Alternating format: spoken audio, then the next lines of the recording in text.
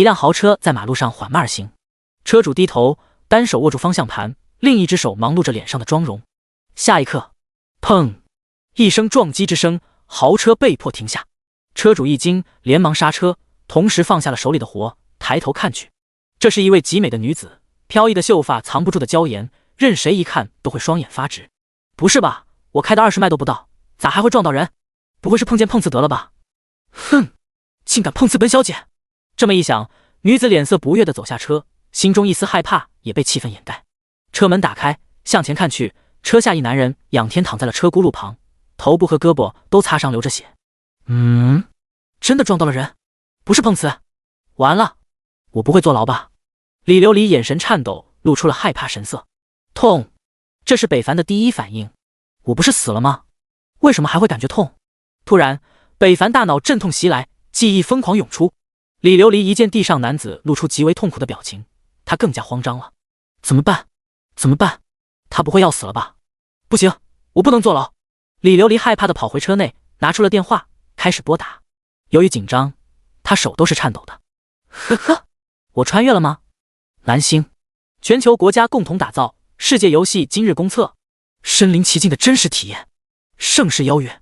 记忆融合，北凡也清楚了自己的处境。受国家鼓励和生活所迫，原主今天本来是去世界游戏零售店博取那1/1000的幸运抽奖名额，从而获取虚拟游戏头盔，进入游戏大展宏图。可惜他因为心急闯了车道，没有看到来往的车辆，被撞了个正着。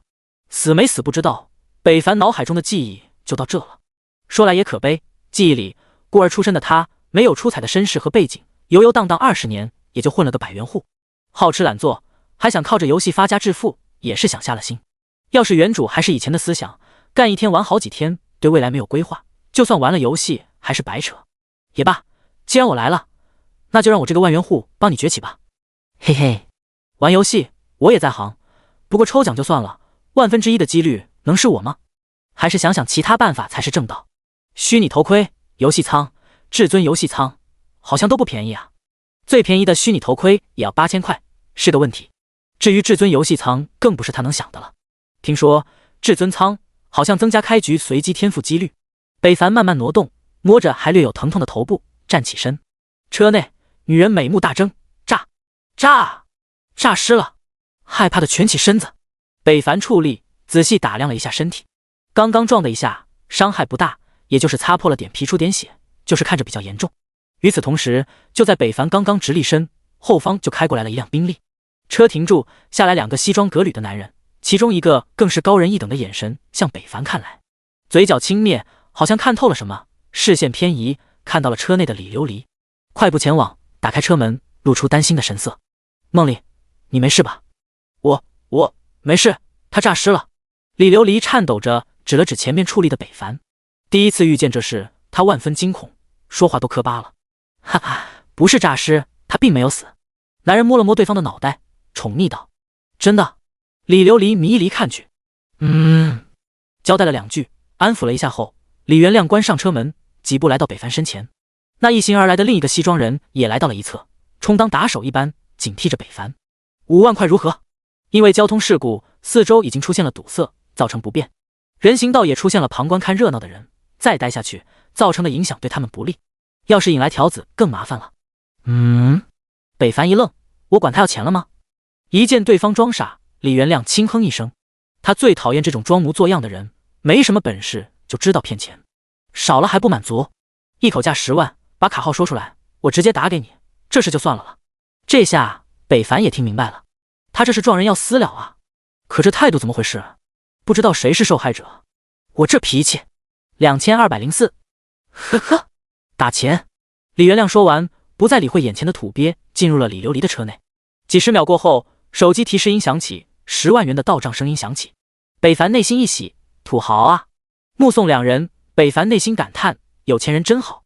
本来他也很想有骨气的顶回去，可现实拉着我说，你别冲动，错过了你会饿死的。看着手机里的10万块，北凡内心一乐，赚钱好像也不是太难。世界游戏，我来了。第2章天赋觉醒双 SSS。 回到自己的1亩3分地，房间不大，40-50平，北凡一人住绰绰有余。犹豫了很久，北凡一咬牙，没有买8000的虚拟头盔，而是选择了贵10倍的游戏仓，可谓是大出血了。不为别的，只为打游戏专心致志。听说游戏仓好像可以供应营养液，不吃不喝一干1个月。这世界不只是科技发达，医疗也同样先进。买了一些吃的和营养液，花了他1万多块。他又穷了。北凡简单吃了一点，静等佳音。快递也很快，用了不到2小时就把游戏仓送了过来，将东西搬到了屋内。游戏仓跟个浴盆似的，但里面的设备科技满满。北凡躺进去，异常舒服，8万块没白花。装满营养液，头脑接近舱顶衔接的位置。现在距离世界游戏还有1个多小时，半个小时，10分钟，1分钟，10秒，进入游戏。北凡怀揣着激动的心情进入游戏之中。入目，圣洁光辉落下，一个完美无缺的女人长着一双羽翼出现在了眼前。女声柔美萦绕道：玩家请抽取你的天赋。世界游戏中的天赋决定了个人上限和潜力，天赋抽得越高，那么起点的时候就会领先别人越多。同样，天赋的等级也成了游戏的重中之重。天赋等级由低到高分为 F、E、D、C、B、A、S， 再往上就是传说 SS， 还有亿万中无一的 SSS。 话音一落，面前星辰变幻，无数个光晕围绕着北凡旋转。这就是天赋选取吗？太真实，太震撼了，刺激！叮！游戏仓抽取幸运 10%， 竟还有这功能，钱没白花。北凡伸出手抓向虚空5颜6色的光团，他本能忽略了那些白色、蓝色、绿色的，抓向了稀少且闪耀无比的彩色光晕。他也不知道能否抓到，但试一试没坏处。那光团移动速度飞快，远超过了肉眼捕捉的极限，但北凡像是受到了指引一般，鬼使神差的抓取，而且还是双手开弓，兵分2路。下一刻，北凡的双手紧紧抓住了什么，还未等他看清，浩瀚星空离体，转眼间回到了觉醒大厅。叮！天赋觉醒成功。叮！恭喜获得 SSS 天赋强化。主动功能天赋为1，消耗等量的强化时100%将装备强化成功。叮！恭喜获得 SSS 天赋进化。主动功能天赋为1，功能为1，可以将宝箱、技能、装备在原有的基础上提升1个档次。这……北凡睁大了眼睛，惊喜万分。我竟然抽到了 SSS 天赋，而且还是2个！哈哈哈！这一刻，北凡呆住了，放声大笑，连指引天使的话都没有听清。我果然是天选之子！哈哈，我就说穿越来不能如此频繁吗？原来在这等着我呢！大笑过后，北凡擦了擦激动的眼泪，看向那美丽的天使。后者颇为人性化的瞥了北凡一眼，仿佛在说：傻子也能玩游戏了。天使的表情让北凡一愣，这么真实吗？还会鄙夷我？北凡也没有多计较，按照指引选择了种族人族。请选择职业。天使恢复本色，柔声道：职业分为盗贼、剑士、战士、法师、弓箭手、牧师、御兽师。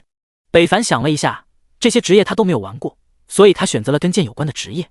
剑士，请输入 ID。 一剑破天，北凡想都没想，直接输入了自己前世 QQ 名称。用久了，习惯了。叮！选择完毕，角色创建完成，开始进入游戏。空间晃动一晃，北凡就出现了一个人满为患、人来人往的地方。大家穿着风格差不多，行色匆匆。叮！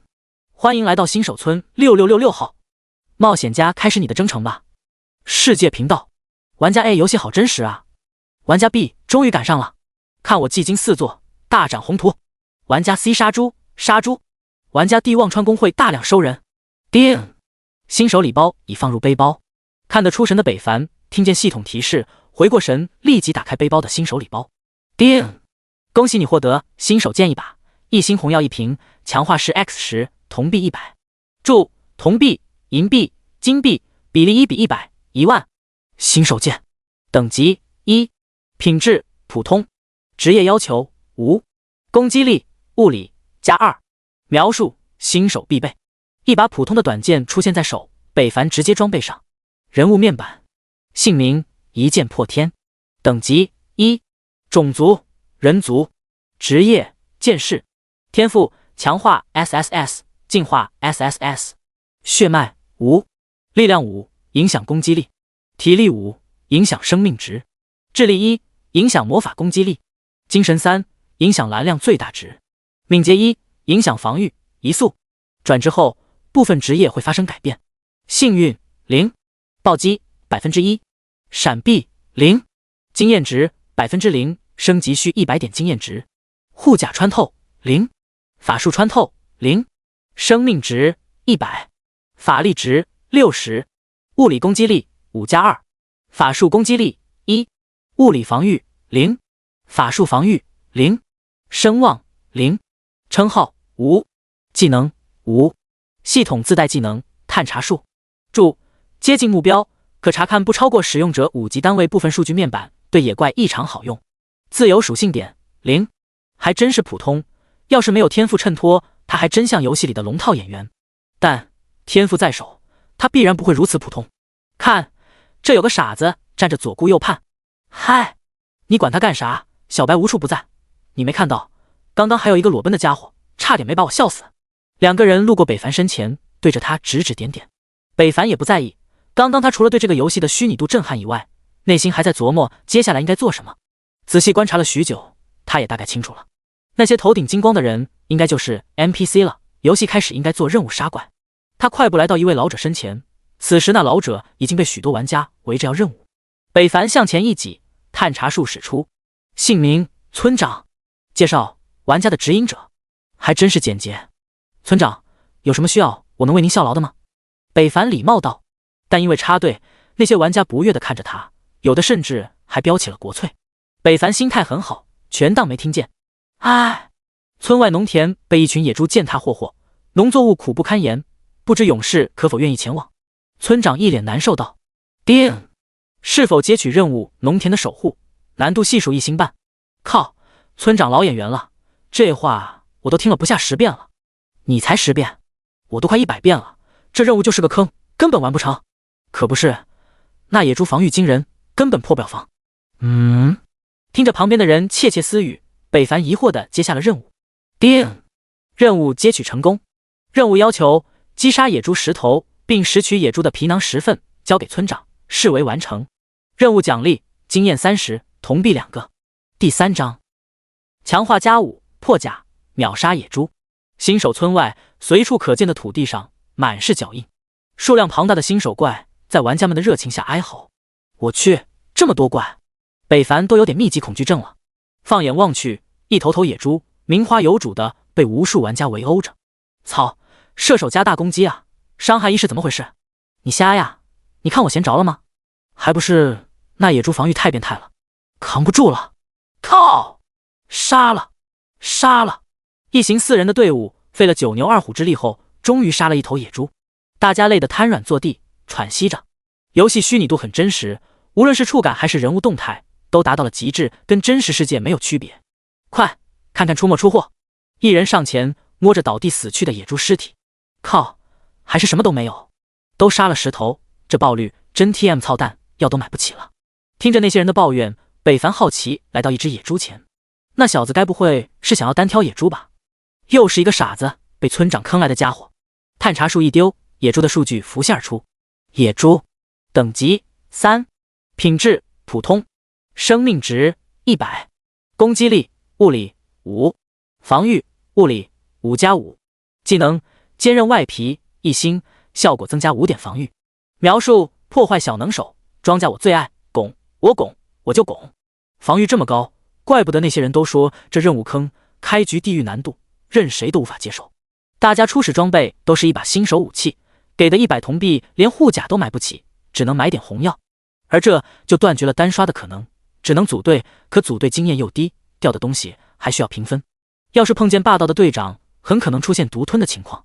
这不，北凡的一侧，远处一个人拿着一把刚掉落的普通装备，兴奋地向新手村跑去，身后还有几人在追，骂骂咧咧，隔着老远都能听出身后几人的愤怒。也难怪，世界游戏爆率极低，出一件普通装备那都是祖坟冒青烟了。大哥，那人在那发呆是什么意思？看见野猪属性怀疑人生了呗，还能什么意思？北凡深思了一下，没有鲁莽攻击，野猪看似血不多，但如果破不了防御，几乎不可能杀死的。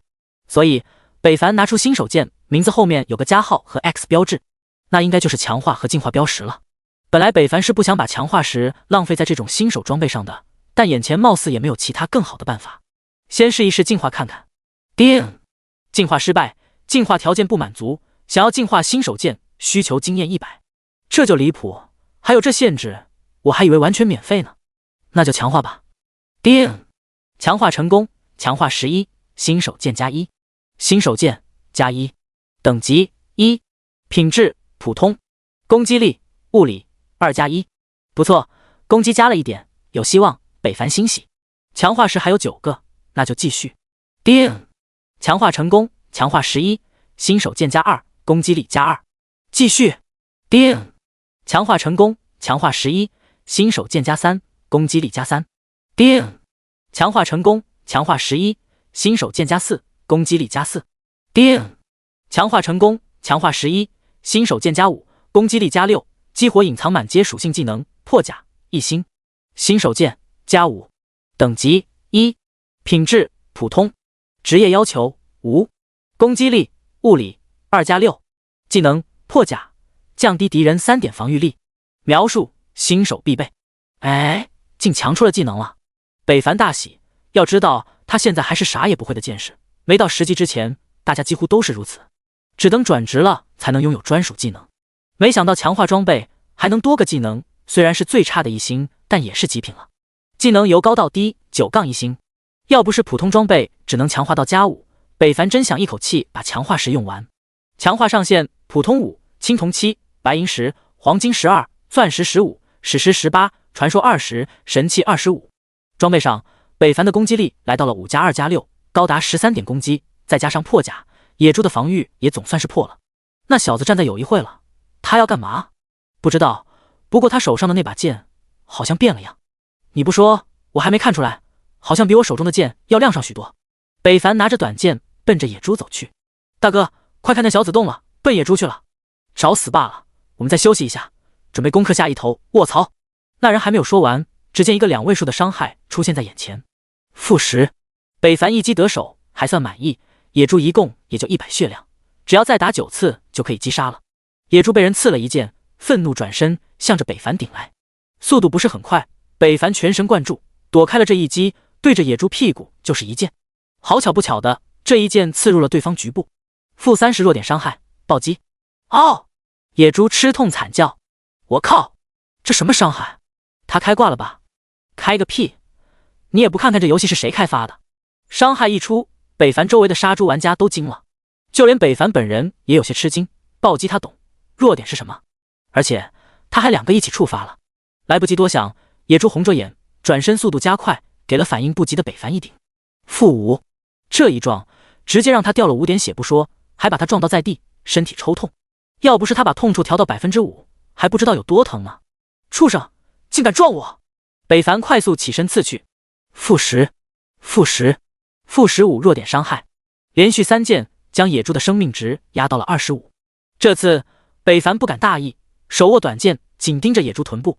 后者也好像发现了北凡的目的，摆动着身体，怒气冲冲地盯着北凡。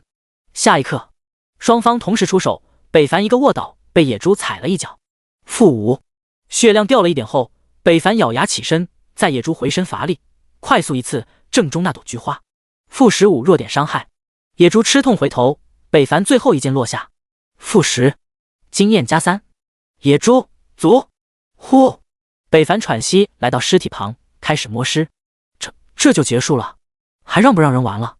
我们组队费时费力杀了5分多钟，他一个人1分钟就杀了一头猪。靠！举报在哪里？我要举报他开挂。第4章野猪皮甲宝箱。大佬，你太强了，带我一个，我天赋也贼强，我们正好可以强强联合。你天赋强个屁，一个1级肉盾，攻击落在野猪上，连伤害都打不出来。靠！你别说出来啊！北凡轻松击杀了野猪，引起了一大批的玩家围绕着他说着什么，目的想要白嫖一个战力。小哥哥，带人家一个嘛，人家暖床很厉害的，这游戏非常真实，要不要试一试？一个妩媚的女子走来，凹陷的曲线深沟迷人，把沿途的玩家迷得神魂颠倒。为了凸显身材，这位女玩家连装备都没有穿，身上还是系统给的清凉装，凹凸分明。北凡瞥了一眼，摸尸体的速度加快了些许。叮！恭喜您获得铜币+2。叮！恭喜您获得上衣一件。出装备了。北凡激动地看向那件白板上衣，野猪皮甲，等级1，品质普通，职业要求：剑士、战士。防御、物理+2。描述：由野猪皮制造出的护甲，舒适、结实可靠，新手最爱。他手上拿的是什么？该不会是装备吧？我靠，好像真是。不是吧？我刷了那么多野猪，连个装备影都没有看到，他就杀了一个野猪就爆了，这也太不公平了吧！装备一出，玩家眼都直了，更甚者眼露杀意。此地不宜久留。北凡立马穿上，快速起身向其他方向跑去。哎，大佬你别跑啊！对啊，我还想问你卖不？北凡全当没听见，那群人的眼神仿佛要吃人，此地绝不能久留，否则不保证他们杀人越货的可能。村外不受保护，杀人虽然会红名，但也限制不住有心之人。他杀野猪虽快，但防御低啊，要是真被群攻，他连3秒男人都做不到，到时候被杀得一丝不挂，那可就糟了。身后正要搭讪的女人见对方已经离去，愣在了原地。我的诱惑力低了吗？低头看了一眼大馒头，呼，终于跑出来了。北凡喘息着，前期他还是太弱了，就算有双 SSS 天赋在手，也并非无敌，还得稳住发育，不能浪。装备上野猪皮甲，防御+2。北凡警惕地看向身后是否有人追来，在确定没人追来后，他看向远处的野猪，不知不觉他跑进了野猪深处。这里人烟稀少，但野猪却非常密集。好在这些野猪不主动攻击人，要不北凡可就惨了。拿出强化后的新手剑，看准一只野猪屁后，一剑刺入。负15弱点。嘿嘿，知道其弱点后，北凡稳准很正中靶心。野猪嚎叫冲来，北凡一个熟悉的滑铲再度刺出。负15，负20暴击，又暴击了。1%的暴击几率，北凡短时间就触发了2次，还真是幸运啊。野猪痛苦反击，北凡躲避，看准位置。负15，负15，野猪又被爆了2次菊花，屈辱至极，想要杀了眼前的人类。可他的攻击实在有点慢，直到死亡也才撞了北凡一下。而有了护甲的北凡，生命值只掉了3点。叮，经验值+3，摸尸了。野猪死亡倒地，北凡上前摸去，单手翻找。这是什么？一张类似草皮的东西出现在手中。野猪皮囊，任务物品。原来就是这东西啊！将其收起，北凡又摸了摸。遗憾，这次并没有出装备，只给了一个铜币。不得不说掉率感人。继续，离任务要求还有9个。1个小时后，野猪群中，刷，一个猛男不断挥剑爆菊，在野猪阵阵哀嚎中，一个个尸体倒地。叮！恭喜您获得野猪皮囊+1。叮！恭喜您获得一个宝箱。叮！恭喜您获得铜币+2。爆宝箱了！北凡惊喜。1个小时左右，北凡杀了20多头野猪，终于将任务材料筹齐了。他很幸运，除了不爆装备，材料平均2头猪就给1个。本来他是可以更快的，但因为红药就1瓶，用了就没有了。之后他也不敢太浪，所以攻击频率不快，减少被击中次数，保持血量，慢慢爆局，出奇制胜。功夫不负有心人，终于完成了，而且还爆了个宝箱，可谓是双喜临门。普通宝箱 LV3。简介：大概率可开出普通品质的装备、武器、药品、材料，极小概率开出青铜级装备、武器、卷轴，必开出铜币。宝箱后面显示的进化标识，北凡点了一下。叮！进化失败，需求100点经验方可进化，当前经验76点。看来无论进化啥都得需要经验了。那么开不开呢？如果先完成任务了，就可以获得30点经验值，到时候就够100点可以强化了。但开宝箱貌似有风险，上面也没说100%必开出装备啥的，这让北凡很是纠结。最终，北凡吐了一口浊气。嗨，我那么纠结干嘛？这不是游戏刚开始，拼一拼也没什么。要是真的什么也没开出来，新手剑在手，野猪我有，装备也会有的。想通了，北凡返回新手村，看见了一位只穿了裤头的男人玩家，蹲在角落，眼神迷茫又带有期盼，看着一个孩子。在他旁边，一个小男孩 NPC 穿着不符合他大小的衣服，手里拿着短剑把玩着。那小孩好像穿的好像是那男的衣服吧？可他为什么把自己的衣服给 NPC 穿呢？北凡不理解，摇了摇头，来到村长这里。此时这里已不再聚集那么多玩家了，寥寥无几人徘徊。都知道村长发布的任务极难，所以也都不再浪费时间前往他处寻找 NPC 套取任务。村长双眼沧桑看向远处，最终视线出现了北凡的身影。村长，我来交任务。北凡道。勇士，你是说你收集齐了野猪皮囊？村长略有不信。北凡点头，拿出了任务物品，交给了村长。村长接过，面露惊喜：“太好了，太好了！非常感谢你，勇士。”叮！恭喜您完成任务，奖励经验加30，铜币加2。叮！恭喜您升到2级，奖励自由点3个。卧槽！有人完成任务了！别睡了，快看，有人把村长任务完成了。兄弟，你怎么办到的？大佬，你是不是有攻略？快给我看看。几人看见有人完成村长任务，一下子就把北凡围住，叽叽喳喳问个不停。叮！勇士，你骨骼惊奇，颇为不凡，不知可否帮助老小一个小忙？村长忽然道。还有任务？北凡一愣。村长，我也骨骼惊奇，你看看我。村长，我妈夸我打小就聪明，机智过人，你看我行吗？村长，我有大帝之资，这任务我也行。村长闻听，摇了摇头，不行，这任务给了你们，会害了你们的。第5章，杀戮之剑，攻击力暴增。愿意效劳。北凡道。本来他都准备去净化宝箱了，但既然触发了新任务，领取了也没什么。虽然经验可能不多，但蚊子再小也是肉。好，我果然没看过人。村长激动了起来。村东头有一群野狼肆虐破坏，经常破坏入侵村子，还多次咬伤村户，农民备受折磨。望勇士出村击杀野狼，保护一方平安。叮！有新任务，是否领取？领取。叮！您接取任务，一方平安，成功。任务要求出村击杀野狼，并获取其身上狼牙20颗，而后交给村长视为完成。任务难度系数2星。任务奖励：经验加50，铜币加10，新手护腕1个。竟然还有装备奖励，这可让北凡有些意外。要知道装备是多么的稀有，在游戏爆率极低的情况之下，要是让玩家知道这任务送装备，必定会将村长家的门槛踏平，求取任务。可惜那些玩家并不知道，只是羡慕地看着北凡消失在路的尽头。好运的家伙！接完任务，北凡没有立即出村，而是找了个隐秘的地方，拿出了宝箱，开始净化。叮！净化成功，经验值100，普通宝箱变更为青铜宝箱。叮！提升，您的等级掉落到了1级。100经验下去，北凡一招回到了解放前。青铜宝箱 LV3。简介：大概率可开出普通、青铜品质的装备、武器、药品、材料，极小概率开出白银级装备、武器、卷轴，必开出铜币。宝箱品质上升，里面的含金量也提升了不少，竟出现了白银字样。那么现在就是考验手气的时候了。北凡祈祷默念：大威天龙开！一道绿光闪耀，宝箱骤然打开，哗啦一下子，冒着银光和铜光的东西从宝箱中射出。叮！恭喜您获得铜币加12。叮！恭喜您获得红药2瓶。叮！恭喜您获得普通装备新手护腿1件。叮！强化10加10。叮！恭喜您获得白银武器杀戮之剑1把。卧槽，出装备了，还是白银装备！北凡惊呆了，不敢想象。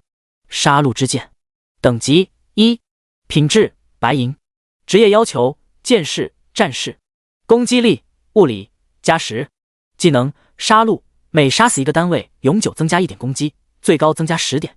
描述：一把为杀戮而生的剑，曾因嗜血而被埋藏。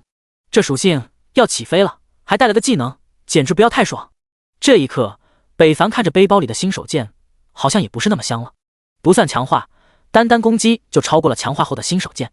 不过强化后的新手剑也带了个技能破甲，倒是比杀戮之剑强上一点，但也只是比没有强化之前强上一些。北凡迫不及待要看看强化后的杀戮之剑是什么样的了。强化！叮！强化成功，强化13，杀戮之剑加1，攻击力加2。不错，攻击力一下提升2点，有戏。就是强化时翻了3倍，小贵。强化1次后，他强化时还有12个，应该还够4次。继续！叮！强化成功，强化13，杀戮之剑加2，攻击力加4。继续！叮！强化成功，强化13，杀戮之剑加3，攻击力加6。继续！叮！强化成功，强化13，杀戮之剑加4，攻击力加8。叮！强化成功，强化13，杀戮之剑加5，攻击力加10。叮！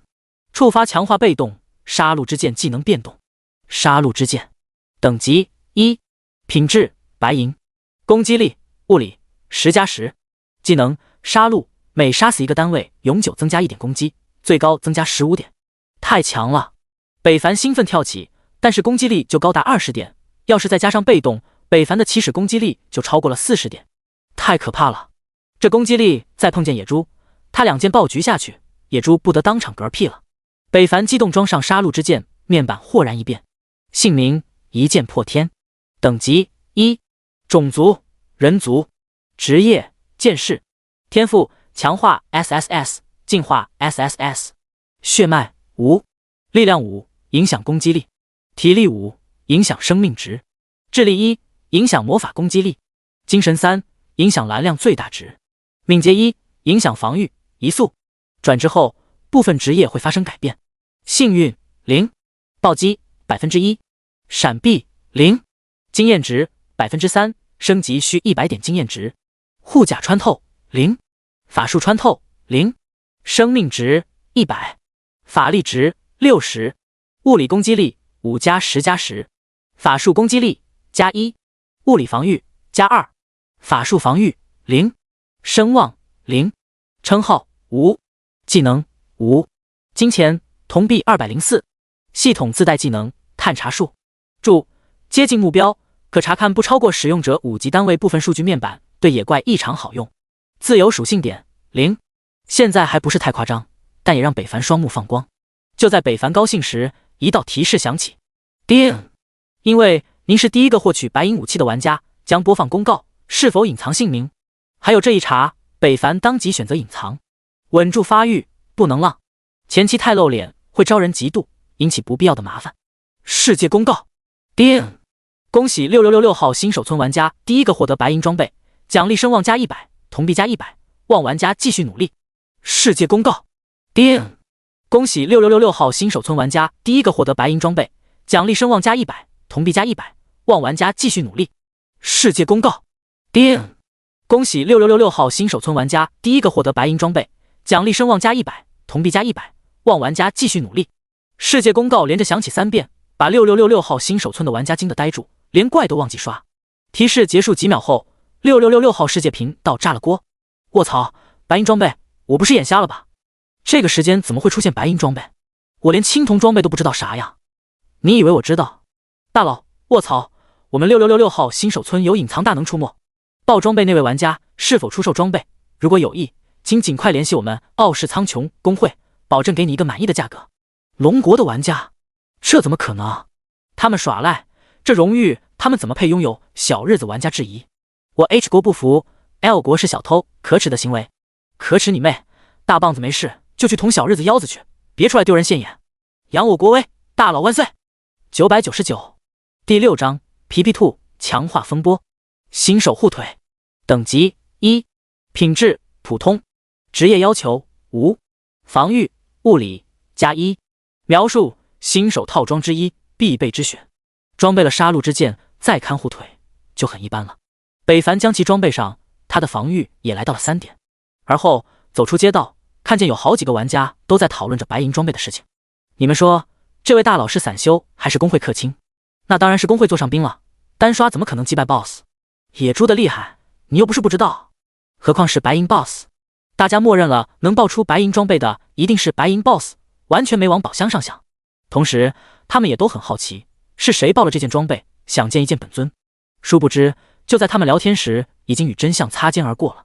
北凡路过这群玩家，向村外走去。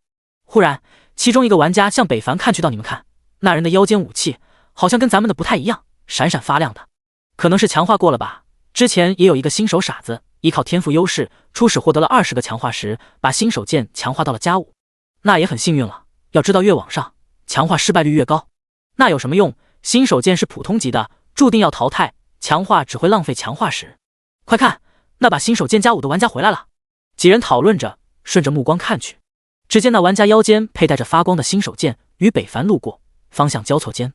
这名玩家还是发现了不对，北凡的剑怎么比他的还亮？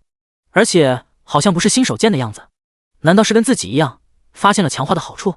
奇怪，因为着急交任务，这名玩家也没有多做停留，快速来到村长前，把野猪任务一交。而他这一行为顿时引起在场轰动。他把任务交了，玩家 A， 好像是玩家 B， 这么难的任务竟然完成了，并且这人还是他们公认的菜鸟玩家。瞬间感觉不对，有问题。一下子，玩家们把那位刚交任务的玩家围住，威逼利诱，寻找原因。最后，终于在这名菜鸡玩家身上知道了答案。靠！强化5次后竟然会出装备，技能破甲。我说他怎么能破野猪防御的？奶奶的！我这就把新手剑强化加5去。10块强化时应该可以上加5吧？我也去。一瞬间，强化满级出技能的消息很快散开，引起了一波强化浪潮。可惜他们没有北凡的天赋，强化100%成功，注定不会一帆风顺。北凡对这一切都不知，他来到了村长所说的村东面，看见了大片的皮皮兔游荡在农田中，四周还有许多玩家组队宰杀着他们，不断提升等级。北凡仔细看去，并没有发现野狼的痕迹。皮皮兔等级2，品质普通，生命值60，攻击力物理3，防御物理3。描述：兔子的进化版，因为吃多了萝卜变得异常强壮，且具有攻击性。属性一般，比野猪好对付多了。可是野狼去哪了呢？难道是在皮皮兔后方那片丛林中？北凡不知道。既然来了，那就先杀兔子，练练手。拿出杀戮之剑，剑身近1米长，上面鳞纹交错，带着点点血红，杀气腾腾。强化5次后，装备的光芒已从白银色变成亮银色，非常醒目，已经引起了好几道异样的目光。北凡打开设置，把装备特效关闭。如果可能，他都想把名字和等级都隐藏了，保持低调发育，苟一苟活到99的原则。快看，那边竟然有个人想要单挑皮皮兔。别管他，一个愣头青而已，一会他就知道皮皮兔的厉害了。皮皮兔虽然没有野猪等级高，防御高，攻击也有不如，但速度却奇快，频率很高，还是远程攻击。对没有护甲的玩家，杀伤也是很高的。要不，他们这些玩家也不需要组队了。北凡不知道他们所想，一剑刺出，正中皮皮兔屁股。-21，还不错，只是可惜不是弱点伤害，还以为跟野猪一样呢。看来皮皮兔爆局不是弱点伤害。遭受攻击的皮皮兔快速转身，一个胡萝卜就朝着北凡扔来。-1，伤害自北凡头上冒出，皮皮兔没有破防，打出了系统强制的1点伤害。哎呦，速度挺快的嘛！北凡当即一劈。-42暴击，一个大大的伤害浮现，皮皮兔被秒杀，倒地死亡。暴击了，看咱这人品！北凡欣喜，开始摸尸。我去，这么高的伤害，2剑秒杀了！我感觉咱们跟他玩的不是一个游戏。杀兔的玩家被这伤害刺激的怀疑人生。叮！恭喜您获得铜币+2，经验值+2。叮！恭喜您的装备被动技能杀戮+1，攻击力+1。没爆装备，撇嘴。继续。由于皮皮兔的攻击不高，北凡也放心硬扛横推了。反正他还有宝箱爆出的红药，自身回血1分钟也能回几点血量，足够了。杀！几分钟过后，叮！您杀死一只皮皮兔，铜币+1，杀戮+1，攻击+1，经验值+2。叮！您杀死一只皮皮兔，铜币+2，杀戮+1，攻击+1，经验值+2。叮！经验值+2，铜币+2。提示：杀戮已满，达到上限，不再增加。几分钟的时间，北凡就把杀戮之剑的被动叠满了，连续宰杀了15只皮皮兔，攻击达到了恐怖的40点。同时，他的经验也来到了1级36%，铜币也快350了。可惜没爆出1件装备，继续杀下去也没有太大意义。北凡向丛林走去，寻找野狼踪迹。后方目睹北凡杀戮全过程的玩家震撼无以复加，其中一个玩家更是给自家会长发了消息：会长，我碰见杀兔专家了，2件1只兔，贼恐怖。哦，那又怎么了？会长，你不好奇此人是谁吗？我好奇你老母，有话快说，有屁就放，别一字一句的，浪费老子时间。你是会长，我是会长，再继续墨迹，老子开了你！聊天结束。第7章，手获称号小试牛刀。野狼，等级5，品质普通，生命值180，攻击力物理8，防御物理6，技能迅捷。描述：孤傲的身影是他们的伪装，凡是靠近他们的人都将死在利爪之下。提示：野狼是群居动物，一只被伤，其他野狼会一拥而上，极其危险。这有点麻烦了。北凡本以为可以简单完成的任务，看来是他失策了。野狼属性一般，但胜在数量多，还不能一一击杀，就很麻烦。北凡想一下，还是决定原路返回，先刷刷级，爆点装备再说。而因他这一决定，皮皮兔可就惨了。丛林和农田交界处，这里安静，无人前来。一个手持长剑的男人疯狂砍杀着可爱的兔兔。10多分钟后，-38，负38。叮！恭喜您击杀皮皮兔。负38。负38。摸尸。叮！恭喜您经验值加2，铜币加2，兔皮1份，任务物品。叮！恭喜您经验值加2，铜币加3。叮！恭喜您等级提升 LV2，自由点加3。北凡直接把点都加在了力量上，攻击力来到了43。攻击力高，杀兔的效率更快了，而且不断击杀了这么多兔子，北凡也找到了诀窍，那就是弱点位置。万万没想到，兔子的弱点竟然是他那2颗大白牙。之前北凡一直都是攻击心脏、脖梗位置，以各种角度进攻，可怎么也没想到皮皮兔的弱点会是牙齿位置。要不是北凡手一抖剑刺偏了，意外得知他还在错误的路上迷茫着呢。知道了弱点，北凡刷怪的速度直线攀升，一见一个小朋友，极其残忍。负60弱点，皮皮兔死亡。负60弱点，负60弱点，负120弱点暴击。恭喜您击杀皮皮兔1只。摸尸。叮！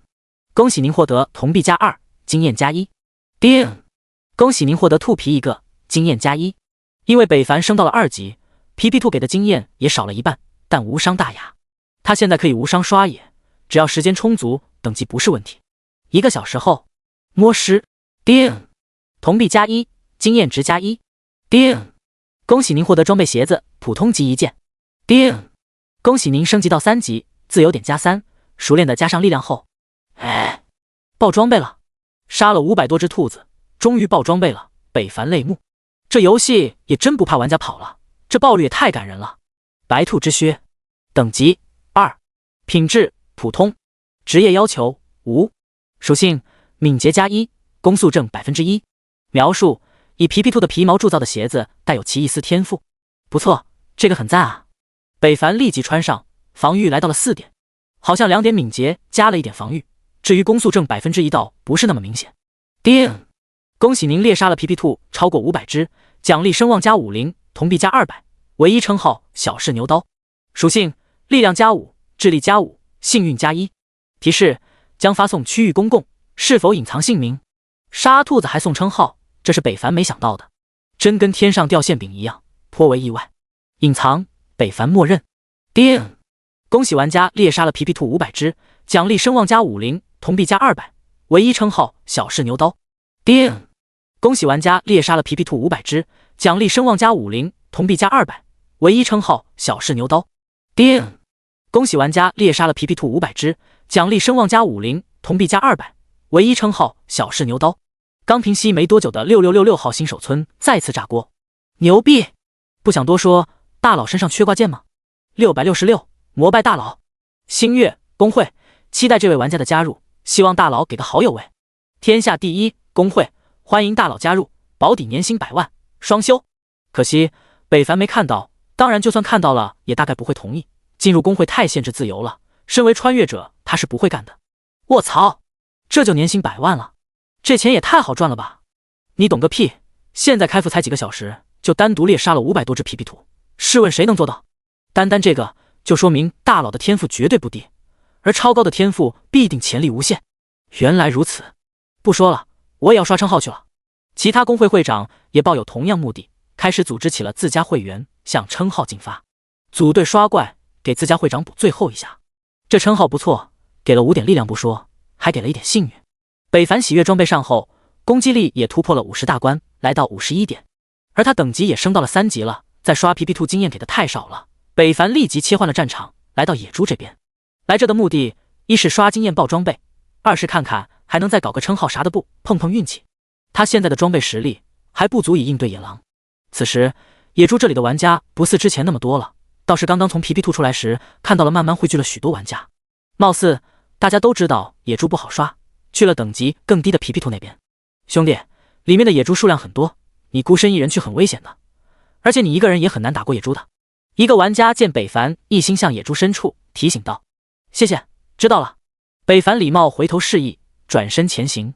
他也想在外面刷，可他的伤害一出，必定会吸引旁人，引起麻烦。3级，那玩家探查发现了北凡的等级，一惊。玩家现在普遍都是1到2级，此人竟高达3级。别看这只有1级之差，却需要好几个小时的刷怪才可以办到的。他现在从开服到现在一直在刷任务，打野怪，也才刚升到2级，离3级还遥遥无期呢。不知道这又是哪位大佬？来到野猪深处，这里是玩家不曾到的地方。北凡清点了一下财富，加上皮皮兔那里报的红药，他一共还有4瓶铜币1087，算是一波小富，未来可期。兔皮50多个，也不知道有啥用，说是任务物品，但他还没有接到这个任务。强化石2块，掉落极低。初级力量制作图纸1张，效果增加使用者1至5点力量，提示每个玩家只能使用1次。这东西应该很值钱吧？北凡感觉。他打开拍卖行搜了一下，发现并没有他这个东西，而且拍卖行卖的东西少得可怜，清一色的普通装备，价格300-1000铜币不等，有的人甚至把新手装备都挂了上去。北凡去铜币转换看了一眼，1铜币竟可以换算1块钱，也就是说一件普通装备就能卖到300元以上。我靠，我好像找到赚钱的方法了。看着背包里的新手剑，北凡两眼放光，往拍卖行一丢，叮！已绑定的装备不能拍卖，尴尬了。强化后绑定的不能卖，那非绑定的。提示：强化天赋强化后的装备只能分解，而正常强化后的装备如果上架拍卖，会被清除强化属性，再进行拍卖。北凡心中刚升起强化装备，转手卖出，准备大赚一笔的想法，就被系统给浇灭了。靠！系统，你是不是在我心里听见我心中的话了？别藏了，你出来，我看到你了。第8章，阴险的强化商人。负73弱点，负36，负73弱点，负36，负73弱点，负36，负146暴击弱点。叮！经验值加2，铜币加3，铜币加4，野猪皮囊1个。龙田处，野猪中，一人如入无人之境，手握一把早已染血的杀戮之剑，凶芒毕露。一只只可爱的野猪毫无反抗之力被杀死，2剑1只猪，可谓新手村杀猪第一人都不为过。随着双剑叠舞，野猪尸体节节攀升，终于，叮！恭喜您升级 LV4， 自由点加3，离下次升级还需2000点经验。叮！恭喜您拾取了1瓶红药。杀猪摸尸，杀猪摸尸。北凡现在业务熟练至极，可惜爆装备的几率实在太低了，到现在还没出1件，就连红药也只出了1次。除了铜币多了1000多，几十野猪皮囊也没什么收获。北凡略有失望，但手上的活不慢，一件件刺出插入，痛得野猪哭爹喊娘。当然北凡也听不懂。负75弱点，负38。叮！获得红药1瓶，野猪皮囊1个，经验值加2，铜币加3。1个半小时后，叮！恭喜您获得装备普通法杖1件。叮！恭喜您升级到 LV5， 自由点加3，下次升级需4000点经验值。升到5级，北凡停下了，杀了1000头猪的他很是疲惫。这个游戏很真实，如此频繁挥剑，跟现实持久锻炼没什么区别。要不是他有着力量加点，他早都脱力了。呼，正好再清点一下资源。野猪皮囊任务物品207个，兔皮任务物品55个，普通装备1个，非绑定。初级力量图纸1个，红药5个，铜币5836个。我靠，杀了这么久的野猪，一不小心发家致富了，5000块就这么到手了。本以为没什么收获，竟还有意外之喜，将那个自己穿不了的普通装备扔到拍卖行。而后他又搜了搜这俩任务物品，结果如预料之中，还是什么都没有。现在游戏初期，刚开始几个小时，物品短缺很正常，但这有点夸张了吧？除了高额的普通装备在售，其他一概没有，这让北凡很是纠结，不知该卖多少钱合适。毕竟这任务物品留着也没什么用，还有图纸。最后没办法，北凡只好以竞拍的模式，低价1铜币上架了，期望有人能买吧。而他不知道，在他刚一上架的瞬间，就被傲视苍穹公会的傲视无双看见了。大哥，你快看这是什么？什么？傲视恋战正在与野猪亲密互动，无暇分心。不是大哥，拍卖行有人在卖东西。傲视无双一脸激动，话语颤抖。拍卖行不卖东西？难道割腰子？你别废话，赶快过来给我拉怪，再杀几只野猪，运气好的话，任务物品就够了。傲视恋战不悦道。不是大哥，拍卖行上有人在卖野猪皮囊。傲视无双道。你说什么？傲视恋战惊疑，慌忙躲闪，差点被野猪拱到。他一个射手，本来防御就低，要是被拱到可受不了。真的大哥，你快来看看，现在已经有人开始竞拍了。傲视无双焦急道。我看看。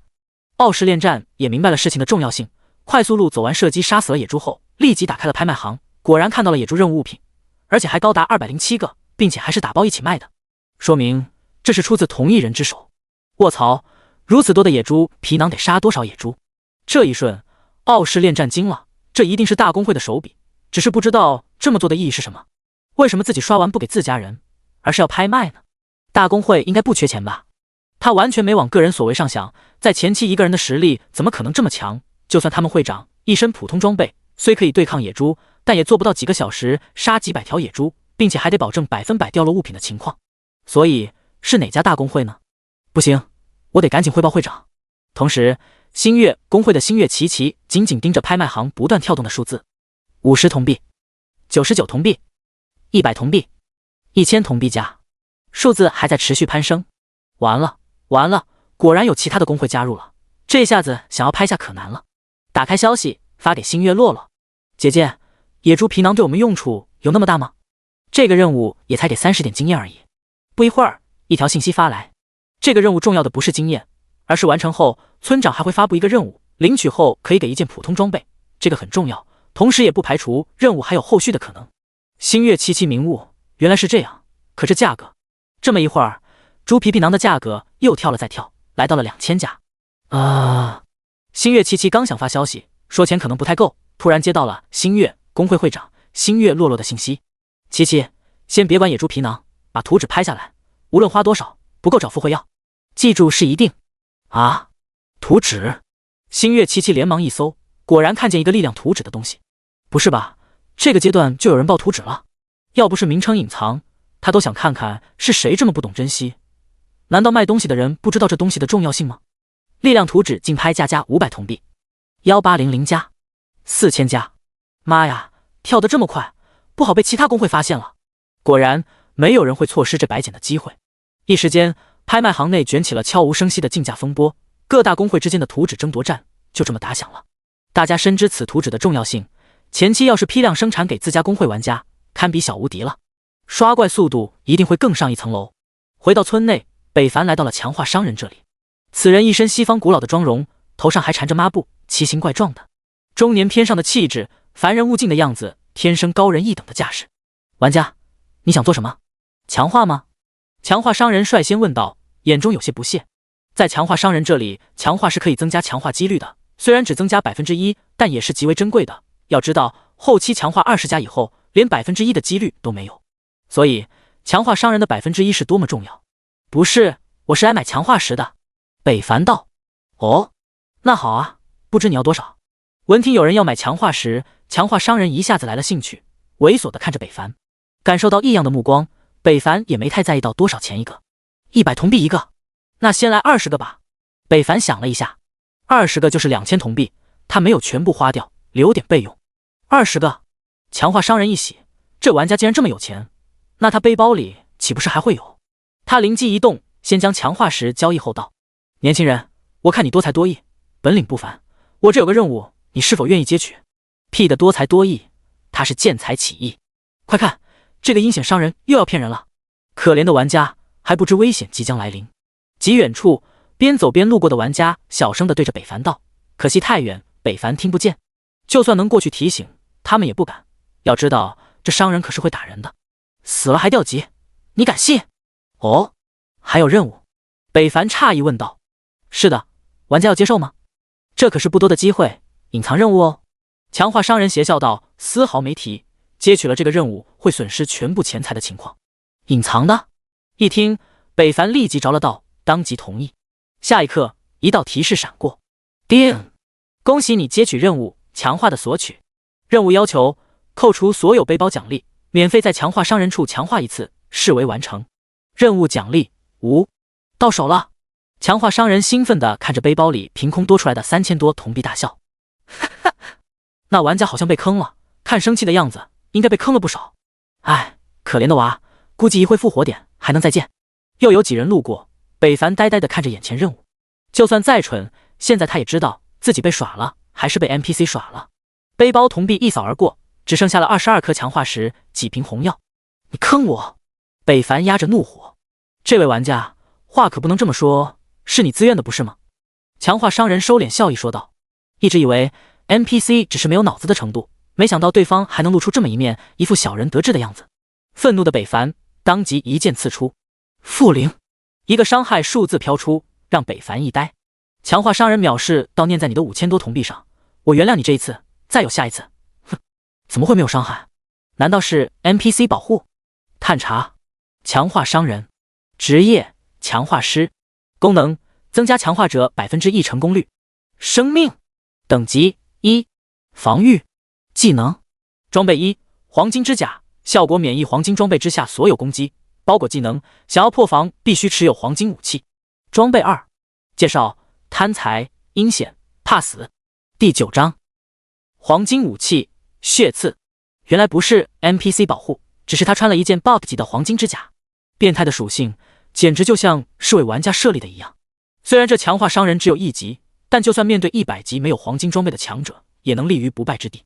还不快走，处在这里干什么？耽误我做生意。强化商人已经对眼前的玩家失去了兴趣，横眉冷对。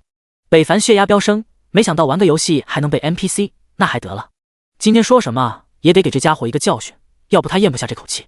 面板浮现，定格在杀戮之剑后方的 X 处，这个标识显示他可以进化一次。普通装备一次进化需要100点经验，他也不知道白银需要多少，但不管用多少经验，今天他必须要干了这家伙。进化，叮，进化失败，你所需的经验不足。提示，进化白银装备需要经验2000，还差200。有戏，200经验对于现在的他来说也就是一会的事。你给我等着！北凡愤怒一指，极像小时候约架的你。强化商人不屑，这话也不是第一次听了，完全当对方说了一句狠话，痛快痛快而已。毕竟那些无知对自己动手的家伙都被他打死了。几分钟后，北凡出现在了野猪这里，此时野猪外围已经布满了玩家，不断组队砍杀着。现在开服已经好几个小时，玩家们的等级也追了上来，攻击力提高后，野猪也不那么难刷了。小哥哥，要组队吗？我们还差1人。一个女玩家走来，对着北凡道：“不了，我赶时间。”北凡说完，径直往里走去。切，神气什么？好心待你还不领情？你一个人能打过野猪吗？就是不识抬举。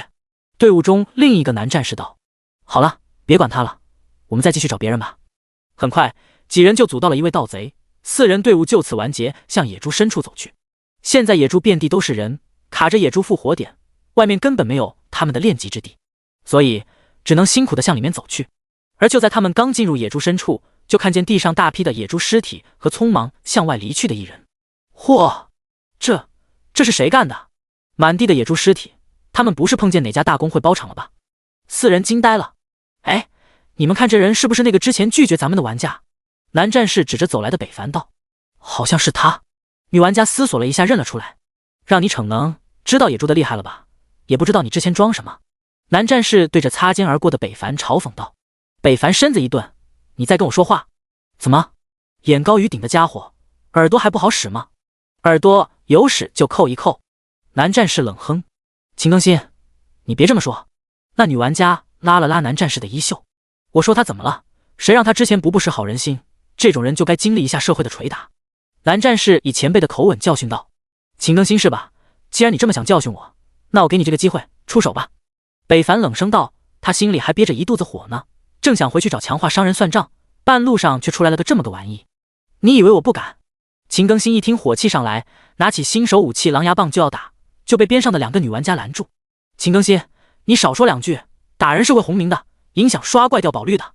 就是，再说这么点事，也至于打起来啊？大家都消消气。2个女玩家劝架，新加入的盗贼则一旁充当看客，一副要打快打的样子。要是有爆米花，他都吃上了。怎么，不敢了？那以后就少逼逼。北凡说完，当即离去，也不管那小丑。而他这话可把秦更新气够呛，我你妈，你给我回来！看我不敲死你！你回来！秦更新在2女的架空下不断嘶吼，像极了被抱住的小泰迪。进入新手村，北凡回到了强化商人这里，看见一些玩家正在围着强化商人做着强化。虽然强化商人的人品短时间被玩家人尽皆知的道德败坏，但不影响玩家来强化，毕竟强化功能是做不了价的，好歹增加1%的强化幸运。只要当他是个哑巴，一个工具，大家也就无所谓了。哈哈，我把新手大刀强化加5了，攻击竟加了3点，太赞了！哎，你真幸运，我强化3次就掉了。哎，那你脸真黑，100分号70、80-100分号的成功率你都能掉。陆陆续续有人离开，有人前来，强化浪潮已成为潮流，人尽皆知。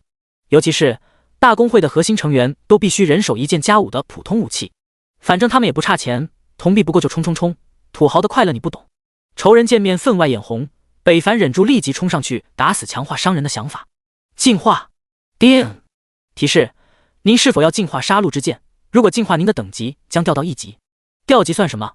为了报仇，北凡在所不惜，反正攻击上来了1个多小时就刷上去了。是，叮！您的等级掉落 LV4、LV3、LV1。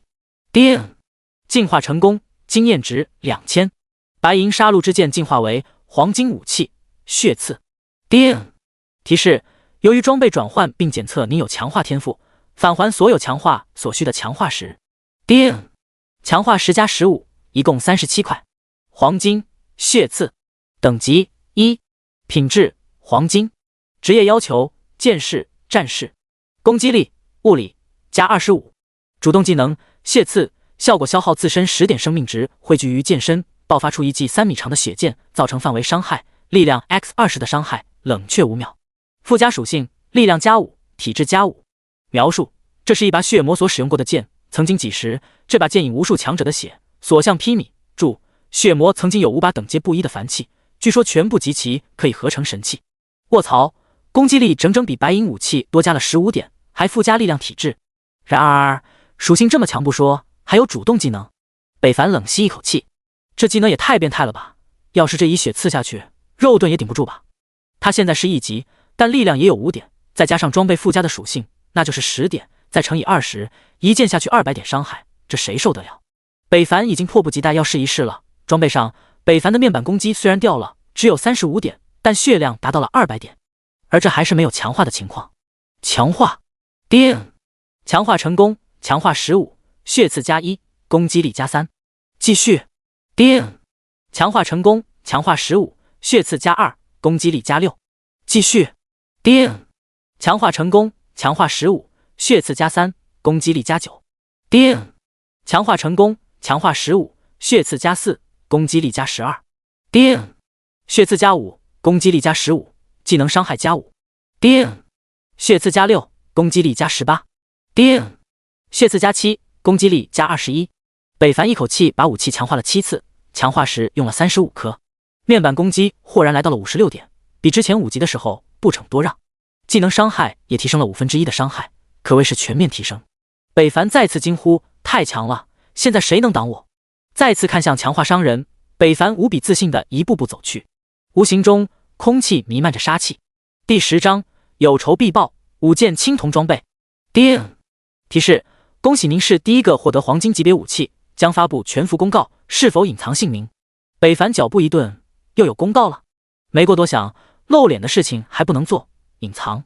世界公告。叮！恭喜6666号新手村玩家第一个获得黄金装备，奖励声望加500，铜币加500，望各位玩家继续努力。世界公告。叮！恭喜6666号新手村玩家第一个获得黄金装备，奖励声望加500，铜币加500，望各位玩家继续努力。世界公告。叮！恭喜6666号新手村玩家第一个获得黄金装备，奖励声望加500，铜币加500，望各位玩家继续努力。连续3次提示在所有玩家脑海中炸开，霎时间评论区炸了。卧槽，我是不是瞎了？黄金？不是吧，我连青铜武器是啥样都没见过，大佬都有黄金了，真是小母牛坐飞机，牛上天了。哥哥给个好友喂，没有别的意思，就是想和你深入了解一下。羞涩勾引。叮！提示等级不符，野猪皮甲乙自动卸下，放入背包。叮！提示白兔之靴等级不符，已放入背包。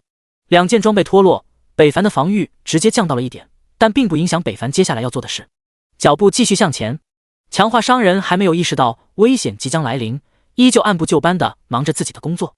余光瞥了一眼北凡，一眼就认出这不是之前被他坑过的玩家吗？他来做什么？看其架势，应该是来报仇的。呵呵，他也并没有多在意，被他坑过的冤大头也不少，但最后还不都是息事宁人，虽偶尔有2个调皮的家伙想跟他过2招，最后浪费一些力气拳脚，还是会轻松解决。靠，又失败了，这强化真坑。那玩家强化刚失败，忽然感觉身后一股血味浮现，而后只见眼前一道血光闪过，一把血色巨剑穿过。负10，375。啊！一声惨叫响起，在场的所有玩家均是一愣。让你坑我！负41，负41，负41，让你骗我铜币，让你奸商！北凡愤怒三连，把玩家们都整懵了。什么情况？玩家可以攻击 NPC 吗？不知道啊，不过打得好凶啊，这伤害也太高了啊！强化商人惨叫连连，慌忙后退躲闪逃避。这怎么可能？你竟可以伤到我！强化商人双眼大睁，无法相信，也想不通。但那一剑刺在他身上，剧痛无比。NPC 虽然在玩家面前是工具人，但在这个世界可是真实存在的人，被攻击不只是会疼，严重的话更是会死的。连续被攻击了4次，强化商人身上的伤口血液不断外流，染红了他的衣裳。你别跑！3招得手，强化商人经受不住攻击，连还手的勇气都没有，撒丫子就向巷子深处逃去。哎，你别走啊，我还没强化呢。就是我一次付了5强化石啊！靠！那些付了强化石的玩家们一下子不知所措，后反劲的也追了上去。一下子，游戏里出现了玩家们追着 NPC 的奇观，其中一人还拿着一把满是血迹的剑，脸上癫狂狰狞。NPC 则早已被吓得脸色发白。靠，这到底是怎么回事？他为什么能伤到我？强化商人怎么也想不明白。要知道，他的黄金之甲可是可以抵挡没有黄金武器的玩家所有攻击，怎么会出现有玩家破防的情况？难道？强化商人惊恐回头，瞥了一眼那玩家手握着血迹斑斑的剑，这剑怎么有点眼熟？好像不是新手武器，也不是青铜器，高级窥探 NPC 自带的特殊查看技能，功能要远高于玩家的探查术。黄金血刺技能，血刺，血魔曾经使用过的武器。靠！我就说这么眼熟呢，是那血魔老鬼的武器。强化商人后背发凉，快步逃跑，同时顺兜里拿出了一个药瓶喝了下去。加30，加30。很快，强化商人的血量就恢复了200多点。这小子怎么会有那老鬼的东西？那家伙不是死了吗？奸商，我看你能逃到哪里去？北凡大喊。今天他一定要让这个奸商把他的铜币都吐出来，然后再狠狠教训他一顿。真是阴魂不散！你别追了，我把你的铜币还给你就不行吗？强化商人求饶道。他已经跑了好一会儿，等级低微的他体力完全比不过玩家。今日不杀你，难解我心头之恨。你之前不是很狂吗？北凡紧追不舍。得饶人处且饶人，不要以为我真的怕你。给我逼急了，我也不是好惹的。强化商人怒气道。那就来啊，谁怕谁，反正我死了还可以复活，复活后还来砍你。北凡不惧。靠，太无耻了。玩家能复活他是知道的，这一下子就有点难办了。他要是死了，可就真的死了。那你想怎么办？杀了我对你也没有好处啊。强化商人装作可怜道。怎么没好处？我一肚子气没地方撒呢。北凡道。那我跟你道歉，把你的东西都还给你，消消气就当没发生可好。强化商人卑微道。道歉有用，要警察干什么？北凡冷言道。那你想怎么办啊？我死了新手村可就没有人会强化，增加强化率了，对你们玩家可是一大损失。强化商人道。这跟我有什么关系？我不需要。北凡加快速度。强化商人腿都跑软了，但为了活命还是不敢停下，但两者的距离在不断缩短。至于身后的那些玩家早已坚持不住离去了，毕竟前期还是要以升级为主，没必要跟一个 NPC 较真。至于损失的强化时，玩家也只好认亏，以后再说了。你！强化商人被气到要吐血，这玩家油盐不进啊！你说你想怎么样才可以放过我？不行，我就跟你拼了！我堂堂强化商人岂会受这般屈辱？强化商人止步转身，喘息地看着身后的玩家。哟，不跑了？北凡也累得够呛，但是心中一直有一团火在支持着他，不能放弃。奸商，看剑！一道血光闪耀，北凡的长剑被血气缠绕，蔓延开来数米，而后急速刺出。负10，负375，一个大大的伤害浮现。强化商人大吃痛，大叫一声：“我跟你拼了！”强化商人脸色怒容，攻了上去。北凡也没有躲避，同时发动进攻。负1，负41，伤害才这点吗？北凡一愣，强化商人也有些尴尬，毕竟他只是一个商人，所修方面也不是进攻，所以有一点攻击已经不错了。一见对方伤害这么低，北凡也放下心来，开始猛攻。负41，负1，负41，负1。不一会儿，双方交手10个回合，强化商人掉了410点血，而北凡才掉10点。这不行，没等磨死这玩家，他就要嗝屁了。强化商人心惊，连忙道：“一件青铜装备，你别打了行吗？打发要饭的呢。血刺，北凡蓄力凝聚血气，就是一刺。负375，强化商人惨叫一声，2件，我砍。北凡继续攻上，负41，负41， 3件，血刺还有3秒。北凡道：靠，这狗日的还威胁我，奇耻大辱啊！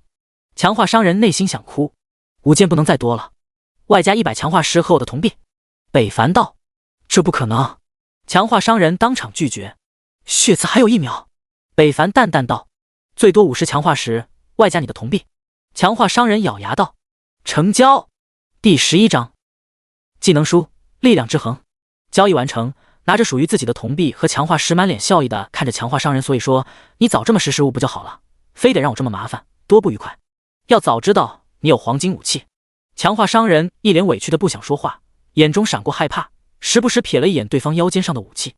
装备什么时候给我？北凡问道。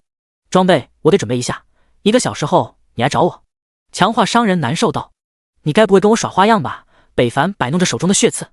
不会，不会，绝不会的。强化商人一颤，连连肯定道。好吧，谅你也不敢，再会。目送北凡离开，强化商人抬头，眼中除了不甘、怨恨，还有惆怅。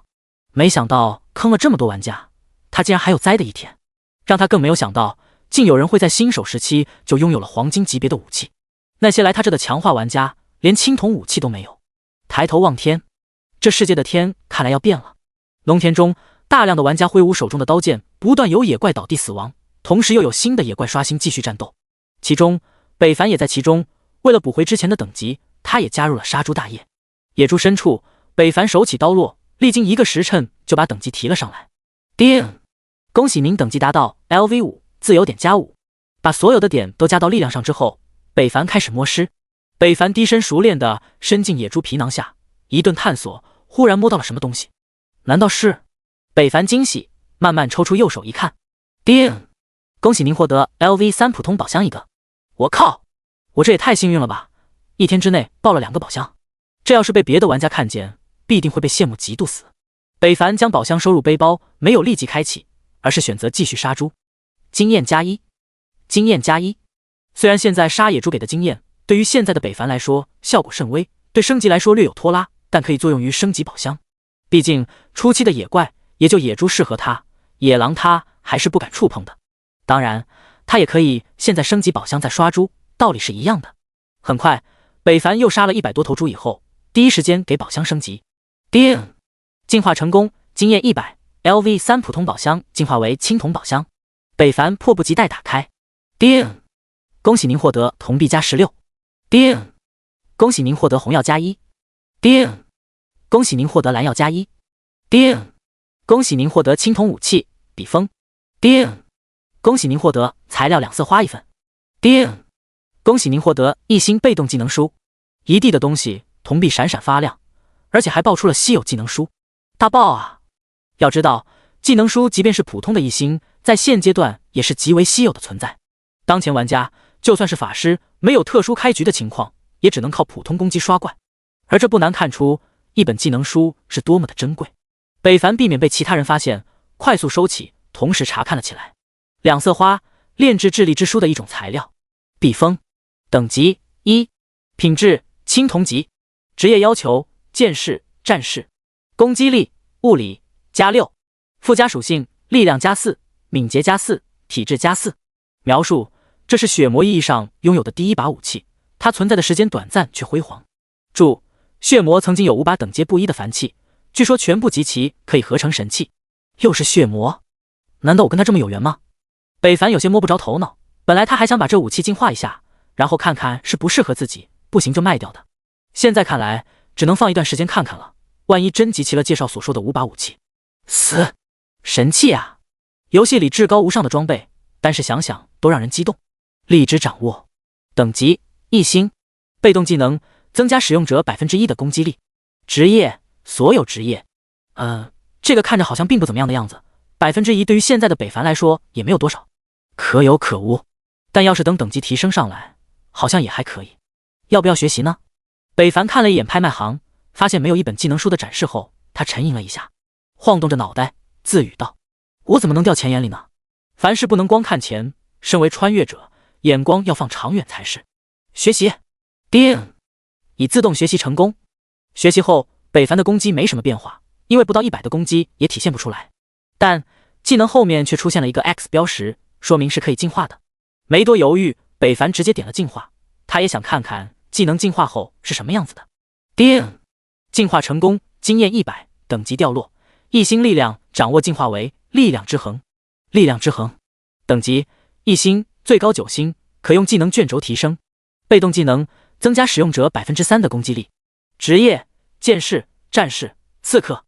介绍：枯树仙人流传的技能，虽然初期技能伤害低微，后期却力排众己之力。第12章黄金血刺加12，攻击力破100。姓名：一剑破天。等级5。种族：人族。职业：剑士。天赋：强化 SSS， 进化 SSS。血脉无。力量27，影响攻击力。体力10，影响生命值。智力6，影响魔法攻击力。精神3，影响蓝量最大值。敏捷2，影响防御、移速。转职后，部分职业会发生改变。幸运1，暴击 1%， 闪避0，经验值 1%， 升级需5000点经验值。护甲穿透0，法术穿透0，生命值200，法力值60。物理攻击力左圆括号27加46，右圆括号 x 103%。法术攻击力1+5，物理防御加4，法术防御0，声望650。称号小试牛刀。技能力量之衡，血刺。系统自带技能探查术。装备野猪皮甲、新手护腿、白兔之靴、黄金血刺。不知不觉攻击破70了都，要再高一些，面对野狼他也能有一战之力了。是时候再强化一下黄金武器了，之前杀猪因为没有必要就耽搁了。叮，强化成功。强化15，血刺加8，攻击力加24。继续。叮，强化成功。强化15，血刺加9，攻击力加27。叮，血刺加10，攻击力加30，附加属性力量加5，体质加5。卧槽，还有意外收获。北凡双眼一闪，继续。叮，血刺加11，攻击力加33。继续。叮，血刺加12，达到强化上限，攻击力加45，技能伤害加5。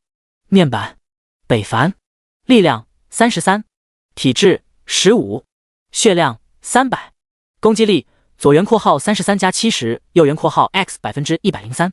呼，攻击力就这么破100了。现在大多数玩家也才10点左右吧，自己岂不是可以秒杀绝大多数的玩家了？黄金血刺加12，等级1，品质黄金。职业要求剑士、战士。攻击力物理加25加45。主动技能血刺，效果消耗自身10点生命值，汇聚于剑身，爆发出一记3米长的血剑，造成范围伤害，力量 x30的伤害，冷却5秒。附加属性力量加10，体质加10。北凡呼吸急促，技能伤害再度提升，他现在一剑下去33乘以30，高达990，近1000点的伤害下去 ，BOSS 也受不了吧？太强了，太变态了。本来还准备把其他装备也进化一下，再去挑战野狼，现在看看没必要了。走你！北凡犹如一个剑客，身后的剑冒着淡淡血光，并非特效，只是剑身无法消除的血迹。凡是路过看到的玩家纷纷露出羡慕之色。他的剑好霸气啊，不知是什么品级。他这是要去哪里？再往里可就是野狼的活动范围了。小哥哥是要挑战野狼吧？要不要一起组队啊？有眼尖的女玩家看出了不凡，上前搭讪。北凡瞥了他一眼，凹凸有致，洁白无瑕的身躯，带有粉嫩的红唇，清纯之色，但带有目的性的举动和勾人的双眼，魅力四射。北凡就知道这女人不简单。不过看到对方也高达5级，北凡就知道自己貌似也没有领先多少了，除了装备。不了，谢谢，我喜欢独来独往。北凡委婉拒绝。那女玩家也没有生气，莞尔一笑，好吧，那可否加个好友，以后有幸一起。身后的队友有些诧异，小声低语：会长这是咋了？怎么会突然对这种小白感兴趣？换口味了？小白？呵呵，你以为咱们会长傻吗？络腮胡的男人背着重剑道。什么意思啊？你也不看看那人佩戴的剑，一看就不是凡品。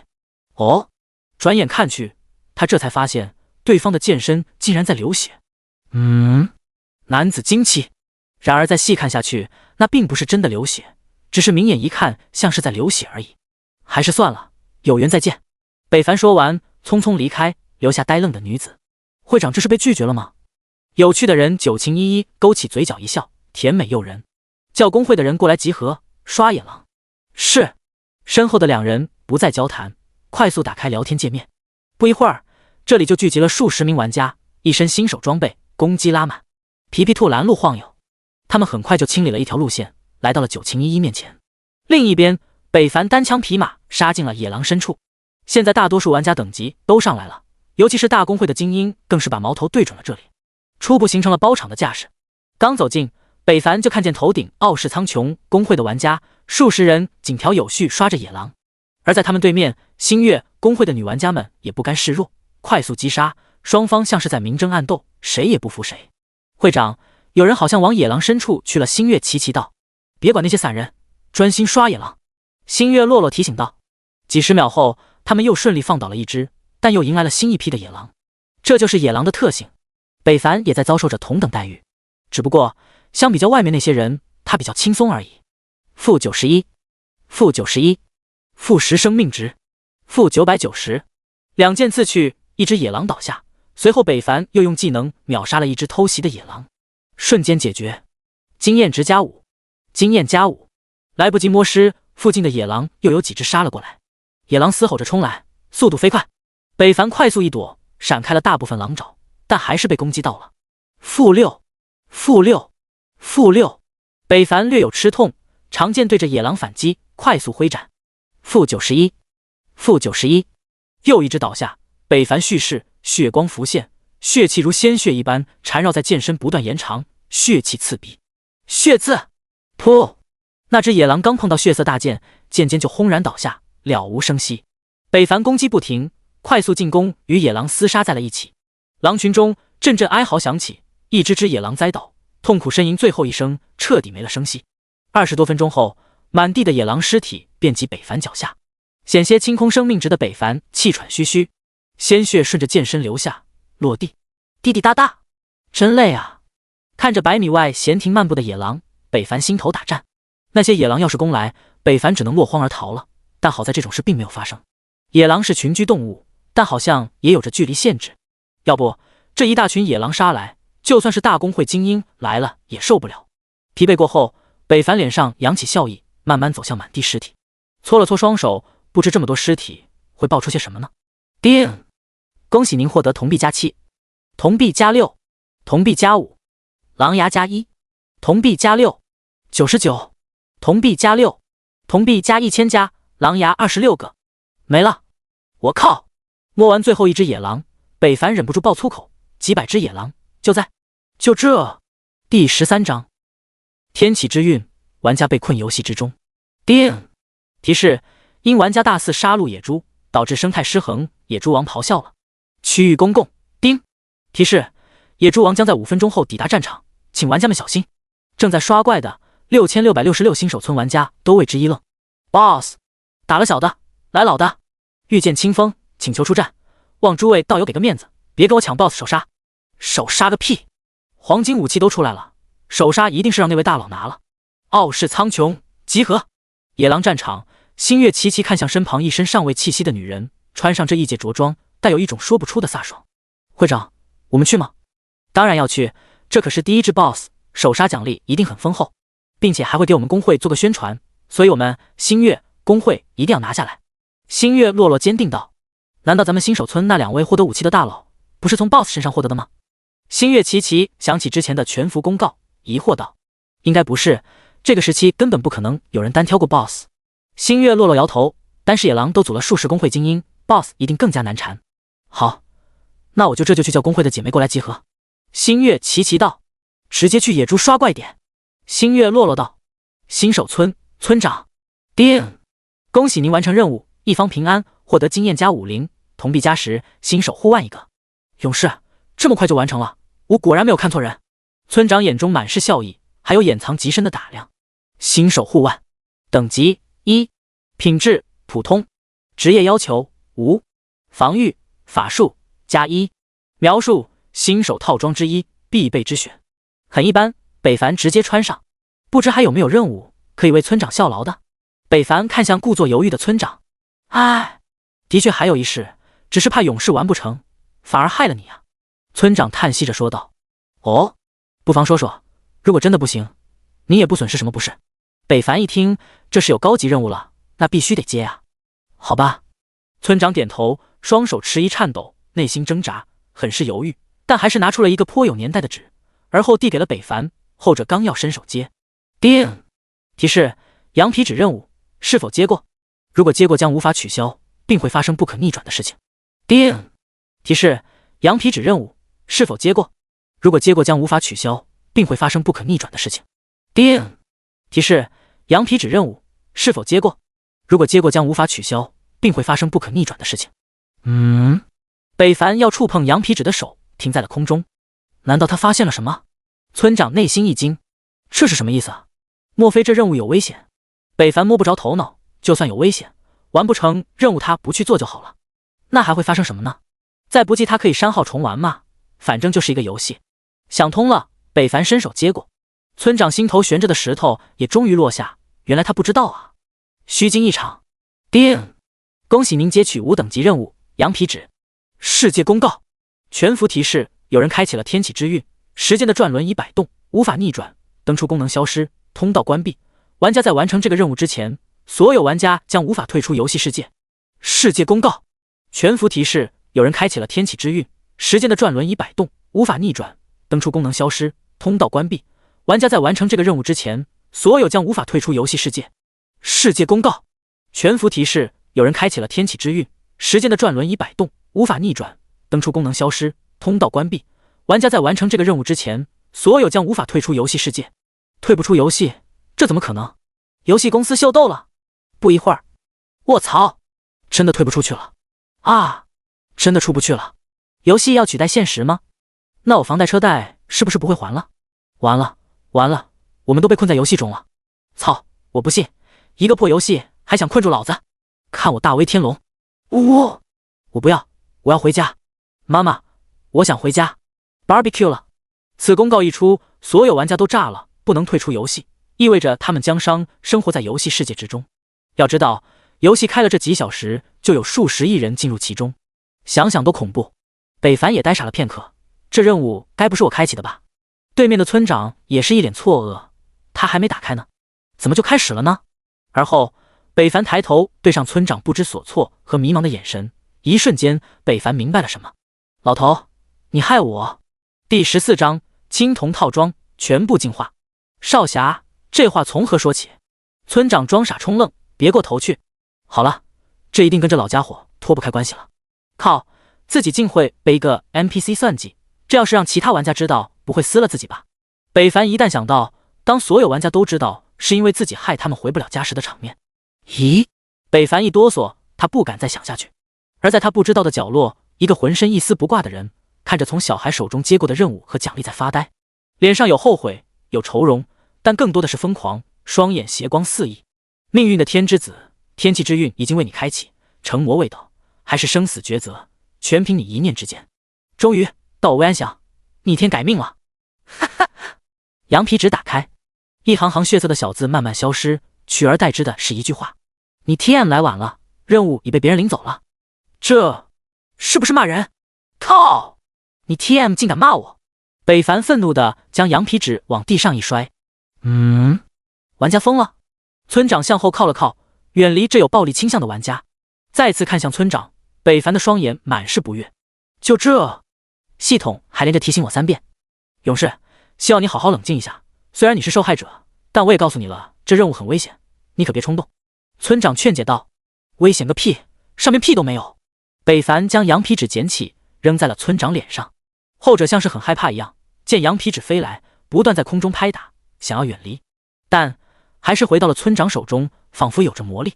唉，一声叹息，村长没办法低头一看，就知道你这废物不行，交给你个任务还拖拖拉拉的，多亏我留了一手，要不指望你不知猴年马月。有人完成了。村长没反应过来，但羊皮纸上的内容却已经消失了。那就是说，眼前这个玩家并没有接取任务，自己也并没有害到他。那接到这个任务的是谁呢？村长懵了。北凡也不耐烦地离开了，他也不指望这村长还能给他好任务了。来到强化商人这里，后者一见他过来，脸色一变，愁容满目，像是看见不开心的东西。时间到了，给我。北凡也没有给他好脸，伸出手，欠债还钱，天经地义。那强化商人从背包中拿出了5件闪闪冒着淡淡绿光的装备，北凡快速一接，放入背包，转身就要走。强化商人出言道：“那个，我这有个任务，你要不要做？还想坑我？”北凡抽剑提醒：“不是，我这真有一个任务。”强化商人后退，咽了咽口水，这笔就知道威胁。哼，什么任务？村西荒林中有一大片的刺牙蟒，杀死他们，取出50块蛇胆交给我就可以。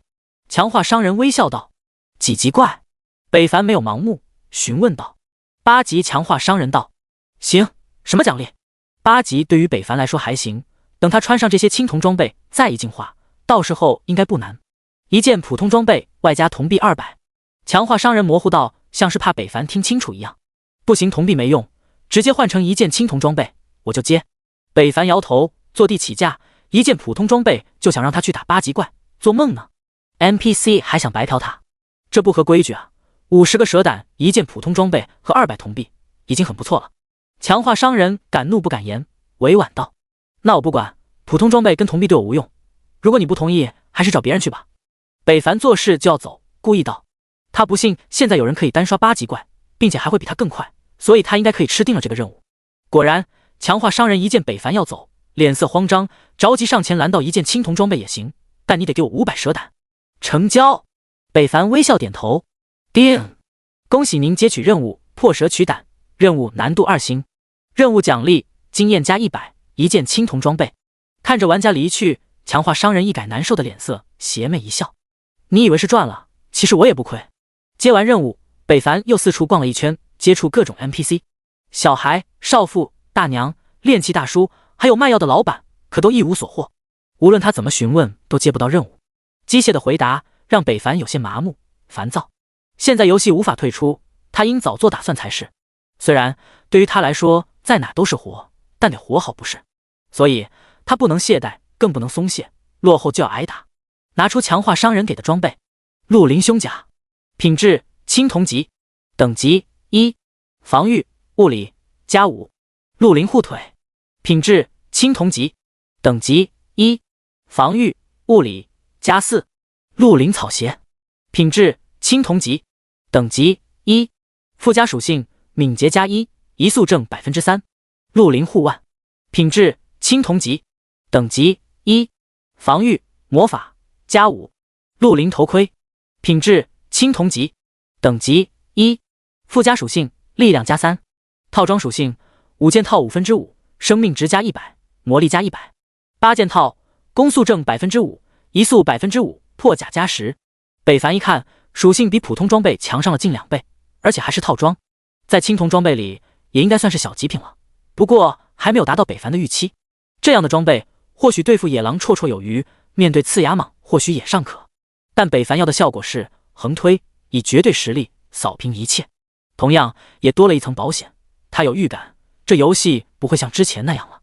全部进化，叮，进化成功，经验500，鹿鳞胸甲进化为白银金甲，叮，进化成功，经验500，鹿鳞护腿进化为白银丘陵护腿，叮，进化成功，经验500，鹿鳞草鞋进化为白银素灵靴，叮，鹿鳞护腕进化为白银魔法护腕，叮，鹿鳞头盔进化为白银大力盔。第15章，刺甲反伤，无敌了。金甲，等级1，品质白银，职业要求剑士、战士，防御物理加10，技能反刺甲，被攻击时会对敌人进行反伤，造成体力 X5 的伤害。描述古大师所锻造的极品胸甲。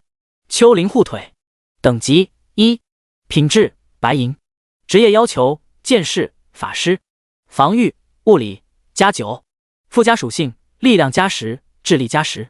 描述比尔特的最爱之物，曾要献给爱人的礼物。素灵靴，等级1，品质白银，职业要求剑士、盗贼，防御物理加5，附加属性移速正 5%， 攻速正 5%。描述谁能有我快。魔法护腕，等级1，品质白银。职业要求剑士、牧师、法师。防御魔法加10。附加属性魔法减伤 5%。描述：我讨厌魔法，你休想用魔法打败我。大力亏。等级1。品质白银。职业要求剑士、战士、弓箭手。防御物理加5。附加属性力量加15。描述：跟我比狠，呵呵。北凡呼吸急促，每一件装备都吊打青铜装备，全部穿上替换，北凡的属性豁然一变，大幅度提升。防御属性直接来到了25点，法术防御也有10点。他的体质达到了25点，力量更是高达到58点，远远超出正常玩家水平，甚至等玩家转职后也不一定比他高。比这些更高兴的是，他还多了个防御神技刺加。按照他现在的属性计算，别人攻击他一下，对方就会受到25乘以5等于125点的伤害，岂不是对方每打自己几下就会被自己烦死了？幻想那个画面，北凡就感觉很滑稽。而且在58点力量加持下，他的血刺技能也伤害剧增，一剑刺去是有着接近2000点的伤害，根本没有任何一个玩家可以承受得住，哪怕是全体加点的血牛。只不过美中不足的就是丘陵护腿的智力也换成力量或者体质就更好了。北凡看了一眼背包，里面强化石还有27块，索性都用在金甲之上。接下来要做的事情很危险，伤害拉满对自己会更加有利。叮，强化成功，强化13，金甲加1，防御加1。继续，叮，强化成功，强化13，金甲加2，防御加2。叮，强化成功，金甲加5，防御加5，技能伤害加5。9，果然是这样。北凡大喜，继续。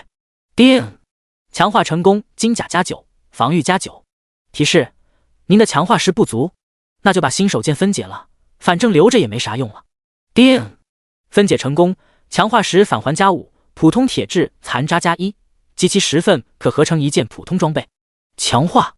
叮，强化成功，金甲加10，达到上限，防御加12，技能伤害加10。Good， 金甲加10。等级1。品质白银。职业要求剑士、战士。防御物理10加12。技能反刺甲，被攻击时会对敌人进行反伤，造成体力 X15 的伤害。闪耀的荧光充斥着北凡全身，荆棘的纹路让北凡看着酷似古代将军，帅气逼人，犹如沙场大将。一身白银装备，就算关闭了特效也格外显眼，哪怕是个小白看到也会察觉不凡。是时候了，不知道那些大公会进行到哪一步了。野猪王降临也有一会了吧？此时农田处，一层层的玩家将农田围了个水泄不通，从外面根本看不见里面发生了什么。如果从高空往下看，就会发现人群中央近千玩家，名字前缀都一样的人，把一只冒着红光、异常愤怒的野猪围在了中间，不断攻击着。射手金条有序的攻击，暂时抵挡那巨大的野猪愤怒。期间有几个速度奇快的盗贼侧翼偷袭着。至于法师，因为没有技能，也只能默默点着普攻，远程输出，但伤害并不乐观。因为野猪王防御惊人的原因，他们的伤害还破不了防御，只能强制掉一点血。而在这些人外，星月工会的人则一脸着急，想进却又无从下手，被挡在了外面。这个野猪王明明是他们先发现的，可却让傲视苍穹的人捷足先登了。会长，我怎么办啊？再不进去，怕野猪王的首杀就要被抢走了。星月齐齐焦急道。星月洛洛也很着急，可远处一双眼睛一直盯着他，只要他一有动作，对方一定会群起攻之。星月洛洛，这个首杀我们傲视要了，你最好打消抢夺的念头，否则6666新手村将不会再有。星月工会傲视无双威胁道。为了猎杀野猪王，他们傲视来了小1000人，远比星月的200人强出太多，而这也是他敢这么对议会会长说话的底气。可他没有想到，本不敢出手的星月洛洛在听到这句话，脸色一下拉了下来。他再怎么说也是议会之长，现实里他们星月也不比傲视差多少。你的话已经代表傲视了吗？星月齐齐看出了自家会长已经生气了，赶紧叫其他姐妹准备。下一刻，一股杀气清香浮现，傲视无双心头一颤，他们要出手抢夺。他连忙跑到了副会长傲视王者身边，后者拿着一把青铜巨剑，转头示意工会300精英向他这边靠来。至于其他人则交给了傲视恋战，继续捕杀野猪王。与此同时，野猪王通体发红，身体开始剧烈膨胀。小心，他要放技能了！剑士躲开，吃药！战士挡一下！砰！野猪王身体毛发竖起，双目血红，四蹄一踏，大地震裂，靠近的战士瞬间受到伤害，每个人头顶冒出了红色伤害。-26，-26，-26，频率很快，临近的战士很快就受不了，开始吃药。但手速慢的玩家直接被传送回了复活点，等级掉落1级。靠！怎么这么不小心？都长点脑子，走位啊！傲视恋战大喝。野猪王震怒的一击持续了几秒后，就恢复了正常状态，开始第二段攻击。野猪王一吼，冲撞！锥形的能量波动在野猪王头前涌动，而后后腿一蹬，速度飞快向一个方向冲去。躲！快躲开！外面北凡刚刚用力挤到内圈，发现了傲视苍穹的人还在刷怪，他内心一定，还好他们还没有杀死 BOSS， 还有机会。这些玩家也是的，就知道一旁观看，也不上去帮个忙。北凡小声道，但还是被边上星月公会的小姐姐听到了。玩家也想，可你问问傲视公会，他们让吗？野怪也不是他家的，管他让不让。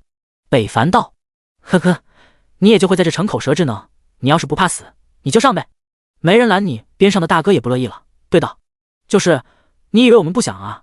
可我们无论是等级还是装备都不如大公会，怎么打？上去还不是送死？你没看见，就连星月公会也没有动手吗？就是站着说话不腰疼，还一剑破天，我看你叫一剑破壁还差不多。你行你上啊，就会逼背。北凡的一句话，直接把这些散人玩家给惹火了，开始集体排斥他。北凡被骂的也是满脸黑线，尤其是刚刚骂的最狠那位玩家，北凡杀了他的心都有了，可惜对方跟网络上的键盘侠一样，骂完就消失在了人群中。第16章，演技上身，挑拨离间。你上啊，说完了怎么不上呢？就是你爹我还看着呢。本来 BOSS 那里就挺热闹的了，可因为北凡的一句话，让外面也热闹了许多。其实上不上都不重要，我就问刚刚骂我的人，你敢给我一剑吗？北凡压着心中的怒火，对着后方对方横眉冷对指指点点的玩家们厉声道，杀气逼人的眼神看得那些玩家心里咯噔一下，略有害怕的向后退了一步。他的眼神好可怕，好像要杀人。怕什么？我们这么多人，还怕他一个人不成？就是我们打不过傲视公会的人，还打不过一个散修，是我听错了吗？他竟然说让我们给他一剑。你没听错，我这辈子也没听过这种要求。哈哈，既然有这种要求，那我们就干他丫的，杀呀！曹贼，吃我一剑！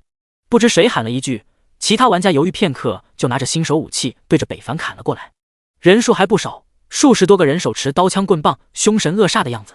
而且这些玩家随着那些人靠近北凡后，人数还在持续递增着，也不知是什么心理。北凡真想站着不动，看着他们武器落到自己身上，而后一个个后悔倒下不知所措的样子。但他并没有那么做，他忍住了，因为脑海中忽然想到了一个绝妙的计策，转头看向备战的傲视公会精英，邪魅一笑，杀呀！兄弟们，干翻傲视公会的人 ，BOSS 是属于大家的，凭什么让他们傲视公会霸占了？就是！北凡一边冲着傲视他们冲去，一边大喊着。身后追着的玩家一愣，他们是这个意思吗？这个人好像更贱了。傲视公会的副会，傲视王者一见气势汹汹的北凡带着玩家冲来，也是一愣。散人玩家什么时候这么勇了？傲视王者瞬间回神，勃然一怒，反了他们，还敢抢我们傲视的东西，给我杀了他们！杀了他们！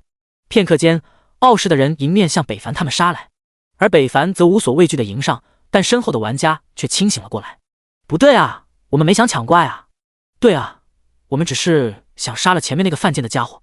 误会啊，兄弟们，这招没用了，该真枪实弹的干一场了，别怂，干死傲视这帮龟孙！北凡狂笑大喊，一人就冲进了傲视人群之中，还敢单枪匹马冲进来，兄弟们秒了他，再杀了这群玩家！傲视公会玩家大喝：靠！干你妈呀！操！你个死孩子，你害你爹！既然来了，就留下吧。傲视公会的人仗着人多，对着那些玩家就是一顿砍。有的玩家想掉头跑，可傲视的人根本没想放过他们。玩家们就如同沙粒冲进大海，兵器接壤间，惨叫连连。玩家们没有一点反抗之力，死亡只是早晚的事。毕竟追来的人也就几十上百的，还不足对傲视造成威胁，但给北凡拖延了不少时间。北凡需要他们做的，也只是帮他拖延一下傲视的第一波攻击，怕他们一次性集火把他秒杀了。血量也就500的他，还不足以与整个公会为敌。-1，-375，-1，-375，一道道攻击落在了北凡身上，随后身上不断闪着对方打的伤害，因为防御过高，傲视的人破不了防，只能打出强制的一点伤害。同时在他们的攻击落下时，一个大大的伤害出现在了傲视玩家的头顶。卧槽！我怎么死了？啊！一瞬间，北凡就遭受到了来自傲视50多人的攻击，同时也顷刻间杀死了40多位傲视玩家，血量超过375的侥幸活下来。工会精英死的不明不白，把傲视王者看得一呆。怎么回事？你们怎么死了？不知道啊。一个大大伤害票在了头上，我们就没了。复活点的众人，你看我，我看你，懵逼2号看懵逼1号，懵逼到家了。还没明白怎么回事的傲视玩家见北凡不动，又是一轮进攻。负1，负1，负1，负375，负375，负375，防御这么高，有问题。他该不会得到了 NPC 给的临时属性了吧？卧槽，不对，你们别打他！傲视王者看出了不对，大喊，但还是晚了一步。又是接近100位的傲视玩家死得稀里糊涂，栽倒在地。傲视王者心惊，再看向那傻愣冲进来的玩家，一抹阴霾挥之不去。自己好像被算计了，猜到了吗？但他就算猜到了，也已经晚了。北凡一边喝着红药后，对着外面的玩家大喊：“傲视公会不行了，我们杀啊！”玩家不为所动，无人回复。傲视王者立即叫自家玩家后退，远离北凡。你是谁？为什么要破坏我们猎杀 BOSS？ 我有吗？北凡摸了摸头，丢失的100多血量肉眼可见的恢复着。这帮玩家也太怂了，都这样了，他们还不上，自己单干又有些危险。傲视他们还有700-800人呢，不管你有什么目的，你都阻止不了我们傲视公会拿下 BOSS 首杀。傲视王者冷声道。虽然震惊此人的天赋和属性，但聪明的他一眼看出了对方变态的原因。所有人不要进攻他，他有反伤的能力，可以秒人。被发现了吗？北凡尴尬一笑，既然你们不进攻，那我可要还手了。北凡手握长剑，慢慢走去。要知道他就算不靠技能，高达130多点攻击也不是吃素的。全体战士上前抵挡一下， BOSS 马上就要倒下了，只要挡住他就可以了。而他刚说完，星月洛洛终于坐不住了。他们离得远，没看清傲视公会里面发生了什么，但清楚傲视好像被一个神秘的玩家给拖住了。这可是好机会！星月的姐妹们，随我杀怪，抢 BOSS， 冲啊！200多位女玩家在星月洛洛带领下，声势浩大的冲了上去。闻声，北凡大喊：“傲视不行了，兄弟们，此时不攻，更待何时？再不上 ，BOSS 可就没了。”所有玩家们闻听，甚是犹豫，这可是一趟浑水啊！但刚刚死里逃生与北凡一起冲的玩家，一想起傲视公会不分青红皂白的攻击他们，顿时一肚子气。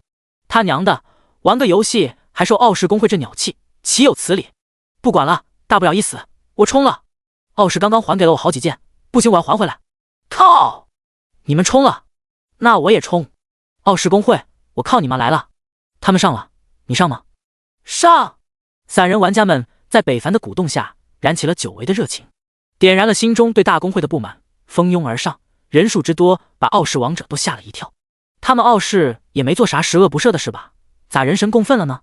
视线一转，看到北凡，都是因为这个人，都是他！当当当！玩家们与大公会交手，兵器相撞，火花四溢。北凡趁机退出了战斗中心，向 BOSS 靠拢，感叹：真他娘的真实啊！这可不比赤壁之战差多少。而且大家现在都很单纯，没有技能，纯肉搏，甚是精彩。第17章，野猪王首杀 BOSS。傲视恋战，附会他们被围攻了，我们怎么办？傲视的玩家一边输出一边道。野猪王在玩家们的不断输出下，血量骤降，已经来到了即将收尾的时刻。继续进攻，野猪王还剩不到10%的生命了，我们不能放弃。傲视恋战咬着牙。可副会长他这边到了关键时刻，副会长他们会理解我们的。傲视恋战严肃道，他们打了这么久，要是现在去支援，岂不前功尽弃了？而且现在公会玩家状态都不是很好，就算过去了，也不一定是那些激昂慷慨的散人玩家之敌。到时候要是不敌，落个人财两空，这后果他更承受不起，傲视公会也承受不起。为了这个 BOSS， 他们付出的太多了，关红药就花费了上万铜币。进攻！所有人火力全开，秒 BOSS。傲视公会的玩家都如打了鸡血一样，眼神如炬，攻击动作不断，极其认真庄严，连人群中多出一个名字不一样的玩家都没有注意到。靠！别急啊！哎，你怎么回事？别挡我走位！北凡充耳不闻，一点点的向前挪移，出现在了内圈。即使是内圈，距离野猪王也有着40-50米的距离。北凡瞥了一旁没时间看他的傲视公会玩家，不愧是大公会，认真的时候真像个睁眼瞎。不过攻击倒是有条不紊的，虽然伤害不高，北凡也没有打扰他们，而是转经越过最前排的战士向 BOSS 看去。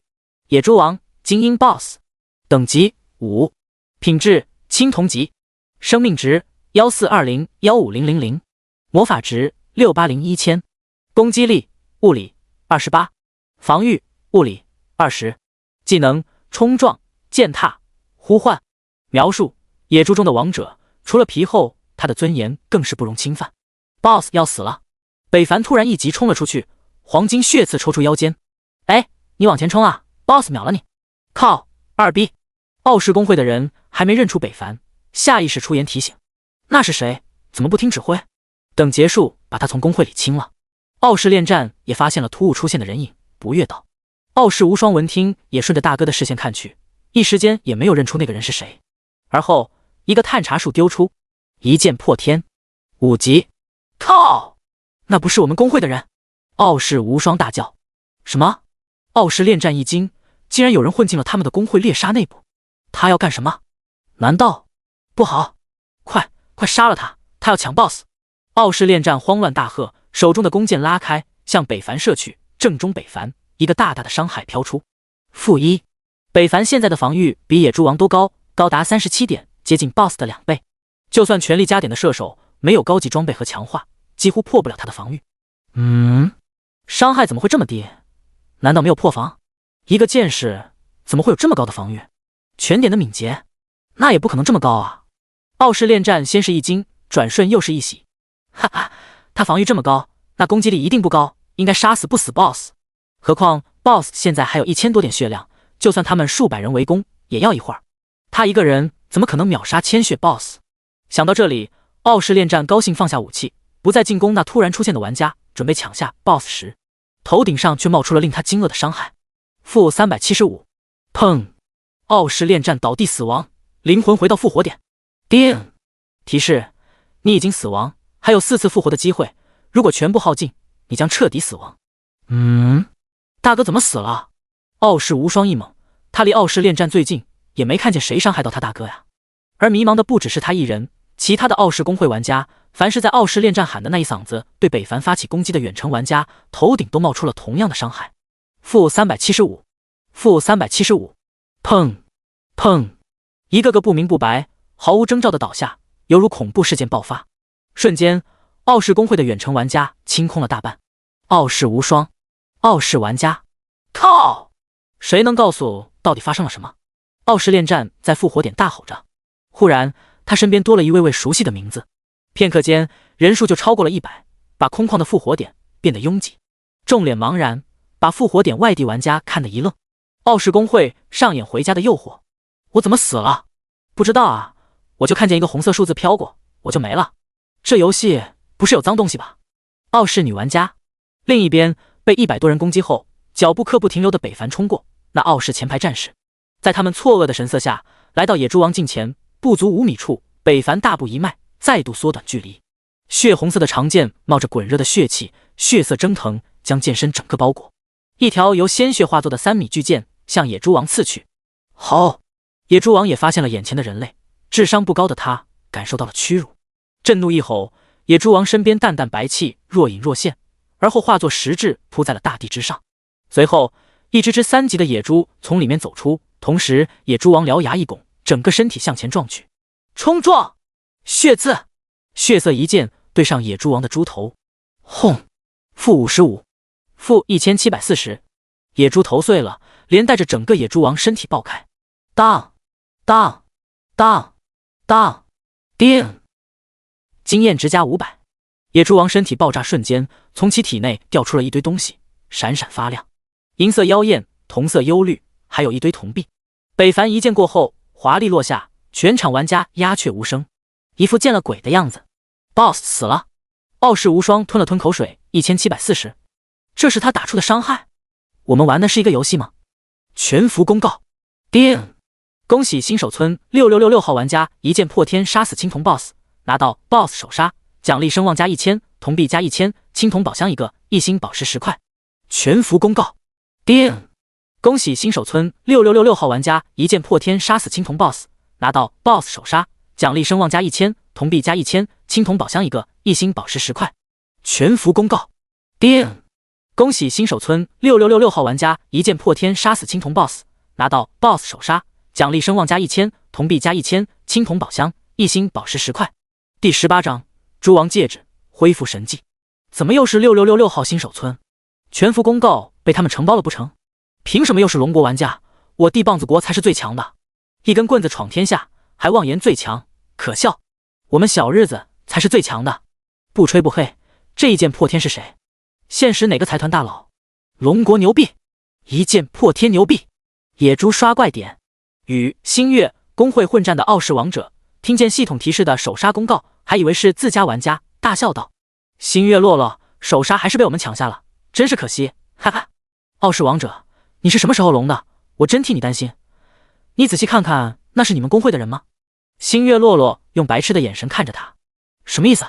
傲视王者眉头一皱，身后的傲视公会玩家附耳小声道：附会，首杀不是我们公会的人拿下的，被一个叫一剑破天的人抢走了。什么？傲视王者瞪着双眼，怒目圆睁。他翻看了聊天频道，上面还未消失的系统信息，赫然写着一剑破天玩家拿下了首杀。傲视王者双手用力捏紧，浑身颤抖。BOSS 被抢走了？那群家伙是干什么吃的？好几百人竟让一个散人给抢了首杀，废物！废物！一剑破天是谁？给我杀了他！杀了他！傲视王者说不出的愤怒，嘶吼着。他们傲视公会辛辛苦苦打了这么久，却被一个不知名的家伙抢走了，他岂能不怒？会长，我们还与傲视苍穹的人交缠吗？星月齐齐问道。他们现在与散人玩家联合，将傲视的人逼到了绝境，傲视玩家被他们全部围住，从外向内厮杀，继续下去，傲视必定死伤惨重，全员调集的危险。退走吧，既然 BOSS 被人拿走了，我们也没有留下的必要。只要不是傲视苍穹的人拿到，对咱们就还算有利。星月落落沉吟道。还有，叫姐妹们留意一下这个叫一剑破天的人，此人不简单。星月落落想到了之前那位一人拖住了傲视300人的行动的玩家，大概率应该是同一人。他有着什么目的呢？敢公然与大公会为敌？希望他只是一个散人，否则必定会成为他们公会发展的挡路石。是。星月齐齐点头。另一边，傲视公会玩家看见开始舔包的北凡，终于回神，暗叫不好。草 BOSS 被抢了，快把那家伙杀死，别让他跑了！傲视无双大喊。砍死他！后知后觉的傲视玩家反应过来，等他们杀到 BOSS 尸体前，北凡依靠着装备增加的5%移速已经跑远了。因为大家初期加点都偏攻击和体质生命，很少有人点敏捷，所以大家起始速度都是一样的。而北凡多出点5%移速，就决定了双方的差距，差之毫厘，失之千里。同时，北凡也因为着急，地上的材料和红药他还没来得及捡，但装备和铜币倒是都捡回来了。拜拜了你！傲视无双还想去追，却被 BOSS 死亡后召唤的野猪拖住了行动。靠！这下完了， BOSS 没了，人也跑了，副会长一定会发飙的。每一个存活下来的傲视玩家脸上抹上了挥之不去的阴霾和挫败感。好歹也是议会中的精英，竟让一个玩家抢走了成果，简直是丢人丢到家了。他们把一肚子愤怒对准了那些召唤而来的野猪。农田上嗷嗷惨叫。返回新手村的北凡直接清点了一下物品。叮！恭喜您获得铜币加238，恭喜您获得白银装备诸王戒指，青铜装备古铜法杖。叮！青铜装备黑铁巨剑，青铜装备全能项链，3件青铜1个白银，这就是北凡这次的主要收获，铜币忽略不计。快拥有1万铜币的北凡已经对几百这种数字有了免疫力，现在如果有富豪榜，那北凡一定会挤进前10。诸王戒指等级5，品质白银，职业要求剑士、盗贼、战士，附加属性体质+5，技能生命之息，被动效果每秒恢复2点生命值。描述简大师的智力杰作，肉盾的热爱更是野猪王的随身物品。北凡一眼就双眼放光，神器啊！有了这件装备可省了不少药品，之前他要是有这装备就会更加游刃有余了。古铜法杖，魔法攻击+7，黑铁巨剑，物理攻击+8。这2件装备都不适合自己，属性也一般，倒是可以卖钱。相信在装备短缺的初期，大家一定会很喜欢的。全能项链等级5，品质青铜，职业要求所有职业，防御魔法+3，附加属性全属性+1。描述青铜装备中的极品，这个还不错，直接将戒指和项链穿上，属性再度提升一截。而后，北凡就把之前退下来的普通装备和青铜装备一并上了拍卖行，又看了一眼自己的之前上架的任务物品和力量图纸。任务物品目前最高拍卖价格2000加，力量图纸目前最高价格8500加。嚯，有钱人还是有啊！北凡还以为这东西只是值点小钱，没想到会这么多。思考了一下，北凡修改了一下拍卖时间，设定在1个小时后结束，就退了出来。缩短时间倒不是北凡着急收取铜币，只是觉得这样会增加一些那些钱主的热情。如果他们真想要这物品，在拍卖结束之前一定还会一次疯狂竞价。而事实上也跟北凡猜的差不多，当星月琪琪看见力量图纸时间缩短后，立即告诉了会长星月洛洛，后者也嘱咐他盯紧，我们一定要拿下这力量图纸。另一边，猎杀 BOSS 失败后的傲视苍穹公会傲视王者也把希望寄托在了这力量图纸上。一不错，步不错 ，BOSS 没拿到，全员等级几乎都掉了1级，可谓是损失惨重。这力量图纸也是他们恢复元气与其他公会拉近距离的关键，无论花多大代价，他也一定要得到。第19章，可怕的猜想。这么快就回来了？任务完成了？强化商人福秀略有吃惊道。这表情还真是丰富，有时候北凡都感觉这些 NPC 不是数据，而是活生生的人。尤其是在上次对方被自己追杀，慌忙逃窜的样子，脸上的惊恐万状，他都做不出来。没有，没有。那你回来干什么？强化商人语气冷淡，警惕道。找你还能干什么？当然是买强化石了。北凡白了他一眼。要多少？什么价格？北凡问道。上次不是告诉你了吗？强化商人眉头一皱，他这跟我揣着明白装糊涂呢。上次是你欺骗我那次吗？北凡表情也一冷，吓得强化商人不断后退。哎，你们看，强化商人好像很怕那位玩家。NPC 会怕玩家？你仿佛在逗我。正在交谈的2位玩家远望这边说道。你要干什么？不是说了上次是个误会吗？再说赔偿我都给你了，你还想怎么样？强化商人支支吾吾地说道，身子哆嗦后退，生怕北凡一个激动一剑刺来。一码归一码，那些东西只是你的买命钱，至于欺骗我的事是另一件事，岂能合二为一，混为一谈？北凡一字一句道。听得强化商人怒气冲脸，红着眼怒气道，你这是胡搅蛮缠，是敲诈，赤裸裸的敲诈。明明都给你赔偿了，你还得理不饶人？不要以为我真好欺负，逼急了咱俩谁也不好过。强化石给我打5折，这事就算了。北凡忽然道，没有被对方的气势所吓到，说出了自己的目的。虽然现在他也被困在游戏之中无法退出，但也无惧一个1级的 NPC。何况这家伙也不是一个好人，能敲诈一笔是一笔。不行，强化石是我唯一收益来源，绝不可能。强化商人直接拒绝道。你确定？北凡抽出长剑作势上前。靠，这小子是吃定我了，太无耻了，明明都给他装备了，还要敲诈我，卑鄙，欺人太甚。可他打也打不过，而且他还希望对方帮他把蛇胆拿回来呢。强化商人心中不断咒骂，但身体还是很诚实的向后退却。你要干什么？再这样我可就要叫了。你叫啊，叫得再大声，你看看有人管你没？北凡不屑，他们要是知道你这么弱，会放过你吗？四周的玩家发现了这边有情况，纷纷走来窃窃私语。玩家欺负 NPC 这可不多见。你！强化商人气抖，双目大睁。痛快的，行是不行，我的时间有限。北凡冷声道。唉，强化商人叹息，一身白银，北凡无敌了。来到那个所谓的面馆，花了50块铜币吃了一碗面后，北凡的饥饿感果然消失了，真像吃饱了一样，但是疲惫感还在。北凡不禁想到，不是需要躺下休息才可以恢复吧？北凡看了一眼土地，也没嫌埋汰，就地躺下闭目养神。路过的玩家纷纷嗤之以鼻，在哪都有流浪汉啊！哈哈，他也不专业，也不带个碗啥的，我这善意无处安放啊！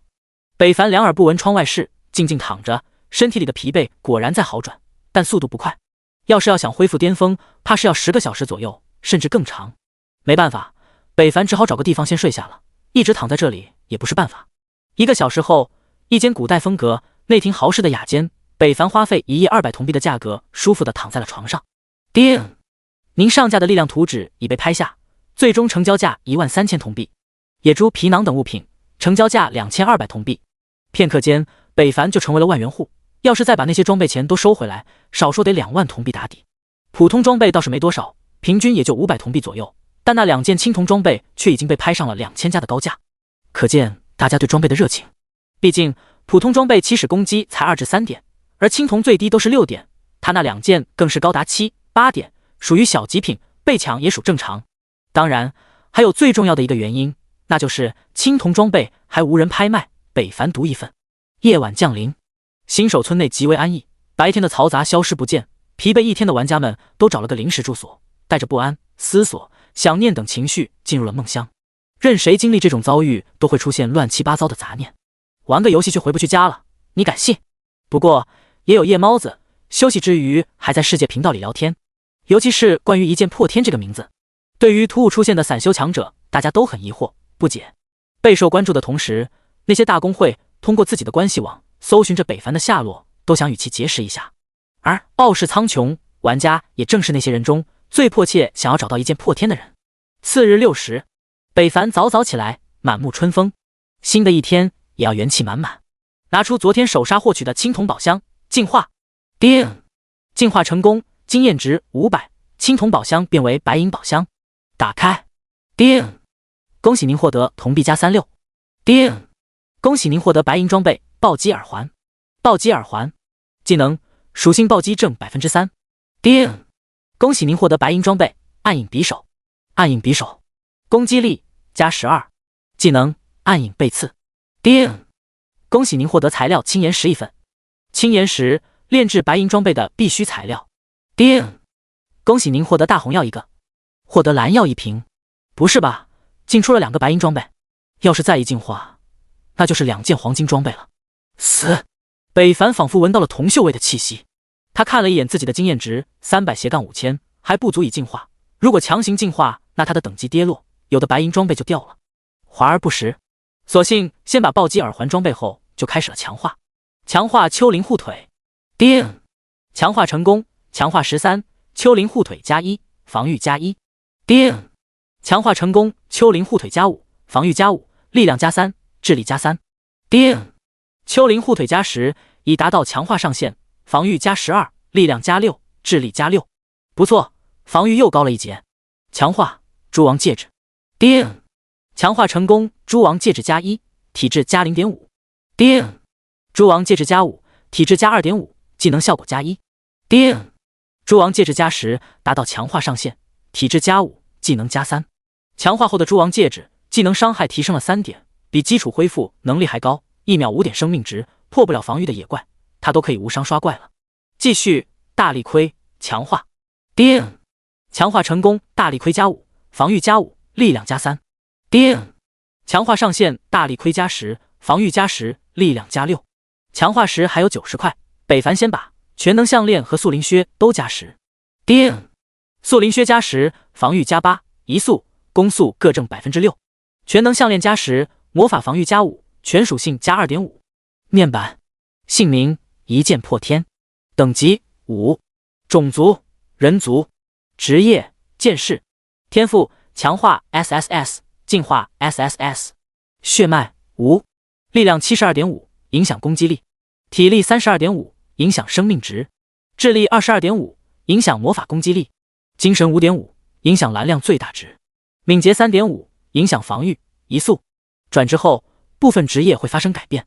幸运1，暴击 4%， 闪避0，经验值 6%， 升级需5000点经验值。护甲穿透0，法术穿透0，生命值650，法力值110，物理攻击力左圆括号70加 72.5， 右圆括号 x 103%，法术攻击力 22.5， 物理防御加60，法术防御18，附加属性攻速正 11%， 移速正 11%，声望1650，称号小试牛刀，技能力量之衡，血刺、刺甲、生命之息，系统自带技能探查术，一身白银装备外加黄金武器，将北凡的数据拉到了新手极限，达到了所有玩家望尘莫及的地步。北凡现在敢说，高达150多的攻击力和72力量的他，没有一个玩家能顶住他的伤害。就算是碰见小型公会，他也能靠着刺甲活活烦死他们。也就是说，北凡现在无敌了。第21章魏安祥的暗杀。会长，我发现一剑破天了，他往村西去了。村西那边不是高级怪的活动范围吗？他去干什么？傲视王者问道。不知道啊。行，我知道了，你盯紧他，我随后就到。傲视王者起身，立即叫醒了工会的兄弟们，集齐了一些会技能的天赋者，向村西前往。一剑破天，敢得罪我们傲视苍穹？哼，那我就让你在游戏中混不下去。不一会儿，北凡就来到了强化商人所说的任务地点。刺牙蟒，等级8，品质普通，生命值290，攻击力物理16，防御物理10，技能中毒。刺牙蟒的牙齿附带剧毒，被攻击到会造成每秒5点生命值的流失，持续5秒。描述：冷血动物，不讲感情，凡是冒犯他们的人都将死在蛇信之下。到达目的地，北凡就见一个牙齿长在嘴外，半身站立，浑身带有奇怪疙瘩的黑皮大蛇，足足有4-5米长。北凡都咽了一下口水，蛇的律动真实的吓人，要不是有着系统机制，他都怀疑自己再靠近就会被攻击了。没办法，怕蛇的弱点好像刻在了骨子里，本能反应。北凡冷静呼吸了一下后，还是勇敢地拿出了剑，靠近刺牙蟒7寸的位置，一剑刺下。负198弱点，一剑打了刺牙蟒1多半的血量，伤害极为可观。刺牙蟒吃痛惨叫，转头就要向北凡咬来，速度飞快，但北凡的剑更快，又是一剑突刺。负135，刺牙蟒歪扭倒下。叮，经验值加10，两剑结束刺牙蟒的生命。北凡对自己的攻击力也很满意，两剑击杀，他也不用惧怕被攻击到了，只要快速出手剑，这刺牙蟒连伤害他的机会都没有。而后，北凡摸完尸，开始对下一个刺牙蟒发起了进攻，动作快准狠。负190弱点，负135，经验值加10，铜币加11，负191弱点，蛇胆加1。反反复复，北凡上演了杀蛇大业，速度之快，没几分钟他就获取了10多个蛇胆。按这个进度，他应该再过1至2小时间就能将任务完成了。10多分钟后，从林中一个男人手起剑落，杀进了深处，身后遍地的蟒蛇尸体把尾随而来的傲视玩家看得一呆。这杀怪速度也太恐怖了吧，他攻击的有多高啊？怪不得他能一颈剑秒杀 BOSS， 这样的攻击力打在肉盾身上也受不了啊。不行，此人实力之强根本不是他们公会玩家所能对抗的，他得赶紧通知会长。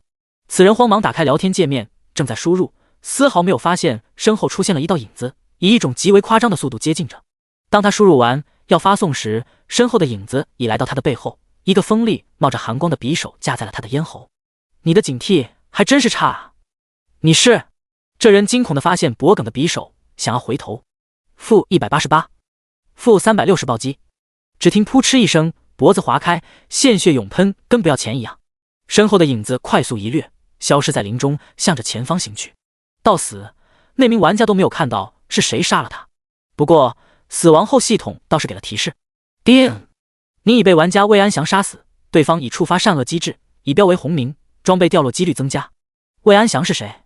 另一边，魏安祥快速掠过丛林中的高树，速度之快，刮起了微风，吹打着四周飘下的落叶，空气中弥漫着血气和潮湿的气息。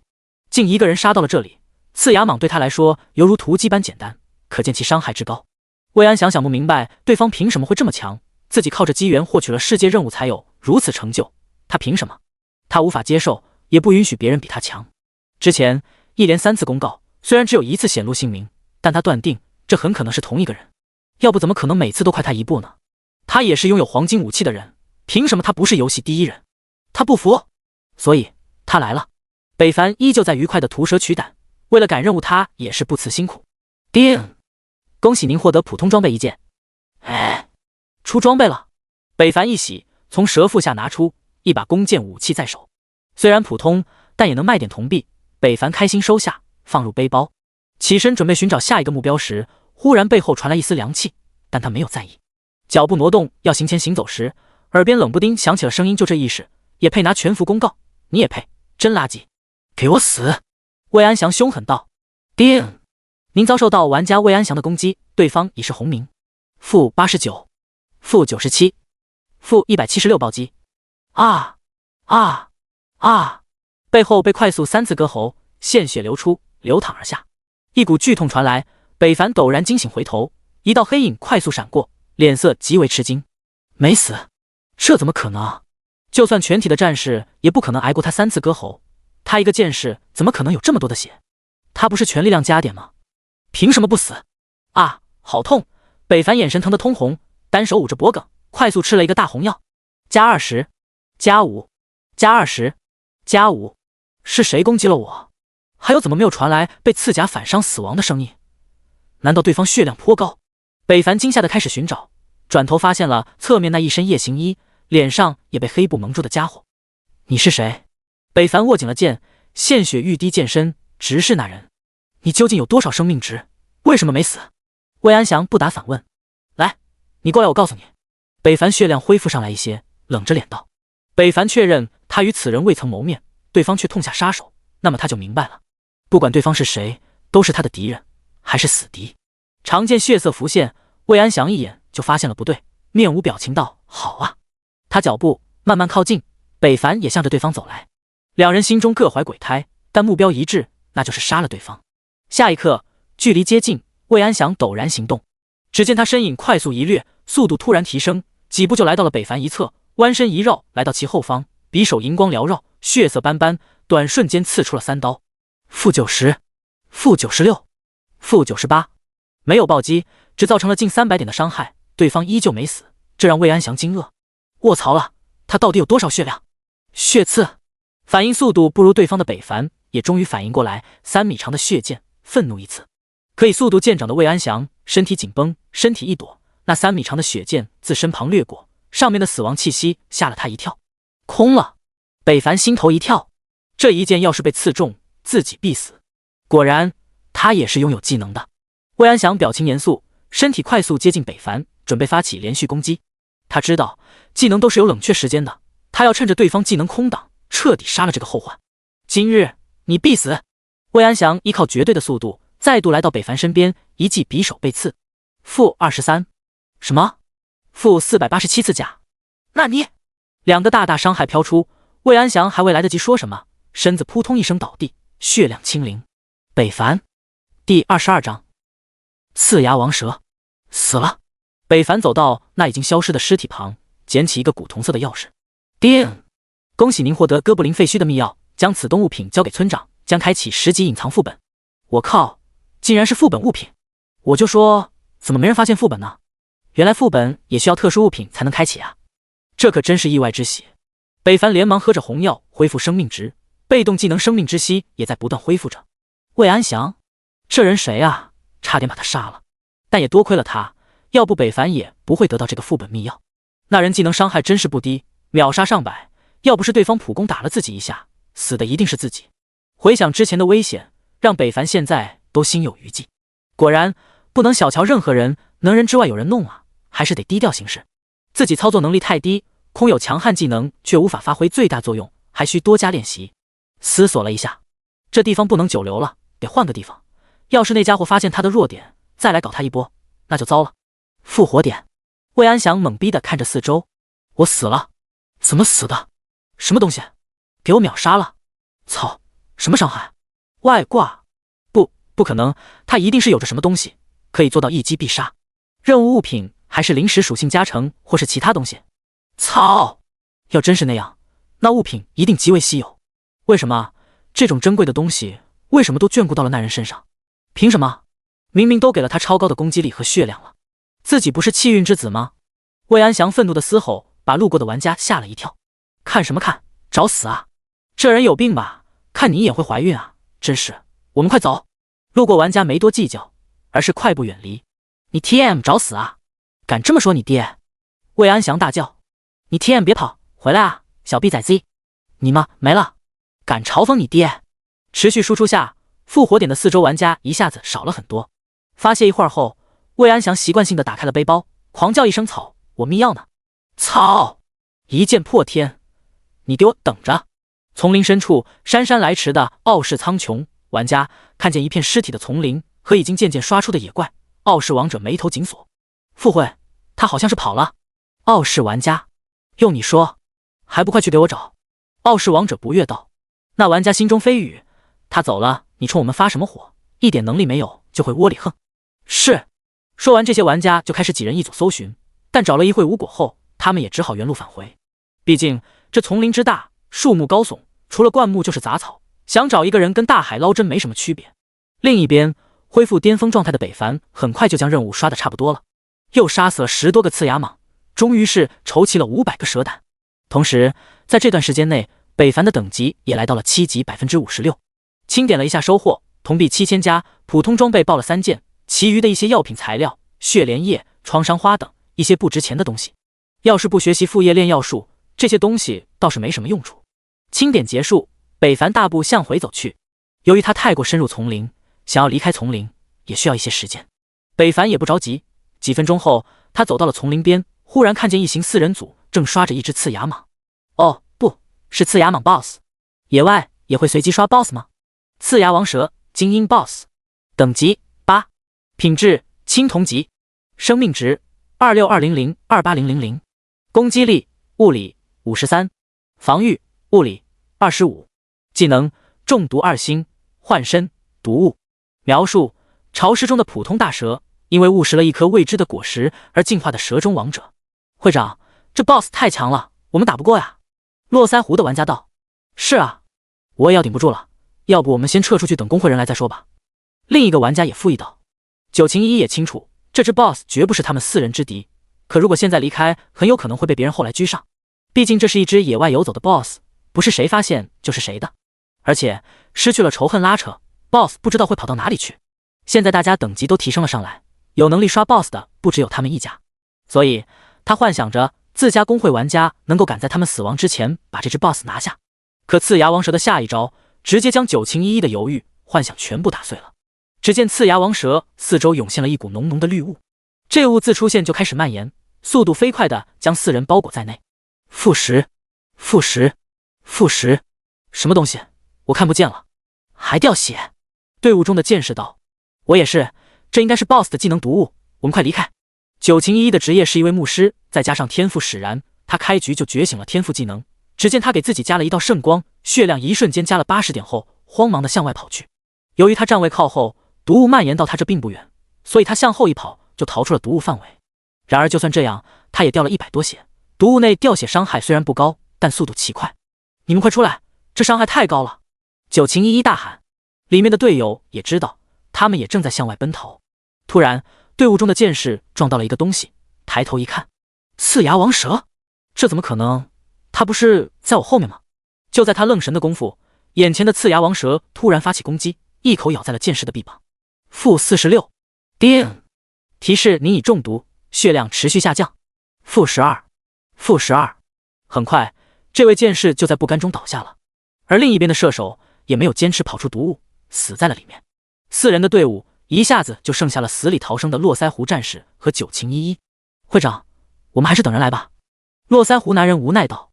九晴一也有些沮丧，4人的装备也不差，可面对青铜 BOSS 还是有心无力啊。真不知道那位一剑破天玩家是怎么做到从大公会手中抢下 BOSS 首杀的。可惜他当时就看出了对方的不凡，却没有加上好友。没有了目标，刺牙王蛇开始自我游动。九晴一叹息转头，忽然看到丛林内走出了一个人，那背影让他有些熟悉，好像在哪里见过。随着那人慢慢靠近，九晴一两眼放光，认出了对方。一剑破天。第23章柔情男子。一剑破天，我们又见面了。九晴一向着北凡这边喊道。络腮胡男人一愣，一剑破天这个名称他可不陌生，6666号新手村的名人啊，以一己之力抢下了大公会的 BOSS 首杀，登上全服公告，惊艳了所有人。玩家们都很好奇此人是什么样的，没想到会在这里遇见。只不过会长怎么会与其认识呢？我们认识吗？北凡视线瞥了一眼2人，而后又转回了 BOSS 那边。这 BOSS 他们是不准备打了吗？您真是贵人多忘事啊，我们昨天在野狼入口见过的，当时我还邀请你入队了呢。九晴一微笑中带有责备的口吻，迎向走去。7级了，单刷还这么快，果然不简单。一身装备都不是新手装备，那最起码也是青铜装备起步了。他究竟是怎么办到的？天赋使然还是？九晴一心中打量着，心中更加确认，此人不简单，一定要与之交下。要是能拉进工会最好，他们工会最缺的就是一个强大的高手，为他的工会打响号角。哦，我想起来了，我们是见过。北凡回忆道，他接触的人不多，这个女人是一个美貌的外表，飒爽又带有异样美的女人，还是很好记起的。不过有什么事吗？这男人还真是不解风情，要是别的玩家见了自己不说请求好友位，也会上前美颜搭讪。他倒好，感觉多说一句话，像是耽误他很多时间一样。九情依依心中委屈又不解。我们正在刷一个只野外 BOSS， 有没有兴趣一起？到时候猎杀了 BOSS， 奖励评分如何？九情依依说出了来意，观察对方脸色。会长，我们的人马上就到了。络腮胡男人小声提醒道，但却遭到了九情依依白眼，后者闭口不言。一起吗？北凡沉思，他本来想等他们不刷了，离开后自己再去看看能否单刷，可对方并没有要走的意思。转念一想也是，谁会放任这份机缘呢？而且野外 BOSS 已经被发现了，北凡要是当他们的面单刷起 BOSS， 貌似也不太可能。先别说人心叵测，偷袭、抢怪、搞暗杀，要是再有别的玩家来了也是麻烦，到时候 BOSS 的归属就不知是谁的了。怎么样？如果你觉得不公平，奖励我们还可以再商议。九情依依挺了挺身子，木瓜荡漾道，组队也行，金币、材料还有药品、专属装备都优先给我，其他东西都给你们如何？北凡提议道。听完，络腮胡男人当即不乐意道，靠，你还不如说掉落的东西都给你得了，啥都给你，我们能得到什么？九情依依一听也有点脸色难看，这是不是有点太欺负人了？他已经善意接近了，没想到对方还如此狮子大开口。不乐意就算了，我这人也讲究个你情我愿，不勉强。北凡道，会长，我们还是等工会的人来吧，大佬我们可请不起，这要求就贵得离谱。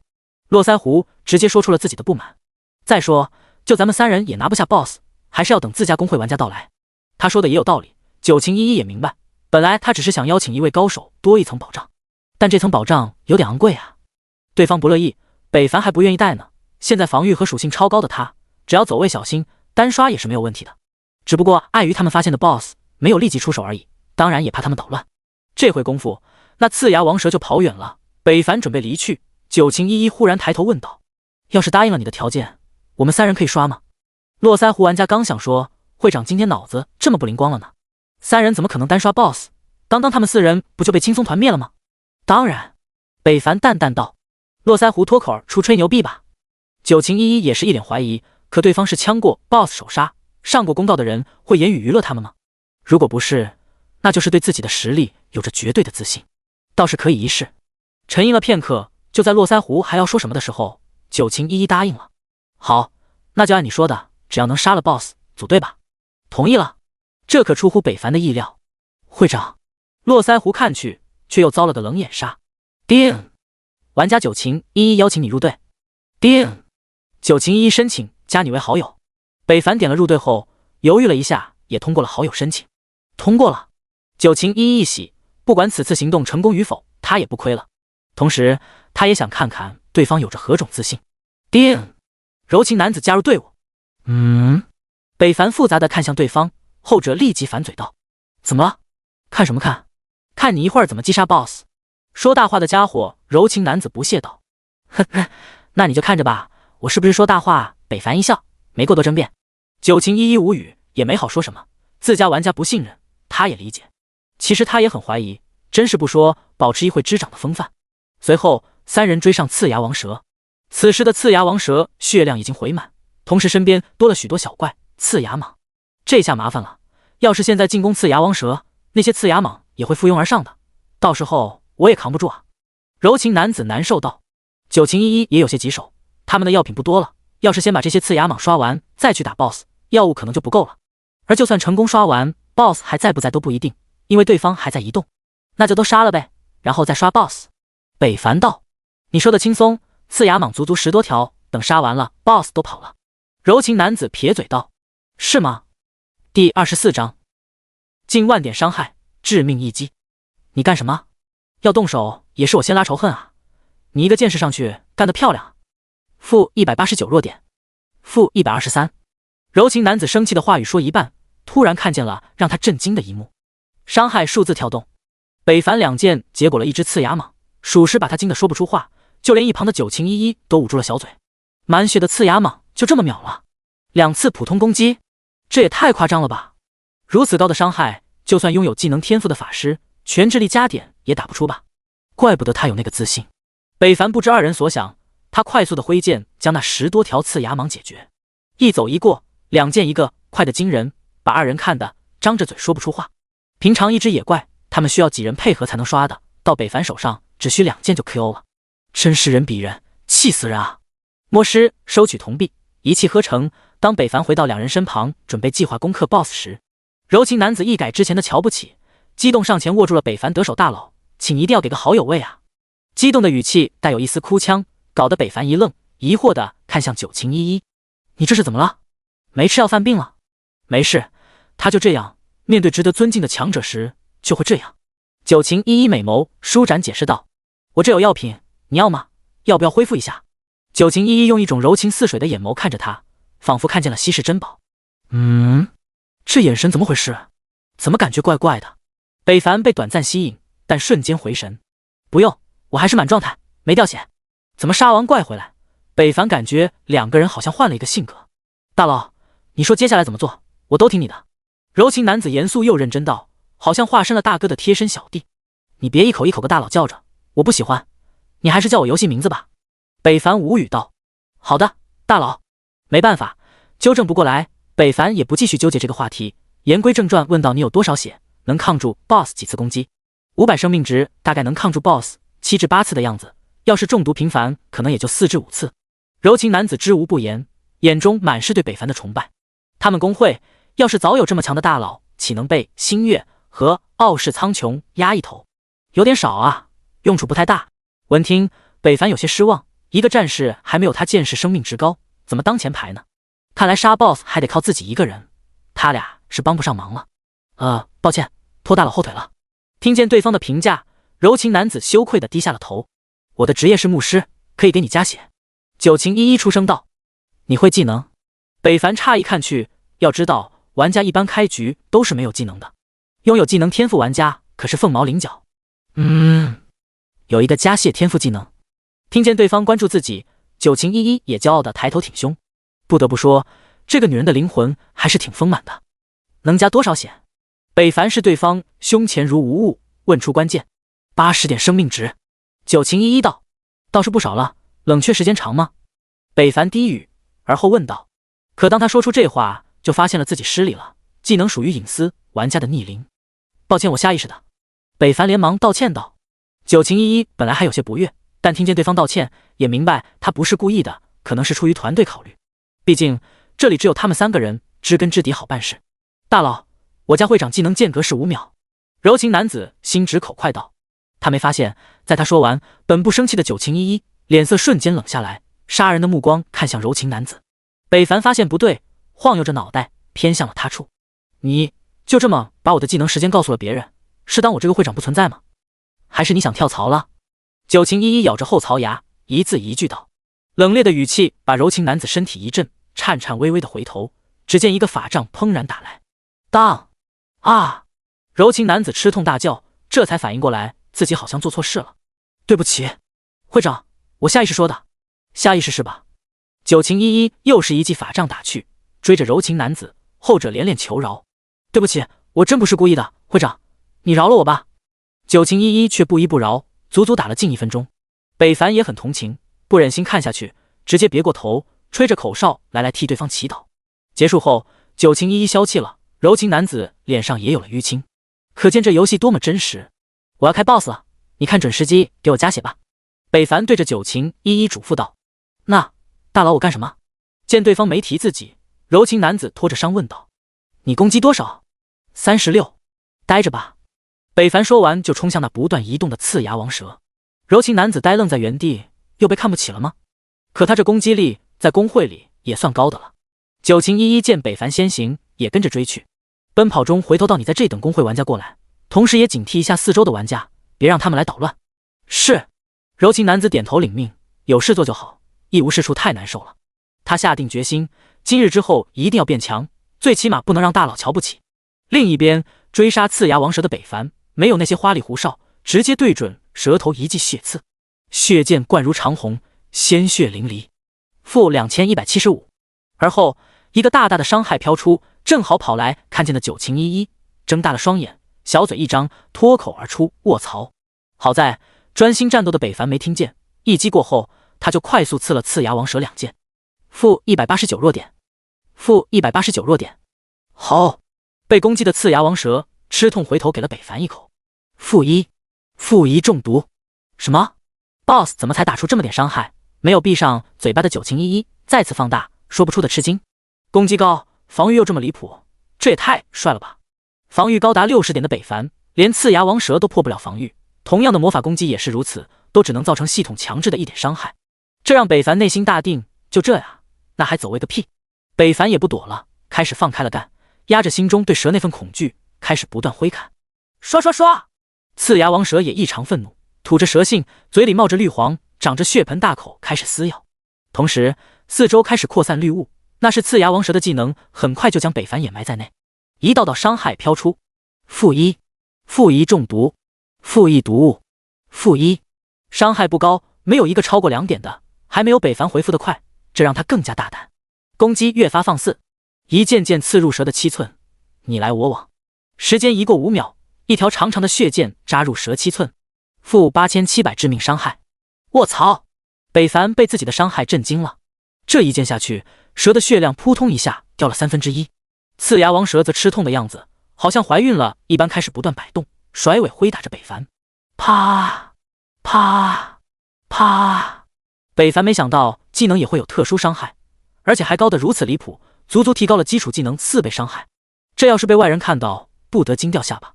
近万点的伤害，就算在20级法师都难以办到，不到10级的北凡却率先达到了，不得不说太爽了。好在毒雾很浓，绿蒙蒙的，让不敢深入的九晴依依看不清里面的情况，否则九晴依依会瞬间吞下一根黄瓜来掩盖内心的惊容。但就算没看到里面发生的情况，也让九晴依依在外面惊讶不已。里面战斗不停，刺牙王蛇嘶吼不断，战况一定很激烈。刺牙王蛇的攻击力他是知道的，可以瞬秒他队友的存在，避免意外发生，他也随时待命，准备给北凡加血。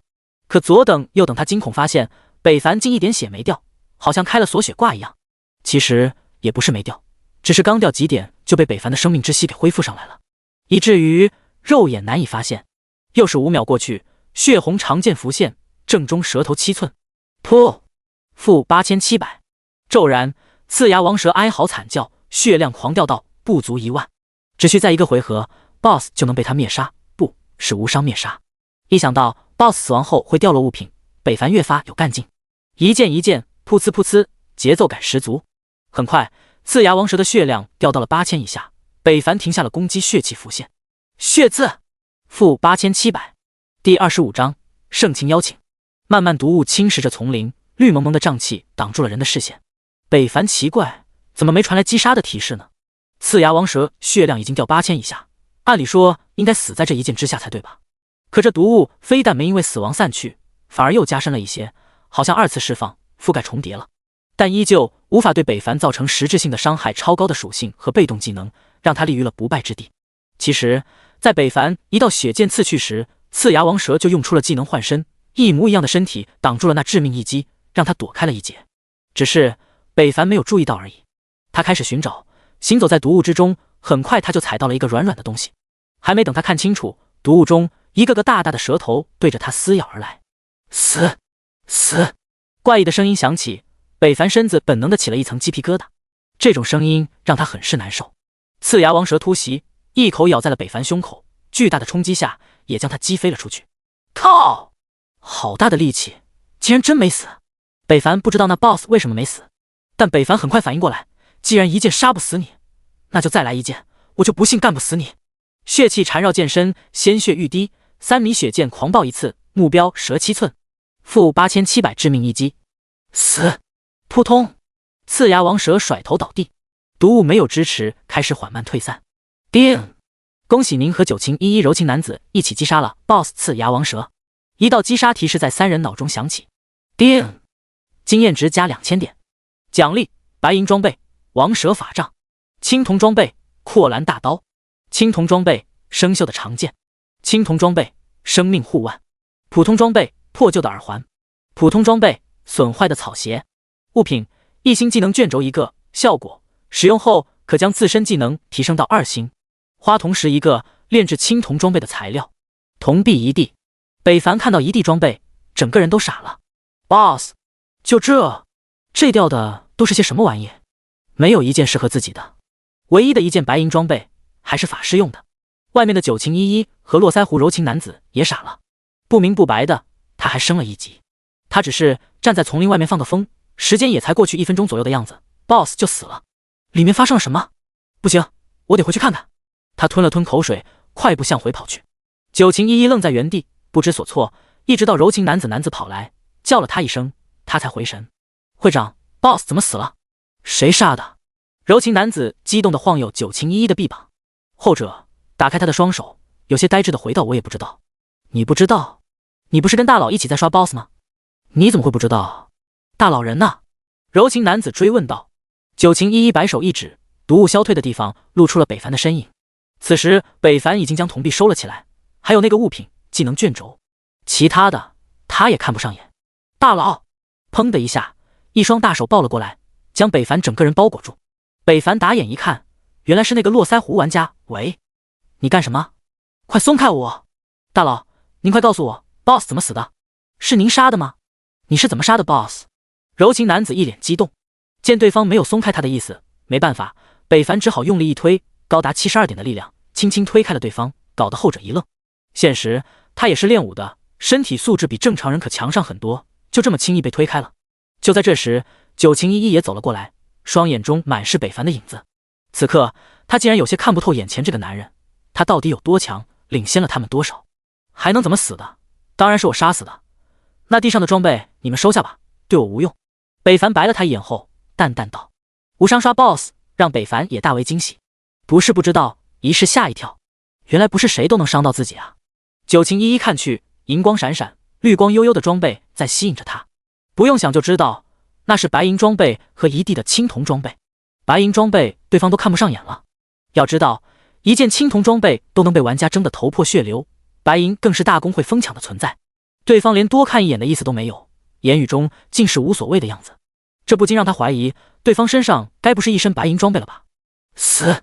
北凡要知道必定会惊讶，这娘们猜得真准。捡起一个个装备和材料，唯独没看见铜币。九情依依也大概清楚，对方已经把自己的那部分拿走了吧？他也没有觉得什么不妥。这次猎杀 BOSS 完完全全是一位大佬带俩拖油瓶，他二人一点力没出，还获得了大量装备，让他开心不已。王蛇法杖，等级8，品质白银，职业要求牧师、法师，攻击力魔法加15，技能中毒，技能或是普通攻击命中敌人后，附带3秒中毒效果，并会轻微阵痛，同时造成智力 X1 的魔法伤害。描述：以刺牙王蛇精华炼制而成的极品法杖。大佬，您可以再说的详细一点吗？柔情男子依旧不依不饶的想刨根问底，实在是在好奇心的驱使下控制不住。以他的思想，完全不理解近3万血的 BOSS 是怎么没的。就算他们公会玩家集合，也需要10多分钟甚至半小时才能解决掉的。而这才过去几分钟，你比较适合去当一名记者或者狗仔。北凡道。而后他退出了队伍，没有留恋的向外走去。他不想回答这个问题，自己的秘密又有谁希望让别人知道呢？九情依依听到退出队伍提示，再看对方要在，慌忙起身喊道：“一剑破天！”还有事吗？北凡停顿，转身疑惑道：“你能加入我的工会吗？”九情依依内心狂跳起来，真挚道，脑海中一个声音告诉他，绝不能错过这个人。络腮胡玩家竖起手指，大大的赞。他刚想说的话被会长抢先了。不了，我喜欢自由。北凡拒绝道，无视了对方那会说话的眼神，楚楚可怜。还不是看上他强大的身体和实力，北凡心知肚明。被拒绝，九情依依没有气馁，再次抢先络腮胡男人，说道：“不限制你自由，也不要求你做什么，你想来就来，想走就走，并享受工会第一人资源，只希望你能加入就可以。”嚯！络腮胡惊讶不已地看着自家会长，这还是他认识的高冷女强人吗？竟然为了一个玩家做到如此地步，虽然他也觉得值得。果然会长眼光还是很毒辣的。他不知道，说完这句话，九情依依羞涩地低下头，不敢看北凡了，内心非语自己这是怎么了，说出了这种话，冲动了。不过他会同意吗？的确，听见对方的条件和要求，北凡一呆，对方开的条件已经不能说是条件了，感觉就像工会免费给你交社保，还不要你钱，你还能领钱，完事了你还什么都不用做。这不禁让他沉思了，这女人看着也不像是胸大无脑的人啊。第26章，疯狂杀戮。柔情男子期待地看着，会长开出的条件已经是最好的了。如果对方还不同意，他也没有办法了。安静的丛林略显压抑，连呼吸旋律都能听得一清二楚。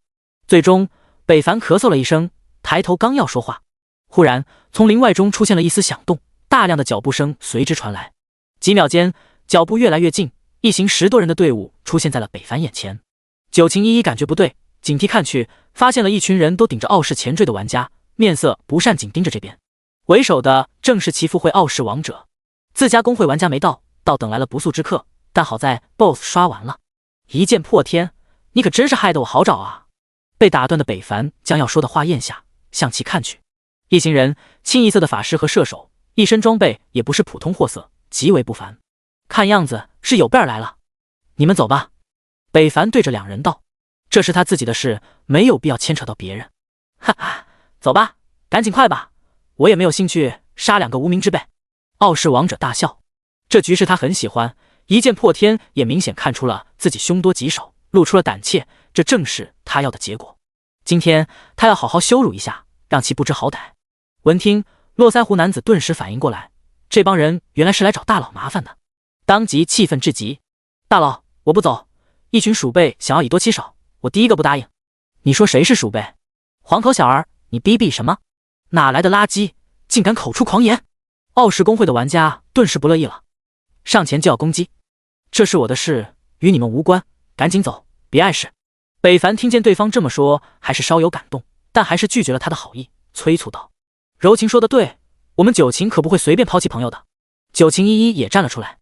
傲视王者这才发现，一直在场的美女原来是九晴公会的会长九晴一一。我倒是谁呢？原来是一一啊！怎么，你想要保他？傲视王者淡笑着，慢慢向其走去。你别这么叫我，我们没那么熟。九晴一一斜了他一眼，冷漠道：“是啊，我们没有那么熟，所以你我要不要到床上熟悉一下？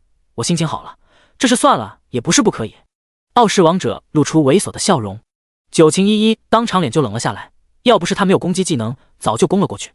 但柔情男子可听不下去了，一头冲了上去，对着傲视王者砍去，大骂：“你说你妈呢？你配吗？”柔情！九晴一一惊呼，但为时已晚。一见对方冲来，傲视王者冷笑，收起了笑脸，抬剑一挡，使出技能被动格挡，当！给我杀了他！傲视王者大喝，身后的公会玩家顿时出手。骤然间，天空风云变动，气流动荡，看不见的光点向那些玩家的法杖和弓箭汇聚而去。下一刻，一颗颗火焰球和箭矢飞射而出，目标正是柔情男子。后者见状立即格挡，但毕竟是一个人，势单力薄，瞬间就淹没在了火焰之下。-40、-36、-26，伤害不等的数字飘出，等攻击尽数落下，柔情男子一声没吭的倒在了原地。柔情，九晴一一。与此同时，傲视玩家人群中突然传来一声惨叫：“啊！有人偷袭！小心一剑破天！”傲视王者回头，正好看见杀意沸腾的北凡，一个血刺秒杀了一位玩家后，又连着2剑砍死了最近的一个傲视玩家，而后开始追着剩余的玩家砍。叮！提示：杀戮之值+1，你已红名，敢杀他的朋友，那么就一个都别活。红不红名他也不在意了。北凡杀疯了，超高攻击力的他很快又斩杀了一人。傲视玩家中的射手刚要愤怒还手，却听见傲视王者大喊别用普通攻击他，他有反伤。而他刚喊完，队伍中就有一位射手没有止住手中的剑，嗖的一下射出。那人心头狂跳，完了！果然一个伤害飘出，后者头顶冒出了恐怖的475，扑通倒地。操！这狗日的伤害又高了！傲视王者大骂：都别出手，快跑，都散开，等技能秒了他！人群中，北凡攻击乱舞乱砍，拿剑当刀用，毫无章法。操！他攻击力太高了，2剑我就死了。完了，我也跑不掉了。没发攻击的傲视玩家只能如丧家之犬四处逃窜。又一个傲视玩家倒下，短短几秒钟，北凡就完成了5杀，但杀戮依旧未停。依靠11%的移速加成，他又接近了一位射手。后者还想用走位迷惑他，可北凡视线仿佛锁定了他一般，无论对方怎么摇摆，他的视线只盯着一个位置。对方双脚，下一瞬一剑刺出，-300暴击，那人瞬间倒地草。这都行，又是一人死亡。玩家的技能冷却时间终于好了，傲视王者大喊快用技能杀死他！元素凝聚，火焰升腾，弓箭手上也冒着寒光，每个人眼中都是对北凡的仇恨。九晴依依一旁看得干着急，可却没有办法，只能催促着自家公会玩家快点来，挺住啊！一剑破天。恍惚间，火焰球飞射而来，北凡用尽全身力气向侧面一跳，想要躲开，但技能落地时间很快，他还是被大部分技能伤害攻击到了，但数值好像不高，负31、负24、负20、X12，一下子他掉了300多点的伤害后，就挺过了这一轮的攻击。刚刚还在狂跳的心让北凡头顶冒汗，他也怕顶不住这群玩家的轰炸，毕竟他们的装备也很精良。可结果让他有些意外，连他半血都没打到。就这，公会精英傲视王者也是一愣，没死？怎么会没死呢？刚刚那个战士都被瞬间秒杀了，他怎么会没死呢？为什么？凭什么啊？傲视王者内心嘶吼，他一个剑士，攻击这么高，一定是全点力量才对，怎么可能还有多余的自由点加体质和防御？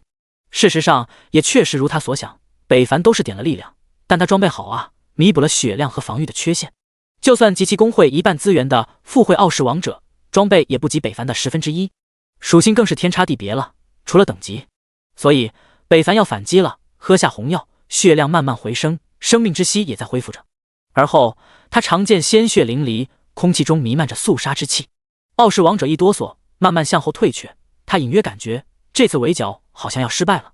果然，下一刻一把血剑如惊鸿一般刺入了一个来不及躲闪的法师玩家身上。负2175，巨大的红色数字飘出，傲视王者傻了，其他傲视玩家也傻了。之前没注意到，这回感同身受，这还玩你妈啊！跑啊！瞬间，傲视王者第一个掉头逃去，他升到8级不容易，绝不能死在这里。然而，其他玩家也是这么想的，剩余的人开始分散开逃，各不统一。北凡一剑当即就对着傲视王者追去，擒贼先擒王！卧槽，你别追我呀！傲视王者大叫，一剑破天，你别追了，我原谅你了，我们的账一笔勾销，化干戈为玉帛吧。北凡充耳不闻，面色清冷，剑刃划空，叙说着他的决心。一剑破天，你非要做这么绝吗？你要是现在停手，一切都好说，你要还是执迷不悟，那就是要与整个傲视苍穹为敌。眼见双方越来越近，傲视王者威逼利诱喊道，一剑破天，你敢杀我，那将是不死不休，无法挽回。但北凡依旧不为所动，剑已达到攻击距离，无所谓。血字，负2175，一剑破天。第27章，青铜装备，玩家眼红。结果了傲视王者，等北凡再返回时，傲视玩家都已经跑光了，只剩下傻愣愣的九晴依依站在原地。一个人打败了一个大公会的精英，还是一群天赋者，一剑破天，他竟然强到了这个地步。复活点，傲视王者骂骂咧咧地走出圈外，看向远处，眼中的愤怒的怒火好似在燃烧。一剑破天，你给我等着！他打字给自家负责情报的玩家查一查九晴公会和一剑破天什么关系。很快那边就回消息。哼，九晴依依，你要是与一剑破天扯上关系，我就让你在6666号新手村彻底消失。这时傲视恋战走来，附会，按照力量图纸，力量之丹已经做出来了。太好了，总算有一件开心的事了。傲视王者内心舒缓了一些，叫兄弟们都服用一颗，然后跟我去刷次牙蟒。附会，现在大家等级都还不是很高，刷野狼可能会比较保险一点，如果越级去刷次牙蟒，恐怕会很吃力。傲视恋战说道，刷等级高于自己的野怪，不止自己伤害会降低，野怪的攻击也会提高。我当然知道，所以我才让他们把力量丹吃了。傲视王者冷着眼道。傲视恋战这才发现附会的等级竟掉到了7级，之前不还是8级吗？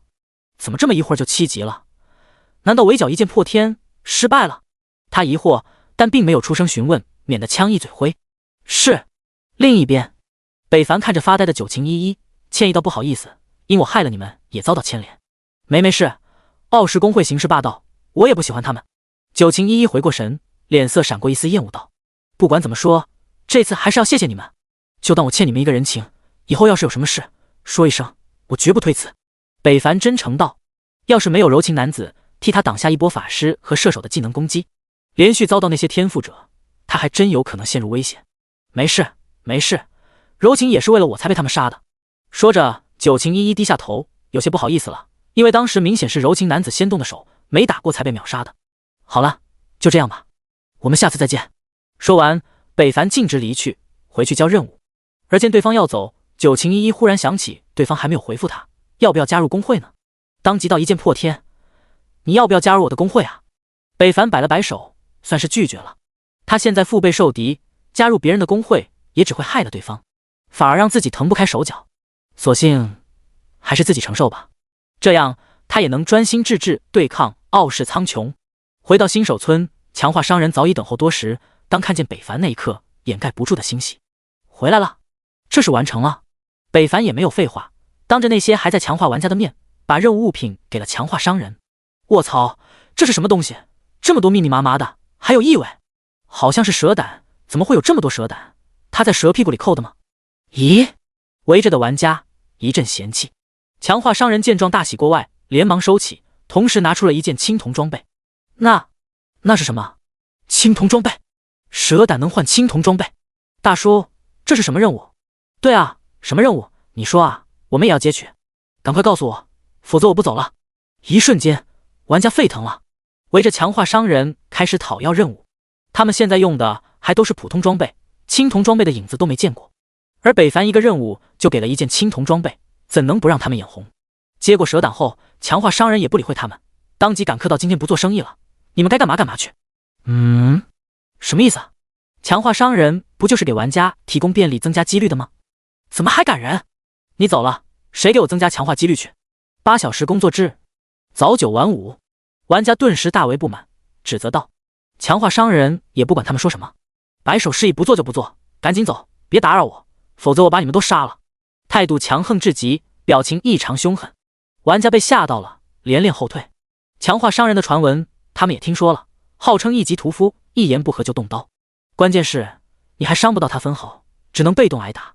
没办法，任务没有接到，还不让强化，玩家们只好压着内心的好奇和不满离开了。临走时看向北凡的眼神满是羡慕，玩家们心中猜想，这一定是个隐藏任务。你还有什么事？强化商人平和道，对待此人他可不能像其他玩家一样。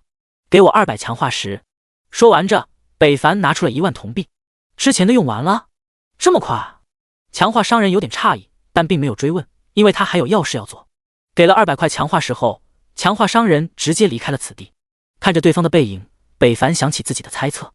游戏现实第28章，等级排行榜开启。随便找了个安静的地方，拿出了那件青铜装备，是一件巨剑，对他用处不大，不过他可以用经验进化，然后卖钱。白银装备的市场不用怀疑，一定会得到大家的疯抢。叮，进化成功，青铜装备替换为白银巨阙。白银巨阙，等级5，品质白银，职业要求剑士、战士，攻击力物理加16，被动技能重盾一击，每次挥砍有 3% 的几率造成力量 X3 的物理伤害，同时造成击退效果。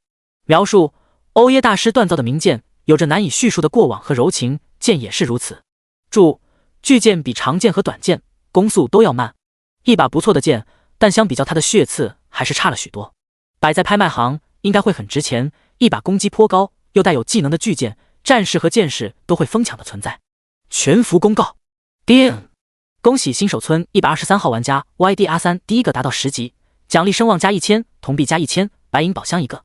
全服提示：玩家已达到10级，等级排行榜开启，主城路线已公开。这次世界公告连着响了4遍。10级了？这么快？刷火箭上去的吗？我才5级啊！这个好像不是我们龙国的人，看名字好像是热爱咖喱的国家。哥里头，八嘎！又让你们抢先了，该死！我们小日子才是最强的。谢特，一剑破天大佬还没有到10级吗？因为这次不是龙国玩家，大家的热情少了许多，但另一边的咖喱国却异常热闹。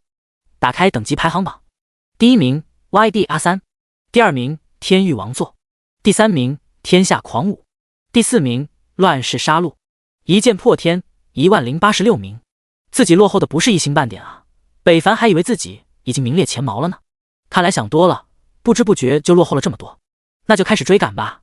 北凡拿出那个哥布林废墟钥匙，来到村长面前，而村长好像有心事，一副心不在焉的样子，看向他处。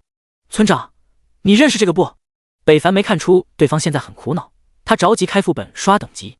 本神色迷离的村长，当看见北凡手上的东西时，突然回神，脸色瞬间转变到哥布林废墟密钥。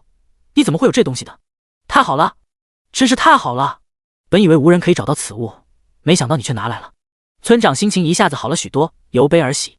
再次看向北凡的眼神，村长颇为喜爱。之前果然没有看错人，虽然开启天启之运的不是他，但此人却能依靠自己的努力，先一步天启者找到此物，可见此人多么努力。然而，要是让村长知道这东西正是那位天启者死后送给北凡的，也不知作何猜想。勇士，你愿为了黎民百姓，舍身冒险前往哥布林废墟之地，找回上一任护卫队长的佩剑，解救百姓于水火吗？村长庄重道。叮！恭喜您触发隐藏任务，遗失的佩剑。任务要求：前往噩梦级的哥布林废墟，击杀领主、哥布林强者，并拿回王座后废墟中的佩剑，视为完成。任务难度5星，任务奖励：经验加10000，铜币加500，转职信条1个。北凡不明白哪里有水火，但他想都没有就接取了。隐藏任务啊，可是玩家撞破脑袋都想得到的，北凡也不例外。只不过让他没想到的是，一把密钥竟开启了隐藏任务和副本，可谓是双重惊喜。全服提示：玩家新手村6666号一键破天开启了隐藏副本哥布林的废墟，副本全民开发，坐标已公开，同时奖励玩家声望加1000，铜币加1000，本职业2星技能书1个。公告再次刷屏，北凡愣住了，这次怎么又没有提示隐藏姓名？靠，又露脸了！哎，1秒后世界频道，卧槽，啥也不说，一键破天牛逼，真是小牛飞上天，牛逼露外边。前脚阿三刚刷完公告，大佬就出来霸屏，真给我们龙国长脸。粉了，又是一剑破天。傲视王者用力捏着手中的剑，咬着牙愤恨道：他一天不上公告难受吗？有瘾。傲视无双一旁不敢吱声，听出了自己附会的妒忌恨。其他公会玩家也默不出声。看什么看，还不给我引怪，工资不要了！傲视王者大喝。傲视玩家内心委屈，你自己生闷气拿我们撒法子。同时一处刺牙蟒刷新的一个刺客不断挥舞着刀刃，行走林中。当听见这声公告后，他愤怒地将匕首刺入一只刺牙蟒身体，一剑破天。我一定要杀了你！九情公会柔情男子激动到会长，大佬又开始刷公告了。九情一当然听得到，眼神有些落寞，最终他还是没有同意他的请求。事后他不禁怀疑自己魅力是否下降了。柔情男子也很不解，按理说会长开出的条件只要是个男人都会同意吧。小心！突然刺牙蟒咬向九情一，队友大声一喊才将他拉了回来。九情一身子快速一晃，躲开了这一击。柔情男子连忙上前拉住仇恨，不断攻击着刺牙蟒。会长，现在可不是分心的时候啊！一名女玩家提醒道。是我疏忽了。九情一主动承认错误，不再瞎想，开始与队友配合刷怪。只要自己强大了，才能追上对方的脚步，才会拉近双方的距离，不会让人那么轻易拒绝。新手村外，刚走出新手村的北凡根据地图位置，历经10多分钟来到了一处洞口。哥布林废墟。此时这里已经堵满了人，都是为了来刷副本、爆装备、提升等级等目的。而他们忘记了，这个任务虽然是北凡开启触发隐藏剧情，但他们也是可以领取普通任务、副本的猎取来获得额外经验的。当然也可能是玩家们还不知道，北凡也是接取完隐藏后被村长拉住才接取的这个任务。同时这个任务还略有不同的是，这还是个循环任务。普通任务要求是进入普通哥布林废墟，拾取哥布林身上的肾上腺素，而当完成这个任务后，任务就会升级，要求也从普通提升到困难，奖励也会翻倍。后面的奖励北凡不知道，他现在的任务奖励是经验加2000，铜币加200。对新手来说算是不错了，相比较之前那些只给几十、几百经验的任务，这个算是这游戏格外开恩了。第29章残暴之星大哥布林。副本的名字虽然叫做哥布林废墟，但在外边看来只是一个充满神奇的洞府而已。只有进入洞内才能看到别有洞天的景象。北凡矗立副本远处一个不被人注意的地方，他拿出了之前开启副本系统送的2星技能卷轴。2星技能书打开将获得一个2星专属进攻型技能。前期技能短缺，这个东西也算是当下最难得到的东西了。其珍贵程度就算北凡不太懂，也知道其对玩家的重要性，所以他第一想法不再是卖掉，而是直接打开学习。叮！恭喜您获得剑士专属技能纵剑横扫2星，使用条件剑类武器，效果使用武器对前方180度的敌人造成力量 X10的伤害，并将敌人短暂击退。冷却6秒，魔力消耗20，距离由剑身长度而定。还不错，也算是半个群攻技能了。他现在力量有78点，对没有魔法防御的野怪打满伤害就有780点伤害，属实不低了。北凡当即学习，而后他又拿出从刺牙王蛇身上爆出的一星技能卷轴，将一星力量之衡被动技也提升了。2星力量之衡，攻击力增加 10%。技能的升星虽只跨度了1星，但增幅却足足提高了 7%。这是北凡没想到的。现在他的攻击算上被动已经快170点了，要是再刷次牙蟒，不用找弱点攻击，2剑也能轻松将其解决了。要是再幸运一点，触发暴击的情况，那他一剑就可以斩杀，不可谓提升不大。随后，北凡将白银装备暴击耳环再度进化，变更为黄金耳环残暴之星，等级6，品质黄金，职业要求剑士、盗贼、战士，附加属性攻击力加10，被动技能残暴，每次攻击敌人时有 5% 的几率造成暴击，同时会触发撕裂效果，撕裂每秒造成力量 X3 的破伤风，持续3秒，可叠加，触发叠加，直接刷新初始时间。描述：横跨2个时代的装备，凭借着出色的属性和效果，躲过了无数匠心之手，希望使用者能延续它的强大。看完属性，北凡只能用1个字形容：强大。这还是没有强化后的初始效果，北凡有些迫不及待想要看到强化上线的残暴之星了。强化，叮，强化成功，强化15，残暴之星加1，攻击力加2，叮，强化成功，残暴之星加5，攻击力加10，技能伤害加1，叮，残暴之星加10，攻击力加20，技能持续时间加2秒，叮，加12，攻击力加30，技能伤害加1。费了60颗强化石，把残暴之力强化上线，属性也得到了翻倍提升，单是攻击力就有40点，让北凡总体攻击破了200大关。技能伤害也提升了2点，也就是只要触发，野怪一共就会受到78×5×5秒等于1950点的伤害。伤害之高都快赶上了血刺爆发技能，要是触发叠加，还要远强于血刺。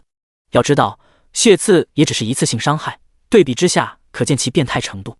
要不是有着几率限制，这装备堪称神器。一切准备就绪，北凡来到哥布林废墟洞口。兄弟组队吗？3缺1。兄弟，我们这也缺人，天赋者法师强悍带队，要不要来？北凡刚一靠近洞口，就被人拦住，邀请入队。副本的难度大家都清楚，就算第一次开荒，难度是最低级的普通级，但也不是一个人能单刷的。北凡也知道这点，但看了一眼双方队伍的情况：6级战士、5级法师、6级射手、7级法师、5级战士、5级战士，的确都缺少一个游走的位置。不过北凡思考了一下，还是没有加入2人的任意一组队伍，选择了独自进入了副本。不是他自大，而是觉得普通难度的话，北凡认为依靠超强的装备应该能刷过吧。然而其他玩家却不这么想，尤其是刚刚连回复都没有得到的2组队伍，北凡就径直的进入了副本，丝毫没有把他们放在眼里。这玩家挺嚣张的嘛，连招呼都不打，就一个独自一人挑战副本。7级法师当即不乐意了，就是装逼也不看看自己几斤几两，还单挑副本，以为自己是谁啊？我看就是一个装逼犯。哼，一个跳槽小丑而已，我倒要看他是怎么死出来的。这些人对北凡都不是很看好，而且很生气，恨不得立即死出来才好呢。而队伍中有一个人却陷入了迷茫，自语到刚刚那个名字好像在哪里见过，怎么就想不起来了呢？洞内，北凡震惊地看着传送进来转变后的景象，残破的大地上枯木冲天，阴云密布，阳光无法照射进来，空气都透露着压抑，寒风冷冽飘过，还弥漫着烧烟的气息，好像经历过炮火和燃烧一样。眼前的一幕真像一个家园被攻破后的景象。北凡慢慢向着前方走去，眺望极远处，废墟高处好像摆着一个座椅，上面有个人，好像坐在上方。突然异变横生，就在北凡没走几步的时候，从四周废墟后方跳出了几个身高2米开外的大哥布林，手拿狼牙棒，杀气腾腾。人类，你们还敢进入我们的领地？其中一个大哥布林拿着武器指着北凡的鼻子，一脸仇恨。大哥布林，精英，等级6，品质普通级，生命值500，攻击力物理42，防御物理26，技能迅捷之速。描述：仇恨人类，万年前家园被毁，族人几乎被残杀殆尽，大哥布林就发誓与人类不共戴天。提示：仇恨的种子已发芽，不要想着对方可以饶过你，不是你死就是我活，这是宿命。第30章，哥布林强者 BOSS。 人类，你不该来到这里。话音落下，大哥布林拿着狼牙棒冲来，脚下冒起蓝光，速度陡然提升，杀气逼人。不是吧，这就动手了？这该死的世仇！还有，这野怪智力也提高了，竟可以对话。北凡不退反进，迎面进攻，在绝对实力下，一切走位都是多余的。负1 475次甲，负1负1负1负181，负2340些次。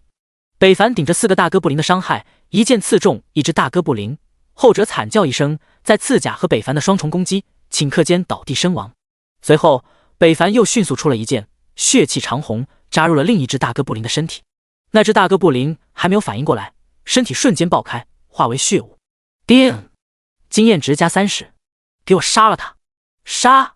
同胞的死亡一下子激怒了所有的大哥布林。原本只有几只攻击北凡的大哥布林，一下子又蜂拥而来了10多个，每个家伙手中都拿着一根狼牙棒，双目通红，杀向了北凡。纵剑横扫，北凡一剑当即使出刚学的技能，银光划过，剑刃开锋，以身前一侧环绕周身半圈，斩过一只大哥布林。负780，负780，大大伤害数字飘出，只有500血量的大哥布林瞬间血条被清空。丁经验值加30，一记横扫就解决了5、6个大哥布林，范围之广远超过了剑身长度。杀！大哥布林好像不在乎生死，疯狂扑来，他们眼中除了仇恨还是仇恨。这也让北凡刷怪简单了许多，他也不用费心费力去拉怪了，倒是省了不少事。本以为这些野怪有了智商会麻烦一些，反而让事情变得简单了。北凡不断挥剑，扛着大哥布林的伤害，砍着大哥布林。你一棒我一刀，很是和谐。大哥布林有时候嘴碎，还能给北凡2句，颇为人性化。北凡也没闲着，只要技能时间一到，血刺和纵剑横扫就热情地招待这群朋友。拥有着生命之息被动神技，还有范围技能，北凡现在可以说通关普通副本应该不在话下了。很快，他就解决了近50个大哥布林，穿过这片坎坷且不平凡的第一阶段，来到了废墟中间。这里除了腐败的建筑，还有大量的枯骨和残破的衣裳。北凡一眼认出那是人类的衣服，上面还刻着文字。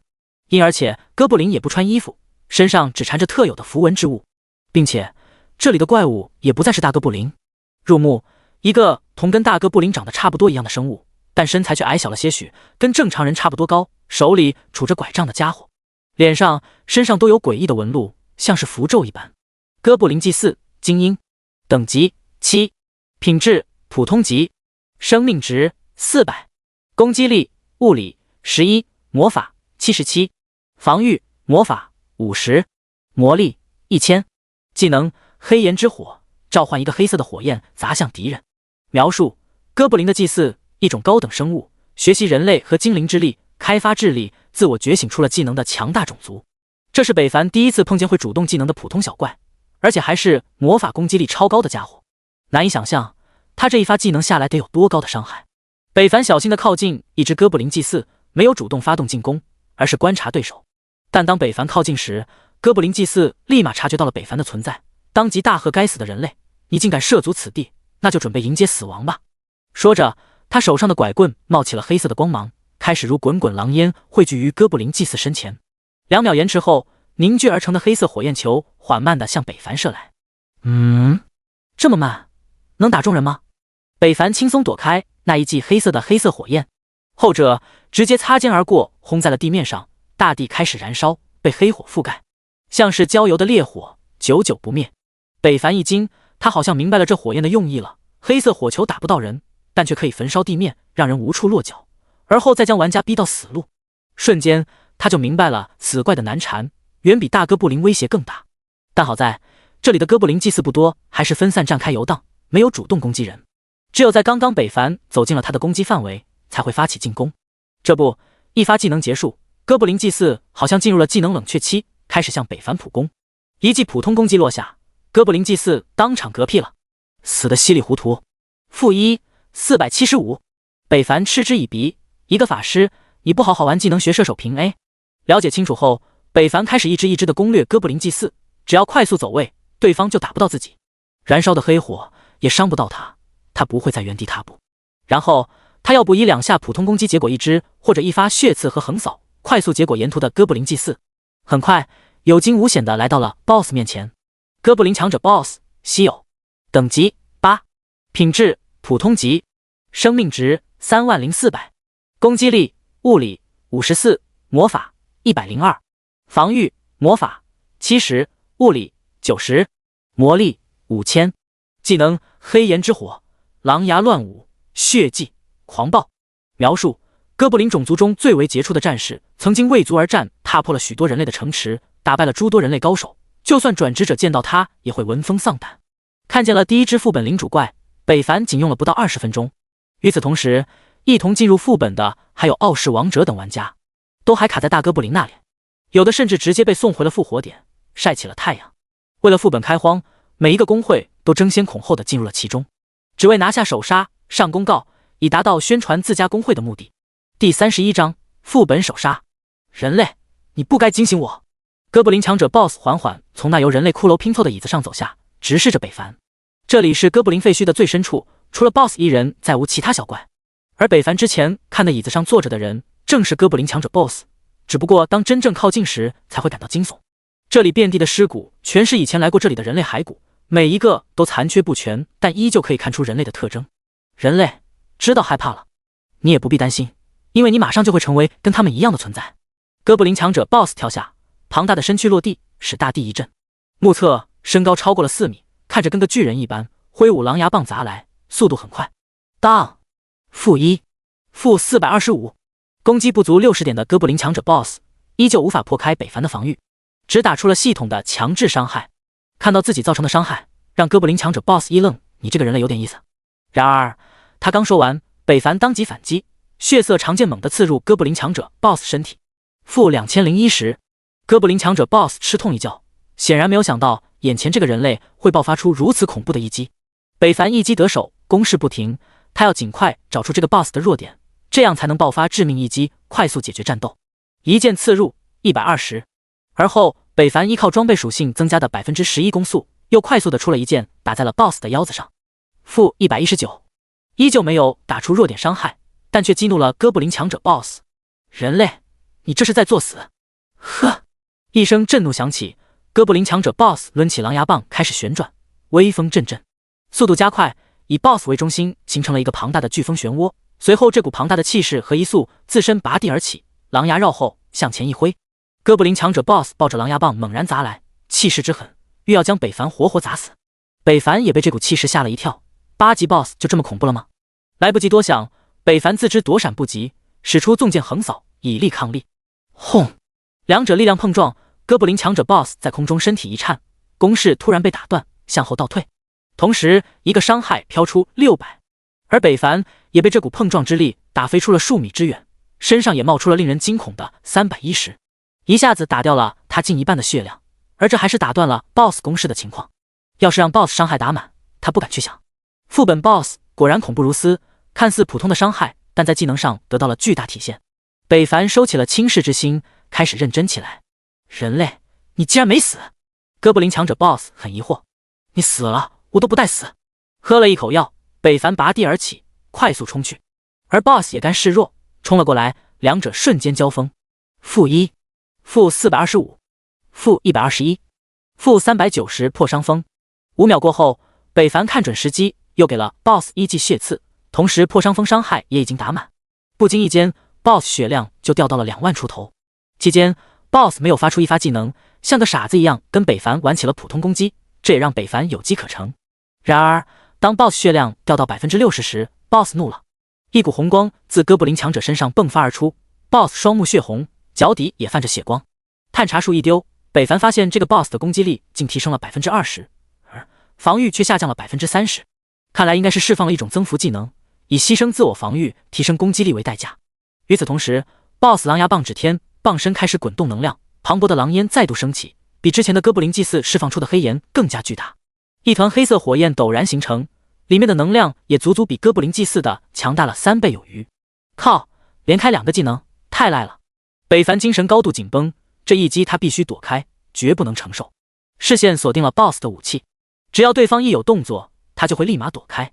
下一刻，黑炎之火轰然砸下，伤害虽提升了很多，但速度依旧是这个技能的短板，所以北凡还是没有难度的躲开了，同时依靠蛇皮走位接近了 BOSS， 血刺技能又好了，血气化剑一刺，负8000致命一击。由于 BOSS 削弱了护甲，一个大大的伤害飘出，哥布林强者 BOSS 仰天长啸，痛苦至极。但北凡却大喜，原来他的弱点在左胸口啊！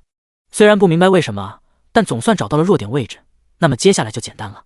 北凡快速出剑，命中 BOSS 左胸，负180弱点，负350暴击弱点，负180弱点，负390破伤风，连着4剑，幸运女神眷顾，北凡再次触发了残暴之心的破伤风。疼痛的 BOSS 突然震怒，把北凡撞飞而出，负50。同时，哥布林强者 BOSS 狼牙棒再度高举，黑炎之火，一点点血量丢失，没让北凡分心，他又再次蛇皮走位，躲开了 BOSS 的一记黑炎之火。北凡目标明确 ，BOSS 左胸3米长的血剑再度攻上，负8030致命一击。扑通，哥布林强者 BOSS 被这一击重伤倒地，嗷嚎着，眼中的愤怒达到了极致。当 BOSS 再度站起，他丢弃了狼牙棒，血眸中刻着北凡的影子：“人类，我要你死！死！”血迹 ，BOSS 撕心裂肺地喊叫着，他的身体开始渗透着血液，源源不断，2秒间就染红了 BOSS 整个身体。从最开始的胸口处冒血，变成了全身都在渗血，恐怖至极。就在这时，大地也开始震动，剧烈晃动，好像有什么东西在地下向上方拱来。他要召唤大哥，北凡自然不会让他如此顺利继续下去，快步一冲，来到 BOSS 近前。哥布林强者 BOSS 双目仇恨的血泪，仿佛在说：“你若敢靠近我，你便会死。”但北凡知道，这个时候要是不杀掉他，自己才有可能会死。血字，负7060致命。人类，哥布林强者 BOSS 血迹被打断，愤恨的双目盯着北凡，而后死不瞑目的 BOSS 不甘地倒下了。叮，经验值加6000。叮，提示您攻略了副本首杀，是否隐藏姓名？不隐藏已经没有必要了，只要玩家不傻，用脚趾头想都知道是他了。叮，恭喜新手村6666号玩家一剑破天击杀了哥布林强者，完成了副本首杀，奖励声望加2000，3星技能书1本，白银宝箱1个。叮，2，洞外还在沉思的玩家听到这声提示，忽然精神一振，我擦，我说我怎么这么熟悉，原来是一剑破天大佬。第32章，钻石装备十字王戒。大家好，我叫电瓶阿三，是一位龙国普通的玩家。不知道为什么，当我再次听到系统提示，忽然感觉没以前那么激动了。我是不爱国了吗？不是兄弟，我也有这种感觉，但我还是要说一剑破天，给跪了。牛逼！芜湖，龙国无敌，一剑破天无敌。小日子这次怎么没出来了呢？我还等着呢。棒子来吧，小日子玩家说。大漂亮说2句吧。大棒子玩家道。龙国牛逼，大漂亮国。小日子，大棒子，大漂亮本国使者，看着满屏的信息，自语道：就你2个杂碎还想害我，你们也配。另一边，还在面对苦不堪言的傲视王者，终于在这道提示音击碎了内心的坚持。他妈的是人吗？他怎么会这么快？我马不停蹄的刷，才刚到 BOSS， 这还让我怎么玩？操！看着眼前的 BOSS 还是满血的状态，傲视王者内心叫苦。为什么他的复仇之路这么艰难？而另一边，同在副本的九晴依依却第一时间将祝福的信息发到了北凡这里。叮，提示：你有一条信息未读。不用看，北凡就知道是九晴依依，因为他现在就这一位好友。一边拾取 BOSS 掉落的青铜装备和铜币，还有材料，一边给九晴依依发消息。感谢，一剑破天，你也太厉害了！你是怎么在这么短的时间通过副本的？我们现在还卡在哥布林祭祀这里。九晴依依立即回道，他这边一行8人，可谓是公会最强战力，但刷起哥布林祭祀来也没有想象的那么快，更别提 BOSS 了。其主要原因还是在大哥布林那里费了不少时间和药品，而他们的状态也不是很好。北凡收起一地闪闪发光的物品，清点了一下收获：青铜装备4件，普通装备7件，铁质残渣16份，10份可合成1件普通装备，巨大的肾上腺素1个，大力水手的祝福1个，可以暂时提升范围玩家10%伤害的物品，破毒丸1个，可以解除自身中毒状态，铜币加907。东西就这些，对于现在的北凡来说很一般，甚至看不上眼。没办法，这也是 BOSS 能爆出的极限了。打开消息，给九晴依依简明言了的回复了一句努力和坚持。对面的九晴依依当看到这一条信息，当场一愣。傍边的队友还一直在追问着大佬说了什么。退出副本，北凡就看见数不清的玩家堵在了副本门口。他扫了一眼，清一色的5级以上的玩家都是刚升完级，达到了副本入门等级就过来了。但他们还不知道，等待他们的将是什么。普通副本最高可允许8人同行，但就算8人全满，他们这些5级玩家，一身普通装备甚至还没有全套的玩家，连大哥布林这一关都过不去。只有那些公会精英、装备精良的散人玩家才可以挑战副本普通难度。出了副本，北凡立即向新手村返回而去。他行色匆匆，速度飞快，但还是被沿途的玩家给认了出来。大佬，是你吗？大佬！一个预售玩家一脸兴奋道。看见了北凡，就像看到了祖国的希望，别提多激动了。热情难却，北凡只好露出了职业微笑。他现在只想快速把任务交了，然后接取困难的哥布林废墟任务。因为他已经感觉到了自身的疲惫在加剧，已经开始提醒他，今天的时间不多了，该休息了。而那玩家显然还有话要说，一肚子的问题想要倾泻而出。可他刚要开口，却又突然冒出了另一个玩家，打断了他的话，一剑破天。是你吗？北凡无语，这就是出名的后果，麻烦，此地不能久留。大佬，你别走啊！北凡穿过这些人，速度开到最大，还想要跟上来的玩家却被甩在了身后，想追却怎么也追不上。大佬是不是讨厌我们？不，可能只是讨厌你。你 TM 说什么？说你怎么了？操！一场真男人的大战就这么开启了。新手村村长处，当看见北凡拿回的任务物品，村长明显一愣，但很快就反应过来，一脸笑意，这么快就通过了哥布林废墟普通难度，你真的不错。叮！恭喜您完成任务，经验加2000，铜币加200。别不错了，还是给我发布任务吧。北凡催促道。呵呵，村长也没有生气，反而一笑。叮！是否？是。北凡没等村长话说完，直接回道。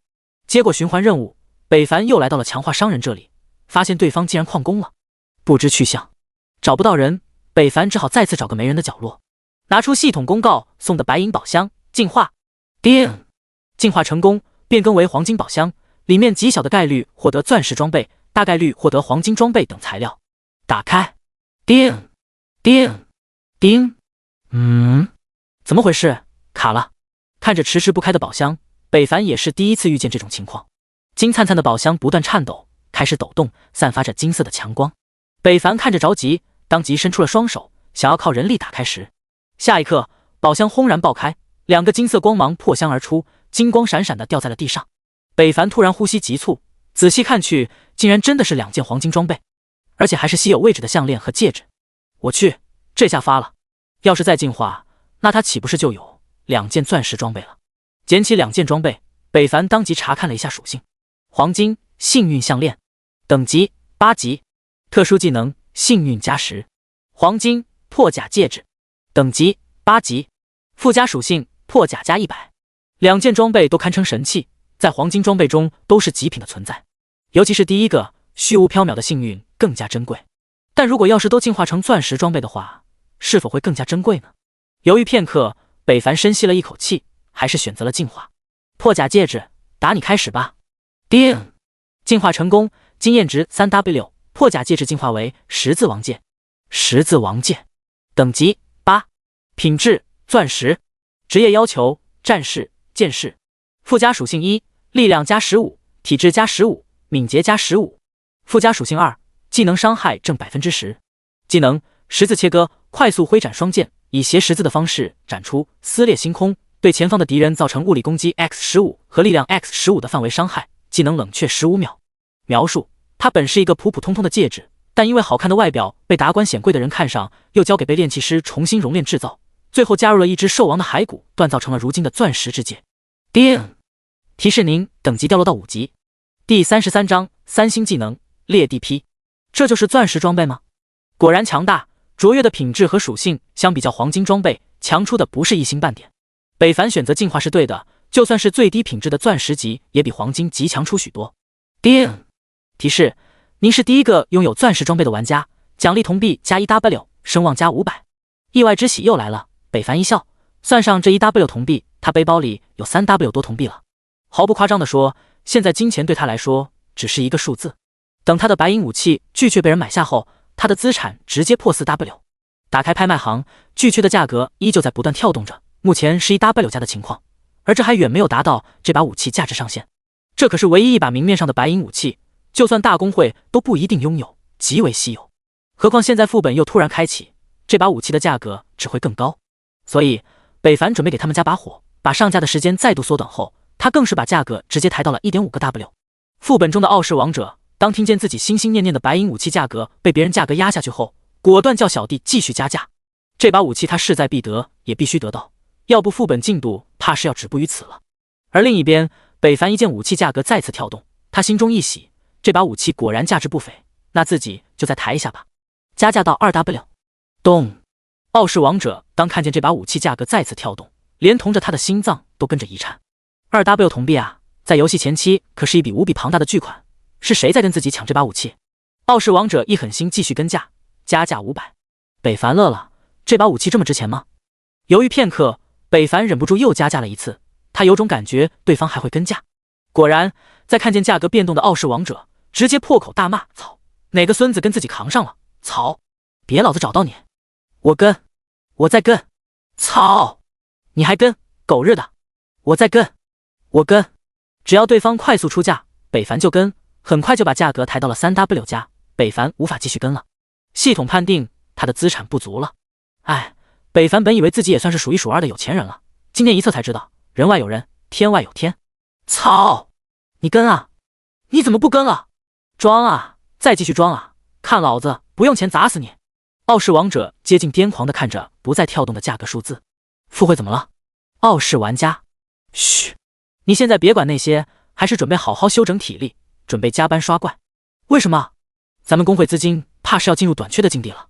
傲视王者为了抢夺这把武器，因为一时冲动，将整个公会的资金都搭了进去，才险些将北凡逼退。要是北凡再多个 1W， 这把武器就砸在自己手里了。3W 加的价格逼退了许多妄想争一把的其他公会玩家，其中就有星月和九琴公会。毕竟他们也大概猜到是谁在抢拍这件商品，不过另一个财主是谁，他们还没有头绪。拍卖行插曲过后，北凡先是来到野外刷怪点刺牙蟒这里，先是把等级提到6级后，将残暴之心装上，再度来到了哥布林废墟。对了，我还有一个技能书没有许学习，北凡差点忘了，那可是3星技能啊。叮，技能书使用成功，恭喜您获得技能裂地劈。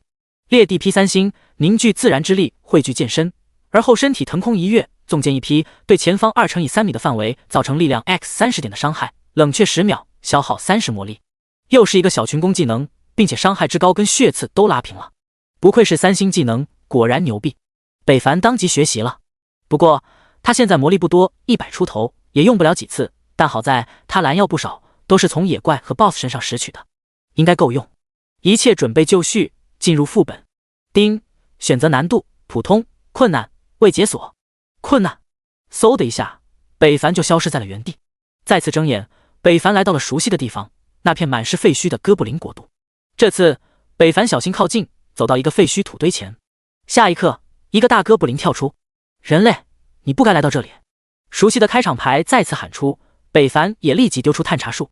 戴哥布林，精英 ，HP 700，攻击60，防御30，技能没变，但整体实力提升了一大截。好在北凡还可以应对，北凡快速冲刺，将所有的大哥布林都引了出来，而后开始释放纵剑横扫，打死距离最近几个大哥布林后，又是一记裂地劈。北凡以一剑落下，魔力消失的同时，剑身好像被附上了未知的强大力量，纵剑环过头顶，轰然劈下。10多个大哥布林头顶冒出了恐怖的伤害，负2250，扑通，一个个尸体倒地，有的甚至被这一劈分成了2截，碎落。该死的人类，我杀了你！其他的大哥布林娟将悲愤化作力量，轰然砸向北凡。无处可躲的北凡只能承受。负1，负1，负475，负475。计算了一下伤害，剩下的大哥布林就算攻击都落在自己身上，也好像杀不死自己，索性北凡也就不动了。普通攻击也是浪费时间，还不如烦死他们。随后，一记滑稽的一幕出现了，大哥布林愤怒地挥舞狼牙棒打在了北凡身上。可下一刻，北凡没事，二次攻击的那些大哥布林整整齐齐的气绝身亡，毫无征兆地倒了下去。随后，第2批、第3批，直到大哥布林尽数死亡，北凡还剩下100加的血量。困难级的大哥布林比普通级大哥布林经验高出了不少，50多的大哥布林给北凡加了2500多的经验，足足比之前提高了 40%， 还是很不错的。北凡盘膝而坐，拿出红药，依靠生命之息将血量恢复满后，再度起身进军哥布林祭祀。第34章激战苦困难级 BOSS 探查术哥布林祭祀。 HP 550，物理攻击20，魔法攻击89，其他属性忽略不计，都有明显提升，但依旧对北凡造不成威胁。还是老套路，各个击破。这回北凡也不着急，现在他也有3个技能了，血刺秒掉一个，裂地劈和纵剑横扫也能做到秒杀的程度。随后北凡依靠蛇皮走位，绕着哥布林祭祀，哐哐就是2剑正中左胸口。负300弱点，负300，2剑轻松秒杀。哥布林的弱点位置都是一样的，所以这倒是让事情变得简单了。10多分钟后，把哥布林祭祀全部解决后，北凡又来到了 BOSS 面前。北凡忽然发现，哥布林强者不只是属性提高了，品质也变成了青铜级，身高也变大了一些，目测5米开外。但下面的东西倒是没长，还是那副模样。人类，你能来到这里，也算是到了尽头，就让我送你回家吧。哥布林强者 BOSS 说完，依旧不讲武德的率先出手，抡起狼牙棒对着北方砸来。北凡已经知道了他的套路，所以轻松躲开后，在对方身体还在僵持中，反手对着其左胸口就是一记血剑，负6500致命一击。由于 BOSS 属性防御提高了，北凡的伤害也下降了些许，但依旧让 BOSS 疼得龇牙咧嘴。BOSS 抡起武器就要反击，北凡率先发动了技能纵剑横扫，将 BOSS 击退的同时造成了520点伤害。随后北凡剑身凝聚力量，不断压缩，而后纵身一跃，裂地劈，负1625，范围性伤害，无法命中其弱点位置，要不这一击伤害一定爆炸，可惜了。好，哥布林强者 BOSS 大怒，狼牙棒呼啸横扫而过，卷起沙尘的同时，狂暴也直接开启，速度力量再度提升，猛然向北凡冲来，一棒落下。当 BOSS 速度实在太快了，远比普通级强出太多，北凡没躲开，只好持剑抵挡，好在挡住了，负19。然而就算是抵挡住了，北凡身体还是造成了内伤，那是来自 BOSS 狂暴力量反震的伤害。这也是游戏的特性，真实伤害不只是技能说所描述的那么简单，里面包含力与力的较量，两者之间是相互的，也有着强弱之分。就像刚刚的对拼，数据化是挡住了，而人性现实是 BOSS 的力量远远超过了北凡，所以强制造成了伤害。人类敢伤吾，给我死！狼牙乱舞，废墟的石骨开始随着 BOSS 造成的影响开始摆动，地上的尘沙和灰屑也开始卷动。不一会儿，声势浩大的龙卷风以 BOSS 为中心向北凡这边蔓延。靠，技能也增强了，之前可没有这股气势。北凡慌忙向外逃窜，速度开到最大，鞋都跑冒烟了，依旧无法阻挡那股龙卷风。明显 BOSS 的速度更快，只见哥布林强者计算好了距离，随后跳出龙卷漩涡，借助其中的浮力向天上。北凡只感觉身后好像什么东西挡住了光，等他再次回头，一只小鸡高高翘起，同时哥布林强者面目狰狞，狼牙棒双手紧握，迎头砸下。死！卧槽，这算不算精神攻击啊？那小鸟是怎么回事？北凡双手着急来个急刹，立即向旁边逃去。轰 ！BOSS 攻击落下，强大的冲击直接把北凡掀飞数米之高，而后重重地砸在了地上。负260，没死。北凡忍着痛，立即起身嗑药，开始反击。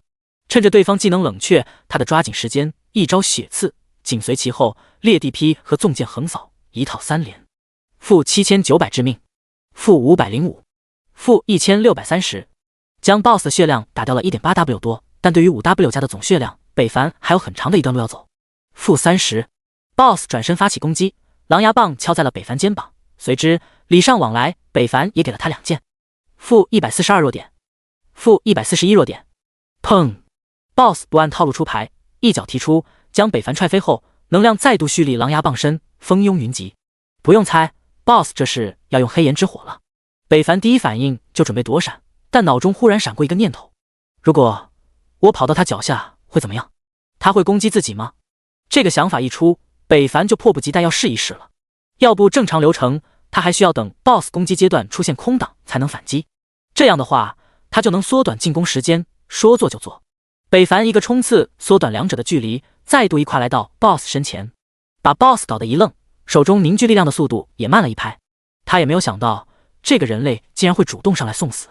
下一刻，能量汇聚完毕，黑色的火焰球在 BOSS 手中燃烧。北凡暗叫不好，他真要往身下丢了。卧槽，他不怕伤到自己吗？来不及多想，北凡箭步冲刺，快速逃离。而那黑炎之火紧随其后落下，黄黑炎之火没有攻击到目标，哗的一下在地面燃烧，片刻间就开始蔓延，将 BOSS 整个脚下铺满，连 BOSS 双脚都冒起了黑色的火焰。负200，负200，负200，伤害数字不断跳动。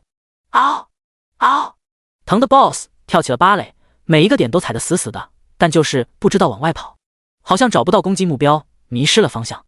北凡好像发现了新大陆。要是 BOSS 一直在那黑岩之火上，他岂不是会被自己杀死？自己也就不用动手了。想想都搞笑。然而下一刻，北凡的如意算盘被打碎了，因为在掉了2000加的血量后 ，BOSS 走出了黑岩之火的范围，再次向北凡冲来。唉，幻想和现实果然是有差距的。血刺，负7850致命。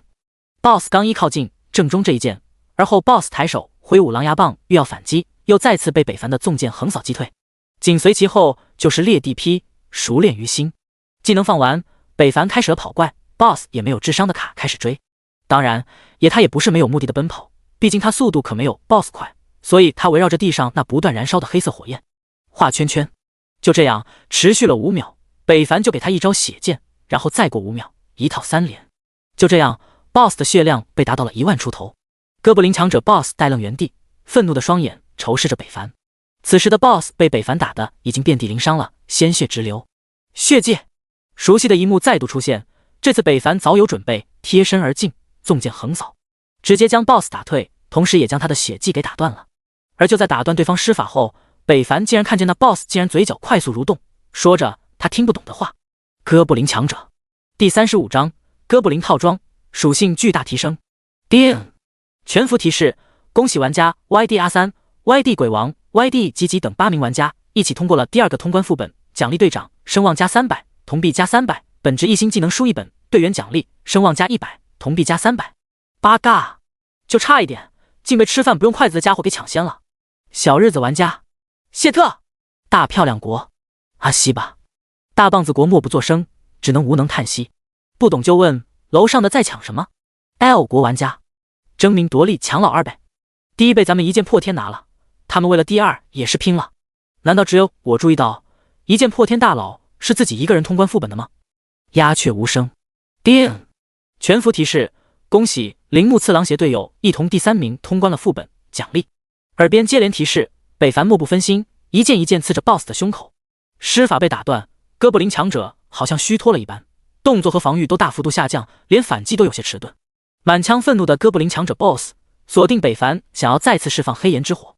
而就在他凝聚力量时，北凡忽然咧嘴一笑，属性下降了那么多，还释放这种慢的要死的技能，简直是自取灭亡。北凡也不留情，一个血剑在其体内炸开，负8000致命，同时又是2剑攻击落下，负360弱点，负390破伤风，负730暴击弱点。第2下普攻触发暴击 ，BOSS 最后一点血条也被北凡带走。只听砰的一声 ，BOSS 倒地，身体轰然爆开。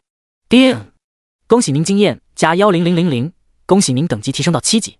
漫天星光璀璨，银光闪闪，异常醒目。叮！提示您已经完成任务，请回到村长处交接任务。叮！恭喜您获得白银装备，哥布林护腿套装之一，白银装备哥布林长靴套装之一，青铜装备副本套装，巨大肾上腺素1个，蓝药1瓶，力量丹1个，服用增加永久力量1至5点，可服用1次。简单查看了一下子装备属性，哥布林护腿套装之一，品质青铜级，防御加8，青铜套装属性2件套力量加10，体质加10，敏捷加10，5件套智力加10，敏捷加10，攻击力加50，8件套对哥布林一族伤害正 40%， 全属性正 5%。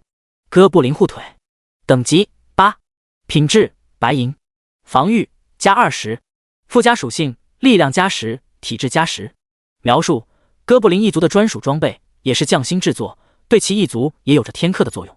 哥布林白银套装属性2件套力量加20，体质加20，敏捷加20。3件套精神加20，智力加20，移速正 20%。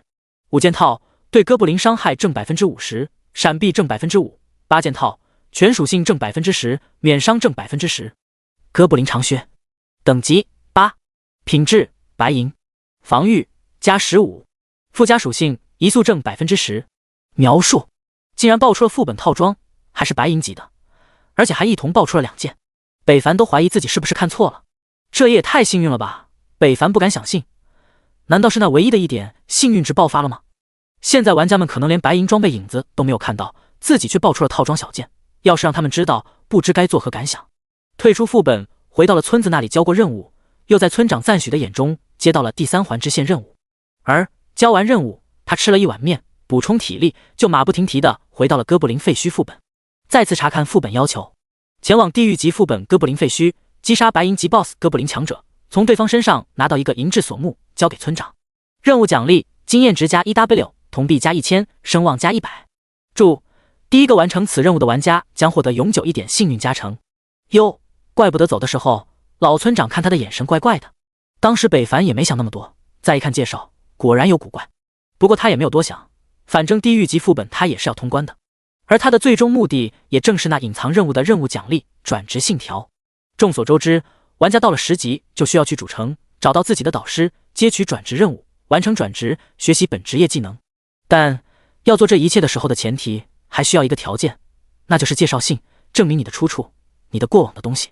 上面记录的都是你在新手村的点点滴滴，而转职信条正是介绍信的翻译版，也是概念大意，也是玩家除了正常完成诸多任务获取以外的最快捷径。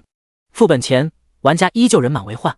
北凡独自处理一侧，在进入副本之前，先是把之前掉落的力量丹吃了，随机加了3点力量后，又将那2件白银装备替换了下来。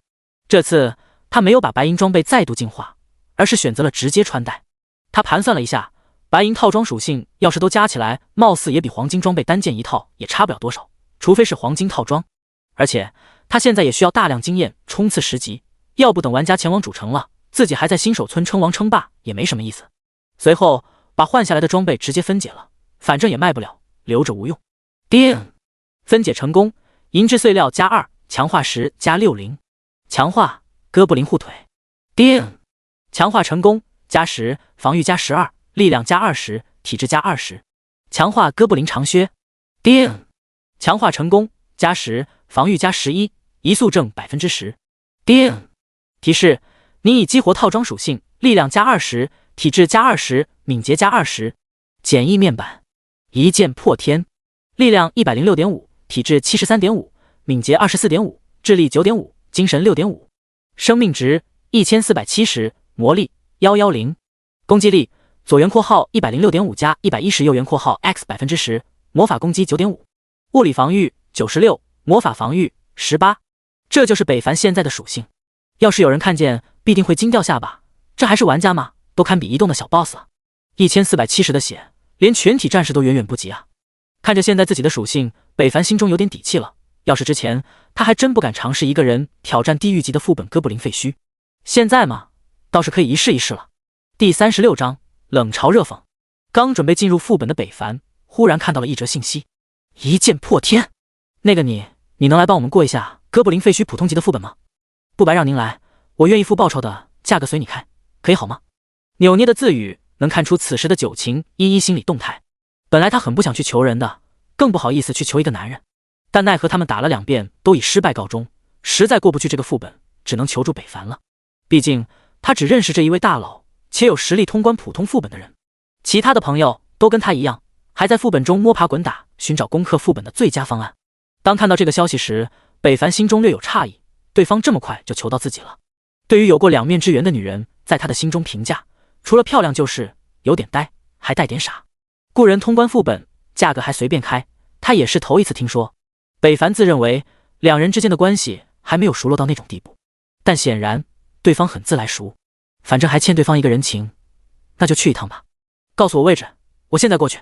收到消息，九晴依依担心和失落的心情瞬间好转，立即回到我在位置。见会长忽然笑了，柔情男子一下子明白了什么，心情也跟着激动了起来。一剑破天大佬，这么快就又要见面了吗？会长，我们还打吗？我看还是算了吧，我们还是去野外刷一下小怪，提升一下等级和装备再来吧。这 boss 太变态了。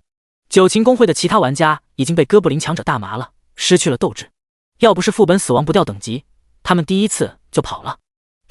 等一个朋友来了，我们再进去。九晴依依信心满满道。等人？等谁啊？再多一个人就能过去了吗？会长，你难道不知道那 boss 的可怕绝不是一个人改变的？当务之急还是应该提升全队属性才是。是啊，会长，一个人再怎么强大，也带动不了整个团队的。大家你一言我一语叙说着，对新来的人很不看好。他们都是工会精英，装备精良，那人就算再强，又能强到哪去？就算是刚鸟枪换炮的傲视王者，不也半天没出来了吗？估计一会儿还得死出来。听着自己工会玩家的话，柔情男子笑而不语，心想一群坐井观天的家伙。等你们见到那位大佬，就知道自己的想法多么可笑了。5分钟后，会长，他来没来啊？是不是走丢了？我看是怕了，不敢来了，毕竟通不过去，很丢人的。不敢来就不要随便许下承诺嘛，真是的。好了，都少说2句。九晴依依不悦冷哼，他知道对方绝不会不敢来，可能是路上因为什么耽误时间了。见会长生气了，大家识趣的闭上了嘴巴。人群中，一个背着一把血色淋漓长剑的玩家东张西望，在寻找着什么。忽然，他转睛看见了一个熟悉的背影，体型匀称，身材倍棒的玩家，粗壮的胡茬形成了鲜明的特点。柔情男子转身，正好发现了北凡的身影，当即神色激动，快步跑去。啪！北凡一巴掌挡住了对方要热情拥抱自己的想法，后者挥舞着双手想要抓来。这时，九晴依依也看见了两人，藏不住开心的走来。你来了，玩家太多，你们长得又那么普通，我找了好一会儿才找到你们。北凡解释道，但他没注意，他的话深深刺入了九晴依依的内心。长相普通，柔情男子也不解，虽然他不喜欢自家会长，但真心说，会长肌肤如雪，加上一身飒爽的着装和女强人的性格，没有那个男人见了会说不喜欢的。大佬竟说这很普通，难道大佬喜欢男人？咦？柔情男子一哆嗦，收回了双手，害怕后退。北凡瞥了他一眼，对方怪异的动作他看在眼里，却不明所以。与此同时，九晴公会的其他玩家也走了过来，一进见北凡帅气清秀的样貌，顿时心生好感。毕竟到哪里长得好看是没有罪的。队伍中的女玩家一下子气就消了大半，咽下了想要说的话。但男玩家一见北凡是男的，又迟到，又比他们帅气，当时脾气就上来了。就你让我们等了这么长时间啊，也不怎么样啊。就是等级也才7级而已，很普通吗？会长，他能带我们通过普通级的哥布林废墟副本吗？要是没那个实力，还是回去吧。要是进入副本再通不过，那可就丢人丢大了。哈哈，是啊，现在走也省得浪费大家时间。你们都给我闭嘴！九晴依依回头一瞪，见自家公会玩家这么说话，他当即不乐意了。当然不高兴的还有北凡，大家都是初次见面，就听见如此不礼貌的言语，那就谁也别惯着谁。九晴依依，你听到狗叫了吗？好吵啊，要不我先带你进副本吧。骂得好，柔情男子心中替大佬点赞。九晴依依心头一沉，被骂的玩家更是脸色一黑，脱口而出：小逼崽子，你 TM 骂谁呢？你说是谁狗？找死是不是？ CNM 的，你逼逼你妈，看我不打死你！上，干死他！3名玩家顿时就剑拔弩张，拔出了武器，做事就要进攻，将北凡围在了中间。对号入座而已。北凡淡淡道：小子，你找死！3人脸色一板，脸色愤怒。柔情男子也识趣的退到了一旁，但离开前在北凡旁附耳说了一句：大佬，干他丫的，我支持你。九晴依依一见势头不好，当即大喝：够了，你们别再胡闹了，这是我请来的客人。什么客人？张口骂我们是狗，我看就是一个骗子。会长，你是心善莫要被他人骗了？是啊，会长，这小子一看就不像好人，就让我们替你教训教训他。会长，你也不用担心，我们下手不会太重的。说着，3人径直越过了九晴依依，手持刀枪棍棒就攻了过去。小子，装逼也是需要代价的，以后最好睁大你的狗眼，不是谁都可以得罪的。3人以3个方向对着北凡攻来，封锁了北凡走位，杀气腾腾。北凡没有任何动作，静静地站在原地。九晴依依不免有些替他担心，双手捏紧，同时内心却又有些愧疚，自己找人帮忙，反而出了这么一档子事。第37章，震惊全场。这小子吓傻了吗？怎么不动了？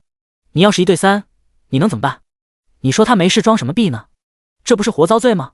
这你还不懂？你往边处看，一个老色胚道。顺着他的视线看去，四周旁观的玩家纷纷看到了一位容颜貌美、体型凹挑的美女，修长的大腿，还揣俩大馒头，谁见了不迷糊？我靠，老司机啊，真是好眼力！嘿嘿。视线回到北凡这里，3人以为北凡被吓傻了，嘴角上扬，现在知道害怕已经晚了。3人的攻击无法收手，快速已落下，正中北凡身上。负一，负一，负一！什么？3人震惊，不知发生什么事时，他们的头上也冒出了令他们惊恐的伤害。负1100，负1100，负1102！扑通！随后灵魂消散，天上也随之掉落了3具尸体，径直倒在北凡脚下。因为3人是一同攻击的他，所以离他最近。全场鸦雀无声，都呆了。就算早预料到会是这个结果的柔情男子和九晴依依也瞪大了双眼，其他玩家更是呼吸急促。发生了什么？好像是死人了。怎么死的？秒杀！会长，大佬好像又变强了。柔情男子吞了吞口水，九情依依也不知道说什么好了，只能用他那雪白的小手捂住了惊讶的嘴。而当事人北凡则快速地走出尸体的包围，来到九情依依二人面前，语速惊人道：“组队进副本，时间有限。”北凡现在很着急，并不是着急通关副本，而是他刚才的行为好像不小心装了个逼。一会儿等在场的玩家反应过来，他们再想走就不容易了。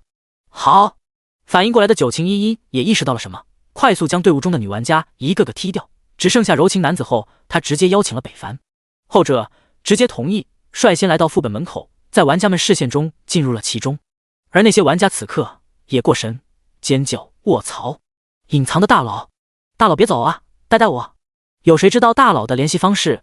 我出1000铜币，抠搜的我出2000铜币。”一下子蜂拥往副本入口云集，把柔情男子挤得差点没进入副本之中。而就在仨人消失后，眼尖的玩家恍惚大喊：“我知道那大佬是谁了，是那个将公告当自己家的一剑破天。”什么？靠！我说那个名字那么熟悉，原来是那位制霸公告的大佬，后悔死了！原来当时我离一剑破天大佬那么近。女玩家悔恨，一身技术还没展示呢。而当最迷糊的玩家还属那刚刚被踢出队伍的九情公会女玩家，等他们明白过来，开始疯狂地质问着自家会长，为什么要踢他们？他们做错了什么？见色忘义，他们也想跟大佬一起通关副本啊！副本内，北凡三人终于是安全进入了副本之中。九情依依当即歉意道：“我代他们向你道歉，我没想到他们会这样，希望你能原谅。”没事，我并没有放在心上。北凡淡淡道：“这是在他们死亡的那一刻，他就忘了。”大佬，你也太猛了吧，直接把仨人秒杀了，那3个家伙连反应的机会都没有。柔情男子化身迷弟，激动地说道：“如果让他们反应过来，还能叫秒杀了吗？”北凡白了他一眼，哈哈，说的也是。柔情男子憨厚一笑。九情依依见对方没有生气，他沉重的心情也好了许多。大佬，接下来怎么做？我现在血量已经有700了，防御也破40点，可以拉怪了吧？柔情男子略有自豪道。经过上一次自卑，他自强不息，在自己和工会的努力下肉到了极致，这下总能帮上大佬了吧？可北凡接下来的话又让他倍感受挫，你还是待着吧，我自己可以，不需要你的帮忙。你自己可以吗？九情依依一愣，这可是副本，一个人真的能通关吗？是啊，大佬你自己能行吗？柔情男子不免也有些担心，感觉大佬有点小吹。你俩待在原地看着就好了，反正只要在副本之中就会获得奖励。北凡淡淡道。可两人怎么听都感觉对方很嫌弃自己的样子，尤其是柔情男子心中不免疑惑，700血牛都看不上吗？要知道他这身装备在6666号新手村也是排得上号的。好了，我上了，等 BOSS 死了，你俩过来舔装备就行了。说完，北凡就冲了出去，20%的移速加成，他速度飞快，将周围的大哥布林都引了出来。你小心点！九情依依话音飘飘。会长，一下子引这么多，怪真的没事吗？柔情男子还是有些担心。我也不知道，但我们也只能相信他了。九情依依轻声道。就在两人对话时，前方的大哥布林开始集体倒下，由内向外，不到5秒的时间就全部死亡倒地。而北凡也越过了那些尸体，冲向前方。后方，柔情男子和九情依依你看我，我看你，身体抖动，心脏狂跳，连呼吸都变得紧张。秒了，都秒了，这还是人吗？耳边阵阵的经验提示几乎是一起来的。九情依依不禁想起之前死在副本门口的自家玩家，跟现在几乎如出一辙。大佬好像会反甲之类的技能，而且伤害极高。柔情男子看出了问题所在，分析道。另一边，北凡解决了大哥布林，连血量都没有恢复满就来到了哥布林祭祀这里。再次到来，北凡连给哥布林祭祀开场牌的机会都没有，2件平 A 送他回家。随后他快速的穿梭在一只哥布林祭祀身前，如烈日屠夫，下手丝毫不留情，只要2件就会秒杀一个哥布林祭祀。运气好的话，触发暴击1件就能 KO 一只。只有400血量的哥布林祭祀，在高达200加攻击的北凡面前脆得像纸。几分钟后，哥布林强者 BOSS 就提前登场了。后方的两人也不再说什么了，只能默默喊着牛逼。从未想过刷副本会如此简单，这才过去几分钟就开始刷 BOSS 了。这一对比下来，他们之前好像在过家家，什么拉怪，什么走位，在强大的实力面前全都是花里胡哨，莽就完事了。第38章，你压到我的铜币了。老朋友见面，哥布林强者 BOSS 依旧是那老套的开场和恬不知耻的突袭。要是之前北凡一定会选择躲避，在伺机行动，但现在没有必要了，反正 BOSS 也破不了自己的防御，那就直接开干。狼牙棒砸到北凡的同时，他也礼貌送了对方一招血刺，-1，-1040刺甲，-11050致命伤害。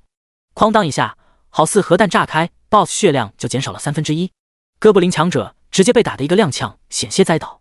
北凡一个箭步贴近，又给 BOSS 一记纵剑横扫后裂地劈跟上，瞬间又打掉了近4000的伤害。BOSS 怒了，狼牙棒旋转将北凡逼退，而后狼牙棒猛地砸向地面，他的身体开始赤红，这是释放狂暴的标志。北凡了然于心，狼牙乱舞，熟悉的招数再次映入眼帘。一个侧面疾走，在20%移速的加持下，北凡刚好逃出了这一招的伤害范围，同时心中默念着技能时间，等待技能冷却。北凡没有着急出手，他大概算了一下 ，BOSS 现在狂暴了，护甲也就降低了，如果再来个技能1套3连 ，BOSS 应该就死了。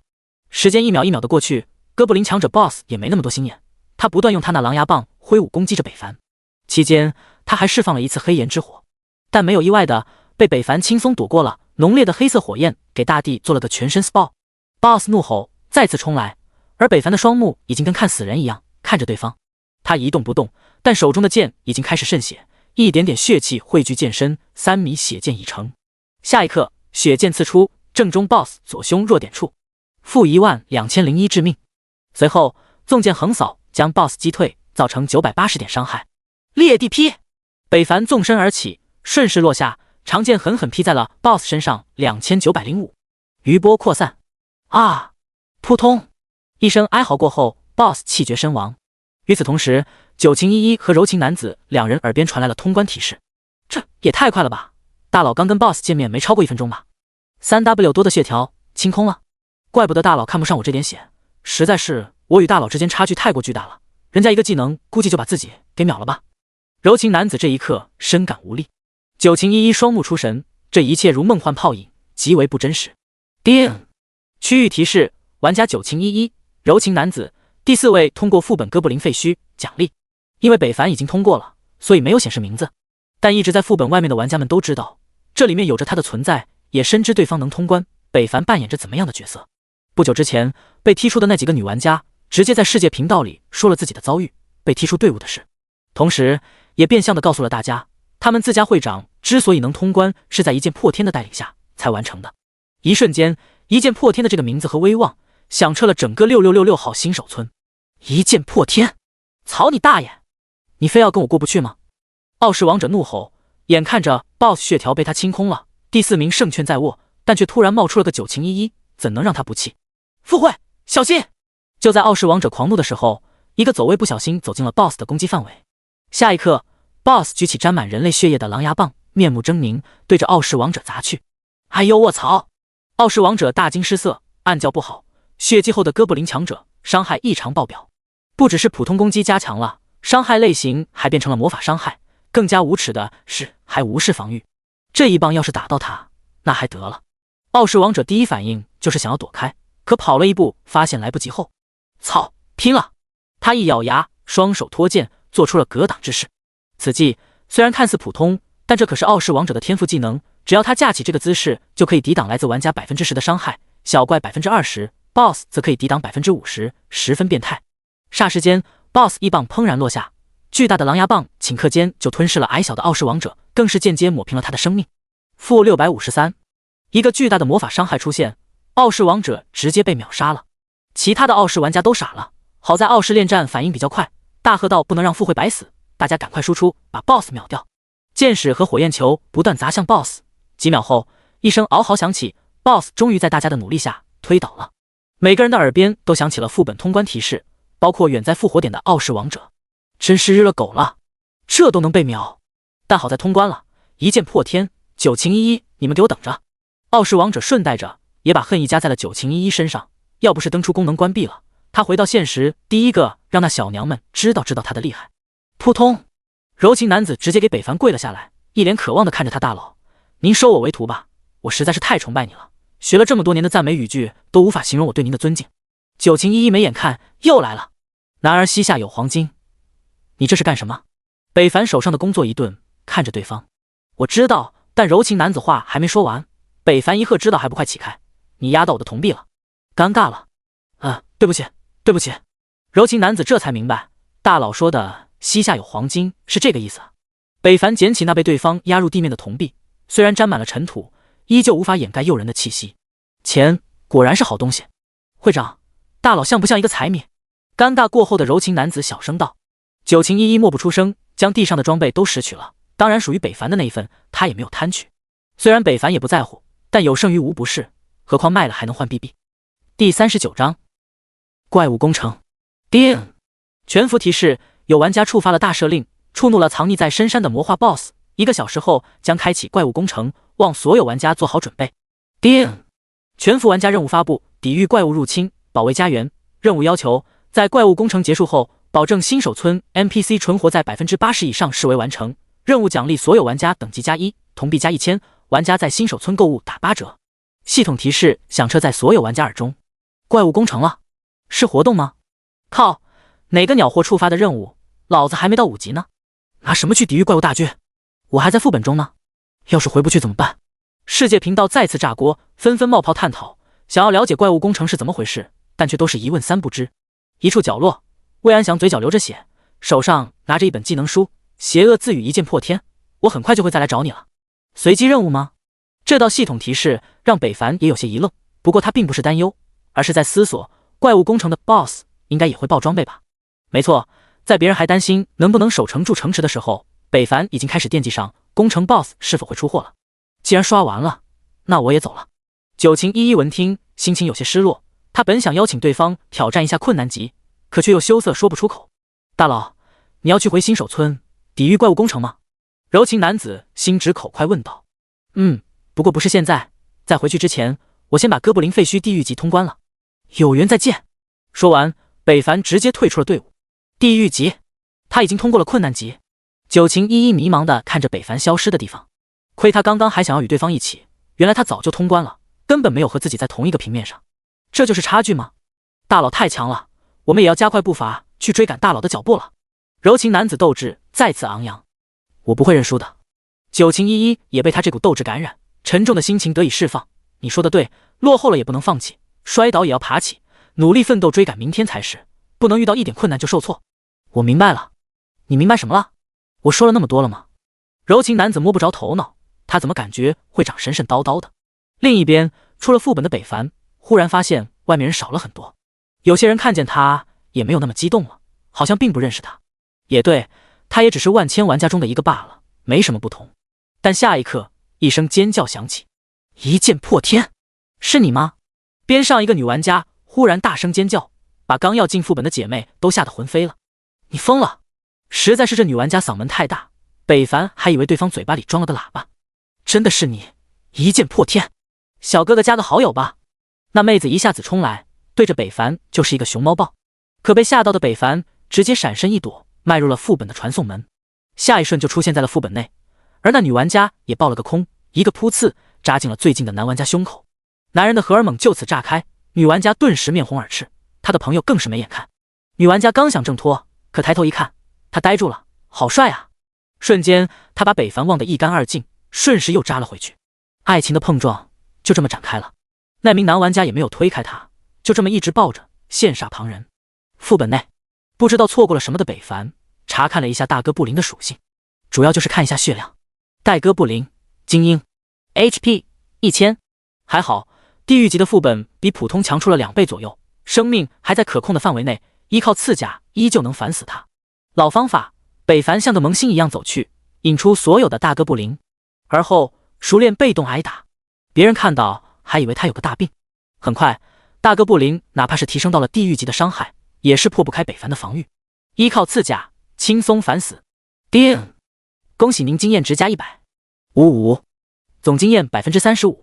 继续向前，哥布林祭祀出现，血量也达到了800，法伤也提高了1倍，但依旧挡不住北凡的脚步，但速度倒是慢了一些。躲过对方哥布林祭祀的一发黑炎之火后，祭祀开始普攻。-1，负950刺甲。叮！经验值加110，43%，43%。这也是北凡慢的原因，因为这样的方法能保证血量一直处于健康状态。10多分钟后，北凡又见到了自己的老朋友哥布林强者，只不过这次的哥布林强者不再是绿色，而变成了红色，身高也达到了8米，堪比小山了。哥布林强者 BOSS 稀有，等级8，品质白银级，生命值80400，攻击力物理115，魔法250，防御魔法140，物理200，魔力10000，属性也提高了不少，这下得磨一会了。血刺起手，大战一触即发，双方你来我往，战火很快就到了白热化。BOSS 突然一个转身，灵敏至极，给了北凡一棒，负60，负750刺甲。北凡也不甘吃亏，对着其屁股就是一捅，负99，负310破伤风。没办法，对方实在太高了，他无法普攻也去攻击对方弱点位置，那样太累了。只有释放技能的时候，借助技能惯性和冲击，才能给对方一发血剑。但也有失误的时候，实在是身高限制了北凡的行动。战斗足足持续了10多分钟， BOSS 的血量终于被北凡磨到了 1W 以下。哥布林强者开始血迹，大地跟着颤抖晃悠。狂暴下的血迹期间 ，BOSS 无法行动，北凡的机会也就来到了。一个纵身跳跃，刀光剑影掠过，长剑劈出，裂地劈，负2640。借助空中阅历，在空中血气凝聚，一个血色长剑刺入 BOSS 左胸口，负9900致命一击。人类，哥布林一族是不会屈服的。说完，哥布林强者轰然倒地。叮！恭喜您通过副本，经验值加 2W， 距离8级还差不到 1W 的经验了，到时候他就可以装备幸运项链和十字王戒了。第40章隐藏支线，哥布林的过往。叮！恭喜您获得白银装备哥布林头盔。叮！获得白银装备哥布林护腕。获得白银装备哥布林沙硕。获得青铜装备哥布林长靴。叮！强化10+5。获得破纪之池。获得银质锁目任务物品。叮！北凡足足减了1分钟，光是白银级装备就有3件，青铜装备更是多达8件，差点把青铜套装都集齐了。这就是开荒的好处，还有一些炼药师用的材料和一个巨大的肾上腺素。北凡发现这个肾上腺素和之前的都有所不同，确切的说，他报的这3个都不一样，但又不知道有什么用。同时，北凡还爆出了一件特殊的物品——破纪之池。注：此物在任何地图和怪物随机掉落，几率1/1，效果可以将装备上的技能卸下装备到玩家身上，可交易。卧槽，1/1的东西都爆出来了，我他娘的也太幸运了吧！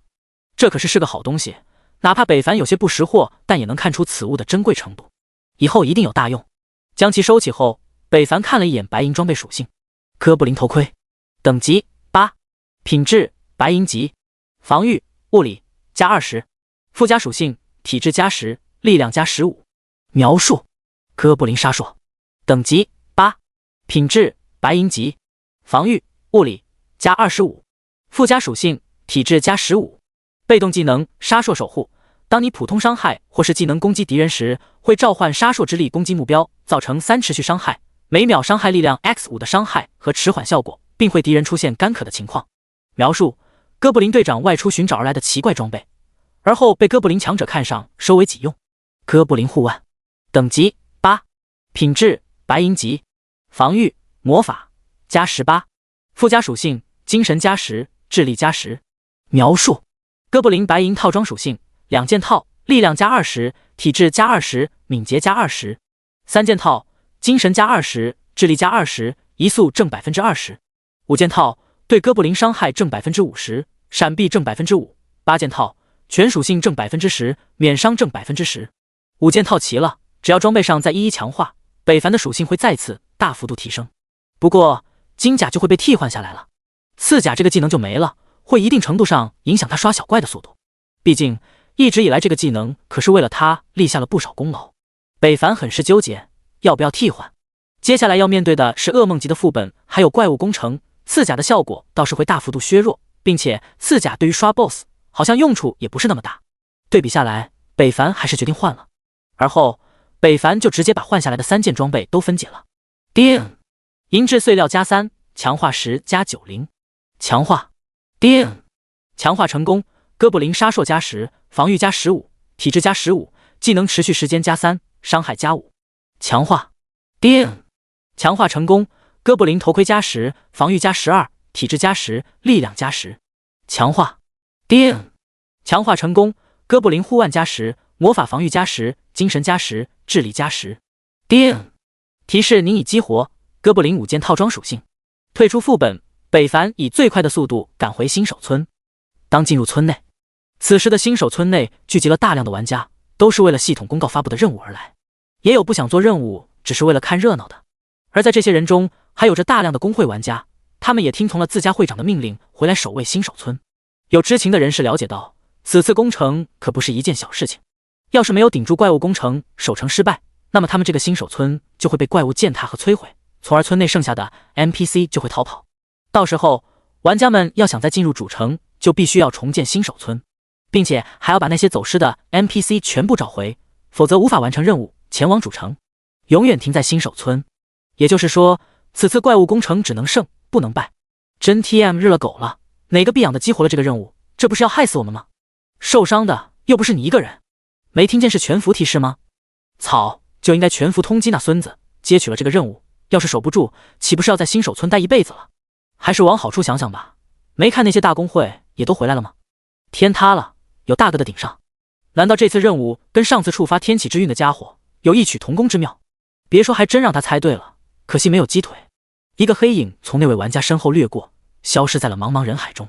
听着大家的抱怨和探讨，北凡也感觉了一丝奇怪，思来想去也没想出个123，索性直接来到了村长这里。勇士，你这么快就回来了？难道你……村长吃惊地看着北凡，相信又怀疑。交任务，四周围了好多玩家，北凡只想尽快交了任务，赶紧离开。没办法，出名了人就是这样，害怕被发现，理解一下。好，村长大为高兴，赞许不已。叮，恭喜您完成任务，经验值加 1W， 铜币加1000，声望加100，永久幸运加1。叮，恭喜您的等级达到了8级，自由点加3。勇士，因为你出色的完成了前3次任务，村长已看出你是智勇双全的勇将，所以循环任务升华，由噩梦难度提升至死无还生。是否接取？这个任务将非常困难，也极其危险，玩家要考虑清楚。村长提到这个任务，严肃地收起了笑容。叮，提示：您触发了隐藏支线，哥布林的过往，难度6颗星，又触发隐藏任务了。北凡嘴角不自觉地勾起，这样对其他玩家是不是太不公平了？嘿嘿，接取，不接白不接，完不成再说呗。叮，提示：您已接取任务，哥布林的过往。任务要求：通关噩梦难度哥布林废墟后，进入废墟深处的传送门，将自动完成此任务。任务奖励声望加1000，4星技能输1个。第41章，无敌的属性，谁还能挡我？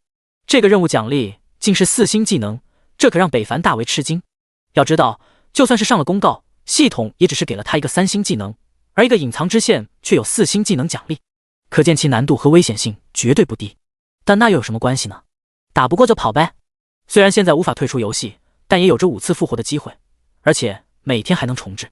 北凡也无需担心，这就是他最大的底气。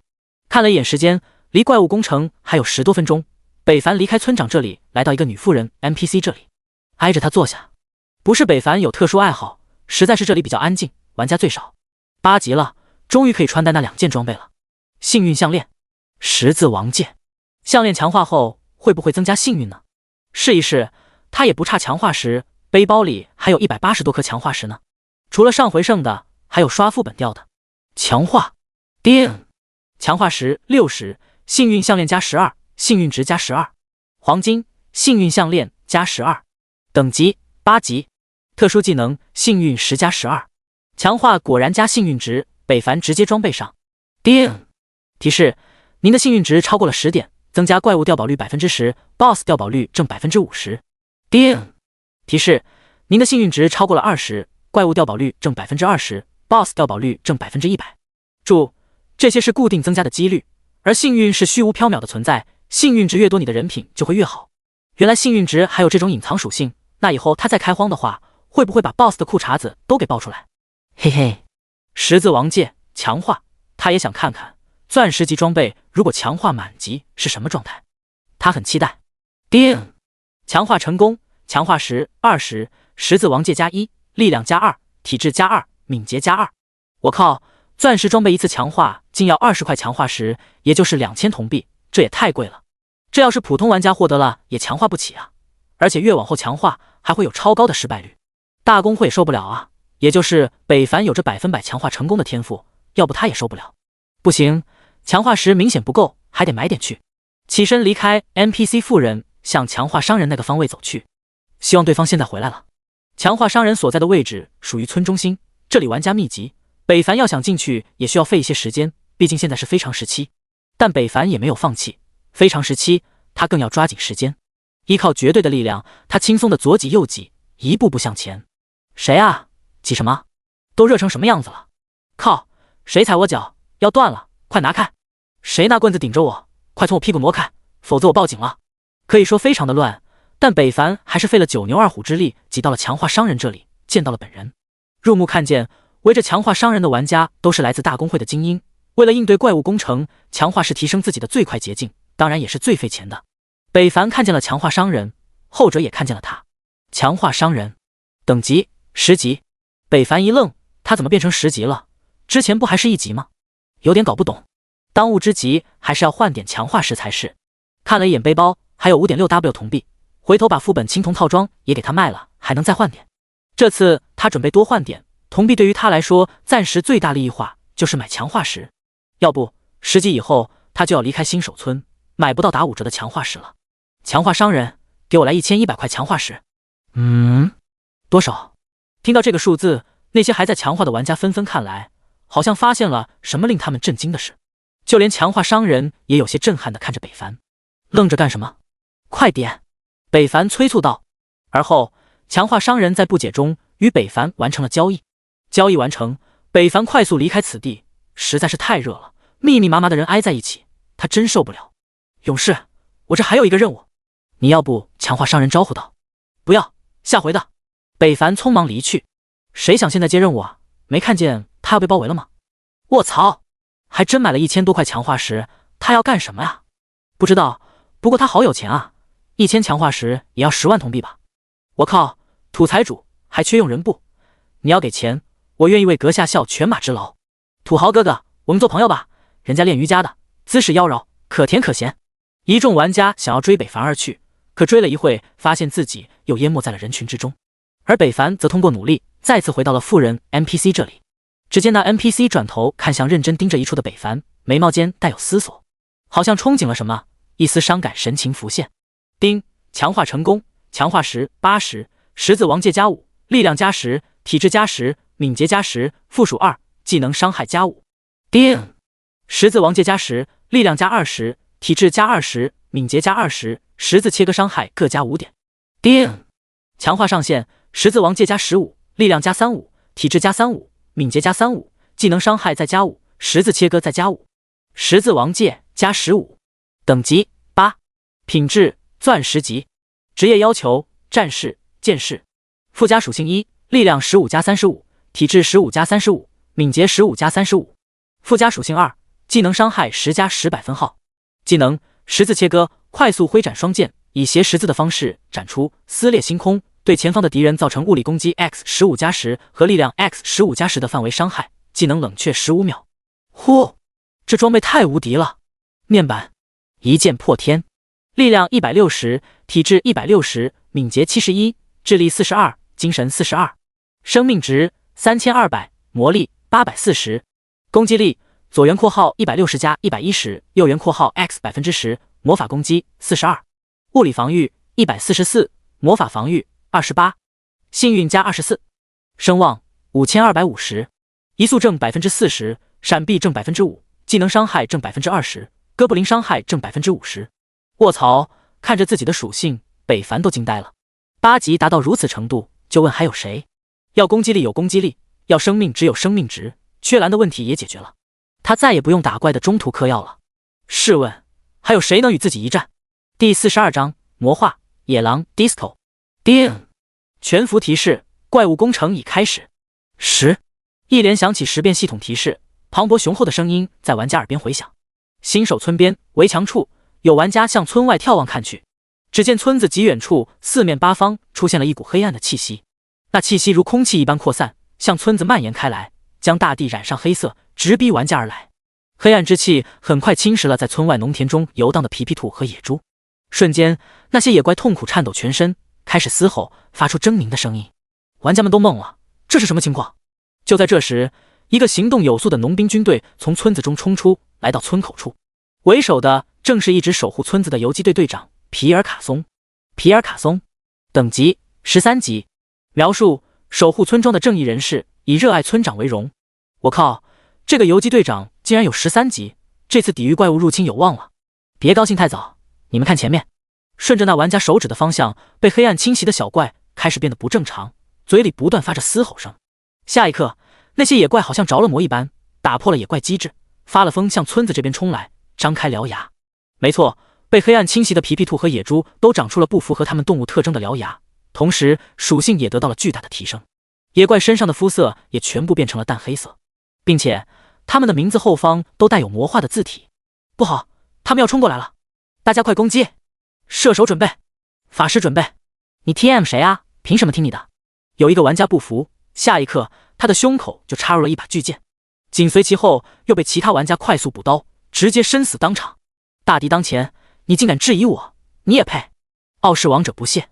东边已经都被傲视玩家的占领，自然都听傲视王者的命令，这是大公会之间的默契。比如西边被星月女玩家所统领，南方则有九琴公会和一些小公会把守，至于北面，那是村口的位置，自然就交给了新手村的农兵和散人玩家了。进攻！一声令下，傲视的射手和法师箭矢上膛，魔法准备。下一刻，密密麻麻的攻击向围墙外射去。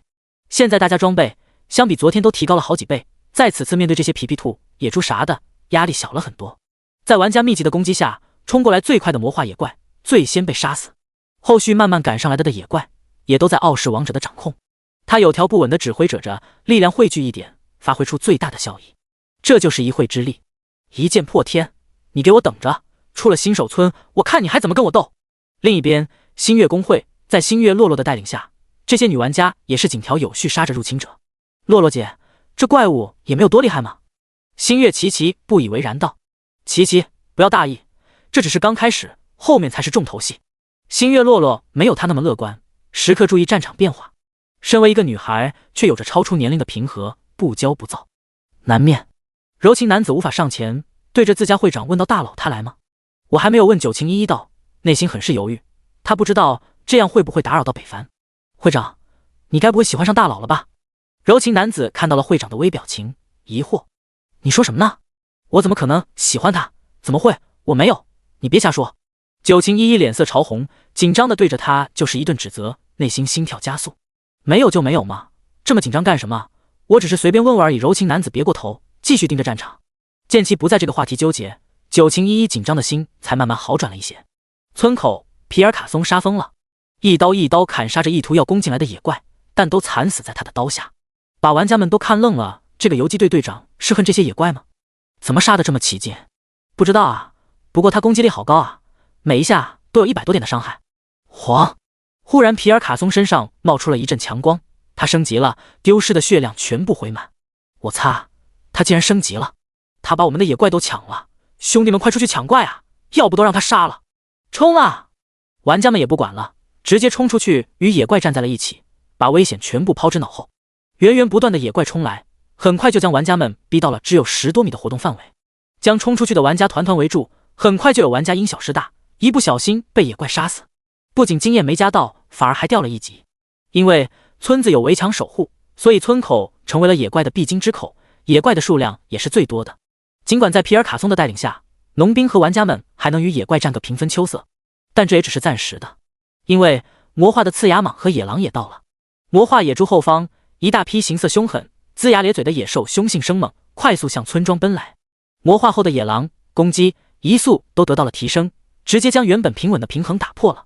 玩家开始吃力，形势开始向野怪那边倾斜，而魔化刺牙蟒更是如战争机器一般，堪称移动的小 boss， 就算好几个玩家围攻，短时间也杀不死。此时村外已经数不清的野怪，数量也早已破千。靠！怎么这么多野怪？这得杀到什么时候？傲视王者一惊：会长，我们的玩家都快没蓝了，正在请求蓝药物支援。傲视恋战着急道：操，这才过去多久，1000千蓝药就没了，当我有矿啊！傲视王者大怒。其他3面形势也极为不乐观，玩家也不能出去与野怪肉搏，那样他们死得更快。就在所有玩家情绪都非常紧绷，面对众多野怪束手无策的时候，令他们更绝望的事情出现了。堪比小型巨兽的野狼 BOSS 登场了。魔化野狼 Disco 精英 BOSS，HP 10万，等级10，攻击力106，魔法攻击69，物理防御200，魔法防御105，技能音波阵阵，迅捷之流，震荡，召唤仆从。描述：热爱音乐的野狼因为黑暗能量的侵袭导致了魔化，魔化后的野狼觉醒了黑暗天赋，并进化成了稀有 BOSS。卧槽，现在连野狼都会玩音乐了。第43章，黑暗大法师索拉卡。魔化野狼 Disco 挤开四周的小怪，缓缓走来。这 BOSS 属性也太变态了，怎么打？我的攻击连对方防御1/4没有，等级超过了5级，连一点强制伤害都打不出来。操，不玩了，累了，毁灭吧！守不住，守不住，根本守不住！玩家傻狍子。BOSS 的各方面属性都让玩家们感到绝望和无力，就连一向平和稳重的星月洛洛也不由说了句耍老娘呢。魔化野狼 Disco 的出现，直接将还在反抗的皮尔卡松游击队长逼回了村口，外面活动的范围再度被压缩，败事已成，只是时间的问题。魔化刺牙蟒和野狼还没有解决，这 BOSS 就是无敌的马蛋。傲视王者此时也没有办法，无能怒吼，可他们又不能后退，退了新手村就没有了，可不退又打不过，进退都不是，做人真难。玩家们依旧在不停进攻，但已经阻挡不了野怪的脚步。魔化野狼 Disco 冲到了村口，而后一声怒吼传出，大地跟着晃动，沙石飞起颠砾。下一刻，村口围墙开始崩裂，几秒过后，只听轰的一声，两边数米长的围墙尽数倒塌，村口范围扩大，野怪一下子冲了进来，村内顿时被这股野怪冲击搞得乱作一团。玩家们被迫应战，但没挣扎2下，前面的玩家接连死亡倒下。面对野怪如潮水般的进攻，近距离交战根本不可力敌，玩家不断被屠杀，节节后退。就连皮尔卡松带来的农兵也都惨死在了魔化野狼 Disco 的狼牙下。洛洛姐，村口失守了，我们还坚持吗？星月齐齐道。得到这个消息，所有人的心情都十分沉重，村口被破就意味着这场怪物工程他们失败了。接下来的后果就是村中 NPC 大量死亡，而后叛逃，他们也将被困在新手村中不知多久。坚持不到最后一刻，不要放弃。星月洛洛咬着牙，唇口仿佛写着坚韧，不愿退缩。会长，快通知大佬吧，再不出手，我们的新手村就要完了。柔情男子大声道。他带着大部分战士抵御着攻来的野怪，但只能做到延缓失败的作用。如果要想取胜，绝不在他。第一时间，他脑海中想到了一个人，只有那个人才能救他们于水火，有可能战胜 BOSS 的入侵。九情一一也深知玩家的困境，也不再犹豫。羞涩，儿女情长，全部置身事外，只剩下大义一剑破天，快来救救大家吧！但打完这句话，仿佛用掉了九情一一全部的力气。另一边，黑暗丛林中一个玩家追着一个身穿黑袍的 BOSS， 就是一顿捅，一剑杀不死就继续捅。负560暴击，负1460杀硕之力，负286，负550暴击，负702破伤风。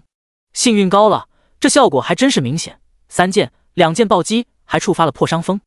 你到底是谁？怎么找到这里的？黑袍人不断拍打着身上突然出现的石头粒子化作的虫子，可怎么也打不掉，好像这些东西并不是实力，而是能量体，不断啃咬着它，伤害惊人，几秒间就掉了好几千的血量，伤害高的离谱，完全不像8级剑士该有的伤害。北凡也不听他说，继续重复着手中的攻击动作。本来一开始北凡是准备在村内与大家一起多抗野怪的，但后来发现村内好像也不需要他，索性他就直接跑出来寻找 BOSS 了。然后就看见了突然走出的魔化野狼 Disco， 当时北凡就要出手了，准备结果这只 BOSS， 可忽然感觉到了不对的地方。这个 BOSS 的方向正是野狼栖息地，要知道众多玩家刷了那么久都没有出过一只野狼 BOSS， 怎么突然就有了呢？所以凭着直觉，北凡认定这黑暗丛林内可能有问题，因为有了这片黑暗后才有的魔化野狼 Disco， 所以他越过了这个 BOSS， 转头扎进了丛林中开始寻找。这不找不知道，还真让他找到了一个偷偷摸摸的家伙。丛林内，只见一位黑袍披身的家伙对着一只野狼开始吟唱，而后就看见那人手上冒着黑芒，诡异又邪恶。那只野狼沾染上后就开始痛苦的嚎叫，像是受到了折磨，但痛苦过后，那只野狼就变得强壮了许多，属性也开始发生了转变。北凡当时就认定之前出去的 BOSS 一定是此人所为，所以他毫不犹豫给了对方一记血剑，而他的出现也把那家伙搞得一呆，但很快反应过来，发动了进攻。随后两人就站到了一起，但打着打着，那黑袍人发现他竟然打不过北凡的时候，就开始问英雄出处了。可北凡岂能让其如意，直接就是一顿捅。黑袍人被北凡追了好久，浑身带伤，血红的液体染在黑袍之上，甚是妖艳诡异。岂有此理！你真当我好欺负吗？说着，黑袍人震怒，停在原地不再逃跑，手中出现了一把骷髅法杖，法杖上的骷髅头开始冒着黑光。下一刻，黑袍人身上出现了一个黑色的防御罩。北凡的攻击落下，负灵，负灵，负灵。这东西还能挡住攻击？人类，你真以为我怕了你？既然你找死，那我就送你去死！黑袍人开始吟唱，一股庞大的能量开始扩散而出，丛林的树叶也跟着飞舞，阴风习习。北凡见状也露出了严肃的表情。之前这家伙一直被自己追着打，还以为对方很弱，毕竟当时查看这家伙属性也不怎么样，除了血多一点。黑暗索拉卡，等级15，职业黑暗大法师， HP 16050020000，魔法攻击240，物理攻击35，魔法防御66，物理防御20，技能魔化生物，黑暗屏障，寂灭之球，虚空跳跃，寂灭神雷。描述未知，但现在看来对方还是有着手段的。北凡长剑一挥，在空中快速摆舞，天空震荡，两条剑痕浮现，道道剑气涌出，赫然成型，对着索拉卡斩去。十字切割。下一刻，只听砰的一声，那看似坚不可摧的黑暗屏障直接被北凡打碎，上面冒出了恐怖的伤害。负11025。黑暗索拉卡被这伤害吓了一跳，直接打断了吟唱，鼓楼法杖摆动，脚下出现了一个黑暗圆环，同时天上也随之出现了一束黑暗流光，应天下，将其罩在了中间。人类，我记住了你，等我再次降临，必杀你。计划被打乱，都是因为眼前这个人类。索拉卡恨不得杀了对方，可惜办不到。一见对方要逃跑，北凡也不客气，快速俯冲，杀气腾腾。你要干什么？索拉卡尽管知道自己一定能离开，但还是有些害怕出现意外。血刺，负18400致命。啊！一声惨叫过后，索拉卡消失在了这道黑暗流光之中。北凡立即开始寻找，但经过一段时间后，寻找无果，这里彻底没了索拉卡踪迹。靠！这就走了？这技能也太变态了！早知道试一试纵剑横扫能不能打断了。北凡无语，到嘴的鸭子就这么飞了。第44章无敌之士，秒杀 BOSS。无奈，返回的北凡刚穿过丛林，四周还是处于一片黑暗的状态，只不过颜色好像没有之前那么深了，渐渐的出现了褪色的意思。果然还是有效果的，打跑了那家伙，就等于搞定了源头。没有源头，就不会再有魔化生物了。那么现在只要把剩下的野怪和 BOSS 给杀死就好了，任务应该就完成了。此时的新手村外有野怪骚扰攻击，内有 BOSS 游荡不断杀戮着玩家。普通玩家面对 BOSS 扛不住2下就暴毙了，就算工会精英也就能顶住4、5下，也就含恨终了。战争已经持续了半个多小时， BOSS 血量还有 80%， 足以说明一切。但好在 NPC 没有死多少，一些老弱病残的 NPC 仿佛知道自己会拖累大家，早早的找地方藏起来了。就连村长和一些没有战力的特殊 NPC 也躲藏好了，所以村内除了农兵和皮尔卡松就是玩家了。叮！提示：因为新手村部分功能被毁，游击队彻底瓦解，善恶系统暂时关闭，村内保护暂时取消。村内保护消失了，那岂不是说村内可以杀人了？现在这么乱，玩家一不小心给自己人一刀，那也太……北凡也不知道系统这是什么情况，他现在已经摸到了野怪后方，开始了猎杀时刻。一剑刺入一只魔化的皮皮兔，负270。那魔化兔子当场死亡，连北凡一招都接不住。随后一场屠杀正式开始了，在超高的攻击力和杀硕之力下，一走一过，一剑一个。那些看似无敌的野怪大军在北凡面前脆弱不堪，仿佛北凡化作了一只刺猬，谁来谁死。很快北凡就杀出了一条血路，踩在众多野怪的尸体上，如一位王者归来般迈步向前。目标正是魔化野狼 Disco。 你们快看，那是谁？一剑划过，野兽尽死，从不回头，太帅了吧！这才是我心中的剑客。妈妈，我好像恋爱了。你不是男的吗？咦，村中竟然还藏着如此强大的玩家，守护村子有望了。皮尔卡松激动看去，那是一剑破天，大佬来救我们了！呜，泪目，太强了吧？怎么感觉野怪在一剑破天面前还不如一只鸡？别提鸡，昨天我还多花了200，伤心。死！魔化刺牙忙吐着蛇信冲来，长长的尖牙含着剧毒，飞快地向北凡咬来。噗呲！负402弱点，一个长剑不偏不倚的刺入了蛇七寸，后者直接歪头倒地。这么一会功夫，北凡就杀了上百只魔化生物，但却没有摸过一具尸体，损失了成百上千的铜币。不是北凡膨胀了，主要也实在没有那个时间，害怕任务失败，他必须加快脚步。要不 NPC 被野怪杀太多，导致任务失败了就糟了。现在村内好像进去了不少魔化生物，其中就有那个高约4米、身体黝黑的魔化野狼 Disco。会长，那好像是一剑破天。傲视无双忽然看见远处不断接近这边的玩家，他手上的剑一眼被他认出，血淋淋的剑，独一无二。他回来能怎么样？还能改变破城的事实吗？少 TM 给我分心，赶紧保护 NPC， 要是再死一个 NPC， 我废了你！傲视王者怒斥道。破城好像改变不了，但他杀怪的速度好快啊，我喝水都没有他快。傲视无双吞咽着口水，震撼道：你说什么？傲视王者一脚踢开一只魔化野狼，将其捕死后，顺着他的目光看去，只见北凡一人一剑不断挥舞，没有那些花里胡哨，但只要剑身触碰到野怪，野怪就会瞬间倒地，像死了一样。不，就是死了。他 TM 的把小怪秒了，傲视王者惊声尖叫：副会长，你这么大声干什么？吓了我一跳。傲视无双蹦得老高，连发型都乱了。靠，哪个孙子踩我？画面一转，北凡将最后一只拦路的魔化野狼解决后，终于来到了魔化野狼 Disco 后方。此时那 BOSS 也好像发现了北凡，他快速一转，来了个面对面。北凡微笑以示礼貌，但魔化野狼 Disco 却露出尖牙，龇牙咧嘴的凶得很。北凡一看这家伙就养不熟，索性就杀了吧。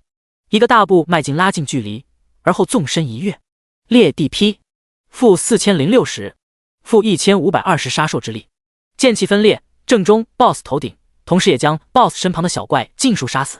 吼 ！BOSS 吃痛怒吼，摆动身体就要扑来，北凡反应迅速，一记纵剑横扫，打飞 BOSS， 同时也打断了施法。负1430，负1536，刷新杀兽之力。随后，空气中浓烈的血气浮现，北凡对准野狼的弱点位置就是一刺，噗！负19807致命，负1523，刷新杀兽之力。瞬间 ，BOSS 就掉了25%的血量，不断后退，仰天长啸，十分痛苦。北凡也没有留情，依靠40%移速加成，他身影一闪来到 BOSS 近前，快速挥剑，剑气撕裂星空，剑气从裂缝中涌出，飞射而去。负42500，致命一击。负1601，杀兽之力刷新。一个巨大的伤害飘出 ，BOSS 的心脏好像炸开了一样，再也承受不住这种痛苦，直接倒地，止不住的血液狂流而出，但却不是红色的，面目漆黑，坏透了。探查术，魔化野狼 Disco，HP 86030W。因为 BOSS 之前就被玩家消耗了20%的血量，再加上刚刚北凡瞬间爆发的攻击 ，BOSS 血量骤降到了 1W 之下，险些被北凡秒掉。同时，杀兽之力还在不断攻击着魔化野狼 Disco， 等他站起来的时候，血量就剩下6000不到了，只需要几剑下去，北凡就可以结果 BOSS 了。但他并没有那么做，而是在等待着血刺的技能冷却。1秒，2秒，吼！魔化野狼 Disco 脚下黑风生流，由清风化作的溪流，如孙悟空的筋斗云，随着 BOSS 迈步，眨眼睛就来到了北凡眼前，堪比瞬移。BOSS 獠牙张口，对着北方脖颈处一口咬下。5秒瞬间到了，下一刻，噗呲，血红色的长剑在 BOSS 身体穿过。叮！恭喜您击杀了魔化野狼 Disco， 经验值加 3W， 声望加1000。第45章，万众敬仰，夺命刺杀。扑通 ，BOSS 在北方的剑身上滑落，慢慢砸在了地上，死的不能再死。一滴滴黑血顺着剑身流下，冷风中尸体堆上，北凡像极了屠夫，秒杀了！卧槽！卧槽！卧槽！除了这俩字，我不知道还能说什么。太酷了！一剑破喉，万军从中取 BOSS 首级，就问还有谁？一剑破天，牛逼！一剑破天，龙国牛逼！生在龙国，我无悔啊！玩家哭了，玩家们嘶吼着喊着北凡的名字。这一刻，他仿佛来到了歌手的演唱会，台下都是自己的粉丝。他怎么这要牛逼啊？傲视王者也落泪了，不是被大家熏陶的，实在是他把人给得罪了，怕报复啊！副会，我们好像得罪了一位恐怖的存在。傲视恋战异常严肃道：完了完了，这下走不出新手村了。听着他的话，傲视王者就欲哭无泪。与此同时，另一边姗姗来迟的魏安祥则用力捏紧了双手。本来他一直注视着 BOSS 的，可看见那些大公会那么无能，连小怪都挡不住，导致已经出现 NPC 死亡，他怕完不成任务，影响他去主城的目的，所以他被迫去杀那些小怪，减少 NPC 的死亡。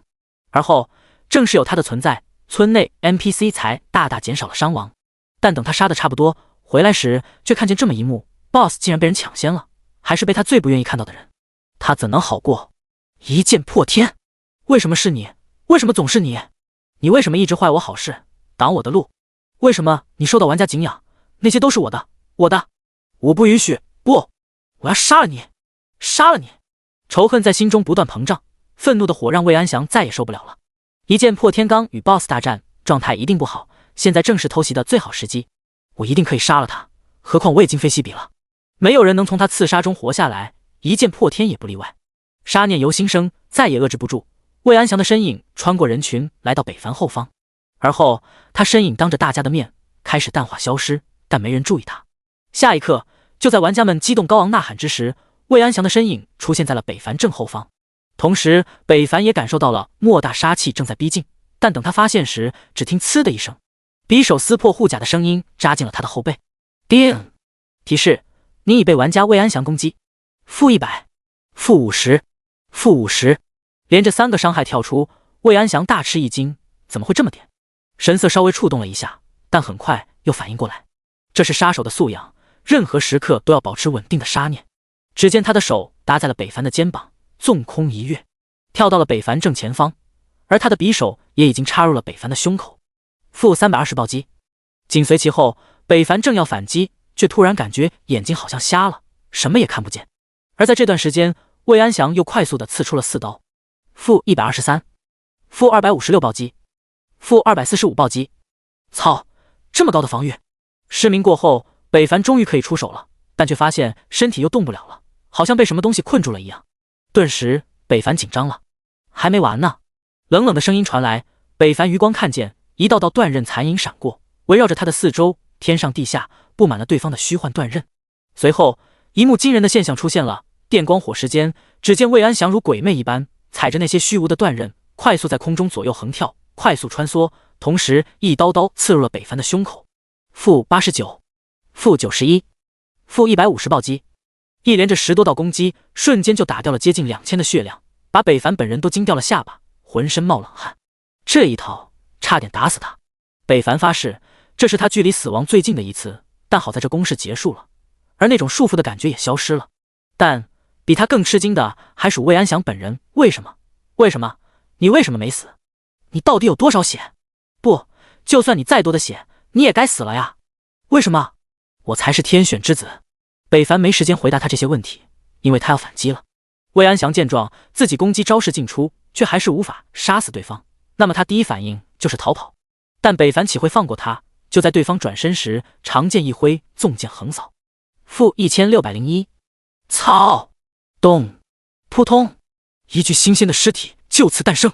这一切只发生在了短短的3秒间，所以下方的玩家都没有反应过来，甚至没有看清刚刚上去的是谁时就结束了。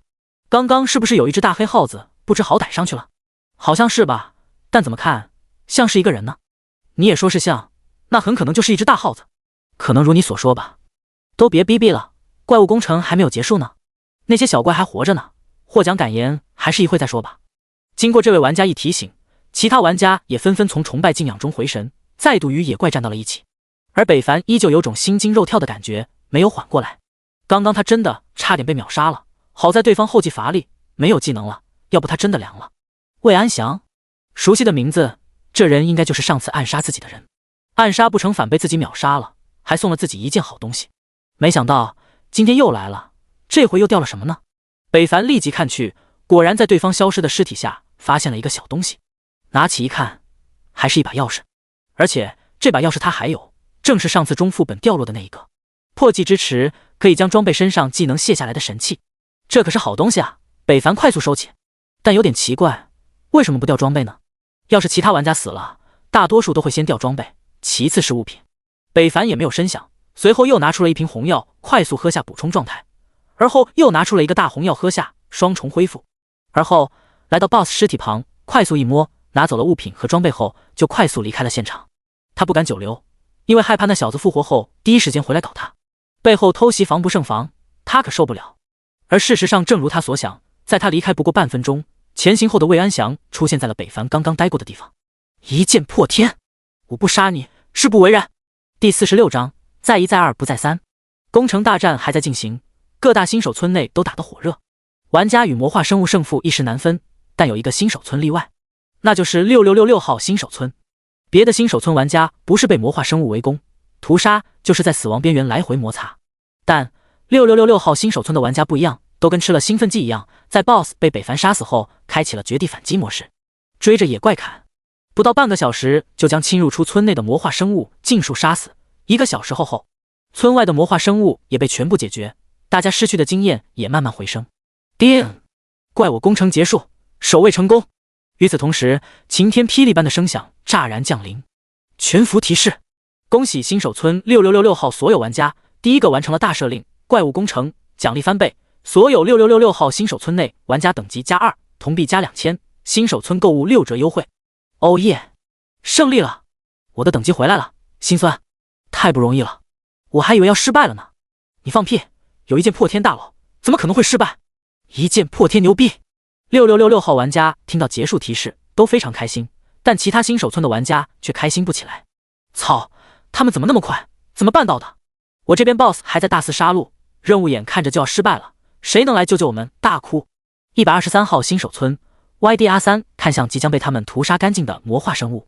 6666号新手村有点意思，竟然比我们还要快，他们一定是发现了丛林内的黑暗大法师，要不断然不可能这么快。YD 鬼王不忿，本来第一是属于他们的，却比其他新手村抢走了。也罢，那就等进入主城再一较高下吧。YD 阿三眼中满是战意。很快，第2道完成任务的系统提示传来，是属于123号新手村的。叮！恭喜您的等级达到10级。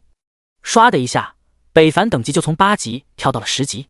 提示：您的等级已达到10级，前往主城的地图信息已开启，请前往村长处去了解职业信息。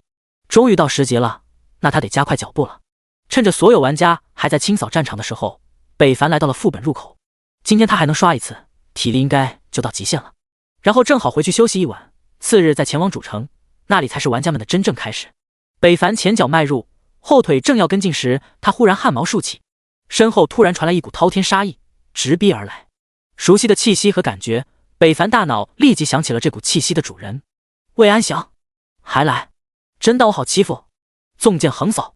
因为北凡看不见人，所以他瞬间转身抽剑对身后使出了这招伤害不是最高，但却可以打断施法的特殊范围技能。啊！负1603。你怎么？魏安祥不甘地倒在了原地，原形显露，满是惊恐的死亡眼神看向北凡，好像在说你怎么发现的？再一再二不再三，你都袭击我2次了，我还不长记性？那不跟你一样了吗？北凡冷笑。咚！尸体栽倒的瞬间，一同掉下来一把闪冒金光的装备。北凡快速捡起，略微吃了一惊，黄金装备加11，怎么不加12呢？黄金暗杀者加11，等级5，品质黄金，职业要求盗贼，攻击力物理15加30，主动技能暗杀天刺，刺杀前会在敌人身上打一个标记，而后标记会暂时锁定敌人1至2秒无法动弹，随后敌人四周会出现数十个幻笔，开启刺杀，时刻造成物理伤害，伤害一共15段，每段伤害50至150点，技能冷却15秒。附加属性敏捷10加10。描述：暗杀者的天堂就是黑暗降临的时刻，他们会抹杀一切身处黑暗中的人们。卧槽，这装备牛逼啊，快跟他的血刺一样牛逼了。我说那家伙打我那么痛，如果让他强化加12，之前他绝无生还的可能，可他为什么不一口气上12呢？北凡不知道，其实不是魏安祥不想上12，事实上他一直都在努力上12，只是他没有北凡的100%强化几率，在不断成功和失败的路途上，加11已经让他一贫如洗了。复活点，魏安祥再次刺杀失败，心情低落的同时，忽然发现自己身上怎么感觉轻松了许多。我体重减轻了？不对，难道？突然他感觉到了不对，颤颤巍巍地看向自己腰间，一声撕破喉咙尖叫：我 TM 暗杀者呢？一剑破天！啊！阿倩，怎么还感冒了呢？玩个游戏不应该啊？难道是谁在想我？北凡进入副本，选择了模式。提示：噩梦难度将非常困难，请慎制选择。提示：噩梦副本最好20-30人一同前往。无视了这些提示，北凡直接进入其中，眼睛一花，画面倒转，再次进入了这熟悉的副本之中。这回怎么看不见远处的 BOSS 了？甚至连哥布林祭祀刷新的位置都看不见了。他的视线好像被限制了，这是隐藏了吗？北凡揉了揉眼睛，看不见也没有关系，都来了4次了，也熟悉了。慢慢向前，习惯的引怪出动。可下一刻，一个手拿红色狼牙棒的大哥布林突然从身后地下穿出，一棒敲来。卧槽！他这一手吓了北凡一跳，迅速转身，纵剑横扫，负1650，负1604杀硕之力，扑通！那大哥布林被斩飞，重重的砸入了地面。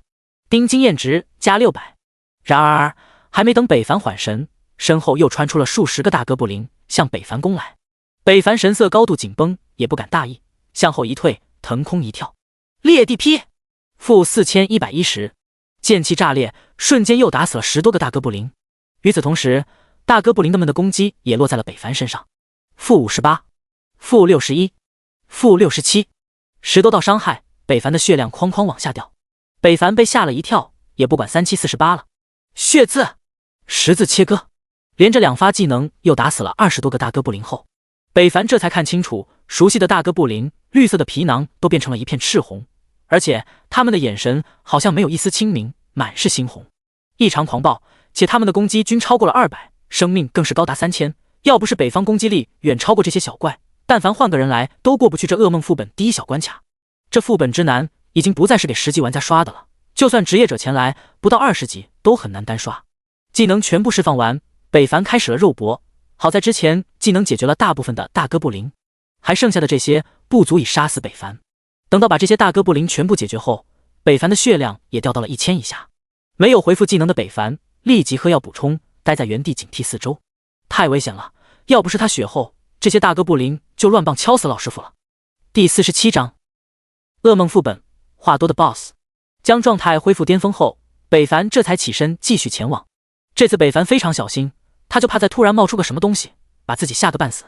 游戏的真实他有时候都分不清是虚假还是现实了。忽然北凡走过一个废墟堆，枯骨杂乱无章，身后传来一声低喃的魔语。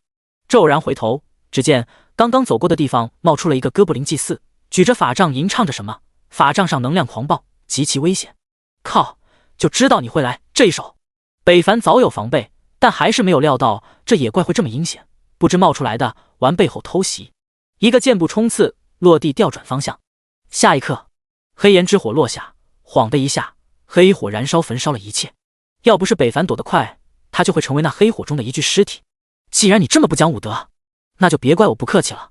北凡再度拉近距离，哥布林祭祀视线锁定，开始普通攻击。北凡的血色长剑率先抵达，扑哧，负10，负11425。哥布林祭祀被这巨大的伤害瞬间融化了。然而这还没完，就在这只哥布林祭祀倒下的同时，北凡身后就突然了庞大的魔法力量。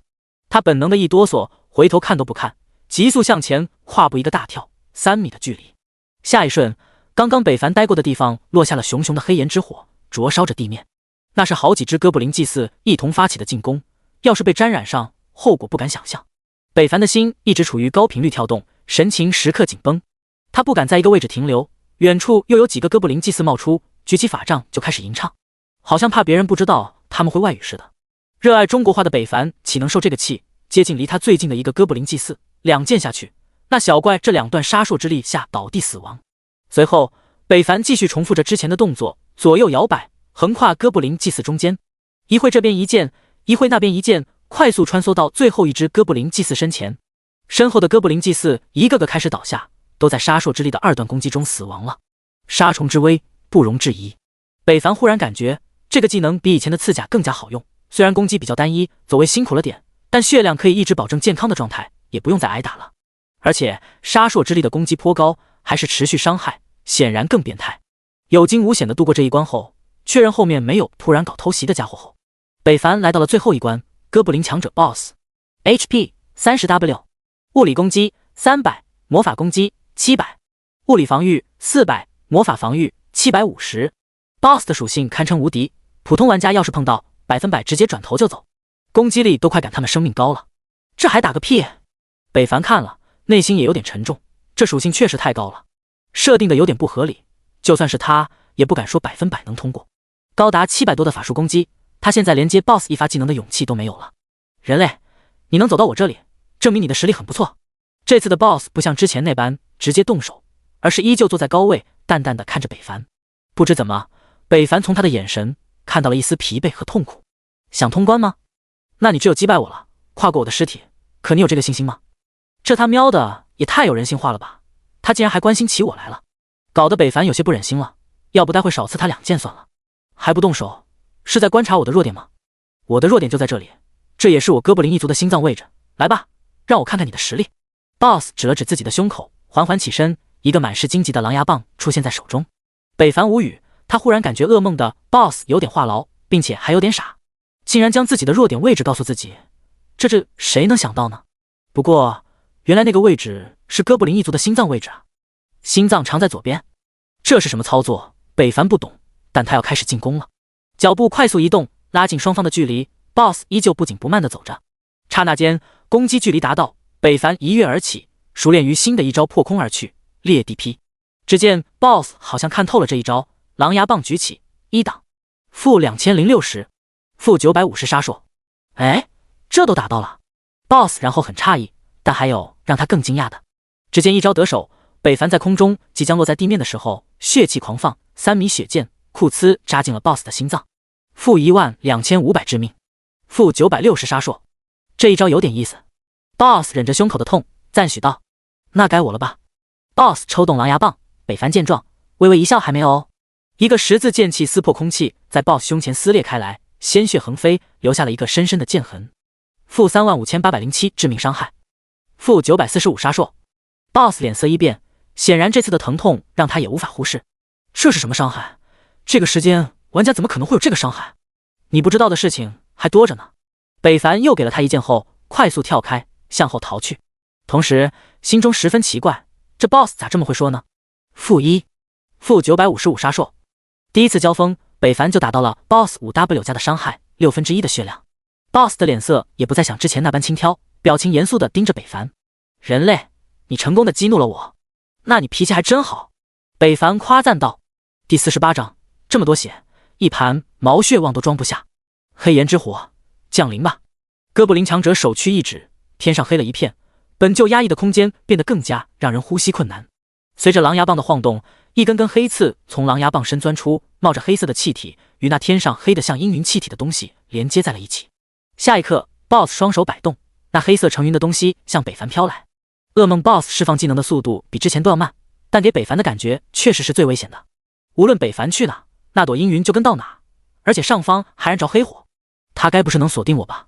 北凡开始狂奔，在40%的移速加持下，他将那黑云远远地甩在了后方，但那东西却不停地移动着向他追来。靠，还真是锁定的。实名举报 ，BOSS 开挂。知道了这一点，北凡更不敢停歇了，速度提到最大，他就不信那东西可以一直追着他。随后，滑稽的一幕出现了，北凡在前面跑，那朵黑云在面追，谁也奈何不了谁。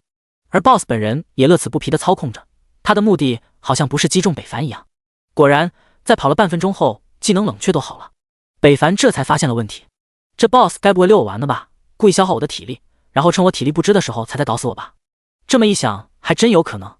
骤然回头，北凡看到那似笑非笑的 BOSS， 他感觉自己好像猜对了。操，这 BOSS 智商太高了，不知不觉着了对方的道。岂有此理！当即，北凡愤怒地掉头向 BOSS 冲去，几息间就冲到了距离 BOSS 5米左右的位置，大喝：“小 BOSS， 吃我一剑！”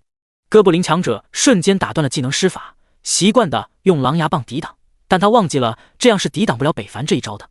负2065裂地劈，负980杀硕。借着惯性，北凡在降落的同时使出了纵剑横扫，将 BOSS 击退，而后就是一招血刺，紧跟着十字切割，招招致命。顷刻间又打掉了 BOSS15% 的生命。哦！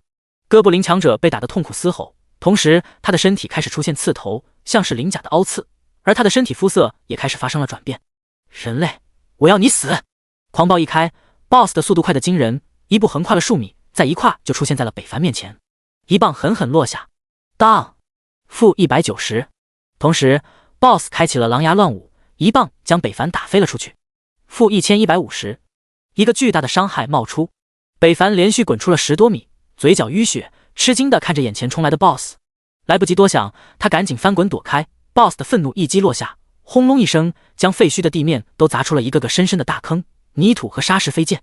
卧槽，这 BOSS 凶起来也太可怕了，完全不给他喘息的机会。这不，刚躲开这一棒， BOSS 又来了一棒，被迫北凡在一个翻滚堪堪躲开后，那 BOSS 不讲武德的开始连番轰砸，一棒接一棒，不打死北凡誓不罢休的架势，吓得北凡像驴一样在地上疯狂打滚。人类，你的样子真是可笑啊！怎么，你就这点实力了吗？哥布林强者无情嘲讽着。北凡心中咒骂，之前还拿他朋友呢，可玩的好好，他竟然开始扬沙子。果然，人与蛇畜不能为友。纵剑横扫，北凡看准时机，抓住 BOSS 挥动武器的间隔间，身体匍匐一跃，将 BOSS 打了个措手不及。随后，熟悉的连贯招式 BOSS 又是5W 加的血量蒸发了，而北凡本人则打完就跑，向那王座后方逃去。任务说，遗失的佩剑在王座后方。果然，他刚越过王座，就看见了一堆的尸骨和一条王座后方的通道，这应该就是隐藏支线的任务路线。还有在那满地尸骸中间，鹤立鲜明的长剑。长剑很普通，但你却一眼能看出普通之下藏着不凡。一下子，2条任务要求都被北凡找到了，但 BOSS 的攻击也到了。只见身后刚刚趁着北凡逃跑期间， BOSS 召唤出的大哥布林和哥布林祭司开始对北凡发动了进攻，数量之多将北凡的退路彻底围住，而 BOSS 则在后方居高临下的盯着北凡人类，你的死期到了，继续挣扎吧，我想看你挣扎却痛苦的样子，都沦为畜生了还这么变态，我鄙视你！北凡嘲讽道。眼前的一堆小怪让北凡有点绝望，这也太赖了。他刚刚没注意，噩梦级的 BOSS 还比地狱级的多了个召唤小弟的技能，大意了，他现在技能没好，要杀了这群小怪有些困难，何况还有一个虎视眈眈的 BOSS。 不是虎视眈眈了，那 BOSS 浑身渗血，嘴里念叨着什么，矗立不动。靠，见过几次的北凡立即认出那是释放血祭技能的前奏。操，这 BOSS 咋这么有心机，用小怪拖住我，好给自己释放大招腾出时间不被打扰。奶奶的，太欺负人了！北凡破口大骂一声，无奈冲了出去，而那些大哥布林也冲了过来。面对大哥布林的攻击，北凡很难躲避，但也尽量躲避。但哥布林祭祀的技能，北凡则一个都不能命中，否则在如此多的野怪群殴下他必死。所以北凡此刻异常疲惫，一边要进攻和躲避，还要小心远程小怪的技能，他倍感辛苦。战斗整整持续了足足近1分钟，北凡才将那些小怪尽数杀死，而他的血量也就剩下不到500点生命值。这点血量连 BOSS 一击都扛不住，不是北凡操作太菜，实在是大哥布林和哥布林祭司的联手太过可怕，都没有给他呼吸空气的机会。但凡中间有一次不小心，北凡就回复火点喝水了。然而，就算是不安过了小怪这关，面对血祭完成后的 BOSS， 北凡累了。哥布林强者血祭状态 ，HP 35W50W， 攻击力正 100%， 防御正 100%， 攻速正 100%， 移速正 100%，5% 的几率一棒湮灭。这属性就算北凡全盛时期对上也是玩完。此时的 BOSS 已经不再那般爆炸和生气，血祭后风轻云淡地看着北凡，笑道：“人类很不错嘛，把我的族人都杀死了，那你想要个怎样的死法？”其实 BOSS 早就血祭完了，一直没有出手，就是看北凡的笑话。当然，北凡也看出了这点。唉，叹了一口，北凡也坐在了地上，但身子却慢慢往后挪移。人类，你这是怎么了？放弃了吗？继续向我进攻啊！其实我也很好杀的。BOSS 怪异的诱惑道。好杀个屁！你这么多血，一盘毛血旺都装不下。北凡也破罐子破摔了，无所畏惧了，反正都是一死，先拿到任务物品再说。下一刻，经过他的不懈努力，屁股都要磨漏了，他终于摸到了那把任务物品——遗失的佩剑，传说级。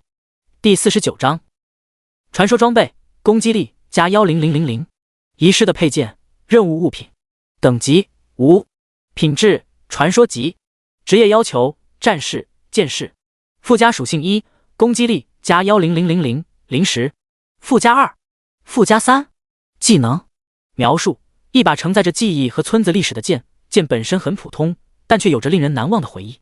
注：此剑玩家只可使用一次。提示：将此剑交给村长，他会给你一份丰厚的回报。卧槽，你管这叫普通？单是这一条附加属性就加了1W 点攻击力，北凡不敢想象下面的一堆问号会是什么。而且这把剑自己还能使用，那岂不是有机会与 BOSS 一战了？人类你在干什么 ？BOSS 也发现了北凡的小动作，但为时已晚。北凡已经将黄金血刺卸下，将这看似普通却非常轻盈属性爆炸的仪式配件。霎时间，北凡的攻击力直接来到了11000加，被动技能力量之衡也在此刻才真正展现了它的价值，足足多加了1000攻击力。一瞬间，北凡变得自信了，再次看向 BOSS， 眼中没有了颓废，反而露出了一丝皎洁。怎么，人类还要做垂死挣扎吗？ BOSS 并不认识那把剑，他只是看见北凡换了一件武器而已。他不信将死之人还能翻出什么浪花。喝下了一大一小红药后，身上冒起了加号，加10，加30。虽然这点恢复量微不足道，但了胜于无。北凡握紧了双手和手中的剑，源源不断的力量涌上心头。下一秒，北凡就冲了出去。BOSS 也被眼前这个人类激起了杀戮之意，猎物越挣扎，他越兴奋，尤其是人类更让他兴奋，这就是他要的效果。轰！躲开 BOSS 当头一棒，北凡深刻明白，目前的血量自己可能只有一次出手的机会，他要小心再小心，打起12分的精神。BOSS 又一棒打来，北凡再次躲开，狼牙棒呼啸而过的声音他都听到一清二楚。北凡心头狂跳，此时他的血量也已经恢复到了700加的血量。狼牙乱舞 ，BOSS 再次大肆的挥舞着武器，空气逆流，狂放倒转。北凡知道他该出手了，这一招他得打断。纵剑横扫，负699，负703，两个伤害在两人身上冒出 ，BOSS 不痛不痒，但北凡差点被秒。他现在只剩下了不到50点的血量，但好在 BOSS 的攻击被打断了，出现了僵持状态，暂停了攻击。北凡深呼一口气，就是现在，腾空跳起裂地劈，快速接近 BOSS 的同时，北凡大喝十字切割，这是他最后的依仗，也是唯一技能伤害是可以用攻击力加伤害的技能。两道剑刃快速斩破天空，裂开了2道缝隙，而缝隙中狂暴的剑气疯狂涌出。可就在这时 ，BOSS 也发起了攻击，迎面狼牙棒砸来，只要这一击命中，北凡必死。但北凡的攻势已经无法停止了，他拼了，逆流而上，顺势斩下，2道剑气穿过了一切阻隔，在 BOSS 不懈闪躲间刻在了 BOSS 的左胸之上。下一刻 ，BOSS 的攻击落下，北凡的头上冒出了 miss， 躲过了这致命一击。而 BOSS 就没有这么幸运了，一个令 BOSS 后悔的伤害砰然炸开，负896500致命伤害。噗 ！BOSS 胸口被撕裂绽开，口吐鲜血，身体生机骤停，向后栽倒，到死都不明白他为什么会败。明明眼前的人类什么也不是，明明都要放弃挣扎了，却突然爆出了如此恐怖的伤害。叮！恭喜您击杀了噩梦副本 BOSS， 经验值加10W。叮！提示经验上线，溢出的经验将在您转职后得以提升。提示音在耳边回响，北凡还没有缓过来，在地上喘着粗气。刚刚真是太危险了 ，BOSS 那一下，他真的以为自己要死了，但竟然挺了过来，真是万幸中的万幸。关键时刻，那5%的闪避和人品发挥了作用。呼，太惊险了，太可怕了，打个副本差点心脏病犯了。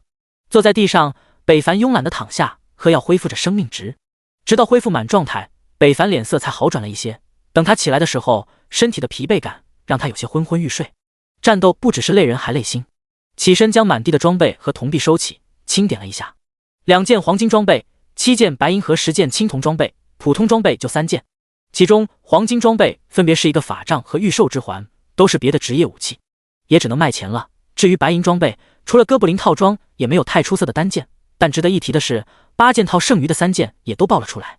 可惜北凡不能装备，因为相比较自己的那3件装备都很有用。幸运项链，幸运加22可遇不可求。十字王戒伤害爆炸，残暴之心破伤风触发几率有点低，残暴之心效果倒是不大了，回头可以考虑换一下。清点完毕，北凡习惯就要退出副本时，他忽然想起来自己还有一个任务没有完成。哥布林的过往。北凡向王座后方看去，什么也没有发现，他只好先根据道路慢慢往里走去。寂静的废墟，骸骨遍地，很是阴森。诺达的地方却只有北凡一个人，还要脚踩枯骨，一步步前行。终于在走了10多分钟，看到了前方果然有一个传送阵。走近一些，北凡发现那传送阵竟然跟副本入口的传送阵不一样。副本入口传送阵颜色是5颜6色，4空洞4玄幻，但这个却是血色荆棘，鲜血淋漓，慢慢滴落在地面之上，将枯骨都染上了红黑色。传送门还像黑洞一般，逆流旋转一圈，又顺时针旋转，规则不定。如此近距离观看，北凡有些皱眉。这传送门怕不是人血做成的吧？血腥味还清晰入鼻。要不是来这游戏世界经历了许多打打杀杀，他对此免疫了不少。如果是第一次来，保证观众老爷从北凡口中都能看见北凡晚饭吃的什么。第50章见义勇为，见色忘义。思来想去，北凡还是迈入了传送门内。天旋地转，北凡被搞得迷迷糊糊，神志不清，好像神游万物间。回到了厕所里，差点反应些千里时，北凡清醒了过来，眼前也出画面了。他仿佛居高临下，又或是身处天上人间，他看见了世间万物一切，树木的生长，人类的繁衍，城墙扩建，一国而立。随后画面再一转，他看见了无数哥布林一族的人，快乐的人生活在自己的乐土上，嬉戏打闹，没有烦恼。北凡其实也看不懂他们在做什么，就是感觉很开心。但好景不长，这天数万人类在人类之主的带领下，对其他种族展开了屠杀，在别人的领地挥舞着屠刀，率先对着哥布林一族疯狂砍杀。战争惊天动地，技能绚丽多彩，最终在几天几夜的努力下，将哥布林一族差点尽数灭绝。而后画面再度跳转，屠杀依旧在继续，这次换成了泰坦一族、精灵一族、蛇族、石族等一切对人类可能有威胁的一族。在这些种族中，北凡忽然看见了一个血族。这场大规模的屠杀奠定了人族在所有种族之上称王称霸，无所畏惧。战场是残酷且残忍的，虽然人族最后赢了，但也在各个种族的后人心中留下了不可磨灭的记忆。仇恨的种族子可能不会立即发芽，但也不会就此烂掉。它会随着漫漫时间长河中寻找适合的时机和位置，发芽生根，长大结果，再继续向天上，直至捅破这层肮脏的天空。最后画面结束了，而在结尾也浮现了3个字：10万年前。北凡退了出来，耳边也响起了任务完成提示。哥布林的过往结束了，传送门也消失了，地面上那黑红的血迹也没有了，好似从未出现过一样。但北凡知道这一切都发生过，因为他刚看完。只是北凡不明白，给他看这些干什么？他又不是这个世界的人，一个任务搞得这么伤情，是不是有点跑题了？这话要是被发布任务者听见，必定寒透了心，终究是错付了。北凡无语，退出副本，向村内返回而去。人来人往，形形色色，经历过怪物攻城，大家也算是因祸得福了。尤其是那些躺平在村中苟活的玩家，更是白捡了2级，睡觉都能乐死。返回的路上并不太平，这不，北凡刚走到一半，来到野狼刷怪点附近，就看见一个妹子，长相平庸，被几个玩家欺负。至于为什么说她平庸呢？北凡也是有理有据的，他瞪大了双眼，仔细看了半天后，大家平胸而论，没什么不一样。本来北凡是不想管的，这种事在这社会上并不少见，人若被人欺，哪里都会时有发生，而在游戏中更是随处可见。求求你们把装备还给我好不好？我好不容易才爆了这么一件装备。女玩家哭泣着，泪珠在眼睛打转，尤为可怜。而她穿的也很普通，除了3件新手装备，再无他物。这个时间装备还如此寒酸，这个妹子还真混得不怎么样。既然爆了一个，那你就再继续刷啊，搞不好还能爆一个也说不定呢。这个就当孝敬大爷我好了。一个男玩家直接将装备收进了背包，没有一点要还的意思。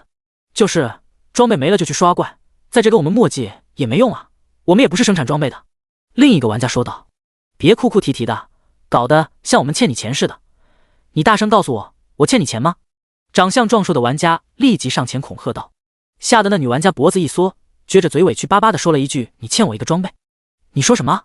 那男玩家顿时勃然大怒，一个5级射手竟然这么跟他说话，他抽手就要打。女玩家害怕的不断后退，脸色都快哭成泪人了，手臂摆动，男子手掌就要落下，其他的朋友也没有要阻拦的意思。北凡无奈，偏偏让他看到这一幕，不出手吧，出手吧，还挺麻烦。啪！女玩家已经被吓得闭上了眼睛，眼泪顺着脸颊滑落，仿佛知道了自己接下来的结局。然而那迅疾的手掌眼看就要打中，却被突然出现的一双结实的手掌抓住了手腕。只听嘎嘣一声，那男子就体会到了断骨的痛楚。啊！这一声惨叫把其他的朋友目光也吸引了过来，纷纷惊异地看着突然出现的北凡。至于那女玩家则颤抖着身体，嘴巴发出呜呜的声音，好像她也受到了同等伤害一样。你的手真好看。北凡也是第一次救人，理由还没有想好，下意识说道。但对方的玩家明显不知这一套，你 TM 松开我，操，快 TM 松开我呀！哟，理由找到了。那男玩家不明白北凡说什么，他只知道自己的手要断了。快 TM 给我松开，否则老子废了你。这也是游戏魅力的一种，只要你就不用武器攻击，赤手空拳对人的伤害都不高，跟现实差不多，又真实又刺激。你既然骂我，那我杀你不过分吧？北凡微笑道，抽出腰间上的剑，血迹斑斑的长剑格外鲜明，瞬间就被这几个男玩家中的一人认了出来。你是一剑破天！我靠，我竟然见到本尊了！你说什么？他是哪个？一剑破天？一瞬间，那些还在欺负妹子的男玩家都变成了北凡的粉丝，就连那被捏断手腕的男玩家看着北凡的眼神都不对了。众人簇拥而来，将北凡围在了中间，叽叽喳喳个不停，都是崇拜和敬意的问候。还有就是他怎么这么变态，就像他们看见了什么似的，说的义正言辞。而那女玩家更是懵逼的被挤了出来，殊不知她才是案件发起人。没办法，伸手不打笑脸人，而且他们貌似也不是无可救药，单单喜欢崇拜自己这一点，眼光还是没什么问题的。哼！北凡咳嗽了一声，那些玩家也识趣的闭上了嘴，眼中满是崇拜。这么一会儿，就围上30多人，有看热闹吸引而来的，但后来都变成看他了。北凡都快不好意思了，他其实也没做什么，就是杀杀怪，做做任务。忽然响起一声痛吟，那是被手腕被北凡捏坏的玩家发出的痛吟。你给我憋回去，没看见大佬要讲话吗？他朋友直接呵斥道。那男玩家顿时体会到了什么是见色忘义。第51章，受人爱戴，替人不平。我们言归正传，你们对我的喜欢，我非常感谢。北凡道。大佬，我爱你。大佬，你好帅啊，我妹可喜欢你了。大佬，我要给你生猴子。你给我滚，你一个男的也不知道羞耻。北凡破口大骂。哈哈哈哈！他这一句话引得周围玩家一顿哄笑，原来大佬也这么接地气啊。但是一说到但是，玩家纷纷闭上了嘴，目光纷纷看向了那手腕受伤的玩家。后者也慢慢走出，低着头满是歉意，对不起，是我的问题，我不该欺负女玩家，不是你一个人的问题。北凡摇头。在场的玩家疑惑，那是谁的问题？是你们4个人的问题。北凡一指4人，正是那男玩家的朋友。那4人也缓缓走出，出现在了大家眼前。他们心中也大概明白大佬叫他们出来的原因。他们4个又是什么问题啊？有知道的吗？不知道，我来的晚，就是为了看大佬来的。我也是。你们知道错在哪里了吧？北凡道。4人点头，虚心认错，我们没有阻止，更不该欺负女玩家，请大佬原谅，我们一定诚心改过。哦，原来他们也欺负女玩家了，禽兽啊！5个人一同对女孩竟做出如此之事，妄为我龙国之人，恶心！有正义玩家指着鼻子指责这5人。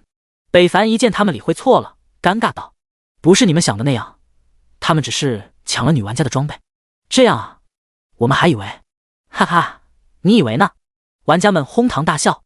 北凡这才想起自己好像忽略了什么，第一受害人哪去了？他连忙去寻找，仔细扫过人群，在人群后方看见了一个弱小的身影，凄凉且无助，但眼睛里看着北凡却带着光，好像很信任北凡一样。大家让一下，让那位姑娘进来一下。顺着北凡手指的方向，大家纷纷散开一条人行道，被孤立的女玩家也显露而出，正是之前那位被抢装备的女玩家。大家都没有说话，等待着北凡的下文。这就是崇拜的力量，信仰会让人非常信任一个人，站在你的角度去思考，不影响，不制造，只聆听。北凡上辈子都没有这么被人信任过，他心中忽然有了一个种莫名的悸动，但很快又压了下去。在众人的注视下，那女玩家走上前，与北凡面对面，害怕胆怯地低下了头，不敢与人对视。你别怕，你是受伤者，你也不低人一等。北凡鼓励道，他自己都没想到他还会鼓励人，而且还很有效。那女孩听到后真的慢慢抬起了头，但还是有些害怕。北凡也不再勉强，转头看向那5人，后者当即上前一步，齐声地给那女玩家鞠了一躬，并真诚道歉，对不起，之前那是我们不对，希望您原谅，以后一定改过。这是您的装备。女玩家被他们5人吓了一跳，本能后退，但忽然想起北凡的话，却勇敢地止住胆怯的心，伸出手拿回了属于自己的装备。北凡一见，心中一喜，你感受到他们的真诚了吗？如果没有，就让他们继续道歉，要是还不满意的话，你打他们一顿也行。5人一听，没有一丝委屈，依旧认错的低头。围观的玩家一听，看向北凡的眼神再度一变，升华了。大佬，好有爱心啊！爱了，爱了！你滚！刚刚大佬说了，不喜欢男的。镜头一转，回到女玩家这里，她看着面前的5人，尤其是其中手腕还处于受伤的玩家，心中的不快好像消散了许多，但还是胆怯地问出了心中的害怕，支支吾吾呢。那个，他们事后不会报复我吧？我怕。寂静，多好的女孩啊！看见他就仿佛看见了我的女儿。是啊，是啊，这5个家伙怎么能做出那样的事？就是太十恶不赦了，这么乖巧的女孩都欺负，不是人，呸！败类！那5人猛了，我们怎么就不是人了？就败类了，还十恶不赦，什么都没做呀，最多就是吓唬吓唬对方而已。这帮人别这么搞啊！大佬万一生气给我们岂不是要凉？北凡在听到这话，心情也略感同情，想起了以前的校园暴力，那些孩子也遭遇过同样的事情，有着心中的担心。但北凡还是要说，如果他们真的那么做，难道你要一直被欺凌吗？女玩家一愣，委屈地看向北凡，你要做的不是害怕，而是面对世间的一切不公，你都要有说不的勇气，一味的退缩只会让欺负你的人更加肆无忌惮，所以只有重拳出击，让他们知道你的厉害，才能认识到自己的错误。那女玩家听完，整个人都呆住了，不知怎么回答。她胆怯，遇事能避就避，能躲就躲，可她真的要一直这样下去吗？她也不想被人嘲笑欺负，可是她能办到吗？这个问题久久在她心中像是烧沸的水，不断翻涌。突然她顿悟了，眼中出现了光明，好像找到了人生的方向。有时候正义也是需要鞭策的。一语点醒梦中人，我悟了，大佬就是大佬，看得透彻。大佬上过大学吧？学识我等不如啊。粉了，粉了。北凡无视了大家的话，直视着那位女玩家，所以你还害怕吗？我不怕。女玩家坚定的点头，看着北凡的眼神满是炙热，好似在北凡这里得到了勇气的传达。好，勇气有了，你还缺一件可以释放勇气的武器。北凡今天也很开心，在背包里翻找着。女玩家也不知道北凡要干什么，但今天对于他来说很有意义。下一刻，就在他还沉浸幻想中时，北凡忽然拿出了一件青铜装备弓箭，递给了那位女玩家。那这个送给你，当做你找回勇气的鼓励。这是青铜装备？女玩家痴傻的看着，激动的说不出。那5个施害者也傻了，那里面有他们的一份力啊！嚯，大佬一出手就不是凡气，好想要，好羡慕那个女玩家，我要是个女的就好了。你滚，你个死男人，还敢惦记大佬，看我不打死你！爱了，爱了，又强又有爱心。见对方不敢接过，北凡直接塞到了对方手中，别愣着，给你就拿着。谢谢。女玩家泪珠再次打滚，长这么大有人对她这么好，替她鸣不冤，还送她装备，教她勇敢。好了，既然没事了，大家就都散了吧。说罢，北凡就要离去。那女玩家用力握紧了那把弓箭，鼓足了勇气，喊道一箭破天，我可以加你好友吗？北凡脚步一顿，回头迟疑了下，还是点了点头。那女玩家如意加到了北凡的好友，眼角打转的泪珠也满意的落下。离开后，北凡看了看好友位，此时孤零零的九晴依依也不再孤单了。雪晴，好名字。第52章，特殊的信，真白啊。插曲过后，北凡回到了村内。此时的新手村多处遭到破坏，倒了倒，村长已经派人开始维修了。干活的几乎都是一些村子里本土的人，之前在怪物工程时躲藏起来的农民 NPC。在游击队长皮尔卡松的带领下，大家都很卖力，从干活的热情上就能看出他们有多热爱自己的村子。而在这些人之外，北凡也看到了玩家身影，想必村长应该是发布了临时的特殊任务。一剑破天勇者，你好。忽然北凡走过皮尔卡松身旁，后者直接给他敬了个大礼，感谢您为村子付出的一切。显然皮尔卡松没有忘记之前北凡秒杀 BOSS 的场面，对于他来说，北凡的行为是正义的，就万民于水火。没事没事，应该的，毕竟我也是村中的一份子。北凡整理好情绪，礼貌回道。没想到身为外来勇士的你，竟然还有这种心境和胆识，我代表全村对您的感谢。皮尔卡松深深鞠了一躬。叮，恭喜您获得皮尔卡松的好感加50。提示：好感度最高100，而当达到100时，你们的关系会极为亲密，无所不谈啊，怕你亲手杀了他，他都不会还手。这个好感度有什么用？北凡还是第一次出发。不客气，除魔未到，我辈义不容辞。北凡又激昂慷慨地来了一句，但只是得到了皮尔卡松赞许的目光后，却并没有触发什么了。唉，白浪费感情了。来到村长这里，此时的老村长好像在等待什么人似的，见北凡到来，村长顿时容光焕发，老远就喊着勇士勇士。没办法，出名了是这样的。走到近前，老村长一把握住了北凡的手，勇士，我都知道了，谢谢你为大家做的一切，上天会记得你的恩情的，只要你记得就行了。北凡摆脱了他的手。老村长一时语塞，这玩家好像挺不会聊天。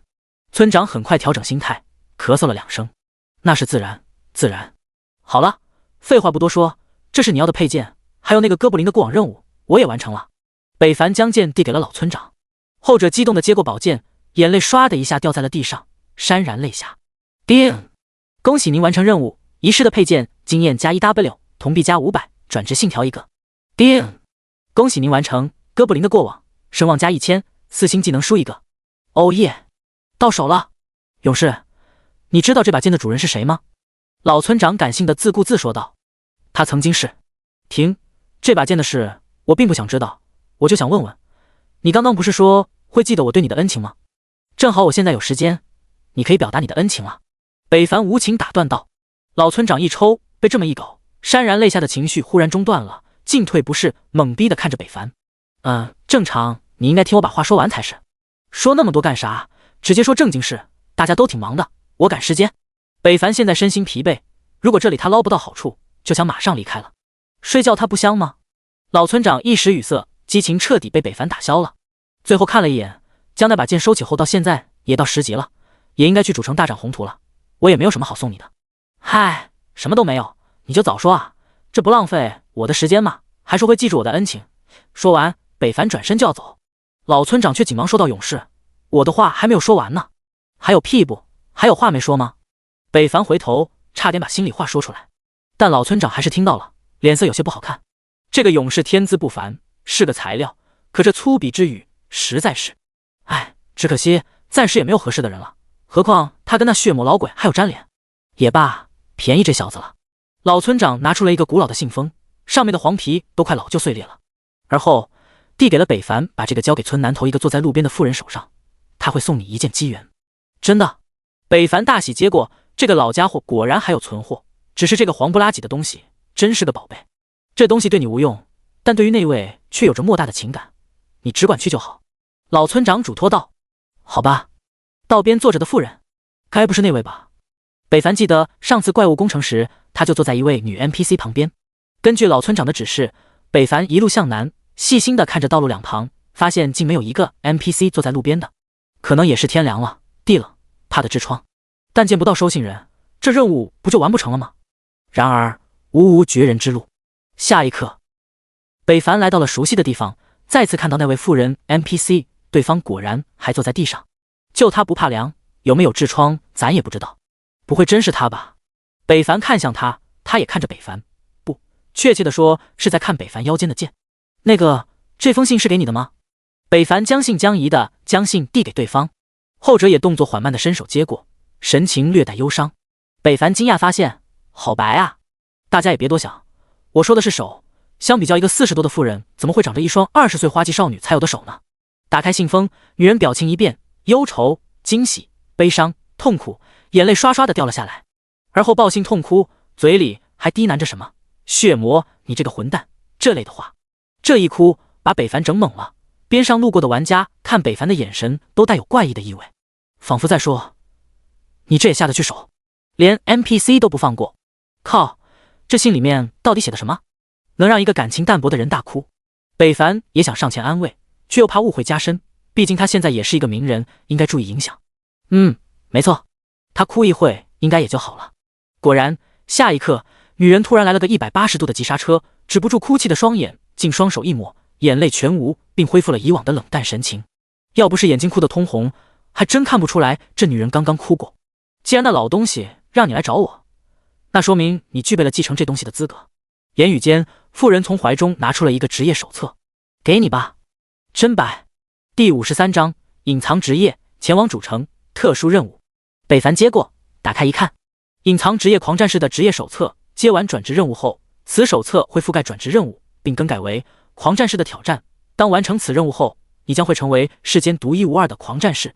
狂战士怎么感觉像个战士呢？自己一个剑士也可以转职？不过既然发布了，那应该就是可以的，管它是什么呢？反正是个稀有的隐藏职业，这可真是一份惊喜。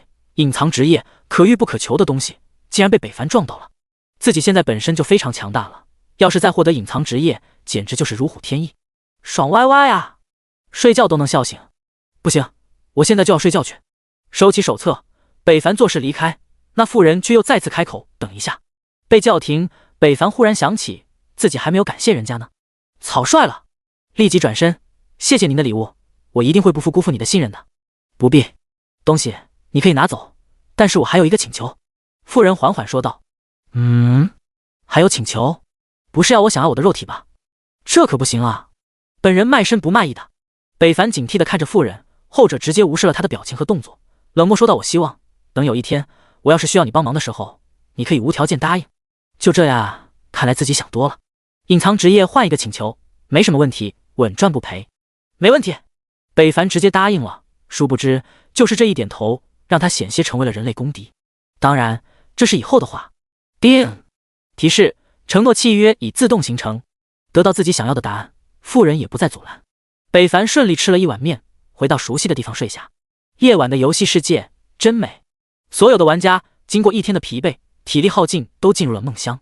但也有睡不着的，这是他们第二天在异世界过夜，有点想家了，也不知道还能不能回归现实。玩家们害怕了，尤其是亲眼看到过连死5次的玩家再也没有复活后，玩家们终于知道死亡意味着什么，很可能现实也会一同死亡，又或者说他们现实已经死了，要不这离奇的事情如何解释？次日，北凡醒来就看见了自己消息里不断闪烁，九晴依依和雪晴都发来了信息。一剑破天早上好，我决定以后会阳光的面对每一天，努力变强，绝不让你失望。笑脸雪晴。一剑破天，你也太厉害了，竟然真的把 BOSS 杀了。九晴依依，太帅了，怪物工程我们赢了，我还以为要失败了呢。一剑破天，你真的不来我们公会吗？什么条件都可以答应你。九晴依依，他发了很多消息，从昨天到今天，北凡都没有时间，一下子积累了这么多条，北凡都不知道从哪回复了，最后想了一下，还是不回复了，就当看不见好了，不得罪人。至于雪晴，还是回复一下吧，万能2字，加油。完事后，北凡打开地图，看了一眼各大主城的位置。玩家们到了10级是可以选择要去往哪个主城的，因为主城连接着成百上千的新手村和小城池，所以玩家的选择多了，竞争也就存在了。不过现在应该不存在，竞争也是在主城饱和的时候才会发生。看了一眼主城分布，为首的以朱雀城、玄武城、青龙城、白虎城、天灵城5大城池为首，其他还有数十个中等城池，所以首先选择的就从大城中选择比较好，城池越大，里面的功能就越完善。所以北凡选择了天月城，一座中等偏下的城池。至于北凡为什么要选择这座城池呢？不去选择那5座大城呢？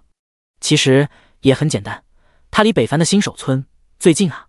打开地图，北凡就看见这座城显示在他这里的不远处，坐车赶路的话2天应该就能到，要是去那5座大城则最少需要4天的时间，所以他最终选择了天月城。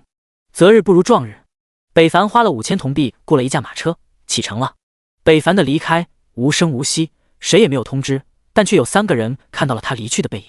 一个是皮尔卡松，眼中满是憧憬，去往大城是他一生的向往，可惜他没有机会了。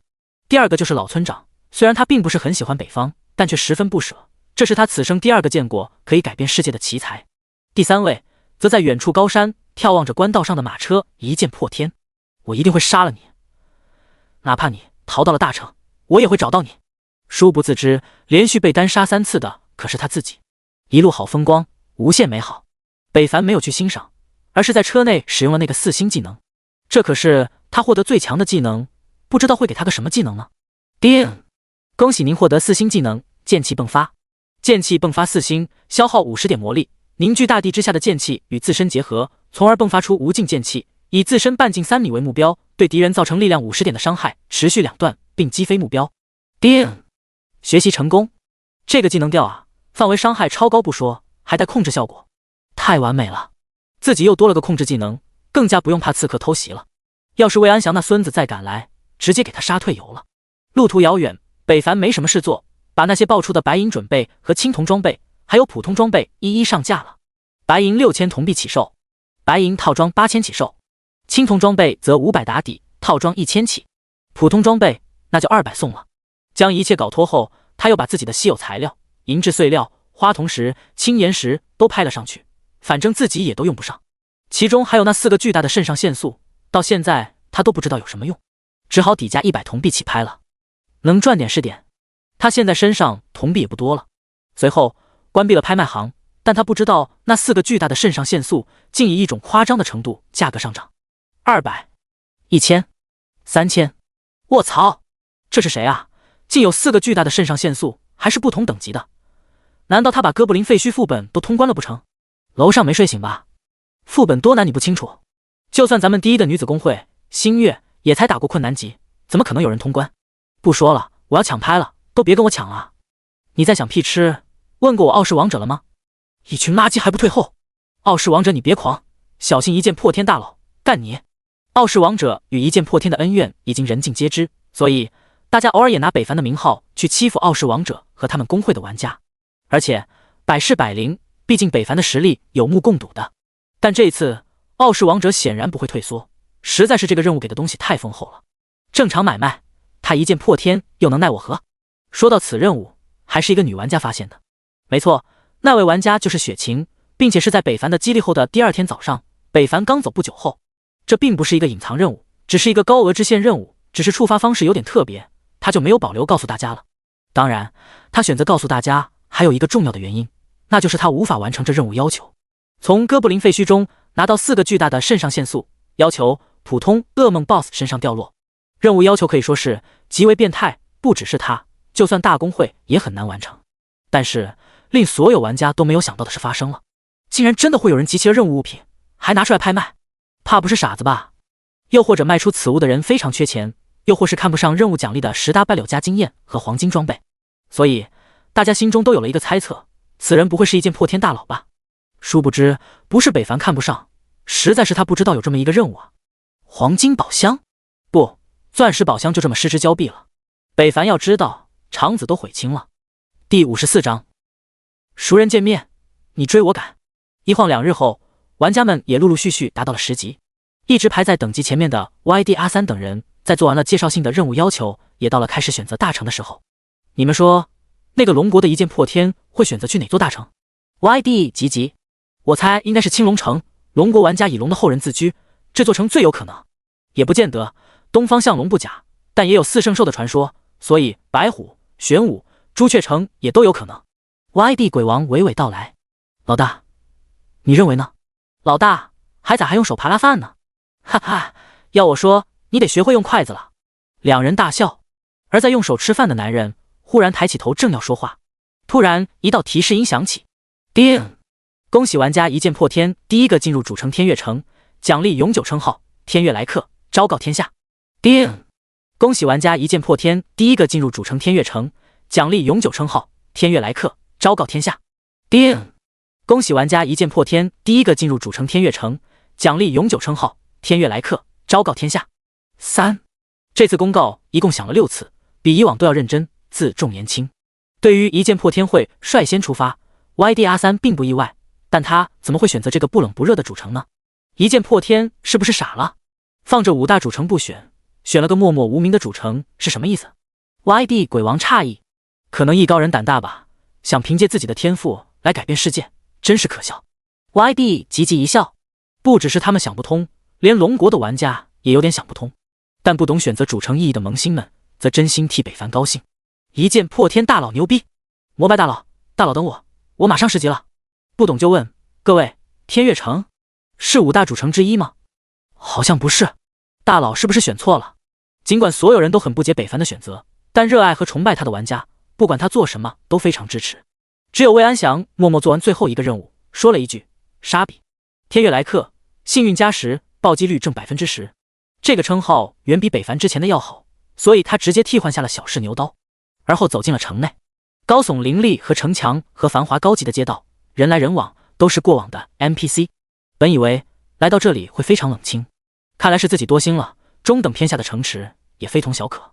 在城内游荡了许久，他看到了许多 NPC 在对自己打着招呼，好像认识他一样，这让北凡不明所以。等他上前想要问一位女 NPC 时，对方却热情地给了自己一个任务。北凡发誓，这是对方上赶着的，他可没有勉强。任务：猫妖。城南幽暗密林山中，猫妖泛滥，经常猎杀其他动物，严重影响了生态平衡。任务要求：击杀50只猫妖，奖励经验加5000。难度2星。相比较新手时期，这个任务简洁明了。接过任务后，北凡还是问出了心中的疑惑：大家见到自己，为什么都很礼貌地对自己打招呼？尊敬的勇士，您做了这么多善事，自然会受到大家的爱戴。那女 NPC 热情解释道：爱戴？是啊，您的声望这么高，一定是做了许多善事，或是受天地宠幸的勇士，将来必成大事的。女 NPC 说道。哦，北凡这才明白，原来是这么回事啊。他的声望高达7000家，一般玩家连他1/10都没有，而这就是他受大家喜欢的原因。原来是声望是这么用的啊！我说新手村的时候啥也不提示，明白了一切。北凡就像政府官员一样，见一个 NPC 就点头哈腰以示礼貌，但那都是客套上的假笑。很快他就根据指引和打听找到了剑士的职业导师，后者看见北凡也十分欣喜和激动。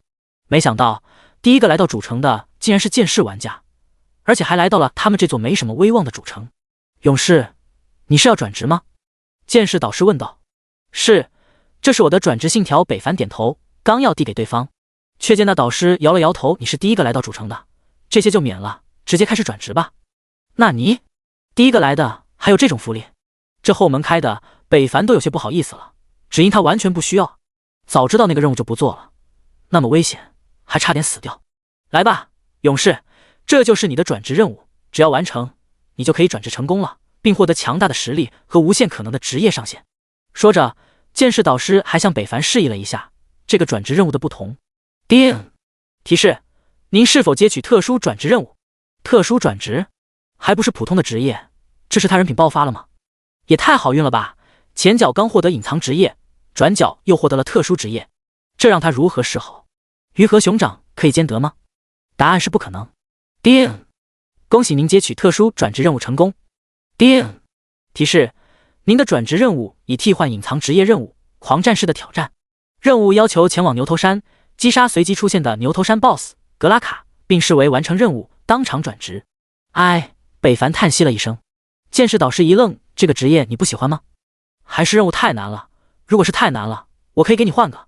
北凡的声望很高，所以剑士看北凡也格外亲近。不了，谢谢。北凡一笑离去。对方的热情让他不好意思，要知道他可是靠实力来到主城的，老给他开后门是什么意思？他很强，不需要，主要还是用不上。在城内又狂了一圈，了解了一下各个主要的 NPC 位置，卖药的、卖武器的，还有给加灵石属性的，更重要的还有鉴定装备的。因为10级以后的装备就大多数都是需要鉴定才能看到属性的。当然，对北凡最为重要的还是卖强化石的商人。可就这卖强化石的他没有找到，虽然他现在强化石还很富裕，但以后要用的地方一定还会更多，所以先了解准没错，防患于未然。可找了半天，逛了大半个城都没有找到。北凡无奈放弃，要准备去做任务时，转角却遇到了一个熟人，新手村的强化商人。后者也是一愣，当看见北凡时，脸色都呆住了。这坑爹的家伙怎么也来天悦城了？难道他一直跟着我不成？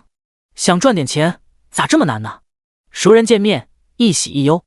原以为来到天悦城，再买强化石就得以原价购买，死贵死贵的。但没想到老天这么可怜人，竟让他遇到了最想见的人。北凡兴奋地跑去，想了解一下情况。但他这一跑，可给强化商人吓得不轻，撒腿子就跑。北凡追着他砍的那一幕，他久久不能释怀。所以搞笑的一幕出现了，玩家追着 NPC 在大街上玩起了马拉松，前面惊恐，后面热情，旁观的也不参与。第55章，卧槽，牛站起来了。最终强化商人还是让北凡追上了，出于礼貌，北凡打了他一顿。至于为什么，北凡只能说他欠揍。人家老乡见老乡，两眼泪汪汪，他可道好，让他费了9牛2虎之力追了他3条街才追上。期间他还差点被城卫兵误会抓捕，要不是他声望颇高，有信任基础，就被这小子给害了。这小子往哪跑不好，就往城卫兵多的地方去，显然是故意的。不打他，打谁？反正他也没有用武器，除了有疼痛，但不掉血，更不会引发红名。啊！别打了！啊！少侠，少你妹！砰砰又是10多拳下去，强化商人脸都被他打起包了。你再打我，我以后就不卖你强化石了。你要知道，天悦城现在只有我一个强化商人了。强化商人威胁道：嘿，我看就是打你打轻了，还敢威胁我，看我绝技，还我飘飘拳。又是数10拳下去，强化商人懵了，他被打怕了，赶紧求饶道：我错了，我错了，你别打了啊，别捏那脸啊。强化商人表情一抽，在地上翻滚。北凡甩了甩手，满意的看着自己的杰作。好一会儿后，见强化商人还没有缓过来，北凡交代了一句：“等我下次回来再找你，要是还让我看不到你，别怪我不念旧情。”言罢，北凡向着地图的牛头山走去，留下了痛苦打滚的强化商人。而待北凡身影彻底消失后，地上的人却突然止住了身体，双目警惕地打量着四周，最后缓缓地站了起来。看来我刚刚的演技不错嘛，连这家伙都没有看出来，想必我已经有当影帝的潜质了吧。不过话说，这小子下手也真够重的，疼死我了，蛋疼！这以后的日子怕是不好过了。早知道就去别的主城投诚了，好巧不巧的碰见了这家伙，晦气！就算你投到别的主城，你认为其他城主会要你这个只有10级的家伙吗？就在强化商人喃喃自语的时候，身后忽然响起雄厚稳重的声音，让他异常熟悉。同时，一股庞大的威压传来，压得他呼吸困难。待他转身看到来人，当即跪倒天月城主。眼前这个浓眉大眼却利刃锋芒的男人，就是天月的城主。传闻中以平凡的资历一步步走到现在的位置的强大草根。你和那个玩家很熟？天月城主淡淡道。回城主也谈不上，只是我在新手村任职的时候，他正好降临了那里。强化商人如实道。面对此人，他不敢说谎，自己的职位可都是人家给的，同时还能得到人家的庇护。来自异界的人却开启了时间轮盘，又因天启之运回不去家，是此人所为吗？天月城主说者无心，但听者有意。强化商人颤抖的身体，天月城主，这小的不知啊，我只是一个小小的强化师，岂敢触碰这等隐秘？呵呵，不敢？还有你不敢的事吗？为红颜怒挑3阶群魔，一战成名而隐姓埋名，还有你不敢的事吗？天月城主锐利的目光看向身下的人。哎，那都是以前的事了，如今我只是一个10级的强化师而已。强化商人苦笑，不堪回首的过往他也不想提及。以前的事我不想说，也不会问，但今后这个人帮我盯着点，能在意外中脱颖而出，岂非泛泛之辈，以后或许用得着。天月城主说完，孤身离去，一身气势也烟消云散。强化商人这才得以呼吸，刚刚压抑的让他十分难受。4阶战士果然可怕，哪怕是自己巅峰时期，也断不可能是此人对手。他竟然盯上了那小子，果然能当上城主的没一个简单货色。另一边，出了城的北凡直接来到了牛头山，看见了来到主城的第一个小怪——大角牛，等级12，品质普通，生命值1600，攻击力物理46，防御物理23，技能顶牛。描述：我顶，我顶，我再顶。一个长着牛头人身的怪物，怪异奇特。大角牛一见到北凡靠近他，就直接顶了过来，双脚冒着光芒。下一刻，银光闪过，负198，负1750杀硕，快速的一剑将牛头斩下，滚落，人身还惯性的向前跑了2步，栽倒，鲜血喷张。一只大角牛就被北凡轻松解决了。叮，经验值加160，提示：您的经验已达到上限，请尽快转职。这不是他要找的牛头 BOSS， 所以北凡拾取了掉落的铜币后，继续向牛头山深处走去。然而，路过的大角牛可不会这么放过北凡，一个个顶了上来。北凡也不客气，一剑一个，负200，负1750杀硕。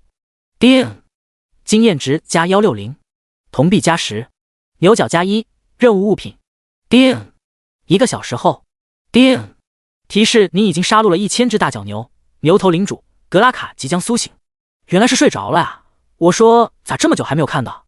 这 BOSS 也是真坑，他这一睡得需要多少大角牛付出生命才能唤醒呢？一只大角牛冲来，噗呲，负201，负1750杀硕。叮，经验值加160，普通装备一件，铜币加11，牛角加1。2个小时后，提示：你已经杀了3500头大角牛，牛头 BOSS 震怒从沉睡中醒来，请快速逃离。来到此地就是为了 BOSS 而来，北凡岂会就此离开？将周围的大角牛都清理了后，北凡看向远处冒出的强光，哪是一个小山包，但更像一个硕大的土坟。而突然之上却燃起了大火，坟上裂开缝隙，火焰就是从那里面冒出的。北凡看着没有害怕，反而有点想笑。他忽然想起了张雪峰曾说过的话：你家祖坟着了，冒青烟都不行，着了用水浇也浇不灭。刹那间，大地开始晃动，北凡也险些栽倒。随后，那坟头裂缝扩大，火焰喷涌而出，一个硕大的牛角从地缝中顶出，通红一片。与此同时，地面上死去的大角牛尸体竟开始冒起了火苗，不动自燃，十分离奇。下一刻，只听轰隆一声，大地彻底龟裂，一个5、6米高的巨型牛头人，身体燃着火焰，冲出了地面，不断吼叫，用他那前蹄拍打着身体。北凡脱口而出：“卧槽！”牛站起来了。第56章，转个职，转死了。火焰喷张，格拉卡登场了。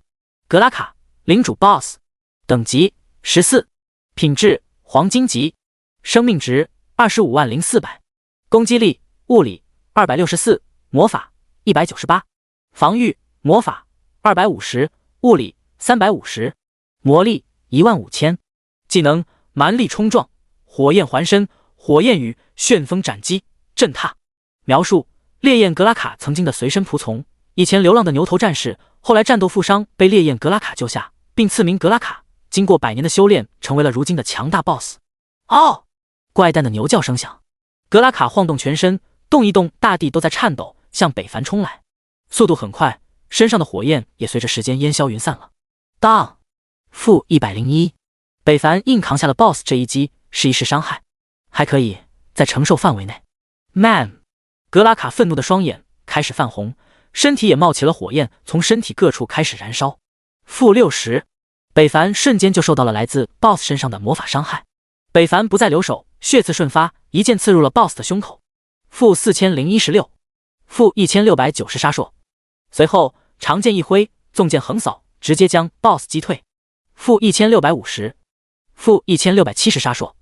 裂地劈紧随其后。-4010， -1658杀硕。熟练的一套3连打完，格拉卡异常愤怒，牛角冲天，对着北方就要顶来。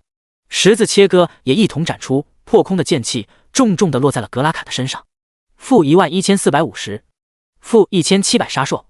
与此同时 ，BOSS 技能蛮力冲撞也用了出来，眨眼睛就来到了北凡身前，眼看着就要命中，却异变横生。北凡脚下的大地却出现了一个2米半径光环，中间刻着一颗剑字，栩栩如生。半秒延迟，无数的剑气从脚下喷涌而出，如利刃切割，剑气化形，撕裂着格拉卡的同时，格拉卡的冲撞也被打断，身体被击空，承受剑气洗礼。哦！-8080， -1659杀硕。-8010， -1701杀硕。砰！技能结束 ，BOSS 重重地砸在了地上。北凡立即上前，快速刺了2剑。-102， -1600， -200暴击。-1640，格拉卡浑身的痛苦化作了力量，咆哮一声起身，双蹄振臂一呼，大的好像遭到了莫大的伤害，顷刻间裂开，连带着四周刮起了一阵由内外扩散的阴风，北凡更是直接被震飞了出去。-350，下一刻，格拉卡手中出现了一把3米长的巨斧，巨斧上还刻着一颗钻石，闪耀发亮。格拉卡抡起巨斧，绕身体快速旋转一周，天地飓风逆转，丛林的大树也被这巨斧触碰间折断栽倒，每一棵栽倒的树也都成为了格拉卡的武器，向北凡砸来。北凡顿时四面楚歌，来不及思考，向后逃窜。格拉卡化作旋转的小陀螺，开启了加速模式，飞旋而去。转速之快，沿途的一切树木均被他斩断，横七竖八的栽倒，险些砸到北凡。但也多亏了这些树，减少了 BOSS 的移动速度，大大影响了技能威力，让北凡惊险地逃出了 BOSS 的攻击范围。技能停止，格拉卡没有伤到北凡，让他更加愤怒了，抡起巨斧就向北方砍来。北凡也无惧，迎了上去。格拉卡面目狰狞，有着武器的他攻击距离扩大，率先发动进攻，就要打中北凡时，北凡又是一个纵剑横扫，将其击退。紧随其后，北凡技能全出，将 BOSS 的血量直接压到了 15W 以下。只要再有几个回合，北凡就能将 BOSS 杀死了。但 BOSS 却突然狂怒了，斧子一丢就开始使用魔法。只见北凡头顶多出了一块火红的云朵，穿过了层层树木，来到他头顶5米处。北凡暗叫不好，快速跳开，但还是被伤了一下。-600，大意了，火焰雨持续落下，焚烧地面。北凡喝了一口药后，看向 BOSS， 发现格拉卡用这个技能的时候，身体是没有移动的。北凡有了一个猜想，他不会是释放技能的时候处于僵持状态吧？为了验证猜想，北凡快速靠近，对准 BOSS 小腹一记血剑。-16020致命。-1650。找到弱点了，那事情更加简单了。又是一套连招下去， BOSS 血量哐哐的掉。而后北凡快速退开，伺机而动。BOSS 释放旋风斩击，他不动，冲撞他也不动。一直等到 BOSS 释放火焰雨的时间，他动了，5个技能齐出。格拉卡剩余的 6W 加血条被这一套连招瞬间融化了。这就是有弱点和没有弱点的区别。一个十字切割就能打掉 BOSS 近 4.5W 的伤害，伤害极其可观。叮！恭喜您击杀 BOSS 格拉卡，经验值加 3W。叮！恭喜您完成任务，开始自我转职。提示后，北凡发现自己竟然动不了，矗立在原地，而后自己的身体被一阵七彩光束照射，无法自拔。这光让人很舒服，北凡乐享其中。可下一刻，光束中的神圣光芒却突然落下了一点鲜血。没错，是血，还是新鲜的血液。明明没有看到哪里来的，却突兀地出现在了光束之中。一吸过后，这道光束内部被血色壁垒覆盖，鲜血顺着壁垒滑落。二吸，血色的腥味充满了北凡的咽喉。三吸后，光束里下起了血雨，滴滴落在北凡身上，而后融入了他的身体。北凡感受到了来自血雨的痛楚，脑海中开始闪现画面，随着血滴落下，一个个画面闪过，北凡的痛处就会增加一分，仿佛每一滴血液都是一个人的回忆。无数的血滴不知承载了多少回忆，多少生命。血雨之下，北凡被这种痛楚和回忆压得喘不过来气，痛得不知什么是呼喊。这都是一瞬间发生的事情，根本没给北凡准备时间。所以在不知道多少滴血落下后，北凡就不省人事了，意识昏迷。但那血雨依旧没有停止，都融入了北凡的身体。北凡如一个血人倒在血泊之中。不知过了多久，天上突然阴云密布，只听咔嚓一声，红雷滚滚，黑暗夹杂在其中，轰咔一声劈在了北凡身上，以雷霆之力将北凡打入了地下数十米，彻底昏死了过去。叮！恭喜您转职成功。天罚血誓。提示：您已经死亡，次日复活。第57章，不是不报，是在等你睡觉。提示：您激活了隐藏职业，即将发布公告，是否隐藏姓名？北凡昏迷的躺在天悦城复活点，十分安详。提示：如果您在接下来的1分钟还不操作，系统将默认你选择公布姓名。倒计时60、59、1。叮！恭喜天悦城玩家一剑破天第一位获得了隐藏职业，并开启了职业之路，奖励声望 1W， 幸运加5，2星宝石 X10。叮！3。静，没错，是静。世界频道在听到这3次回响，出奇的静，但安静显然是不正常的。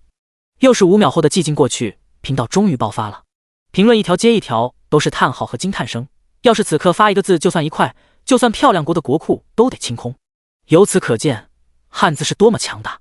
隐藏职业，卧槽！刚去主城就获得此等机缘，不愧是龙国大佬，果然是天选。天选你妈，老子才是天选！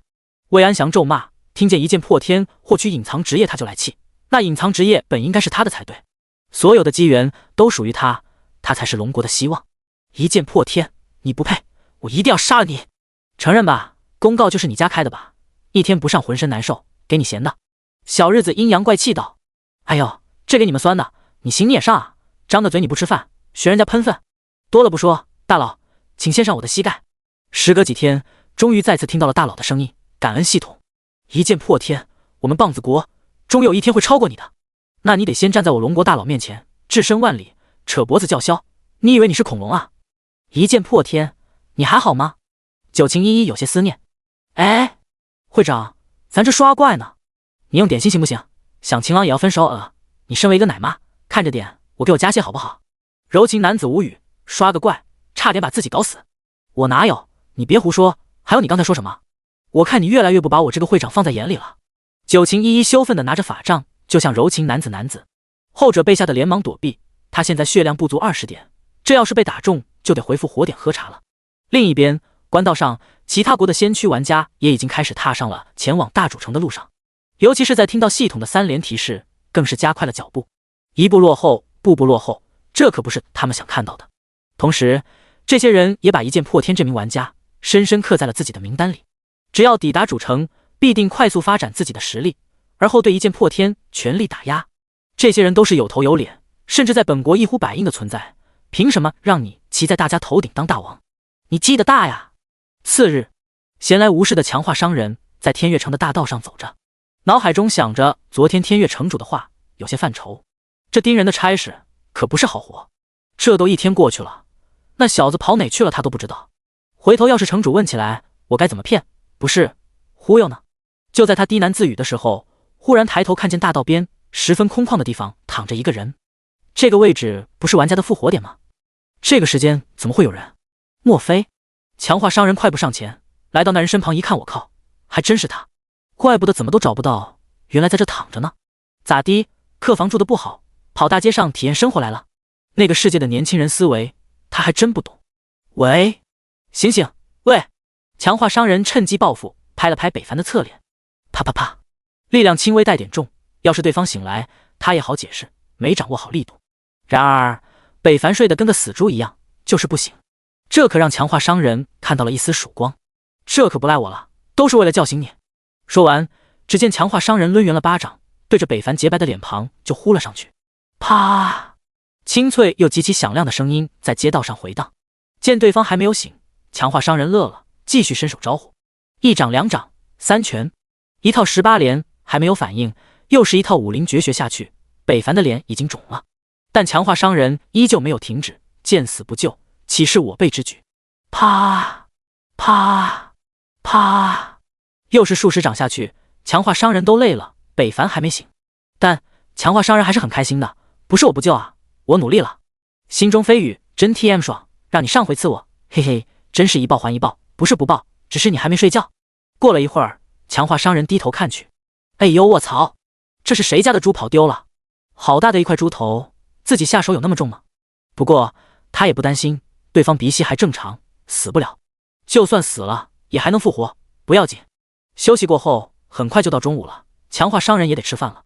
等他再回来的时候，北凡已经完好如初，但依旧没有醒。也罢，那就让我好人做到底吧。勇士，看招！强化商人一记回旋踢入手，开始了新的征程。一晃又是一天过后，强化商人不知哪里搞来的大饼，坐在北凡身旁啃着，嘴里还低喃着你说，你这一睡就是一天，也不知道啥时候是个头，等过2天那些家伙来了，我可管不了你了。北凡依旧昏迷不醒，但意识已经渐渐回归了。50，强化商人正常去干饭时，北凡忽然意识归体，双目陡然睁开，血红一片，雷电夹杂在正中央，太极红雷首尾交替。呼呼呼！北凡赫然起身，像一个溺水刚上岸的人，大口的呼吸着空气，双目也随着他的情绪开始转变，一道道闪电化作眼里的血丝，不断游走。我这是怎么了？转个直差点没醒来，让北凡惊出了一丝冷汗。无人能懂他那种意识迷茫在黑暗中的可怕，不见天日，比死了都可怕。有几次他都不想活了，想要死亡，但却什么也做不了。他也不知道过了多久，折磨了多久。等他看见一丝光亮的时候，他回来了。熟悉的街道场景，还有站在一个个档口的 NPC， 用担心和怪异的目光看着他。我回来了，我终于回来了！北凡激动的落泪，哭得像个孩子。第58章，隐藏职业的唯一性，强悍至极。你醒了？返回的强化商人忐忑地向北凡看去，他不会知道我打他的事吧？闻声，北凡快速整理好情绪，看向来人。毕竟也是活了2世的穿越者，很快就接受了现实。害怕、恐惧，这些情绪被他埋藏在内心深处。你一直在这里。北凡起身，顺便打量了一下自身，并没有发现什么不同。然而，当强化商人走近，发现对方的眼神不对。你的眼睛怎么变成了这副样子？我的眼睛？北凡疑惑，他并没有感觉到不适应啊。你的眼睛变得很古怪，让人心生恐惧。强化商人警惕道，尽管他见多识广，也没有看出此眼的来历。邪恶、狂暴、血色染天，却现置于一眼之中，里面还潜藏着雷霆中最恐怖的红雷电流。这一切完全不合常理。北凡这才找了个能反噬的东西，自我查看了一番。果然，自己的眼睛变得不同了，但他并没有感觉不适应，反而这双眼睛本来就长在自己身上的一样，没有违和，但非常特别。忽然，他想起了之前的遭遇，自己是转职后昏迷不醒的，那么他是否完成转职了呢？他得找个寂静的地方，好好查看一下自身状态。我还有事。打发了强化商人，北凡孤身离去，再见。后方的强化商人也没有说什么，只是眉头紧锁，看来他并没有发现自己打他的事。不过，今天这事要不要告诉天月城主呢？那家伙要是知道了，会怎么做呢？一处僻静之地，北凡看着眼前的信息，疑惑。没错，他成功转职了，但却不是狂战士，而是天罚血士。天罚血士，唯一职业1阶，每10级经历挑战可提升1阶，天赋成长10颗星，效果每次升级全属性加10，并取消自由加点。职业天赋血祭之力，你使用的所有技能不再消耗魔法值，转为消耗生命力。血气合一，你的智力和精神都将自动转换为力量。血神之力一阶，每秒恢复最大生命值的 10%， 当血量低于 30% 时，效果翻倍。血雷天罚一阶，你的普通攻击和技能伤害都会转化为对世间一切的不公的怒火，而当怒火达到顶峰时，你将拥有血色之力，引动天地，触发天罚。真实伤害等于力量 x100加对方最大生命值 20%。限制：此技针对非玩家单位造成等量伤害，玩家则只能造成 70% 伤害，成神时会解锁此限制。技能转化：玩家之前或是以后学会的技能都将同化本职业技能，星级均降为1星，并调整属性伤害，随等阶而自动提升。看完职业介绍，北方不知道该说些什么。强大的超出他的想象，单是血雷天罚就变态的不像话。这一招天罚下去，BOSS 最起码1/5的血强制融化了。因为真实伤害是无视护甲的，就相当于不管北凡有没有攻击力，只要攒够怒火，就能慢慢都能磨死 BOSS。而且无视等级，面对任何 BOSS 都可以，就算是高他100级的 BOSS 也能将其磨死。当然有个前提是他得活着，要是上去就被 BOSS 秒了，后面就当没说。并且除此之外，还有一个恢复神技血神之力，超高的生命恢复，北凡也不再担心 HP 恢复慢的问题了。只需最长10秒，他就可以满血。如果血量低于 30%， 恢复时间还会大大缩短。又是一个强悍超出理解的技能，而这还不是此技的巅峰状态，因为它是一阶。呼吸了一口新鲜的空气，北凡打开面板，一剑破天，等级11级，职业天罚，血誓，天赋神级强化 SSS， 神级进化 SSS， 力量273，体质170，敏捷81，生命值 3400x 1000分号，攻击力左圆括号273加110，右圆括号 x 10%，暴击率正 11%， 物理防御150，魔法防御28，幸运加38，经验值 53%， 称号天月来客，声望17250，移速正 40%， 闪避正 5%， 技能伤害正 20%， 哥布林伤害正 50%。 技能血神之力，血力天罚，天之力，上辽之剑，血色大崩，血气喷张，天之眼。附属技能天之眼，探查术同化而来，效果可探查不超过自己等级50级的怪物部分信息，且有 30% 几率看破 BOSS 弱点位置。自动开启和关闭，开启时黑白瞳会被天之眼取代。原来自己的眼睛是技能开启的原因，北凡当即关闭，果然恢复到了常态。真是有趣的技能。力量之衡等于天之力，增加 10% 的攻击力和生命。纵剑横扫等于上辽之剑，剑气入剑，拔地向天，命中敌人并将其击飞，伤害 20x 力量，冷却2秒。裂地劈等于血色大崩，召唤血气之力汇入剑中，斩向前方，范围 2x3m， 伤害 35x 力量，冷却4秒。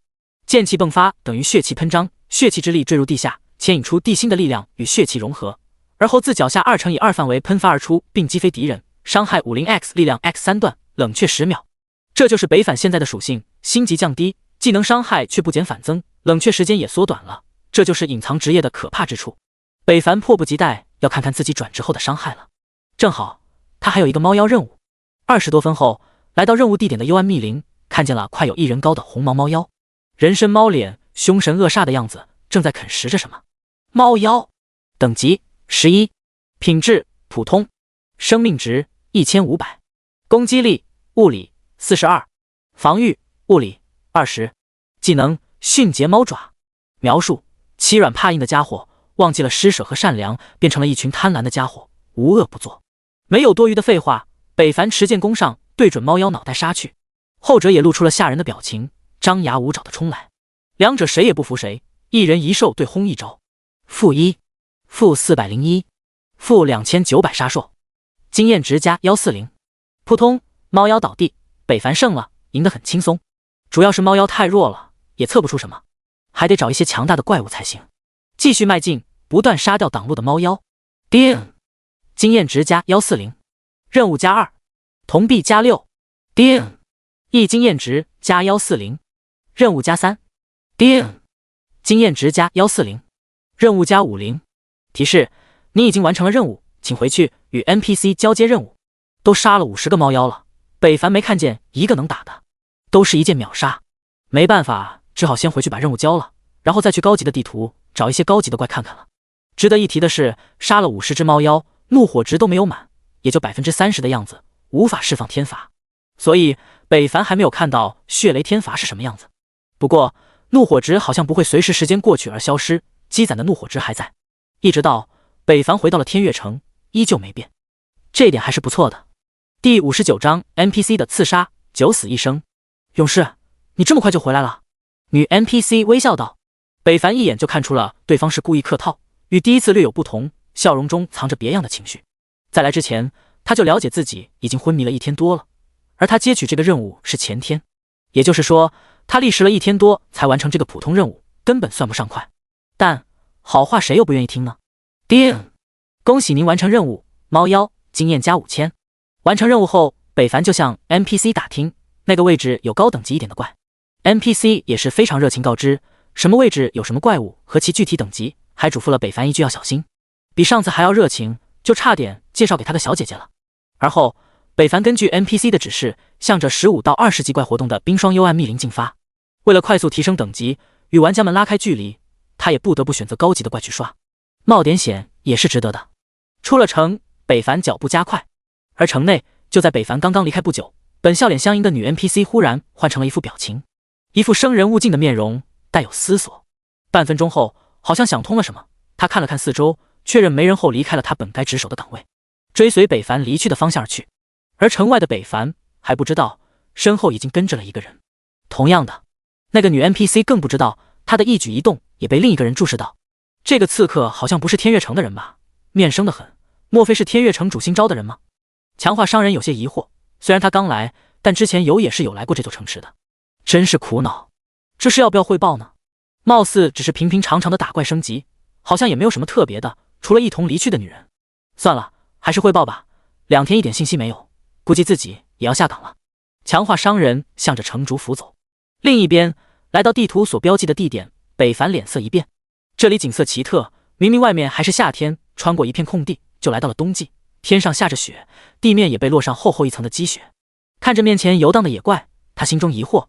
NPC 告诉他位置错了，冰霜哥布林，等级30，品质青铜级，生命值6600，攻击力物理338，防御物理203，技能冰霜攻击，冰弹。描述：寒冰冷的，人类不得入侵。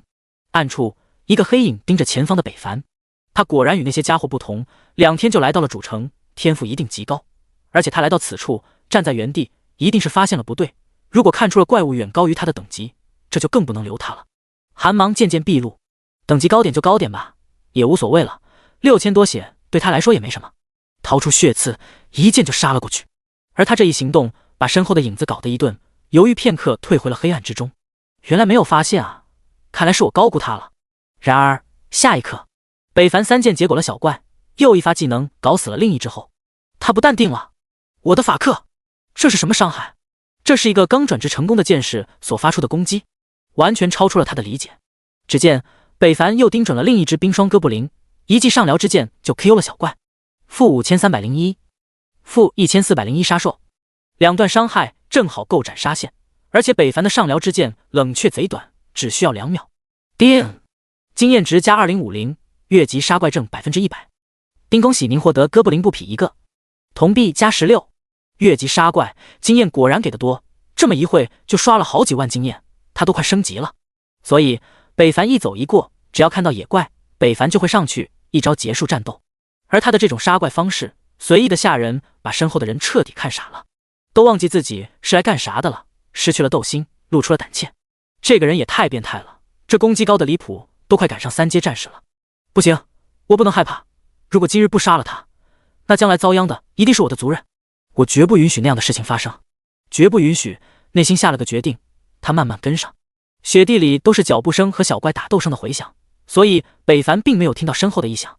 很快，终于在不断屠杀中，北凡身上金光一闪，升到了12级，力量突破了300点。力量、精神、智力一体，一次性就能加30的力量，可谓是爽歪歪了。而就在他高兴时，身后传来了一个急促的脚步踩雪声，下一刻，一个鬼魅的人影闪过，一道暗杀匕首刺入了他的脖颈，负2001，加40。叮，提示：你被魔族卡特琳娜攻击，对方是 NPC， 不红名，但你可以反击。操！有人偷袭，该死的刺客就知道往脖子上砍，而且对方还是 NPC， 这超出了北凡的预料。啥时候得罪 NPC 了？来不及思考，对方第二道攻击就要落下了。给我滚开！血气喷张，一股股鲜血自北凡脚底喷出，血气弥漫。那刺客好像感觉到了危险，舍弃了攻击，立即向旁边遁去。一股股血流喷涌而出，染红了周边的，但直到结束也没有伤到那人。北凡暗叫不好，这可是他唯一一个近距离范围攻击，其他的可都是需要瞄准的。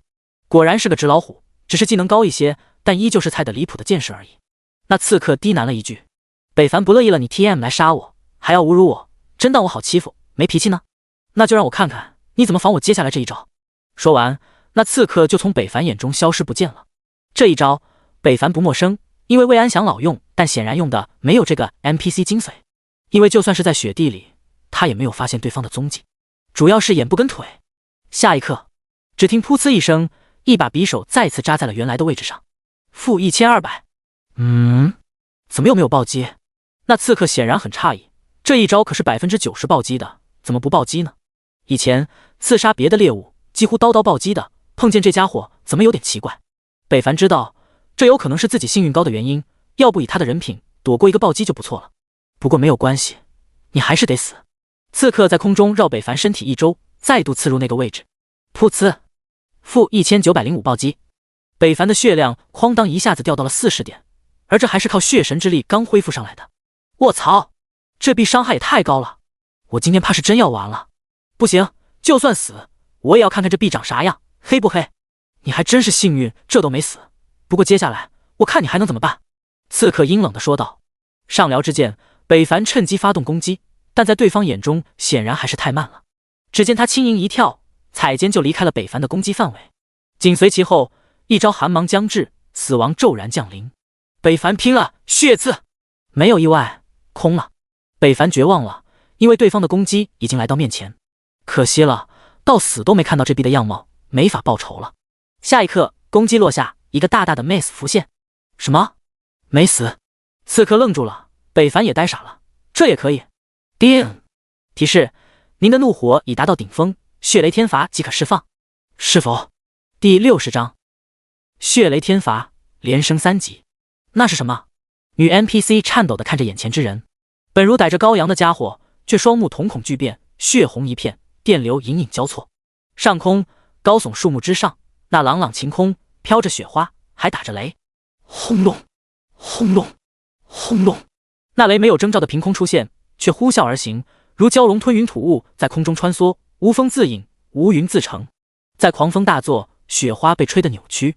下一刻，北凡仿佛化作了雷神，单手前身举起，对准了那前面的女 NPC， 单手合十。顿时，那 NPC 就感觉身体动不了了，连前行都触发不了，好像被赋予了法式禁锢。不，不，不 ！NPC 大吼，仿佛预感了接下来要发生什么。北凡眼里没有一丝感情，血色电流游离眼外，而天上那恐怖雷劫也轰然落下，电光火石间，好像要击碎世间一切的雷霆落下了正中下方的 NPC。啊！一声惨叫过后，狂风先至，北凡直接被吹疯。下一瞬，狂风乱舞，雷霆的落地点爆发出了惊人的能量，距离最近的树木摇摇欲坠。砰！砰！北凡撞了好几棵树材，堪堪掉了下来，血量又再次降到了冰点。好悬被自己害死！转眼看去，只见前方雷火星星，雪地被轰出了数米的土壤，而那 NPC 已经不知去向，系统也没有提示和击杀等通知。北凡也不知道他死没死。提示：血神之力已被动触发，血量恢复翻倍。当然最好是死了，对于要杀自己的人，他没有好感。1分钟后，北凡恢复满生命值后，仔细地打量了一下四周，确认没有跟屁虫后，继续了他的杀怪大业。没有因为之前的刺杀而忘记今天此行的目的。他的实力也大概测出了，很无敌，杀小怪完全无压力，所以可以开始提升等级了，争取快速与后面的玩家拉开距离。与此同时，雪地的另一处，一个魔气腾腾的女人不可思议地看向一个方向。那是什么技能？如此恐怖，数万点的伤害，要不是我有着替死的宝物，就死在了对方手中。想想都有些后怕，同时也有些后悔。要是之前一开始就用魔力技杀了他就好了，可用了魔技就会被那些家伙发现。哎，失算了，只好下次再找机会了。恐怕你没有下次了。话语间，一个人从侧面而来，坐下一只非常特别的雄狮，毛发偏蓝，一双瞳孔也是蓝色，很是惊艳。碧蓝雄狮，你是天月城主？那女 NPC 明显有些震惊，藏不住的惊恐。一个魔族竟藏在我人族界地，还是在我天月城，胆子不小啊！天月城主冷声说道。你怎么知道我在这里的？那女 NPC 吃惊地做出了战斗状态。自己被发现就意味着藏匿失败了，可她是怎么知道的？明明自己藏得那么好，这么多年不曾被发现。还是下地狱去问问吧。不再废话，天月城主率先动手，身后的雄狮拔腿就杀了出去。天月城主手中也出现了一把巨剑，剑影显现，劈了过去。轰轰，那边发生了战斗了吗？北凡看向远处，好奇的他准备去看看，可不知道死活的冰霜哥布林竟然向自己投射冰锥攻击。上辽之剑，叮！经验值加2050，铜币加16，哥布林的脑壳一个。结果了数十只冰霜哥布林后，经验来到12级30%。北凡还想继续看看时，那边又爆发出了惊天异响。他脚步一顿，好像也没啥看的吧，要不返回刷怪也不错。对，还是刷怪要紧，没事干啥热闹呢？北凡自语一笑，继续杀怪。30级的冰霜哥布林是这座山最高级的怪，所以北凡在接下来的数个小时都没有去过别的地方。叮！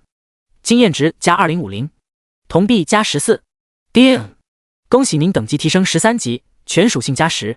提示：您杀死冰霜哥布林，经验加2000。恭喜您获得普通装备。恭喜您获得哥布林脑核。叮！恭喜您等级提升至14级。眼看着天快黑了，北凡杀死了最后一只冰霜哥布林，金光一闪，北凡等级再度提升，达到了15级。不刷了，回家。一天的刷怪让他甚是疲惫，这个时候要是有人给他按一按就好了。咚！突然，身后的雪开始崩塌，喝本就斜坡的下山路，差点把北凡晃倒了。瞬间回头，发现刚刚发出声响的地方好像来自于地下。然而，还未等北凡了解怎么回事，又是一次崩塌开来，雪面开始滑落，大量积雪向下冲击而去。北凡当即抓住了一棵大树，防止被雪崩带走。虽然乘雪而下，这样可以加快下山路，但他不想吃雪，而且在雪量降到一定程度还是会冷的。雪还在飘落和滑坡，而上方的地面却忽然凹起，好几个硕大的哥布林脑袋伸出，而后跟冰霜哥布林一模一样的家伙涌出地面，出现在了北凡眼中。冰霜哥布林打击者 ，HP 11000，品质普通级。不细看确实一样，但如果仔细，你会发现这个哥布林脚下有一个蓝色且不明显的圆环。下一刻，一个硕大的冰锥向北凡射来，连招呼都不打，这可把北凡气到了，躲开这一道冰锥，血色大崩奉上。负12455， 3950，负12320， 3570，负12046， 3954。丁经验值加3100，加3100，加3100。一瞬间，就有几只打击者因灭在了北凡这一招之下。而后上辽之剑不断普攻，血刺衔接，又在2秒解决了2只后，还有2只，北凡直接冲了过去，仗着他们反应慢，来了个近身，血气喷张，尽数解决，潇洒离去。叮！经验值加3100，又是好几万的经验进账，轻轻松松。北凡笑着返回了。趁着天黑，北凡回到了天月城。黑夜中的天月城如灯火阑珊，不似明亮，但是复活点却很通明，这给玩家们营造了一丝便利，毕竟晚上行动的人大有人在。北凡看了一眼背包，里面的铜币赫然有了6W加，应该是拍卖行的那些装备都到账了。不过也想到竟有这么多，他也没有计较，殊不知一大多半铜币是来自那4个巨型的肾上腺素的收益。而后北凡随便找了个客栈，财大气粗的他选了个上好的房间，倒头就睡。体力恢复需要休息，所以能早睡就早睡。第61章游戏异变，不好的预感。等级排行榜，北凡15级， YDR3 10级。一夜无话，第二天北凡看了一眼排行榜，现在自己与各大玩家的差距，还好，差距还是很明显，遥遥领先。不过想要追上也不是难事，尤其是那些大公会的领导者。现在北凡能与他们拉开差距，也只是他先一步达到主城的原因。如果等那些玩家也进入主城后，这些差距会很快缩小。永远不要怀疑，一个大公会的实力，特别是10级转职后的玩家们，实力都会得到质的提升。到那个时候，玩家们等级上来了，北凡与之对比的不再是一个人，而是一个大公会供养出来的最强者。北凡深知这个道理，所以他今天要更加努力的升级，争取达到20级，去接2阶转职任务。同时也看看有没有 NPC 发布一些特殊任务，加快进度。游走在大街上，北凡好巧不巧的走到了之前接猫妖 NPC 的街道。抬头一看，发现那 NPC 今天不在。这游戏也太不严谨了， NPC 还能休息的？而他不知道，不是 NPC 休息了，而是彻底长眠了。老伯，有什么需要我为您效劳的吗？街边年迈六旬老人停止身子，转头看向来人。勇士，你好啊，我这里没有什么需要麻烦你的。哦，好吧。告别了老伯，北凡又陆陆续续找了好几个 NPC， 发现那些人虽然对自己更加恭敬了，但就是没任务。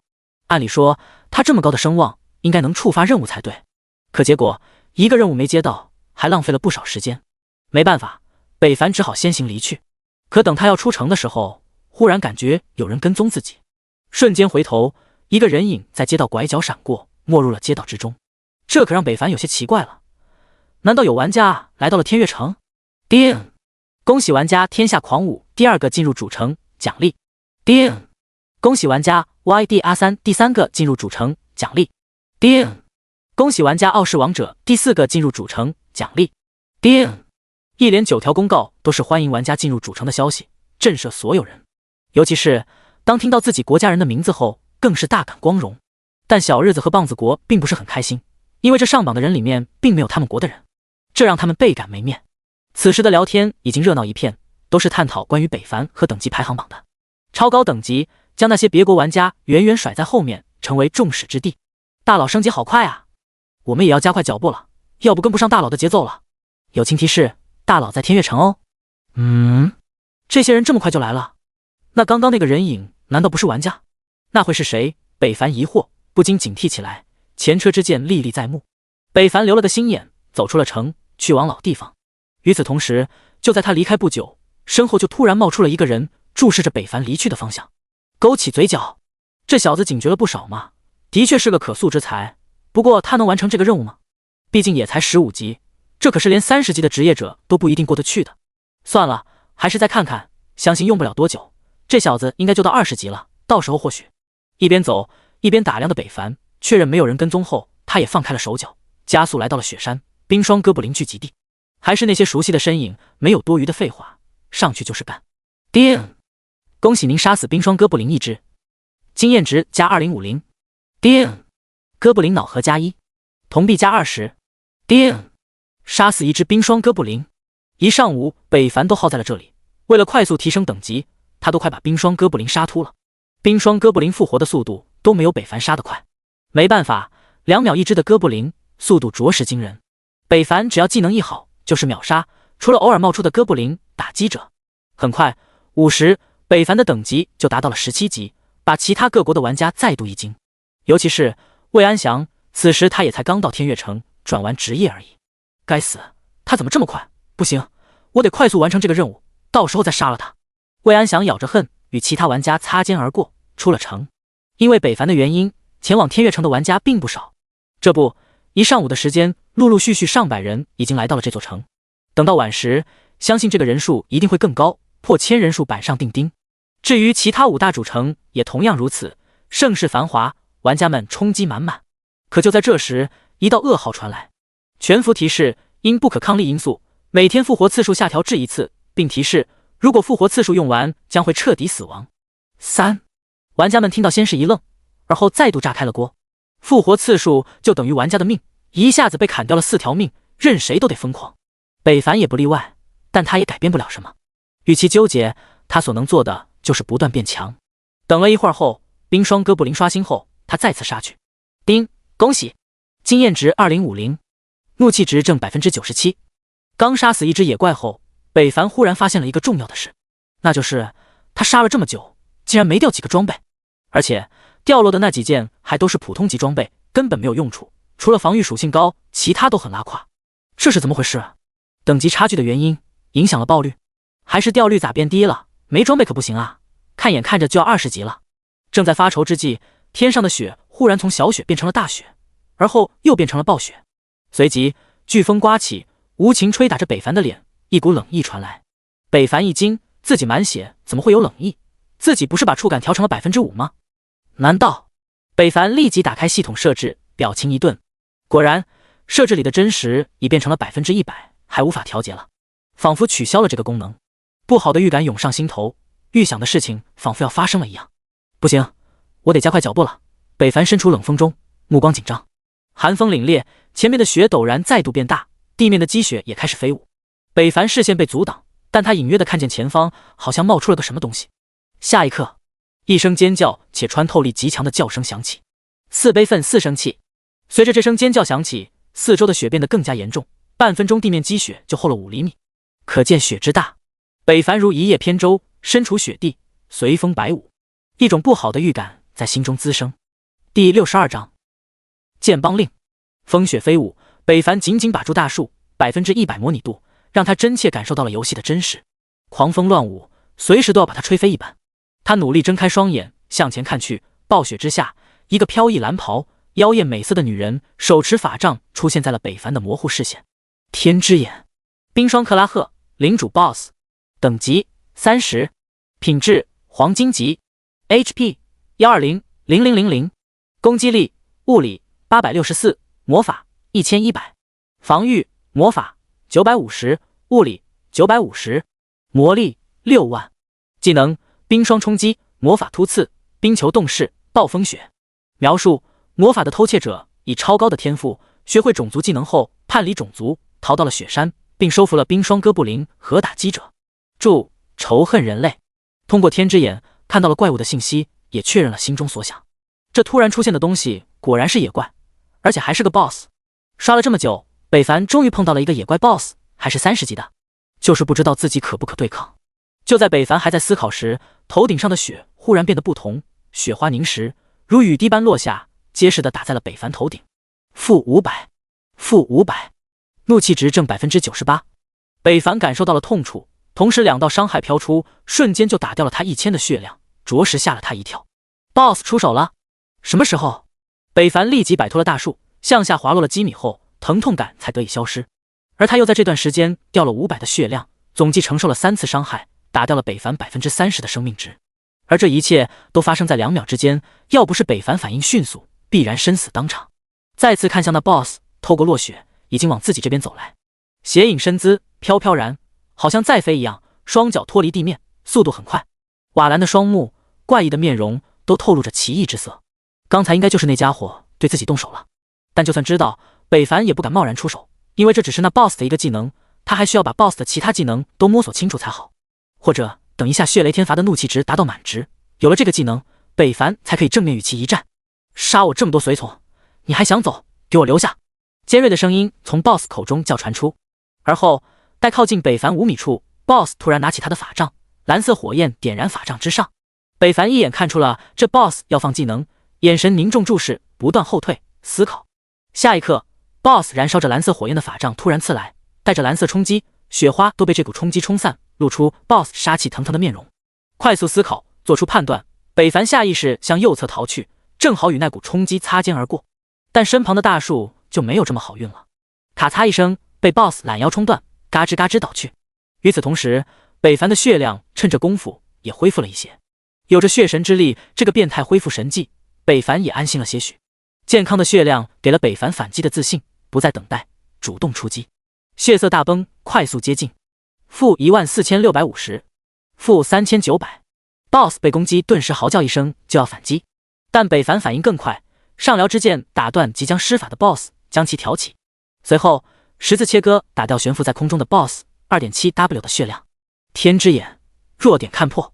随着查看的频率30%的几率触发了，北凡双眼一变，血红一片，引雷浮现，紧随其后血气喷张连贯触发，再次将其击飞。一个3米长的血剪剑对准 BOSS 的私处就刺了下去。-22500，-3899，-22500，-22500，-51222弱点。怒气值已满，血雷天罚解锁。冰霜克拉赫身体被血色侵染，异常愤怒，落地瞬间就对北凡一刺，但却北凡轻松躲开，因为在刚刚攻击打完北方就退回了安全距离。心中大喜，原来他的弱点是在那片黑色的森林啊，这可让他没有想到。乌黑铮亮，藏得挺深，也很奇特，就是不知道血雷天罚可不可以触发弱点，要不还真不一定杀得掉这 BOSS。BOSS 机动性很强，技能伤害也颇高，北凡也没有位移技能，移速虽快，但在雪地里完全不如野怪，所以接下来将是一场硬战。血雷天罚，双目再次异变，雷电与鲜血融合，天上雷霆滚滚，阴云密布。北凡抬起右手一指，冰霜克拉赫瞬间身体动不了，连凝聚在北凡头顶的巨大冰球也因为力量涣散而解体，威压也随之消退。北凡眨了一下眼，显然刚刚如果他没有限制 BOSS， 他将要承受什么样的结果？很可能是死亡。再看 BOSS， 就算是被控制住了，也在不断的挣扎，脸色逐渐狰狞恐怖，寒气袭袭。该死的人！然而不等他说完，北凡双手一握，意念所指，克拉赫私处。下一刻，一股毁灭气息降临，红雷滚滚，万千索引，轰咔的一声巨响，落下正中 BOSS 本身。肃清！啊！哦！银！负1149990，真实致命！剧痛的惨叫响起，嚎叫响彻整个丛林。一个无比庞大的数字飘出，破100万的伤害，瞬间就清空了 BOSS 的剩余血量。叮！恭喜您击杀了领主 BOSS， 经验加 4W。叮！恭喜您升级到18级，全属性加10。呼！北凡再次被自己的技能冲击卷风10多米之外。几秒后，北凡走出掩埋自己的血堆，吐了吐嘴里的血块，面色微笑。秒杀了，这么轻松，这也太强了。北凡之前好像忽略了自己的技能伤害，回想起第一次使用血雷天罚，在那毁灭之下，那刺客就不可能在这伤害下存活，大概率是死了，只是可能因为对方不是野怪，系统没有播报。冰霜克拉赫的尸体被一分两半，血肉模糊，北凡也没有嫌弃，立即上前摸尸。30级领主 BOSS 总应该出点货了吧？冰黄金装备暴风血灵剑，黄金装备左羽匕首，白银装备末日浩劫，白银装备滴露露的戒指，铜币加600，双倍经验药1瓶，特大红药1瓶，效果使用后恢复1000生命值。剑帮另一个什么？北凡瞳孔放大，看着手中的物件，上面刻着2个大字剑帮。这个时候竟然会爆出这个东西，不是30级才会出的东西吗？怎么会？难道剑帮令不是指30级，而是30级的 BOSS 随机掉落？不管如何，这可了不得了。剑帮令可是游戏中极为珍惜且重要的存在。之前北凡就听说那些大公会最想要得到的东西就是剑帮令，没想到竟然让他一个散修给爆出来了，这很值钱吧？第63章仇人相见，一剑破天。你怎么不回我消息呢？是不是讨厌我了？这边北凡收起剑帮令和其他一些不起眼的材料，打开消息，九晴依依就在刚刚又给他发了一条信息，情绪中透露着失望。这让北凡搞不懂他在说什么呢？我在刷怪，没看消息，有事吗？主城路上一行几人的小队伍，九晴依依脸色淡漠，柔情男子一眼就看出了自家会长脸上的不开心，但边上新进的小弟却没有这个眼色，疑惑到柔情哥，会长这是怎么了？失恋了吗？嘘，你小点声，这话你也敢说？不怕会长给你做成筛子？队伍中另一个玩家道，不至于吧，会长这么暴力吗？那小弟咽了咽口水，没那么严重，最多也就是把你那东西掰弯，让你变成他的好姐妹。听闻那小弟被吓得不敢说话，捂住小弟，给其他几个人逗得憋不住笑，发出了笑声，但他们显然忘记了，一个人脸色阴沉地看向他们，你们在笑什么？一字一句透露着含义，几人不禁打了个冷战，就连柔情连连摇头，我没笑，没笑，没笑。其他人收敛，连连附议。就在九晴依依要发作时，消息提示响起，原来是在忙啊。下一刻，柔情等人就看到了会长莞尔一笑，好像看到什么开心的事，不安的神情也被冲散了大半，那种压抑令人呼吸不畅的感觉也消失了。众人摸了摸胸口，还好，还好，躲过去了。这几天九晴依依给他们留下的印象实在是一剑破天，大佬给你回信息了。柔情男子忍不住道，边上的人纷纷向他看去，眼神仿佛在说勇士好胆。然而预想的发飙现场并没有出现，九晴依依点了点头，随后九晴依依非常正色的抬头加速，晚上之前务必赶到天月城。副会，我们真的不去五大主城吗？天月城可是有着一剑破天坐镇呢。傲视恋战道，怕什么？难道我傲视王者怕他不成？你不怕你别抖啊。傲视无双星说，可是那家伙升级快的变态，这才去主城几天就高达18级了。傲视恋战略有担忧，排行榜上上午还是15级的北凡，中午过后就18级了，一上午连升3级的恐怖速度，震慑了不知多少人。没事，他再厉害，终归也只是一个人，只要我们不找他单挑，稳住发育，一定能干死他。傲视王者自信道。说这话你自己信吗？傲视恋战无语了，回忆起怪物工程那次战役，他就判断出此人的天赋惊人，有以一敌百的气势，断不是现在他们可以力敌的。可奈何傅慧不听他的劝阻，非要来这天月城，要与其碰一碰。你们放心好了，就算我们不是他的对手，还有老大呢。傲视王者也看出了他们的担忧，说道。什么？您是说会长？傲视恋战等人纷纷看向傅慧，露出震惊之色。傲视苍穹的会长一直是神龙见首不见尾的角色，就连核心成员的傲视恋战都没有见过，整个公会也只有傲视王者有过几面之缘，而这也是傲视王者一直掌权的原因。傲视王者点头，眼中满是自信。哼，一剑破天，等着吧，大哥我来了，看你还能嚣张几时。与此同时，回到主城的北凡思量了许久，他还是没有选择公布和拍卖剑邦令的事，而是先阁下看看哪里能处理一下哥布林脑核这个任务物品。这2天他一直在刷冰双哥布林，积攒了好几千个，留着也无用，看看哪个 NPC 收一下。哎，一上午的时间就来了这么多人吗？北凡看着一个个玩家向着 NPC 走去，都是抱着接取任务的打算。然而他们注定会失物而归，这些都是北凡之前做过的事情。主城的 NPC 个个好像是个傻子，一问三不知，除了对他礼貌有加，就像个雕塑，很机械化，一点都没有新手村那般具有人性化。茫茫人海中，北凡好像看到了一个熟悉的背影，眉头一皱。老伯，看到我手中的剑了吧？还不明白？我可是要拯救世界的人，你难道没有什么要对我说的吗？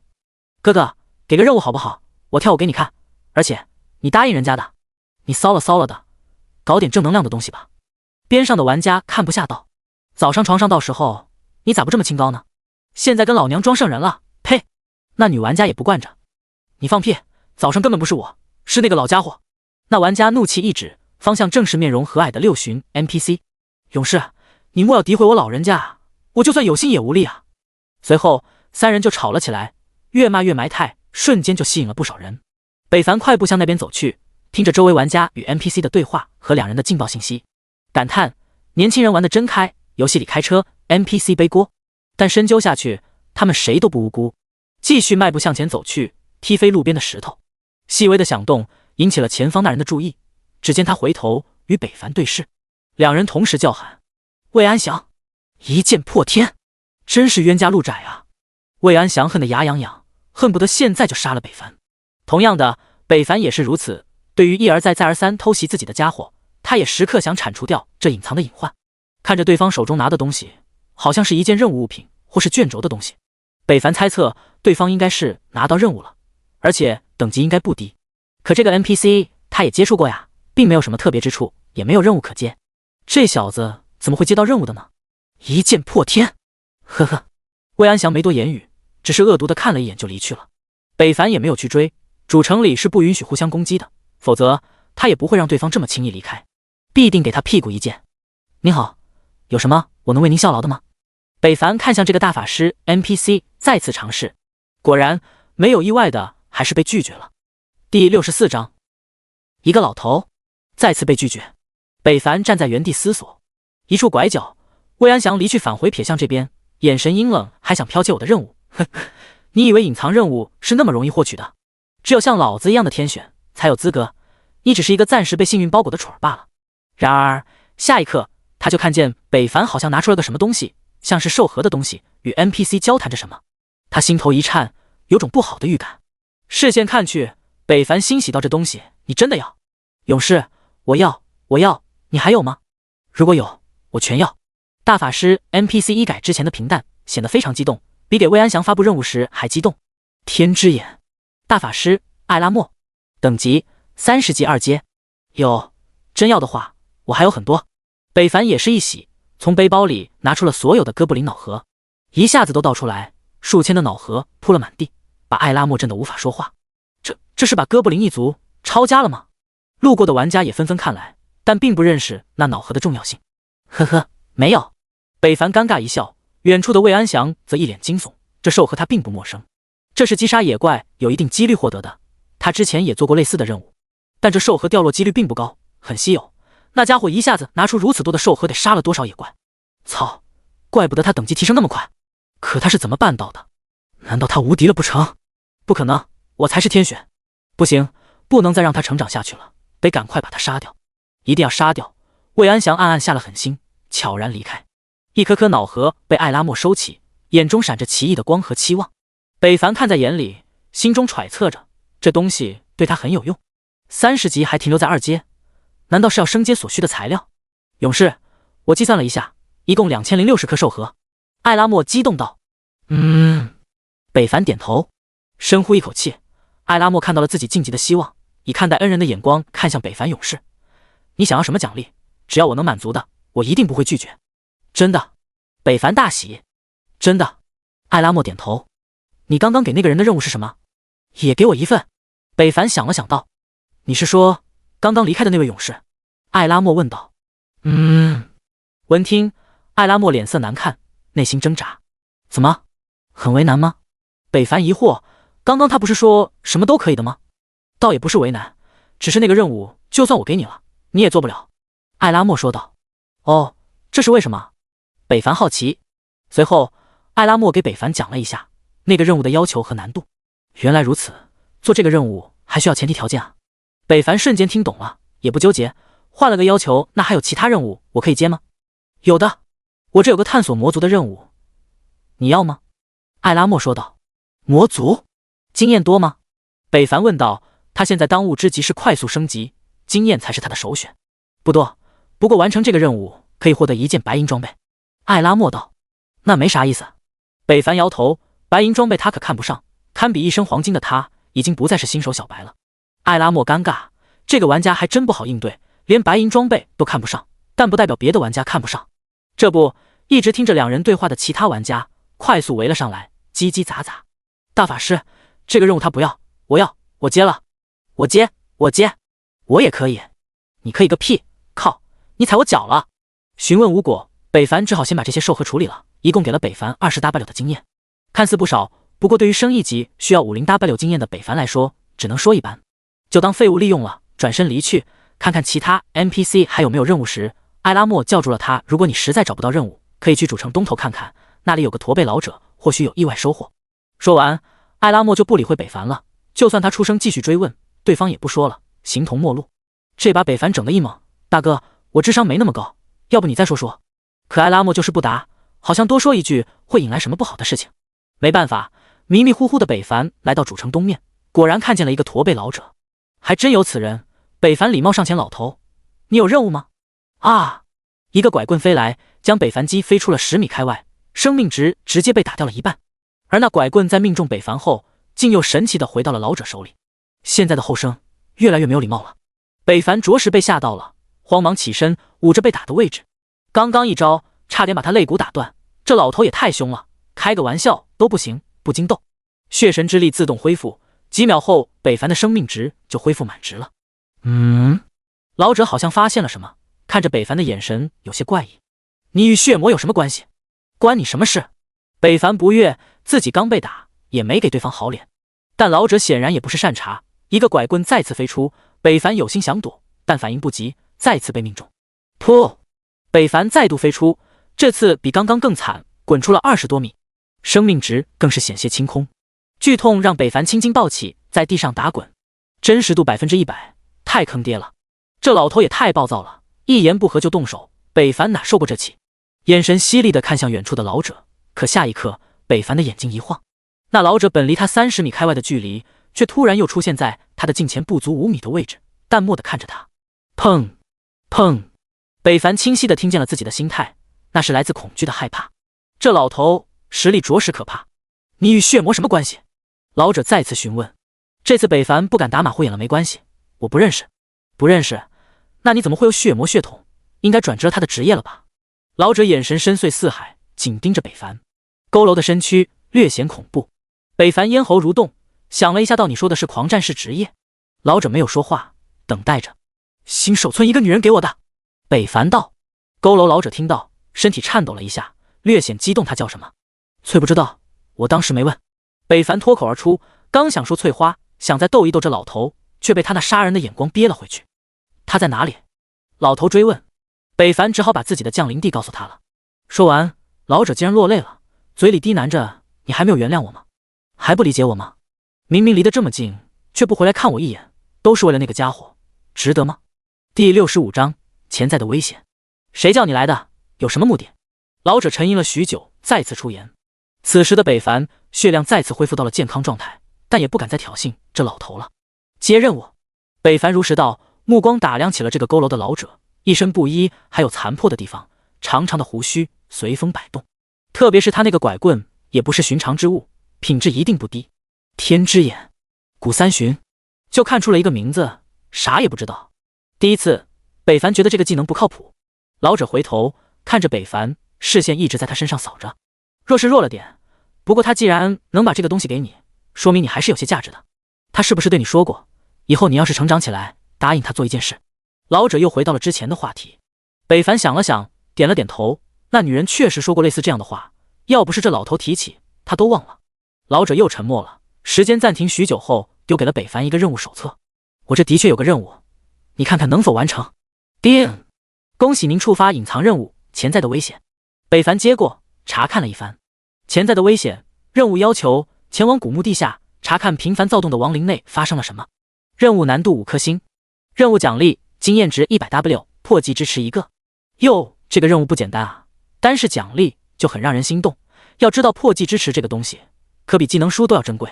破纪支持，北凡现在也只有2个，还没有舍得用在哪里，但心中已经有了2个首选。黄金武器的血刺是1个，十字王界的十字切割是1个。目前这俩伤害都是爆发型的，伤害颇高，但其他方面有些不足，没控制，没加成，这也是北凡目前犹豫的原因，所以还在观摩等待。任务接到了，还不走？老者冷声道。北凡闻听，直接转身离去。这老头性格古怪，还是离远一点比较好。出了城，北凡直接根据任务地点来到古墓附近。这个的位置之前也在那个女 NPC 那里了解过。这里的野怪是经常游荡世间的亡灵，非实非幻的灵体，可以免疫绝大数的魔法伤害，堪称人类之敌。最好的攻击方式就是平 A。一片片的死人墓之上，一个个不知从哪里来的亡灵游荡在上面，死气沉沉的模样和丑陋的骷髅外表，让人不自觉生畏。天之眼，初阶亡灵，等级22，品质普通级，生命值3000，攻击力物理180，魔法240，防御物理260，技能部分魔法免疫，光之伤，亡灵火。描述憎恨人类而生的亡灵，不惧黑暗，向邪而生。注：惧怕圣光，看破弱点，骷髅之眼。这属性对于转职后的玩家来说还是有些挑战性的，但对于北凡来说很一般。一剑如果触发被动杀术，就应该能秒杀，就是不知道这野怪对杀术是否也免疫。北凡一剑刺去，对准骷髅的双眼，没有意外，直接命中。负560弱点，负4658杀术。叮！提示你杀死一直初阶亡灵，经验加300。还好可以触发，不过这经验属实有点低了。那么也没有继续杀这些小怪的必要了，还没有冰霜哥布林给的多。30级的小怪和22差距甚大，直接单刀直入，进入墓穴之下。不过在这茫茫的亡灵和墓碑中寻找入口还真是麻烦。北凡也不知道具体位置，也只好一边杀一边找了。叮！杀死一只初阶亡灵，经验加300，亡灵心火加1。叮！经验加300，亡灵心火加1，铜币加14。北凡也不知杀了多少，几经周折来到了一处亡灵密集之地。这里的初阶亡灵明显比其他的地方要多，一个挨一个，让北凡看不清后面的情况，但直觉告诉他，杀了这群亡灵，后面有他想要的答案。杀！叮！恭喜！亡灵心火加1，经验加300。这场人与亡灵的战斗持续了1个多小时，北凡终于是杀穿了这群人不人鬼不鬼的东西，看到了一处巨大的古墓下的入口，墓碑上写着欢迎回家4个大字，真是晦气。谁能在这当作家？犹豫了片刻，北凡直接走了下去。入口宽阔，墓穴下更是阶梯连连。墓穴内阶梯两旁烛火暗淡，将昏暗的地下勉强照亮。摇曳的火光有时候还会让北凡有些内向打怵。跟墓地有关的地方果然都带点恐怖。北凡继续走着，拐过一个弯道，就看见四周出现了破坏的痕迹，同时下方好像有一道呼吸的声音。这里面还有人吗？继续向下，北凡拐过最后一个下梯拐角，一股杀意突然袭来，熟悉的味道再次涌上心头，不等他思绪，一个匕首结实的刺入了他的脖颈。操！你就不能换个地方？北凡吃痛大叫，这次的痛非常剧烈。负360加360，丢失的血瞬间回满，痛苦也只是发生在刹那间。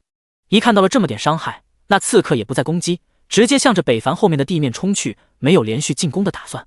但北凡岂能放过他？回头瞬发一记血刺，血箭在空中爆开，但却与那人擦肩。只见后者一身黑衣，左跳跳右跳跳，像个敏捷的豹子，几个踱步就消失在了北凡眼前。很明显，对方的速度远胜于北凡。一剑破天，我们下次再玩，你把命给我留好了。魏安祥的声音飘来，北凡气得牙痒痒。这家伙阴魂不散，走到哪跟到哪，而自己还拿他没有办法。盗贼主家敏捷一定比北凡高，何况对方应该也是转完职业了，更是不凡。如果他不与北凡恋战，还真拿他没有办法。不行，有空得研究学习个限制技能，一个爬虫总在老虎屁股拔毛，怎么能行？确认后方无人，北凡继续向下，一个巨大的内饰平面平台出现眼前。视线看去，一个个骷髅身体堆积成山，大大小小，应有尽有。这里不知埋藏了多少人。北凡小心靠近，想要寻找着一些线索，但刚走几步，那堆积如山的骷髅尸体却突然抖动、颤抖，随后暴乱，跟活了一样，手舞足蹈，一个拼一个粘贴起来。北凡有一种不好的预感。就在此时，后方却传出了一声扑通的巨石声响，好像是有人拿到了一个巨物，挡住了墓穴入口。墓穴外，魏安想看着自己的杰作，微微一笑，一剑破天。我看你怎么出来。第66章，墓穴内的领主 BOSS。 墓穴下，亡灵苏醒，墓穴外，出口被封。北凡身处进退两难之处。此时，墓穴内的亡灵骷髅抖动得越发剧烈，一个个骷髅像是接收到了什么指令，开始拼凑在一起。一个硕大的骷髅蝎子头率先形成，紧随其后，一个骷髅身体顺势而下，渐渐形成。几息过后，完全由无数骷髅残肢拼凑而成的巨大骷髅蝎子出现在了北凡眼前。一股莫名的黑绿之火在那庞大的身体内呈现，充盈了骷髅蝎子的四肢和双目，还有尾部的蝎尾。骷髅蝎王，领主 BOSS， 等级23，品质黄金级， HP 80，0000，攻击力物理664，魔法500，防御魔法850，物理450，魔力3万。技能亡灵火焰，亡灵之处，亡灵物，死亡一刹，亡魂复生，5行免疫。描述：由无数亡魂召唤而得以形成的生物，非一定条件的前提下不会出现。看破弱点，蝎尾3寸。看这个描述，北凡有种被算计的感觉。很明显，这个 BOSS 并不会一时兴起而出现，是需要条件的。而北凡才刚来，显然不可能触发，所以一定跟刚刚离去的魏安祥有关。搞不好就是他要坑老子。但其实魏安祥也不知道北凡要来，他能来此处是因为隐藏任务使然。来不及多想，战斗一触即发，北凡直接莽了上去。5000加的血量，一般的 BOSS 是秒不掉他的。负1，负2600破伤风，负4200杀硕，血字，怒气值 75%， 负52000致命，负4567，十字切割，负94300致命，79%。几剑下去 ，BOSS 的血量以肉眼可见的速度下降着。骷髅蝎王连着被砍了数剑，这迟钝的身体开始燃烧着绿色的火焰，愤怒的绿火陡然燃烧，随后化作了绿色的蒙雾，开始扩散。墓穴内说大不大，说小不小，骷髅蝎王的身体数米高都承载着墓穴内，但那绿色的浓雾却以肉眼可见的速度，就将整个墓穴内1/2的位置给侵染了。北凡不小心被触碰了一下，瞬间掉了300的血量，但瞬间又被血神之力抬了上来，这让北凡内心大定，这 BOSS 也不怎么样嘛。吐槽了一句，他直接冲了上去，血色染红了衣物，血色大崩，负12600，负300生命，负4400，加300， 86%，血气喷张，负22600，负22600，负22600。BOSS 被一套连招打断，身体腾空，北凡又快速刺了几剑后 ，BOSS 即将落下，一个上撩之剑再次击飞，扛着 BOSS 的亡灵物又开始了新一轮的进攻。血刺、十字切割，中间夹杂着普通攻击，几息间就将 BOSS 的血量压到了 50% 之下。此时的北凡身处绿雾，双目通红，这是使用本职业技能过度的表现。吼！沙哑空洞的声音从骷髅蝎王口中射出，冒着绿色堪比鬼火的叫声。显然 BOSS 愤怒的暴走了。突然北凡忽然脚下好像有什么东西在蠕动，下一刻，一只巨大的黑色触手从地下伸出，蠕动摆舞。要不是北凡早有预感，躲开了，这恶心的东西还真让他会很难受。这还没完，一团团黑色的火焰在骷髅蝎王头顶上方燃烧，向北凡飞射而来。北凡左右横跳，不断闪躲。好在这些火焰飞射的速度不是很快，均被北凡一一躲开。但这更加激怒了 BOSS， 一记通往九幽的力量自 BOSS 尾部射出，那仿佛要穿透一切的力量，眨眼睛就来到北凡眼前。死亡一次！卧槽！北凡连躲的机会都没有，身体就被洞穿了。负4900，一个血红的伤害数字飘出，北凡直接跪在了地上。那种被穿透的痛太 TM 疼了，血条也差点被清空了，就剩下了200多点的血量。这要是别的玩家，直接身死当场。来不及多想，把唯一一瓶的特大红药喝了下去，生命瞬间被抬了1000后。北凡惊恐后的愤怒，一记血剑刺了上去。他知道最后的进攻就是防守，面对这个 BOSS 绝不能等待和被动出击。而且他的职业优势除了高爆发伤害，就是唯一控制击飞。只要不断击飞，那么他就能秒杀 BOSS。 血刺对准弱点位置，打出高爆发，紧随其后就是上撩之剑将其击飞，在空中十字切割和血色大崩，杀兽全部用上后，在 BOSS 马上要掉下来时，血气喷张使出， BOSS 又被打起，又是一套普攻下去。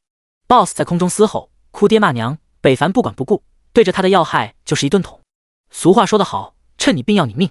眼看着 BOSS 的血量见底，北凡的血雷天法也解锁了，但是他这次并没有着急使用，因为 BOSS 的血量就剩10W 加了，没必要。与此同时，就在北凡下面打得火热，墓穴上方也在进行着较量。你是谁？魏安祥警惕地看着眼前忽然出现的人，手握佛珠，一身罡气，一看就不是普通之辈，并且对方什么时间出现的他都不知道，这就更加离谱了。要知道他可是刺客，对于周围环境和感官有着敏锐的察觉。我是谁不知道，但你这么做是不是有点小人之流了？傲视一声淡淡道。怎么，你跟下面那个家伙认识？来帮他出头的？闻听，魏安祥一下子冷了下来，手中的匕首也收了收。不认识，只是看不惯你这种小人行径而已。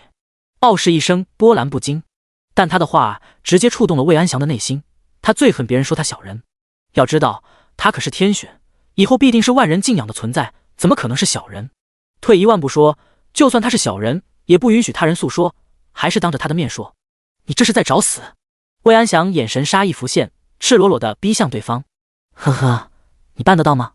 但后者好像感受不到一样，轻轻地拿起了手中的佛珠摸了摸。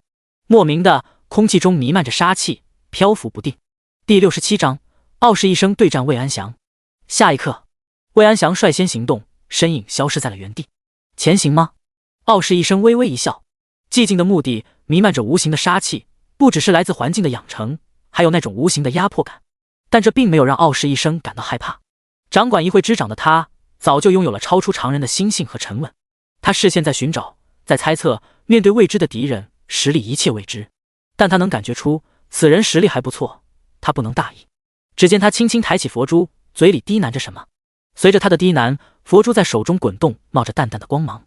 这光出现极短，但很快就把他照在了这光芒这下，一道淡薄的金光将他整个人照射在内，形成天然的保护。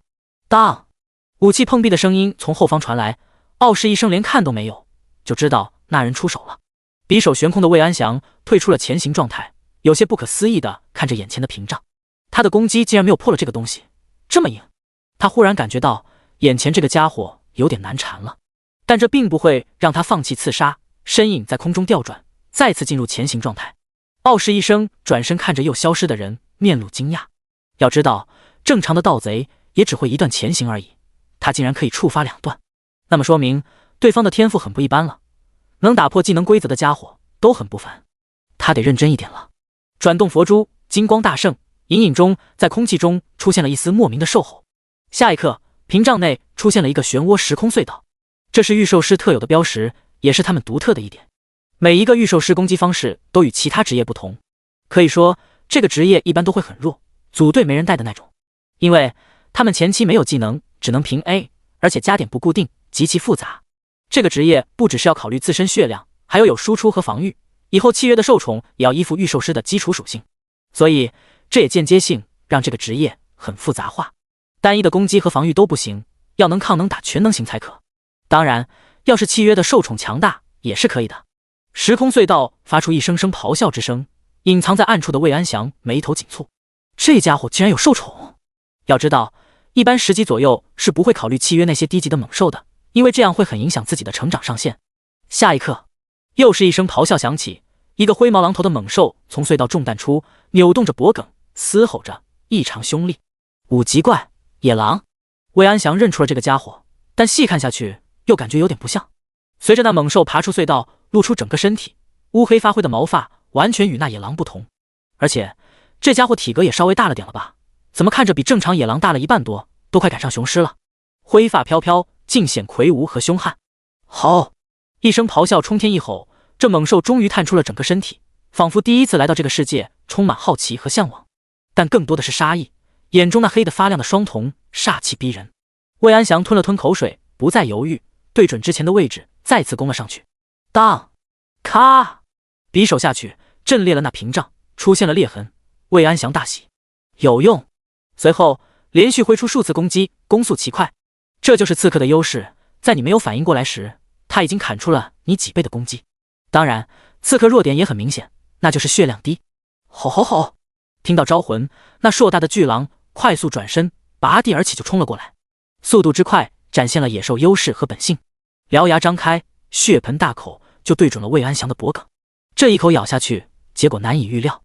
魏安祥大惊闪躲，一个横跳离开，那屏障还差一下就能破开。可那硕大的巨狼显然不会给他这个机会，速度再度提升，冲了上去，也不管3728就开始撕咬。退出了前行状态的魏安祥一下子陷入了被动之中，虽然可以用技能反击，与硕大的巨狼占了个平分秋色。-123，-350，-100，-400，伤害不断从硕大的巨狼身上冒出。魏安祥暂时依靠着自身敏捷超高、移速飞快的优势，那巨狼暂时还无法攻击到他。但随着时间的流逝，魏安祥渐渐落到了下风。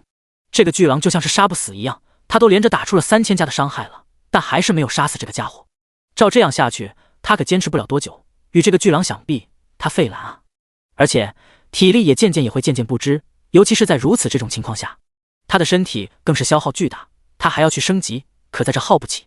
看着一人一兽的战斗，傲视一生至始至终都在旁观，他在观摩，也在审视眼前这个人。操作凑合，敏捷不低，智商也不高，装备倒是不错，要不也不能可能在自己的受宠下坚持这么久。不过也就这样了，他失去了玩下去的兴致。佛珠在手中再次转动，一股墨绿的光自背后涌出，源源不断向上散去，很快就将上方染成了绿色的云朵。随后一声轻吟响起，一个巨大的蝴蝶从这绿色的云朵中飞出，随风摆舞，随风舞动。蝴蝶的翅膀和身躯却长着一个人形的脑袋，小小的脑袋甚是可爱，一看就是女孩子。而在这副可爱的外表下，她手中还拿着一把小巧的弓箭。蝴蝶忽扇着翅膀来到傲视一生肩膀，后者也颇为宠爱地摸了摸他的翅膀。蝴蝶也开心地贴着傲视一生，像是孩子一样笑脸相迎，撒娇似的摆动着小手，完全不像是御兽师和受宠的关系，倒像是爸爸与姑娘的样子。看到前方那个坏人了吗？给他一剑，送他回家。傲视一生一指，后者本来还是笑脸的表情立马变得严肃了起来，小小的手将弓箭上膛拉开，对准了魏安祥。魏安祥身体一哆嗦。第68章，逐渐落入下风的魏安祥。下一刻，破空声传出，那剑如流星陨落一般，火花带闪电的飞溅而去，点亮了这浑浊的目的，也透亮了魏安祥的视线。他惊恐看去，那一剑在空气中引发了绿色的烈火，燃烧了整个剑身。这一剑他可不敢去接。魏安祥匕首击退了那撕咬而来的巨狼，瞬间进入了前行的状态，消失在了他们眼中。但他很显然低估了这一剑的威力。砰！绿光乍现，如火焰喷张一般，在即将命中魏安祥时轰然爆开，漫天的绿光充斥着天色。魏安祥也被这股冲击退出了前行状态。操！这是什么玩意？不要小看我这个蝴蝶宝宝，他的攻击是带有真实效果的，对付你们这种只会暗处偷袭的家伙正合适。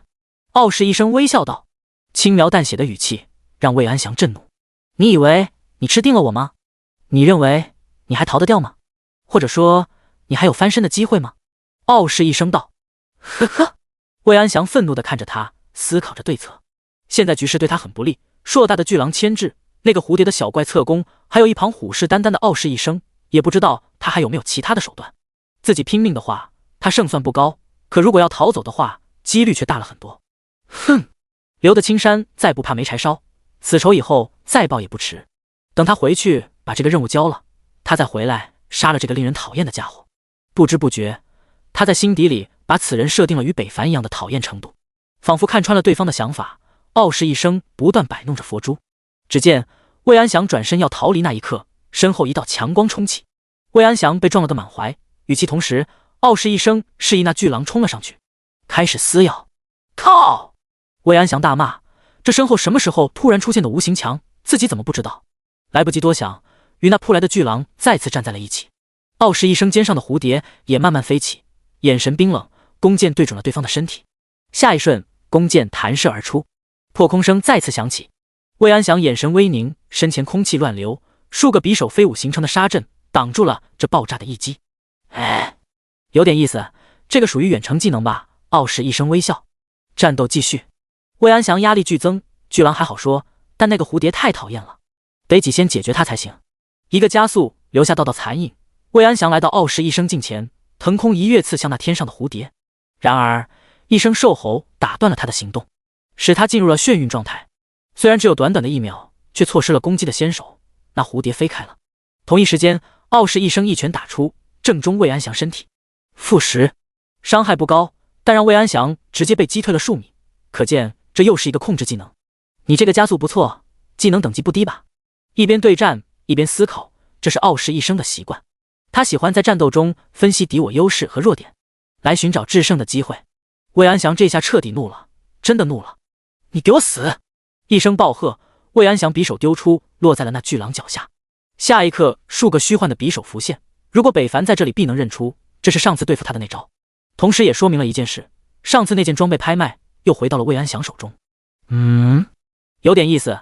傲视一生什么都没做，就静静地看着自己的兽宠被那匕首落痕围住。魏安祥在这匕首中间化作了残影，不断切割着那巨狼，刀光剑影不断闪烁，一声声痛叫嘶吼。那巨狼身体被魏安祥撕开，无数道伤口。技能完美落幕，魏安祥落地，匕首归体。身后传来扑通一声，巨狼生命值清空倒地不起，彻底没了声息。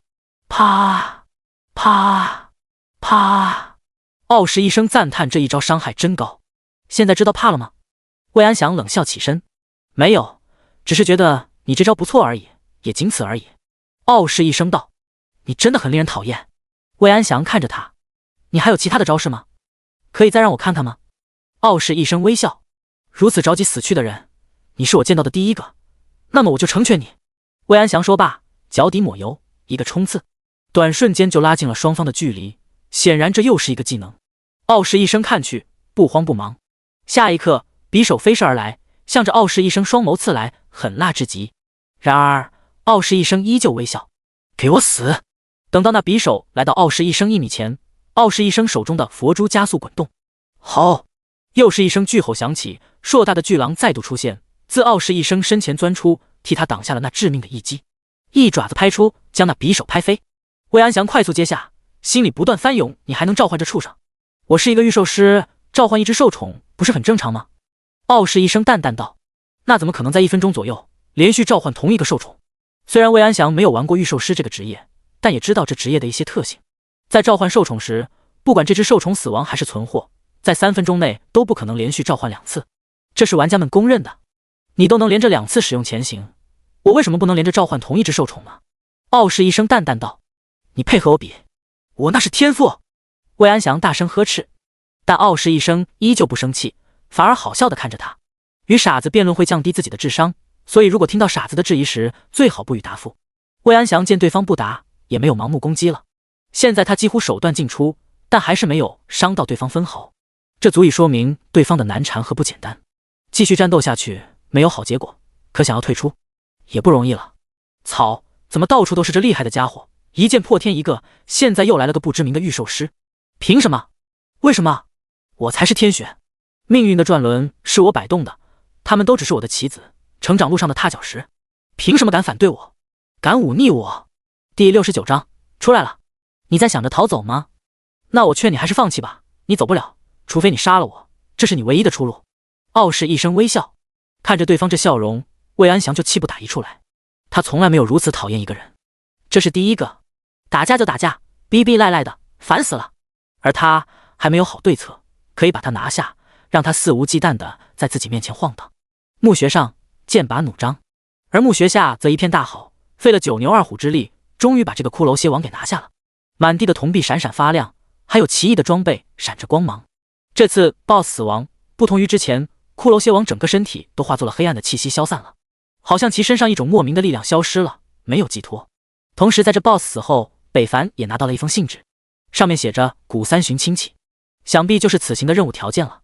把这个拿回去，应该任务也就完成了。舔包，叮！恭喜您获得封装黄金武器骷髅权杖一个。叮！恭喜您获得封装黄金武器短剑屠戮之剑一个。叮！爆了一大堆的东西，大大小小的，除了2件黄金装备，其他的都入不了北凡的眼。他也没有想要进化的想法，留着经验有他用。他现在当务之计还是先升级，等到了20级，然后再去20级的副本看看。不同于10级副本，需要特定条件才能开启。20级副本有固定位置和要求，只要等级到了就可以挑战。当然，前提也是需要完成一个任务的，但不难。同时，20级副本也是所有职业者突破2阶的必经之所，所以副本也是公开的。骷髅权杖封装，等级20，品质黄金级，魔法攻击力50，附加属性描述屠戮之剑封装，等级20，品质黄金级，物理攻击力55，附加属性描述封装的物品需要去鉴定师花费一定铜币后才可以解锁其属性。提示：找一个等级高的鉴定师可以提升鉴定属性。算上这2件，他还有4件封装的黄金装备，只不过那2件是从克拉赫身上爆的，得30级才能使用。也就是说，如果进化幸运，他20到30级武器不愁了。收起物品，踩着阶梯来到出口。此时的入口已经被一块巨石挡住，墓穴内黑漆漆一片。显然刚刚在离开的时候，魏安祥那孙子把唯一照亮墓穴内的烛灯都给整灭了。这更加让北凡下定决心，日后一定要能死这个家伙。3番5次刁难他，让北凡已经失去了耐心，收起了善意。一味的忍让只会换来无休止的伤害。血气化间，北凡一剑刺向那巨石，砰的一声，巨石震动，但却没有震开，只是掉了一些碎片。可见这个石头质量之好，也不知道那家伙哪里搞来的。十字切割，上撩之剑，血色大崩，血气喷张，能用的技能北凡都用了一遍，但还是无法撼动这块巨石。北凡眉头一皱，看来比想的还要困难，他可不能长时间困在这里，他还有很多事情要做，何况他还有重要的任务，没有时间耗在这里。他不再留手，看着已经怒气满直的血雷天法，这个技能他早已解锁，只是一直觉得没有必要使用，但眼前只能当做最后的希望，尝试一下了，也不知道对非生命体的东西是否有效果。血雷天法技能使用，天地陡然色变，乌云密布，瞬间云集。墓穴外轰鸣闪烁，把外面2个正在交战的魏安祥和傲视一生都震得一愣。这是不是有 BOSS 出事了吧？2人摸不着头脑，但都非常统一的没有在这个时间向对方出手，而是双双看天思索起来。这威压仿佛要将下方的一切都压碎一般。刚刚刷新的初阶亡灵也都露出胆怯的神色。亡灵除了怕光，他还怕雷电，这是超脱五行之外的属性。下一刻，上方的阴云雷电滚滚，不断交织，一声轰咔，要把天破碎了一样，轰然落下。目标墓穴洞口的大石头，速度快得惊人，在2人还没有反应过来时，又是一声轰天巨响传来，大石被炸了个粉碎，连带着里面的北凡也被碎石击飞。啊！这股冲击异常强大，北凡忘了还有这一茬，没做准备的他直接原地起飞，向下滚去。沙石飞溅，向四周扩散，刚刷新的初阶亡灵接触瞬间就被杀死。雷电侵袭，阴灭，看得2人目瞪口呆，忘记了躲开，也被这股冲击击飞，但并不大碍。但看着如此巨大的场面，浓烟滚滚，雷电闪烁，魏安祥的心不知道怎么莫名的在颤抖。一个隐晦的声音仿佛在说，这很有可能是那个叫一剑破天的家伙搞的鬼，但这伤害范围让他无法相信，更无法接受。另一边，傲视一生难得脸色难看，实在是太震撼了，超出了他的理解。引动天地红雷，这还是什么的实力才能办到的？ BOSS 他不是没有刷过，但绝不可能有这个实力，而玩家更是不可能。可这又是谁干的呢？龙烟还在持续，爆炸冲击余波虽然没了，但这次爆炸直接把那块巨坟炸没了，连带着墓穴入口也被夷为平地。呸！呸！呸！北凡从墓穴内深处推开压在身上的碎石，将四肢慢慢从石缝中拿出，随后他甩动了几下肩膀，异常疼痛。这次遭中完全是因为大意，威力也超出了他的预料，这可比轰杀 BOSS 破坏力惊人。吐了吐浊气，北凡慢慢走去，上面的两人站在两侧，都听见了墓穴下方的响动，步伐轻稳缓慢，每一次走动都踩在碎石之上，发出滴答滚落的声音。而这声音虽小，但在这寂静的墓地，很轻易的就传入了两人的耳中。傲视一生只是凝重盯着，但魏安祥心里却有种挥之不去的不安。两人视线锁定，盯着那破败的墓穴入口。第70章，魏安祥又死了。下一刻，一个人影从墓穴冒出，拍了拍身上的灰尘。灰暗的沙砾天空中，灰尘皑皑，让人一时间看不清面容。但魏安祥有种感觉，那人极有可能就是一剑破天。是他，一定是他，他出来了。刚刚的动静是他搞出来的，凭什么？他为什么那么好运？一定是借助了 NPC 的力量，短暂提升了实力。操！凭什么啊？不公！不满的心理在他内心燃烧，星火燎原，一发不可收拾。灰暗的天空，北凡看见了远处有两个人影，各处一角。他没走。北凡第一反应就是魏安祥还没有离开，因为巨石挡住出口，隔音效果也全部阻挡，导致他并不知道上面发生了什么。待沙砾灰尘一点点散去，露出了魏安祥和一个陌生的人。北凡怒火中烧，一看到这张熟悉的脸，他就控制不住心中的怒，胯部冲刺，杀气腾腾，血色大崩，长剑缭绕，天空掠过一片猩红。前行。魏安祥料到北凡看他必定会动手，所以他也开启了技能，消失在了北凡眼前。血色大崩落下，并没有造成伤害，他就知道这招落空了，并没有意外。这家伙一如往常，跟个老鼠一样，就只会躲。北凡四下张望，同样的，傲视一生也在观望。从北凡出来到出手，他都在分析这个人是谁，什么来路，刚刚又是怎么回事？还有就是此人为什么来到这里，与刚刚那人又是什么关系？就是是敌我关系也分很多种。噗呲，负240加500，你还是一如既往的不长记性。魏安祥嘲讽道，匕首刺入了北凡的脖颈，鲜血刚滴出，伤口却要愈合了。要不是那把匕首没有拔出，或许已经好了。狗东西，你就知道偷袭，给我滚开！北凡大怒，上撩之剑划空。魏安祥则踩肩一跳，脱离北凡后又再次攻了上来，一攻一守站在了一起，北凡只能被动防御。其实说是防御，也只是站在那挨打。魏安祥的攻速非常快，北凡也就移速差不多与对方持平。要是频繁战斗，高速进攻根本打不着对方。但同样的，魏安祥也奈何不了北凡，因为有着血神之力这个变态天赋，还没等对方打掉多少血，就都恢复了过来，以至于双方打了半天都还是满血的状态，搞得傲视一生一愣，还以为两人在过家家呢。他也看出来了，俩人的实力应该相差不多，一个以速度见长，一个以生命见长，谁也拿不下谁。他都有点看不下去了。喂，照你俩这么打，天黑也分不出胜负吧？经过这么一说，两人脸上都有点尴尬，但更多的还是愤怒。尤其是魏安祥，明明自己在不断变强，怎么还杀不死这个家伙？他都不知道出了多少次攻击，可对方就像小强一样，杀不死。但他也不敢停止攻击，因为他比谁都明白，只要让这家伙得到自己，可能会被秒掉的。在下一刻，魏安祥失去了耐心，使出了绝招暗杀天刺。熟悉的一幕再度降临，北凡一愣，这个装备果然又让你买回去了，那本来就是我的，害我损失了好几万铜币，你真该死！魏安祥怒狠狠道。这下总应该能分出胜负了吧？傲视一声淡淡道。这一招他也不陌生，刚刚还杀死了他一只兽宠呢。匕首落影，空中盘旋，魏安祥浮空准备横跳，突然异变横生，北凡脚下血环浮现，血色涌出，沸腾喷涌而出，血流之柱向天冲撞，连不断横跳的魏安祥都不能幸免。虽然没有打断对方的攻击，但对方也没有躲过北凡的伤害。负240，负240，负260，加500，负16000。扑通，魏安祥的尸体从刀光剑影中落下，重重地砸在了北凡面前。因为魏安祥之前攻击了傲视一生，处于红明状态，以至于嗣后掉了不少东西。死了，秒杀！残留的意识，魏安祥目瞪口呆，就连傲视一生也震惊地看去，一个技能就秒杀了，伤害这么高，那之前他怎么不用这个技能？事实上，北凡也想，可考虑到这个家伙异常鸡贼，贸然出手可能会落空，他就一直在等一个最佳的出手时机。而就在刚刚，对方又要准备在自己眼前跳舞的时候，他找到了，所以有了这奇葩的一幕。当然，对于这一幕，北凡并不意味，因为对方不管是挨到自己那个技能，都免不了一死。近500的力量，几乎没有任何一个玩家可以抗住自己的血气喷张，就算是上辽之剑，也能杀死一般的脆皮。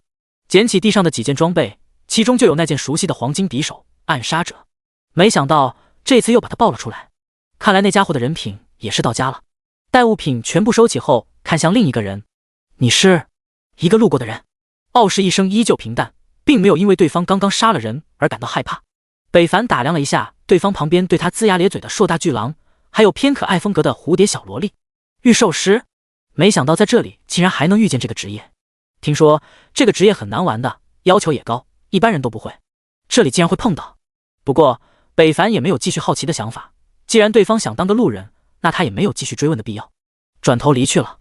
而他并不知道，对方还间接性想要帮他一把，只不过没帮到而已。望着那离去的身影，傲视一生若有所思。他有种感觉，这个家伙很不简单。会是那个一剑破天吗？系统也真是的，这次莫名的更新，把姓名等级都隐藏了，让大家都变得神秘了。想了解一点基础信息都变得麻烦了许多。算了，还是刷怪去吧。转身，他也做任务去了，召唤自己的兽宠。回到城内，北凡直接来到了那个老者谷三旬这里。后者好像有预感他要来一样。当北凡赶到这里，对方就正对着他的方向佝偻地看着他。别说，还有点瘆人。第71章怒骂 NPC， 动作挺快的嘛。谷三旬仔细地瞧着北凡，想要看出一些其他的东西，但北凡可没有他这雅兴，直接把那个信纸给了对方。后者接过，眉头一皱，而后脸色带着怒意和不安。命运的齿轮果然已经开始了摆动，不过这次摆动的方向好像不是正确的路啊。谷三旬低喃。北凡也听不懂他说的话，他没有走的原因也只是在等对方，或许还有任务要交给他。叮！恭喜您完成任务，潜在的危险，经验值加 100W， 破技支持1个，一共有3个。叮！恭喜您等级提升至19级，各属性加10。叮！恭喜您等级提升至20级，各属性加10。提示：你已达到2阶转职资格，请快去自己职业导师那里接取任务。北凡本来就离19级不远了，这100W 经验正好将他等级抬了上来，还余10多万经验。瞥了一眼连闪2次光芒的北凡，老者没有表态，只是在思索。北凡这次也学乖了，没有吱声。这老头性格古怪，不讲武德，他还是少做少说为妙。而那老者就像是在为难北凡一样，这一思索就没头了，搞得北凡甚是无聊。没办法，他打开了自己的背包，看了看里面的装备。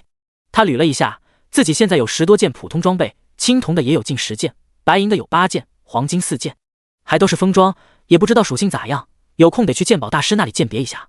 北凡把那4件黄金装备留下：暴风血灵剑、屠戮之剑、骷髅权杖、左羽匕首，其他的都摆上了拍卖行，包裹那个魏安祥的暗杀者。而就在他刚放上不久，聊天频道里好像有一直关注他的探子，立即将拍卖行的消息散播了出去。好消息，好消息！一剑破天出现了。什么？在哪里？大佬在哪里？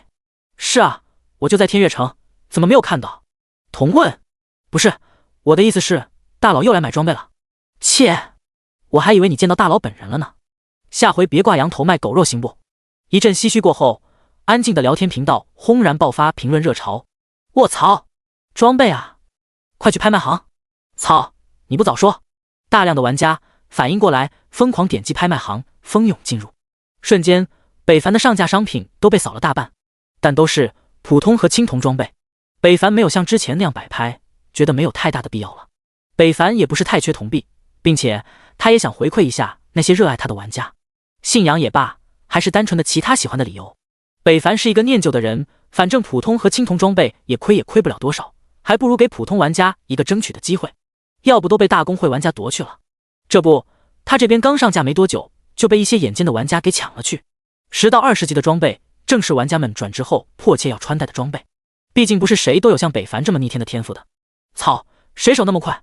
刚拉完屎啊！我特么刚看到，连属性都没有看到就没了。普通装备有个屁的属性！你放屁，那是青铜装备，颜色我还分不清吗？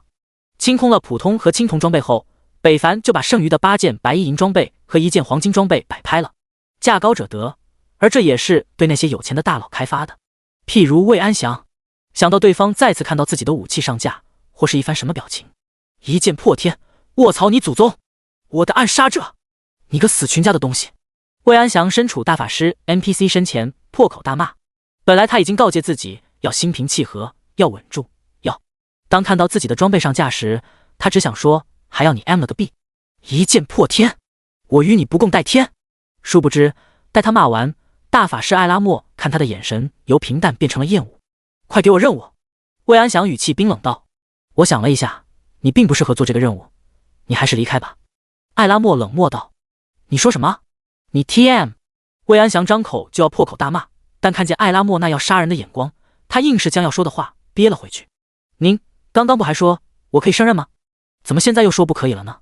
刚刚是刚刚，现在我察觉你这个人有问题，并不适合这个任务，还是离去的吧。艾拉莫淡淡道。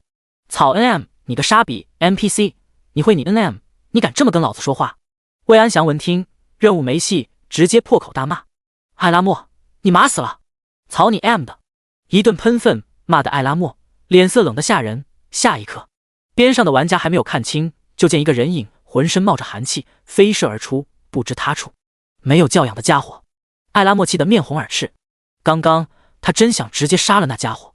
另一边，北凡还在跟这个老头苦等，忽然一个人从天上径直摔了过来，嘴里还嘟囔着什么。微风吹过，扑通一声，那人径直砸进了地面，将那片土地干了个深坑。而古三旬的思绪也被打断了，眉头紧锁，看向那边。只见魏安祥颤颤巍巍的起身，骂骂咧咧的看向远处，嘴里嘟囔着。不用想，都知道骂的一定很难听。北凡仔细打量着，忽然他发现那人好像是他的仇家魏安祥。真是冤家路窄啊，捂住腰间的剑就要行动。你还是收起你这个想法比较好，如果你把杀了，你也会死，并且还会被天月城永久通缉。古三旬出言道。听闻想明白利害关系，北凡也只好将手缓缓落下，但他并不想这么放过对方。既然不能杀人，那就不用武器，揍他一顿也好。北凡慢慢向其走去，眼中冰冷。殊不知他忘记了古三旬的危险，就这么当着他的面走动。古三旬也怪异地看着两人，并没有出手，也没有任何表态。第72章法拉利。艾拉莫，你 TM 给老子等着，等老子进阶后定要你好看。敢瞧不起老子，日后老子灭你全家！魏安祥大骂着，完全没发现身后已经来了一个人。哈喽啊！一个声音打断了魏安祥的叫骂，愤怒的他转身就要张口开骂，却有脸结实的挨了一拳。砰！魏安祥被打得一猛，待他想要看清来人时，北凡的第2拳、第3拳也到了。对着魏安祥那一看就令人讨厌的脸，就是一顿锤。我叫你3番5次找我麻烦，我让你偷袭，我让你逼逼赖赖。操！打得起劲的北凡一记断子绝孙脚踢中了答案。啊！无比剧痛，超出人类所能承受的极限。魏安祥怒目圆睁，疼得他双目猩红，脸色抽搐，在地上不断的打滚。听得对方的叫喊，北凡没有一点同情，依旧不依不饶的拳交想象。他知道这点伤过后就会好，疼痛都是暂时的，但魏安祥刺杀自己却是实实在在的。北凡无法释怀，也不能释怀。要知道，现在游戏已经不再是游戏了，而是一个真实的世界，一个会死人的世界。不要以为之前5条命很多，生命耗尽的人大有人在，何况现在已经缩减到了只能复活1次，大家更加珍惜生命了。而这孙子竟然还想刺杀他，给他使绊子，北凡岂能放过他？砰砰砰！北凡不知打了多久，魏安祥的4肢都被自己踹断了，命根也给干没了，身体更是无一处正常的肌肤。但就算是这样，魏安祥眼眸中依旧有要杀了北凡后快的眼神，这更加激励了北凡。我 TM 让你看，让你看！一脚一脚的踹着，魏安祥断断续续的哭喊，嘴里一直嘟囔着听不清的话，但那北凡也知道不是好话。哼！古三旬咳嗽一声，慢慢走来。你们有如此深仇大恨吗？都是一个地方来的，何不给对方一个机会，也算是给自己一个机会？滚！魏安祥臃肿的脸庞，面目全非，但愤怒沸腾的内心，听到老头这句话，瞬间爆发了。北凡停手，怪异的看着非要掺和进来的古三旬，后者脸色本来就不好看，经过魏安祥这一句不清不楚的滚，脸色直接拉了下来，右手握住的拐棍也用力了一分。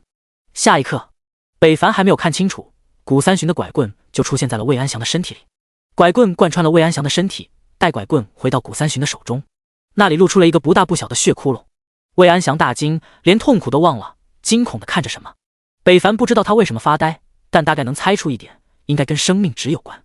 别看北凡打了这么久，看似很凄惨的样子，但过后都会好，也不掉生命值。但古三旬这一下子可不一样，应该是让他掉血了，而且很高。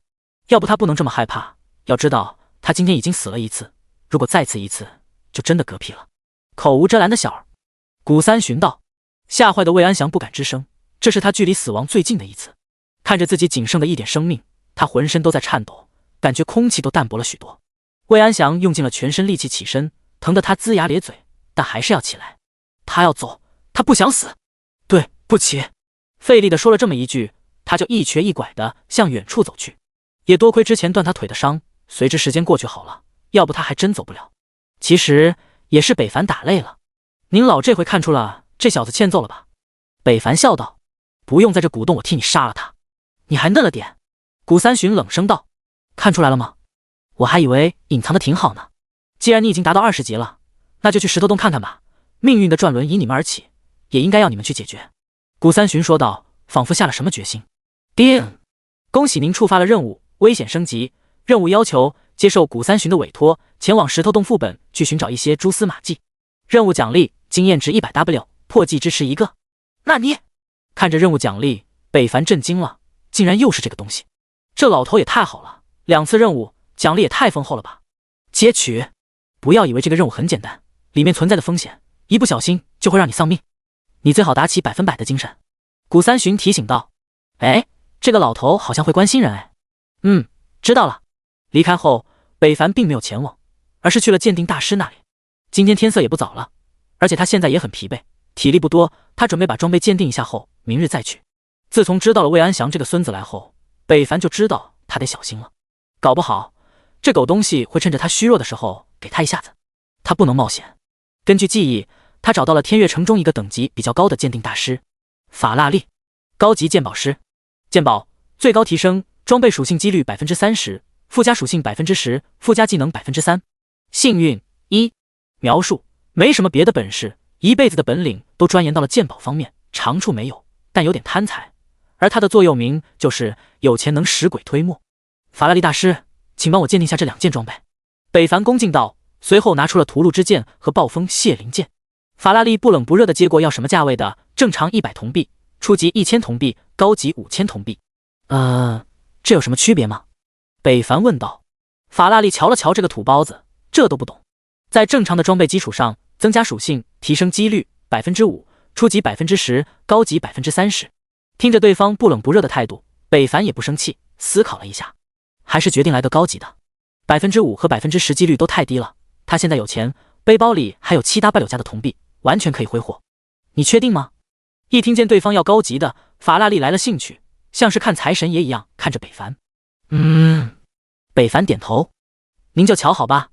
法拉利兴奋接过，审视了一遍装备模样，显得极其专业。北凡不禁撇嘴，果然有钱能使鬼推磨。第73章九情一一请吃饭。法拉利的鉴宝工序不是太繁琐，但很耗费时间。北凡的2件装备花费了1万铜币，足足等了近1个小时。他也不在对方在那鼓鼓秋秋的干啥呢，法拉利也不让看，要问就是你瞧好吧，然后就把北凡晾在一旁了。叮！您拍卖的装备均已售空，铜币已自动放入您的背包。北凡一看，背包里足足多了14W 加的铜币，其中魏安祥的暗杀者依旧占了大头。毕竟是一件黄金装备，附加的技能也很牛逼，虽等级差了点，但也非常极品。其他的白银装备评价 1W 加1件，也没有太出彩的地方。毕竟装备买回去还需要去鉴定大师那里鉴别，所以普遍会便宜一些。但如果要是鉴定完的装备，要是开出了属性技能效果，还能卖得贵一点，反之就会赔了夫人又折兵。鉴定如开彩票，开好大赚，不好就只能认赔了。叮！提示玩家，星月洛洛想加您为好友。叮！提示玩家，我要挑大粪，想要加您为好友。叮！提示玩家，朴不成想要加您为好友。叮！突然间，一窝的人发来了消息。北凡这边响彻不断。靠！上次游戏自动更新，把北凡早已设置的陌生人禁止沟通又给打开了。我说怎么一下子来了这么多人？头疼。这些玩家都是根据刚刚拍卖行追寻而来。知道那些白银装备都是他卖的，所以想要搭线，尤其是那些大公会的玩家。一触驻地，会长，一剑破天通过了吗？星月公会的玩家道。还没有，他虽然开启了好友权限，但还没有通过。星月洛洛现在对这个人是越来越好奇了。孤身一人独占 BOSS， 又先所有玩家一步到达了主城后，却又反手选了一个默默无闻的小主城，随后又一飞冲天，在几天内又升到了20级。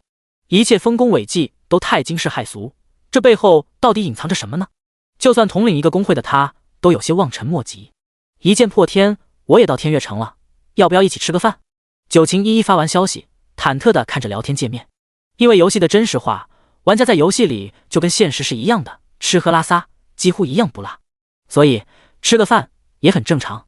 这不，北凡刚拿到鉴定完装备，脸色欣喜的同时，也看到了九晴一一发来的消息，短暂想了一下后就同意了。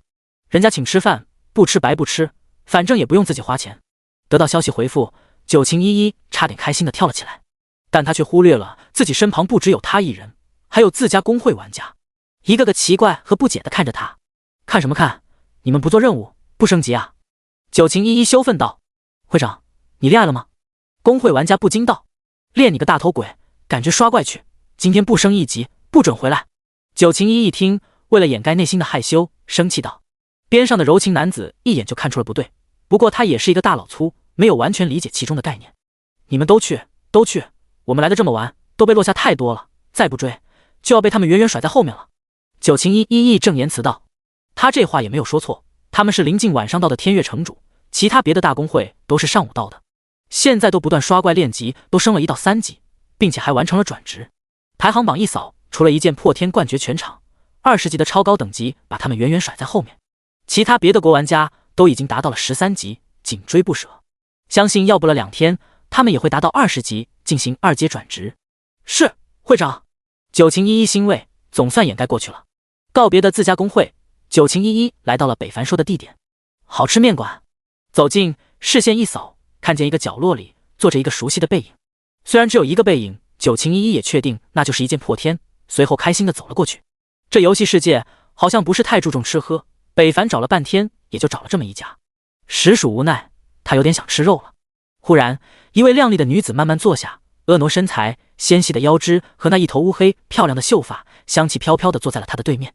让你久等了，九晴一一含羞的说道，脸色浮起一抹嫣红，甚是怜爱。但北凡好像没有看到一样。没有，我也刚来。小二点了2碗面和小菜后，两人就开始静默状态，谁也不说话，等着饭菜上来。静静的看着这坚韧和俊朗的面容，九晴一一更加害羞了。我们这算不算约会呢？不过他怎么不说话呢？他在干什么呢？为什么连看都没看我呢？我不好看吗？这一刻，九晴一一有些不自信了起来。北凡忽然开口，你们怎么不去大主城，反而也来了这个小主城？因为你在。九晴一一脱口而出。北凡一愣，抬头看向他，不解的眼神直视着对方。后者意识到了不对，自己刚刚好像说错了话，脸色瞬间羞红，连忙解释，这不是有你这位大佬在吗？我想这里应该更安全一些。紧张之下，九晴一一的话有些胡言乱语。北凡听的也是一愣，因为这个主城连咱们新手村最近，所以我选择在了这里。九晴一一深呼一口气说道。北凡恍然大悟，仿佛遇到了知音，笑道，你跟我的想法一样，我来这里的时候也是这么想的。尴尬过后，九晴一一的脸色慢慢退出了红彤彤的状态，但依旧可爱的让人想啃一口。北凡也是如此，虽然他没太明白对方脸红什么，不过九晴一一这个样子真的很好看。本来他就属于那种惊艳型的，在害羞脸红更多了一层迷人的气息，让北凡一下子看愣了。不过他这种愣让人分不清是喜欢还是傻。这不，九晴一一就懵了，心语，他一直看着我干嘛？我脸上有东西吗？不一会儿，小菜上来了，面也紧随其后，热气腾腾的面条将两人的尴尬轻松化解了。开灶。第74章屠戮之刃。风卷残云和慢条斯理后，两人饱饱的坐在椅子上，很是满足。九晴一一很喜欢这种相处的感觉，以前与柔情和公会玩家吃饭时完全没有这种感觉，他很留恋。姐姐说，如果你喜欢一个人的时候，你就会变得不一样。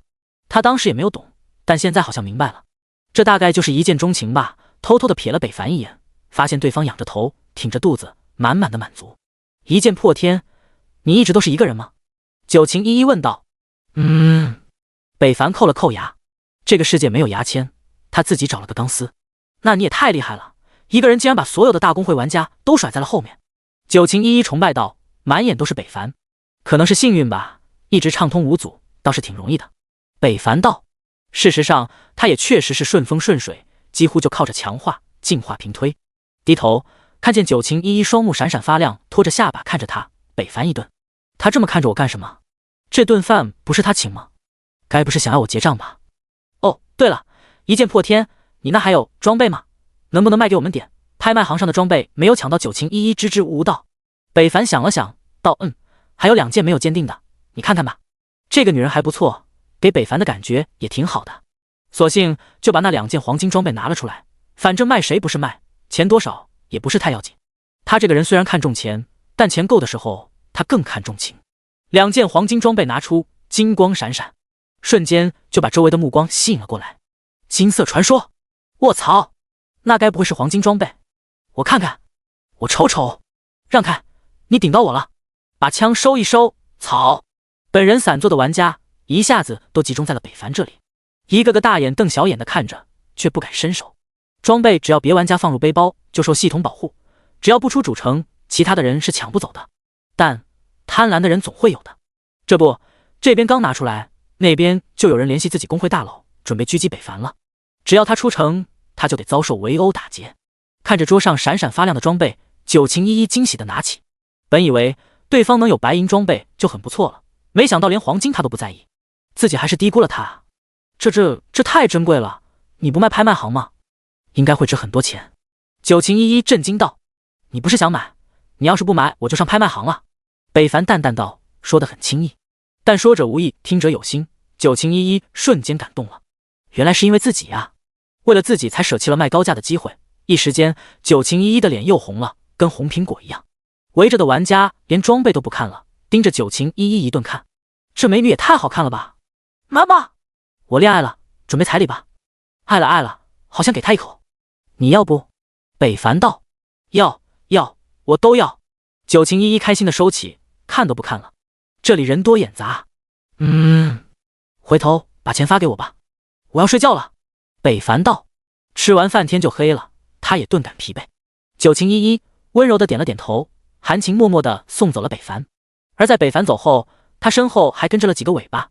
九晴一一第一时间就发了消息，看到后，北凡满不在意，自己刚刚露富，被人盯上很正常，想不劳而获的大有人在。相信九晴一一那边估计也被人盯上了，不过九晴一一也有方法，那就是叫人。等那些玩家看见九晴一一身后来了一群人后，他们也就只好作罢了。很显然，这不是一个好惹的人。组队刷怪，想着背包里的2件黄金装备，九晴一一就笑得合不拢腿，满满的幸福感。会长，你俩公开了吗？柔情问道。什么公开？九晴一一没反应过来，但随后明白了什么，羞愧到别瞎说，没有的事。就这还没有呢，幸福就差写脸上了。柔情也不多说，他还挺支持会长能跟大佬在一起的。毕竟会长这2天跟思春的小女儿似的，魂不守舍。本来他们的团队只缺强大的剑士，这回倒还剑士没搞到，还配了个强大奶妈。躺在床上，北凡查看了一下2件装备属性：暴风血灵剑，等级30，品质黄金，职业要求剑士、战士，攻击力物理100，附加属性体力加30，敏捷加30，力量加30。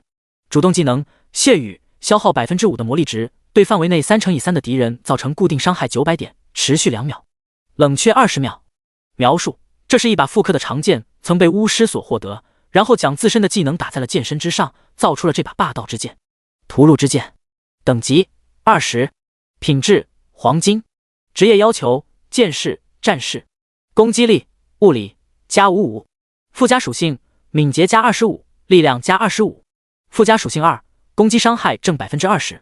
被动技能无尽之刃，当触发暴击时，额外对敌人造成伤害正 30%。 描述：这是一把战争武器，唯有战斗方可止战。鉴定后，这2件装备还都不错，不过相比较还是第2件装备比较适合自己。不过这都不算什么，因为北凡还要将2件武器都进化一次。先进化屠戮之剑，叮，进化成功，经验值 2W， 屠戮之剑变更为屠戮之刃。屠戮之刃，等级20，品质钻10级。职业要求剑士、战士。攻击力物理加80，附加属性敏捷加35，力量加35。附加属性2，技能伤害正 20%。主动技能血影，挥发自身 10% 的血气，凝聚出2具血色沙影，沙影半人半壁，却手持血剑对前方的敌人进行绞杀，造成力量 X40 的伤害，并制造出弱点效果。冷却10秒。描述：这是一把血魔所使用过的剑，曾经几时，这把剑饮无数强者的血，所向披靡。助血魔曾经有5把等阶不一的凡器，据说全部集齐可以合成神器。第75章拦截，又是一件血魔有关的装备，看来他还真跟血魔有缘。5件已有其3，再获得其2，就可以尝试合成神器了。并且这件准备属性也堪称神装啊！弱点攻击可是致命伤害的前提，如果能100%触发，那么北凡刷怪将不再费力，可以说是在刷 BOSS 几乎都是分分钟秒杀的程度。要知道他可是有着专对付 BOSS 的神技血雷天罚。北凡现在也20级了，直接把装备替换下来后，豪放的花费了750块强化石，将其强化到加15，达到了强化上限。叮！屠戮之刃加15，攻击加200，力量加90，敏捷加90，技能伤害正 10%， 血影伤害加10点。面板一剑破天，等级20级，职业天罚血誓，天赋神级强化 SSS， 神级进化 SSS， 力量658，体质260，敏捷306，生命值 5200x 1000分号，攻击力左圆括号753加110，右圆括号 x 10%，暴击率正 11%， 物理防御210，魔法防御28，幸运加38，经验值 5%， 称号天月来客，声望17250，套装属性移速正 40%， 闪避正 5%， 技能伤害正 50%， 哥布林伤害正 50%， 技能血神之力，血力天罚，天之力，上辽之剑，血色大崩，血气喷张，攻击力提升了1/5，力量也高达600多点，不知领先了多少。就算现在排榜第3的剑士，也不一定有自己的1半高吧。北凡的属性高，大多数都赖以神级天赋的原因。进化提升装备品质，强化将装备品质升华到极限，而这就是北凡超越绝大多数玩家的原因。北凡拿出破纪之持和血刺这把武器，其实北凡一直都很喜欢这把最开始陪伴他的武器，攻击高，技能爆炸，不知帮了他多少，所以他要把这个装备技能卸下来学习上。叮！使用成功，技能已卸下，是否学习？是。叮！学习成功。提示：血刺因为职业原因已升级为血气剑爆。血气剑爆一阶，挥发血气，制造出一把4米长的血气长剑刺向敌人，而后再达到一个点或者命中对方发生血爆，效果伤害命中敌人造成力量 X30 点的伤害，而后血爆造成力量 X100点的伤害。冷却10秒。呼，变态！早知道早学会了，足足高了4倍的伤害，不知道转职为2阶后又会提示多少。对了，现在技能也能进化吧？北凡都忘了，只顾着进化装备了。进化天之眼，上辽之剑，血色大崩，血气喷张，天之力，血神之力，血雷天罚。叮！提示：血气剑爆达到2阶，一段提升至50点，2段血爆提升至150点。叮！天之眼提升至2阶，可看透不超过自己70级的野怪部分属性，弱点看破 35%。叮！上辽之剑提示至2阶，伤害提升至40点。叮！血色大崩提示至2阶，伤害提升至60点。叮！血气喷张，每一段伤害提升至80点。叮！天之力，攻击力和生命值各提示 20%。叮！血神之力，生命恢复提升至 15%。叮！血雷天罚，真实伤害等于力量 X200加2000分号目标最大生命值。呼！北凡深吸一口气，他感觉自己又无敌了。进化这次不再是提升技能品质，而是直接率先达到下一阶伤害。现在北凡有点迫不及待看看达到2阶职业者是什么样的状态了。入夜休息，夜晚的天悦城依旧非常繁忙，玩家们陆陆续续来到天悦城，还没有站稳脚跟，就被自家公会的核心成员叫去刷怪。白天大家都是坐车来的，所以体力根本没用多少，所以晚上就是他们大干一场的时机。当然，最主要的是不想被那些大佬甩得太远。九琴公会等人也同样如此，尤其是得到会长允诺的刺客玩家们。九琴一说，谁率先达到30级，就把今天从北凡手里买来的那把匕首当做奖赏送给他。一下子，九禽公会的刺客都疯狂了起来。要知道，那可是黄金装备啊，谁不心动？就连柔情男子都心动了。可惜他是个战士，穿不了，但他也没有松懈，依旧跟着大家一起练级。就算没有黄金装备，他依旧是公会里的第一 MT。九禽一一边刷着野怪，一边看着背包里的法杖，有些失神。他是不是故意留给我的呢？要不，为什么偏偏是一个法杖呢？北凡要是没睡着，一定会说：“你想多了。”翌日，北凡起来，直接来到了剑士导师这里。后者见到北凡，先是一愣，而后大喜，带着震惊的看向北凡勇士：“你到20级了？”“我是来接取2阶职业任务的。”北凡点头说出了来意。后者从震惊缓过来，连连说了好几声好，然而才把任务交给了北凡。叮！恭喜您获得职业进阶任务，前往石头洞副本，并通关地狱级的石头洞，取下石头领主的头颅，交给导师，视为完成。奖励：完成后技能属性进阶。接完任务，北凡就马不停蹄地前往了副本方向。地图位置标注，这个位置要穿过2个山地才能到达，很费时。出了城，北凡忽然感觉一股注视目光一闪而过，等他回头，什么也没有看到，就快步离去了。会长，他出城了，我们要上去拦住他吗？拦下吧，正好算一算账。导致自家公会落后了这么多名，傲视一生可咽不下这口气。闻听，傲视王者大喜，终于可以收拾一下这个一剑破天了。哼！很快，傲视玩家在傲视王者的带领下出现在了北凡前方。也不知道他们怎么比北凡快的，要知道他的敏捷也有高达300点呢。傲视王者，你这是什么意思啊？北凡不慌不忙看着前方20多个人，真要动起手来都不够自己杀的，这不很明显吗？傲视王者一笑，也是，那就动手吧，我赶时间。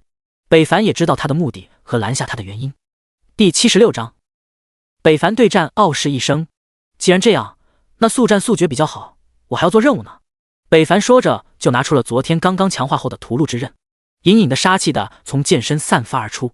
屠戮之刃是一把杀戮更甚的武器，虽然武器本身没有带有血迹，但那股狰鸣的拔剑声响让人不寒而栗，属于那种一剑破空万骨寒的意境。这不，傲视王者一见北凡拔剑，被吓得后退了一步，神色紧张。其他的傲视玩家也纷纷后退。就这，还来围堵我？北凡也不知道他们咋想的。喂，一剑破天，你别着急啊。傲视王者故作镇定道：“怎么，你们来不就是想要杀我吗？”北凡眼神一瞥，他这么一问，傲视王者都不知道怎么回答，心里不断呼喊着：“自家会长，快点来啊！再不来，我们可就要凉了。”面对等级高达20级的北凡，傲视王者这些11、13级的玩家没有一点信心。他们可是知道北凡的恐怖的，拥有秒杀 BOSS 的实力，杀他们估计都用不了2剑。是这样没错，但我们也要讲究个江湖规矩。傲视王者咳嗽了一声，呵呵，你在逗我吗？你们这么多人围住我，还有什么江湖规矩可言？北凡嘲讽道。傲视王者脸都被说得通红，以前哪有人敢这么说自己，他上去就是一个大逼斗。可现在，没办法忍了。深呼一口气，傲视王者就要张口，北凡不耐烦打断，要打就打，不打让开，好狗不挡路。啪啪啪！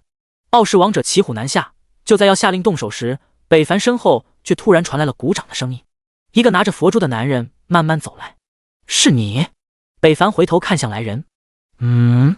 当看清来者时，他一愣，这不是昨天那个人吗？你跟傲视这帮家伙是一伙的。傲视一声微笑靠近，内心一震，果然是这个人。事实上，他们跟我是一伙的。会长，老大！傲视王者带领着傲视玩家，仿佛看到了救世主，向傲视一声靠近。会长，原来你才是傲视公会的会长。北凡淡淡道。昨天这个人出现在那里，今天又来堵自己，看来对方早就盯上了自己了。仿佛看透了北凡心中所想，傲视一声道：“这是我们第2次见面，还真是幸运。本来昨天想路见不平，拔刀相助的，没想到你那么厉害，能从墓穴中逃出来。老大，你们昨天见过了？”傲视王者惊讶。傲视一声没有解释。拔刀相助？你们这群人有种侠义心胸吗？北凡冷笑，不信，你怎么跟我们会长说话呢？我看见是找死。我们会长怎么没有侠义之心了？你知道我们会长救了多少人吗？一剑破天，你别嚣张，别以为你实力强就可以污蔑我们会长。听北凡这么说，其他的傲视玩家第一个不干了。呵呵，北凡手握屠戮之刃，一指他们所有人，我不与你们逞口舌之争，别再浪费我的时间了，一起上吧。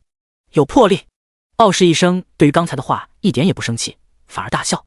一剑破天，有兴趣来我们傲视公会吗？老大，会长。闻听会长要招揽对方，其他傲视玩家不干了，想要出言，却被傲视一生摆手压下。你要邀请我入会？北凡诧异。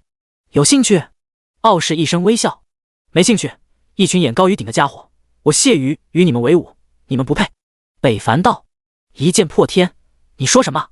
口气不小，我今天就要看看你到底是否如传说那般。说着，这些人就要动手，尤其是傲视王者，但却又一次被傲视一生拦下，当我不存在吗？声音虽小，但气度十足，一下子把傲视的玩家都镇住了。会长，没关系，既然你对我们隐藏不好，那就算了，那就说一下你和我们傲视的恩怨吧。傲视一生佛珠一转，光芒闪烁。傲视王者知道会长这是要动手了，示意后退。下一刻，一头硕大的巨狼出现后，一个蝴蝶的射手也慢慢浮空。御兽师也好，正好看看这个职业有什么不同。我是御兽师，所以今天的恩怨也就在你我之间展开，无论输赢，恩怨在今天也就此化解，以后谁也不得再找麻烦，可好？傲视一声道。前半句是给北凡说的，后半句是对自家公会玩家说的。是，会长。你要跟我单挑，你确定？北凡疑惑，他还不信有人能单枪匹马战胜他。但看到对方点头时，北凡此刻内心对这个傲视会长的看法高了一分，最起码他有那个勇气，敢与自己一战。灰狼，去！傲视一声令下，那硕大的巨狼就冲向了北凡。北凡也无惧，血气巨剑快速延长，血红色的大剑形成。傲视一声眉头一皱，下一刻，灰狼与北凡的血色巨剑相撞，只听噗的一声，那巨狼就会做了能量薄雾，消失了。什么？傲视一声惊容一变，傲视玩家内心一颤，难道会长也不是他的对手吗？秒杀了，他把自己的灰狼秒杀了，这怎么可能？灰狼可是有着1万多的血量，怎么可能被秒杀了？北凡也是一愣，这也太弱了，一剑就死了，还以为能再玩一会呢，这也太没劲了，看来可以速战速决了。北凡脚步加速，比昨天的魏安祥还快，再次把傲视一生震惊了。要知道昨天两人的战斗他也是了解过的，尤其是此人的速度绝没有这么快，也就是今天他的实力又提升了，而且提升了一大截。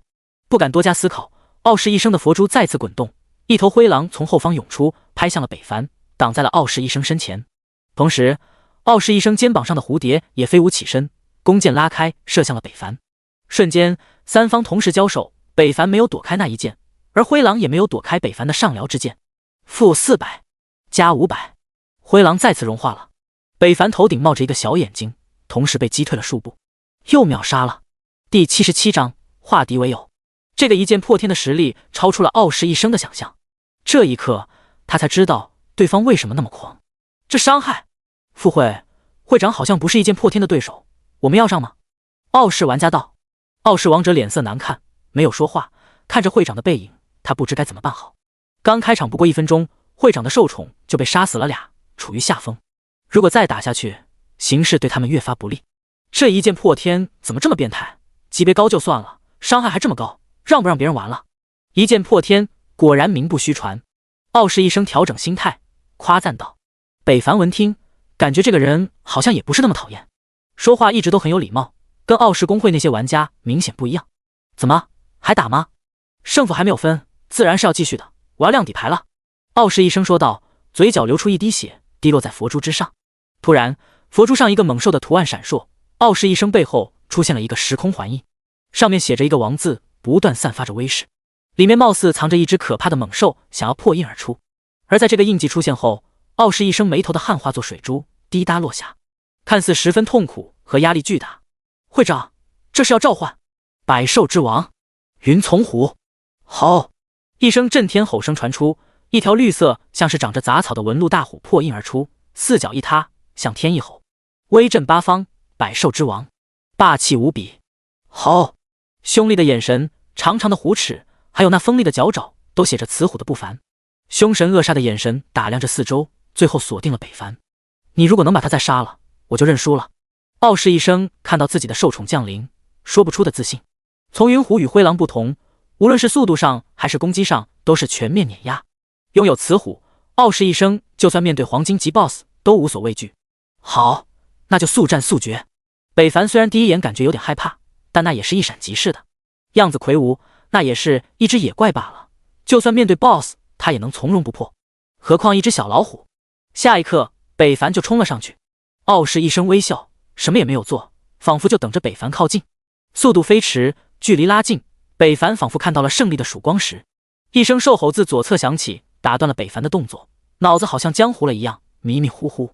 不知什么时候，一只灰狼出现在了那里，北凡都没有注意到。一剑破天怎么看着有点蠢呢？傲视玩家笑道：“他也就是伤害高而已，你以为他还会啥？”傲视王者点头微笑：“对，这是这样。”傲视一生佛珠不断转动，被打断进攻态势的北凡待清醒过来时，一只老虎猛地扑来，前爪寥寥，血盆大口猛长，像个大缸一样。北凡精神一振，他都看见那老虎的蛀牙和哈喇子了，恶心至极，这要是被咬一口可了得。血气喷张，北凡大喝一声，脚下地面突然一股血流冲天而上，将北凡全面覆盖，与那猛虎撞到了一起。在众目睽睽之下，那猛虎直接与这血流一样化作了血水，一息尚存的机会都没有，接触瞬间就消融了。全场鸦雀无声，刚要辅助进攻的蝴蝶射手也停止了动作。就这，北凡刚刚还以为有多厉害呢，太没意思了。其实傲视一生的丛云虎无论是属性还是颜值都是名列前茅的，要不他也不能这么自信。只是该巧不巧的碰到了北凡，哪怕换成其他任何一个对手都不会如此不堪。只可惜猛虎遇上了暴力的北凡，绝对实力之下只能当个喵喵了。好，灰狼不服，对着北凡咬来，一个上撩之剑送他回家。现在北凡随便一个技能都能打出10000加的伤害，堪称战争机器，无敌已是必然，除非被数十上百的玩家围攻，否则都不会是他的对手。哪怕你是大公会的会长，北凡都不克尔。还打吗？北凡微笑，打到现在他一滴血都没掉。傲视一生呆了，这还打个 JB， 自认为无敌的底牌都被秒了，还打个屁！操！你和我们傲视公会的恩怨结束了。傲视一生心累，感觉他努力了这么久，好像都是无用功，骄傲自信都在此刻破碎了，那就拜拜了。北凡转身要走，身后的傲视王者等玩家好像定格了一样，没有反应过来。会长，输了，就这么输了？他怎么这么变态啊？能问一下，你一身装备是强化满级了吗？傲视一生下意识道，本来这是很没有礼貌的问题，但他自尊还是不服，还想给自己一个解释。北凡停住，点了点头，这也不算什么秘密，只要不是傻子都能看出来，天赋可没有这么夸张的实际伤害。果然，在听到北凡的回复，傲视一生豁然一笑，想通了什么，加个好友吧，或许我们以后有合作的机会，可好？你确定？北凡直视着他，不知道这家伙卖的什么药。他们两者之前可是敌人啊。很确定，结识你这样的强者是我们的荣幸。游戏世界中，如果可以，多一个朋友比多一个敌人要好得多，不是吗？傲视一生笑道。傲视王者想要阻止，可又不敢说，刚刚会长给了他一个眼神，吓了他一跳。你的觉悟果然比那些贼眉鼠眼的家伙强不少，那就加个吧，不过提前说好，请我出手会很贵的。北凡邪笑，挑衅着看着傲视王者，后者后槽牙气得直痒痒，其他傲视玩家也愤怒直视着北凡。贵很正常，你值的。傲视一生笑道。两人互换了好友后，北凡转身离去，前往石头洞副本而去。待他丫消失后，傲视玩家忍不住了，会长，这个人多次坏我们好事，有必要结识这种人吗？就是，你看给他嚣张的，还蹬鼻子上脸了。傲视一生看着这些人都是傲视公会的精英，一身装备都是顶尖的青铜套装或者白银散剑，落了那些普通玩家不知多少，但面对那个一剑破天，却连一招都接不下，想想都有点可笑。第78章截胡。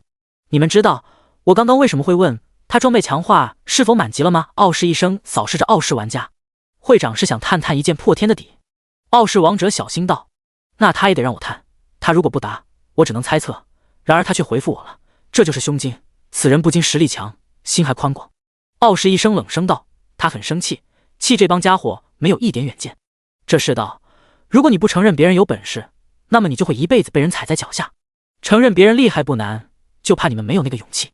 是会长，受教了，受教了。傲视玩家纷纷低头，傲视王者也跟着垂头看脚，自我反思，但反思了半天也没想出个所以然。一剑破天为什么那么强？一剑破天，此人的天赋不低，很有可能是传说的 SS 或者 SSS， 要不断不可能成长如此迅速。傲视一生一语道关。什么？他天赋那么高？傲视玩家不可思议地看着自家会长，不知道他怎么判断出来的。傲视王者也很疑惑，但心中好像认可了会长说的话，或者知道了一剑破天为什么比他强的原因。好了，都抓紧升级，快速达到20级，这个副本首杀我们必须拿下。傲视一生抬头望天，双眸透过云层看向遥远的蓝色天空。虚假的背后是什么呢？另一头，与傲视那帮人分离的北凡来到了九晴依依这边。没错，他又被截胡了。在九晴依依的好言请求和利益双重打击下，他来了。大佬，再次见到你我太……柔情男子激动要抱抱。滚！北凡直接给了他一脚。哈哈，让你切，踢死他！其他九晴公会玩家纷纷大笑。他们见到北凡没有拘谨，仿佛像是北凡回到了家，他们异常热情，完全不像是花钱雇人的样子，倒像是姑爷进家，亲戚做客的模样。每个人看着他的全眼神，除了崇拜，还非常看好，时不时的在北凡和九晴依依身上来回扫视。好了，大佬也很忙的，我们快出发吧。九晴依依脸红的模样，故作镇静的发出会长的威严。其他玩家也恢复正色，而后一行人开始了刷怪之路。很快，北凡就在他们的带领下来到了北凡进城遇到的第一个小怪大脚牛这里。你们该不会是想刷这个吧？北凡怪异的看着几人。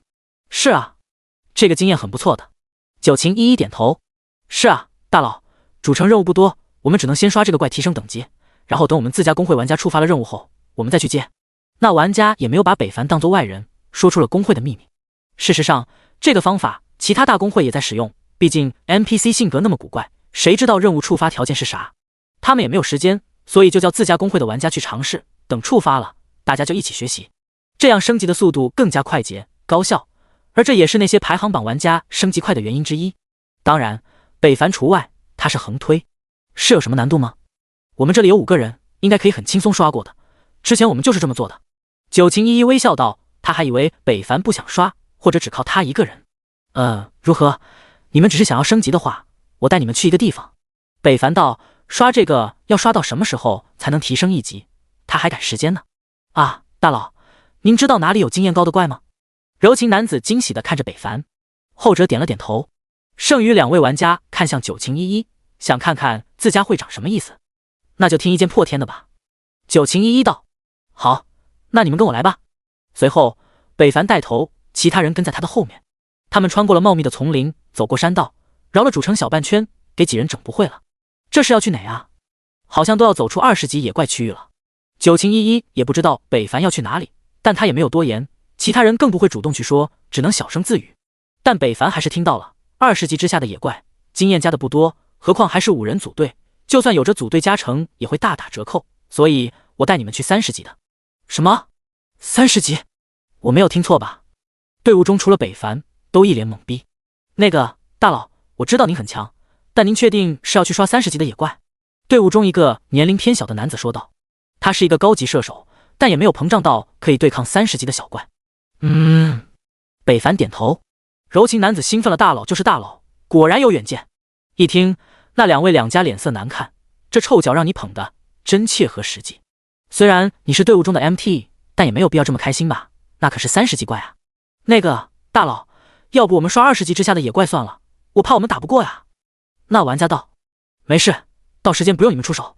北凡道，嚣张。2人本人对北凡还挺有好感的，现在看来也就是说大话而已，一定是想要在会长面前表现一下。会长，你跟大佬说说，别逞能，要是打不过死在那里，我们可是会调级的。另一个玩家来到九晴依依身旁劝慰道。九晴依依一听也很犹豫，他知道北凡很厉害，但真的厉害到可以刷30级的小怪吗？要不要问一下呢？问了会不会引起不好的猜想？毕竟我是求着人家来的，要是给他留下不好的印象，以后……九晴依依很是挣扎，但年龄偏小的玩家也跟着劝解。九晴依依只好出于安全，问了一句一剑破天：“你真的要去30级的野怪地界吗？”好，我知道了。九晴依依回到后方，继续走着。北凡没有回头，带队向前。他们已经快到了，再往上就会看见落雪的白天，冰霜哥布林的刷新地。闻听，那2位玩家一愣，这就完了？我们是让你劝他回头，你这问的是啥？也太不负责了！完了完了，会长坠入爱河了！两人脸色堪比便秘，一嘴的蜡黄。第79章一拖四，快速升级。到了，历经30多分钟的赶路，他们终于到了。主城外范围又广又大，30分钟还是北凡方向感比较好，要不时间还会拉长。看着前一刻还绿油葱葱的丛林，下一刻却来到了满是飞雪的雪地。一只只熟悉的哥布林在游荡，深蓝的肤色，高大的身体，这不是哥布林废墟的野怪吗？年龄偏小的玩家道：好像有些不对劲，副本里的哥布林没有他大，而且这属性也不对。卧槽，这属性我们怎么打呀？血量6000加，攻击还高的离谱。这柔情男子也是眉头一皱，这血量都快赶上他2倍了。一瞬间，所有人的目光都集中在了北凡身上。为了节省时间，北凡也不墨迹，你们在后面捡装备，我一个人刷就行。你可以吗？九情依依有些担心，而这都被柔情男子看在眼里。大老粗的他也明白了会长的心意，就是那野怪生命那么高，你一个能行吗？别逞能啊！是啊，我知道你想在我们会长面前表现一下，但也不能被恋爱冲昏了头脑啊。我们的等级也不是大风刮来的。那2位玩家一见北凡要单独行动，直接把心里的担心说了出来，也不管话好不好听，但言语中满是对北凡的不信任。同时听到2人言语的九情依依本来是非常生气的，他俩可是自家公会玩家，对北凡的不尊重就是在藐视他的威严。可刚准备发作，却听到后半段的话语，他一下子红了脸。一剑破天这么做是为了吸引自己的注意吗？九情依依不禁偷瞄了北凡一眼，意想中的尴尬并没有发生，相反的却是不悦。完了，猜错了，那俩该死的家伙惹得一剑破天不悦了。北凡看了那2人一眼，思索了片刻，还是放弃了与其争辩的想法。流程省掉，还是直接打脸吧，没有什么比实际行动更加有效果封住质疑你的嘴。哎，你怎么不听劝啊？你别害我们啊！柔情，你快上去拉住他，这里野怪这么多，他要是死了，我们怎么回去啊？那2人一见北凡不听劝阻，更加急了。柔情男子不为所动，不知怎么，他就是很信任一剑破天，背影坚决果敢，就跟第一次相遇一样。那2人依旧在不断叽叽喳喳，可下一刻2人长大了嘴巴，满是不可置信。秒杀了！轻描淡写的一剑，一只冰霜哥布林就此倒下。叮！恭喜您经验值加400，队伍加成加80。叮！5个人的队伍，每个人都收到了来自系统的提示，他又变强了。九情依依双目放光，柔情男子更是反应过来，激动的跑去大佬，我来摸尸吧，你忙您的。柔情男子接过北凡的下意识动作，北凡起身点头，如果有人帮他摸尸，那再好不过。虽然他之前告诉他们舔包，但做不做又是一回事，如果不做，他还是要做的。蚊子再小也是肉，浪费是可耻的。赵哥，我们刚刚是不是冒犯了大佬？好像是，那怎么办？大佬不会记恨我们吧？应该不会吧。一想到之前2人对人家说的话，他们的脸就热得发烫。这强的也太离谱了，他们也没有想到啊。傻愣着干什么？还不快去做事？没看到柔情忙得不过来了吗？九情依依冷声道。那2人问题，身体一哆嗦是。是，会长，我们这就去。头一次能舔到手抖，而且节奏还跟不上，北凡再次刷新了柔情男子的震惊。一走一过，剑光闪烁，尸体倒下，一套动作行云流水。最重要的是，这攻击也太高了吧？不能说是高，变态都不为过。他现在的攻击该不会一剑秒了他吧？一想想，柔情男子满是激动。柔情哥，我们来帮你了。2人跑到一旁的冰霜哥布林身旁，熟练的开始摸尸，一脸微笑。有眼无珠的家伙。柔情男子低喃了一句。北凡也回头瞥了那2人一眼，没有说话，继续着他的杀怪大业。九情依依踮着脚走来，跟在北凡身后，看着对方舞剑杀怪，很是享受。好像做他背后的女人好像也不错哎。你要是没事，也可以帮他们一下，毕竟4个人也能轻快一些。北凡注意到了身后的九情依依，一剑杀了野怪后说道。九情依依一脸黑线，人家想做他背后的女人，他却想着要我干活。错付了，终究是错付了。好吧，怎么感觉他不是很开心的样子？是我说错话了吗？北凡摸不着头脑，继续着杀怪大业。叮！经验加480。叮！经验值加480。我摸到装备了。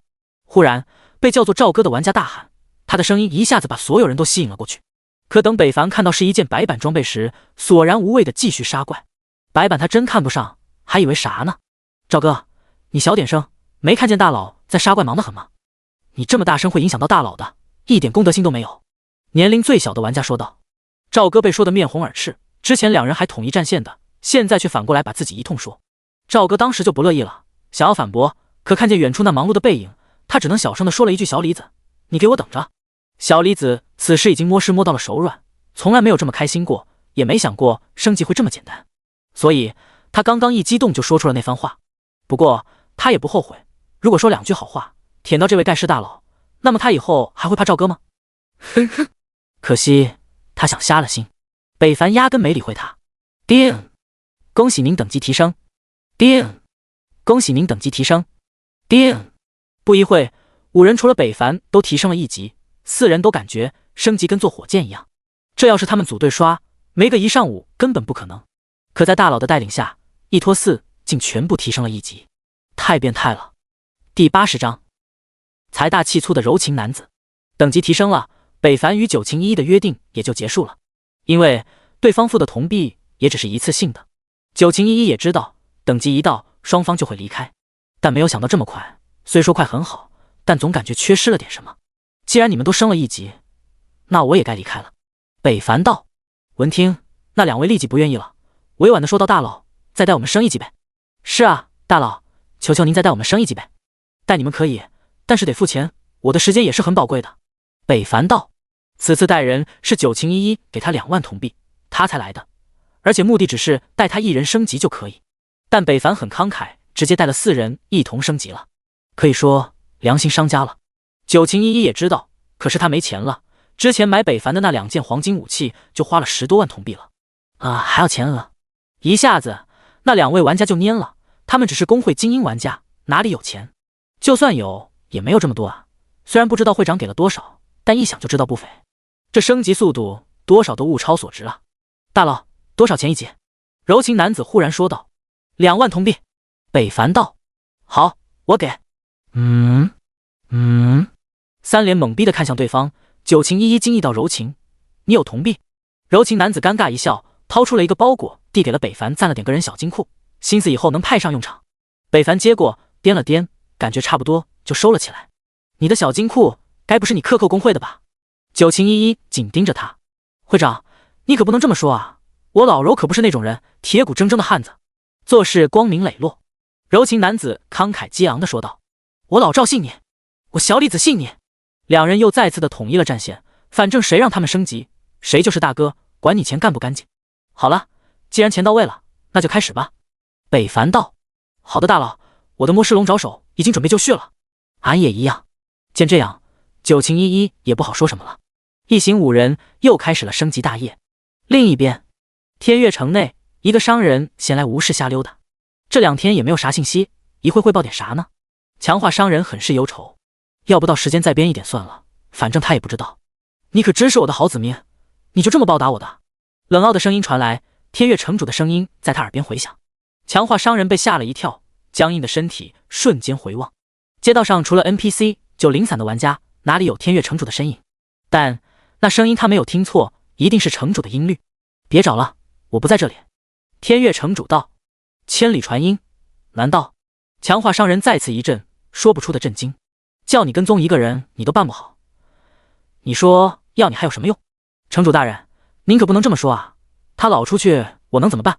我实力低微，也不能跟着出城。强化商人哭惨道。好了，你别跟着那家伙了，他成长的是挺快。你去做好你的本职工作，回头等我出关了，我再交给你一个新的任务。天月城主传音道。闭关？难道您要突破5阶了？强化商人一惊。不该问的别问。天月城主说完，声音也随着消失了。强化商人震撼，这才多久，他就要突破5阶了？主城一头，个别的几个玩家组成一队，嘟囔着这主城也太破了，连个强化商人都没有，就是太落魄了，也不知道哪个叫一剑破天为什么来这里。天月城好像有强化商人，我之前好像看到过，在哪里？其他玩家目光集中在了那人身上，那人紧张到我也不知道在哪。那个强化商人好像没有固定位置，你该不是在骗我们吧？我看他就是在说谎，敢骗我龙傲天，找打！兄弟们，干他！说着，几人就将那人瞬间撂倒，一顿拳打脚踢。大家都没有动武器，所以不会被系统制裁，标记红名。啊！那人趴在地上不断惨叫。忽然，他抬头看向一个熟悉的人向他们这边走来，待对方靠近后，他大叫：“强化商人！强化商人在那边！”砰砰砰！还想骗我们？看打！谁在叫我？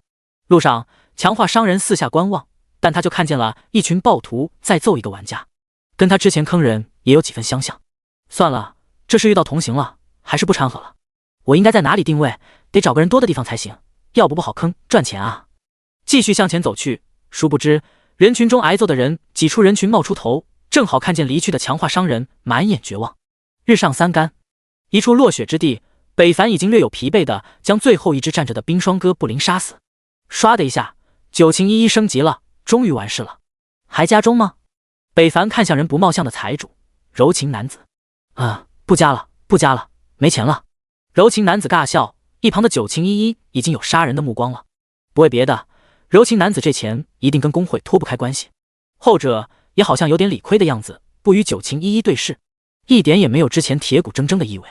另外两人却没有这些烦恼，开心的要死，只因他们也榜上有名了。虽然是110名开外，但那也是世界总人数的排名，怎能不激动？你要走了？九情一一有点不舍。不走干嘛？等你们白嫖啊！北凡白了他一眼，独自离去。至于他们怎么回去，他就不管了，反正现在四周还没有野怪刷新，很安全。掉钱眼里了。九情一一之前还以为北凡不在乎钱，现在他才知道是他看错了。哼，大猪蹄子帮硬就知道钱。会长，你的心意好像大佬没看明白，要不你直接表白吧。柔情男子道。谁喜欢他了？还是先说一下，你这4万铜币的哪来的？九情一一杀人的目光看向柔情，后者一哆嗦，我嘴怎么这么欠呢？这下引火烧身了。第81章3大排行榜，傲视一生邀约。提示：武器排行榜开启，个人财富榜开启，个人整体装备评分开启。提示：您的装备已上榜，是否隐藏姓名？隐藏。提示：一连好几道提示在北凡耳边响起，他都默认了隐藏。系统现在也真是的，更新都不提前告知，直接一个提示，一点不给玩家准备时间。榜首拉开，武器排行，第一名 LV20 屠戮之刃，钻石级，加15，姓名隐藏。第二名 LV30 暴风血灵剑，黄金级，封装，姓名隐藏。第三名 LV30 左羽匕首，黄金级，封装，姓名九情一一。第四名 LV20 骷髅权杖，奖金级，封装，姓名九情一一。第五名 LV15 霸天刀，白银级，姓名天下狂舞。卧槽，武器榜首竟然是钻石级的，还强化满级！尖叫！我说的青铜装备咋排到了1万开外了？满级强化，恐怖如斯！就问还有谁？代老牛逼！不懂就问，前2名是谁啊？怎么隐藏姓名了？我猜是一件破天大佬。加1，装备怎么还有30级的？只有我注意到第3名和第4名是一个人吗？九情一一，好像是个女生玩家，好像在哪里听过。她是九情公会的会长，我在6666新手村听说过她。原来是议会之长啊！我说怎么这么厉害？我要加入这个公会，我也要。猫妖之地，九情一一很满意的看着世界频道的聊天信息内容，选择姓名公开，果然可以大力的宣传自家公会。这不，没一会，自己的好友申请就999加了，都是那些玩家通过搜索添加而来的。柔情哥，你说排行榜第一那个人会不会是一剑破天啊？小李子问道。这还用问，第二估计也是。柔情男子笃定道。隐藏姓名一贯都是大佬们的行事风格，他太了解了，怪不得他能秒怪，原来有钻石级的装备。赵哥道。你们快看，大佬的评分！小李子好像发现了新大陆，震惊大叫。喊什么喊？柔情两人怒斥了那人一眼，随后一同看向装备评分位置。卧槽，牛逼！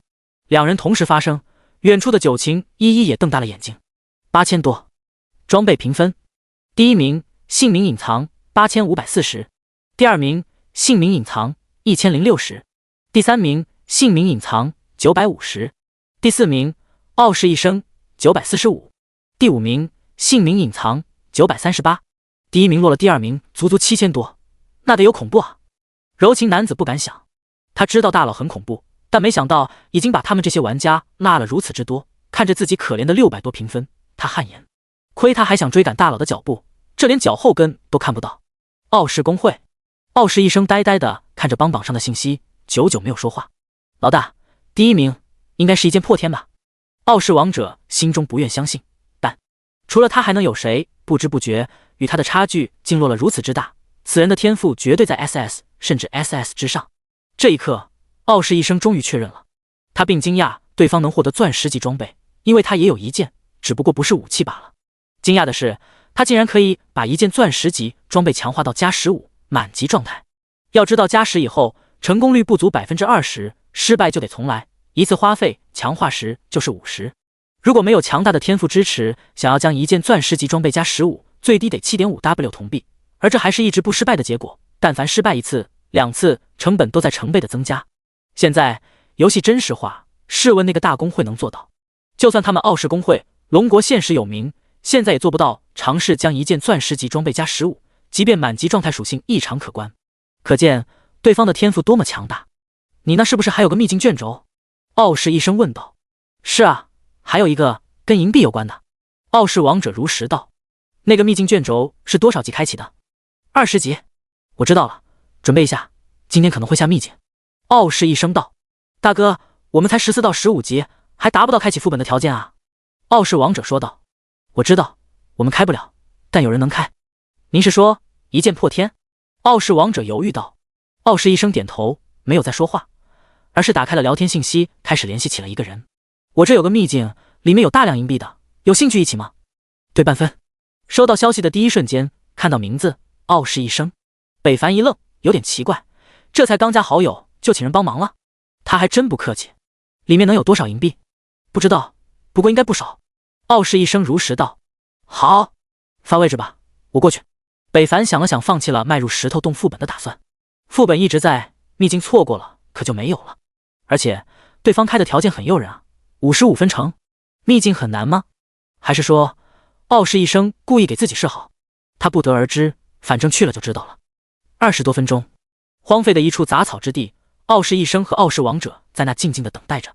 这里远离主城，很是安静，周围也没有玩家，所以很适合开启秘境卷轴。否则动静太大，以免被有心之人惦记。因为秘境卷轴开启会形成一个时空隧道，这隧道会一直打开，直到进入者出来或者死掉才会自行关闭。看着北凡一步步走来，傲视王者说不出的感觉。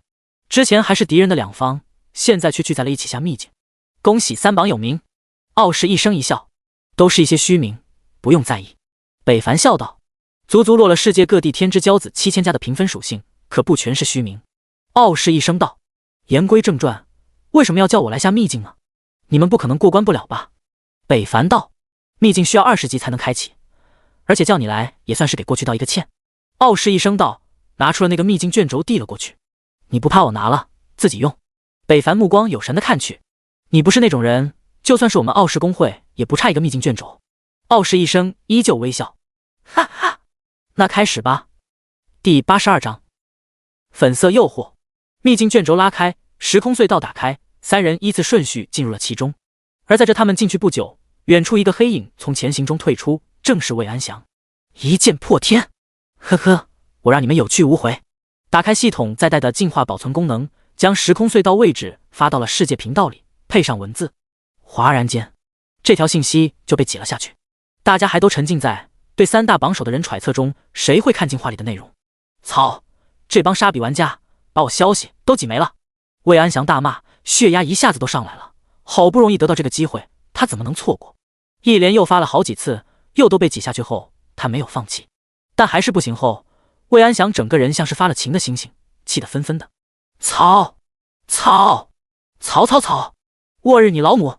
这样下去不行，我得想个办法。看着不断滚的信息，上面都是有关于一剑破天的。现在大家都纷纷猜测，装备评分第一就是一剑破天。虽然没有真凭实据，但大家都默认了这个答案。有了！魏安祥灵光一现，把标题改成了想知道一剑破天怎么变强的吗？进入这个秘境你就知道答案。果然这么一发立即有了效果，这次没有那么容易被挤掉，反而让大家顶了起来。真的假的？你不是来蹭我的关注的吧？你以为开直播呢？这是游戏世界，有个屁的关注。哎，这位置不是我们天悦城吗？一剑破天大佬在里面吗？秘境，这是秘境，我知道，我见过。大家快去啊！就算里面没有一剑破天大佬，也会有大量机缘的，搞不好可以一飞冲天的。还是有识货的嘛。魏安祥点头一笑。事情总算是接上了正规，世界频道里聊天渐少，估计是那些玩家已经往这边赶来了。与其同时，其他主城的玩家也得到了信息，有心想去却没有入口。大哥，我觉得现在可是个好时机。YD 鬼王道。什么好时机？ YD 阿三道。世界频道里说的那个秘境隧道，跟咱们手中的卷轴应该是一样的。而且刚刚你也收到了指引，可以提前打开卷轴，无视卷轴的要求。也就说，这个秘境通道不止一个。YD 鬼王解释道。你的意思是 ？YD 吉吉没有听明白，但 YD 阿三听明白了。你想要趁机打开隧道，让咱们的主城玩家也一同进去分一杯羹吗？能不能分到一杯羹不说，不过可以削弱一下一剑破天的实力。如果里面真有机缘，你想那些玩家会不会疯狂 ？YD 鬼王坏笑。此刻 YD 吉吉也算听明白了。老鬼，要坏还是你坏吧。YD 阿三沉思，这行为有点损人不利己啊。大哥，你也不用过多犹豫，以我猜测，这个东西其他主城的玩家指定也会有一个。YD 鬼王道。你怎么知道？ YD 吉吉疑惑。猜的，要不这个秘境卷轴为什么他们那边刚开启，我们这边怎么就有感应了？而且还可以打破20级限制，直接开启。依我看，这秘境就是个坑，让大家内斗用的。YD 鬼王分析道。说者无心，听者有意。YD 吉吉震惊了。要你这么说，还真有可能。事实上也确实如此，在北凡他们刚进入秘境中，没走多久，就看见天上壁垒处一块通道打开，走出了一位迷迷糊糊的玩家，一身装备一看就不是凡品。紧随其后，那道隧道又有好几个人走出，看着瓦蓝波纹的天空，很是奇怪。说好的机缘呢？你们看，下面有人。后来的人视线集中到了北凡三人，后者也很疑惑。傲视一生眉头一皱，看向傲视王者，这是怎么回事？我也不知道啊，卷轴上也没写其他人也可以进来啊。傲视王者不解道，一脸无辜。北凡看向四周，一片空旷的黄白场地，天上波纹荡漾，下面则是土泥石铺成地面，足足有1000米长围成的地界，仿佛一个天然斗场，就等着猎物的上钩。这根本不是一个秘境，而是为了玩家而准备的陷阱。下一刻，仿佛印证了北凡的猜测，地面霞光散出，三人沐浴在这霞光之内。后进来的玩家也看到了，纷纷露出了贪婪的目光。那是神器？极品装备吗？粉色的光芒从那霞光中冒出，冲天起，整片天空跟着色变，天不再蓝，变成了猩红，地面也化作了拥有历史过往的血斑红石，四周更是时不时发出诱惑人的音调。在这片空间下，那道粉色的光芒异常醒目。进来的人都是精英玩家，世界前名列前茅的强者，自然认出了此物的不凡。普通装备白色、青铜绿色、白银、银闪闪、黄金、金色、钻石摧残，粉色极有可能是史诗或是传说，更甚可能是神器。神器啊！玩家纷纷痴迷地看去，粉色光芒中，一件物品从光速中飞起，悬浮在空中，引发瞩目。北凡三人也不意外，傲视王者激动到那装备一定不凡。大哥，傲视一生也明白，他为了保持手心都出汗了。只有北凡眉头紧锁，一种不好的感觉越来越清晰，尤其是他们离这件装备还最近。一下一刻，粉光耀眼夺目，炸裂四射，所有人都闪花了眼。这让玩家更加确信了心中对神装的猜想。那是我的！一个玩家未等那装备落下，就冲了过去。一见有人冲出，其他玩家也发了疯一样，拔地而起，谁也不服谁。此时，玩家已经进来好几十人了，所有人的眼中再也没有了一剑破天大佬，只有那不断散发诱惑的粉色装备。大哥，怎么办？那些家伙要抢！傲视王者已经默认了那件装备是他们傲视的了，紧张道。毕竟他们离这件装备最近，也最有机会拿到，因为那件装备已经开始向下落下了。一剑破天，你有什么想法？关键时刻，傲视一生还是要问一问这位的意思。如果对方要不答应，他也知道这装备他不好拿。想要你们就拿吧，我就不要了。这地方给我的感觉很危险，我得先撤了。说完，北凡头也不回地离去了。第83章史诗级装备。北凡这一行为把二人整不会了。神器，他不心动吗？傲视王者惊讶。既然他不要，那大哥我们收下吧。傲视一生本来还挺想要这件装备的，但看见一剑破天走了，他心里的贪念出现了动摇。一件极品的装备对玩家意味着什么，没人不知道。可就算是这样，一剑破天还是选择放弃走了。是害怕那些快速奔来的玩家吗？几十人对他能有威胁？就算有，问题也不大吧。这可是一件未知的极品装备，他怎么会这么轻易放弃？还是有着其他原因，他不得而知。大哥，那些玩家要来了。傲视王者一直注视着那些奔来的玩家，如饥似渴的模样，好像要吞了他俩。傲视一生心一横，做了决定，这件装备他要了。佛珠滚动，一声狼啸和虎声咆哮而出，两只野兽从傲视一生身前涌出。吼！一声虎吼，威震八方，把赶来的玩家都吓了一跳，脚步一顿，但转眼就被天上那已经快要落下的粉色光芒所吸引，害怕一闪而逝，贪婪占据心神，再次冲了上去。数十人气势如虹，拿出武器，杀气逼人，势必要杀死挡住他们夺取极品装备之人。会长，一场大战无比避免了。傲视王者长剑一出，做出战斗准备。傲视一生表情严肃，但也没有过多紧张，而是理智地看向头顶。那装备距离他不过5米左右，他没有时间再等下去。纵身一跃，跳到了兽宠，从云虎之上，后者身体一动，傲视一生借力向天一跳，数米拔高，一把抓住了那件装备。是一件戒指。傲视一生瞄了一眼属性品质，史诗级。果然，他赌对了，这果然是一件极品装备。傲视一生瞬间将其收起，而随着装备被拾取，那粉色的慌忙也消失了。一瞬间，所有的玩家都锁定了傲视一生2人身上。把装备交出来，否则你们不可能活着离开这里。见者有份，快将装备拿出来，限你3个数，否则我们可要进攻了。傲视王者没有理会那帮家伙，而是看向会长大哥。拿到了。那我们杀出去吧。傲视王者大喜，恐怕杀不出去了。傲视一生摇头看向远处。傲视王者顺着目光看去，四周天际一道道时空隧道打开，走出了数百上千的玩家。他们先是一懵，但视线很快就锁定了下方的一群人和围在中间的傲视一生2人。怎么突然来了这么多人？傲视王者吞了吞口水，这下不好办了。没事，大不了死一次，这件装备品质很高，等出去鉴定了一定很不凡。傲视一生道，跟他们费什么，直接把他俩杀了，装备爆出来不就好了？对，杀了他们，冲啊！有人带头，其他人也跟着冲了上去，远程输出，近战与傲视一生的兽宠站在了一起。战斗打响，一片很乱。傲视一生的兽宠灰狼瞬间就融化了。这些玩家并非普通玩家，能来到这里的都是到达主城的精英玩家，实力和天赋都远超普通玩家，所以就算排行靠前的傲视一生也只能暂避锋芒。我杀了你们这把杂碎，还敢抢我们傲视的东西！傲视王者大骂的冲了上去，前脚刚微风几秒，下一刻他就被淹没在了火焰球之下。就算他有近3000的血，也没有抗住那些精英法师玩家攻击。几秒，操，什么垃圾！就这，快集中最后那个家伙！装备在他手上，瞬间，傲视一生也无可奈何。在自己强大的从云虎被集火秒了后，他也死在了当场。不过，他的从云虎也换掉了2个迫切的家伙。咚！当傲视一生死后，一个粉色刺眼的装备从他身上掉了出来。还未消散的灵魂体，傲视一生大叫：“操，不是这么摔吧？”回到复活点的傲视一生一脸阴沉，站在一旁的傲视王者忍不住问道：“会长，那件装备啥样的？我看看。”而就在他问完后，一道仿佛要杀人的目光看向了他。傲视王者呼吸一停，笑容消失。那件装备掉了。操！那会长，我们快回去吧，那时空隧道可能还没有关。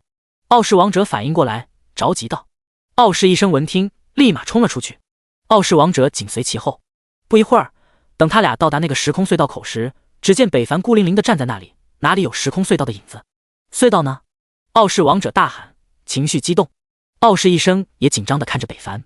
很显然，关闭了呗。啊，关闭了，那装备岂不是拿不到了？傲视王者大叫。装备不是被你们拿到了吗？北凡诧异。掉了。傲视一生咬着牙掉了。啊，你们点也太背了。北凡道。一剑破天，你少在这说风凉话。傲视王者大怒。傲视王者，注意你的语气。傲视一生呵斥道。傲视王者脸色涨红，也意识到了这不是以前，他们跟一剑破天不再是敌人。对不起，刚刚是我语气太重了。没事。北凡摆了摆手。既然秘境没了，那我就走了。北凡转身离去。傲视一生还是忍不住心中的好奇，问道：“你当时为什么不抢一下那件装备？难道你看不上吗？”那倒不是，极品装备谁不想要？北凡道。那是什么意思？傲视一生不解。自那件装备出现后，里面的意象就变了，感觉危机四伏，所以我就放弃了。北凡如实道。当时他就有种再不离开他就出不来的直觉，而且就算是拿到那件装备，估计也留不住。的确，在那件装备出现后，傲视一生也感受到了里面空间的变化，但他并没有看出有什么奇怪的地方。秘境空间内厮杀成片。在傲视一生他们死后，这里就变成了炼狱。那件粉色耀眼的装备气息，只要谁一捡起，就会被杀死。玩家们所有的目光都集中在了那装备上，空气中弥漫着杀机，只需要一个牵引，大战就会一触即发。这不，一个玩家实在忍不住放个屁，噗的一声，大家还以为谁放了个技能，先动手了。不管3721，火力都集中到了距离装备最近的玩家身上。第84章，好大的荔枝！火花漫天，箭矢如雨点般落下，尸横遍野。而那件装备依旧是那么醒目，永远都在最显眼的地方。直到战到最后一刻，一个胜利者站在那里，手握这件装备就要离去时，忽然发现回去的通道都没了，四周变成了一片血茫茫的世界，地上满是尸体。他孤独地拿着这颗戒指，忽然笑了，但他笑得很凄惨。他好像知道了这个秘境存在的意义。另一边，告别了傲视一生二人，北凡来到了自己的任务地点，20级副本石头洞。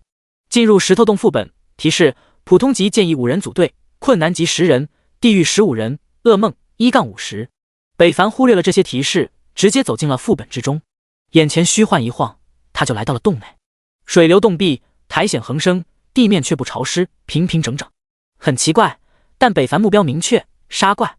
脚步向前，四周墙壁出现了动静，一只只石头怪从石头壁垒中分解而出。很快，北凡就被数十个怪给包围了。青铜石怪，等级20，品质普通级，生命值3600，攻击力物理240，魔法180，防御物理360，技能硬化皮肤，投石践踏。描述：看守石头洞的野怪，因动而生，未动而死，杀死一切擅闯者。属性一般，一剑可杀之。北凡一剑破空，血色大崩落下，杀死了几只。叮，经验值加300。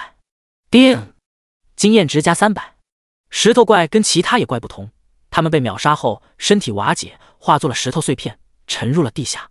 其他青铜石怪见状，纷纷冲来，都化作了北凡的剑下亡魂。虽然石怪的硬化皮肤可以减免不少技能伤害，但北凡的属性实在是太高了。很快，北凡就清理了所有的青铜石怪，来到了 BOSS 的位置。北凡发现他走到了洞内深处，却没有看到 BOSS， 而是从这个圆形的洞内，四周又钻出了比之前石头怪更大的野怪。石怪将军，等级20，品质青铜级，生命值6500，攻击力物理300，魔法180，防御物理460，技能硬化皮肤，投石践踏，野蛮冲刺。描述：看守石头洞的石头将军由青铜石头怪进化而成，憎恨闯入者，杀死一切擅闯者。看破，弱点下副。不得不说，副本的怪属性确实高，都快堪比30级的野怪了。不过依旧不够看的，你们出来多少，北凡就杀多少。血色大崩，突击杀死几只，上辽之剑挑飞，再度杀死。叮，经验值加400。经验值加400。北凡游离在怪物之间，一件件捅着石头弱点位置。不一会儿，这些石头将军都死在了北凡剑下。随着最后一只石头将军死后，隐藏的 BOSS 终于出现了。石头洞大地颤抖，整个洞内晃动剧烈，之前死去的石头怪和石头将军的身体从地面涌出，疯狂地向洞内涌来。一颗颗石块开始聚集，汇聚在一起，不断攀升，一颗挨一颗向上攀爬，最终组成了一个10多米高的石头巨人。北凡张着嘴，看去好高啊！面板岩石巨子，领主 BOSS， 等级20，品质黄金级，生命值50，0000，攻击力物理740，魔法180，防御物理660，魔法防御780。集结满状态属性，技能减伤 90%， 技能硬化皮肤，火焰免疫，土元素免疫，乱石流，震怒一锤，向天一蹦。描述：因石而成，天生石材，得天独厚，有着逆天的本事。石头是他的根本，如果让他将全部石子汇聚身体，他将是无敌的。看着这 BOSS 的属性，北凡一脸黑线。刚刚是不是做错了什么？90%的减伤，这得杀到什么时候？人类擅闯石头洞者，已违背了长久以来的契约，你不知道吗？岩石巨子威严道。不知道。北凡心说，我不进来，任务还做不做了？奖励拿不拿了？好，那我今天让你知道擅自闯入的后果。BOSS 一怒，双手高举，蔑视着眼前的人类。下一刻，北凡就感觉天好像黑了一些。抬头一看，卧槽，什么时候多出了一块大石头，还那么大一块悬浮在他的头顶？知道害怕了吧？说着 ，BOSS 巨大的双臂轰向了巨石，顷刻间巨石就会做了碎石落下，如下雨一般。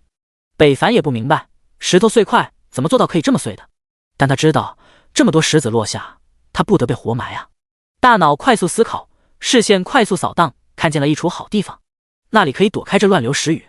北凡一个箭步加滑铲来到了 BOSS 裤裆下，抬头看去，一丝不挂，吊儿郎当的。别说该有的一样都不少，他忽然想吃荔枝了。哗！就在他钻入 BOSS 裤裆那一刻，乱石流落下了，碎石如倾盆大雨轰击着地面，噼里啪啦，足足持续了10多秒钟，技能才得以停止。BOSS 还以为北凡死在了这一击之下，可忽然感觉下体突然出来阵痛，紧随其后，一股血流从他下方喷涌出。负6530，受减伤影响。负156，负6530， 156，负6530， 156，怒气值正 76%。下体被攻击 ，BOSS 狂怒低头，瞧见了那个人类。你没死，你死了，我都死不了。北凡一剑一剑刺着 BOSS 的脚踝，不是他不想砍荔枝，实在是够不着。这 BOSS 太高了，砍脚踝比较省劲，反正伤害都是一样的。负183，负465，负387，负600暴击，一下下的伤害积少成多。北凡不慌不忙 ，BOSS 不断踩踏着北凡，想要将他踩死，可惜他动作太慢，根本踩不到北凡。想要动手攻击北凡吧，可他又在 BOSS 脚下一顿瞎晃悠，气得 BOSS 直跺脚，就是打不到。第85章美丽国诅咒之书。主城2个白种人，一高一矮，用他们有些瘪嘴的英文沟通着。你说的这东西能好使吗？不知道，不过这东西可是我做完隐藏任务换来的。真的假的？就是上次你说的那个可以选择获取500W 经验或者一件随机物品奖励的任务。你放弃了高额经验，选择了另外一个随机物品。说着，高个那人激动了起来，后者点了点头，那人更激动了。草，你是不是傻呀？你要是选择了500W 经验，现在第一哪有一件破天的位置？他岂能压我们美丽国一头？我也不知道，那家伙那么猛，升级跟坐火箭似的。平复了一下情绪，那人继续道：好了好了，那你获得什么东西？不是垃圾吧？当然不是垃圾，而且非常的物超所值。你要是看到，一定会惊声尖叫的。什么东西？一下子引起了高个子的兴趣，看着对方从背包里拿出了一本书和一支笔。书打开，第一页是书的使用介绍。诅咒之书，此书无法主动丢弃，除非死亡掉落。如果你有幸拾取，那么恭喜您已经被诅咒了。诅咒效果，每天都会强制扣掉1级，红名被击杀则会翻倍。主动效果，当使用诅咒之笔在书上写下名字后，就会诅咒对方，让对方陷入不幸之中。高个的男人当看到这个使用效果后，大为震惊，这就是你升级慢的原因。矮个子点了点头，怎么样，不错吧？看着倒是不错，你用过吗？高个子的玩家比较沉稳，问出了关键。用过。对谁用过？效果怎么样？高个子着急道。那矮个子手指一指一处强化 NPC 旁不断强化的玩家。操，怎么又失败了？我 TM 上个2就这么难吗？都多少次了？操，第250次失败，那人崩溃了。边上路过的玩家都不忍直视了，这也太惨了。白装加2，250次没上去，他也太帅了。这是你做的？高个子惊讶道。哼。矮个男点了点头。没有代价吗？高个子玩家道。有，使用后我又掉了1级。矮个子玩家略有委屈地说道。别的一同时期的玩家都14到15级了，他还在10级停留。要知道他可是有着 A 加级的强大天赋。好，太好了，这代价完全可以接受。高个子玩家大喜，当即就打开信息，开始联系自家工会大佬。很快，那么就得到回应，要求见一面。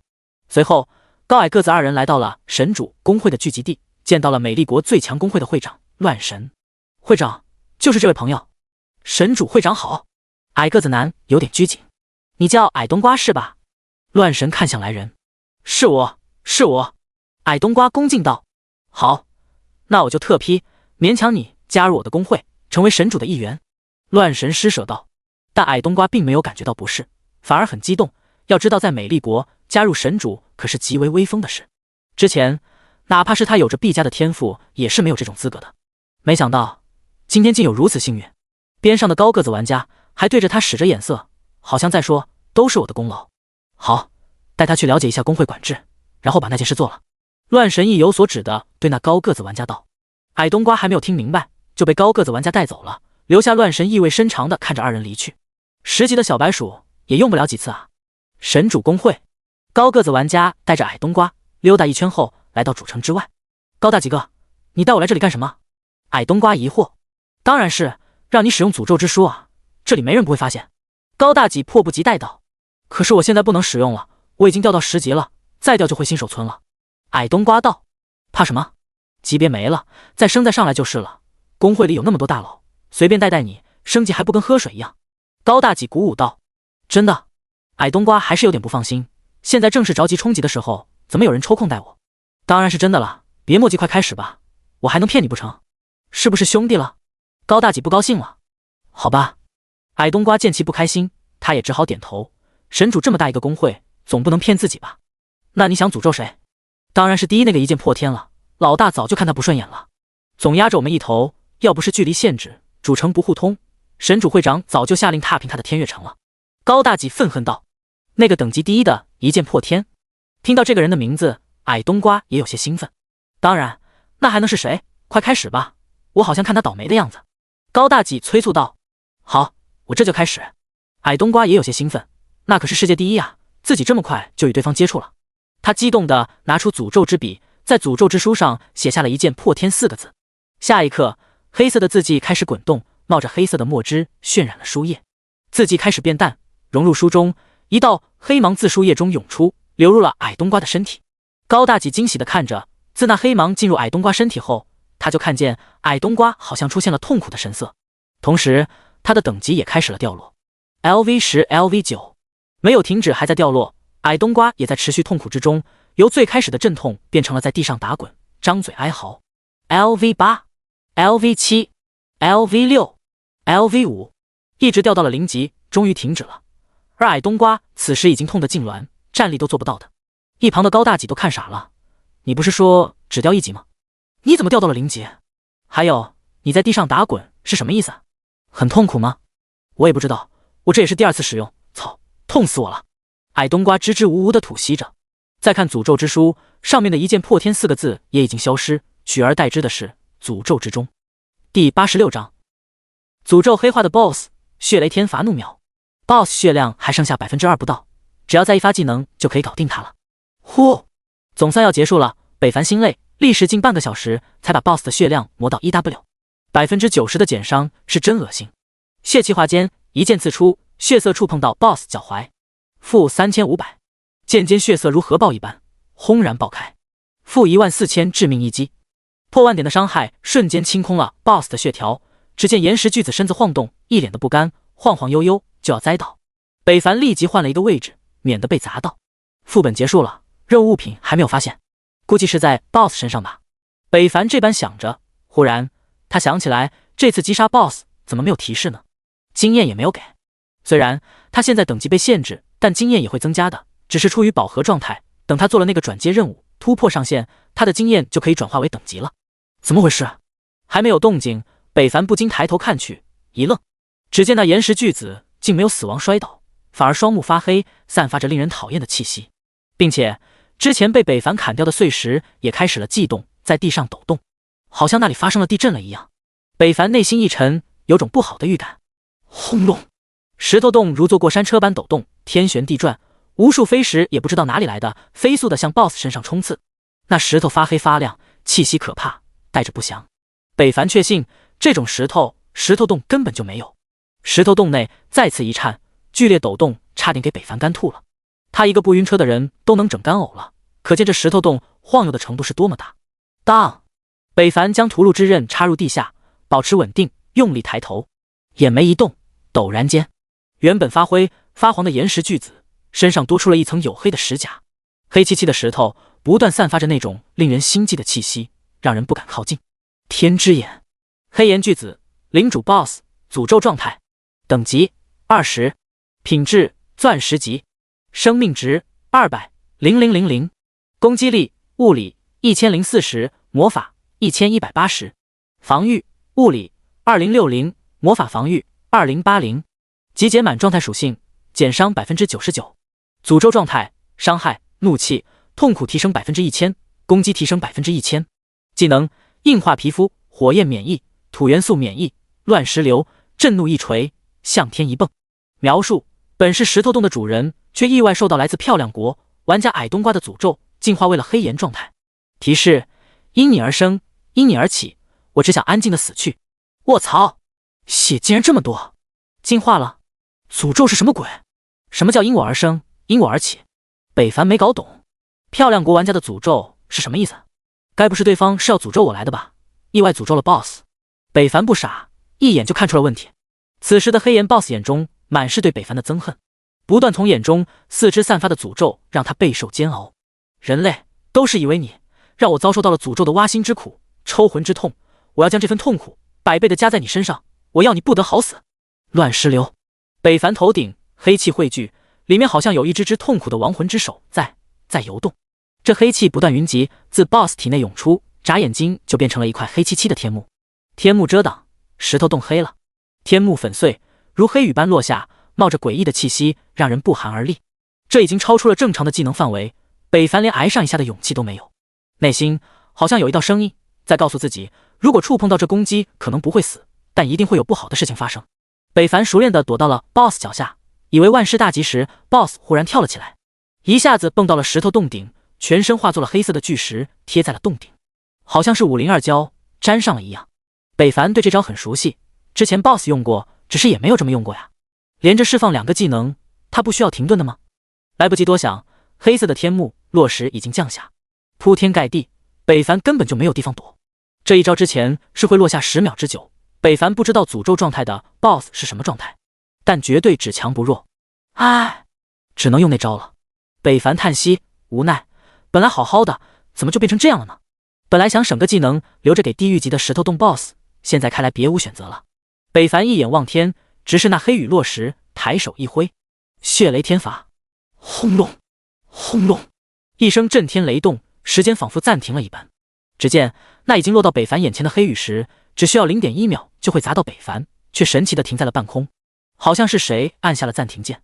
下一刻，比之前响彻10倍的打雷声震天动地，在石头洞内回荡，血红色的雷劫，电光石火间，咔嚓落下。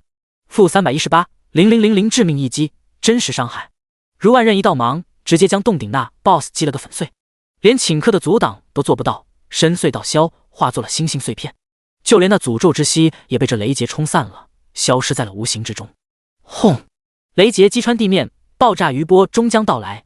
北凡首当其冲，受到了这强大的冲击。砰！一股股狂风刮起，在石头洞内翻转，北凡就像断了线的风筝，任风摆布，东吹西卷，生命值不断跳动。负1500，加1100，负1200，加1100，负1000，负700，一来10几个来回。北凡被一股风吹到了副本门口，终于是停下了，而他的生命也差点被这狂风吹灭了。北凡立即喝了一口大红药，将血量抬了一点，而后依靠自身的血神之力不断恢复着。几息后，北凡又成了一条好汉。叮！恭喜您通关了副本，石头洞将发送世间公告，是否隐藏姓名？不隐藏。这还隐藏个屁，自己都被针对了，明显有人知道自己在刷副本，故意搞的偷袭，要害老子！操！想想北凡就一肚子火，刚刚自己就差点死了。第87章，漂亮国的谋划，诅咒之魂。叮！恭喜天悦城玩家，一剑破天，第一个通过20级石头洞副本，奖励声望1万，幸运加5，暴击永久挣 3%。叮！恭喜天悦城玩家，一剑破天，第一个通过20级石头洞副本，奖励声望1万，幸运加5，暴击永久挣 3%。叮！恭喜天悦城玩家，一剑破天，第一个通过20级石头洞副本，奖励声望1万，幸运加5，暴击永久挣 3%。全体玩家，一剑破天大佬牛逼！不说了，膝盖已线上。哥哥，缺女朋友吗？我可甜可咸，吞云吐雾也会哦。大佬，我爱你，么么么哒。楼上人妖滚开，都说了几遍了，大佬不喜欢男的。漂亮国，乱神眼神一凝，神色不悦地看向高大吉，后者连忙请罪会长，这我也不知道是怎么回事。我看着那小子操作的，他还一小子掉了10级，应该是诅咒成功了。那这是怎么回事？诅咒了，还拿了副本手杀？你们该不是去送祝福了吧？乱神不怒则威，直接把高大几下跪了。会长，我真不知道啊，是不是中间有什么差错呀？高大几还在辩解。乱神有心杀了这个废物，但杀了他好像也没有啥作用。盯着他思索，高大几浑身打颤，不敢多言。他可是知道自家会长的秉性，那可是一位狠毒的主。昨天亲眼看见会长叫人把他的朋友矮冬瓜直接杀死了，只为了将其身上的诅咒之书和诅咒之笔掉下来，可见手段其残忍，切磨杀驴，不念旧情。你先下去吧，让掌管诅咒的玩家继续诅咒一剑破天，如果还跟上次一样，那就用老办法。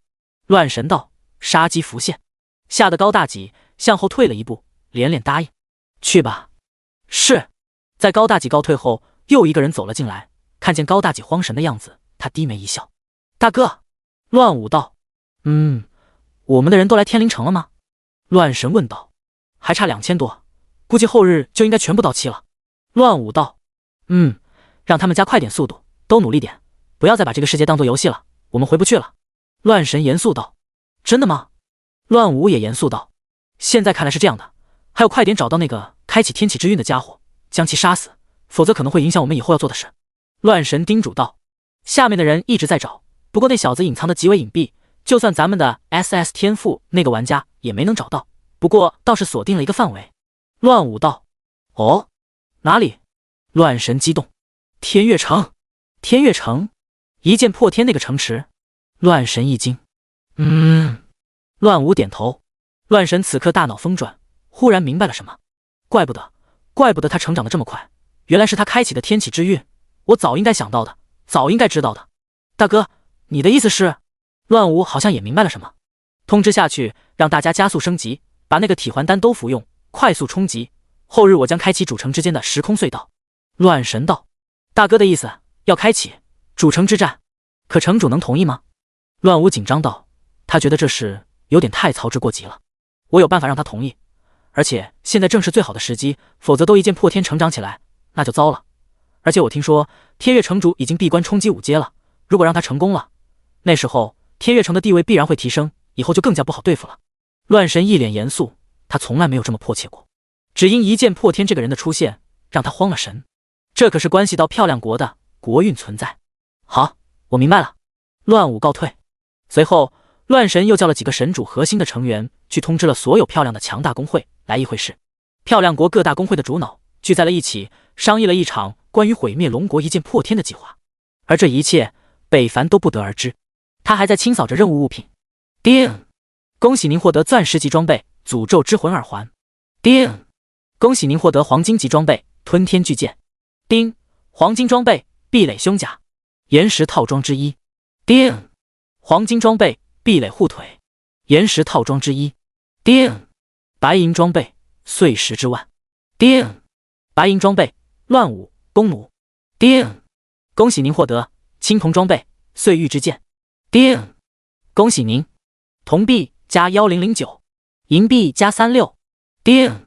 恭喜您获得诅咒之心，被诅咒之神污染的心脏里面含有一丝诅咒之神的部分力量，服用有 0.001% 几率获得诅咒之力，并有 99.99% 受到诅咒效果。叮！恭喜您获得岩石印记普通级。注：岩石印记一共分为4种：普通、困难、地狱、噩梦。当集齐这4种，你将打开石头洞隐藏的秘辛。叮！恭喜您获得一件任务信件。第一次开荒石头洞，爆率相当可观，再加上北凡的超高幸运，可谓是大爆特爆，钻石级装备都爆出来了。再一进化，那不就是史诗级了吗？史诗级装备啊，想想都激动。拾取所有物品，北凡立即返回了主城。进入主城，他没有第一时间去交任务，而是来到了法拉利这里鉴定装备。诅咒之魂。法拉利一见北凡，就等于看见了财主一样，热情得很。这位勇士，您又来了，这次是准备鉴定什么级别的装备？法拉利可是知道这位勇士的不凡，出手就非常阔绰，巨有钱，而且装备品质也极高，黄金级。哎，北凡忽然发现这个 NPC 好像不一样了。法拉利，高级鉴宝师，鉴宝最高提升装备属性几率 35%， 附加属性 10%， 附加技能 3%， 幸运2。你鉴宝能力提升了，嘿嘿，被你发现了。自从上次帮你鉴宝后，我突然奇想就提升了。法拉利不好意思道，看着北凡的眼神也带有感激。除了北凡颇高的声望，还有北凡确实是他的贵人。恭喜恭喜！北凡抱拳。法拉利也同样礼貌回应，不知这次是要鉴定什么级别的装备。第88章怒喷的法拉利，黄金级的。法拉利有些期盼。北凡摇了摇头，他现在有黄金装备还有4个，算上 LV30级的暴风蟹零件，但他现在还不准备先鉴定黄金装备，先把诅咒之魂鉴定完了再说。法拉利一听不是要鉴定黄金装备，还以为对方鉴定黄金级之下的装备，有些失望，不过很快就释然了。想想也是，黄金装备多么稀有，怎么会一人拥有好几件呢？拥有一个都是烧高香了，甚至有些人一生都没有见过黄金装备呢。例如他，要是没碰见北凡之前，鉴定最高的也就白银装备。我这次准备鉴定是一件钻石级装备。北凡话语一落，法拉利下意识道：“你说什么？什么级别？钻石级？有什么问题吗？”北凡诧异。法拉利表情激动地抱住了北凡：“你说的是真的？他这辈子都没有见过钻石级装备，怎么能不激动？”北凡搞不懂他这么激动干嘛，直接拿出了那件诅咒之魂耳环，交给了法拉利。后者一脸激动地看着手中的装备，激动地落下了眼泪。不至于吧？北凡不忍直视，他虽然也很开心，但也没像法拉利似的，这有点太夸张了吧？那件装备可是我的，搞得像他的似的。你不懂，我这辈子鉴定了几十年的装备，第一次见钻石级的装备，实在是法拉利有些不好意思的，一阵语塞。实在是不知怎么感谢你好了。感谢倒是不用，你帮我鉴定出好属性就行了。北凡淡淡道：“这你放心，我一定会尽全力的。”好，鉴定是需要时间的。北凡交了定金后，直接回到了古三旬这里，将信件交给对方。后者看完，面无表情，呆愣在原地，好像电脑死机不吭不响。北凡也习惯了，上次这老头不也这样吗？等待了一会儿后，叮！恭喜您完成任务，危险升级，奖励经验 100W， 破纪支持1个，一共3个。哦耶，到手了，一会就把十字切割扣下来学习了。那个技能伤害本来就高，精通后应该更厉害。先去进阶吧，等你实力提升了，我还有更重要的任务交给你。古三旬道：“好。”北凡也不墨迹，直接离去，回到了法拉利这里。此时对方还在一本正经的鉴定中，也不知道哪来的魔法轨迹，自一个物品中冒出，进入装备之中，奇妙又玄奥。既然他还没完事，北凡先把十字王界的十字切割卸下，学习。叮！使用成功，破纪支持1。叮！学习成功，十字切割因职业原因升级为血十字斩，对血十字斩进化。叮！进化成功，血十字斩进化为2阶。血十字斩2阶，血气挥发，快速5件，对前面2件范围内的敌人造成力量 X50 点的伤害，50%的几率使对方进入流血的状态，流血效果每秒承受力量 X10的伤害，持续3，冷却3秒。还行，并没有预想中的那般厉害。北凡抬眼见法拉利快完成后，他放弃了把血影扣下来的打算。这个技能暂定还是算了，弱点破绽还是很有用的，别再扣下来，变了质。又是一会儿后，法拉利越发卖力地鉴定着，终于一道金光冲起，璀璨耀眼，把周围其他路过的人都吸引了过来，纷纷想要观看。好了，法拉利有些疲惫，但很开心地说道。如果北凡此时再看，对方的鉴宝等级又提升了1阶，但北凡没有那个时间，收起了装备，快速离去。要不一会就被这群玩家给围上了。要不是他的姓名隐藏了，这些玩家一眼就认出他来了。追寻无果后，那些玩家也慢慢散去了。北凡也舒了一口气，他并不是害怕那些玩家会对自己怎么样，但财不露富还是很有必要的。法拉利还在高兴着，为自己自豪，老子爷也是鉴定过钻石级装备的人了，看以后那些同行还谁敢瞧不起自己。哼！忽然法拉利想到了什么，惊到卧槽，他不是没把尾款给我，跑单了。法拉利四下看去，那还有北凡的身影，法拉利兴奋的脸瞬间拉了下来。操！一时高兴忘了钱的事，操蛋！大师，见个装备。就在这时，魏安祥忽然走来，拿出了一件白银装备。但在气头上的法拉利瞥了他一眼的装备属性，直接怒道：“不见，你找别人见去吧。”哎，你不是鉴宝的吗？你为什么不见？魏安祥脸色一冷：“我说不见就不见，你哪那么多废话？”法拉利心情不悦，气得转身回到了自己的位置。这话可把魏安祥气够呛，腰上的匕首寒芒一出，就要动手。怎么想对我动手？来啊！看程卫不把你抓起来，乱刀砍死！以儆效尤。法拉利也是不服软的主，怒对道：“你 TM 找死！”魏安祥杀意四伏，咬着牙：“来啊，要动手直接来啊，我怕你啊！”法拉利怒吼。魏安祥胸口被气得内心狂跳，但最终还是放下了匕首，可眼中的杀气依旧存在。你最好别出天月城，否则我让你后悔活在这世界上。说完，魏安祥转身离去。殊不知他挨骂都是拜北凡所赐，但法拉利听到自己威胁，直接破口大骂你 TM 装 JB 啊！一件破白银装备，老子就不给你鉴定怎么了？小瘪三，你记住了，再来老子也不给你鉴定！操！这一骂就是1分钟，直到魏安祥身影彻底消失在了这条街道。其他玩家都傻了，这 NPC 脾气这么冲吗？谁知道呢？白银装备都看不上，不应该。昨天我还让他给我鉴定的青铜装备，也不这样啊。众说纷纭，法拉利骂完后心情好了很多，虽然损失了一些铜币，但出了一口恶气，还好。呼，这是谁惹到你了？咋发这么大火呢？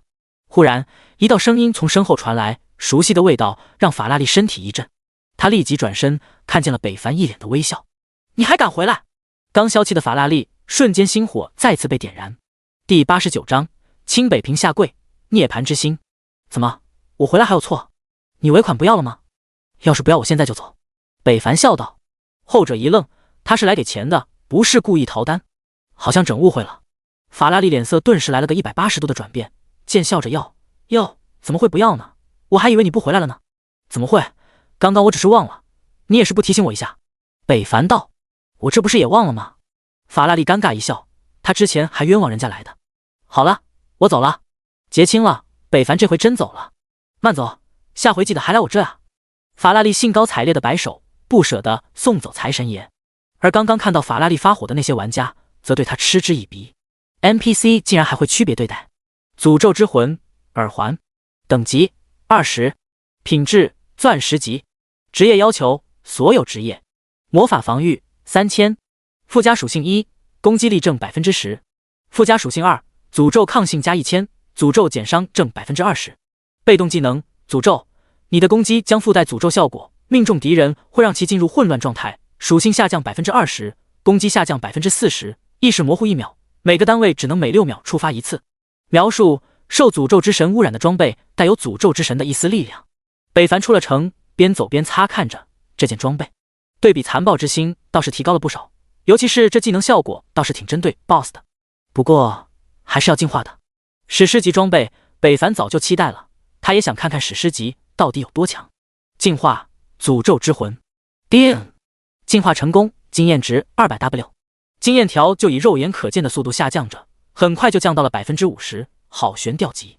钻石级诅咒之魂替换为史诗级涅槃之心，涅槃之心耳环，等级20，品质史诗级，职业要求所有职业，魔法防御加2000，附加属性1，全属性加50，附加属性2，生命值加3000，附加属性3，魔法减伤正 10%。 技能涅槃重生，效果：宿主死亡后会在30秒内集天地之气、凤凰之力原地重生，恢复 70% 的生命值，冷却1天。描述：以传说神兽凤凰之心铸成的装备，具有一丝凤凰神性。提示：别让凤凰一族看见此装备，否则你会化为灰烬。呼！北凡呼吸急促，这装备属性太强了，竟然复活神技。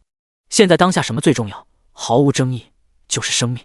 只有保护好自己的小明，才能不断的提升自我等级和实力。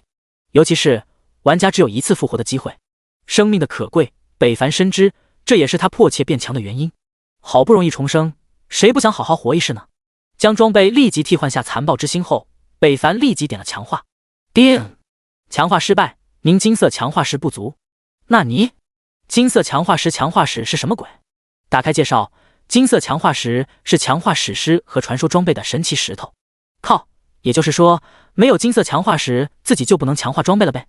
这也太坑爹了吧，我还以为我要更无敌了呢。真扫兴。走出一段距离的北凡想了想，还是选择先返回主城，问一问强化商人，看看他那有没有金色强化石。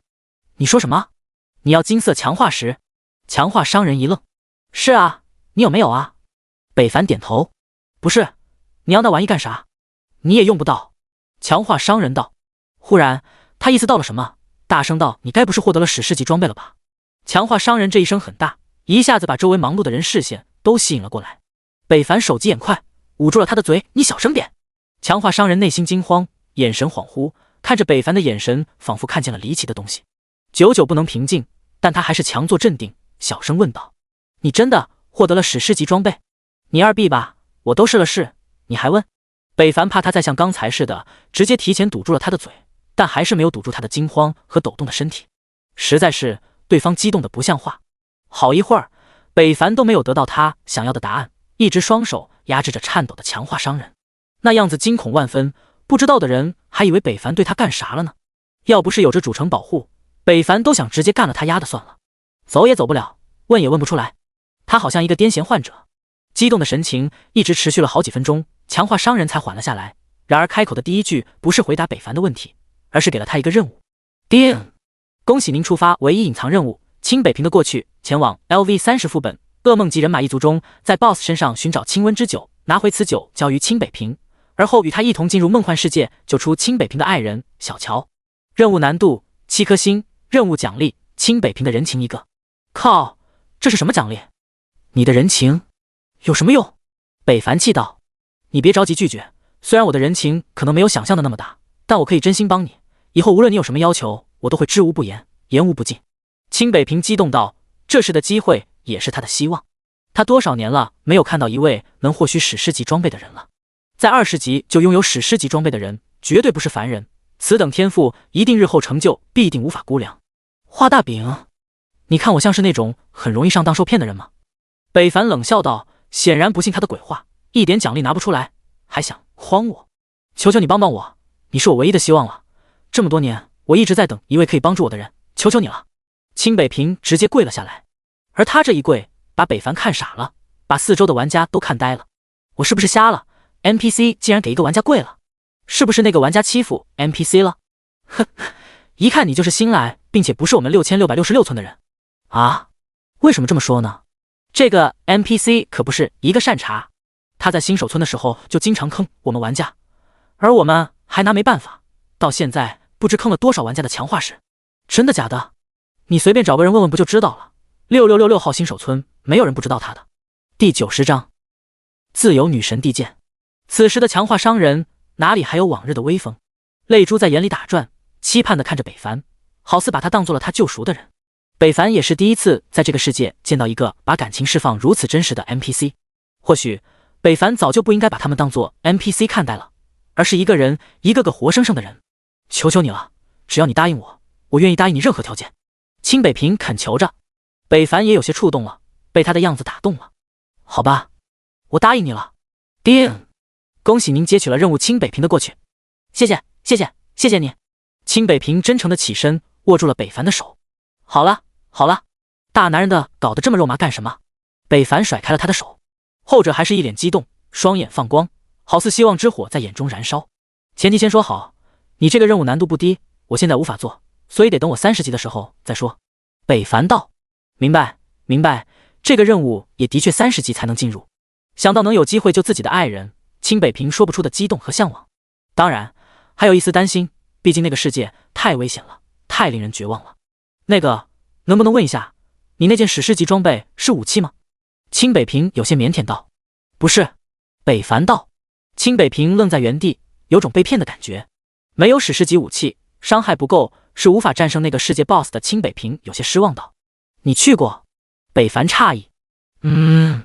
清北平点头，脸上还着沮丧，连北凡都看出了他有点瞧不起自己，认为自己完不成任务。BOSS 多少血？北凡淡淡道。1500W。清北平说出来令大多数玩家绝望的数字，但传入北凡耳中也就那么回事。还行，也不是杀不死，就是慢点。啊，你有信心？清北平抬头看向他，后者只是点了点后回归了正题。你知不知道金色强化石哪里有？不知道。清北平摇了摇头，虽然他是强化商人，但也没有资格了解金色强化石，那可是传说的东西，他最强时也才3阶战士而已。北凡一脸黑线，准备要骂人，清北平又开口了。虽然我不知道，不过我知道谁知道。谁？别卖关子，要不你的任务我不接了。北凡道。靠！威胁人，这么卑鄙的事情他也说得出口。清北平心中嘀咕，面色却不敢表现出来，这可是他的希望。天月城主。哦，那我是不是去找他就可以了？北凡道。你现在找不了他，他应该去做突破任务了，不在主城。清北平摇头。唉，那他什么时候回来呢？北凡问道。不知道，不过我建议你还是不要那么早去见他。清北平提醒道。为什么呢？北凡心中疑惑。清北平也很犹豫，要不要告诉他天月城主派他跟踪过他的事情。想了想，还是放弃了，八字没一撇，还是给自己留条后路吧。没事，只是一个善意的提醒。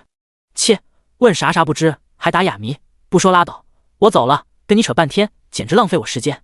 说完，北凡直接出城而去。清北平也没有挽留，目送着对方离去。石头洞，一人停留在洞口。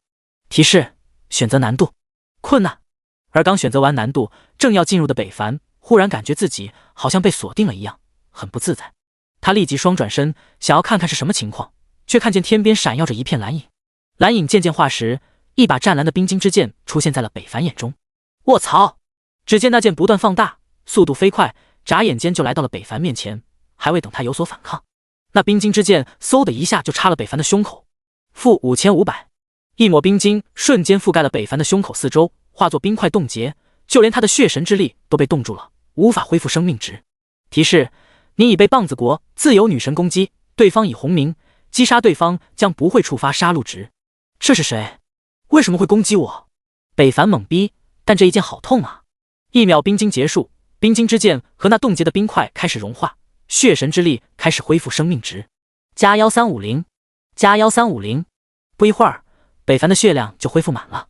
另一边，阁楼之上，一个脚穿冰晶高跟鞋，一身蓝袍，头戴女王冠的女人，一身寒气，冰美至极的收回湛蓝色七彩符珠的弓箭。为什么没有传来击杀声音呢？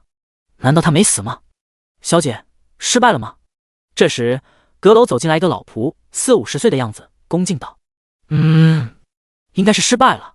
自由女神轻声道：一剑破天，你果然没有这么好杀，不过你以后可要小心了。殊不知，北凡已经被远在天边的美女惦记上了。洞口，北凡骂骂咧咧地诅咒了这个叫自由女神的玩家后，走进了副本。他可不想再挨上一剑，回头得好好找他们算一算账。自由女神、矮冬瓜这两人已经被北凡列为了必杀名单。幻光轮转，天旋地转后，北凡出现了洞内。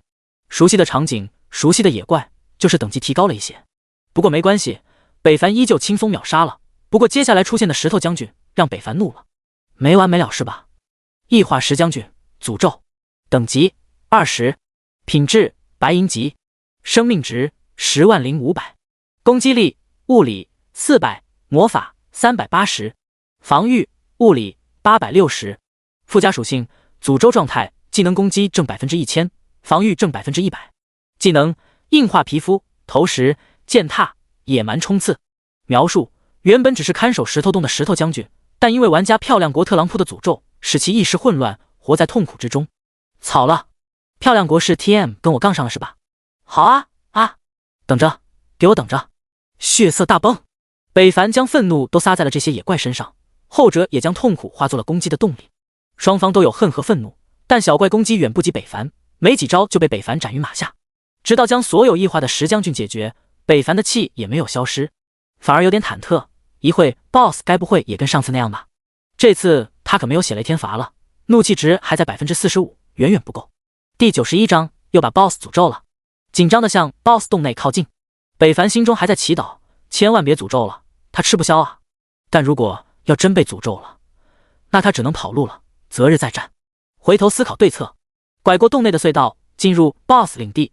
北凡小心打量四周，洞内晃动，再次暴乱，地面剧烈抖动。之前被北凡杀死的石头怪物开始自地下冒出。这次北凡留了个心眼，在那些滚石向洞内汇聚之时，他挥剑劈砍，血色大崩，将部分碎石都一一击碎，但还是无法阻挡那些石头向洞内集结。但北凡依旧没有放弃，不断挥剑砍石，能破多少算多少。十几秒后，待所有的碎石聚集完毕， BOSS 的身影再度出现。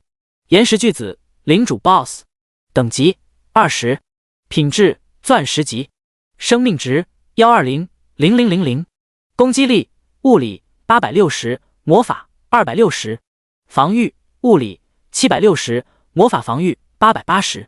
集结满状态属性，减伤 50%。技能硬化皮肤，火焰免疫，土元素免疫，乱石流，震怒一锤，向天一蹦。描述：看着属性，北凡一笑，没有被诅咒，而且免伤也降低了。虽然还是有着50%的免伤，但无伤大雅，总好过90%。开干！血色大崩，上辽之剑，血十字斩，血气剑爆，负21090，负35000，负87020致命，负24500，负36040，怒气值正59%，能用的技能全部用上，几息之间，北凡就将 BOSS 的血量打掉了20多万。现在北凡力量破700，再加上伤害的50%加成，要是没有减伤，不到1分钟，北凡就能秒了这 BOSS。哼 ！BOSS 怒吼，开始反击，熟悉的乱石流再度落下，北凡直接钻裆躲过，对着脚后跟就是一顿扎。虽然伤害不高，但很讨厌。随后技能时间冷却好了，又到了北凡的时刻，血气喷张，血气剑爆，血十字斩 ，BOSS 的血条直线掉落，反反复复，北凡历史时20多分钟有惊无险的通关了，怒气值正89%。期间要不是 BOSS 跳到了洞顶，他还能更快。叮！恭喜您通过困难级副本石头洞，经验加60W。叮！恭喜您获得黄金装备壁垒长靴套装之一。叮！恭喜您获得白银装备盾山护腿套装之一。叮！恭喜您获得白银装备盾山护腕套装之一。叮！恭喜您获得困难级岩石印记一个。拾取一件件装备，北凡撇了撇嘴，这困难级副本掉落的也太可怜了。除了一件黄金装备，其余的都是白银、青铜，数量还不多，都是卖钱的货。退出副本，北凡立即又开了一把地狱级的，不为别的，他怕有人在暗算他，因为刚刚他又有种被锁定的感觉，那种感觉很玄妙，可以称得上是直觉的一种，但北凡很相信自己的感觉绝对没有问题，而事实上也确实如此。远在他处阁楼的自由女神诧异轻呼：“哎，怎么目标丢失了呢？难道他进入主城了？奇怪，地狱级的石头洞。”不似之前，难度和怪物血量都远超过困难级。北凡刚想向前引怪，就被小怪一拳打了近800的血量，可见攻击之高。这要是让他释放技能打到他，他可受不了。所以他直接一个技能将他们秒了。嘿嘿，他们也只是攻击高而已，血量虽然也上万了，但在北凡随便一个技能就破万点的伤害来说，什么都不是，都是小卡拉米。费了一番功夫，北凡来到了第2关难度，熟悉的石头将军又见面了。这次的他很正常，没有被诅咒，这让北凡舒了一口气。看来那诅咒也不是一直都存在的，虽然他还没有摸清规律。石头将军的生命已经破10万点了，属性也高，北凡也费了2、3个技能才能杀死一只，而这里还有10多只，怒气值98%。所以北凡用到了玩家们的惯性骚招数，跑怪刷图，依靠自身移速和被动血神之力，将石头将军一一杀死。笨重、行动缓慢的石头将军被气了够呛。想杀北凡的心毫不掩饰。待最后一只石头将军倒下后，那只石头将军好像感应到了什么，死亡冷笑：“人类，你的死期到了。”砰！北凡直接给了他一脚，死了还咒我。石头将军当场粉碎。北凡吐槽了一句：“不会说话就不要说，死了还恶心人。”走进洞内，大地再次颤抖。与此同时，漂亮国那边又一个玩家倒地，剧痛抽搐，等级飞速跌落，10级的玩家直接掉到了0级。杀了他！高大几熟练的对喝着边上那有些恐惧的玩家，后者尽管不想，同情的看着还在疼痛的玩家，但还是举起了手中的武器。不一会，那玩家直接惨死，一身装备掉落，其中就有诅咒之书和笔。这次还挺幸运嘛，死一次就掉了，那他的命也算保住了。高大几道，听着他的话，动手的玩家也舒了一口气，没死就好，没死就好。另一边，洞内，北凡知道这是 BOSS 出现的前奏。拿出屠龙之刃，准备砍杀飞来的碎石，但他左等右等，却什么都没有等到。等他再次回头，陡然一只黑了咕咚的石头 BOSS， 双眼冒着黑气，一身黑色盔甲，站得高高。这不是岩石巨子是谁？哎，不对！北凡意识到了不对，那令他讨厌的气息再度出现，该不是又被诅咒了吧？天之眼，天之眼，黑岩巨子，领主 BOSS， 诅咒状态，等级20，品质钻石级，生命值450，0000，诅咒状态，攻击增加1000%。描述：本是守护石头洞的 BOSS， 却被漂亮国玩家拜登诅咒而异化了，陷入痛苦和混乱之中。卧槽，还真被诅咒了！操，我日了狗了！这 TM 是盯上我了，非得一直搞我是吧？好，北凡真的生气了。第92章，北凡死了，血气剑爆，上辽之剑。血气喷张， 3个技能打在 BOSS 身上，只掉了几 W 的血量，可见减伤的可怕。北凡也不管那么多，此时的他除了愤怒就是愤怒。砰 ！BOSS 一脚震踏，怒吼：“负2600！”大地都被这一脚4分5裂。诅咒之刺傲的 BOSS 性格疯狂，伤害巨高，最后一击就打掉了北凡1/4的血。北凡被吓了一跳，但依旧勇往直前。他的血雷天罚还有1%就满值了。血十字斩，血影，上辽之剑，刺我再刺，连着几次攻击，打得 BOSS 无痛无痒，掉的几 W 生命可以说是忽略不计。但北凡的目的达到了。BOSS 振臂一呼，举起双拳，燃着黑色的狰狞的表情轰然落下。如果被这一击打中，后果可想而知。可惜 BOSS 的这一击注定落空。愤怒之下的北凡双目血红，雷电闪烁，抬手一指， BOSS 陡然定格，但手上的黑色火焰还在，表情抽动，想要奋力挣脱这束缚。黑色的诅咒之火不断跳动。下一刻，咔嚓一声，血雷天罚降临了。负5160800，真实致命一击。血红色的伤害自 BOSS 头顶冒出，顷刻间 BOSS 整个身体就瓦解了，诅咒气息也在雷劫中消散了。大地贯穿，地面轰动，飓风冲击再次卷来。这次北凡很机智，提早一步躲在了石头后方，减缓了第一波冲击。负800加800，负1300，负1600加1500，负1700。北凡被飓风卷起形成龙卷，他身体不受控制，不断受着伤害。血神之力也很努力的想要保住他的生命，但北凡的生命还是降到了30%。血神之力的隐藏被动触发了，生命恢复翻倍，一次就有近3000加的生命恢复，一下子北凡免死了。就算洞内的龙卷风还在刮着，他也可以立于无敌的存在。几分钟后，龙卷风渐渐停息，北凡也重重砸在了地面，吃了一嘴的灰，但总算结束了。叮！恭喜您通关地狱级副本，经验值加100W。叮！恭喜您获得黄金装备壁垒护腕。叮！恭喜您获得黄金装备石器时代弓箭。叮！恭喜您获得白银装备盾山护腕。叮！恭喜您获得地狱级岩石印记。注：岩石印记一共分为4种：普通、困难、地狱、噩梦。当集齐这4种，你将打开石头洞隐藏的秘辛。叮！恭喜您获得任务物品 BOSS 头颅，银币加60。呼，还是黄金装备，这让北凡有点不开心。他还心思再调一件钻石级装备，他在意进化。可惜想象很美好，现实很残酷。收起物品，北凡退出了副本，没有选择去挑战噩梦副本，碰一碰那个最后的岩石印记。一是他担心里面的 BOSS 又被诅咒了，而被诅咒的 BOSS 强的离谱，北凡应接一击的可能都没有。二就是他的实力也还不足以对抗噩梦级，在新手村时哥布林废墟的噩梦难度他还历历在目。那个级别的 BOSS 不只是属性的提升，智商也上来了，搞不好会翻船了。北凡现在也只是属性高，但生命还很低，穿的还是新手村那套属性装，面对高等级的副本的确有些不够看的。是时候该换一下了。往回走去，还没走到一半，熟悉的被锁定的感觉再次出现了。又来，这次的危机感明显比之前更加强烈。下一刻，一个破空的冰晶之剑袭来，寒气逼人，仿佛要把天空都冻结了一般。这一剑虽然看似跟之前那一剑很相似，但却有着质的不同，好像这把剑注入了灵魂。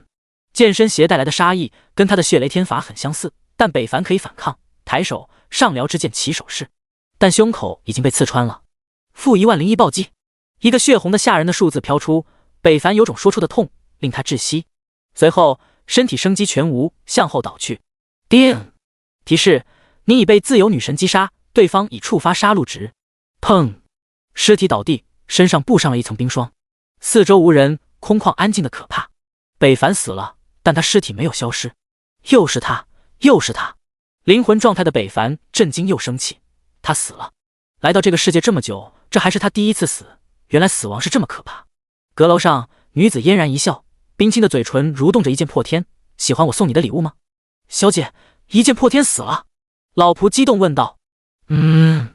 太好了，太好了，小姐您太厉害了，我要把这个消息告诉棒子国首脑，也让他们高兴高兴。说着，老仆跑了出去。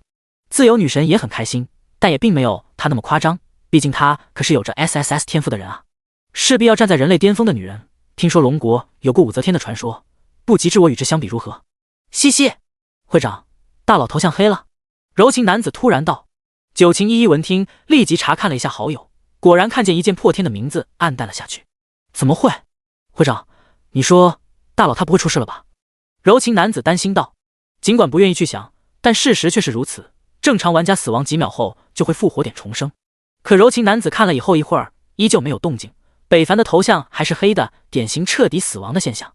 这2天他的好友就有这样的，了解多了他就知道了规律。不会的，不会的，他不会死的，不会的。九晴依依心好像被扎了一下，他发了疯似的向主城跑去，也怪都不刷了。柔情男子见状也跟了上去，会长第一次暗恋不会这么结束了吧？而在他俩走后，没人奶的小李子和赵哥2人还没有发现只剩下他俩孤军奋战了。等他们回头，那还有2人的身影。靠！又这样，没奶怎么玩？一只猫妖陡然扑来，在野怪的频繁攻击下，小李子被送了回去，赵哥也没能幸免。至于另外一个刚进入队伍的九晴公会女射手，则一脸懵逼。我现在退会还来得及吗？然而回答他的却是可爱的猫爪。不一会儿，女射手足。第93章，职业进阶还要钱。阴灭重生，凤凰复燃，星星之火不灭，也可燎原。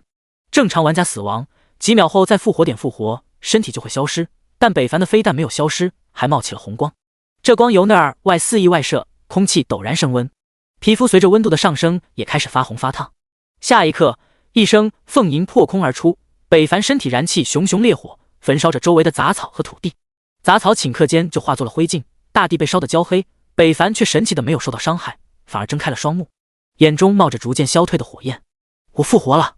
随着北凡的苏醒，身上的火焰开始消退，以肉眼可见的速度恢复如初，但被烧焦的痕迹异常醒目。加1500，加1500，2次生命弹跳，北凡的血量恢复满值，但北凡并没有开心。眺望远方，眼中尽显杀意，自有女神是吧？回到主城，北凡立即来到职业导师这里，后者一脸的热情，见识导师每次见到这个玩家都能刷新他的认知，成长速度和人品都不断都在震惊着他。勇士，你这块就完成了？北凡没有他那么开心，准备交任务离开，却听见剑士导师说那勇士把任务物品和2000银币给我，我给你完成职业进阶。什么？北凡一愣，任务里也没说需要钱啊，何况2000银币是什么？换算成铜币，那可就是 20W 铜币啊。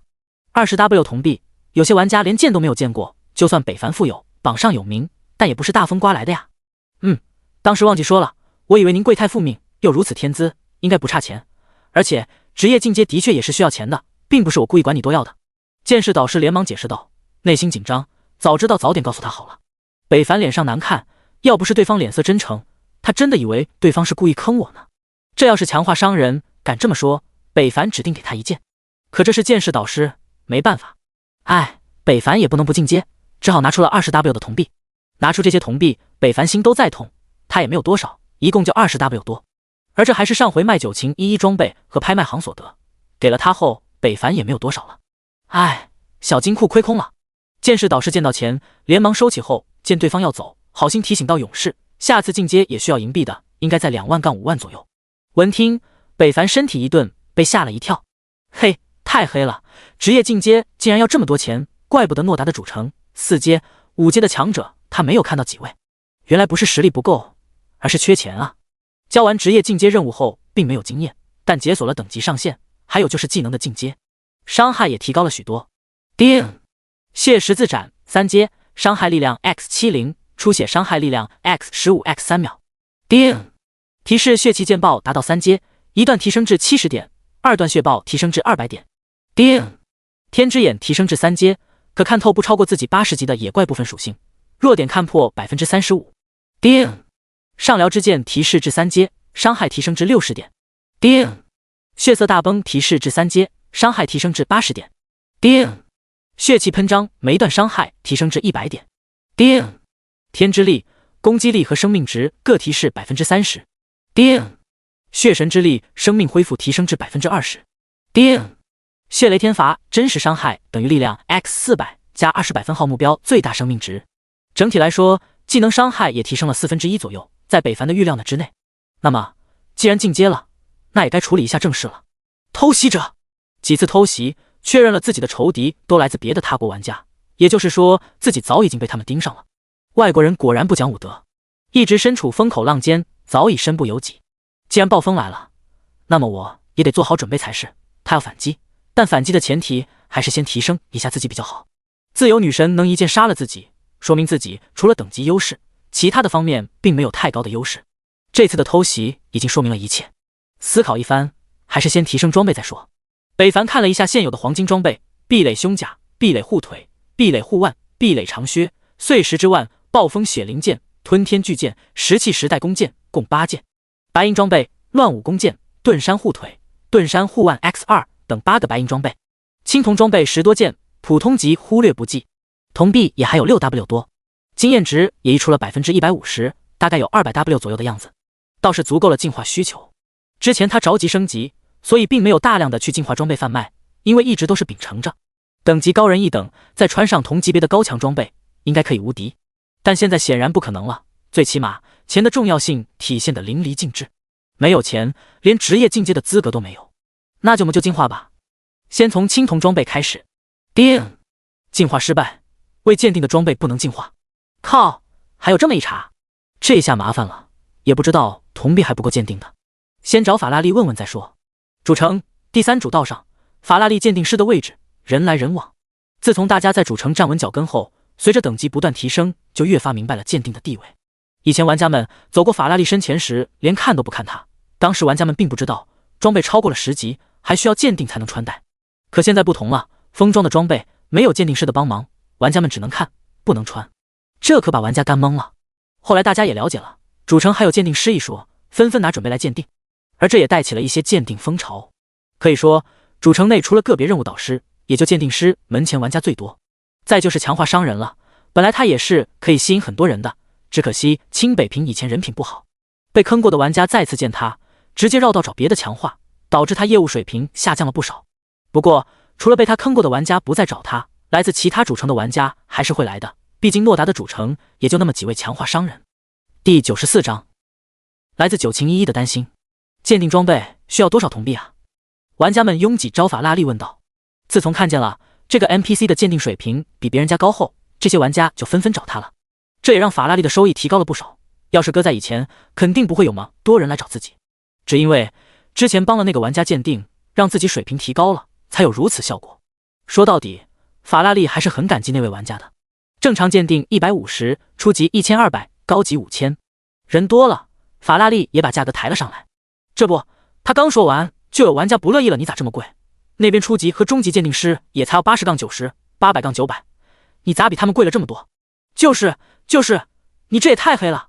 贵，嫌贵你去找那人去啊，何必在我这里？不还是看我鉴定水平比他们该高吗？法拉利也不惯着，直接回怼。玩家们顿时哑口无言，但还是很生气，谁愿意让你一个 NPC 这么说？是人都有3分脾气，要鉴定就留下，不鉴定就靠边，别挡着我做生意。法拉利大喝一声，哎，你这个鉴定师怎么这样？就是，你也太嚣张了，我还不鉴定了呢，给你狂的，也有钱也不给你赚。说着，有几个玩家直接扭头离去，头也不回。法拉利不禁想到自己是不是太狂了，那可都是钱啊，哈哈，有生意不做，是不是钱赚够了？这时北凡笑着走来，闻声法拉利掠过前面的玩家，看向走来的北凡，双目顿时放光，本有些失落的心情瞬间好转。哈哈，你来了，你们这些家伙不鉴定，赶紧靠边，别挡着我做生意。这次法拉利的语气更加强硬，把还在犹豫的玩家直接赶跑了，嘴上还说着下次再也不来了。法拉利也不在意，那些家伙拿的大多数装备都是普通青铜装备，最好的也就1个白银，他还真看不上眼。只要这位贵人不走，那就好。北凡也没有多问，人家怎么做生意他也管不着，何况人都走了，也清静了不是，省得让人看到会眼馋他的装备。来，快坐。法拉利笑着迎道。你这有座位吗？北凡翻白眼，哈哈，说顺嘴了，你别在意，那就站着吧。法拉利紧盯着北凡的手，等待着他下一刻能拿出些什么。你一次性最多能鉴定多少装备？北凡问道。黄金10个，白银的话50，青铜100，普通没有限制。法拉利如实道。对于这种大客户，他还是抱有期待的。难道这次会有很多？那好，那你就都给我鉴定了吧。说着，北方把黄金、白银、青铜装备都拿给了他。普通装备就算了，鉴定出来属性也好不到哪去，直接卖了就是，便宜点也无所谓。不过说到便宜，没鉴定的普通装备真是便宜，比新手村还便宜，平均100-200铜币。青铜能好点，但也会掉价20%，白银30%，黄金则还好，也就10%左右。毕竟是黄金，算是现在玩家们获取的最好的装备了，北凡除外。看着一件件装备拿出，法拉利被那金光闪瞎了眼，都看出了重影，震惊的长大了嘴巴，吃惊的看着一样样东西摆在了自己的木桌前。贵人，真是贵人啊！他在哪里搞的这么多装备啊？难道是开了一个锻造房不成？而且还都是黄金白银，这品质也太高了吧！他不是把野外 BOSS 都打劫了吧？呼！法拉利感觉身体发热，脸色发烫，看着北凡的眼神都变了。好了，就这些了，你什么时候能鉴定完毕？北凡问道。法拉利吞了吞口水，都要高级的吗？青铜的初级、高级也卖不上价，其他的都要高级的。北凡道。法拉利点头，快速将装备收起，避免别人发现，而后保证到包在我身上，你就瞧好吧。法拉利此时很激动，他仿佛看到了大师级的鉴定师在向自己招手。这么多高品质装备鉴定完，自己的水平绝对还会提高一层，到时候在高级鉴定师这个行业也是首屈一指的存在了。哈哈，北凡也不知道对方笑什么，像个二傻子似的。那个押金多少？我给你。嗨，还要什么押金？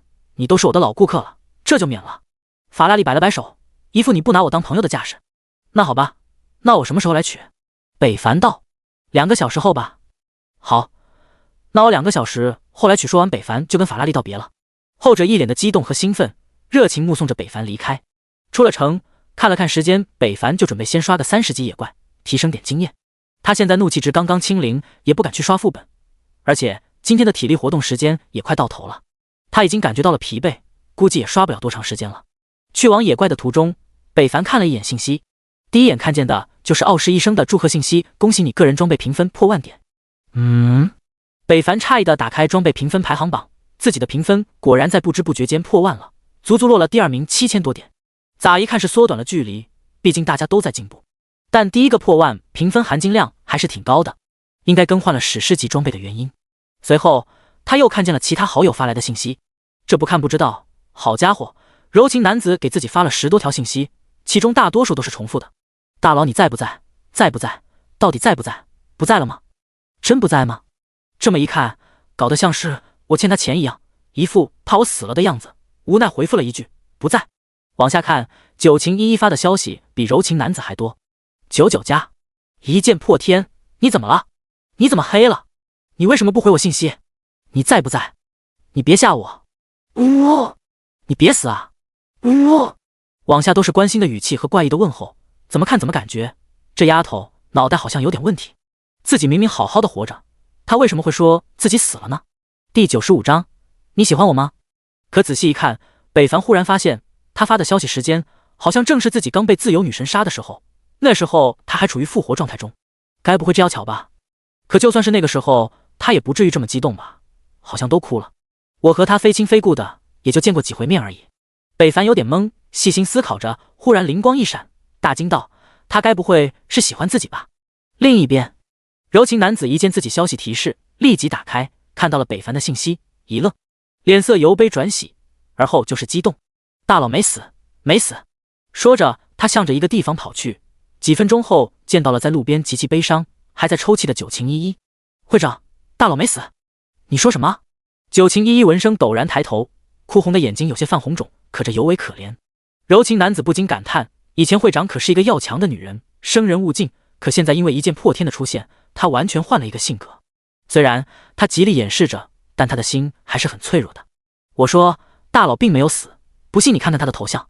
九情依依立即打开信息，果然，之前显示暗淡发黑的头像再次唤起了色彩。九情依依大哭落泪，柔情男子不明白，怎么看到人活着了，咋还哭呢？而他不知道，这是开心的哭，一种解脱的发泄方式。没死，没死，太好了！那个会长，你既然喜欢一剑破天，你就告诉他呗。柔情男子提议道。谁喜欢他了？别瞎说。九情依依开心的笑着，笑得很甜，再配上那没有掉落泪晶，更是迷人。今天的事不许对第3个人，否则我饶不了你。说着，九情依依起身离去，用手擦了擦眼角。柔情男子搞不懂了，这是闹哪出？明明就是喜欢还不承认。而那边北凡也想不明白，直接发了一句：“你是不是喜欢我？”这话会不会有点唐突啊？不过这应该是最快了解问题答案最好的办法吧。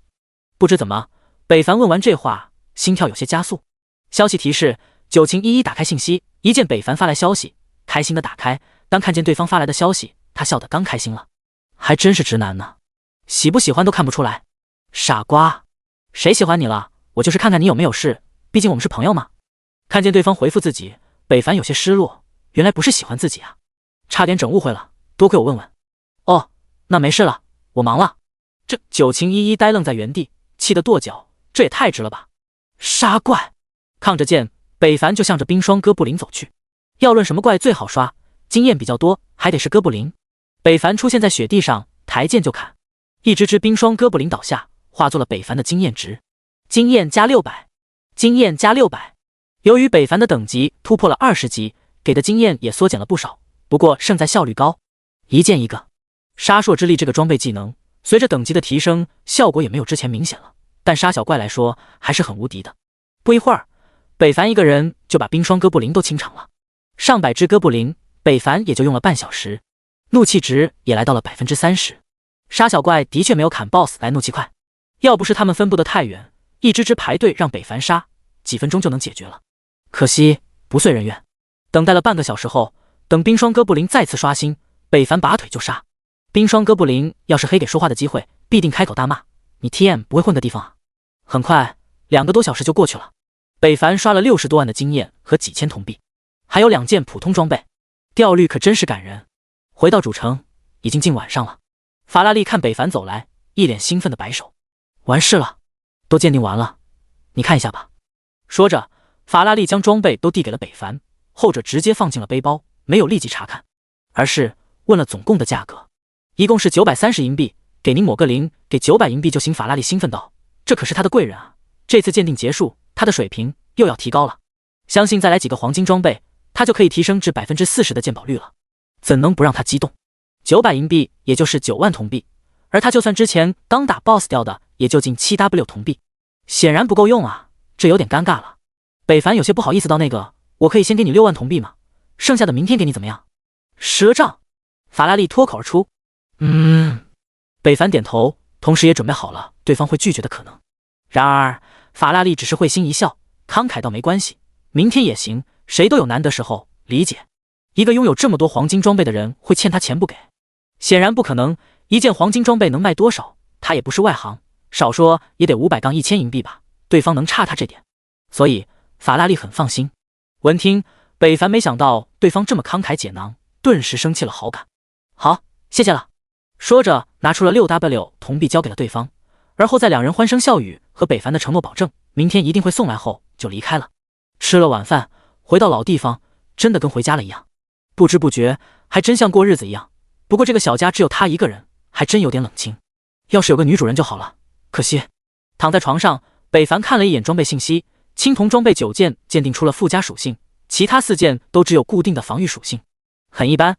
而像这种没有属性的，价格也很便宜。北凡打开拍卖行看了一眼，没属性的青铜装备2000铜币以下，有属性的能卖到3000-8000铜币，区别个人需求。白银装备无属性的1000-5000铜币，有属性的5000-4万铜币，价格还是比较公道。黄金装备上面摆着的就是无属性的1万铜币以上，还不多。显然这种装备一般都不会拿出来卖，各大公会私下都会暗自购买，除非特别缺钱的人。至于钻石装备压根没有。第96章钻石装备上架，全体起立。北凡想了一下，先青铜装备都进化了，反正青铜需要的经验也不多，忽略不计。自己也缺钱，能多卖点是点。叮！恭喜您！叮！恭喜您将13件青铜装备全部进化为白银装备，经验6500。白银装备里有套装，不过价格还是没有黄金装备价格高，也都进化了。叮！乱舞弓箭进化成功，经验2000，进化为黄金装备，足灵剑。叮！盾山护腿进化成功，进化为黄金装备，长沙护腿。叮！恭喜您将8件白银全部进化为黄金装备，其中有2件无属性的。北凡也是发现了，只要是无属性的装备进化后得到的依旧是无属性的，只不过防御提高了不少，其他的没啥变化。而后就到了黄金装备，8件装备， 4件鉴定的属性不咋好，其中就有30级的暴风血灵剑，只附加了属性，并没有技能，这有点可惜。壁垒胸甲，岩石套装之一，等级20，品质黄金，防御170，附加属性体质加50。描述：石头洞内掉落非常稀有的黄金品质装备。套装效果：2件套，增加1000点防御，2000点生命值；4件套，增加体质100点，石头洞内受到的伤害减少 20%；6件套，增加2000魔法防御，火焰抗性，3000点生命值。都是加血的。北凡又看了一眼其他的壁垒装备，也都是加血的，没有一点加力量的，还没有技能。这跟新手村差别挺大的。如果换上这黄金装备套，他的伤害就掉了不少，但血量和防御提升的显著，也不怕被秒了。北凡有点犹豫，想了想，他又打到了进化的主意。不为别的，万一钻石级属性更好呢？说干就干，先暴风血灵剑，叮，进化成功，经验 3W， 暴风血灵剑进化为风雨灵剑。风雨灵剑，等级30，品质钻石级，职业要求剑士、战士，攻击力物理140，附加属性敏捷加50，移速 50%。描述：上古时期遗落的剑曾遭受重创，损失了大部分的灵能，黯然失色。除了攻击力高些，倒是没啥特色，也不知道能卖多少钱。继续，叮，吞天巨剑进化为破云重剑。破云重剑，等级20，品质钻石级，职业要求剑士、战士，攻击力物理100，附加属性力量加40，体力加40，附加属性对生命恢复下降的敌人伤害正 20%。主动技能消耗 50% 的魔力，对前方2×2的范围内敌人造成力量 X30 加体质 X20 的伤害，冷却60秒。描述：古野大师的智力之作，不说最强，但也首屈一指。这把剑还行，能卖上不少钱。随后，北凡把所有装备都进化了。叮，壁垒胸甲进化为钻石级大唐铠甲，壁垒护腿进化为钻石级灵魔护腿，壁垒护腕进化为钻石级法语护腕，壁垒长靴进化为钻石级大力鬼之靴，碎石护腕进化为钻石级明云护腕，石器时代进化为钻石级破甲神弩。大唐铠甲，等级20，品质钻石级，防御245，附加属性体质加70，灵魔护腿，等级20，品质钻石级，防御220，附加属性体质加60，法语护腕，等级20，品质钻石级，魔法防御320，附加属性体质加45，大力鬼之靴，等级20，品质钻石级，防御210，附加属性体质加50。北凡无语了，好像也并没有比黄金装备好那去，主要是少了套装效果。唉，至于其他的装备，除了破甲神弓也没啥亮点，附加属性加的都是体力，倒是让北凡平衡了不少。简单整理了一下后，直接把装备都上架了，都是以起拍的价格，同时定时4个小时。同时，为了卖得更好一些，北凡第一次准备在世界频道里打字宣传一波。想了想，北凡开始操作。拍卖行更新装备了，都是精品，先到先得了。本来他这个广告打得很低级，但架不住他的知名度。他的名字刚在世界频道里闪过，虽被玩家们的大量信息挤了下去，但还是被有心人发现了。我刚刚是不是眼花了？我好像看到一件破天大佬的名字了。我也有这种感觉，一闪而逝。操，你们少发点，一件破天大佬的信息被你们挤下去了。随后在大家的努力翻看下，终于找到了99家上面北凡发的信息。卧槽，大佬发信息了，大佬活了，大佬降临了世界频道，全体高呼。北凡等了一会，发现自己卖的装备还没动，他着急了，又在世界频道里发了信息。这次他仔细思考了一下，想了一个能吸引大众眼球的发送方式。钻石级装备降临拍卖行了，大家快去看看吧，再不去就没有了。不得不说还是很 low， 不过效果很显著。钻石级4个字异常醒目，瞬间就被有心人注意到了。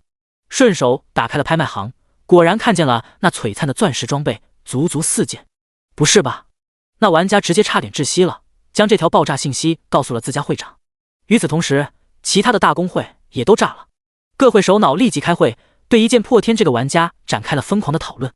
世界频道也炸了，卧槽，卧槽，99钻石级装备，我瞎了，竟然会有人卖这种装备。重点是竟然出了钻石级装备，这也太恐怖了吧！那可是一件破天大佬，龙国的玩家，牛逼！龙国玩家表示，机操物六，望他国玩家再努力，不要放弃。虽然你们远不及我们龙国1/1000，但也还是有机会的。对我们龙国吃菜，绝对让你们跟着喝口汤。我怎么听到了狗叫的声音？第97章各大会长的意向。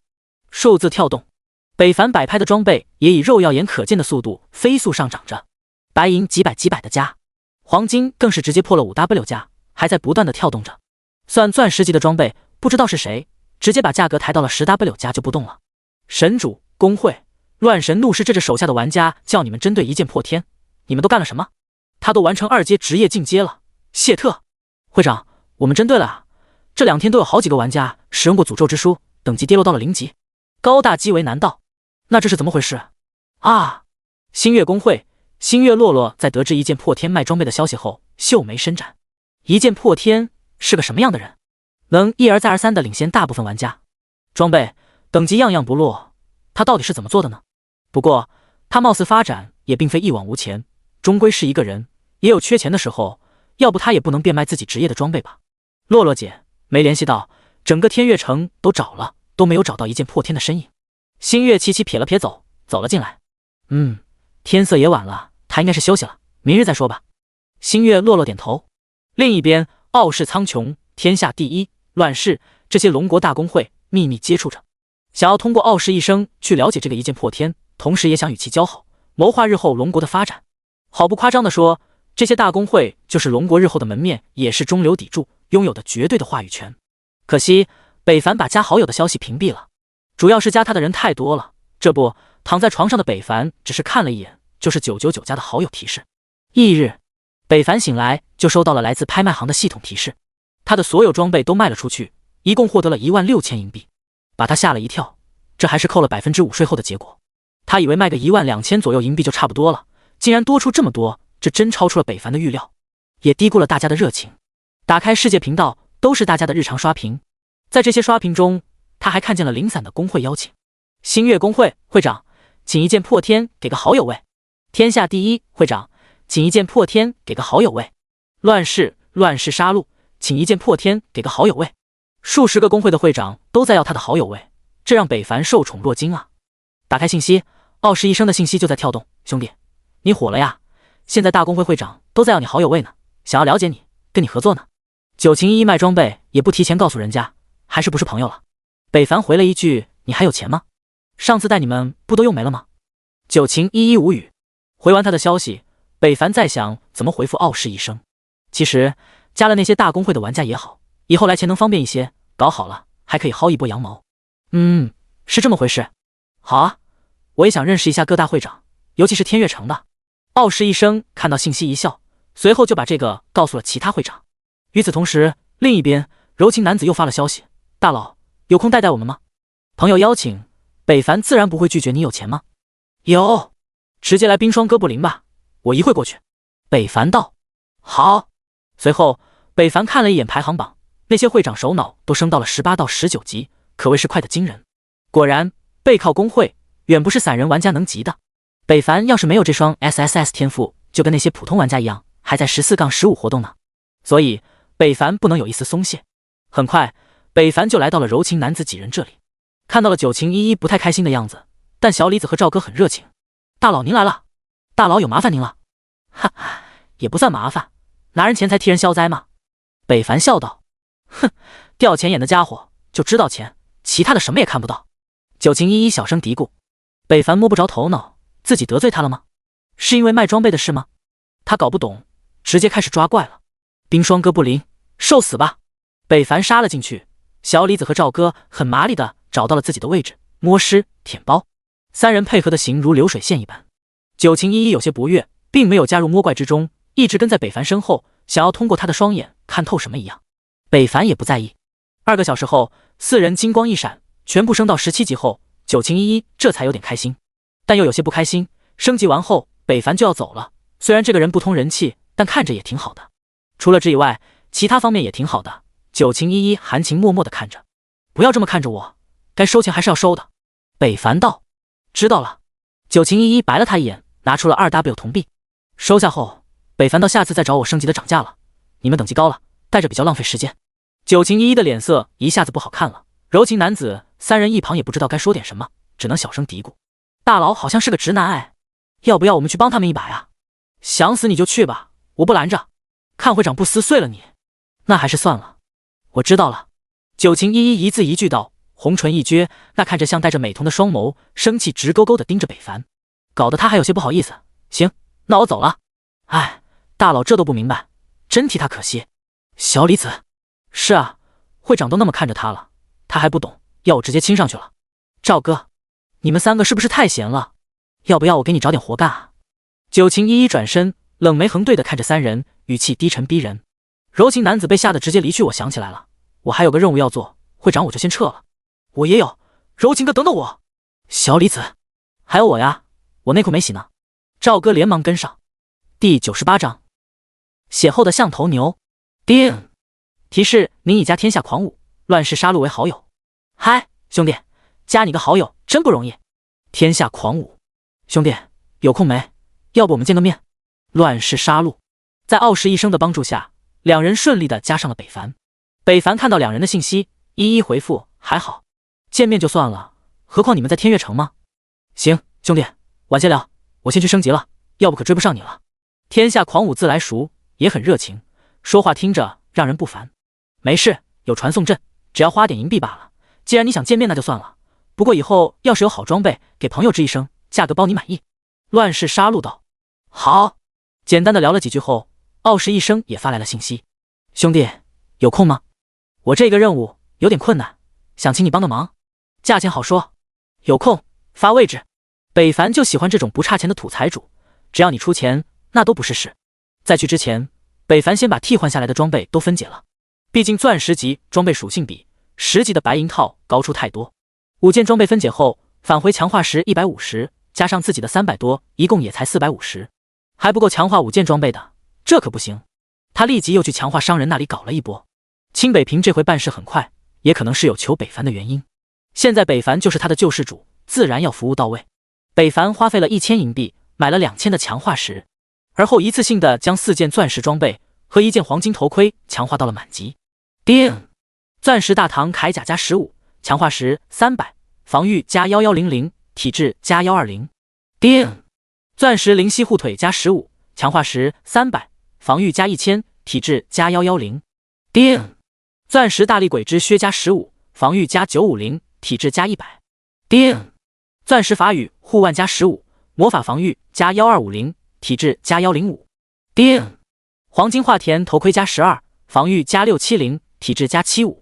面板一剑破天，等级20级，职业天罚，血势2阶，天赋神级强化 SSS， 神级进化 SSS， 力量605，体质1030，敏捷336，生命值20600加3000x30百分号，攻击力左圆括号605加280，右圆括号 x 30%，暴击率正14%，物理防御6740，物理减伤50%，防御超过3000所得，魔法防御3250，魔法减伤50%，防御超过3000触发，魔法免疫10%，幸运加43，经验值165%，称号天悦来客，声望27250，技能伤害正50%，来自装备。技能3阶血神之力，血力天罚，天之力，上辽之剑，血色大崩，血气喷张，血气剑爆，血十字斩。附属技能天之眼。哦吼，北凡被自己的属性都惊呆了，血量3万多，肉的跟个 boss 似的，玩家看了都绝望。而且他物理和魔法防御都高的离谱，这回再也不担心被偷袭了，就站着让他杀，估计也杀不死自己了。一切准备完毕，北凡就出城，向着傲视一生他们的方向走去。很快，北凡如约来到了地点，看见了10多位的傲视玩家，领头的正是傲视一生和傲视王者。什么任务？好需要叫我来。傲视大会长还不能解决？北凡道。嗨，见笑了。傲视一生一笑，也不是我们过不了，主要是这任务有 bug， 需要在特定的时间击杀 BOSS 才能完成任务，而且还限制人数。傲视王者出言道，他对北凡还是有些不感冒。说白了，还不是你们伤害不够。北凡没有直说。那走吧。傲视一生简单的打量了北凡一眼，像个老友一样问道：“兄弟，你这一身装备该不是都是钻石品质吧？”闻听，其他傲视玩家也纷纷投来目光。这些都是傲视精英，身上穿的豪华，但也就1-2件黄金装备罢了。没有，北凡道。傲视一生看了一眼装备评分，之前还是1万出头的评分，现在竟达到了12500，显然这段时间他的装备又更换了一波，更新速度之快，简直骇人听闻。我还以为你伤害这么高，已经集齐了钻石套了呢。看来我与你的差距比想象的要大啊。傲视一生汗颜。没事，你努力一下，还是能达到的。北凡安慰道。其他傲视玩家看傻了，这是以前辈对晚辈的口吻吗？他们的傲视大佬竟然没有生气。不过这个一剑破天的实力真是强的离谱，还属于横空出世哪一种，之前闻所未闻。这一点傲视王者感同身受，不过他听见北凡对自家会长这语气也很生气，奈何会长在一旁不敢发作。哼，一会儿看你出丑的。兄弟，你对龙哥今后的发展有想法吗？傲视一生忽然道。我一介平民能有什么想法？北凡边走边道。破天兄过谦了，你现在的影响力可不亚于一个大公会，而且你实力之强，要想号令天下也不是没有可能。傲视一生道。算了，一听就麻烦，我还是喜欢一个人，如果到时候龙国真需要我再说吧。北凡不行，继续这个话题。傲视一生也笑了笑，没有再继续。很快他们就到了一个世外桃源的地方，看见了一个老者摸着胡须，独站在花柳之下，眺望着远处。可待北凡走近后，发现这哪里是个老者，这不是一个兽面人身不伦不类的东西。只见那东西长着一只狼的脑袋，却留着人类的胡须，也不知道怎么长的。你们又来了。突然还没等他们靠近，那家伙说话了。这是什么东西？长得丑也就罢了，还能口吐人言。北凡脱口而出。庶子，口无遮拦，看打。话音一落，那家伙就冲了过来。与此同时，傲视一生的任务也触发了。北凡还没反应过来，那鬼东西就给了他一脚，直接给他干了个仰八叉，负1050。紧随其后，那家伙又给了北凡一口，负5000。卧槽！北凡吓了一跳，身后的傲视玩家也吓了一跳，但随后震惊看去，他怎么没死？血超过6000加了，这是剑士该有的血量，战士都没有这么厚吧？第99章狼人第二形态劝退。傲视一生见状会心一笑，一剑破天果然没让他失望，看来自己这个任务有望了。天之眼，狼人。描述：特殊野外 NPC， 也算是野外 BOSS。 就这么点信息，这还是天之眼第一次演捉，都别愣着，快上！傲视一生大喝一声，傲视王者首当其冲，一剑纵阔将那狼人击退，一剑劈在地上，并没有打到狼人。北凡也趁着这个机会快速起身，血神之力跳动，加4500，丢失的血量一下子就抬了回来。但其他玩家并不知道，傲视一生关切到破天兄，你快吃药，小心 BOSS 再度偷袭。没事，我没那么容易死。北凡起身看去，那狼人已经与傲视一生带来的玩家站在了一起。值得注意的是，那狼人行动好像变慢了，仔细看去是受到了牧师的限制技能。只见队伍中唯一的一个女玩家单手拿着一个小法球，不断的操控着什么，好像从法球中冒出了什么，进入了狼人，才使他行动变慢的。这位玩家的天赋不简单，破天兄好眼力啊，他的确有着不俗的天赋。傲视一生笑道，瞧见了北凡看着的目标。与此同时，正在与狼人交战的傲视王者等人内心不悦，怎么受了一次攻击就不出手了呢？还在一旁看着，请他来是当看客的吗？一点眼力见没有。其实傲视玩家在，傲视一生的受宠在前面扛着，后面玩家输出，再加上奶妈不断的奶，还真与狼人占了个平分秋色，谁也拿不下谁。而且他们还看不到狼人的血量上限。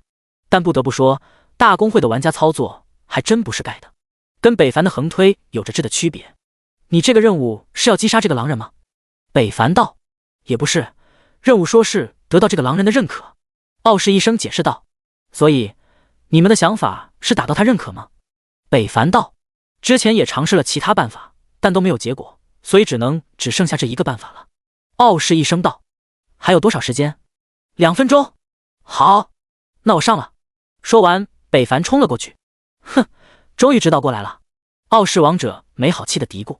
穿过玩家后方加血输出的玩家，他接近狼人，后者也看见了他，立马扑了过来。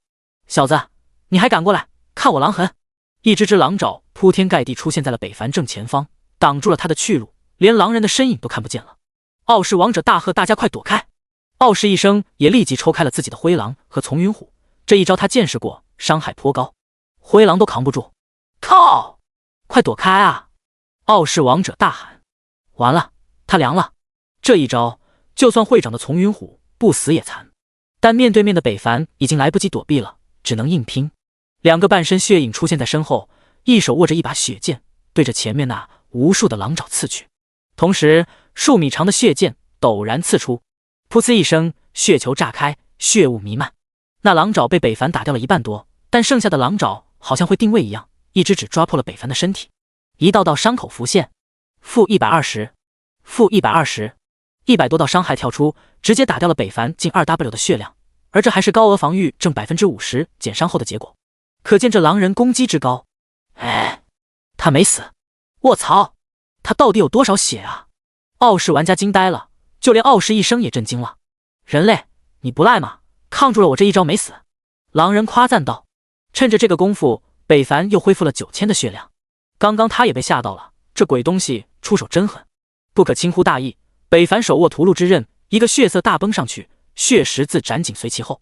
傲视一生见状，立即把自己的兽宠冲了上去，都别傻愣着，快上去拉住怪！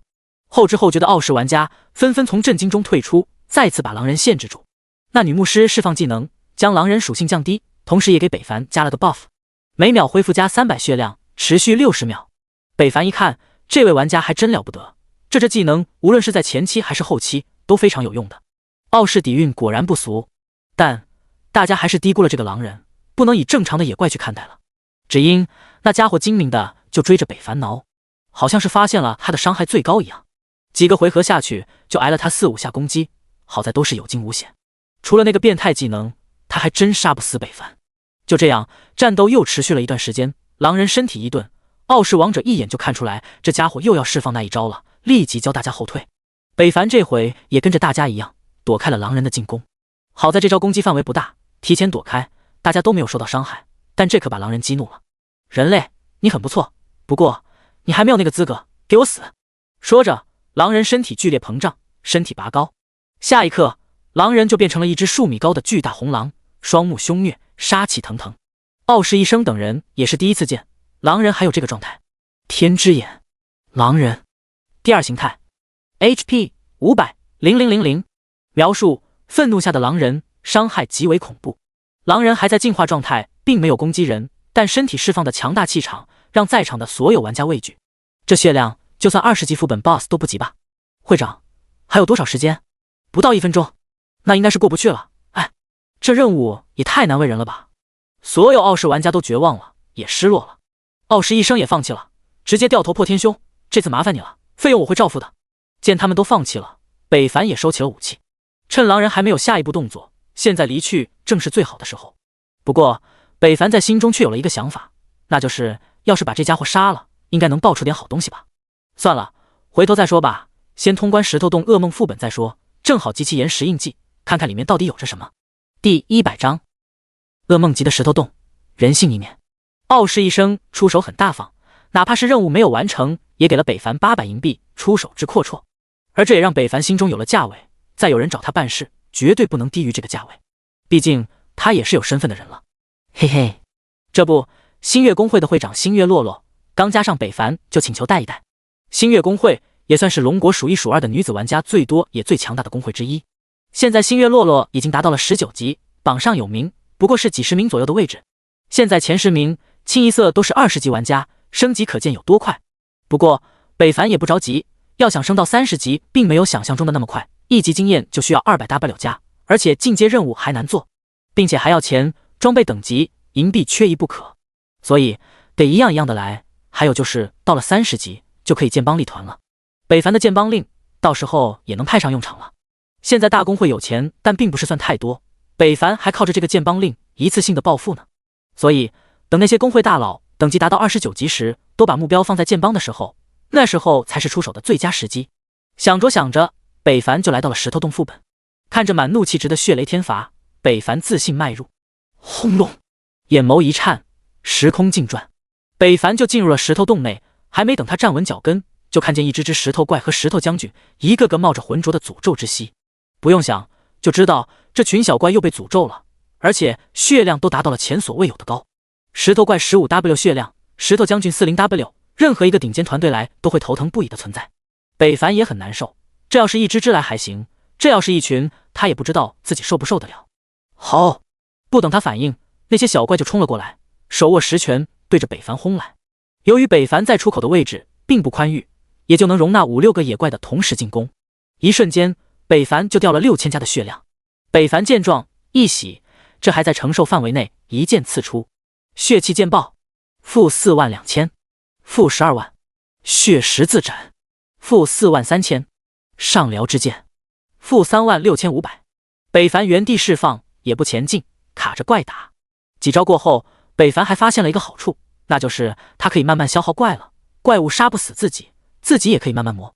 很快就有10多只怪物死在了北凡脚下。但天有不测风云，石头将军不干了，不按套路出牌的释放了技能，一颗颗硕大的黑色石头嗖嗖的向北凡这边丢来。这要是被打中了，结果难以预料。北凡大惊，血色大崩劈了出去，杀进了怪物中间。与此同时，那些黑石落下，击空了。但冲进野怪中间的北凡并不好受，一瞬间就挨了10多只小怪的攻击，掉了1W加的血量。要不是之前换了装备，还穿新手副本套，估计都不知道死了多少回了。血气喷张，将周围的小怪击飞，并将残血的杀死。北凡立即向出口跑去，回到了原点，开始了老套路。石头将军投石也是需要时间的，所以趁着这个功夫，北凡还能杀点。反反复复，北凡一进一出，与小怪斗智斗勇，历经1个多小时，终于将这群小怪杀死了。呼呼，北凡累够呛，提心吊胆，不敢大意。血量恢复至巅峰，他迈步向前，来到 BOSS 洞内。只见那 BOSS 好像等候多时，双目冒着诅咒之气，但却有着人性的一面，静静地看着北凡的进入。北凡也是一愣，噩梦 BOSS 都不需要碎石寄托，直接呈现了吗？还有他的双目是怎么回事？似挣扎手似痛苦。与此同时，另一边的漂亮国神主公会之地，一个个玩家一个接着一个倒地抽搐，等级降到了0级。这次诅咒这么消耗这么大，嗨，一直诅咒也不见其效果，会长已经不乐意了。那我有什么办法？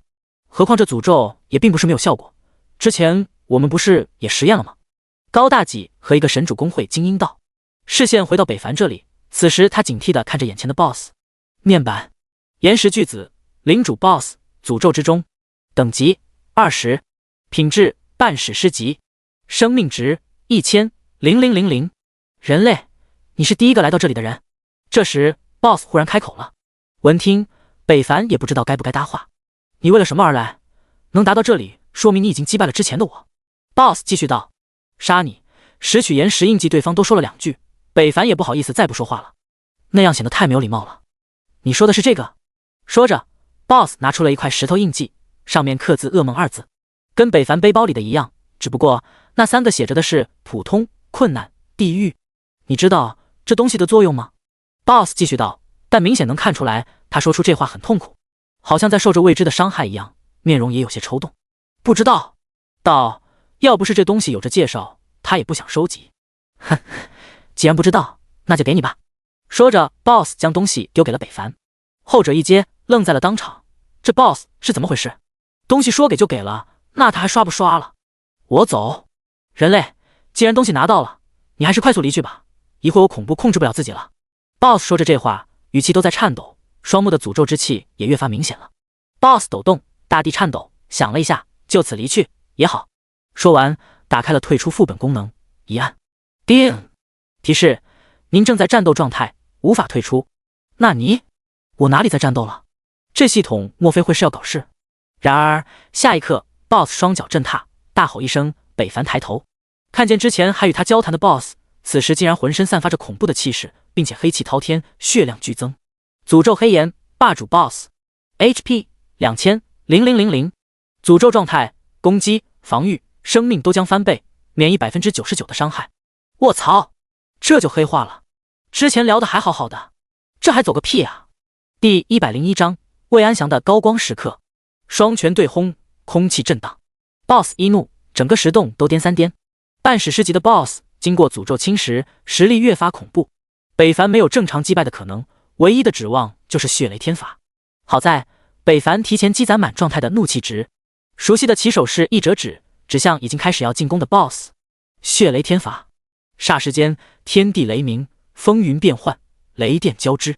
尽管已经不是第一次见了，北凡依旧很震惊和喜欢他这个技能，那种可以主宰万物的感觉令他倍感舒适，让谁生就生，让谁死就死。下一刻，雷劫降临，轰然落下中正中 BOSS 身体，负25440000致命真实伤害。BOSS 的身躯融化了，北凡也跟着轰飞而出。这次北凡准备的全面，早早站在靠近洞口的位置。龙卷风袭来时，他直接整个人飞起，向着出口的方向。这股狂风很大也很强，但却不至于杀死北凡，大部分冲击都在过程中淡化了，而北凡也得以保住了性命，起身打掉身上的灰。同一时刻，提示也到了，叮！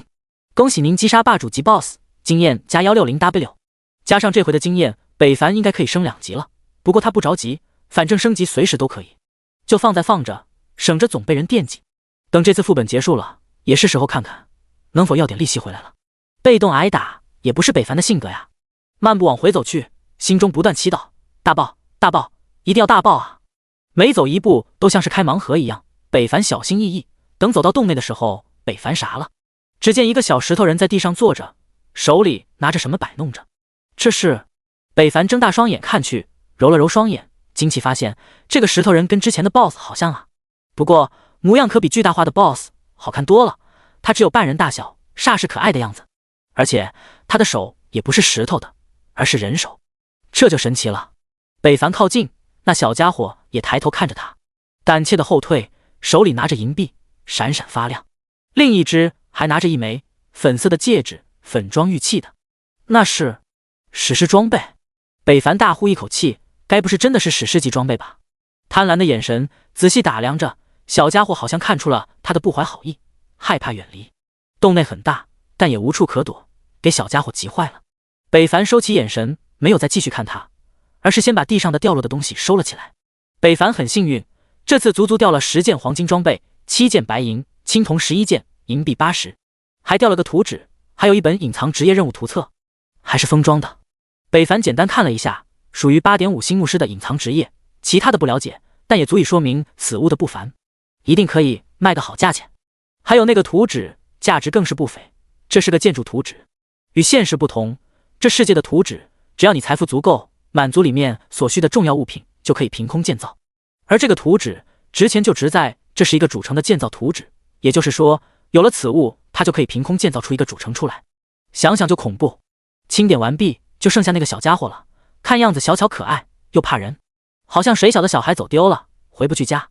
但这可是野怪副本啊！一时间，北凡也有些难办。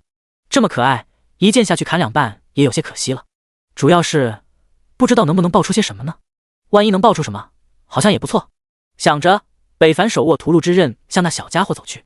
后者被吓坏了，不断东躲西躲，但都被北凡识破，最后壁咚在了一个小角落。把那个东西给我，或许我可以饶你一命。北凡逗了逗这个小家伙，然而那小家伙还真听明白了，直接把手上的戒指丢给了北凡。接手那一刻，北凡就读到了这件装备的信息：沧海那剑，等级22，品质史诗级。卧槽，还真是一件史诗级装备，那再进化一下，不就是传说级装备了？卧槽，发了，这回真中奖了！北凡乐得合不拢腿，但他这模样可把小家伙吓了够呛，哆嗦在角落。北凡回过神，一脸笑意，这小家伙这么识趣，他还真不好下杀手了。天之眼，熔岩巨兽，等级1，属性等级都这么低，估计也没啥奖励和经验，也爆不出来啥东西了。那本大爷就饶你一命吧。最后看了小家伙一眼，北凡就退回了这副本空间。最后他也没有痛下杀手，而正是因为他的这个举动，在日后帮了他一个大忙。时光影射，光影交替，北凡出现了副本之外。而就在他刚出现没多久，熟悉的锁定气息再次出现。这次的锁定气息比之前更强了，很明显，隐藏暗处偷袭的家伙实力又提升了。这不禁让北凡想到了与他装备评分差距9000的第2名。不，现在是6000了，那家伙又提升了一些，不必他慢多少。下一刻，那冰晶之剑毫无意外地刺入了北凡的胸口，迅速结冰。负13000暴击，熟悉的冷气袭来。北凡有点惊讶，他装备提升了这么多，对方还能打出如此高额的伤害，属实让他没有想到。难道他的攻击是无视防御的不成？然而还没等北凡想明白，插在胸口的冰晶之剑没有像之前那般融化，反而爆开，化作了冰晶碎片。与此同时，北凡又受到了2次伤害，14000暴击。卧槽！一瞬间 2.7W 的血就没了，胸口出现了一块冒着寒气的蓝洞，疼痛无比。叮！提示：您的血量已掉到 30% 之下，触发血神之力被动恢复提升，加9000。1秒间，北凡的血量恢复了一些，北凡脸色好了一点。可还没等他喘口气，从疼痛中走出，另一股熟悉的杀气扑面而来。终于等到你重伤的机会了，这回我看你死不死！隐藏在暗处的魏安祥出现在北凡身后，一记短刃刺入背后，负2000。紧随其后，一朵黑色莲花自北凡头顶出现，一把锋芒夺命一笔从他大脑上刺下，负11000暴击。北凡刚要反抗，魏安祥又是一记割喉杀招，结束了北凡最后一点血量，负4000。第102章，北凡怒了，悬赏击杀2人。死了，死了！我终于杀了他了！哈哈哈！一剑破天，原来你也不是无敌的，你也有今天！哈哈！石头洞门口，一男子放声大笑，笑得异常激动，激动到都流出了眼泪。果然，我才是天命之子，我是天选，一剑破天算什么？我还不是想杀就杀！哈哈！一阵狂放的笑声弥漫，人消失在了副本门口，好似从来没有存在过。主城复活点，北凡傻愣愣地站在原地，他死了，第一次真正死亡。死亡的可怕在他心头久久不能散去，那种灵魂状态的游离和死亡时的痛苦，他无法忘怀，更加无法接受这个事实。为什么明明自己属性都这么高了，反而还是会被这么轻易杀死呢？为什么？他不理解，更加无法认同自己的死亡。明明自己都这么强了，为什么还不够？他已经死过的人再次面对死亡，还是如此这般脆弱。为什么？北凡大吼，心中的愤怒、恨、不甘，他无法接受。街道上，一个个路过的玩家瞥了他一眼，快速离去。唉，又一个被这世界逼疯的家伙，可怜。都是命苦的人吧？谁能想到玩个游戏，家回不去了？算了，别管他了。今天我的复活次数也用了，都不敢出去了，还是睡觉去吧。北凡不断嘶吼发泄，而在发泄后，北凡冷静了下来。他下了个决心，打开了聊天界面，看到了4个大公会的会长信息，将他们几人拉入了一个临时聊天房间。他发了一条信息过去：帮我个忙。傲视一生最先回复兄弟有事你说，什么帮不帮的？他对北凡的期望很高，同时也想真心交好的。他看得很远，这个世界不是一个人能叱咤风云的。紧随其后就是星月洛洛，他很好奇，自己本来还想请对方帮忙的，没想到对方却先找到了自己。哎，谁拉我进聊天房间里了？什么事啊？什么事？兄弟说吧。乱世杀戮。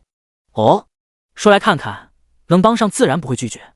天下狂舞，杀2个人，一个叫自由女神的棒子国玩家，一个叫魏安祥的刺客，主要可以将2人杀死，我可以给予你们无法拒绝的礼物。北凡严肃道。4人愣了，都在自我思索着，同时也在思考这2个人是谁啊。最后各家都动用了自己的关系网，找到了关于自由女神的，是棒子国一个一棒打天下公会的强者，至于魏安祥的，他们不得而知。不过他们谁都没有问为什么之类的话，而是思考那一份无法拒绝的礼物是什么。兄弟，你说的那份无法拒绝的礼物是什么呢？天下狂舞道。他这一问，其他3人也就省得再问了，都纷纷等着北凡的话，毕竟一下子把他们4大公会聚到了一起，可不会因为一件小事情啊。北凡思考片刻，还是决定把剑帮令的事情提前公布了，只因这2人成功激怒了他，明枪易躲，暗箭难防，他不想每天提心吊胆的过日子。剑帮令？你说什么？兄弟！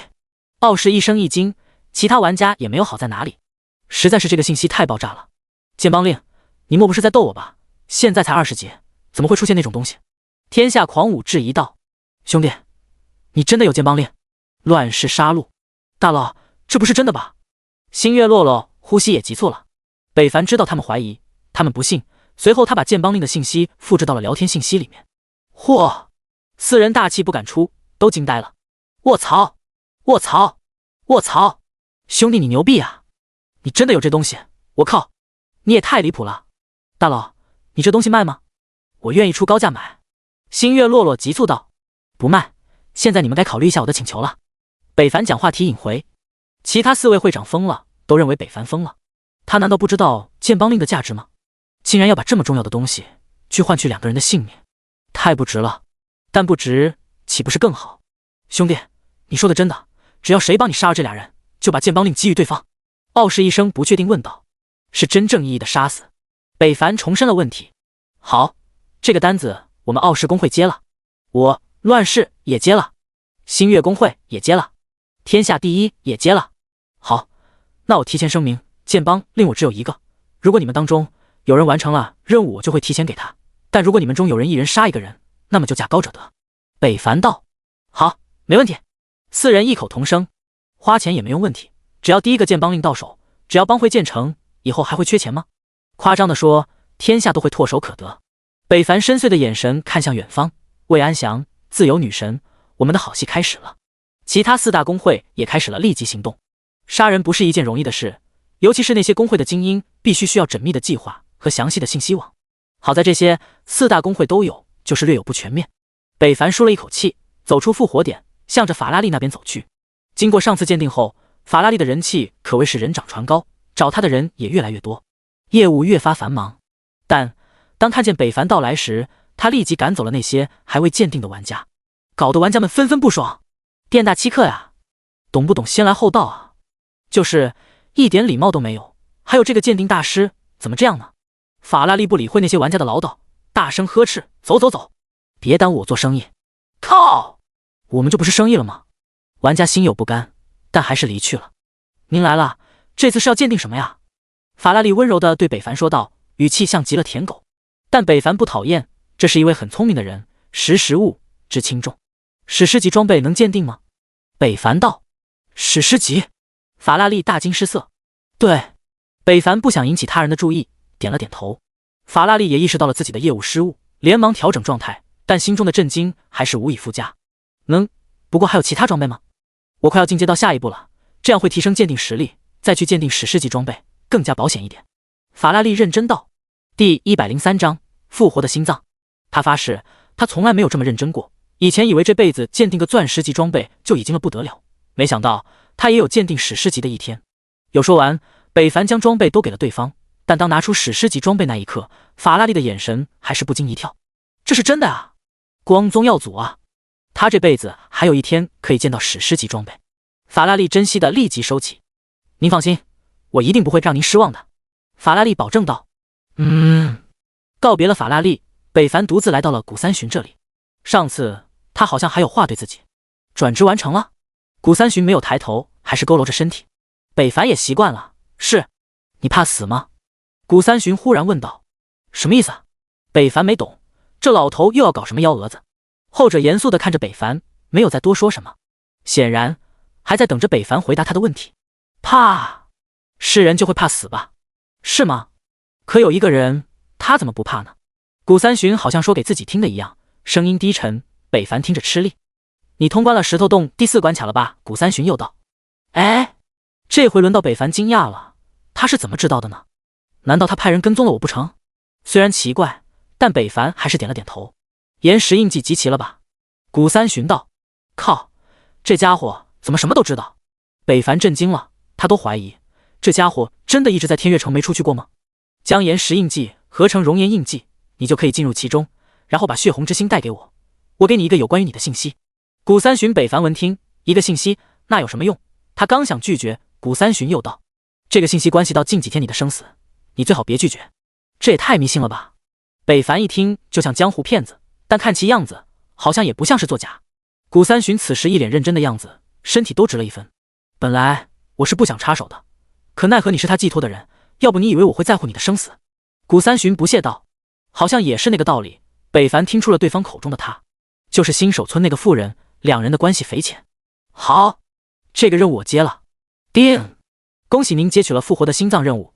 任务要求去熔岩之界拿回一颗血液鲜红的心脏，将其交给古三旬视为完成。任务难道6颗星？任务奖励古三旬的一句话，还真像矿人的样子。不过也无所谓了，反正他也是要进入那个地方的。只不过他今天不能去，连星月落落的请求也拒绝了。他现在没有复活的机会了，不能了。无奈北凡只能无聊在城内游荡，闲着游走，路过清北平，后者热情打招呼。两人现在真像好朋友一样。这主城街道玩家多了起来，还真有赶大集的样子，热闹嘈杂。玩家与 NPC 斗智斗勇，只为获取任务。地摊百货高声叫卖，还有人打到了一种小吃，当起了异界美食，一片繁华。不知不觉，北凡走了很久，来到了一处收集怪物身上掉落东西的地方。这是个别游戏玩家触发了特别的任务才由此而来的行业，一般都是大公会的玩家。收亡灵星火嘞，10个铜币一个，有的快来嘞！收！忽然，北凡听到了有人收亡灵星火，那是初阶亡灵才会掉落的东西，正好他手上还有好几百，正好卖了。北凡走到摊位面前，摊位老板抬头一笑：“您有亡灵星火吗？”“有。”“你是有多少要多少吗？”北凡问道。“要是太少了，卖不卖无所谓了。”“是的，是的。你有多少，我要多少。”那玩家一看是大客户，立马起身热情道：“好。”随后，北凡拿出了所有的亡灵星火，数量之多，把那玩家都看呆了。果然是大客户啊！全部拿出，一共650个，一共卖了65银币，也算还不错。积少成多吗？北凡离去，那玩家热情高呼：“要是以后还有，我还要。”北凡点了点头，在他知道估计是不会有了，他已经没有兴趣再刷那些低级怪了。又逛了一圈后，北凡来到了宝石镶嵌这里。这时，北凡才想起来自己还有10颗1阶宝石和10颗2阶宝石。这位英勇的勇士，您是要给装备镶嵌宝石吗？宝石商人热情道。哎，我怎么没有看见他刚刚对我这么热情呢？我也是，一副高冷谁欠他钱的样子，怎么看见这位玩家却换了一副面孔？其他玩家小声议论着，有心人如果能发现，这些说话的玩家一身装备都很不凡，最低都是青铜白银起步，应该是哪家大公会的精英玩家。当然，北凡是不在意，也没明白这个 NPC 为什么会对自己如此客气，只因他超高的声望，无人能及。宝石如何镶嵌，有什么效果？镶嵌之前还是需要了解一下的。而后，宝石商人就给北凡热情地解释了一番。一会后，北凡也听明白了，说白了就是把宝石交给他开光，然后就可以自主镶嵌在准备上了。宝石分为很多种，有固定属性加成的，也有伤害增益，还有个别特殊类加成的。不过还有一个前提，就是宝石镶嵌是无法拆卸的，也就是说用了就没了，等你换装备还需重新镶嵌。宝石也算是一个消耗品了。随后北凡又问了一下宝石怎么卖，宝石也很耐心解释，那模样就像北凡砍了他家人，他一样很热情说：“你这个杀人凶手。”听完，北凡有点震惊，没想到宝石会这么贵，1阶1银币，2阶50银币，3阶1000银币，4阶2万银币，5阶1000金币。5阶之上他这里是没有的，但这价格也不知吓到了多少人。就算北凡现在很阔绰，算是有钱人，但也只有 1.6W 银币多，还不够买一个4阶的宝石。算了，以后再说吧，还是先把背包里的那20个宝石开光了再说。1阶手续费20铜币，2阶100铜币。北凡交了1200铜币，宝石商人就开始干活了。宝石开光有点跟鉴定装备一样，都是耗时的活。第104章。日后，北凡没在宝石商人那逗留，而是去往了他处继续闲逛，一直到一个提示响起。提示：您的涅槃之心复活时间冷却完毕。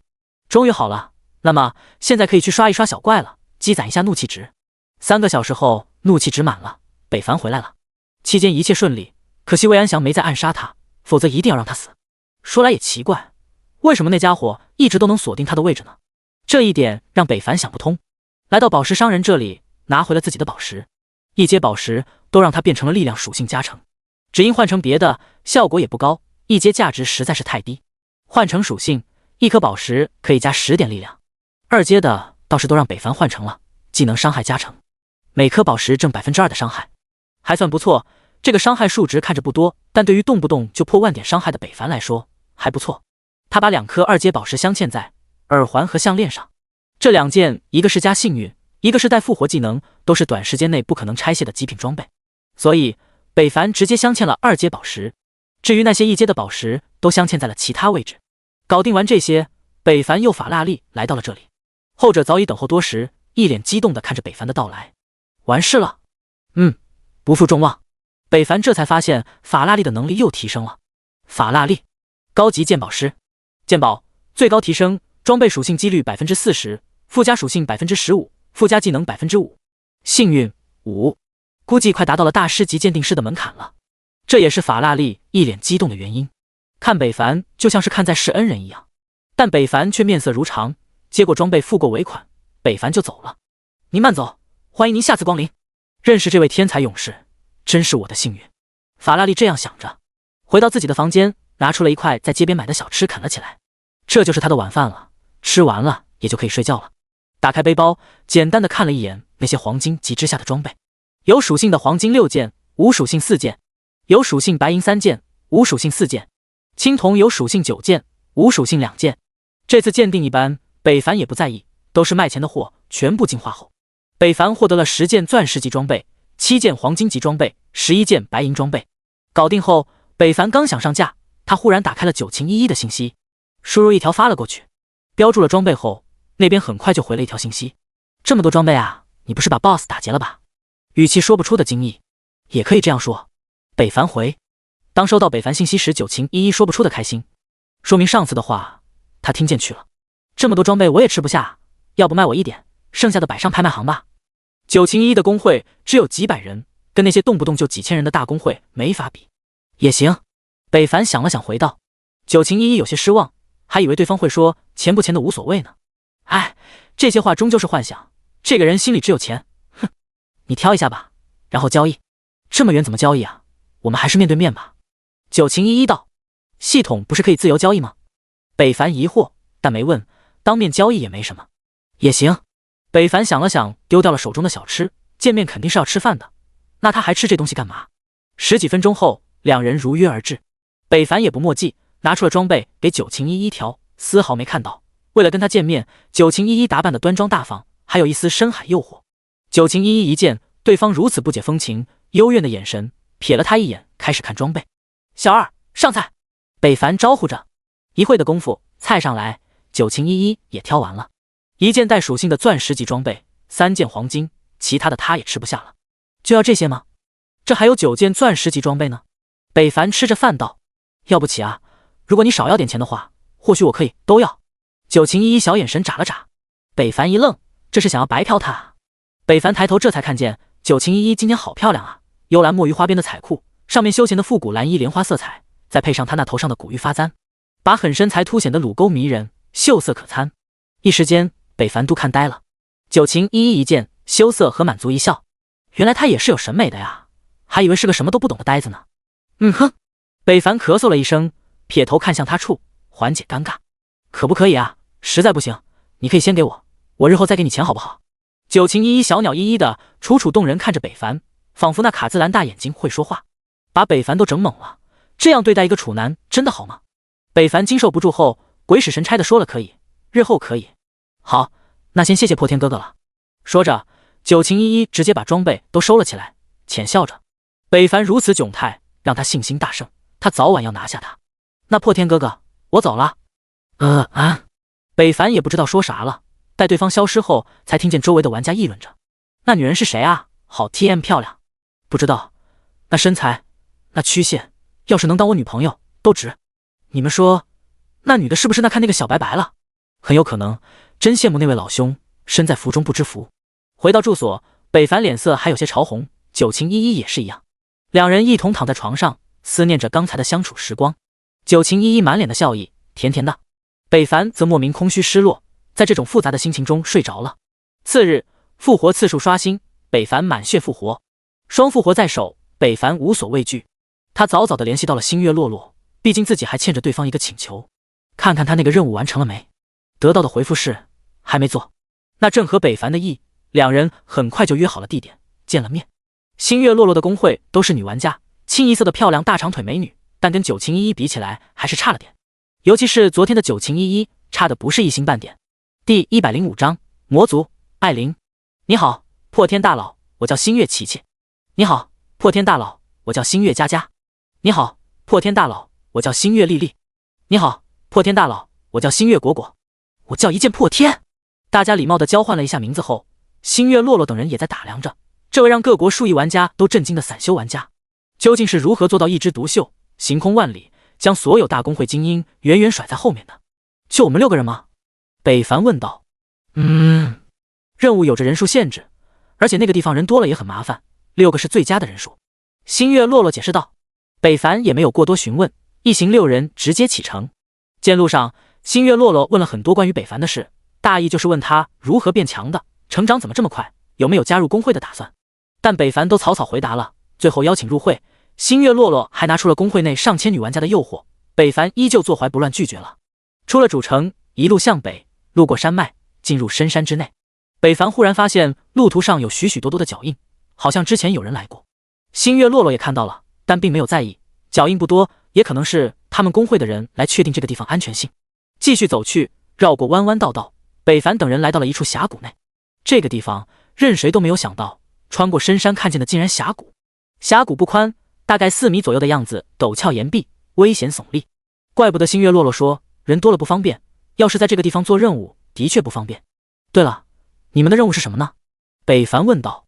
是给一个 NPC 送物品任务，只是不知道他要什么，所以我们之前凭借着推理送了一次，却不知怎么那 NPC 直接生气开打，差点把我们都送了回去。星月洛洛道。哦，那你这次带来的东西是什么呢？北凡有些好奇。说，一本古书。星月洛洛说道。那上次呢？也是书，不过类型不同。星月洛洛说道，脸色闪过一丝担忧。这次要是再开打，也不知道他们顶不顶得住。北凡不再说话，而在思考，同时也想看看是什么样的 NPC 如此古怪。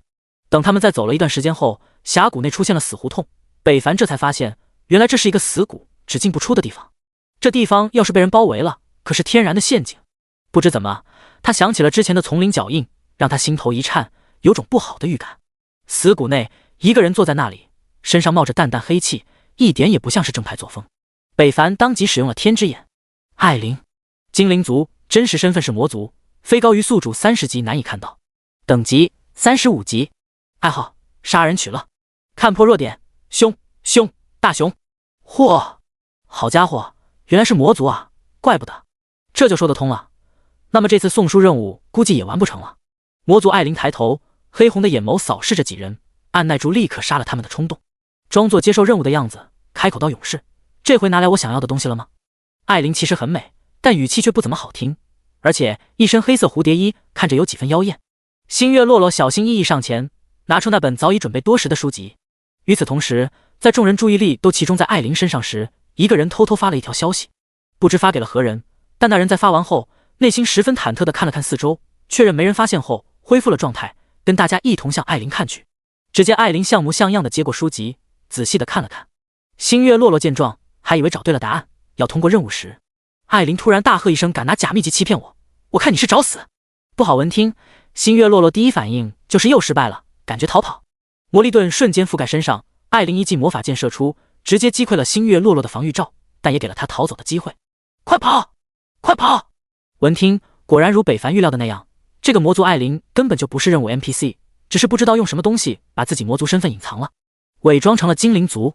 而这个种族是人族的朋友，所以玩家们会认为这个魔族是 NPC， 导致星月洛洛都没有看出来，也就北凡有着天之眼，可以看破不高于70级的怪物。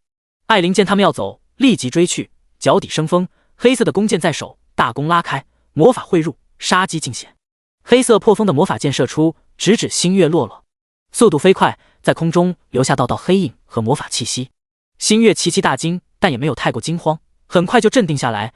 只见他一个魔法涌动，脚底生出光，下一刻他整个人就消失在了原地，躲开了这致命一击，而后出现在了3米外的一处，有惊无险地躲开了这一招。星月洛洛大喊：破天大佬，要是不敌，赶紧跑，千万别死了！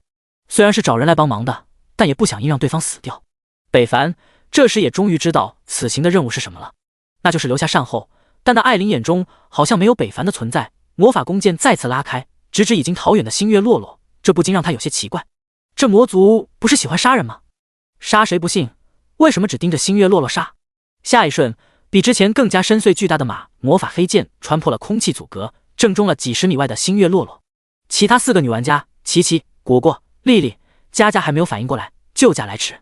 负8000，星月洛洛一声惨叫，就死亡到底了。完了！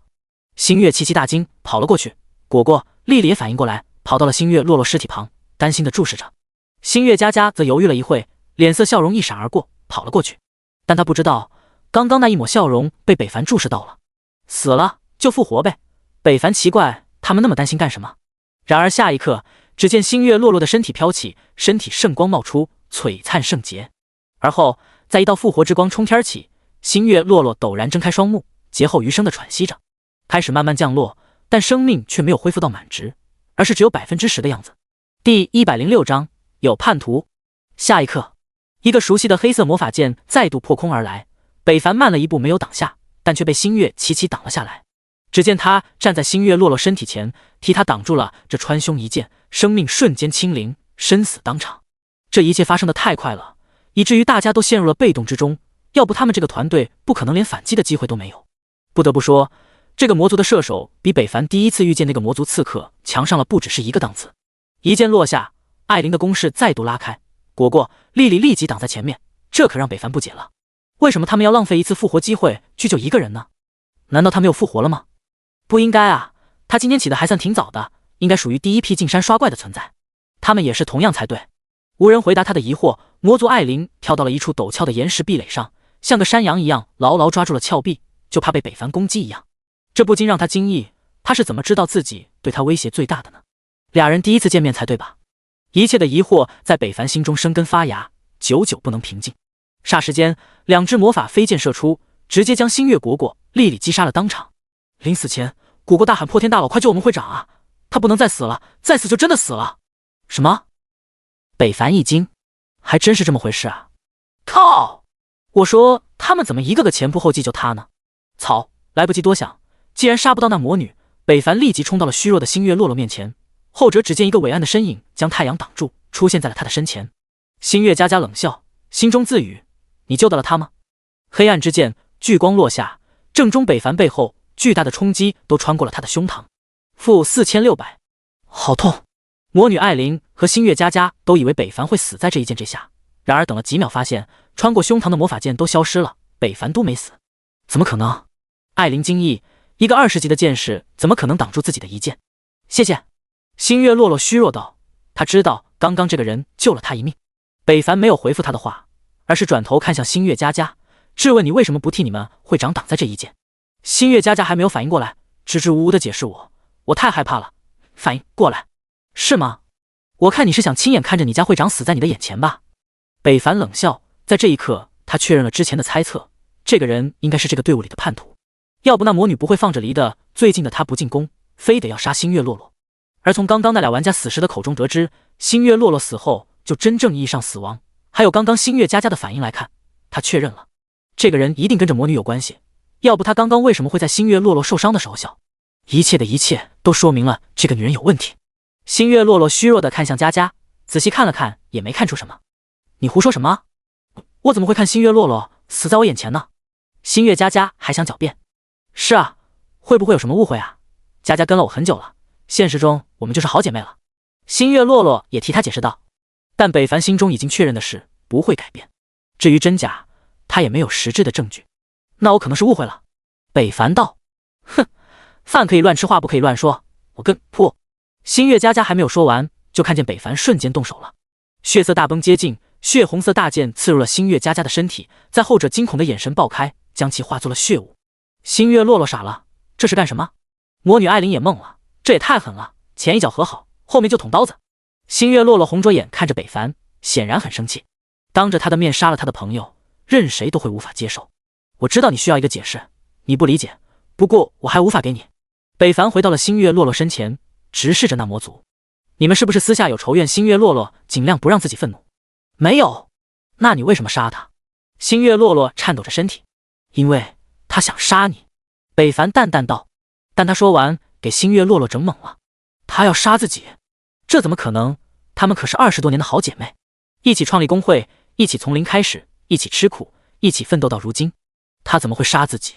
他不明白，也无法相信。你需要答案，那这位魔族的女士可以解释一下吗？北凡邪魅道。艾琳惊讶地看着北凡，星月落落更懵了。他都在说些什么啊？这里哪有魔族啊？怎么不敢承认吗？怕我活着回去给你造成麻烦吗？北凡嘲笑道。星月落落这才看出来，北凡是对着那个 NPC 说的话，可对方是精灵族啊，他为什么会说对方是魔族？人类，你很不同。你是怎么看出我是魔族的？艾琳一笑，放弃了掩饰，一身魔气陡然释放，实力再度提升。什么？他竟然是魔族？星月落落真的傻了，感觉今天被玩坏了。怎么看破的不重要，重要的是你为什么非要杀了他不可呢？是谁许下了你什么吗？北凡指了指地上的星月落落。后者问题好像发现了什么，抬头看去。艾琳嫣然转眉，擦了擦嘴角，轻笑：“你不是看出来了吗？”“我是看出来了，可惜他没看出来。”北凡也笑了。星月落落内心咯噔一声，他怎么还不明白？只是为什么？这是为什么？她们可是20多年的好姐妹啊！人类，我看你挺有趣的，你想活着回去吗？艾琳说道。我一定会活着回去。哦，艾琳诧异，动了动手中的魔法大弓。到我问你了，你想活着回去吗？我看你也挺有趣的，回答我几个问题，我可以考虑放你一马。北凡微笑着，这回可把艾琳气笑了一个2阶的剑士，竟敢大言不惭说放我一马。呵呵。星月落落还在懵逼中，他也不知道一剑破天要干嘛。不过他好自信啊，好像一切都在掌握之中的样子。然而下一瞬间，他中箭了。负9200，第107章，这是凶兆吗？没死。艾琳不理解了，他到底有多少血？一口药没吃，这回他打了13000加的血量，要是其他剑士早都死了。只可惜他遇见的是北凡，一个又肉又输出的剑士。要不要我再给你一次机会？北凡风轻云淡道，趁着这功夫，他的血也回满了。但魔族艾琳不知道，他还以为对方在装逼。我看你有多少血。又是一记黑色魔法剑射出，北凡又接下了。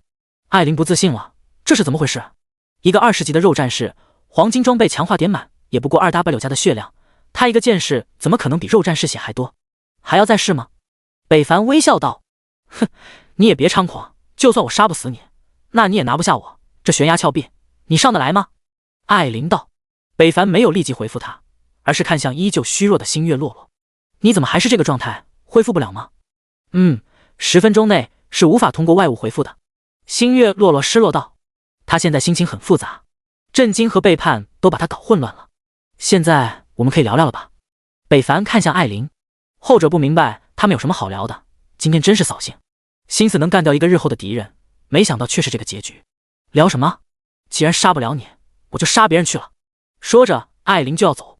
北凡善意提醒道：“你最好和我聊一下，否则你可能会死的。”闻听，艾琳笑了：“你还想杀我？哈哈，你有那个实力吗？你是玩家吧？”北凡没理会他的嘲讽，而是问出了心中所想：“重要吗？”艾琳淡淡道。听到这个回答，星月落落吃惊看向那魔族，心中说不出的惊讶。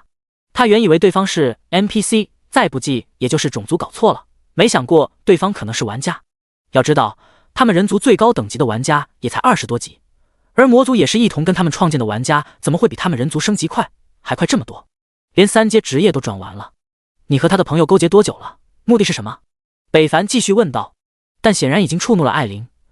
你有什么资格问这些？你认为我会回答你吗？不知道，不过你不说出我想要的答案，我就会杀了你。北凡淡淡道。但艾琳听着是如此可笑，没想到人族还出现如此狂妄的家伙。好啊，那让我看看你有什么本事杀我。你确定？我的问题还是很简单的。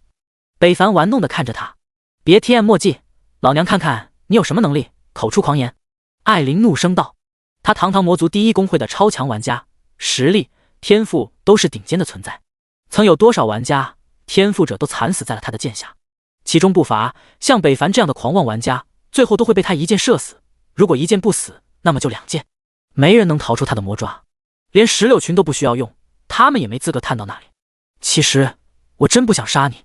北凡慢慢抬手，星月落落不知道他要做什么，但他真的能杀掉那个魔族吗？自始至终，他除了看见北凡秒杀他的朋友以外，并没有真切感受到北凡的真正伤害。人类，有没有人说过你比女人还啰嗦？艾琳嘲讽道。他也看不懂对方要干嘛，难不成这么远的距离他还能杀了自己不成？剑士是什么？是一种近战爆发超高的输出职业，这么远的距离就算一般法师技能都打不到。主要是你真的不配让我浪费这个技能。北凡无奈抬手一指。艾琳还在不屑，但下一刻他就发现了自己动不了，一身能力全部被束缚。你对我做了什么？艾琳大惊。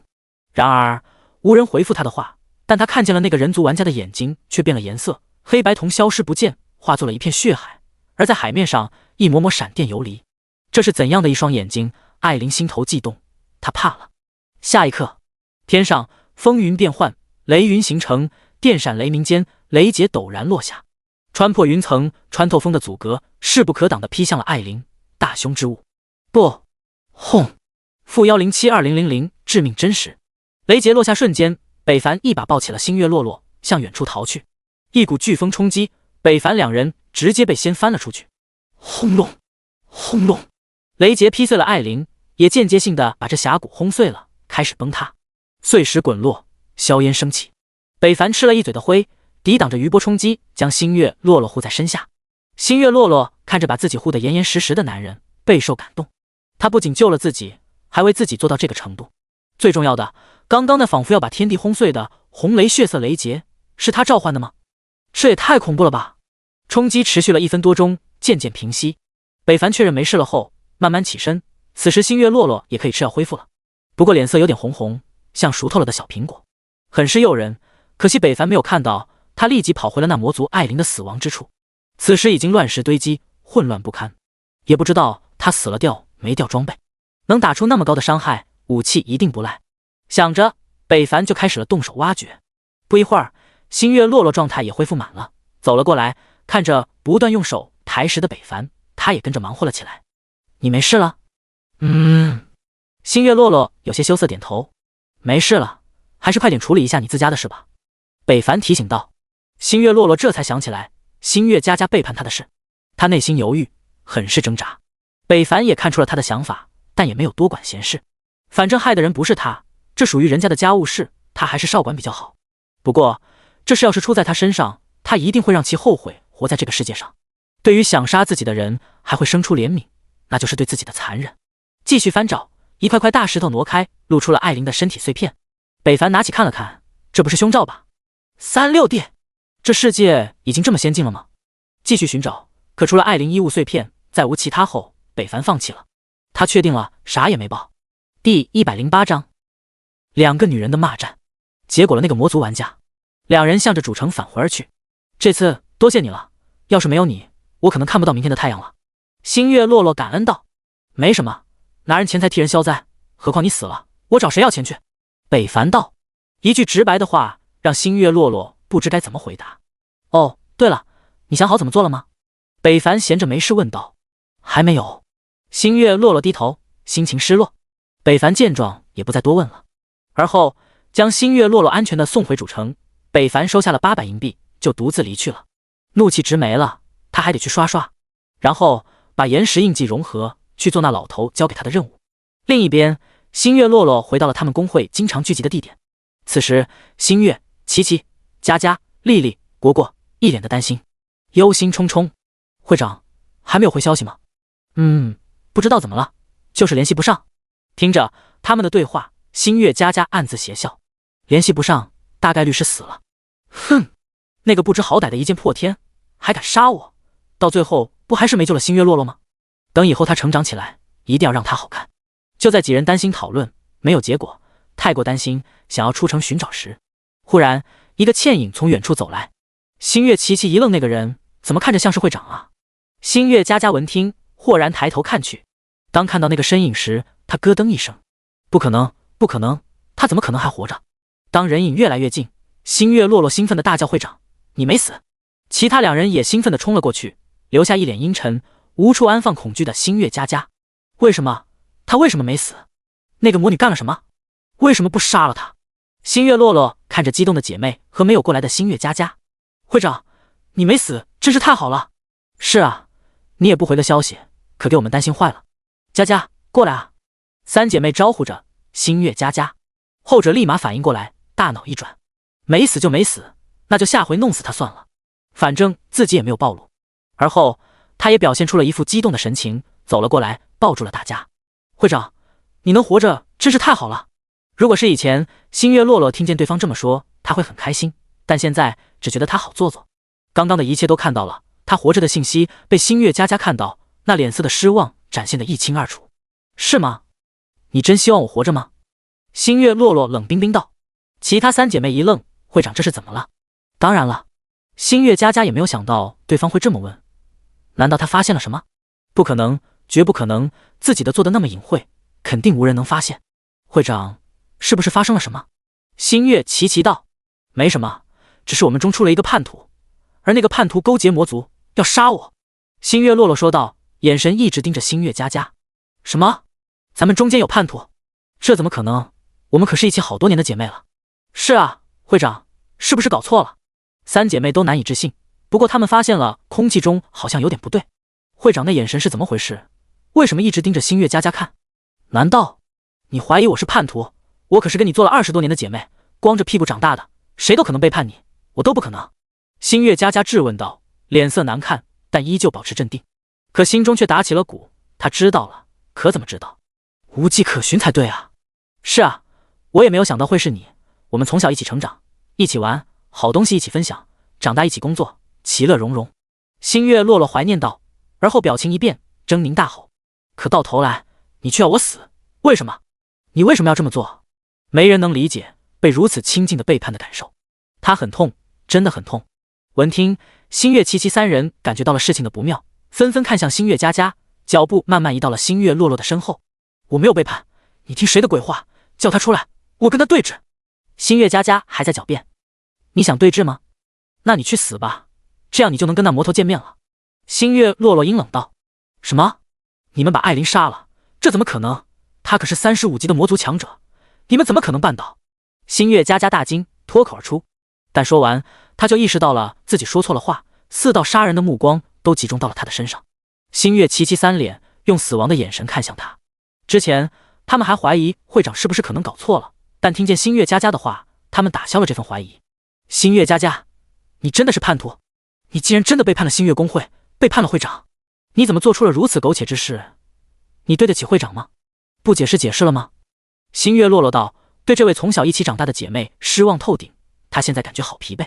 是我又怎么？我就看不惯她，凭什么我跟她一起创建工会，有了人生目标，但所有人都记得她，不记得我的努力。小时候就是这样，所有人的目光都集中在她身上，明明我也做了那么多，却没人记得我，在乎我，什么好事都是她的，我呢？我得到了什么？星月佳佳嘶吼着，创立工会的时候，我难道没有问过你是否要做副会吗？是你自己说不愿意的。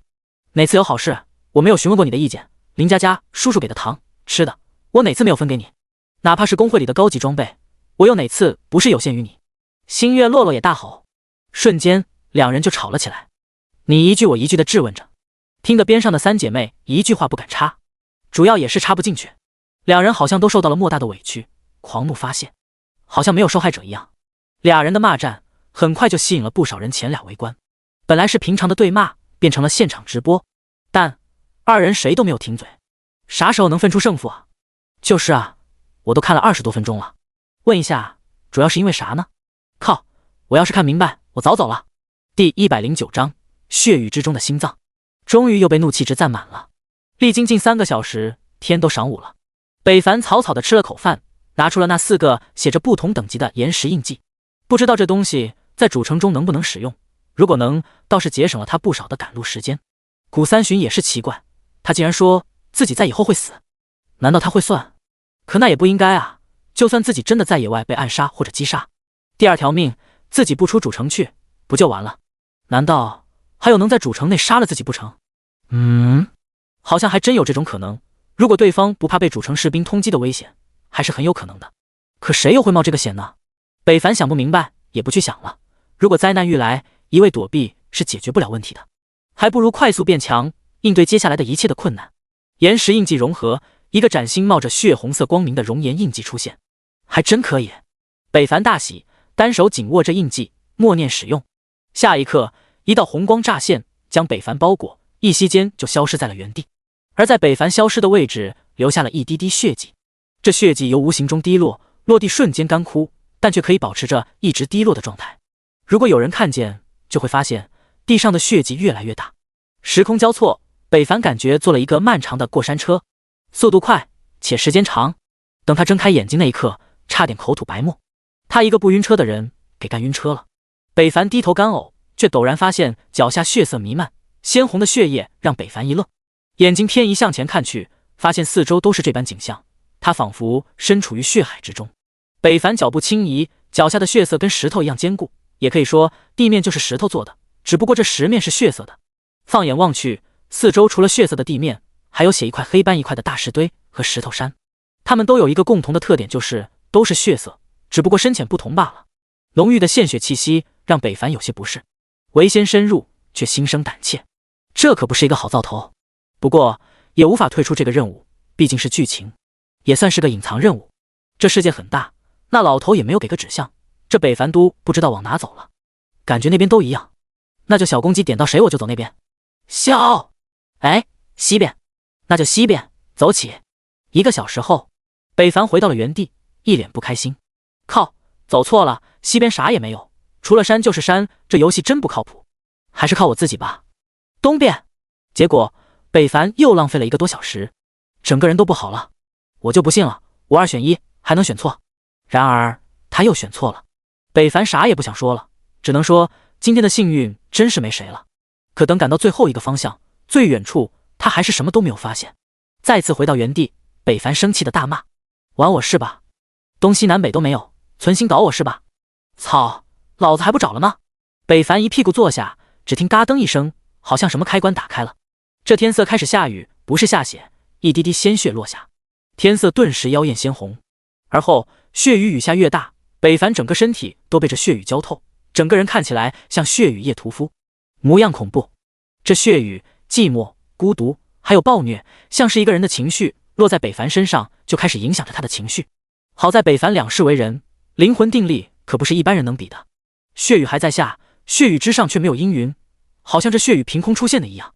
但北凡透过这血雨看到了一个什么东西，藏在这血雨之中，不断跳动着。与此同时，四面八方出现了异响，好像什么重物在快速接近着这边。巨大的动作使大地都在抖动，好像怪物大军正在靠近一样。这不禁让北凡紧张，心中有些着急。即将到来的东西绝对不凡，而且很有可能对自己有威胁。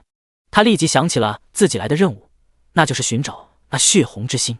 而且他有种感觉，那隐藏在血雨之中跳动中的东西，极有可能是他要找的东西。他不顾血雨阻拦，开始奔跑起来。就在刚刚，那跳动的东西已经降落到了1人高的位置。也就是说，只要北凡能看见那东西，就能确定那是不是自己要找到物品。另一边，四面八方的动作也在加快，地面抖动得越发厉害。北凡都能听到呼啸而来的踩踏声，数量之多，他不敢想。加快速度，北凡快速穿梭在血雨之中，与时间赛跑。他仿佛像是受到了什么指引，奔跑的路线极不规则，但却直觉告诉他这么跑就对了。终于，再一个冲刺，穿过一块山石，他看到了那颗长着小手在地上奔跑的心脏。没错，是长着手的心脏。北凡也大为震惊。虽然世界无奇不有，但这东西北凡也是第一次见啊。那心脏仿佛感受到了有人在追他，加快了奔跑速度。可他那小手怎么可能是北凡的对手？几个大步接近，在100米冲刺，北凡伸手一把抓住了那颗鲜血淋漓的心脏。而就在抓住那一刻，北凡的心也跟着跳了一下。抓到你了！此时再一看，心脏身上那有什么小手，只是一个普通的心脏而已。不同的是，它一直在富有活力的跳动着。任务物品到手，北凡当即将这件东西收到了背包里。也就在这个时候，天上的血雨也停了，恢复了来之前的样子，好像从来没有出现。但天上却不知从哪里飞来的石头，1颗、2颗、3颗，足足上百颗巨石向着北凡轰来。北凡还没反应过来，就遭受了成吨的伤害。负900，负900，负900，负900，负900，一连弹了上百次伤害，直到北凡死去，那数字还在跳动。叮！提示：这里是特殊场景，无法复活。叮！提示：您死亡，几秒后会在复活点刷新。北凡懵逼，我就这么死了？是不是太草率了？我还没看见是谁打的我呢。随之时间流逝，北凡复活了，他的尸体也消失了。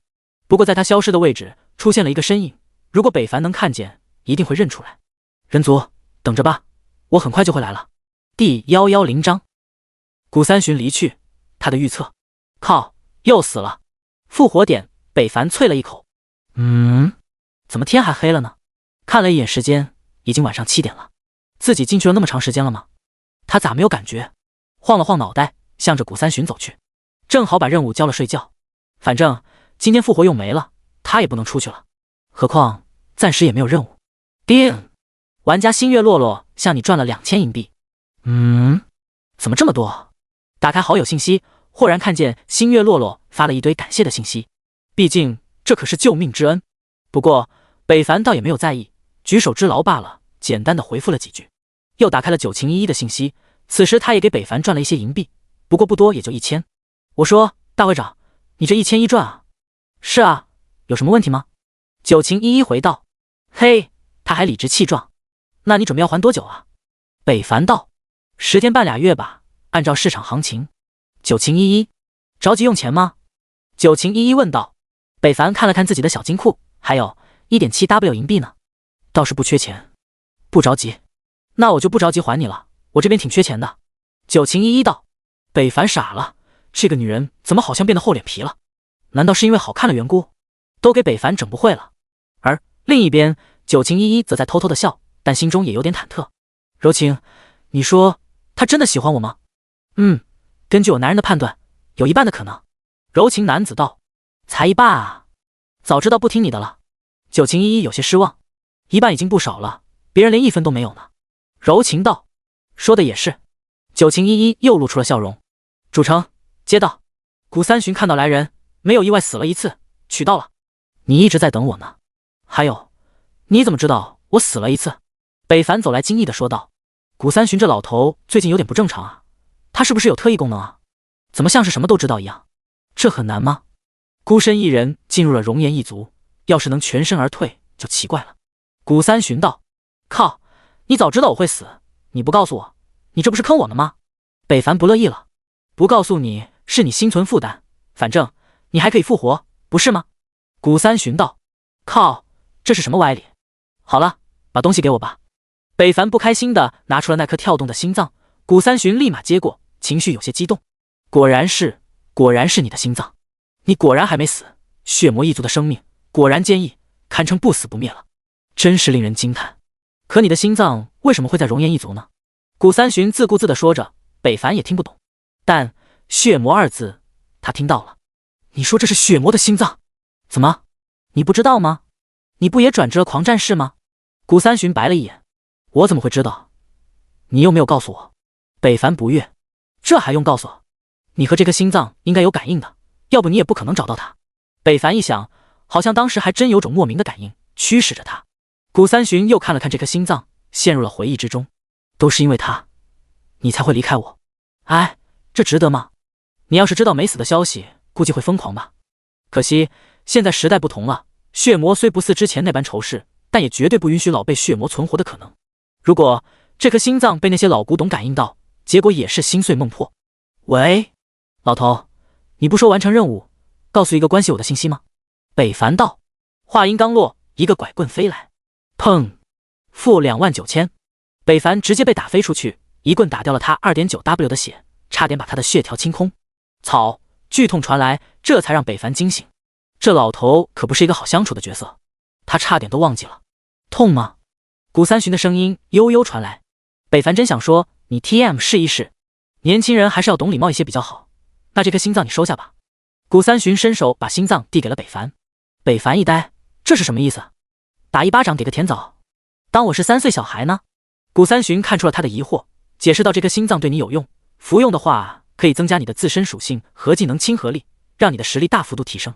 不过你也不用着急，一切随缘。不说还好，说了北凡更糊涂。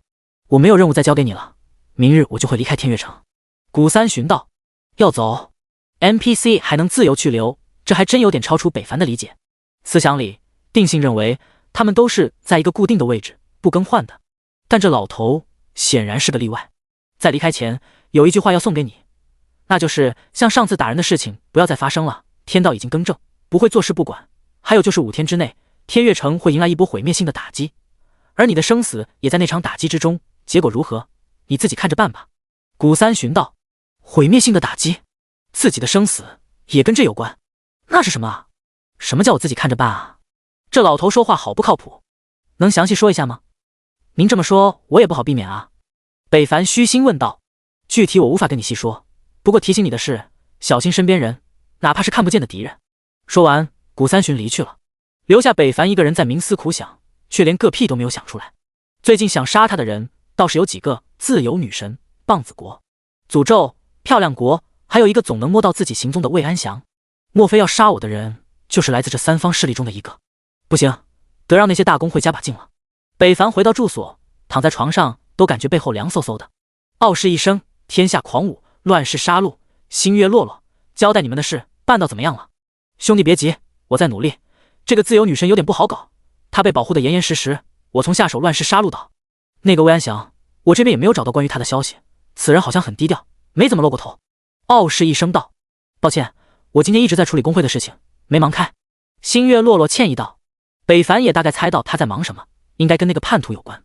我倒是找到了这个叫魏安祥的一点信息，此人曾做过打家劫舍的苟且之事，实力不俗，装备不俗，好像还触发过隐藏任务，曾有人看见他光着屁股跟一个孩子玩。天下狂舞道。第111章狼星沧海纳剑。面对北凡的问题都给了答案，但这都不是他想要的。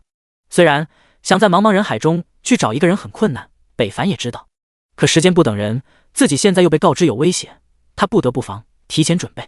可好像也没什么可准备的。不对，自己是不是忘了一件什么事？北凡拍了拍脑袋，这记性真是没谁了。给九晴一一交易后，他还有一件史诗级装备没看呢。这么重要的一件装备，他怎么都给忘了呢？膨胀了，拿出那颗戒指，闪耀着粉色的光芒。沧海纳剑，等级22，品质史诗级，职业要求所有职业，魔法防御加2000，附加属性1，力量加100，体质加100，附加属性2，免疫不高于自己等级的普通伤害，附加属性3，免控负 30%， 技能暴走 buff， 消耗 20% 的血量，使自己进入狂怒状态，狂怒状态下力量增加 100%， 移速增加 100%， 攻速增加 100%， 所受伤害 x2 倍，持续20秒，冷却30秒。描述：海阔天空，无惧疯狂，跟我比狠，我只会比你更狠。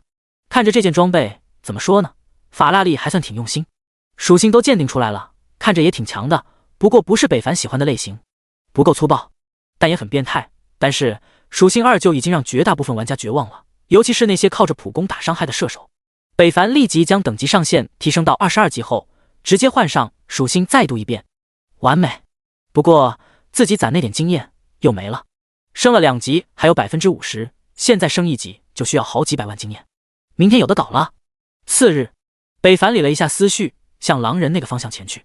自上回帮助傲视一生无果后，北凡就惦记了上了那个家伙，这回正好看看自己的血雷天罚能不能劈死那家伙。只要侦破他的弱点，应该不难。很快，北凡就到了狼人的地方，后者也像是看见老朋友一样哟。你这个人类又来了，怎么还想挨揍吗？你很喜欢打人吗？北凡也不着急，我们狼人一族虽生性暴虐，但也是很讲理的，打人这种事只是爱好。狼人道：其实我想知道你为什么在这里呢？北凡问道。虽然 NPC 都有固定的任务，为了那个任务不会远离固定的地方，但也有例外，所以北凡改变了这个客观的想法。为什么啊？狼人陷入了回忆之中，而他这一回忆好像是时间定格了一样，脸上逐渐变冷。下一刻，狼人身体陡然一动，开始剧烈膨胀。操！北凡被吓了一跳，这一幕他熟悉啊，这不是狼人要进化第2形态的前奏吗？可他为什么突然就要进化了呢？刚刚聊得好好的，说变态就变态啊，这 TM 也太不讲武德了吧。此时的狼人再也没有了之前的那副和善的样子，取而代之的杀戮和暴虐。巨大化膨胀后的身体让他变成了一个真正的战士。北凡不敢再犹豫，本身血影从背后涌出，手持血剑对着狼人刺去。负34500，伤害不高，但北凡的目的也不是靠他来打伤害。只见被血影刺过后的狼人巨大身体中间心脏的位置出现了一个血色印记，在那里不断跳动着，仿佛在告诉北凡那里就是 BOSS 的弱点。吼！身体被刺，狼人怒吼咆哮，视线锁定，杀意滔天。北凡在他的眼中看到了无数尸体的堆积，看到了残暴杀戮的狼心。眼睛是心灵的窗户，做不了假。这个狼人一定杀了很多很多的人，这更加让北凡确定了击杀他的想法。抬手间，天地风云色变，与其同时，铺天盖地的狼爪也将北凡包围，绝命杀招使出，但终究还是败给了北凡的血雷天罚。雷电成，雷劫下，天雷之下，众生平等。雷劫击碎了那盖天狼爪，击杀了那残暴的狼人。雷击之下，寸草不生。北凡又体验了一把空中飞人，还是在如此近距离之下，身体更加不受控制。等他落地时，已经是3多分钟后的事了。万幸他没死。回到狼人的死亡之地，是看见了一地的尸骸碎片，其他的他一样都没有看到。也不是什么都没有。北凡在一块被击碎的土包下面找到了一颗心脏，那是狼人的心脏。提示：恭喜您获得狼心。注：狼心，狼子野心，吃下这颗心脏，你将获得意想不到的收获，同时也要承受这东西带来的后果。又是一颗心脏，算是诅咒之心和那颗血红之心，他都有3颗心了。而且神奇的是，这3颗心脏还处于可以使用的状态。怎么，这是嫌我心眼少，让我补吗？北凡轻笑了一下后，发现没有其他东西，他只好离开去刷怒气值了。任务没一个，只能攒怒气值，搞一搞副本了。殊不知，就在他离开不久，一个狼头人身的家伙从远处走出，目视着北凡的离去。狂战士，天道雷劫，这个人的身上藏着什么呢？有趣，真是越来越有趣了。好像这天也要变了吧？我也该回家收衣服了。3个小时后，北凡终于攒满了怒气值。北凡发现，现在攒怒气值好像越来越慢了，应该跟自己等级提升有关。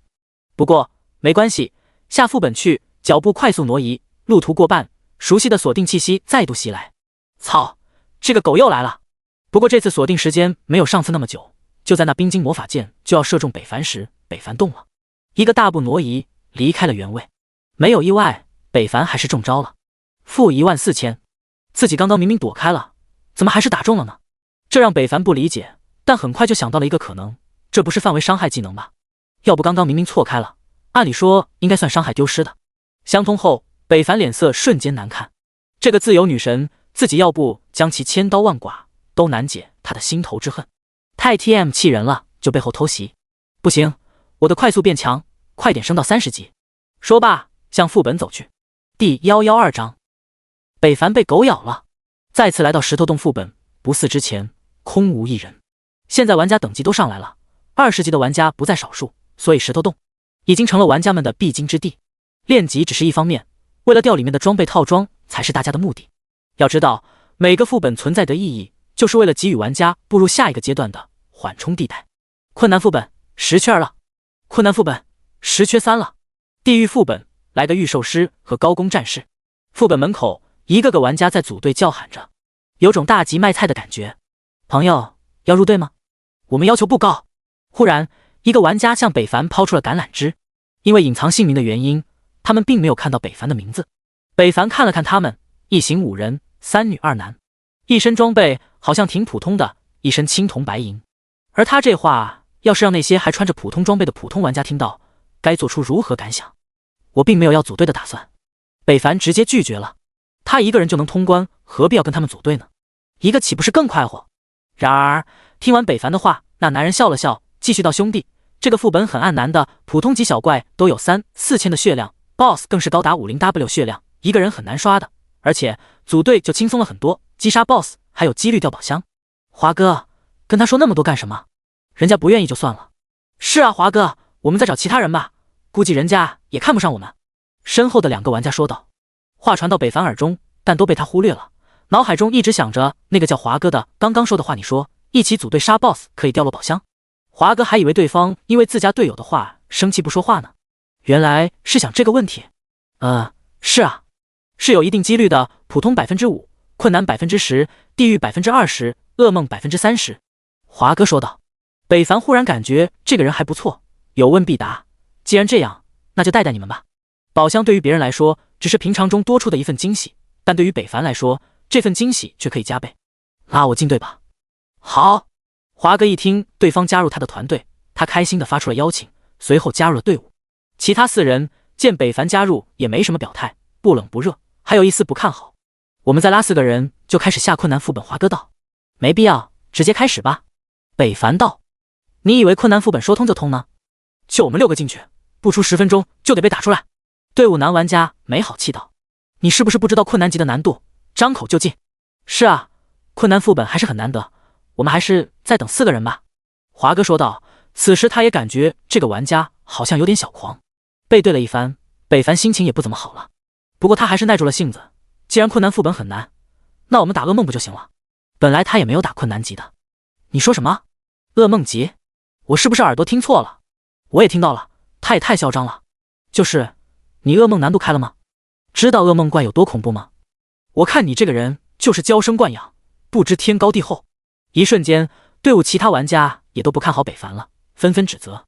就连队长华哥都觉得是不是叫他入队是个错误的决定。被群嘲，尽管北凡心性还算不错，脸色也拉了下来，一字一句阴冷道：“你们怎么知道我没开噩梦副本？”哈哈，牛是不是上天了？这家伙吹得厉害，就你还开噩梦副本？我看你连地狱是啥都没见过。对啊，你要是真开了噩梦副本，那你禁啊女玩家也复议。狂妄的家伙，队长，你把队长权限给他，让他原形毕露。是啊，队长，你把队长位置给他，让他再装。华哥一时间也处于左右为难的境地，怎么搞得变成了现在这个样子？可万一他要是开了普通级副本，那我们岂不是被坑了？有个女玩家说道。没事，他要是真开了，我们直接退出来就是了，反正普通级也不掉套装，我们打不打没有意义，也不损失副本次数。每个玩家每天可以打副本难度各一次，也就是说一天一共可以打4次，普通、困难、地狱、噩梦。他们肆无忌惮的嘲讽，北凡真想给他们一脚，让他们知道38鞋跟42脚也是匹配的。那个，要不你退队吧？华哥为难道。华哥，叫他退队干什么？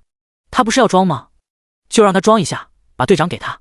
一直叫嚣的男玩家道。你少说2句。华哥不悦道。北凡闻听却笑了，今天要不证明一下自己，看来还被人小瞧了呢。也怪他之前为人实在是太低调了，是个喷子都想踩他一脚。也罢，既然这样，那就把队长给我吧，我就好心带你们开个噩梦副本。组队开副本选择难度，只要是有一个人拥有最高难度，其他玩家没有也是可以进入的。不过要是因为实力低下，中途死了是无法分到奖励的，但经验还是会分到的。你答应了？无脸懵逼的看着北凡。是啊，你们都如此说了，我要是再怯退，岂不是让狗眼看人低了？北凡意有所指的看向那位叫嚣的玩家，后者也不傻，当即听出了是在骂他，大吼：“你说谁是狗？我说你了吗？成语都不懂。”北凡道：“你好啊，好。”那叫嚣的男人被气笑了。我让你装，你还想强撑是吧？一会进游戏要是普通级，看我不把你喷的祖坟冒青烟，我跟你姓。事已至此，华哥也不再坚持，将队伍权限给了北凡。其他3位女生对北凡的态度也从质疑变成了猜疑，还有一丝小期盼，是怎么回事？进呢？怎么不进呢？怎么装不下去了？叫嚣男人不放弃任何一个叫嚣的机会。北凡轻笑，那就好好睁大你的狗眼，好好看见。选择副本难度，噩梦。第113章，装得多狠，打脸就多疼。天旋地转后，孤零零的6个身影就出现在了石头洞噩梦难度。真的进来了，他竟然真有石头洞噩梦级别的。不可能，不可能，怎么会这样？他有什么资格？叫嚣男子。就在几人还在懵逼和震撼中，一股莫名的诅咒之气扑面袭来，一只石头怪性情暴躁的冲来。如此大批量的怪物冲刺，直接把他们给吓傻了，本能的想要逃离。可惜他们陡然发现副本竟然退不出去。提示：副本已被诅咒，除非死亡，否则将会一直进行。糟了，我们要被他害死了！完了，白白浪费一次复活的机会。都是你有噩梦你就说啊，非得害我们干什么？被人带通过的就以为牛逼了呀，装什么？现在我们都要死了。在进来之前，那些人还在叫嚣着，进来后又怕这怕那，真是把北凡恶心的够呛。尤其是那个叫嚣的男人，一嘴的粪，怎么喷都喷不完。这种人就该被按在地上摩擦，直至脱胎换骨，否则难以改变。可惜北凡没有那个时间，噩梦难度的石头洞他也得小心。所以在石头怪攻来时，他直接舞剑反击。其他几位玩家也如惊弓之鸟，面对破10万血量的小怪，忙得手忙脚乱，伤害也低得可怜。也就那个叫华哥的可以打出1000多点伤害。靠，都什么时候了，还想单打独斗？你以为你叫嚣男人看见北凡一个人进攻不管他们，直接怒道，可话说完一半，竟然看见一只小怪倒了下去，很明显是死亡了。安静了，5个人都被北凡这一手惊呆了。哇，大佬啊，他竟然把10万血的小怪秒了，这哪里是大佬，简直是巨佬。华哥也深深地看了对方一眼，这一刻才知道自己的眼光是多么正确。对于几人的反应，北凡并没有看到，他依旧在与小怪交战。其他5人见状，既然有大佬，那就背靠大树好乘凉，纷纷躲在了北凡身后，佯装攻击。叫嚣的男人也闭上了嘴巴，眼神闪过一抹害怕。得罪这样的强者，自己以后怕是要低头走路了。战斗了一会，北凡掐指一石头将军要放投石了，他停止了攻击，一个箭步冲了上去。身后的5人傻了，本来背靠大树好乘凉，可大树却长脚走了，把人们露了出来。他怎么冲了上去啊？不要命了？就是啊，一直这么刷不好吗？靠，我看这小子就是想存心搞死我们，见我们都躲在他身后，他来气。叫嚣男人道：“他这么小气啊？”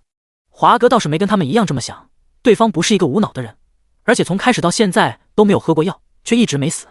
他可是知道那些石头怪的伤害有多高，这一点就证明对方的绝对血量超高，还有回血神技，要不绝不可能这么久不用药，并且一身装备一定好到离谱。他不禁想到已经快进 2W 评分的第一大佬，一剑破天。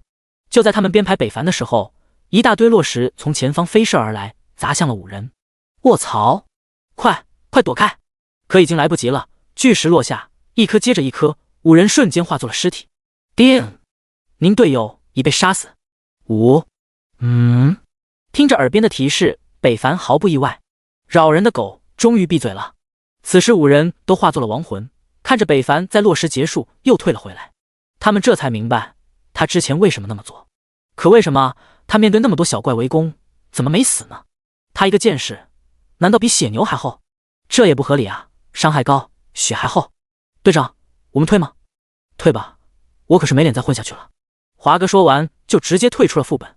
其他3位女玩家叹息了一声，埋怨地看了之前叫嚣的男人一眼，也跟着退了出去。最后剩下的那人见其他人都走了，也跟着退了出去。不过在离开前，看到那个依旧在不断杀戮的北凡，双腿隐隐发抖。副本外，华哥见那3个女玩家都退出来了，他们又自然地组成了一队。等叫嚣哥出来后，见华哥他们还在，也兴奋地过去想要进组。还没等华哥说话，其他3个女玩家直接不乐意了。华哥不带他，就是不带他，他人品有问题。就是要不是他，我们可能都被大佬带通噩梦副本了。一时间叫嚣哥就这么被唾弃了。华哥也表态了，你去别的队伍吧，我们还要组其他人。没办法，叫嚣哥无奈离去，心中咒骂：这3个婊子，不是老子带你们的时候了。草，早知道一箭射死你们3个婊子，敢嫌弃老子，你给我等着。此处不留爷，自有留爷处。随后他就去寻找了别的队伍，可在石头洞门口转了一圈又一圈，都没有人要他。只因在他这出来之前，那3个女玩家就把他之前嘲讽北凡的话都说了出来，并将他按在了道德的底线，骂的什么都不是，导致石头洞其他玩家都没有人愿意要他。操，这3个婊子竟敢背后阴我！好啊，好，此仇老子一定会报。没人阻他，那他就去刷别的怪，副本老子还不下了呢。随后走出翻本范围，向着野怪刷新点走去，嘴里还不停骂着。殊不知他的一举一动都被隐藏在暗中的一个人盯上了。下一刻，叫嚣哥如常的走着，一把暗黑色的匕首冷不丁的出现在了他的脖颈，一点鲜血流出，透心凉。叮！提示：你已遭受了玩家魏安祥的攻击，反击不再产生杀戮值，杀戮值过高影响 BOSS 掉落。虽然你这身装备差了点，不过也能卖点钱。叫嚣哥一惊，他这是被偷袭了，当即愤怒想要反击，一记破万点的伤害自他胸口冒出，叫嚣哥痛饮倒地，死得稀里糊涂，连杀他的人脸都没有看到。还真是弱，还只掉了一件青铜装备，太寒酸了也。殊不知这是叫嚣哥最为贵重的装备之一。此时的他早已在复活点哭的生离死别。第114章，魏安祥被围殴致死。终于找到你了。就在魏安祥捡起那件准备时，四周却突然出现了10多名玩家，有男有女，武器对准了他。魏安祥没有太过意外，毕竟被他杀过的人有很多，想着回来报复自己也正常。不过能准确的找到他，他们也算是有本事。魏安祥废话不多说，前行状态再次开启。围住他的玩家愣了一下，他不是刚开完前行状态吗？不知道啊，大家小心，有没有驱散，把他照出来。我有，一个女法师说道，随后开始吟唱，准备施法。而就在他释放中，身体突然穿出了个什么东西，低头一看，那是一把带血的匕首。负4000，那就先结果你好了。魏安祥贴着这个女玩家脖颈冰冷道，单手握着的匕首在手中一转，2次伤害冒出，那位女玩家惨叫一声，应声倒地。几息之间，魏安祥就杀了一人，其他人顿时大惊快，急火秒了他。他伤害非常的高，顿时间所有人都集中在了魏安祥身上，各展其能。有人释放火语术，有人释放近战冲锋，还有射出致命一击。但等他们攻击眼看着就要落到魏安祥身上时，他的身影再次消失了原地。很明显又施展了前行，一发发技能落空，也把他们的阵型打乱。魏安祥再度出手，依靠绝高的移速快速穿插每个人之间，看准时机就给一人一刀，对方要攻击他就跑，这可把他们气坏了。可刚想反击，忽然发现对方又没了身影。操，他能无限前行啊！这 TM 也太赖了。这些玩家都是大公会的精英，何时受过这种气？当即就通知了自家会长。很快那边就收到了消息，与此同时，星月洛洛这边也收到了消息，立即叫上了姐妹，向着主城外赶去。战斗还在进行中，魏安祥依靠走位，在这段时间又杀了几个远程法师后，也失去了玩闹的兴趣。他知道他再不离去，自己就要倒大霉了。这些家伙没有普通玩家那么好杀，而且他们背后一定还有着其他人。要是再叫来人，他就麻烦了。他可以乱战中取玩家首级，但却无力对抗整个公会。再次开启前行状态，消失在大家眼前，慢慢向外挪移，直到消失在他们的包围圈，转身就要离去时，一声怒吼响起，直接把他的前行打断，使他原形毕露。顿时那些玩家都集中在了他的身上。操，他要跑，杀了我们这么多人，他还想跑，给我杀了他！对，上，干死他！魏安祥不屑地瞥了那些人一眼，而后眉头紧锁地看向前方，那里站着几个人，以一个御兽师为首。这人他还见过，正是在墓地那里，他当时还与对方交过手，最后谁也没奈何谁，算是平时。但他没想到此人也会来对付自己。我们没有深仇大恨吧？的确没有，不过你这个人看着就让人生厌。傲视医生慢慢走来，身旁跟着灰狼和丛云虎，一只小蝴蝶也趴在肩膀，同时天上还飞着一只大鹏鸟，直勾勾地盯着魏安祥。看来你是非要与我过不去了。魏安祥道。杀了他！傲视医生直接下令，身后的玩家和他的兽宠一拥而上，后面的玩家也向其扑了上去。一时间魏安祥腹背受敌，脸色难看到了极致。这次他没有使出前行，因为就算使用也会被打断，而且天上那个大鹏鸟给他的感觉好像能看透一切一样，所以他脚底生风，腾空一跃，速度堪比滑翔翼，竟在空中划出了一个弧度，一下子就脱离了包围圈，眼看着就要逃走。但傲视一生却不慌不忙，轻轻一笑。下一刻，他这边的一个女玩家忽然吟唱，瞬发了一个技能，瞬间把要逃离的魏安祥打了下来，确切的说是禁锢打断了对方的行动。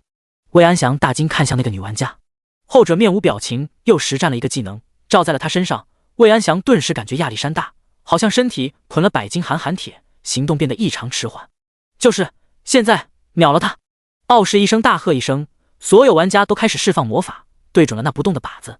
魏安祥却着急的要死，2秒后禁锢刚解，他刚要逃离，却发现身体怎么使劲都走不快，像蚂蚁一样缓慢。他顿时大感不妙。也就在这时，玩家们的攻击落下，魏安祥直接被淹没在了这漫天绚丽的技能之下。嗝屁了，会长他死了。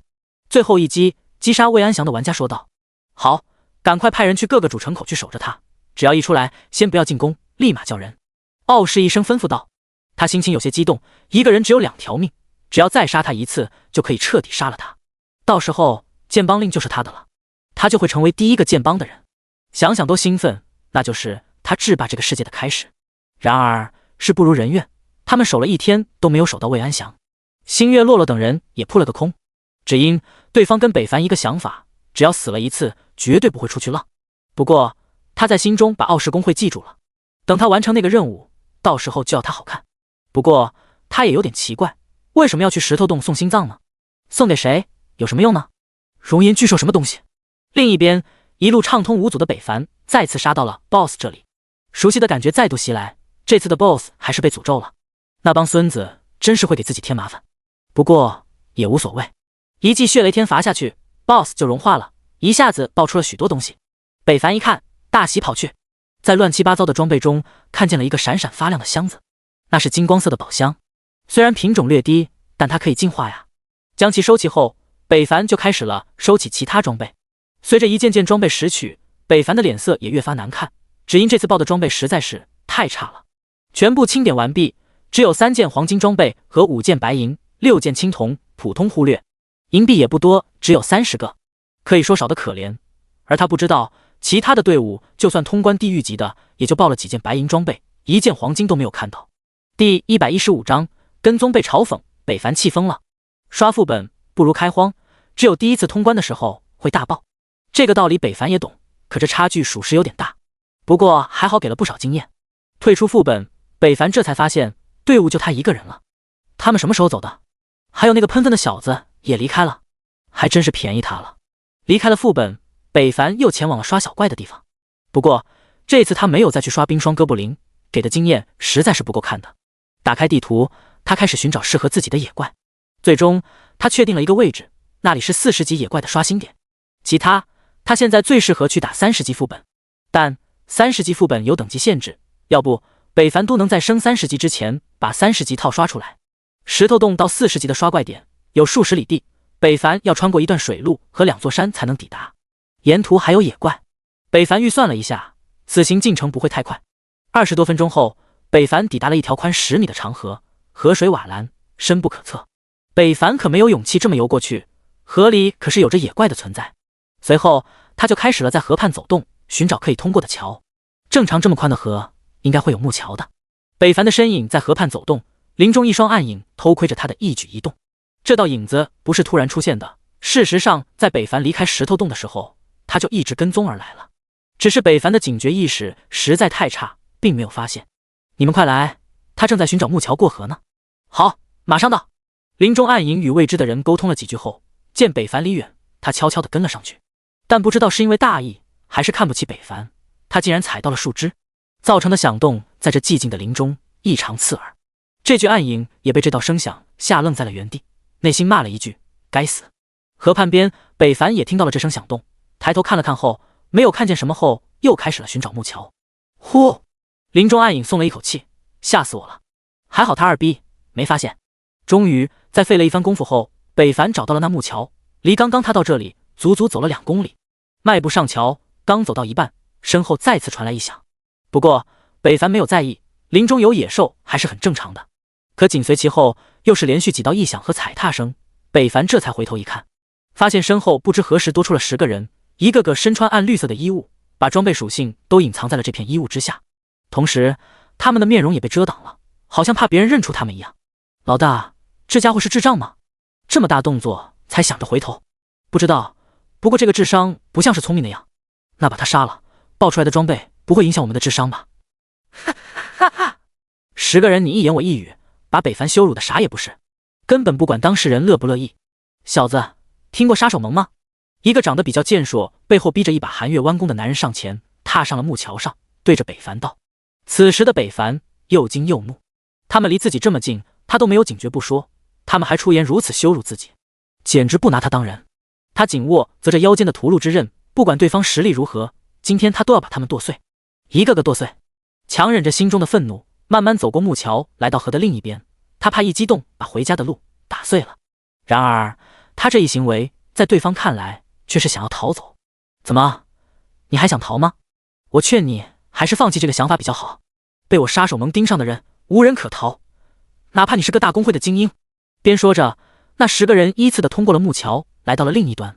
他们发现那人竟然没逃走，反而待在原地，一脸阴沉的看着他们，那眼神好像要杀了他们一样。1个2个8个，小子，你还算识相，那就把身上值钱的东西交出来，我可以放你一马，否则我们可就要动手了。提醒你一下，被我们杀死不只是会掉装备，还会扣除1个等级。为首的那人威胁道。见北凡不说话，他们还以为吃定了他，然而他们不知道北凡一直在心中默念着他们的人数。9个10个，人数够了。一股强烈的杀机浮现，前方离得最近的杀手瞬间不寒而栗，震惊地看向北凡。没人比他们更懂杀气是什么。你们这帮杂碎，都给我死！北凡大喝一声，面部狰狞的一个大跳跃起，屠戮之刃被血液灌溉，在空中划出了一个弧线，带着北凡的愤怒，血色大崩骤然落下。这些杀手盟的人谁都没有想到对方会出手，但因为职业素养的原因，他们每个人的反应力都是顶尖的，当即就做出了反应。射手法师后退，战士顶上，刺客偷袭。但北凡毕竟先手，当血色大崩落下时，3道伤害从前面最近的3个人头顶冒出，负30040，负30600，负32000。3人瞬间被淹没在了血色之中，成为了血液的一部分。其他7人一见，惊恐地看着北凡。卧槽，这 TM 是什么伤害？一个技能秒了3，他们可是双防都高达3000点以上的存在，还有50%减伤，竟都被秒了。他是怪物吧？北凡看见了他们眼中的恐惧，但且无法化解自己心中的愤怒，敢如此小瞧自己，那就做好死的觉悟吧。暴走！北凡身体冒出了一阵红色的强光，将他整个人包裹，同时他的攻速移速大幅度提升，一个左步挪移达到了攻击距离，一记血气剑爆将一个法师融化，同时也打断了他的施法。也就在这个时间，那些剩下的6个杀手也顾不得震惊了，开始反击。6个人中3个射手，2个法师，1个御兽师尽显其能，3发普攻下去，打掉了北凡0点生命。这3个射手又来了句国粹，卧槽，一点伤害没有。与此同时，法师的攻击也落下了，2发火球术打掉了北凡 1.2W 的血量，伤害属实不低，但依旧没把北凡杀死。至于那个御兽师还在召唤兽宠。第116章魔神卡尔。被6人同时围攻，北凡依旧不落下风。待他们一轮攻击结束，也到了北凡的反击时刻。脚步一滑，快速冲刺，来到一个法师近前，一记血十字斩将其身上的暗蓝色的罩柱打碎，那是法师的专属魔法护盾。随后一记上撩之剑送其回家。吼！一声兽吼从侧面传来，那御兽师发动了攻击。2个迅捷如风的豹子踏风而来，一爪爪撕裂着北凡的身上，但低微的伤害却只打了不到2000点，还不如那个法师的1半伤害。1秒后，血神之力发力，北凡的生命被抬上一阶。北凡愤怒不减，盯着3个射手的伤害直奔那最后的法师而去。后者见状都想骂娘，放着最近的射手不追，却来追老子。他当即放弃了手头的施法动作，慌忙的向后逃去。他可是见识到了这个家伙的恐怖，一个技能秒人，也不知道是哪个变态。如果他有空看一眼聊天信息，就会看见死去5人的尸体在好友频道里疯狂打着信息，叫他们快逃。那是一剑破天。好，又是一只猛兽降临，御兽师使出了全力，想要尽力阻止北凡，但北凡王八吃秤砣，铁了心要杀这个法师。其他人对自己威胁不打，打的伤害还没有自己回得多，只有这个法师能对自己造成一丝威胁。一剑带着黄土色的气息的魔法剑正中北凡肩膀，负6500。北凡瞬间被定在了原地，但过了 0.7 秒后，那种束缚就消失了。再次追那个不顾队友疯狂逃命的杀手，释放这一招的射手猛了他到底有多少血啊？这么一会儿都干掉他 2W 加的生命了吧？还有我那一剑也没到1秒的定身时间啊，是不是出 bug 了？ bug 个屁，还不快救人！御兽师大喊。此时的他满脸大汗。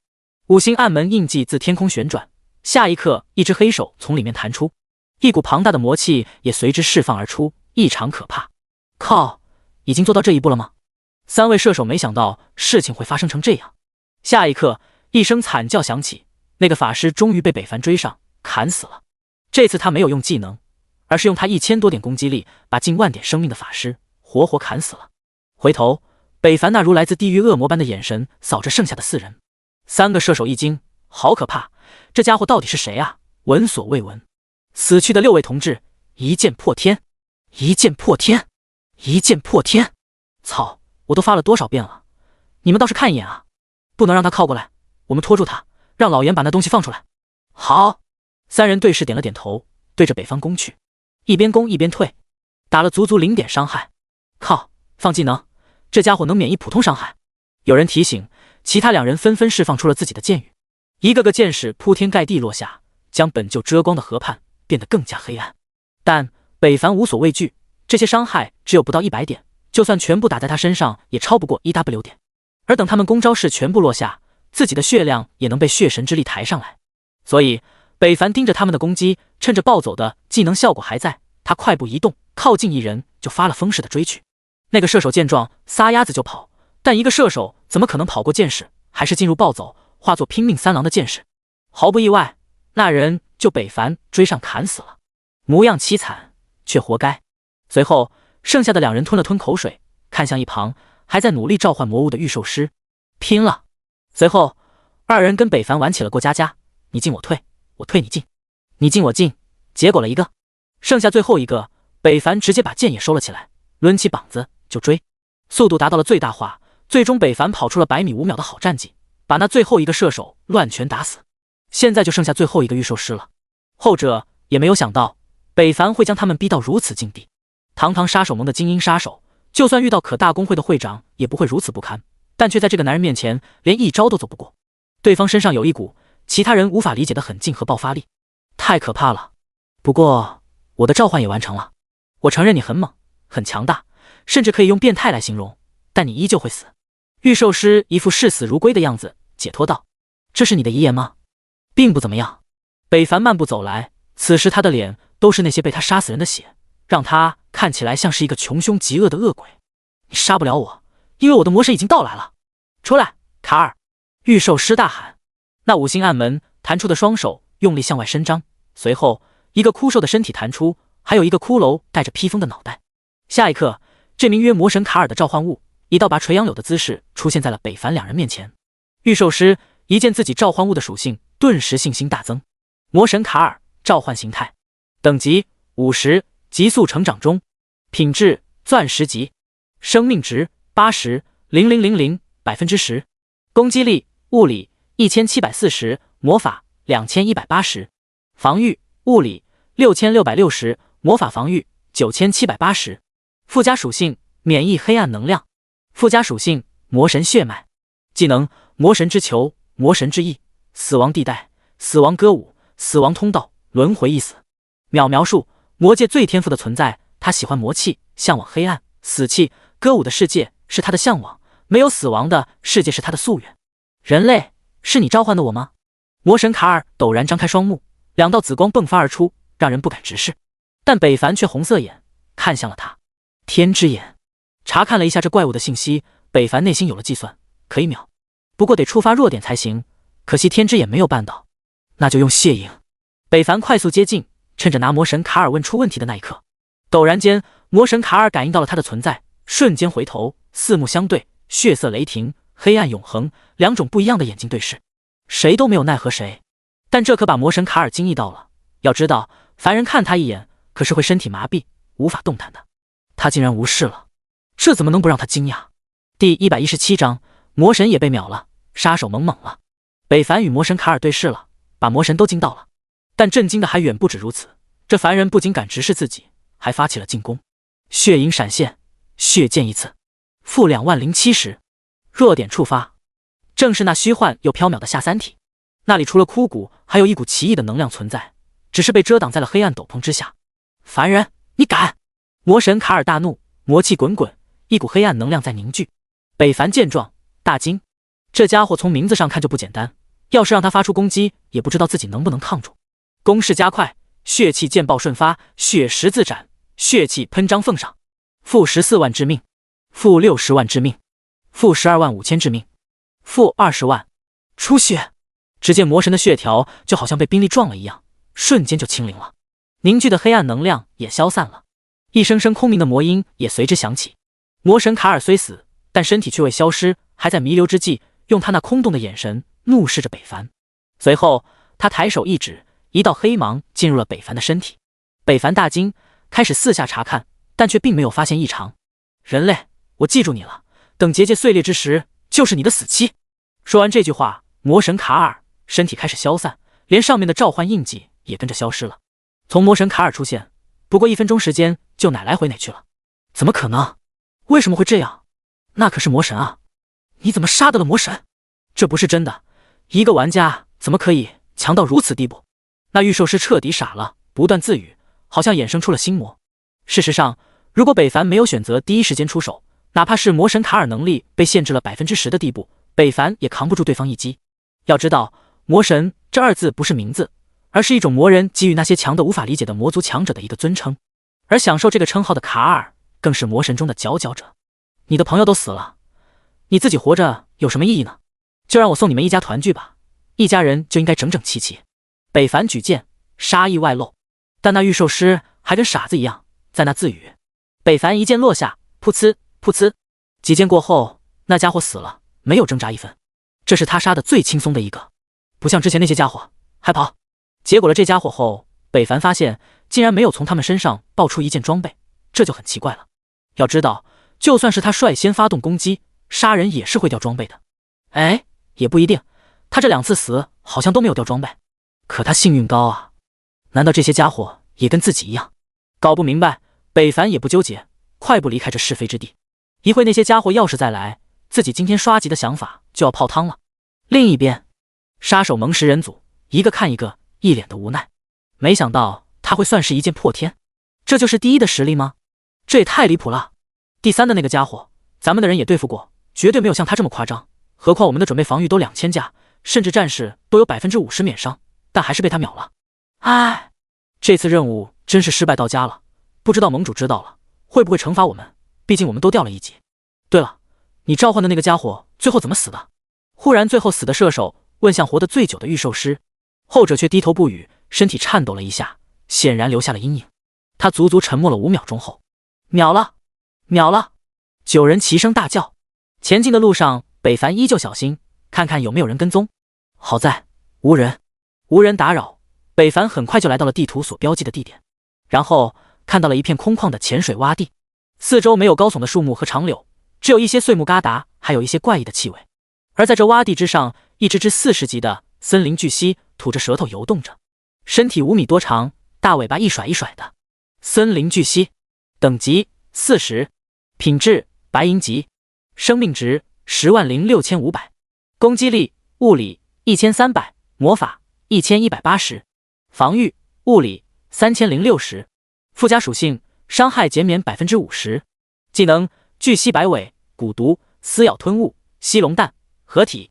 描述：生长在沼泽附近洼地生物，生性冰冷，喜欢吃一切的东西，尤其是人。哟，这家伙描述不一般嘛，再配上他一身属性，还真是不凡。40级就有如此高的属性，已经远超过30级普通怪了，都堪称小 boss 了。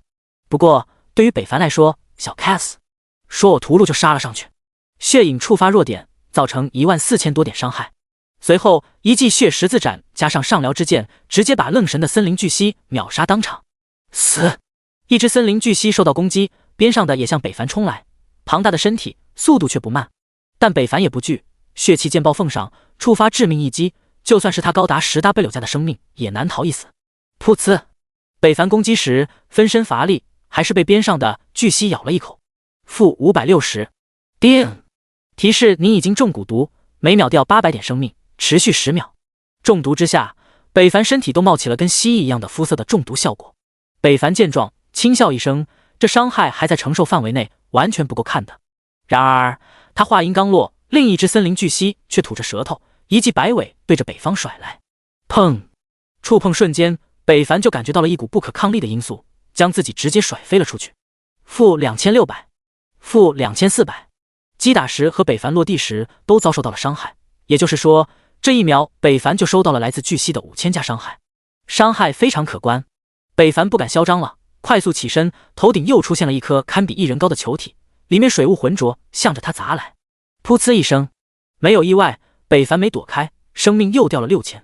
这下他意识到了不对，这森林巨蜥一只不可怕，北凡随便捏死，但是再多几个互相配合，他也受不了啊。第118章，好人好事，活雷锋还没有消息吗？他已经逃出了天月城，我们的玩家亲眼看着他离去，到现在都没有回来。星月齐齐道：会长，你就是太仁慈了，我当时就说你立即杀了他，否则日后必定会咬你一口。星月厉厉道：唉，她毕竟是我20多年的姐妹。星月落落一脸悲伤，可是没想到他放过了对方，但星月佳佳却没想放过自己。就在今天下午，他竟然带着一众陌生的黑衣人堵在他返回主城的路上，把自己给杀了。查出那些人是谁了吗？星月落落道：杀手盟，一个专门替有钱人办事的杀手组织，曾出手刺杀过排行榜第3的 YD 阿三。星月果果道：竟然是他们！星月落落一惊，这个组织他并不陌生，甚至在他们这个圈子都是如雷贯耳的存在。杀手盟一个只为利益不为人的组织，内部错综复杂，经常接一下高难度且极具危险的任务。只要你给钱，就算你让他们杀个工会精英或者会长，他们都不带犹豫。甚至是 NPC， 他们也会冒险尝试，但前提是得有钱。而且这个组织发展迅速，尤其是现在在这个充满未知的世界中，他们更加如鱼得水，杀人越货飞快成长。同时他们还潜藏在各大公会玩家之中，根本不知道对方的具体底细，因为他们的关系网比任何一个大公会都强大。等你查到他，也意味着被他们所侦查到了。别看他是杀手，冷血无情，但却很团结，因为这就是杀手盟一直长存不败的原因。要对这个组织追查吗？算了，还是把精力放在星月佳佳身上吧。星月落落道：他现在有点心累，本来是去杀魏安祥，争夺剑帮令的所有权，却被人劫杀了，想想还真是丢人。刷怪点，北凡正小心走位，边跑边放技能，伺机而动，与森林巨蜥展开拉锯战。他游离在野怪中间，尽量少受伤害。不一会儿，一只巨蜥尸体倒下。经验加2500，经验加2500，舔包。杀了这一片，北凡又继续前进。如果血量没有恢复到巅峰，他就等一会。依靠无敌的回血和拉扯，这帮巨蜥被他玩懵了。巨蜥要是会说话的话，人类坏得很。突然，北凡刚到下一片区域，两只蜥蜴竟开始向他冲来。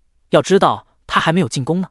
而这还没完，两只巨蜥在急速奔跑下，竟然开始相互靠近，最后竟然神奇地融合在了一起，变成了一只10米长、3米多高的庞然大物。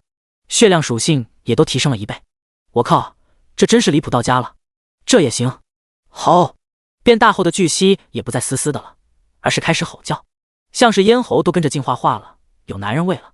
可北凡没时间欣赏，技能都在的情况，他招招触发弱点，后者还没开始撕咬就被秒杀了。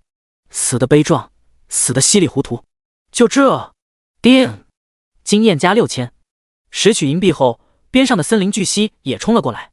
死！吐着大舌头，北凡都被他这招恶心坏了。主要是这货不只是吐舌头，有时候还用这舌头舔你，你说你受得了受不了？也受不了啊。所以北凡丝毫没有留情，无情的砍杀着，直到身体疲惫，天色渐黑。北凡的经验条260%，又够升2级的了。他高兴地返程而去，来时缓慢，回去倒很容易，也算轻车熟路了，省了将近一半的时间。不过就在他要出丛林，看到主城时，突然看见在大角牛远处，一个女人的身影跟着几个黑衣人在说着什么。北凡好信啊，也就靠近看了看。这不看不知道，一看那女人还真不赖。当然这不是重点，重点是那个女人他还见过。这不是陷害想要星月洛洛死的星月玩家吗？怎么星月洛洛还没杀了他？他不会圣母到可以原谅想杀自己的人吧？不会吧？北凡觉得不会，可能是对方依靠着主城保护，死了一次就不出城的想法，逃过了一劫。所以北凡好人好事做到底，当即将这个消息告诉了星月洛洛，并发了地址。后者也没有让他失望，果断发了一条：谢谢，我马上叫人过去。北凡没问你咋不过来，反正好事做完了，接下来就是看热闹了。那个女人也聊得起劲，也不知道聊啥呢。北凡也听不清，只能寂寞等待。几分钟后，忽然周围出现了异动，有20多个身影快速地向那几人靠近着，手握武器。不用猜就知道星月洛洛派人来了。那么好戏就要开场了。果然在双方距离10多米的时候，星月佳佳和黑衣人瞬间发下四周多了许多人，把他们团团包围。星月七七，你怎么知道我在这里？星月佳佳惊声尖叫。然而星月琪琪可没空回答他的问题，大喝一声：姐妹们，杀了这个忘恩负义的婊子！杀！顷刻间，杂草丛生的丛林里五光十色，技能飞起，绚丽无比。假交战不过1秒，丛林就燃起了大火，其中2个黑衣人直接被秒了。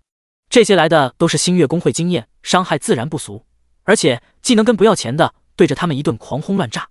这不一轮攻击刚结束，北凡直接拍手叫好，干得漂亮！不过这准确度低了点，导致那星月佳佳第一波没死，等第2波降临时，他已经用闪烁之光跑了出去，而他闪烁的位置还正好是北凡这边的方向，一脸的慌张，拼命的逃。今天如果再死，那他就真的彻底死亡了。因为就在不久前，他被一只雄性猕猴粗鲁的折磨了1个多小时，最后不堪重负死亡了。星月琪琪见对方逃出了自己的包围圈，顿时懊恼，叫了几个人快速奔来。可按照他们这个速度，不等他们追上星月佳佳，对方的闪烁之光就好了，到时候再想击杀就更加困难了。北凡见事情搞成这样，很是无奈，这都能让他跑出来，没办法，好人还得继续做，但不能高调。随后他就趴在了地上，隐藏在矮草中慢慢蠕动，像个大蛆一样，最后横在了星月佳佳的必经之路。第119章见钱眼开，一剑杀必迟。时间缓缓过去，脚步声渐渐逼近，北凡能亲切地感受到对方的快速接近，甚至在对方离自己不足10米时，都能听见他奔跑中的喘息声。呼呼呼！终于，当他靠近北凡1米左右时，北凡突然腰部一挺，身体竖立，直接把迈步起飞的星月佳佳卡飞了出去。啊！与大地来了个亲密接触。由于速度太快，他甚至在地上滚了数圈，而这也正好给了星月琪琪他们可乘之机。姐妹们，他摔倒了，快冲啊！杀了这个婊子！北凡功成身退，又悄悄地挪到了一旁，继续隐身看戏。至于刚刚星月佳佳自己为什么摔倒，他已经无暇顾及，他已经再度被包围。见状，他顾不得疼痛，开始求饶、诉苦、装可怜。但星月琪琪一句都没有听进去。会长说了，谁杀了这个婊子，就给1000银币。闻听，星月佳佳也不再装可怜，直接破口大骂，准备反击，伺机逃离。而那些同行而来的工会精英听到奖金，个个双目放光的盯着星月佳佳，像看猎物一样，直接开始了施法，都想抢下这个人头。1000银币，那可是一笔巨款啊！谁听见说不心动？下一刻，血光乍现，剑气如虹，纵空而来，劈空而下，技能将至，死亡降临。啊不，我不要死！星月佳佳瞳孔巨睁大叫，她被这股血光压下，身体瓦解，化作了血色碎块。这是一个玩家死亡时的才会出现的现象。如果玩家还有命，就算受再重的伤害都不会碎裂，而是会直到复活身体消失。一道沾染血气的身影落下，与此同时，那些星月工会精英的攻击也落下了。冰剑、火球术、巨石术等数个技能重重地砸在了北凡身上。-3800，-2000，-3260，-3020，瞬间，北凡就被打掉了近2万的血量，背后都出现了烧焦的痕迹，这是火球术的焚烧效果，疼的北凡一脸的难看。在场的人释放完技能也是一愣，这谁啊？星月佳佳那个碧池呢？就是啊，这货谁啊？是不是他把那婊子救走了？在场的人除了星月琪琪，都是一些第一次见北凡，并不认识。第一反应就是北凡一定跟那个碧池一伙的，要不他怎么出现在了刚刚那个碧池的位置？就在他们用动手杀了这个多管闲事的家伙时，星月琪琪惊喜到破天大哥，你怎么来了？琪琪，你们认识？闻听，其他星月工会玩家看来，疑惑道：当然啦，这可是大名鼎鼎的一剑破天，你们不认识吗？星月琪琪欣喜道，而后跑到了北凡身边。其他人闻听都震惊地看着这突然出现的人，怪不得他扛了我们这么多人一击没死，原来是一剑破天，我还以为系统出 bug 了，我们刚刚是不是冒犯大佬了？可他为什么会出现在这里呢？所有人都很遗憾，北凡也很惨，直到现在背后的灼烧才慢慢消失。你们下手可真狠，嘿嘿，对不起啦，我们也不知道您会突然出现。星月琪琪替大家道了个歉，视线低头看见了脚下的血雾和好友里已经黑白的人名，他已经大概知道星月佳佳应该彻底死了。没事，我也没有怪罪你们的意思。北凡血量慢慢恢复，几秒后恢复到满值，疼痛感消失了，他也可以活动活动身体了。同时，另一边对那几个黑衣人的围杀也结束了，都靠了过来。破天大哥，这次多谢你了，回头一定让会长请你吃饭。星月琪琪高兴道，直接替自家会长做主了。但北凡显然不在意饭不饭的，而是认真到饭就不吃了，把那1000银币打给我就行了。星月琪琪，其他玩家，大佬还真是别具一格，我好喜欢这样的大佬啊，迷死人了。羞羞，这件事情告诉我们，大佬也缺钱。星月琪琪愣在原地，北凡还以为有问题，直接问道：你刚刚不是说谁杀了星月佳佳就奖励1000银币吗？没错，破天大哥您放心。星月琪琪反应过来道：北凡点了点头，走出了美女的包围圈，向主城离去，留给了他们这辈子都得不到的身影。高冷，北凡是认真的，主要是美女太多，他也有点害羞。不得不说，星月工会的妞真 TM 正点。回到了主城，北凡直接干饭，然后睡觉，顺便催一下自己的债主子九晴依依。后者又换了一个风格，不要着急嘛，哥哥，人家最近手头紧嘛，再给2天时间。但看文字，北凡都能听出原话的肉麻，浑身一哆嗦，起了鸡皮疙瘩。挺好的一个人，怎么变成这样了呢？难道你想当老赖吗？那边九晴依依看见如此直男的回复，埋怨了一句，真是不解风情。我们这几天都在刷石头洞副本，药量和卷轴都需要不少，所以花销也大，真的没钱还你。九晴依依恢复正常语气道：这听着还舒服了很多，记得你还欠我钱就行。北凡也不着急，催他一方面是顺带的，另一方面就是想催他，感觉他也挺好玩的。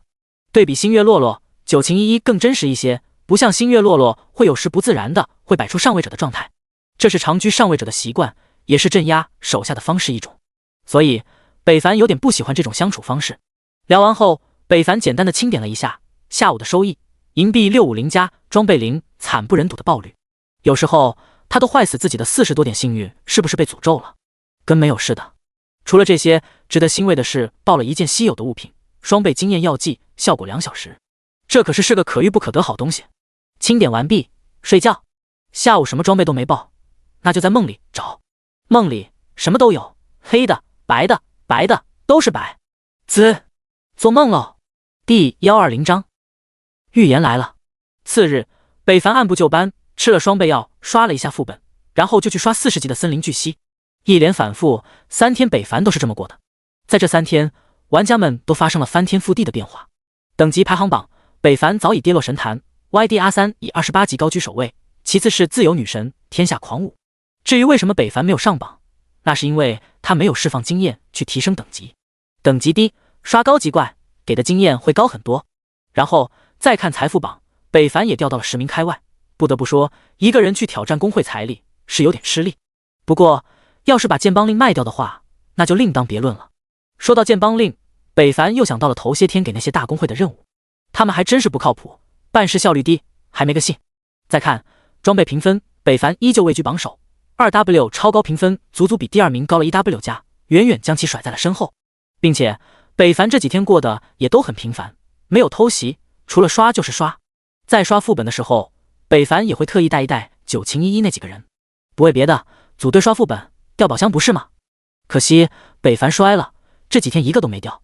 北凡还以为自己幸运出了问题，后来才知道柔情男子出门才使被霉运缠身3天，一切掉爆率都负 50%， 而这3天还都让北凡摊上了，真是倒霉到家了。大家都是熟人，北凡也不好说什么，打了个3000银币的欠条就算了。柔情男子也很懂得感恩，一番哭爹喊娘后拗不过，只好答应了。可柔情男子没有银币还不起，最后这钱又落到了他的会长九晴依依身上。而后九晴依依又多欠了北凡3000银币。美好的一天又开始了，北凡早早起来，吃完饭就准备出城。突然一声红色提示警告声雷鸣，主城公告，各位玩家注意，各位玩家注意，注意！一股来自未知的力量正向主城袭来，请大家做好战斗准备，保卫主城，保护家园。一连10条，快把玩家的耳朵都要震碎了。与此同时，一道震天吼声从城主府中射出，那声音低沉且威严。天月城的二郎们，一场未知灾难即将降临，望诸位为了全力配合城卫兵一起抵御外敌，保护我们的家园完整，同时也警告外来人，我们天月城也不是好欺负的。玩家不知道这是谁发出来的，但城内 NPC 知道，这就是天月城主的声音。清北平看向远处已经渐变的天色，眉头紧锁，这股气息难道是石头洞的异兽出来了？可这怎么可能呢？他们已经没有远古血脉了，应该冲不破那层枷锁才对啊。殊不知魏安祥早就在不知情的情况替对方解了围。石头洞副本本应该在刷副本的玩家，忽然在进副本后全体直接暴毙而出，一个个出现在了复活点中，不明所以，随后就听见了系统的提示。而另一边，草木结冻，大地颤抖，一股股震动从远方传来。随着声音接近，只见远处一棵棵100米高的树木并排倒下，像是被什么东西推到的一样。天月城城墙处，天月城主带着上千城卫早早的守在了这里。本以为突破了5阶可以安稳一段时间了，却又出现了这么一档事，也不知道以现在的城防能不能顶得住。看着下方清一色20多级的玩家，他就眉头紧蹙。这次的事件，这些家伙怕是难以插上手啊。不过当个炮灰拖延一点时间还是可以的，自己城卫少死点就行，毕竟都是跟了自己10几年的兄弟，忠心不二。很快天色阴云变幻，黑暗先至，熔岩火云在慢慢将黑暗吞噬，缓慢袭来。那东西倒地还是出现了吗？城下，北凡、傲视一生、星月洛洛3人站在一起，边上都是2位的工会玩家，九晴依依也在其中，只是没靠那么近。站在北凡旁边的都是龙国有名的大工会会长，他只是一个小工会会长的而已。破天兄，你怎么看？傲视一生问道。站着看呗，还能怎么看？北凡撇嘴。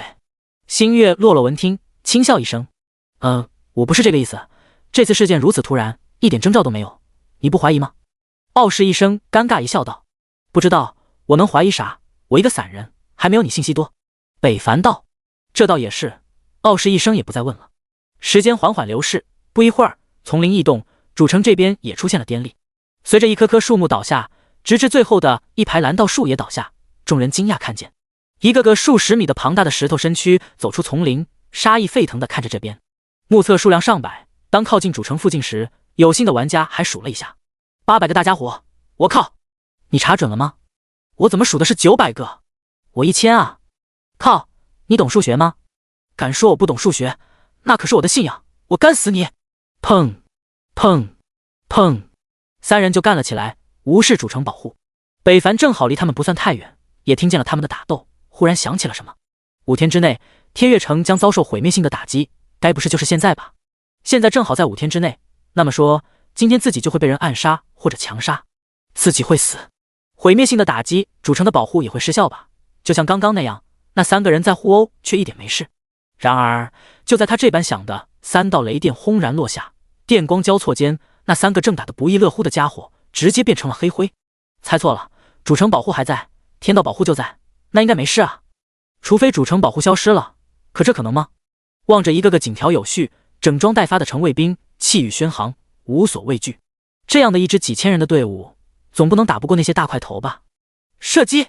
见那些石头巨怪靠近了主城范围，天月城主当即下令，射手法师进行远程攻击。城卫兵除了2000近战兵，还有40级左右2000人的远程兵。虽然职业大多数都是普通职业，属性一般，但数量多呀。一个个冰霜之箭如雨点般落下，大战就此打响。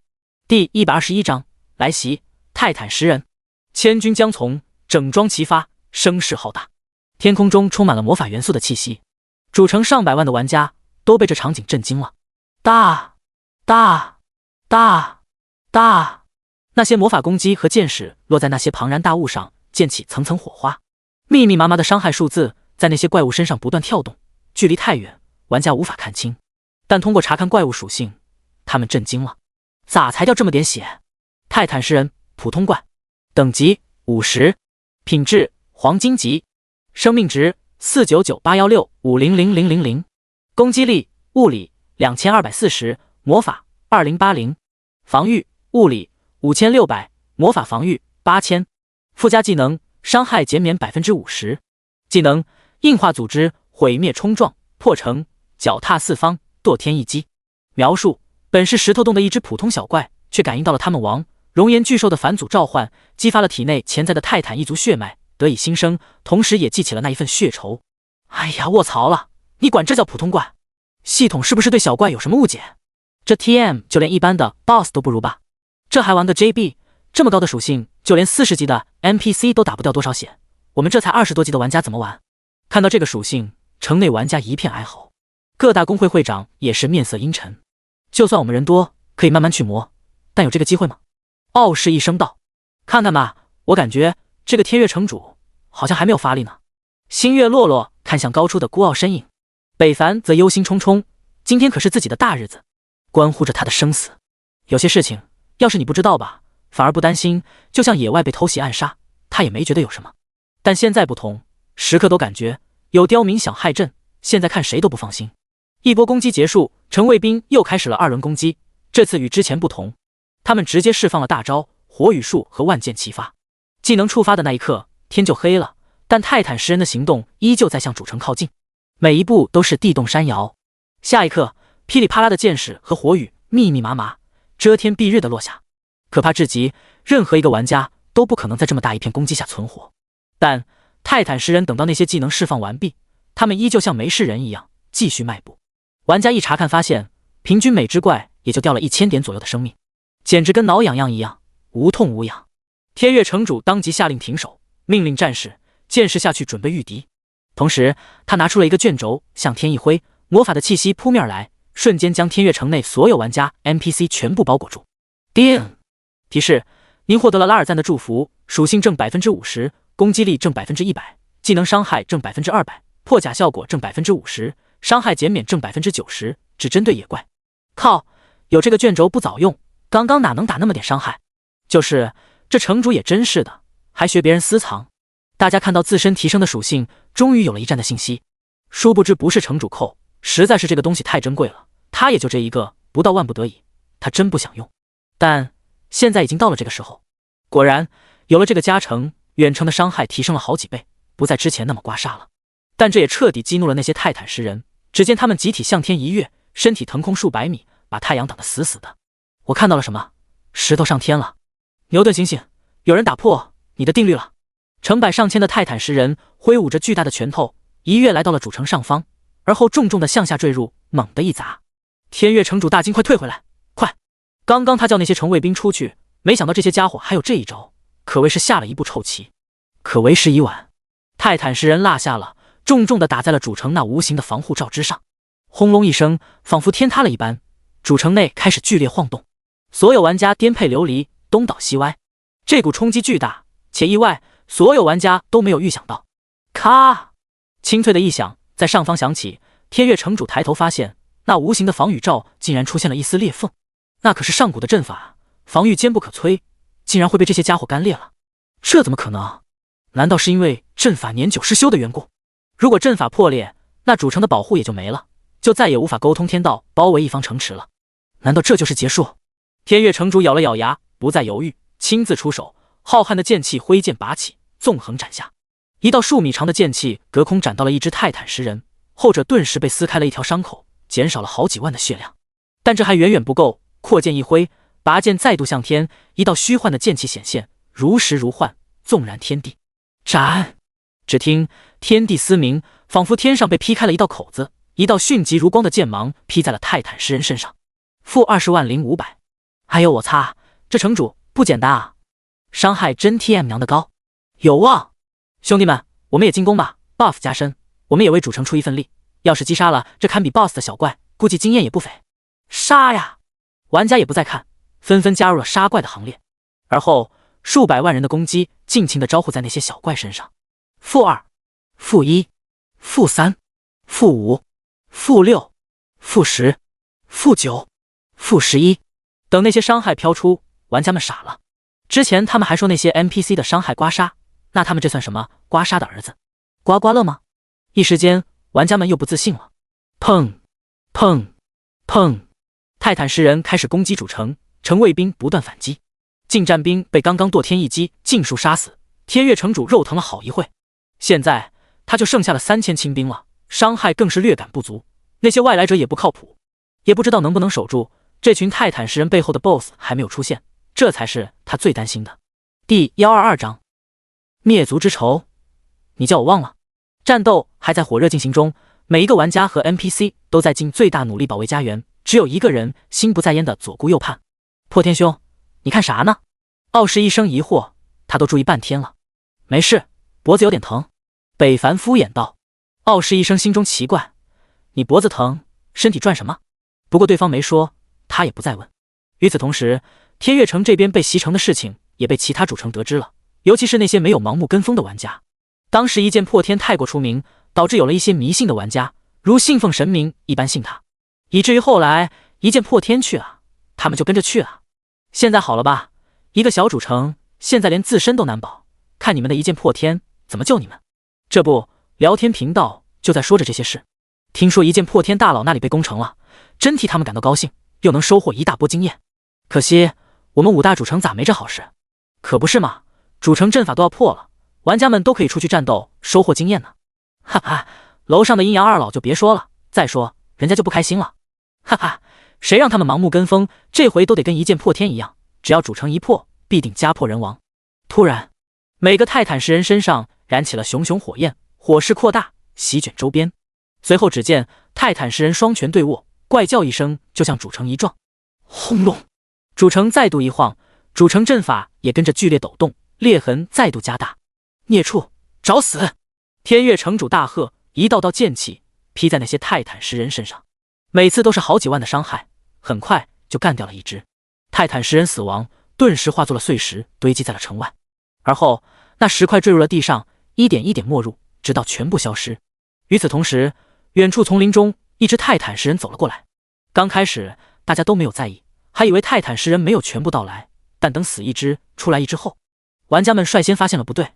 会长，这泰坦石人好像杀不死，这边死一只，那边就走出一只。傲视王者道。傲视一生也看出来了。天月城主也同样发现了这个问题，他犹豫了一下，对身边的亲信交代了一句后，纵身跳下数十多米高的城墙，而后踩在那些泰坦石人的肩膀上来回横跳，向丛林那边接近而去。刚开始泰坦石人只是觉得肩膀有什么东西掠过，可后来发现了天月城主的意图时，他已经跨过了一半泰坦石人时，他们终于发现了不对。好！数百个泰坦石人大吼，身体暴动，开始向天月城主抓去。一只只手上石头手变成了颗粒，化作了柔软的细丝，向其缠绕而出，就像藤蔓一般。后方的泰坦石人举手向天，好像将一半的天都阻挡了一样。密密麻麻的石头组织变成了四线，粗且柔顺。一时间，天月城主的身影也消失在了这些石头组织内，连前方的路都看不见了。这家伙比想象中的还要难缠。不过，这就像阻拦我，你们还不配，5阶的实力，岂是你们这些畜生能懂得？只见天月城主一剑破空，丝丝剑气凝聚天地间，风云万里，拂剑而上，沟通剑意，让天月城主整个人看起来如入无人之境，达到了忘我的境界，与世隔绝。下一刻，一声剑鸣撕裂着安静的天空，打破了宁静，剑意席卷四面八方，咔咔咔，无数的破碎声响起。泰坦吃痛一吼，石头组织尽碎，天月城主也纵身一跃，向丛林踱步而去。这次泰坦十人再无力阻拦，又像是获得什么命令，他们放弃了那人类，掉头全力进攻主城，开始猛烈进攻。没有城主的攻击，玩家和 NPC 的伤害远远不够，半天没杀死一只。主城的阵法倒是越练越大，不出10分钟，估计就会破碎，到时候后果难料。但天月城主也管不了那么多了，丛林深处一定隐藏着什么，如果不解决，主城破裂也是早晚的事。所以他还是决定出去。而出城而去的还不止他一人，还有一个人偷偷摸摸的趁乱逃了出去。趁大家不注意，他已经逃出了离主城500多米，距离那个丛林也没有多远了。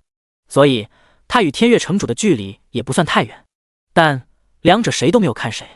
预言说主城会遭受毁灭性的打击，那我离开主城不就好了？北凡一拍脑袋，我太聪明了，早就应该想到这点的。所以一高兴就逃出了主城。殊不知看不见的地方，他的一举一动都在被注视着。很快他就进入了丛林中，内心大定，好像逃出了死亡的包围圈。而后他迈着自信的步伐向深处走去。而此时远快北凡的天月城主已经来到了丛林深处，看见了他预想的一幕。你果然复活了，熔岩巨兽。剑天磊，天月城主，我听过你。一只通红的石头人，一身腱子肉，通红的眼睛，坐在地上看向来人。你这么做会引起泰坦一族与人族的开战，你知道后果吗？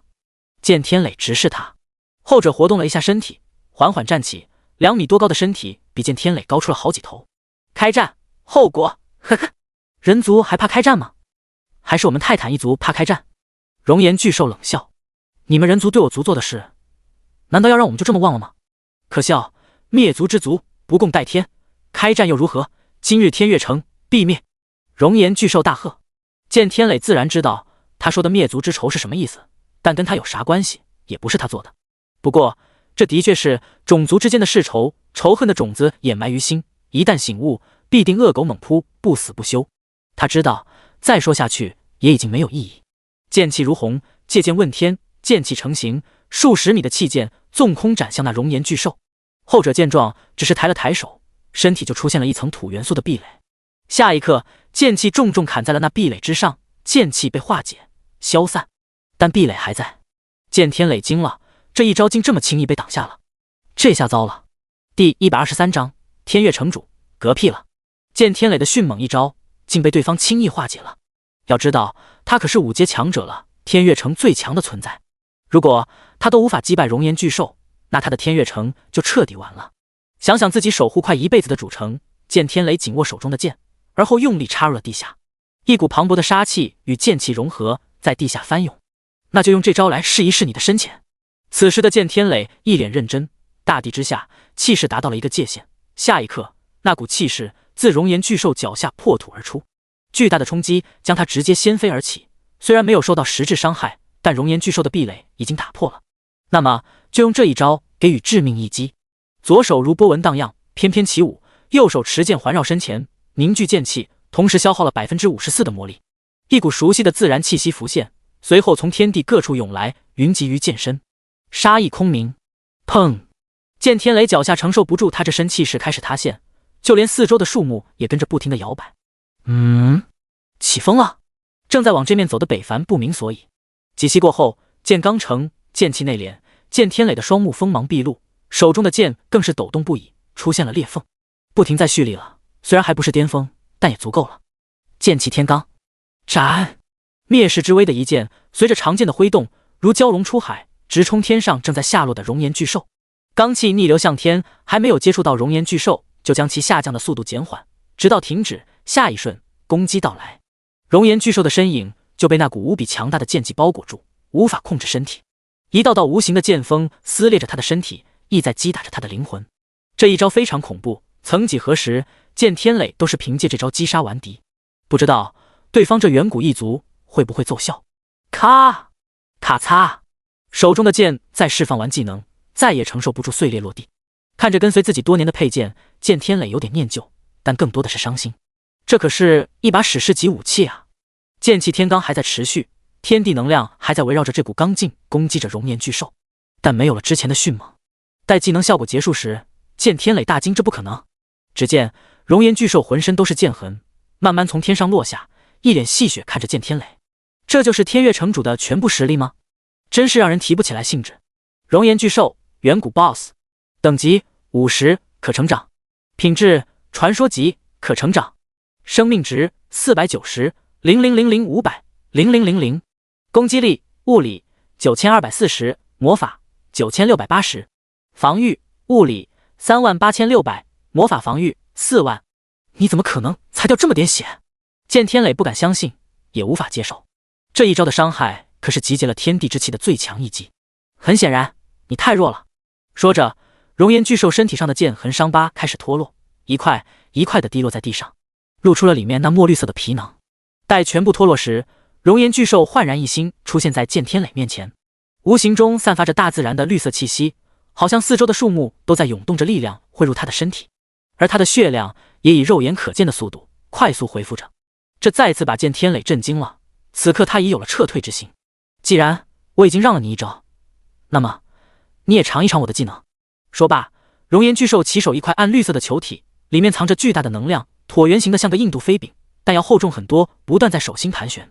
达到了5阶这个实力，对魔法元素已经很感冒了，一看那东西就不简单。剑天磊当即就做出决定，这一招不能接，转头就跑。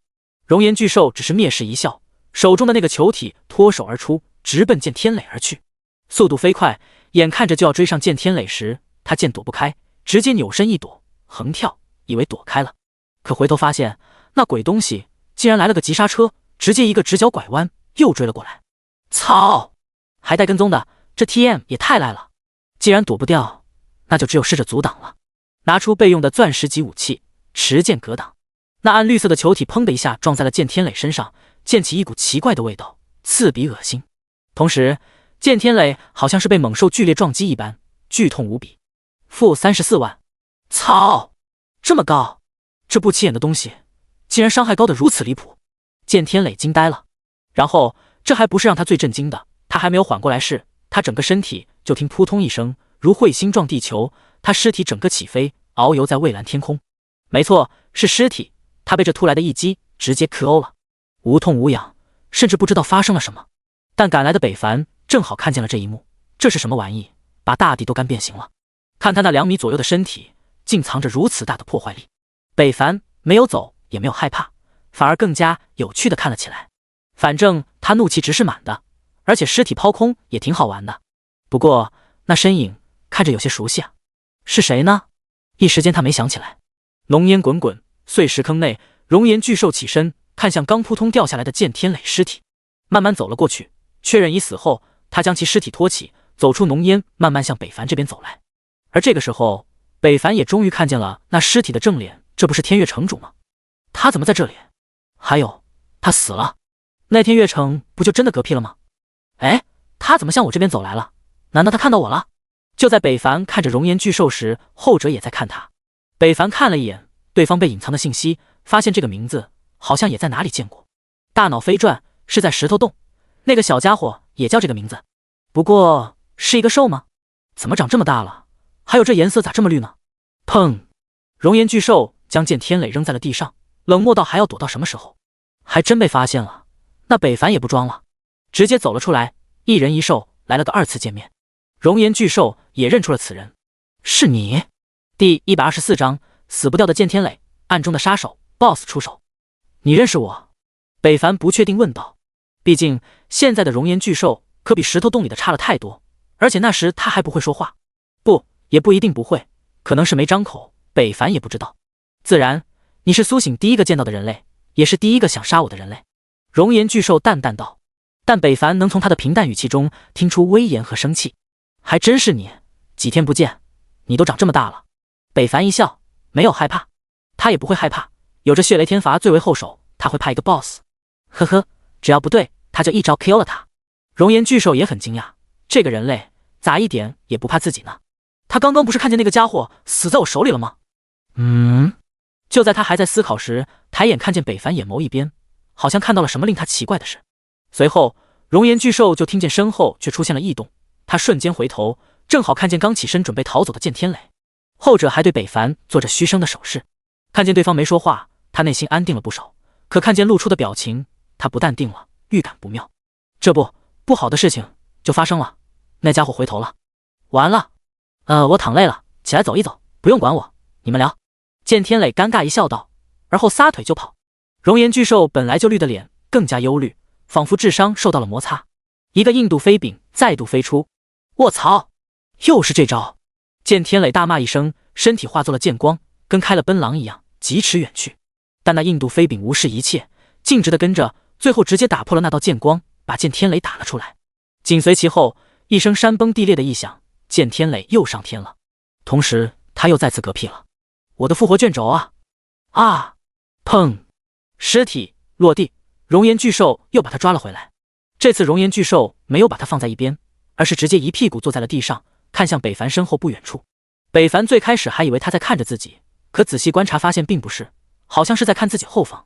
为了确认，他还特意动了一个方向，但熔岩巨兽的视线没变，他确定了，他果然不是在看他，那他看什么呢？那里什么都没有啊！那些人是跟你一起来的？熔岩巨兽忽然道：“那些人。”北凡一愣，却身体一震，忽然想起了古三旬的话：“小心身边人，小心那些看不见的人。”自己被跟踪了？什么时候？他竟然没发现。多亏了这个熔岩巨兽，要不他还发现不了，后果难以预料。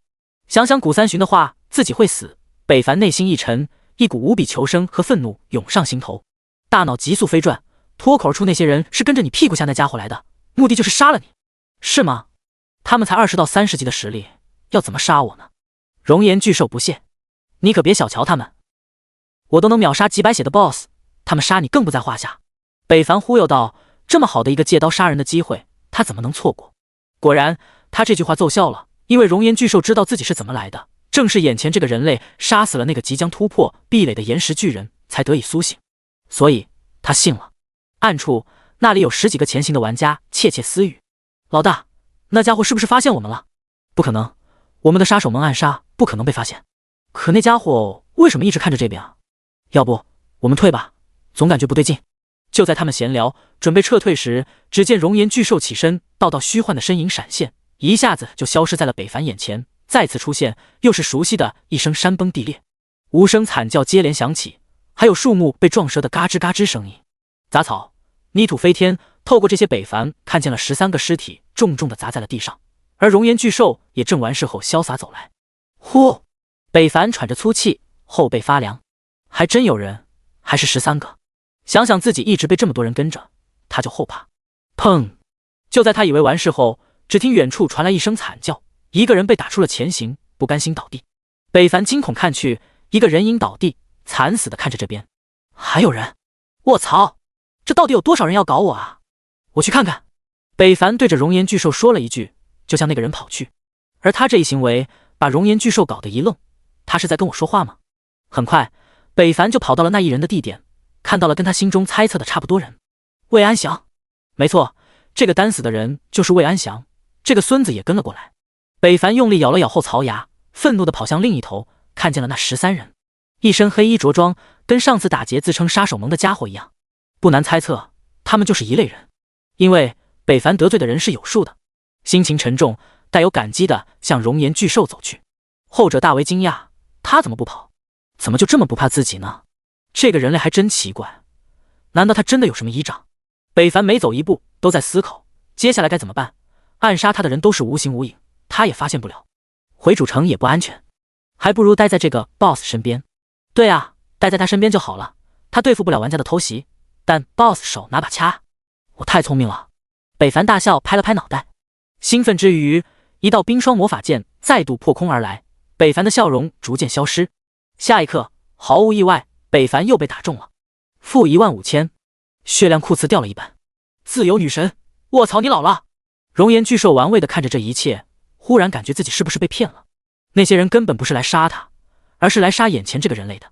北凡一脸郁闷地坐到了一旁，打开好友信息，搜索自由女神，添加好友选项，一句长达数百字的家族问候直接发了过去。这位朋友，能别坐我身上吗？我腰受不了啊！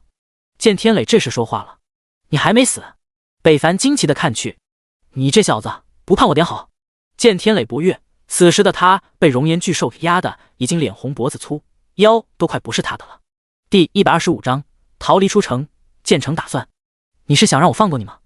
熔岩巨兽看向身下的人，是啊，我也打不过你，就不阻止你去攻城了，这样我们就没有纠纷，更没有再纠缠的必要了。剑天磊笑着解释道，呵呵，你认为我在乎你那座小城池？我族与你们人族的恩怨，岂是一个城池可以比拟的？熔岩巨兽语气阴冷，凝视着他。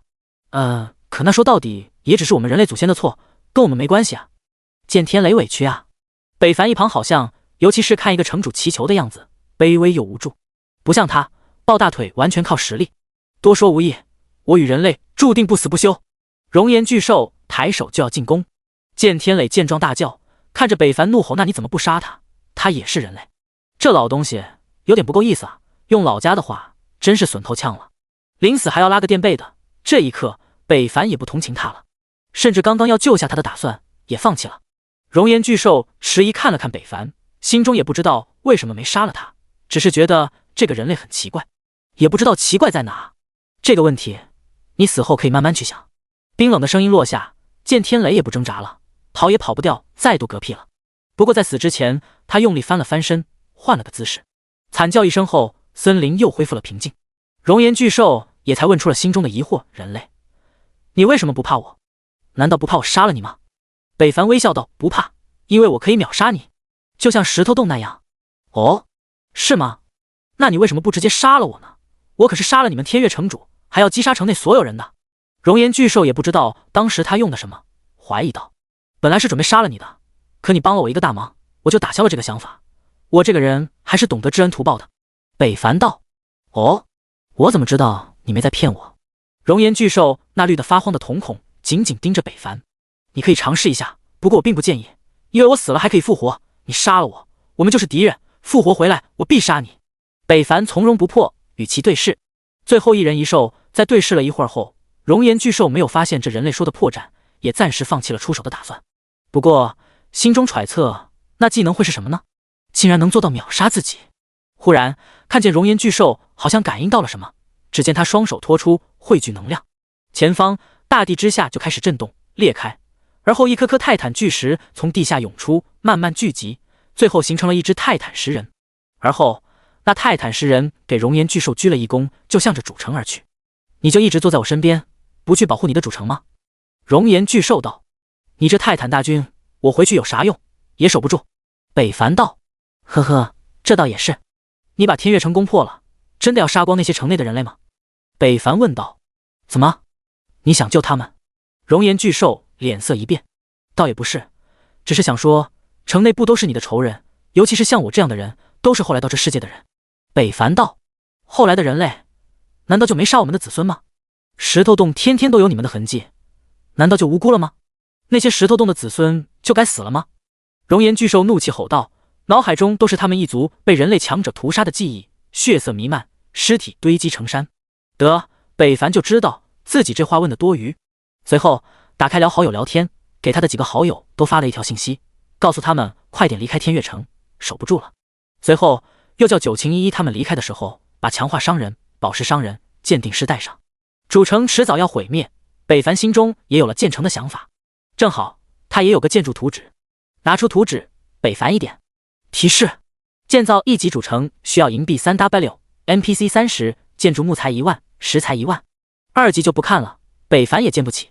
3W 银币他使劲倒是能搞到， NPC 再从城内绑架点也不是不可以，其他材料就需要人力了。这个时候也不知道有没有转副职业，估计就算有也很稀少，大家活命都要努力，哪有空学那东西。不管了，还是先整那些能整到的东西吧。随后北凡又把劫持30个 NPC 的任务交给了九晴依依，不是因为他多么出色，只要是他欠北凡欠，好办事。不同意，那就还钱。这不，九晴依依一看到消息，一脸黑线，前面还说只带3个 NPC 就行，这回又要30个了。对方也不管他，可以办到。会长，我们真的要撤退吗？这可是咱们得基地所在，如果走了再去其他地方立足会很麻烦，而且一剑破天的话可靠吗？傲视王者怀疑道。应该可靠，而且就算他不说我也要走了，你抬头看看天上那主城阵法机已经支离破碎，随时都会崩塌，而且天月城主也去了好一会还没有回来，估计大概率死了。傲视一声分析道。听会长这么一说，傲视王者也察觉了不对，随后他就看见星月公会的玩家都纷纷向着一侧走出，那里正是主城的小门。主城的正常是不开的，而且还有人把守，但现在非常时期，把守的人都战死了，就无人看守，玩家们可以推门逃出去。星月洛洛在看到一剑破天的信息后，就毫无顾忌地相信了，快速整理公会所有玩家向城外逃去。傲视公会紧随其后，九晴依依他们就满了点，需要抓 NPC。头2个北凡点名的还挺好整，在听到一剑破天的姓名，当即就同意了。第3个就麻烦了一点，不过在强化商人和鉴定商人的帮助下也完成了。随后事情就变得简单多了，有了2位 NPC 的帮助，他们很快就找到了半同意半不同意的 NPC， 拉上了队伍。柔情男子等人也是第一次感受到一剑破天这个名字不只是在他们玩家如雷贯耳，原来在 NPC 心中也是早有耳闻。尤其是强化商人和鉴定商人，在听到这个名字的时候都带有激动的。第126章又来个杀手。逃离的路上，清北平好像猜到了什么，对着身边的法拉利道：“老厉，你说一剑破天是不是想要建立一座主城？建立主城？别来玩笑了，主城哪有那么高好建立的？”法拉利摇了摇头：“不建立主城，他拉这么多城内的人干什么？”清北平问出了关键。这法拉利也不知道他要干什么。随着而大公会的玩家离去，这么多玩家一起行动，立即引起了其他小公会和散人玩家的注意。傲视公会、星月公会不是要逃了吧？好像是，我看他们的玩家都在从驻主城一侧的小门离去。靠，亏他们还是龙国的象征玩家，竟然做出了叛城之事，简直是丢尽了龙国的脸。哎，你干什么去？他们都逃了，我还留下等死啊？当然是跟着一起逃了。城墙轰鸣声不断，泰坦食人的攻击越发迅猛，主城大阵终于再也坚持不住，破碎了。而就在破碎那一刻，城墙上的卫兵瞬间化作了泰坦食人泉下亡魂，一拳落下，碎肉横飞。每一次挥拳都能打死好一个 NPC 城卫兵。没有主城大阵的保护，他们脆弱的像个纸一样。提示：主城大阵已消失，天道法则也一同消失，城内杀戮再也不受保护。所有玩家在大阵破坏后都收到了这提示。远在城外的北凡亦是如此。而这时他也想明白了，为什么古三巡会说自己有可能死在城内了。如果主城内可以杀人，那些想要暗杀自己的人就可以肆无忌惮了，他防也防不住。此刻他多么庆幸逃出来是多么正确的选择，而遇到了熔岩巨兽才是他最大的幸运。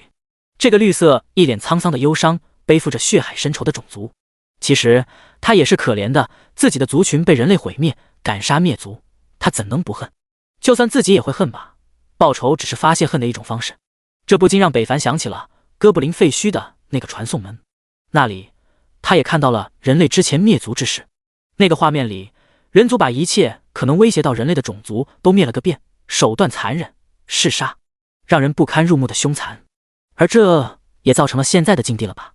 这些种族的血脉苏醒，开始复仇了。北凡有种预感，这种情况在以后会越发频繁出现，甚至是人类的一场劫难。现在人类出现衰败，他们这些边缘的主城最强者实力也才5阶，那最强的5大城池又能厉害到哪里？6阶、7阶，还是8阶？人类的未来一片阴霾。所以北凡不能坐以待毙，不管他承不承认，他都是人类。那些曾被灭族的种族要是回来复仇，他就难以幸免。要想在乱世生存，除了自己变强，还要有自己的势力，确切的说是可以团结所有人类的一种能力。而建邦令就是实现这种能力的第一步。所以他先要找个城池或者自己建立，毕竟天月城已经回不去了，然后使用建邦令，或者给一个能信任的人使用。如果那个人一心也是为了龙国，再考虑整个人族，那也是可以的。整理好思绪后，北凡压力还很有点大。忽然熔岩巨兽那略显平平的脖子转向一旁，好像发现了什么，但却并没有动作。北凡眼尖，一眼就发现了熔岩巨兽的动作，立即向那边看去，视线放远，进入树林，却没发现什么。北凡知道什么都没有，那问题就严重了，心中有了猜测，又有人来搞他了。靠！靠！靠！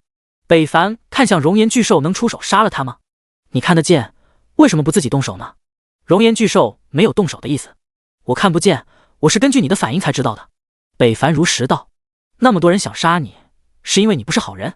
熔岩巨兽道。你这个思想很片面，不是杀我的人多了，我就是坏人。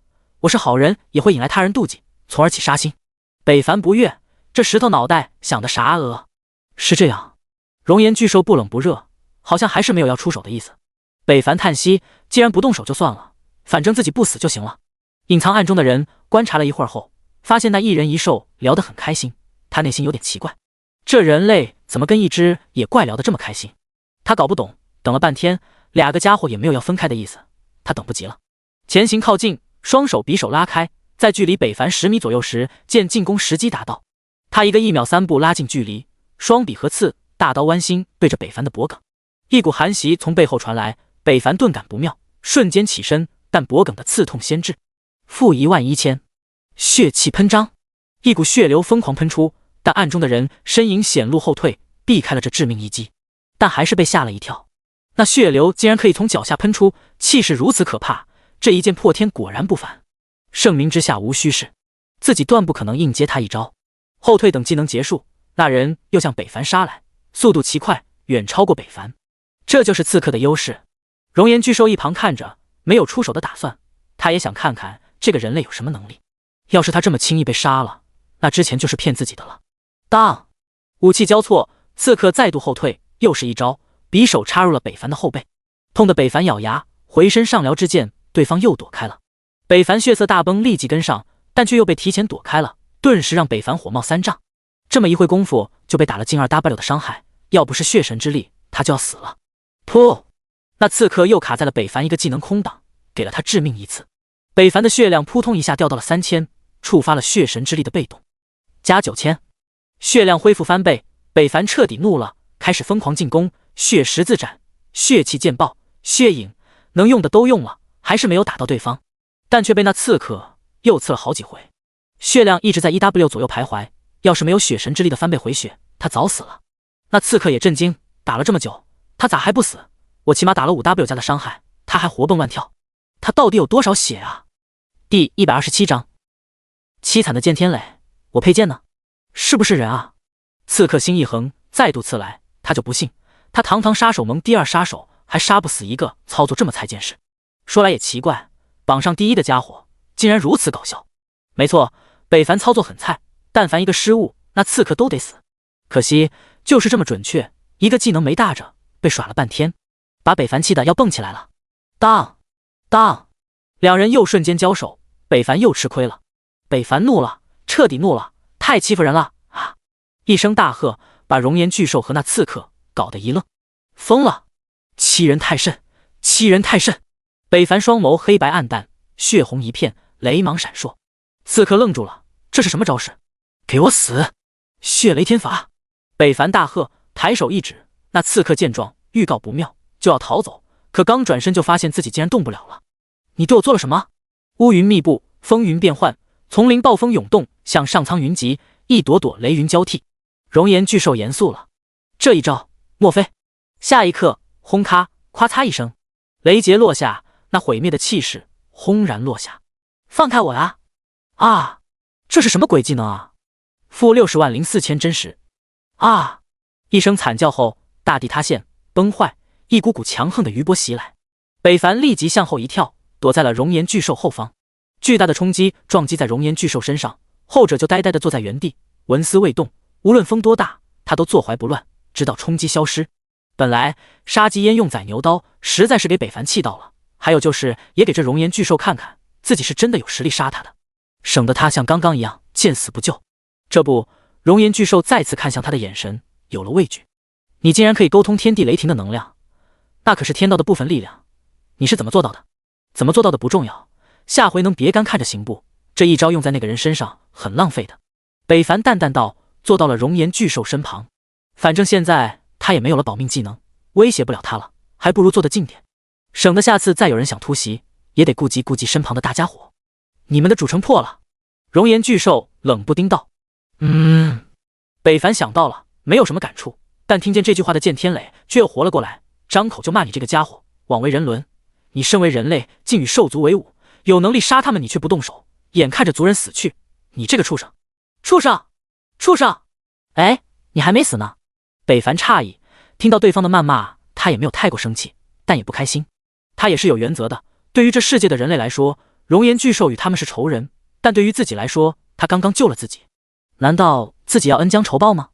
你死了我都不会死，你这个人类杂碎，你咋不替好人死去？见死不救，你这个人类的罪人！剑天雷眼中满是愤怒，但愤怒中还藏着小心眼，他想通过刺激北凡生气，去把身上这个家伙秒杀了。可惜北凡已经没有技能了，就算有也不会听到而言。我是罪人，你不是吗？你之前不是剑打不过自己就要跑，也没想过去拯救天悦城啊，现在说一些冠冕堂皇的话，你以为你是什么好东西？北凡怒对，再说了，人家刚刚帮了我一次，我凭什么杀人家？你叫我恩将仇报吗？亏你说得出口，嘴长在你身上真是可惜，两头喷粪。熔岩巨兽略有好笑的听着两人的对话，同时对北凡也有了新的认识，感觉这个人类好像与那些好像有所不同。恩将仇报，好词！你！剑天磊被气得发抖，北凡看他就来气你，你什么你？你快去死去吧！熔岩巨兽赶紧杀了他，活着浪费空气的家伙！哦对了，这次杀完直接把他分尸，看看还能复活不？一听要把自己分尸，剑天磊惊了，别啊，我刚刚开玩笑的，您别生气，我错了，千万别给我分尸啊！我堂堂5阶强者，死也要死得体面。北凡冷笑，看来分尸你就复活不了了，熔岩巨兽行动吧。后者也是听话，直接动手开始掰剑天磊的身体。小子，我 CNM， 我做鬼都不会放过你啊！我不会啊！剑天磊惨叫，想要逃脱，但熔岩巨兽的大手跟个钳子一样，任他挣脱就是脱不开。最后在对北凡恶语诅咒中昏死了过去。北凡见状，开始拿下对方身上的配件，还有一些腰间佩戴的东西，倒不是什么值钱的玩意。北凡这才想到，像5阶这种实力，应该有很多值钱的东西吧？他死了吗？北凡问道，像一个老朋友一样。熔岩巨兽也没在意没死，但继续这么流血，迟早会死。4肢都被他生硬的掰断，再拉筋扔到了一边，就剩个上半身和一个脑袋，很是空旷。没死就好，还有机会，这家伙怕死，应该可以骗点。北凡开心道，拿出大血瓶塞入了剑天雷口中，而后用力将其叫醒。熔岩巨兽不知道他要干什么，就在一旁冷冷地看着。攻城的事也不用他操心了，天悦城很快就会沦陷在泰坦食人的手中。被扇醒的剑天磊左右脸都红彤彤的，上面刻着一张张手印。你敢打我？你这畜生！剑天磊醒来就破口大骂，可见生命力之顽强，这一下北凡就放心了。天悦城主，你火气别这么大嘛，你看你这不是还没死吗？北凡笑道。你这畜生，你要干什么？剑天磊瞥了一眼自己被拧成麻花的4肢，一阵肉疼，但还有庆幸，只要还在就行，接上就能恢复。天悦城主，是这么个情况，我刚刚替你求了个情，熔岩巨兽可以不杀你了。北凡道。你会这么好心？剑天磊表示不信，但还有点期盼。如果能活，谁不想活呢？嘿嘿，我自然不会做无用的买卖，你想离开也行，必须把你身上值钱的东西交出来。北凡阴邪一笑。剑天磊这才发现，他腰间好像缺了什么东西。我佩剑呢？啊，我佩剑呢？第128章，气急败坏的剑天雷。你那东西太脆，被折断了。北凡道。他当然不会告诉他，你的剑就在我背包里这种话。剑天雷显然不信，他很快平静下来。他常年行走江湖，一眼就看出了这年轻人眼中的贪婪。他想从我们上得到些什么，才会放了自己。你看，我帮你了你这么大的忙，你是不是应该感谢一下我？北凡眨了眨眼，这架势就差点明要了。剑天磊不知从哪里变出了一把金色的装备，因为没有手，所以在装备出现就掉到了一旁。北凡手疾眼快，拿起看了一眼，7星国甲，等级40，品质黄金级。北凡吧唧了一下嘴，这个也不怎么嘛，他还穿着一身钻石级以上的装备呢，就算这东西是40级，他也有点看不上眼。听见对方小声的吐槽，剑天磊脸色发黑，黄金装备他竟然还看不上，这要是把这装备给别人，都乐不得当场跪谢自己，不说千恩万谢，也得感激涕零，以为谁都有资格穿戴黄金装备呢？然而他不知道北凡就不缺这玩意，要让他知道北凡身上还有2件史诗，他该做如何感想。年轻人应该知足，你不知黄金装备的贵重和难得，你知道我当年为了获取这件装备有多么不容易吗？剑天磊说到这就开始滔滔不绝起来，足足说了半分钟，没有要停止的意思。北凡当即打断天月城主：“你身为一方城主，如果只有这垃圾货色，那我看还不如不去替你求情。”话语间一点也不给面，这家伙如此糊弄他，还真以为他是没见过世面的土鳖呢。你说什么？你竟敢威胁我！剑天磊大怒。是啊，北凡诚实点头。剑天磊一愣，你不装一装吗？这让我很没有面子啊。一时间，剑天磊的脸色不断变了变，最后由愤怒变成绝望、无奈、恳求的微笑，哈哈，年轻人果然是气盛，我喜欢。北凡不搭话，等着他的下文。装备，我的确这是最好的了，不过我还有钱。说着，剑天磊凭空又召唤出了一个包裹，里面竟有2W多的银币，这是我的全部家当了。北凡收起那沉甸甸的银币，笑眉舒展，就差开怀大笑了。剑天磊一眼就看出了对方眼中得意，就知道自己的礼物他很喜欢，他立即乘胜追击，那是不是可以？可以。北凡笑道。熔岩巨兽闻听看向他，本就严肃的石头脸更加严谨了。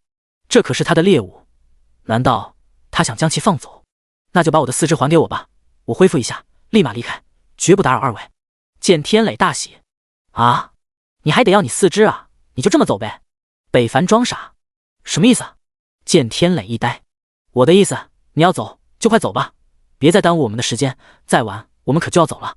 北凡皎洁一笑，熔岩巨兽严肃的脸色也恢复了平常。你耍我？剑天磊现在怎么还不明白自己这是被骗了？哎，话也不能这么说啊，我踢球的情就是让你这么走的，你那四肢人家晚上还要炖着吃呢，总不能我还给你，导致人家晚上少了4个菜吧？这也太不讲究了吧？北凡一本正经道。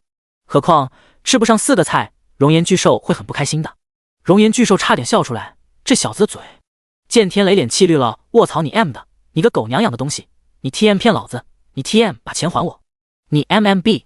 哎，我好心放你，你竟然骂人，我看你就是欠抽。北凡上去给了他一脚。愤怒的剑天磊已经忘记了疼，还在继续骂，那北凡就揍。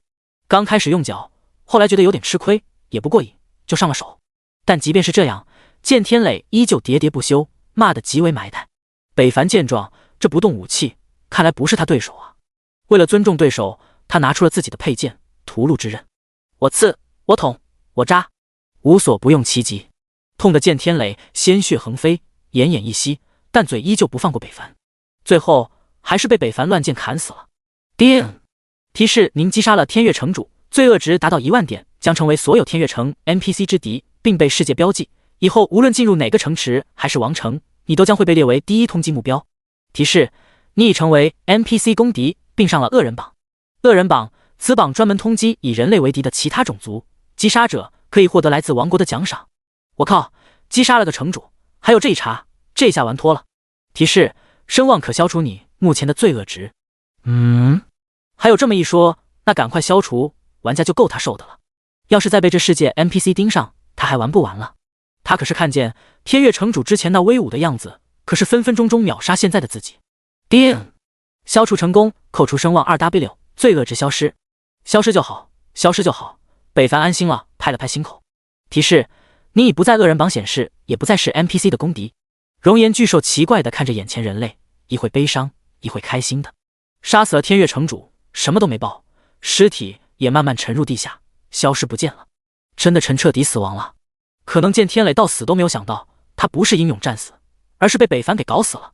虽然罪恶值解除了，但也只是消除了第2条，就是说第1条的效果还存在着。也就是说，他现在无法去往任何一座主城做任务、转职啥的了。唉，看来剑城这事还必须得进行了，他别无选择了。这是搞的，被动了。他忧愁地看向熔岩巨兽，后者也正好在看着他。一时间四目相对，都愣住了。你看着我干什么？你看着我干什么？一人一兽异口同声，都傻了。北凡尴尬一笑，熔岩巨兽倒是别过了头去，很是高冷。空气也跟着变得尴尬了。宁静的树木微风起舞，主城那边也快接近了尾声。第129章，干完，钱不要了。沉默了许久，北凡打破了宁静。你摧毁完了天月城，还准备干什么？继续迈进下一座城池，直到摧毁人类所有的城池。熔岩巨兽道：就靠这些泰坦10人？当然不止这些，他们都在苏醒，我族也在日益壮大。熔岩巨兽起身，霸气看向远处。哦，那祝你成功。本来他还想与这家伙合作一下，把主城建起来呢，看来没必要了，人家志向远大着呢。熔岩巨兽没想到这个人类会助他成功，要知道他可是人类啊，听见别人要灭他们的主场，他竟然一点敌视都没有。另一边，从主城逃出来的玩家和工会都六神无主的在外游荡，不知该去往何方。傲视一生和星月落落也是如此，如果现在想要往其他城市去，靠走是行不通的，那得猴年马月，等走到那里，他们的工会也彻底沦为二流工会了，失去了与各大工会争芒的机会。但除了这个方法，他们暂时也没有其他办法。问一剑破天了吗？问了，但是没有回复。两位大工会会长一脸忧愁，但手下却很开心。傲视玩家，星月工会的妹子好漂亮啊！是啊，是啊，腿好白，我都不好意思揭穿你。你说的那是腿吗？嘿嘿。星月玩家，你看那边那个男生在一直看着咱们呢。哪有，那人只是在看你而已。哪有，那女玩家闻听，扭捏着身体，很是害羞。我把那个人好友要来了，你要不要加上？爽，你行动也太快了，矜持一点好不好呀？嘻嘻。星月女玩家互相掐腰打闹，一点没有因为丢失家园而烦恼。但突然听到这声提示，玩家们不开心了。临时公告，天月城已被摧毁，复活点消失，将不再复活玩家。所有在天月城的，请赶快前往下一个城池驻地，否则你将无法触发复活机制。复活暂时取消了，那我们现在起步就剩下了一条命了，死了一次就彻底死亡了。所有玩家都意识到了严重性，北凡也是如此。一直没有动作的熔岩巨兽却突然向主城迈去。你干什么去？北凡下意识问道，这可是他的护身符，没有了他，北凡时刻都感觉不安全。熔岩巨兽没有说话，继续前进，北凡没办法，只好跟上。不一会儿，他就跟着熔岩巨兽来到了一片废墟之地，而那位置正是天月城。本高墙林立，铜门金碧辉煌，呈现一片繁华景象的天月城，现在却被破坏成了这个样子。碎石铺满地，都是来自城内建筑倒塌的石培，还有满地的尸体。北凡已经分不清是 NPC 还是玩家了，数量多得吓人，鲜血烫满石柱、石堆、围墙，还有碎肉乱撒，更有变成粘液般的东西，好像被巨大的力量轰成了肉泥。破败的城内，千百个左右的泰坦石人毫发无损地破坏着，巨大的身体带来巨大的力量，随便一拳都是毁灭性的灾难。北凡看着略微有点不适，虽然他也杀过人了，但见到如此血腥的场面，还是让他意识到了战争的残酷。你看到的这些，对于人族以前对百族做的，其实都不算什么。熔岩巨兽道：你们什么时候走？北凡面无表情问道。现在这里已经没有留下来的意义了，该死的死，逃的逃，我们也要换下一个目标了。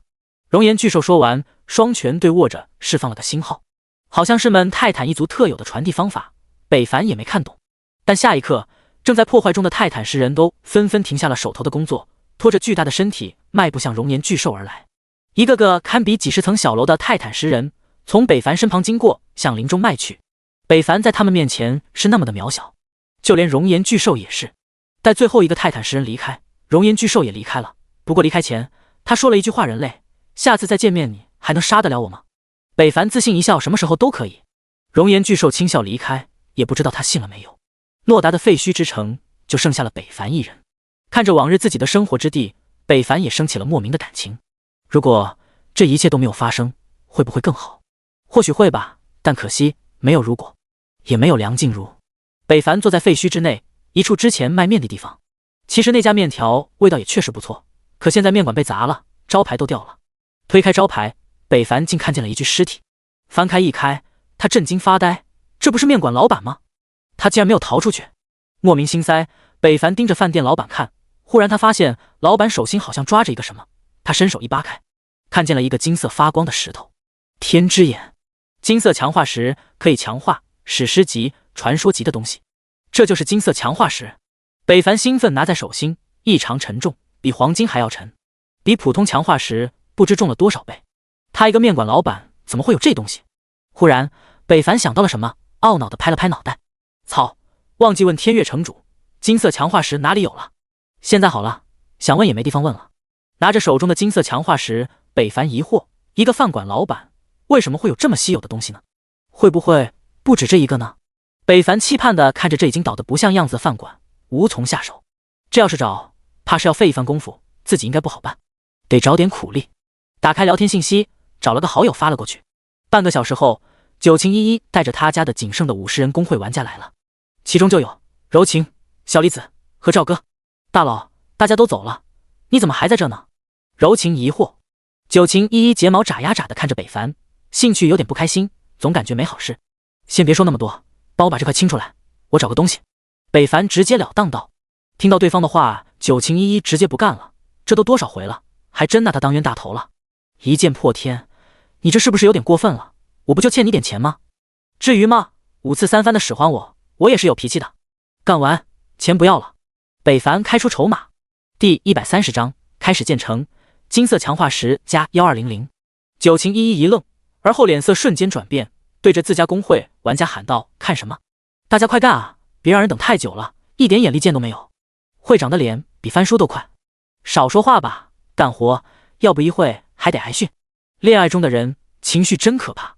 九晴公会玩家一个个摇头开干，不管男女都开始了搬石头。因为大家都在异界进行了属性强化，力量都不弱，所以效率还是不错的。九晴依依也充当起了监工，在一旁指挥，好像很开心。北凡则跟老板一样，躺在一边，看着他们也在废墟中寻找着什么。1个多小时后，这片小废墟就被这些玩家给清理了出来，露出了以前的地面。随后，北凡跳下来，看到了地下有一处被巨石砸变形、出现凹槽的地面，那里的一角露出，下面好像还有空间。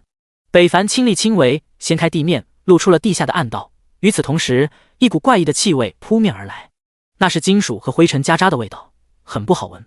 但北凡却区别出了，这个味道好像跟金色强化石上的有点类似，不过那块味道非常淡，如果不细闻，根本发现不了。北凡慢慢走下去，九晴依依担心道：“要不要我陪你下去？”北凡奇怪地看着他，后者连忙解释道：“你别误会，我怕你，怕黑。”九晴依依被看得脸色一红，把北凡都看呆了1秒。沾染灰尘的九晴依依是那么纯洁和青涩，再加上如红苹果的脸，诱人可爱。北凡砰砰直跳，咳嗽了一声，回了一句：“我自己可以。”随后快步走了下去。九晴依依目送着，带一点点害羞。他刚刚是在看着我吗？进入下方，北凡就来到了一处黑暗之地。这世界还没有灯泡，只有烛光。北凡靠双手摸索，费尽巴力找到烛台，点燃里面的烛芯，地下也随之亮起了微弱的光芒。而就在灯光亮的那一刻，北凡就看见一块大黑布盖着什么，气味也是从那里散发而出的。北凡走过这30平左右的地下，来到黑布一旁，用力一开，哗！金光璀璨耀眼，都快把北凡亮瞎了。金色强化石都是金色强化石，这黑布之下一堆都是。北凡发了，大发了。他知道这东西很不好弄，他还不知道途径，所以这东西一定很贵。这么多块金色强化石足有。北凡想立即查一下，可查了几个后，他憨笑，骂了一句：“我 TM 有背包，我查他干什么？直接放背包里不就知道了。”说干就干，不到1分钟，这些金色强化石都被北凡收进了背包之中，足足1200块之多。发了，哈哈！北凡放声大笑，上面等候的九晴依依等人都不明所以。老李，大佬是不是疯了？胡说，大佬怎么可能会疯？可能是吃了含笑半步癫，星爷出品的正品。小李子和赵哥嘀咕道。不一会儿，北凡怕上面的人等太久，他走出地下室，出现在了众人面前，脸上的笑容也是藏不住的。在场的玩家也都看出来了，只是碍于身份，不好意思问。在他们眼里，一剑破天那可是高高在上的存在啊，可不是他们有资格接近的。只有会长才有说话的机会。你刚刚在下面笑什么？没什么，就是想起了一些高兴的事。什么高兴的事？说了，你也不懂。你不说，我怎么会懂？九晴依依语气不悦。柔情男子也听出了两人的对话，逐渐跑偏，情绪化。他连忙插了句：“大佬既然不愿意说，会长咱们还是别问了。”哼，我还不想知道呢。九晴依依别过头，显然是生气了。但北凡却没什么，还沉浸在获取意外之财的喜悦中。也不是我不想说，主要是说了，你们真的不知道。哼，哼，哼，你们知道金色强化石吗？我刚刚在下面就获得了这个。北凡实话实说道。也不怕，才露富，反正想要杀他的人也不少了。魔族、自由女神、魏安祥、自由女神、杀手盟，都是一些难缠的对手，他就快把所有势力得罪了个遍。金色强化石，那是什么？你知道吗？不知道啊，没听说过，跟强化石不一样吗？九晴玩家一个看一个，都很不解，触及到了知识盲区。就连九晴依依和柔情等人也是一脸问号。大佬，那是什么？柔情忍不住问。只能说比强化石更高级的东西，你们以后会知道。北凡解释道。他这么一解释，大家也释怀了，明白3分迷糊3分。九晴依依还想追问，却看见北凡已经迈步向着废墟制高点走出。站在制高点俯瞰这座废墟之城，北凡心中有个想法，那就是可不可以在这座废墟之上建一座新城呢？这里木头、石头都有，再加上我的钱和 NPC。 NPC 呢？北凡这才发现九晴依依这行人队伍竟然没有 NPC。 九晴依依，我让你抓的那30个 NPC 呢？我让他们在树林边上藏着呢，那里有我的人看护。九晴依依道。快叫他们过来。北凡着急道，他要试一试自己心中的想法。不行，他就得去采木采石了。很快那些人就被九晴公会的5个玩家带了过来，其中为首的就是清北平和法拉利。要不就凭这5人还真管不住这30人。贵人、朋友，2个人 NPC 对北凡的称呼都是不一样的。北凡对于法拉利来说就是贵人，因为他的水平已经达到了高级鉴定师的极限，随时都能突破。而清北平则是真心把北凡当成朋友，救星，见其没死，他还挺激动。人多他控制住了。好，你们等我一下。北凡没有多说，他拿出了建筑图纸和3万银币。九晴依依脱口出，你这么有钱还老催我还钱？我有事我的事，你欠我的我也得要啊。北凡道。哼。九晴依依有小情绪了。你这是要建成吗？清北平激动道。北凡点头，开始操作。他打开图纸，发现上面的一切要求都显示满足，他知道有戏了。建造。定。条件满足，建造开始。建造需要时间1个小时，请 NPC 和玩家快速离开。第131章。这都被你看出来了。玩家 NPC 退出废墟，来到以前的城墙外，所有人的目光都聚集在北凡身上。建筑图纸使用的那一刻，北凡的心也跟着悬了起来，心中满满的期盼和激动。待所有人都离开废墟后，废墟之上却突然冒起了一层光照，随后又升起了一道蓝光，自废墟中央，以前老城主府的位置。那光直冲天际，像一个通道一样，又像是来自上天的恩赐。这道蓝光开始扩散，向四周蔓延，直至划出了半径10米的光束，粗壮无比，更加明亮。轰隆一声，整个天悦城废墟都颠覆了一下。下一刻，7彩光幕自城边各处拉起，圆形的弧度以那蓝柱为中心，向其汇聚。速度很快，不到半分钟就把这片废墟遮在了这7彩光幕之下。里面顿时响起了敲打声音，好有滋啦滋啦像是伐木的声音。7彩光幕挡得死死的，外面看不到一切，只能听到里面的敲打声。但北凡知道这已经开始了。一剑破天，你真的建成了？那样我们岂不是不用去别的主城了？清北平激动道。本来还为自己刚换的工作没干几天而发愁，下家没人要，这下好了，他也不用走了，而且还在老地方工作。是啊，一剑破天，你真是太厉害了。法拉利赞许道。其他 NPC 也或多或少表示着对北凡的感谢。九晴依依这才反应过来，问道，一剑破天，那你以后不就是城主了？是啊。北凡点头。那你还跟我们一样吗？九晴依依担心问道，他怕北凡变成了城主就成为 NPC。当然了，城主也是人，也是需要升级的，而且主城也是需要升级的，所以以后还要仰仗各位呢。北凡笑道。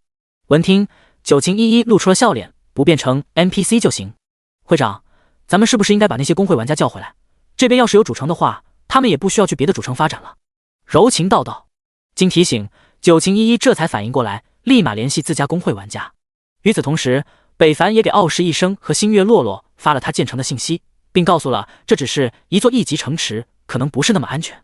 在收到消息那一刻，星月洛洛就直接回复了一句马上到。北凡看到，内心大赞，这姑娘将就不白救他一回，懂得知恩图报，倒是一个帮会会长的好人选。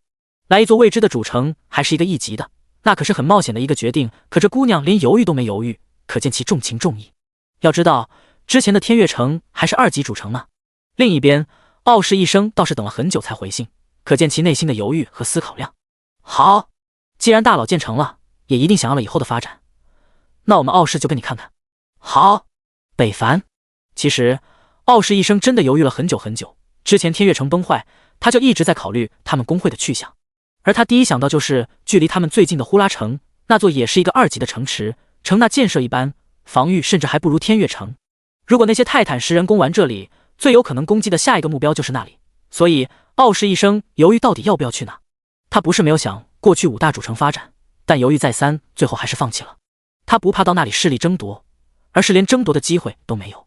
等他们到了大城，最快也得3至5天，看似不长，可玩家的成长速度，3、5天的时间足以成长到一个可怕的程度。那时候他们最低平均都是30级，穿着30级的装备，打他们这些还是20多级的工会精英，不跟切菜一样。所以算下来，这2个方向都不正确，这可让万分难受。谁不想在一个新世界大放异彩呢？所以北凡的信息来了，他看见了希望。虽然做这座新城，无论是防御还是位置都不是最好的，但他确实眼下最有利的。减少发展时间，就是在与时间夺命。他同意了。很快，2大公会的数万人马与北凡会合了。本来人不多的城外，现在挤满了人。星月落落笑着走来，破天大哥，你也太厉害了，竟然还可以建城，真是这游戏头一例了。嗨，也是没办法，要不去哪生活呢？北凡苦笑，哈哈，谁没有地方生活？破天兄可不缺住所，有大把的人欢迎你的加入呢。傲视一生迟来一步，大笑，哈哈。北凡尴尬一笑，这光幕好好看啊，这不是老天悦城驻地吗？你不说我还真没看出来，还真是。城池复建了，你没听说是一件破天剑的吗？卧槽，大佬牛逼，这话好久没喊，都有点生疏了。后面议论纷纷，前面谈笑风生。远处一个人盯着数万人这边，眼中藏不住的恶毒。一剑破天，你怎么还不死呢？忽然北凡感觉后背有点凉，回头看去并没有发现什么，他摇了摇头，肾虚了？难道？对了，破天兄，你通知那些散人玩家了吗？傲视一声问道。还没有，这不是还没建好吗？也不知道啥样，就先等等看。北凡道。哈，这么谨慎，那你怎么那我们先叫回来了？是不是可熟人先坑啊？傲视一声玩笑道。北凡也很接茬，这都被你猜到了，你是不是偷听心里话了？哈哈，傲视王者奇怪，会长什么时候跟这个家伙这么好了，有点郁闷。星月落落时不时也开着玩笑，跟北凡很是亲近，这可把九晴依依气坏了。这个有了新欢忘旧爱的家伙，大猪蹄子，忘恩负义，我诅咒你生孩子没屁眼。会长，那你以后要是嫁给他了怎么办？柔情一语破关。九晴依依愣住了，好像是啊，不对，谁要嫁给他了？他反应过来，脸颊一片羞红，你说什么呢？谁会嫁给他？嫁给他这个大猪蹄子？会长，要我说，你就感觉表白得了，非得等人家领悟，大佬那么直很难领悟。你如果再等下去，大佬就会被那个星月会长领跑了，到时候你后悔都没地方哭去。柔情男子认真道，一句好言相劝，却迎来了一顿打。你说什么呢？你不要瞎说，我喜欢谁都不会喜欢他这么不解风情的家伙。说着，飘飘小粉拳都打在了柔情后腰上了。第132章，杨伟和魏安祥完美配合。噗呲，一把寒刃打破了宁静。正在与2位会长聊得开心的北凡，背后突然中刀了。这一刀快准狠，正中要害，打出了致命一击，1万多的伤害。瘆人的红色数字飘出，其他2位大公会会长都震惊了。九晴依依也懵了，他刚打完柔情，就看见了一个人突兀地出现在了北凡身后，做着挥刺的动作。没有人可以逃脱我们杀手盟的刺杀，哪怕你是游戏第一人，给我滚开！北凡震怒一剑横扫，傲视一生被吓了一跳，连忙躲开。当，武器对碰，身后那人躲开，又吃了个药剂，再度隐身消失。杀意迸发，其他玩家纷纷退开，不知道发生了什么。破天大哥，这是什么情况啊？星月落落担心道。我的仇人，你们不需要管。北凡冷声道。而后，就在大家还都没有反应过来的时候，那人第2波攻击又来了，一剑直逼北凡面门，虽朴实无华，但剑气逼人，跟寻常的技能很是不同。北凡下意识歪头，但只见那显露出来的人嘴角却冒起了冷笑，你中计了。噗，脖梗动脉拉开，熟悉的招式再度袭来。魏安祥，是你？一剑破天，我还以为你把我忘了呢。魏安祥从背后探出，邪魅一笑。啊！一剑破天！九晴依依大叫。在场的人一见北凡被围攻，都不知所措了。九晴依依大惊失色，最先反应过来，冲了上去，想要去解救北凡，但他忘记了他只是一个牧师。星月落落反应慢了点，也冲了上来，可就在2人这耽误的1秒间，那2个黑衣人又同时出手，一个坠天匕首刺头，一个寒芒破心，两面夹击，北凡连反击的机会都没有，就被秒杀了。魏安祥装备属性不低，攻击也颇高，那个剑士刺客更是不凡，一身破甲攻击游刃有余。北凡一时间没招架住，直接鲜血横飞，身体生命清理，开始栽倒。那两人见状，确定对方死去，也收到了提示，立马隐身退出。被数万个眼睛盯着，背后发凉，一不小心自己就会变成筛子。两人瞬间消失在原地，但魏安祥还是忍不住笑出了声，挨了一剑，但还是逃离了危险之地。就这样，完美的刺杀就完成了。他也没有想到会如此顺利，果然杀手盟这帮家伙就是靠谱。姗姗来迟的九晴依依和星月洛洛等人看着之前还跟他们谈笑风生，现在却血流成河倒地不起，生机全无的一剑破天，一时间空气压抑的可怕。哇！九晴依依双目通红，再也控制不住的哭了出来，扑通跪在北凡身上，大声嚎哭：一剑破天，你怎么了？你起来啊！呜！你不要吓我呀！呜！你别死啊！你动一动啊！呜！九晴依依哭得伤心，哭得撕心裂肺，声音哽咽，身体抽泣，极其悲伤。灵魂状态的北凡一愣，本来他异常愤怒，可不知怎么见到九晴依依这样，他竟然有点开心。他再笨也看出来这丫头好像是喜欢自己的，那上回问他，他说不喜欢。难道女人都喜欢说谎话吗？还是他后来才喜欢自己的？其他人也很伤心，但看见九晴依依这样，星月洛洛也放弃了跪地一起哭的打算。一剑破天，你醒一醒好不好？呜！九晴依依无助地握着北凡的手，眼泪簌簌地掉，眼睛彻底哭肿了。柔情都没有想到自家会长竟已经喜欢到大佬到了如此地步。傲视一生也是一脸不可置信，一代强者就这么死了，这也太梦幻了吧！他到现在还无法相信。灵魂状态的北凡看着哭着越发伤心的九晴依依，心头也有些阵痛，恨不得立马复活将其抱住。可惜他办不到，复活是需要时间的。但他暗自下定了决心，一定不会让关心自己的人再流泪。实在是这丫头哭得太揪心了，他看不了。他一个万年单身狗，哪里受得了女人对他这样？同时他一定要杀了那俩刺客。魏安祥、杨伟，涅槃之心、沧海那剑都给我强化。现在有金色强化石，那就把这两件史诗级装备强化到满级。叮！强化成功，金色强化石540，涅槃之心加18，达到强化上限。魔法防御加5000，全属性加150，生命值加 3W， 魔法减伤症 10%， 技能效果时间缩短至12小时，并提升了技能效果。技能涅槃重生，效果宿主死亡后会在30秒内集天地之气、凤凰之力、涅槃凤凰湮灭重生，复燃升天，恢复 100% 的生命值，并获得1公里的真实效果，持续部分时间，冷却12小时。叮！强化成功，金色强化石540，沧海纳戒加18，已达到强化上限。魔法防御加5000，力量加200，体质加200，免控提升至负 50%， 暴走 buff 效果提升。狂怒之下，力量增加 200%， 移速增加 200%， 攻速增加 200%， 所受伤害 x2 倍。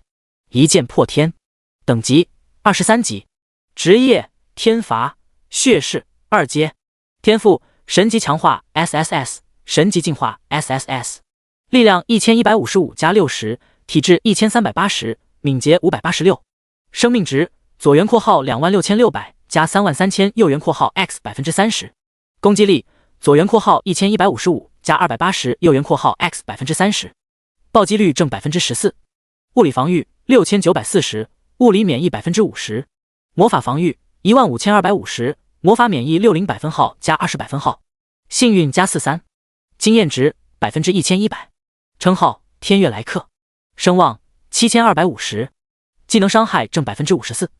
这就是两件史诗级装备强化满级提给北凡的属性，血量直接达到了近8万点。如果刚刚在那两人刺杀之前强化，就不会出现刚刚那种情况。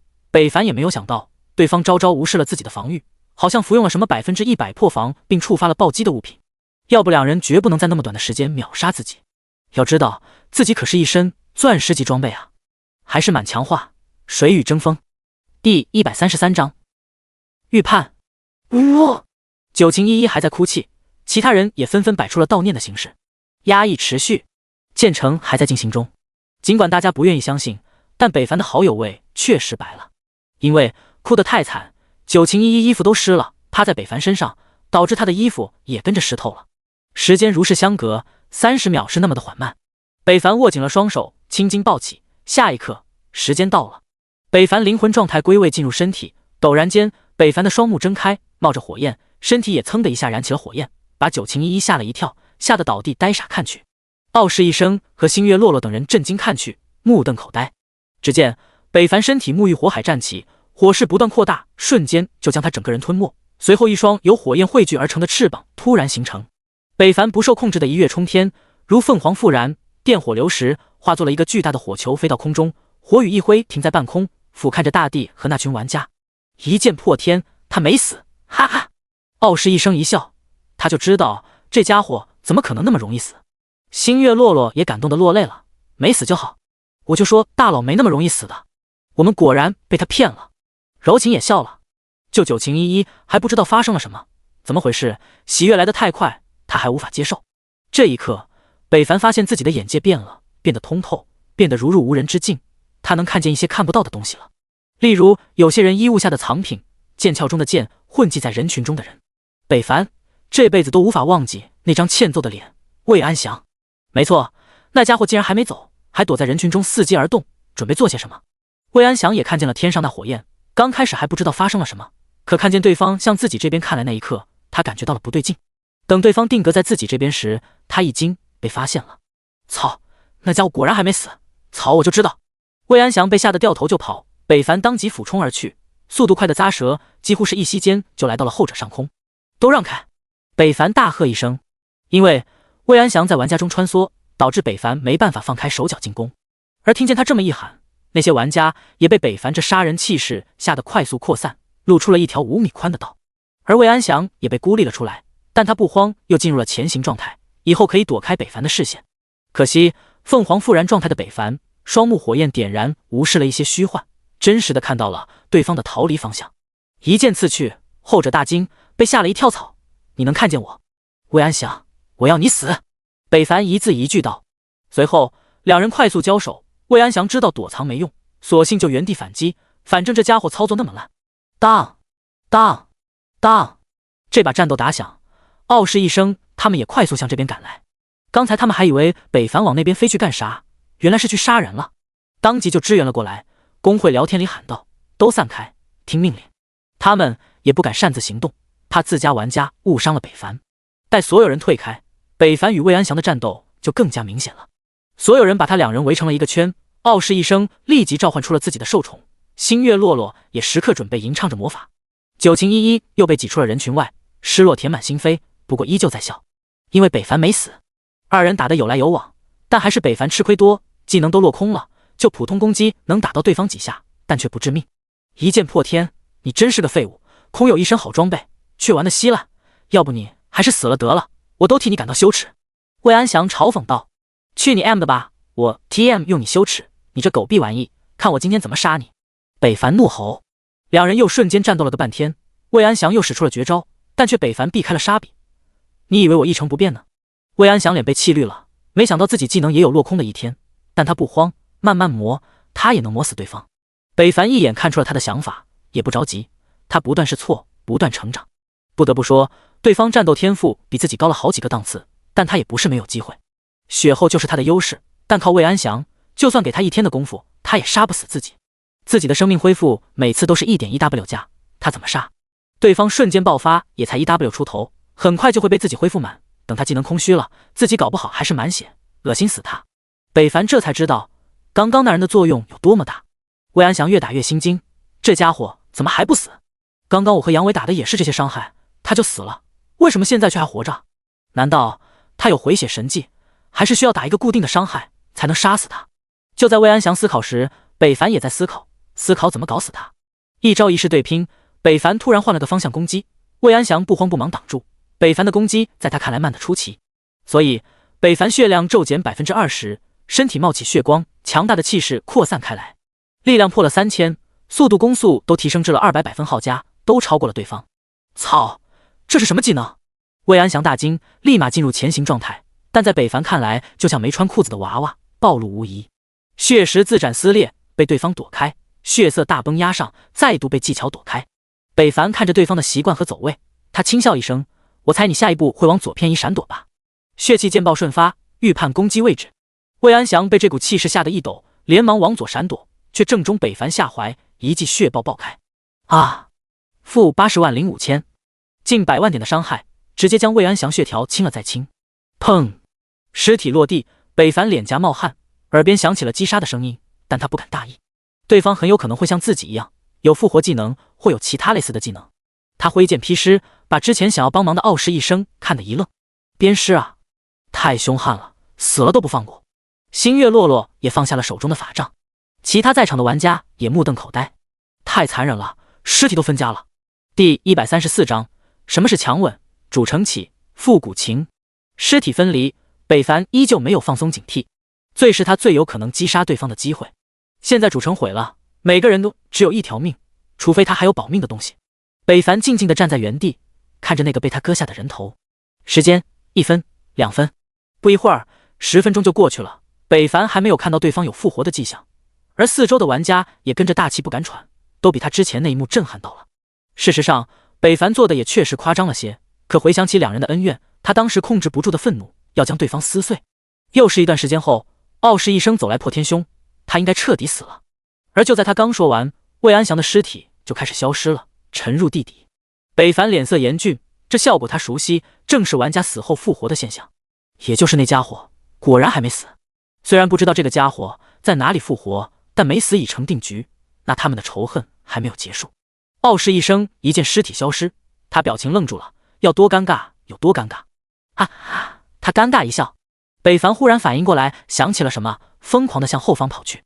那些围观的两大公会玩家见北凡冲来，吓得立即退散，让出了一条路。面对北凡刚刚的战绩，他们都怕被对方盯上，尤其是那最后一下的80多万伤害，太恐怖了。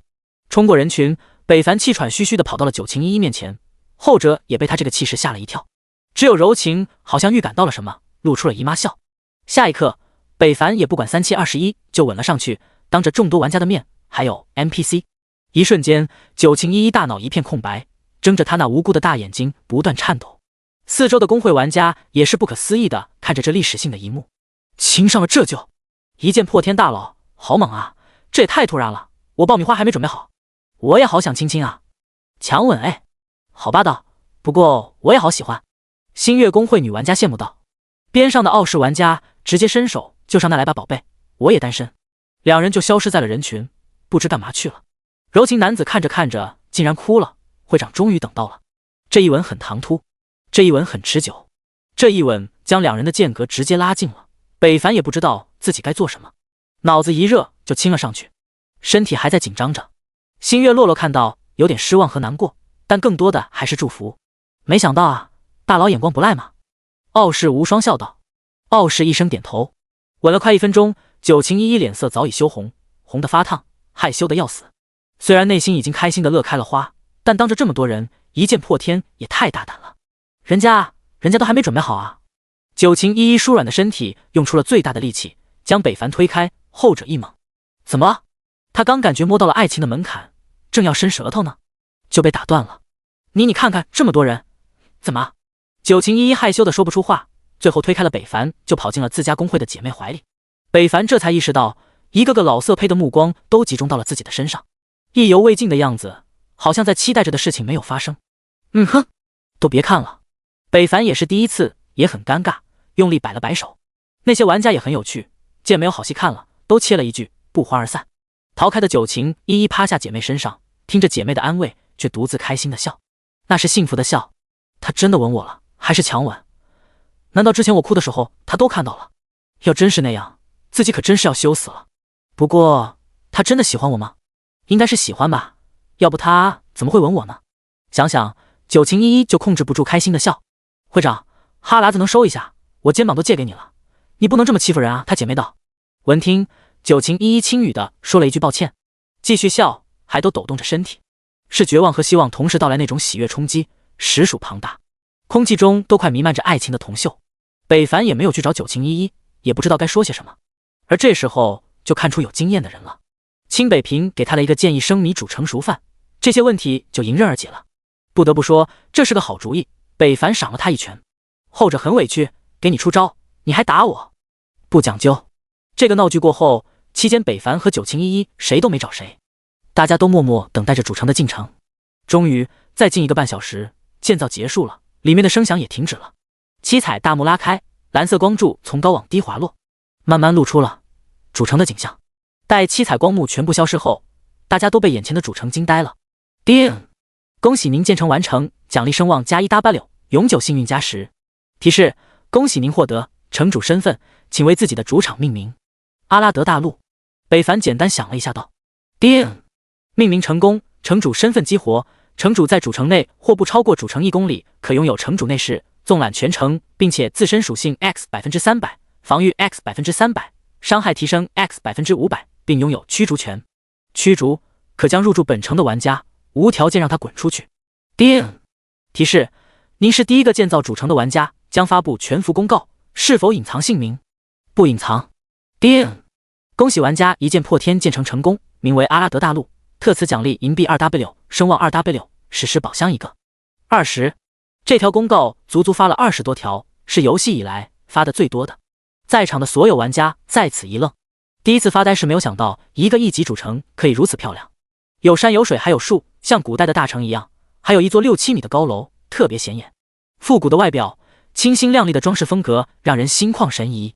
他们最初以为这1级主城也就跟那些新手村差不多，缺胳膊少腿的，完全没想到会这么漂亮。星月公会的女玩家一下子就被吸引住了，北凡也是如此，但他更多的还是分析利弊。城墙太低，不足4米，但内城完全把老城取代了，这一点是他没想到的。第135章，撒狗粮。大佬，快让我们进城吧，我都迫不及待了。小李子激动道，其他玩家也雀跃鼓舞。好，我这就组织大家入城。北凡笑道，而后他独自来到城门口，看见了入城需要锁定气息的东西。这东西类似于指纹识别，不过实际效应比那个更猛的，这个是可以识别每个玩家的个人信息，并确定是否加入本城，成为本城居民，一荣俱荣，一损俱损。很快入城仪式展开，北凡出于礼貌还是问了大家一句是否愿意，得到确认后，大家纷纷识别，有条不紊地进入城内。数万人一位位走过这城门测试通道，进入城内，看见了如世外桃源的主城内部，纷纷惊叹，就连那些 NPC 都纷纷赞不绝口。破天兄，那我就先进去了。傲视一声打了招呼走近，北凡微笑点头。待所有玩家都进去，就剩下九晴依依等人时，后者还因为之前的事不敢面对北凡。大家都是第一次，谁也不知道怎么开口。柔情见状，直接笑道：“大佬，你和我家会长啥时候结婚啊？”北凡、九晴依依，后者听到这话，恨不得找个地缝钻进去，再次趴回了好姐妹的肩膀。但姐妹的话让他不知所措。会长，我的肩膀都湿透了，要不你去大佬那个肩膀上躺会。九晴依依脸色瞬间潮红，羞怒地掐了姐妹腰间，后者直接一疼把她推开，然后快步地走进了城。其他九晴玩家也是如此，把2人空间给他们空了出来。现在城外就剩下北凡和九晴依依2人了，一个羞涩背身，一个回想起之前对方痛苦的模样，也红了眼，无比真诚地说道：“九晴依依，你喜欢我吗？”九晴依依闻听，身体一震，双手转着劲，鼓足了勇气，开心地说了一句：“笨。”砰！北凡一把从后背抱住了他，可把他吓了个够呛。但闻到熟悉的味道和被那有温度的大手握住，他无比满足，小鹿乱撞，不挣扎，只享受。北凡也没有多余的动作，就这么静静地抱着。殊不知2人的行为被城门口探出的几个小脑袋瓜都看到了。琪琪，你也太厉害了，这都被你猜到了。那当然，我是谁？我可是情场杀手。切，说你胖，你还喘上了。不过他俩就这么一直抱着吗？不干点别的吗？不都说男生都喜欢那个吗？那个啊，就是那个。那是哪个？星月果果一看琪琪和丽丽故意逗他，直接生气的与2人大闹了起来。而他们这一动作也打断了北凡的温存。别抱了，有人看着呢。九晴依依小声道，声音如鹰鸟，小巧又动听。北凡不舍得放开了他，对方的身体很软，抱着很舒服。九晴依依慢慢转身，低着头，不敢看北凡。北凡以前怎么没发现他是这种性格呢？随后他牵起了他的走进了城内，与那3姐妹擦肩而过，后者嘻嘻的笑，掩饰着尴尬。待北凡消失，星月琪琪埋怨道：“都赖你，好戏刚开场又没了。”那赖我吗？还不是你这个色胚子，明知故问。星月果果不服，你说谁色？你说谁色？琪琪见状，直接给了果果一记致命的痒痒挠，后者也不甘示弱，开始反击。丽丽最后无聊也加入了战场，顿时间城门口传来了花枝乱颤的叫声。城内，北凡带着九晴依依逛着属于他们的主城，2人也在这场自驾游确认了关系。与此同时，北凡建立主城的事也被所有玩家知道了。毕竟那公告响了好久，天下狂舞，天下狂舞直接友好的发来祝贺。世界频道里都是玩家对北凡的操作喊着666，言语中诉说着震撼，尤其是龙国玩家对北凡的崇敬更加一发不可收拾，并还催促他赶快建帮呢。不过也有不看好的，毕竟是1级主城，而且主城建完也只是开始，要想让主城长久立，还需要通过考验才行。而这考验就是3天后的怪物攻城，所以北凡等所有玩家在这3天内都得努力变强，才能应对接下来的怪物攻城。这次怪物攻城不同于新手村那次，怪物实力一定有着质的跨越，北凡不敢大意。所以北凡爱抚地摸了摸九晴依依的秀发，说出了这个问题。九晴依依也明白，两人还不是过家家的时候，他非常理解北凡，也没有阻拦对方的离去。反正白天不见，晚上还可以见的。两人在分别前，北凡特意嘱咐一定要照顾好自己。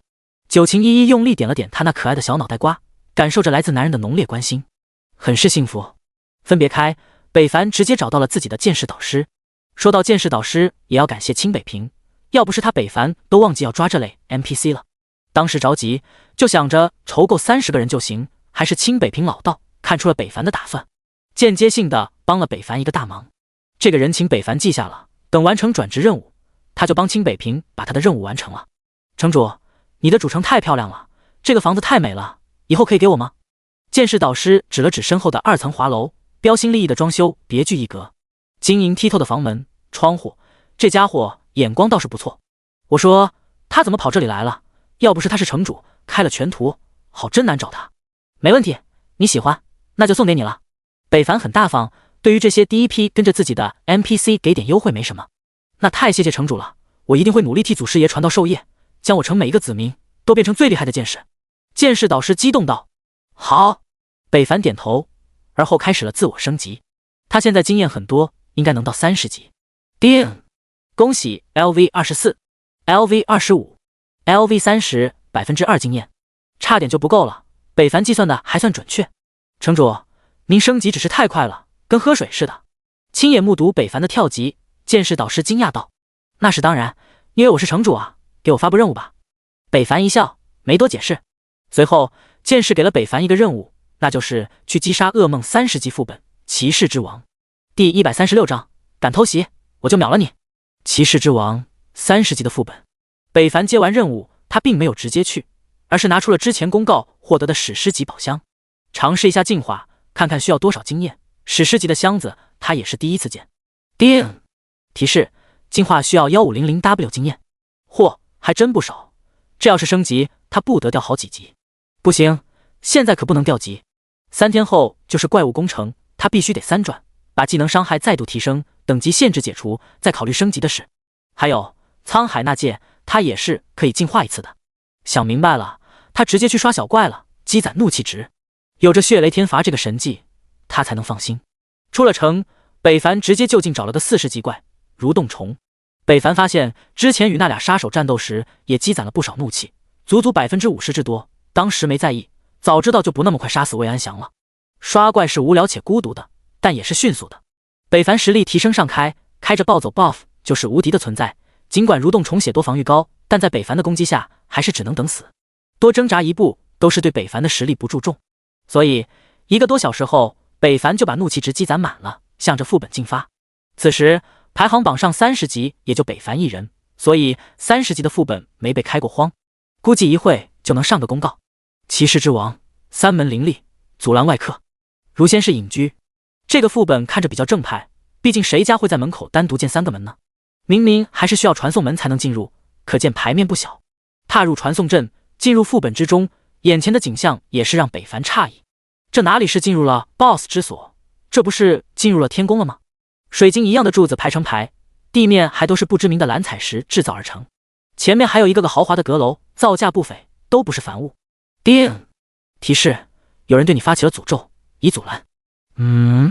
诅咒又是漂亮国那帮孙子又搞小动作了，真是一点机会也不放过自己啊！他到底是多遭恨啊？还有这个阻拦是什么鬼？之前怎么不提示？难道是跟自己成为了城主的原因？北凡想不明白，不过好像是一件好事。没有诅咒，那怪物就不会变强，普通级的怪在北凡眼里吹弹可破。迈着自信的步伐，脚踩着踩实的路面发出哒哒的声音，听着就高贵。嘎吱，北凡走着正高兴时，两旁的阁楼大门打开，一道道身披铠甲的战士走出，一身肃杀之气。王城勇士，品质普通级，等级30 ，HP 15000，属性较20级副本又提升不少，但也不多。杀！沉甸甸的武器集体落地，下一刻每个人都抡起武器，快速斜跑，对着北凡杀来。一看就是久经风霜的战士，身体素质了得，死的时候倒在地上还发出砰砰的声音。迈过这些实力，北凡完好无损地继续向前，向着那最大的酒楼而去。那里亮着灯，还能看见里面的人在歌舞。眼看着就要到目的地时，北凡孤身一人站在酒楼下，四周走出了蒙着面的杀手，那模样像极了之前暗杀北凡的杀手蒙的人。王的杀手，品质普通级，等级30 ，HP 14000。每个人手里不是拿着剑就是匕首，没有一个拿着法杖或是弓箭。很显然，这些人都是近战。那么一切就简单了。北凡静候着，微风吹动，那些刺客动手了。寒芒在这幽静的夜闪烁，鲜血溅射，染红了地面。一具具尸体堆积，化作了一个小山。北凡将剑刺入最后一个刺客身体，总算是结束了。他好累，这关小怪前仆后继好多，多到他手都快累抽筋了，技能都跟不上，害得他不知中了多少次攻击。痛啊！战斗声响很大，酒楼上的两人依旧跳着舞，好像个聋子。下面杀得如此血腥，他们上跳的还挺尽兴，真是没有智商的野怪。休息过后，他迈步走进酒楼，楼上的二人就停止了歌舞，而后上方就传来了砰砰的下楼声，还有一声巨大的落地声，好像是有人嫌楼梯太慢，直接跳楼了。北凡站在一楼大厅，前面一个女子急冲冲地出现在他面前，身后也摸上来了一个身披红色麒麟甲的将军，还是个夫妻怪啊。王之骑士，领主 BOSS， 等级30，品质白银级，生命值150，0000，攻击力物理1240，魔法1680，防御物理2060，魔法防御2780，技能骑士之刺，骑士怒斩，火箭禅心，合魂，双剑合并。描述：空虚的骑士，失去爱马的他整日酒楼买醉，逐渐堕落，而后被人蛊惑，就没再走出这家酒楼。热点看破，小腹酒楼七娘，领主 BOSS， 等级30，品质白银级，生命值70，0000，攻击力物理1040，魔法1280，防御物理1660，魔法防御2080，技能魅惑，魅惑 LV2， 魅惑 LV3， 火魅术。描述：酒楼老板娘是骑士陷入堕落的罪魁祸首。这两人的关系有点意思，尤其是这个老板娘技能竟清一色的魅惑有关的技能。这不，北凡刚看了对方一眼，北凡就感觉了双目好像有许多气泡在飞。噗呲，负5700，身后传来剧痛，王之骑士一剑偷袭了北凡，刺入了他的身体。北凡因为剧痛瞬间恢复清明，那老板娘就在一旁笑得花枝乱颤，显然是在嘲笑北凡。则这北凡哪能忍，血气喷张，将王之骑士击飞，并逼退胸口的剑。负126000，负126000，负126000。趁着对方在空中的空档，北凡暴走 buff 快速速发，在王之骑士落地的瞬间，血气剑爆在骑士小腹轰然炸开。负35万致命，负1050000致命。雪花化作了艺术，漫天飞舞， BOSS 整个身体被震退倒地，血条被瞬间清空，王之骑士不甘倒地。一旁的老板娘都吓傻了，表情极为丰富。第137章，我给你看个大宝贝。你们看会长又在发呆了，一定是想情郎哥哥呢。嘻嘻，我看也是。九晴依依听到两个公会好姐妹的窃窃私语，顿时脸色羞红，伸手就掐了两人一下。我没有，你俩别瞎说。还没有呢，脸都红得像苹果了。嘻嘻，会长，你和破天大佬什么时候办婚礼啊？我们还用随礼吗？嘻嘻，两个女玩家调笑着，把九晴依依说的脸红到了耳根，追着二人就打。三女你追我赶，扬长而去。副本内，北凡杀死了一只 BOSS， 转头看向那发呆的老板娘 BOSS， 后者看见北凡瞅了过来，竟然害怕的后退，嘴里低喃着别过来。北凡是一个懂得怜香惜玉的人，而且他也是第一见女 BOSS， 所以并不着急。其实主要是技能时间没到。那 BOSS 见北凡没动手，以为他动了恻隐之心，他低头看了看自己傲人的身材和身段，难道他想瞬间 ，boss 想了很多，最终猜想就是这个人不杀他，一定是馋他的身子。果然，男人就一个样。女 boss 想通了，也没那么害怕，竟扭扭哒哒的向北凡走来，不到10米的距离，硬是让他走出了上台走秀的感觉。北凡很诧异，他这是要干什么？忽然，他意识再度出现错误，那个 boss 又对自己发动了进攻。就在北凡以为对方要对自己动手，一只曼妙的手竟搭在了他的肩膀，一股成熟的女香从侧面飘来。待北凡双目恢复清明时，女 boss 已经搂住了北凡的脖颈，整个脸贴都差点贴在了他的脸庞。瞬间，北凡脸色一红，这家伙毕竟是个女人，而且还距离自己如此之近，该看的不该看的，他都看到了。勇士，不要杀我好不好？我给你看看大宝贝。七娘说着话，还对北凡吹了一口香气，清香中带着成熟女人的味道，让人回味。而且低头一看，雪白无瑕，不得不说还真大。不过北凡还是面色一板，很真诚道：“我是一个有家室的人。”这有什么关系？男人3妻4妾是很正常的一件事，这有什么关系？再说，人活在世，不就是为了快乐吗？说着，七娘再次上手，开始游走起来。不得不说，真实世界，真实触感。但你看错人了。北凡面色一冷，他是一个很传统的人，一夫一妻制是对肾的尊重。虽然他也喜欢美好的东西，不代表他会做出格的事情。七娘一愣，一股敌意自北凡身上扩散而出，她诧异了，竟然会有男人不好色，还是自己的美色吸引不了对方。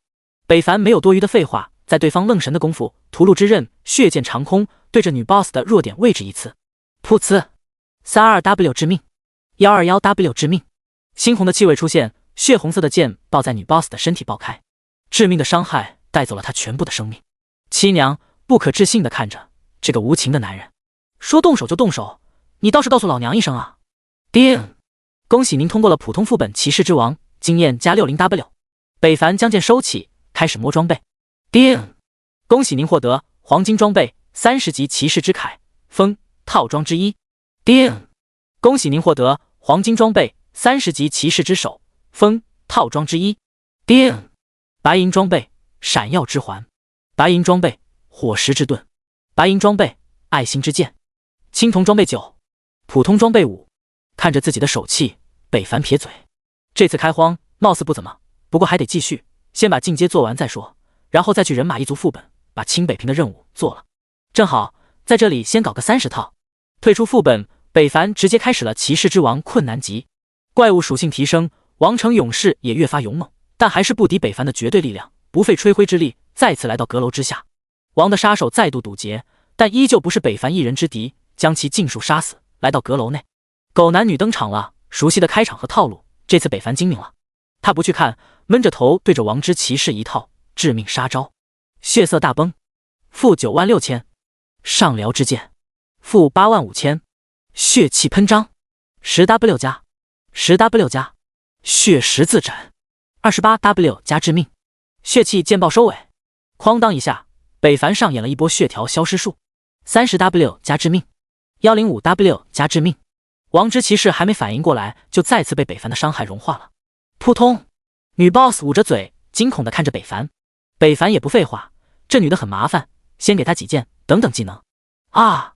七娘一见那人杀来，顿时一慌，下意识地往楼上跑去。大大大！北凡在后方紧追不舍，两人你追我赶，他就不信这个 boss 还能溜了不成。果然，在跑到最上方的屋子时，终于退无可退。七娘恐惧的双眼狂跳，带着她胸前也跟着抖动着，别有一番风韵。连跑了几10个台阶，北凡气也不喘，自身素质已经远超过了正常人。两人对视，北凡也并没有着急出手，技能还差一点。见对方迟迟未动，而对方又一直看着自己，难道他看上了自己？低头一瞧，七娘又自信了起来，气息逐渐平稳，甩了一下长发，解开上面的发簪，妩媚地向北凡走来。北凡错愕，还来？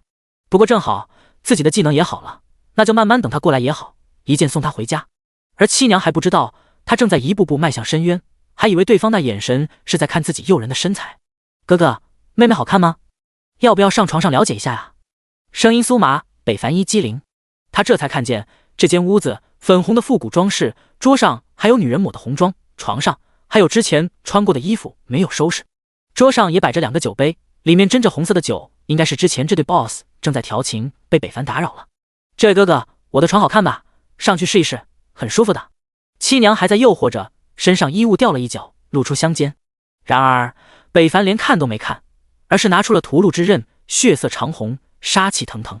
七娘一惊，意识到了不对，但已经为时已晚。北凡的血气剑爆出击了，噗呲，30W 致命，115W 致命，女尸倒地。第138章，男人的背后有个坑爹的女人。叮！恭喜您获得黄金装备30级骑士之风袍风套装之一，获得黄金装备30级骑士影衣风套装之一，黄金装备30级骑士风腿风，黄金装备30级骑士之靴风，白银装备亡离神弓，白银装备乱战之靴，白银装备法力之环，青铜装备5，普通装备3，还不错，困难的确比普通级的要好很多。继续，争取晚上之前通过这个噩梦副本。骑士之王，地狱级。北凡看着连续见了3次的王城勇士，轻轻一笑，但后者却狠狠愤怒。人类，既然来了就留下吧。说着，那些勇士就杀了过来，气势很凶，死的也很惨。北凡站着不动，就把他们尽数杀死，身后的尸体落成落，像个小山。杀怪也让他玩出了艺术感，刷怪太乏味，北凡只好自己找乐子了。解决了这些家伙，亲临阁楼之下，那些王的杀手也探出了头。不得不说，副本难度提升，这些杀手的气势和能力也提升了不少。杀手讲究的就是一个偷袭，而且要一击必杀，不仅要好好隐藏自己，又要将自身彻底融入黑暗之中。这些家伙就做得很不错，不比那些杀手盟的人差。如果他们也有跟玩家一样的技能，估计会很恐怖。感叹之余，那些杀手已经摸到了北凡的附近，寒芒闪现，道道攻击杀向了北凡。北凡轻笑，血气喷张，一股血流自脚下喷涌而出，向天而出。近身的杀手还没明白怎么回事，就领了盒饭，剩下的那些杀手也没有幸免，被北凡尽数斩杀。尽管他们的属性提升了2倍，但也无法承受来自北凡的爆炸输出和恐怖的回血。只要野怪也没有2秒内秒杀北凡的本事，那就不可能杀死他。再次踏入阁楼，见到这2位，北凡依旧没有留手，直接上去就是杀招，一套下来打了王之骑士2/3的血，后者顿时大怒，咆哮着开始反击。北凡也是第一次看到这个 BOSS 使出了技能，虚空破裂，一只烈马全身染着火焰从 BOSS 身后踏出，向天一叫，抬起了前蹄，霸气示威。王之骑士随后便骑在了那烈马之上，一股火焰升腾， BOSS 身上也跟着燃起了火焰，整个人像一个火焰骑士。北凡之前还奇怪，这个 BOSS 没有马为什么叫骑士呢？原来是把马藏了起来。上了马的 BOSS 一身气势扩散，焕然一新，给北凡的感觉立马不一样了。下一刻，燃烧着烈焰的骑士之剑灼烧着星空，猛然刺来。剑芒拉长，北凡有心闪躲，但这一击实在是太快了，而且技能距离也比想象的要长。等他脚步刚动，伤害就自他身上飘出，身体更是被一股大力冲击卷飞了出去。3W， 砰！这股冲击直接把北凡干飞出了阁楼外。女 BOSS 见自家男人这么威猛，立即扭动身段慢步走来，哪来的该死人类，竟敢来我们撒野！夫人莫慌，我这就去斩杀了这个宵小。王之骑士霸气道：“有劳将军了。”七娘嫣然一笑，晃悠着屁股。王之骑士一见，顿时春心荡漾，被迷得神魂颠倒。北凡看见刚刚那女人好像使用了技能，眼睛如蛇一样钻入了那个骑士的身体，后者顿时痴迷，露出了垂蛋之色，一时间都忘记了北凡的存在，正好给了他恢复的机会。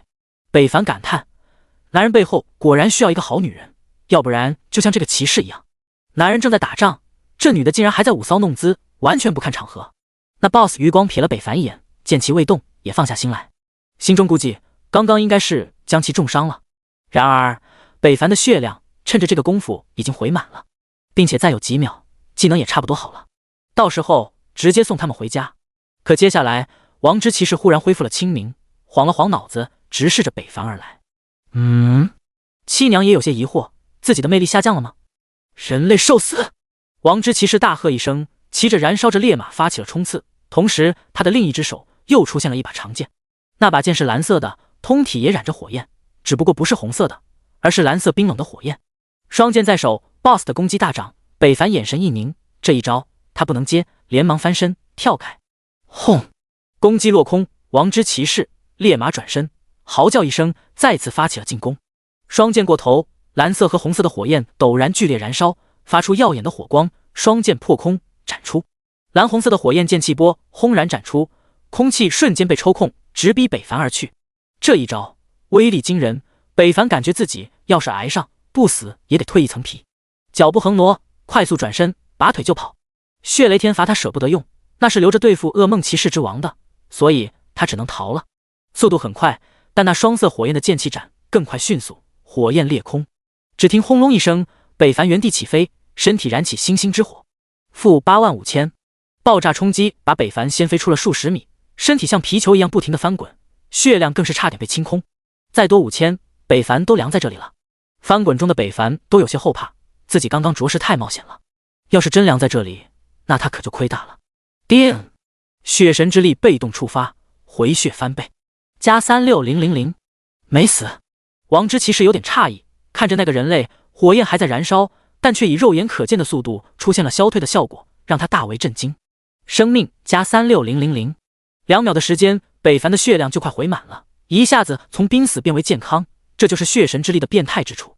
北凡慢慢抬头，身体还是非常的痛，尤其是刚刚拿痛处更加清晰。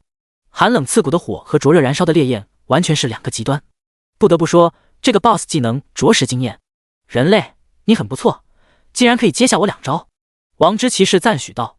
七娘这时也慢慢走了出来，看见北凡的狼狈样，顿时笑出了声音：大将军，还是直接杀了他吧，以免夜长梦多。闻听，北凡好奇看去，这家伙好像也不是看上去那么胸大无脑，这句话倒是蛮有智商的嘛。可惜已经晚了，冷却时间结束，该到他表现了。美人说的是，我就去杀了他，给美人下酒。说罢，王之骑士带着一股风就再度杀去。第139章，你都不如那好老娘们。然而王之骑士不知道，死亡距离他也越来越近了。屠戮之刃发出剑鸣之音，渴望着鲜血。北凡起身，毫不畏惧，直视那飞速而来的火焰烈马。马背上的人举起了双手剑，眼神犀利冷漠，以为胜券在握，却异变横生。北凡动了，他血色大崩跳起，血剑长虹接近对方，慢慢血色滴落。王之骑士完全没想到，这个人类竟然还敢还手，吃了个亏。造成伤害的同时，北凡拉近双方的距离，血剑出，血气迸发，血气剑爆残暴地划过长空，刺入了 BOSS 的身体。28W 加致命，100W 加致命，连续2次伤害，王之骑士被吓了一跳，血量骤降到了20W 点左右，已经到了濒死边缘。烈马怒吼一声，前蹄抬起，想要踢飞北凡，但后者却纹丝未动，血气喷张原地迸发。王之骑士的冰火剑斩也已然汇聚而成，双方都使出了杀招，但显然北凡的速度更快一步，洪流血色喷涌而出，瞬间就将 BOSS 整个灌溉在其中，连带着他的生命气息也永久留在了这血色之下。一套3连秒杀了 BOSS， 在北凡的预想之中，但过程也十分凶险，稍慢一步 BOSS 的攻击落下，他就要领盒饭了。好在意外并没有发生，而且从始至终那个女 BOSS 都在一旁观看，从未出手过。但凡他出一次手或者搞个偷袭，两人对北凡来个双目夹击，都不是现在这个局面。但很可惜，他并没有那么做。从这件事就能看出来，家里有个好老娘们是多么重要。王之骑士被杀死，七娘甚是惊恐，他怎么也没有想到，一向所向披靡的骑士竟然会败给一个人类，而且还如此迅速。一时他竟然不知道该怎么办了。北凡一瞥，这女 BOSS 这副面容他已经见了3次了，不得不说，除了这，他也不知道这女 BOSS 会啥。忽然，女 BOSS 突然看了北凡一眼，一个花色的眼睛出现在了北凡眼中，瞬间他就感觉自己来到了一处满是鲜花之地。这是怎么回事？自己刚刚不是在副本吗？北凡疑惑，还在不解时，身体却突然传来一股刺痛。-5000，-5000，-5000，女 BOSS 对他发动了进攻，北凡瞬间清明了过来，看着背后捅刀子的女 BOSS， 后者一脸尴尬和茫然，挨了这么多下，你竟然还没死，你到底有多少血？看见此景，北凡还怎么能不明白，自己刚刚应该是中了这娘们的魅惑术了。然后对方趁机偷袭，想要杀死他，但显然失败了。他这连续3刀还没北凡恢复的多呢。我死不死不重要，重要的是你要死了。北凡说罢，一个上撩之剑突然反击，七娘一个没反应过来，直接被挑起。-8万啊！七娘惊呼，但北凡没有一丝怜悯的想法，快速出剑捅着对方要害，同时血十字斩衔接打了对方30W 左右伤害。霎时间，七娘落地，惊恐的就向着阁楼跑去。这一幕北凡熟啊，所以他也不着急，不慌不忙的向着阁楼走去。七娘跑得很快，可等跑到最上面的时候，看着房间没有一件可以对抗的利器，他更加惊慌了，手忙脚乱。等北凡上来时，对方没有找到东西，竟然直接藏在了床底下。北凡看着那拙劣的躲藏表演，不忍直视，心说：大姐，你倒是把衣服收进去啊！而且你这床底连个帘都没有，真当我是睁眼瞎呢？技能冷却全部完毕，一个血气剑爆捅去，血花从对方屁后绽放开来，鲜血一片流淌地面。啊！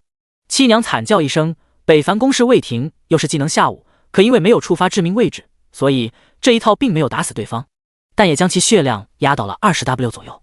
七娘背后鲜血淋漓，从床下爬出，嘶吼哀嚎对着北凡，面容不再闷骚动人，而变成了凄惨和悲凉，脸色铁青，没有血色。他一把推开了北凡，好似推开负心汉一样，向着楼下跑去。可北凡怎么能让其如此轻易离去呢？右腿一伸，扑通！七娘没看见，直接摔飞了出去，而身体正好来到了楼梯口，顺着就滚了下去。啊啊！惨叫连连，北凡也立即跟了上去。七娘从3楼一直滚到了1楼，等他再次起身时，浑身是血，甚是狰狞。北凡都不忍直视了，心说直接让我刀了不就好了。七娘跌跌撞撞跑出了阁楼，向着远处逃去，歪歪密码，屁股摇晃，好像深夜喝醉的女人。北凡紧随其后，在技能好的那一刻杀招出，惨叫声，七娘最终还是没有逃出北凡的魔掌，不过倒是浪费了北凡不少时间。摸完尸体，退出副本，已经接近天黑了，也就是最多他也就只能再刷一次副本了。噩梦集，骑士之王，走起！北凡没有犹豫，直接迈入，白光一闪，原地消失。与此同时，冰晶寒霜的一剑因为突然失去了目标，在空中化作了寒气，消失不见了。技能消失，落空，自由女神当即收到了反馈，有些疑惑，美丽的脸色微变，躲开了，怎么做到的呢？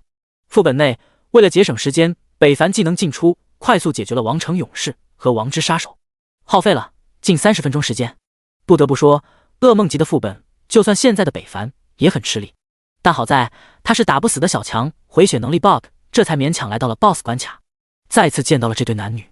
王之骑士登场，霸气侧漏，女 BOSS 七娘妩媚妖娆，两人看着北凡一脸陌生，不禁让北凡想起了一句话：我虐你千百遍，你待我依旧如初恋。人类，你能走到这里，证明你还是有些实力，就让我帮你看看你的顶点在哪。王之骑士道：将军加油哦，把这个人类的脑浆打碎，晚上给你炒菜吃。七娘魅惑的笑道。第140章秒杀30级噩梦副本职业进阶。历经几番周折，来到骑士之王 BOSS 关口，北凡就听见 BOSS 要把他做成菜，顿时一笑。人类，你笑什么？莫非在怀疑我的厨艺？七娘对人类这笑容很不满意。那倒不是，我只是替你可惜，你无法下厨了。北凡道。什么意思啊？女 BOSS 看了过来，立马施展了魅惑技能，但北凡早有预料，偏了一下头，躲开了对方的视线。只要不与对方对视，那么他就不可能中招。七娘有些诧异，竟然没有魅惑到，这个人类是怎么知道自己这个技能的弱点呢？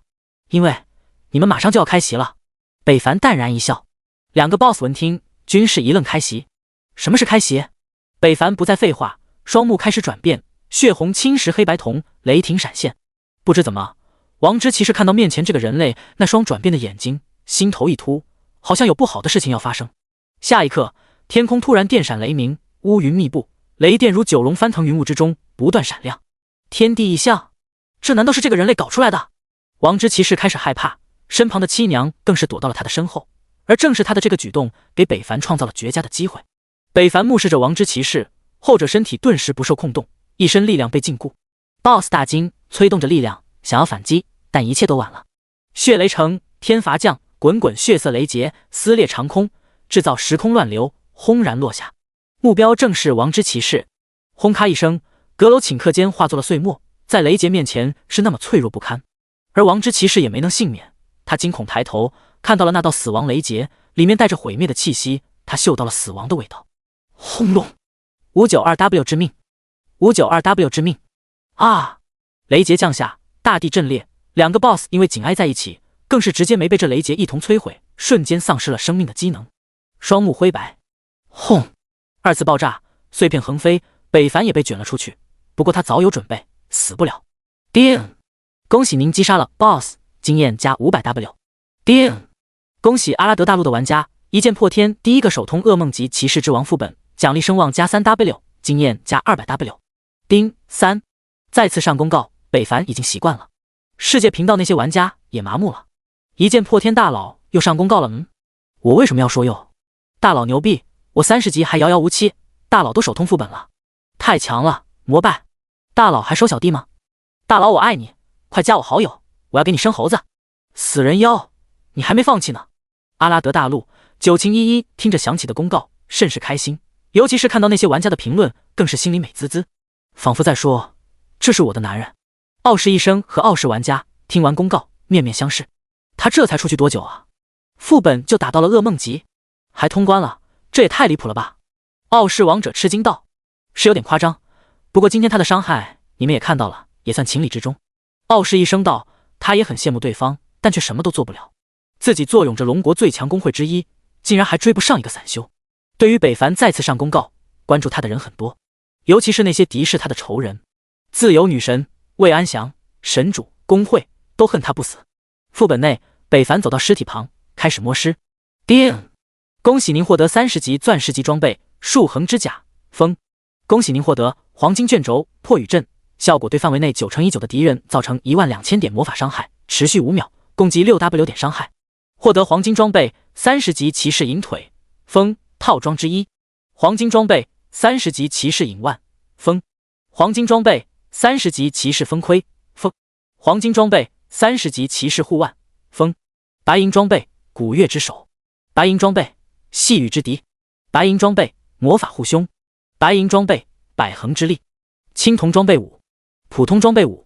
总的来说，这次报的还算不错，最起码出了一件钻石装备，进化就是史诗了。北凡收起装备，北凡就退出了副本。这次他收获不小，回头清点一下，转完职业，他也可以把30级套换上了，然后一一强化，打上宝石，应对接下来的变化。回去的路上没有出现意外，但北凡依旧很小心，被偷袭出阴影来了。天色渐黑，回到自己的一级主城，北凡压抑的紧张心情豁然开朗，跟回到家一样安心。他马不停蹄地来到剑士导师这里，交了任务，完成了进阶。叮！恭喜您达到了3阶天罚谢氏等级限制突破。叮！技能也同时升到了4阶。叮！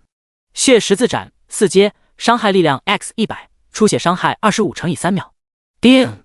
提示血气剑爆达到4阶，一段提升至90点，2段血爆提升至350点。叮！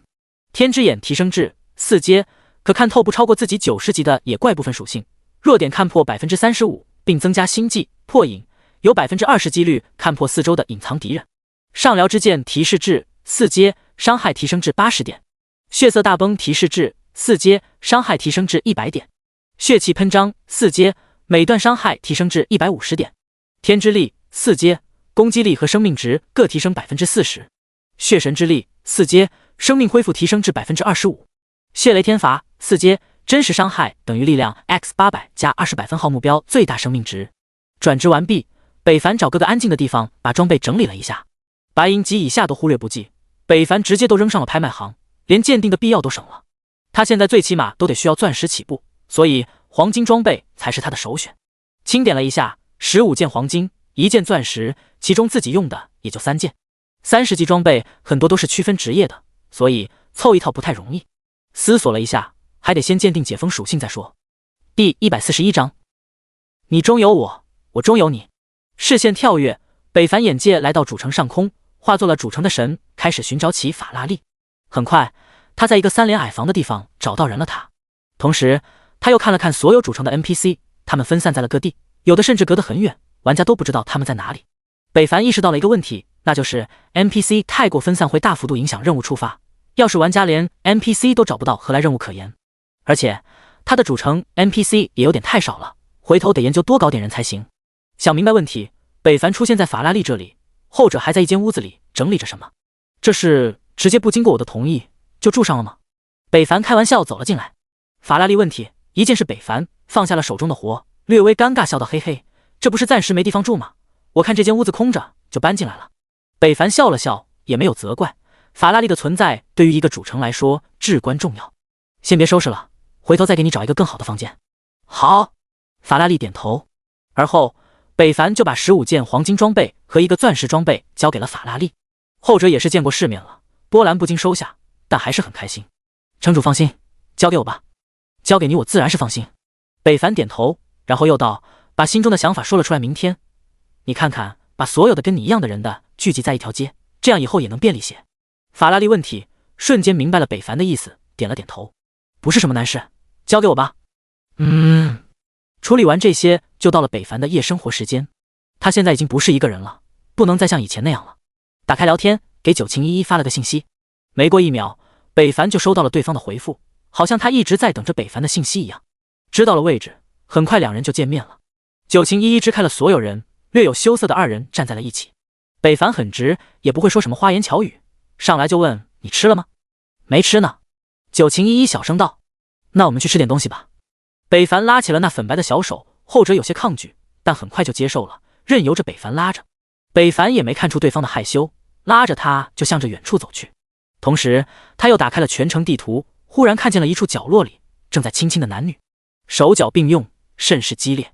北凡顿时口干舌燥，回神看向一旁低头的九晴依依，叹息了一声，不能太着急，好像关系还没到。而后几经周转，走过大街小巷，2人都没有找到一家可以做吃的地方。北凡这时才想起来，他主城刚建立， NPC 都忙着搬家，哪里有时间开业？而且这30个 NPC 里有没有会做饭的都不一定。大意了，有些尴尬的看了看九晴依依，后者正好抬头看向他，四目相对，九晴依依脸色一红，羞怯低头，不敢与北凡对视。北凡一笑，原来有女朋友是这种感觉啊！满满的幸福感，手心里的火热都掩盖不住2人雀跃的心。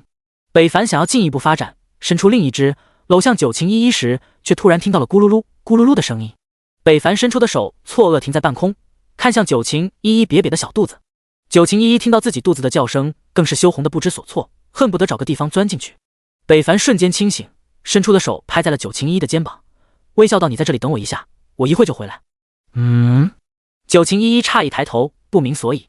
而北凡没有过多解释，松开了九晴依依的手，向着城外走去，留下了呆滞的九晴依依，看着那消失的背影，有些失望，埋怨的看了看自己的肚肚，你看你早不叫晚不叫，偏偏这个时候叫，都把人家的约会搞黄了。九晴依依还象征性的打了打自己的肚肚，肚肚表示很无辜。九晴依依也不知道北凡去做什么了，只好静静的等在原地。时间1分1秒的过去，九晴依依期盼的看着两边的过道，生怕错过那道身影的第一出现时间。又是1分钟过去，九晴依依双目放光，看到了出现在黑夜中的身影，正是赶来回来的北凡。而他也不是干愣的回来，手里还拎着一个硕大的野兽尸体。15级的影狼，你去刷野怪了？九晴依依好奇道。是啊，城里没吃的，那咱们就自己搞，反正这东西也能吃。北凡笑道。九晴依依点了点头，温柔道，那我们怎么吃呀？跟我来。北凡道。而后2人就来到了主城内最大的院子，城主府。北凡现在的高档专属休息场所，复古的建筑，独特的绿色风貌，还有华丽的装饰，九晴依依很是喜欢，小手都在开心的互相缠绕。以后你就住这里吧，这里就我一个人住，房间还有很多。北凡道。好。九晴依依拘谨的点了点头，小手还在不自觉的摆动着。北凡将野兽尸体放下，开始寻找木材，他准备做个烤肉。其实他也想做炒菜，但功底太弱，还是打消了这个想法。很快北凡就把一切都准备好了，火堆升起，肉香飘出，放上调料，2人的第一次约会晚餐就这么进行了。2个人并排坐着，都没有率先说话，自顾自的吃着，但都时不时瞟向对方，有好几次都对眼了。那个好吃吗？北凡实在不知道说啥，支支吾吾道。九晴依依啃着肉，甜美道，好吃。说完这句话，空气又安静了。北凡心中纳闷，以前没确定关系的时候，想说啥说啥，咋确定关系了，自己怎么还不会说话了呢？最后实在没啥说的，北凡开启了干饭模式。九晴依依看他吃的那么开心，勾起嘴角，也笑得很开心。要是能一直这么默默注视着，也挺好的。九晴依依要的幸福其实很简单，只要心爱的2人能一直在一起，像现在这个样子就好。你中有我，我中有你。不过此时的北凡心中只有肉。第142章偷听。长夜漫漫，火堆旁2个蓝衫的身影对坐，清风吹过，九晴依依的衣物摆动，篝火摇曳，吃饱了的2人就这么静静的坐着，空气也有些许尴尬。九晴依依见北凡一直没有开口，她紧张拧了拧衣角，鼓足勇气道，我接到了个隐藏任务，可以2个人一起做，要不要明天一起啊？好啊。闻听，北凡想都没想就答应了。九晴依依见对方答应了，心中窃喜，两人双目抬头对视，最后又低下了头，都不好意思看向对方，扭捏的样子像极了青涩的男女。城主府外，几个男男女女的玩家竖耳旁听，紧紧贴着城门。大佬说什么了？好像什么都没说。上手了？好像也没有，连手都没上。那他们在干嘛呢？不知道啊，一会一句，然后就没动静了。他俩该不会都是没处过对象的雏儿吧？几人对视，有些不敢相信。好像是，真没想到，那么厉害的人，竟然在恋爱这方面这么无知，要我现在就上床了。得了吧你，纤细如针，谁能跟你上床？你说谁是真？操！嘘，都小点声，别被里面的人听到了。边上的人连忙劝解道。然而已经为时已晚，北凡推开门，看到了几个吵架的声音，一脸黑线。嘿嘿，大佬晚上好啊。那些偷窥的人也是一愣，但立马反应过来，露出个尴尬的假笑。这时九晴依依也走了出来，一见门口这些人是他公会的玩家，顿时脸色潮红，瞬间明白了他们的来意，语气一板，斥责道：你们大晚上不休息，在这干什么？会长大人，我们这就睡，不打扰你们了。快走，快走！几人刷刷离去，动作很快。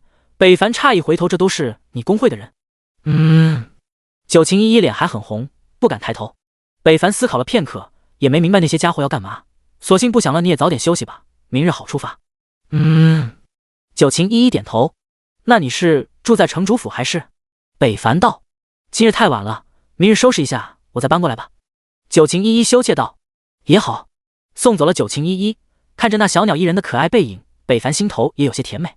一直目送着对方消失在街道，北凡才进入城主府，关上门。忽然北凡想起了一个问题，女方回家，我是不是应该送啊？北凡得手还搭在门栓上，陷入了沉思。嗨，人都走了，想那么多干嘛？北凡甩了甩头，就进入休息了。翌日，太阳当空照，温暖如春。北凡起床就找到了法拉利，将装备都拿回来后，他就开启了进化之旅。叮，进化成功，经验 250W， 钻石装备竖横之甲进化为史诗级枯木逢春。枯木逢春，等级30，品质史诗级。职业要求所有职业。物理防御加2500，附加属性1，体质加200，敏捷加200。附加属性2，伤害减免1000，任何伤害。附加属性3，治疗效果正 15%。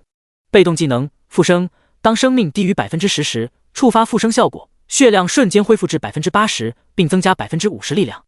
描述：枯木的背后不一定是死寂，也有可能是新生。不错，又获得了一件史诗，北凡直接穿戴了，属性又提了一大截。而后他又把所有的黄金装备进化到了钻石装备，消耗了70多 W 经验，忽略不计。装备进化属性天差地别，但是种类倒是没变，不是本职业的装备他依旧穿戴不了。30级的钻石装备能穿戴的也就3件：护灵头盔、子午护手、鸾羽长靴。护灵头盔等级30，品质钻石级，防御900，附加属性体质加100。描述：一位大师的得意之作，你值得拥有。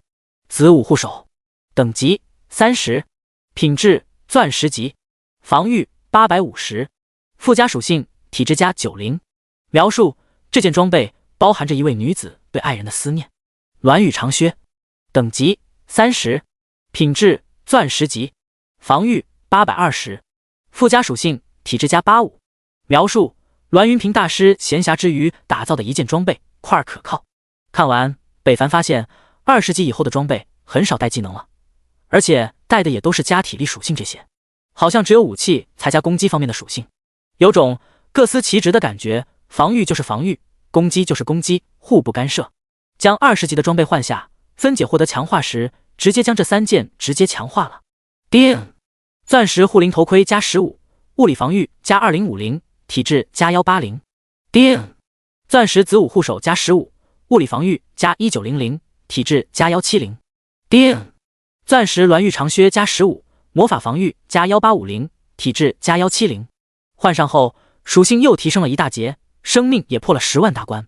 一剑破天，等级30级，职业天罚，血势3阶，天赋神级强化 SSS， 神级进化 SSS， 力量1310，体质1680，敏捷686，生命值33600加33000 x 40百分号，攻击力左圆括号1310加280，右圆括号 x 40%，暴击率正14%，物理防御9240，物理免疫70%，魔法防御15250，魔法免疫60百分号加20百分号，幸运加53，经验值260%，称号天月来客，声望67250，技能伤害正54%，财富2W 加银币，技能血神之力，血力天罚，天之力，上辽之剑，血色大崩，血气喷张，血气剑爆，血十字斩。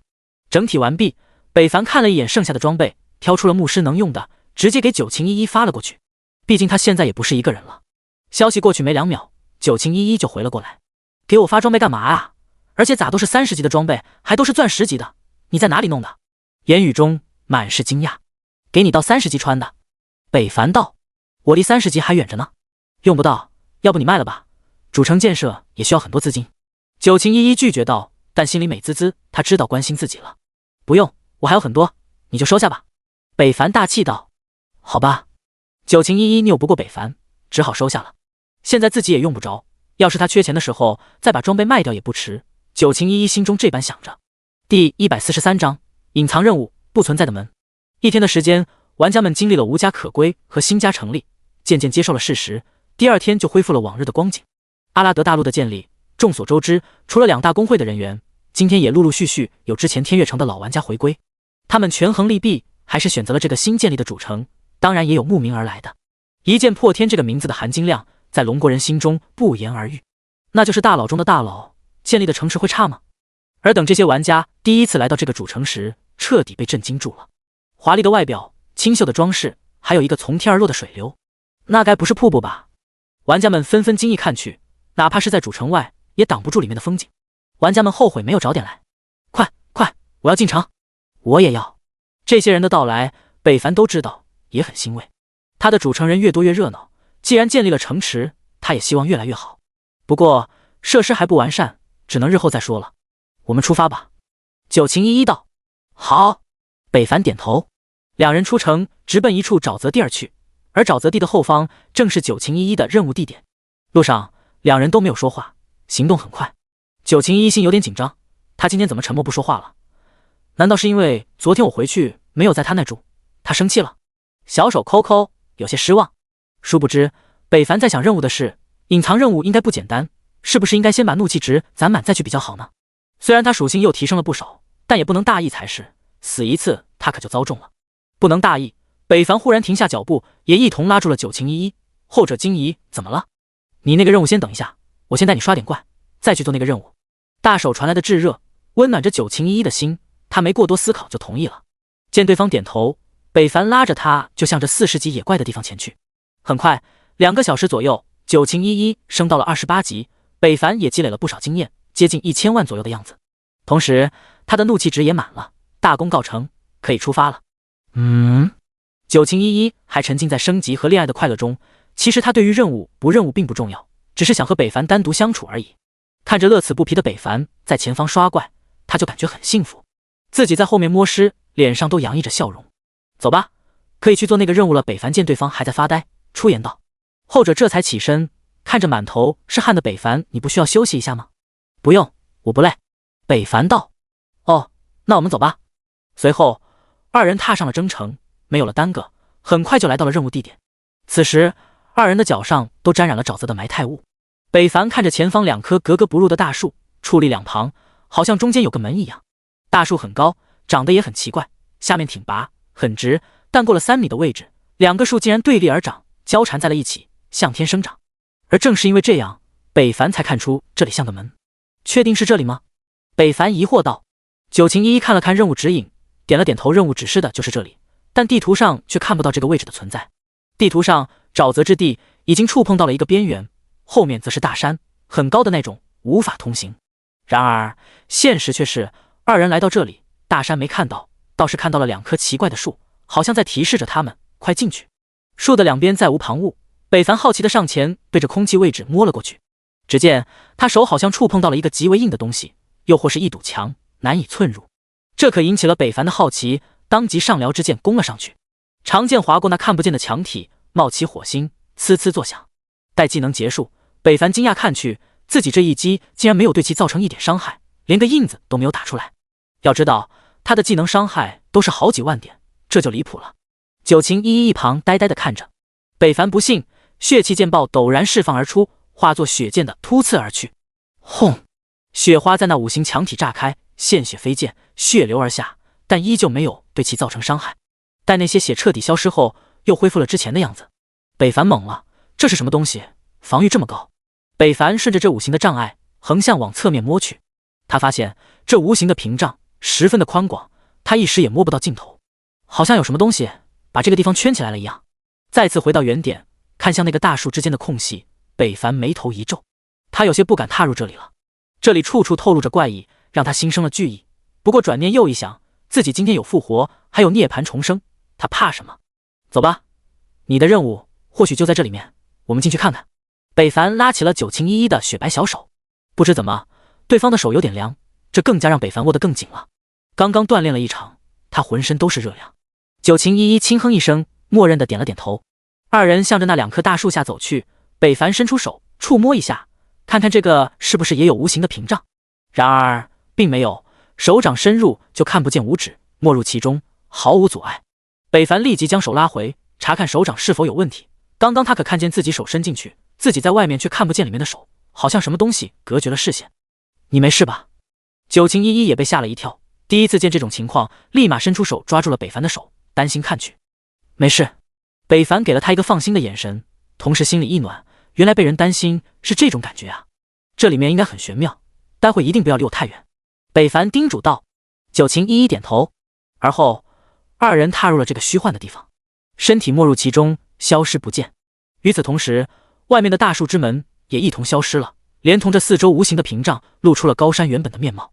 黄石成堆，高山而下，万米之巨，鲜有植被树木，仿佛之前的一切都是虚假的。第144章神。跨过虚幻，二人就进入了另一番天地。远处仙雾缭绕，高山耸立云间，仙气满满，完全不像是人间风景，犹如仙境一般，令人憧憬。近看，北凡握住那双紧张的小手，矗立在民间的古方中，四周车水马龙，人来人往，仿佛回到了古代。这是哪里啊？我们怎么会到这里来？九晴依依有些害怕，向北凡依偎靠近。四周路过的人也用奇怪的目光看着两人。北凡也不知道发生了什么，穿越了？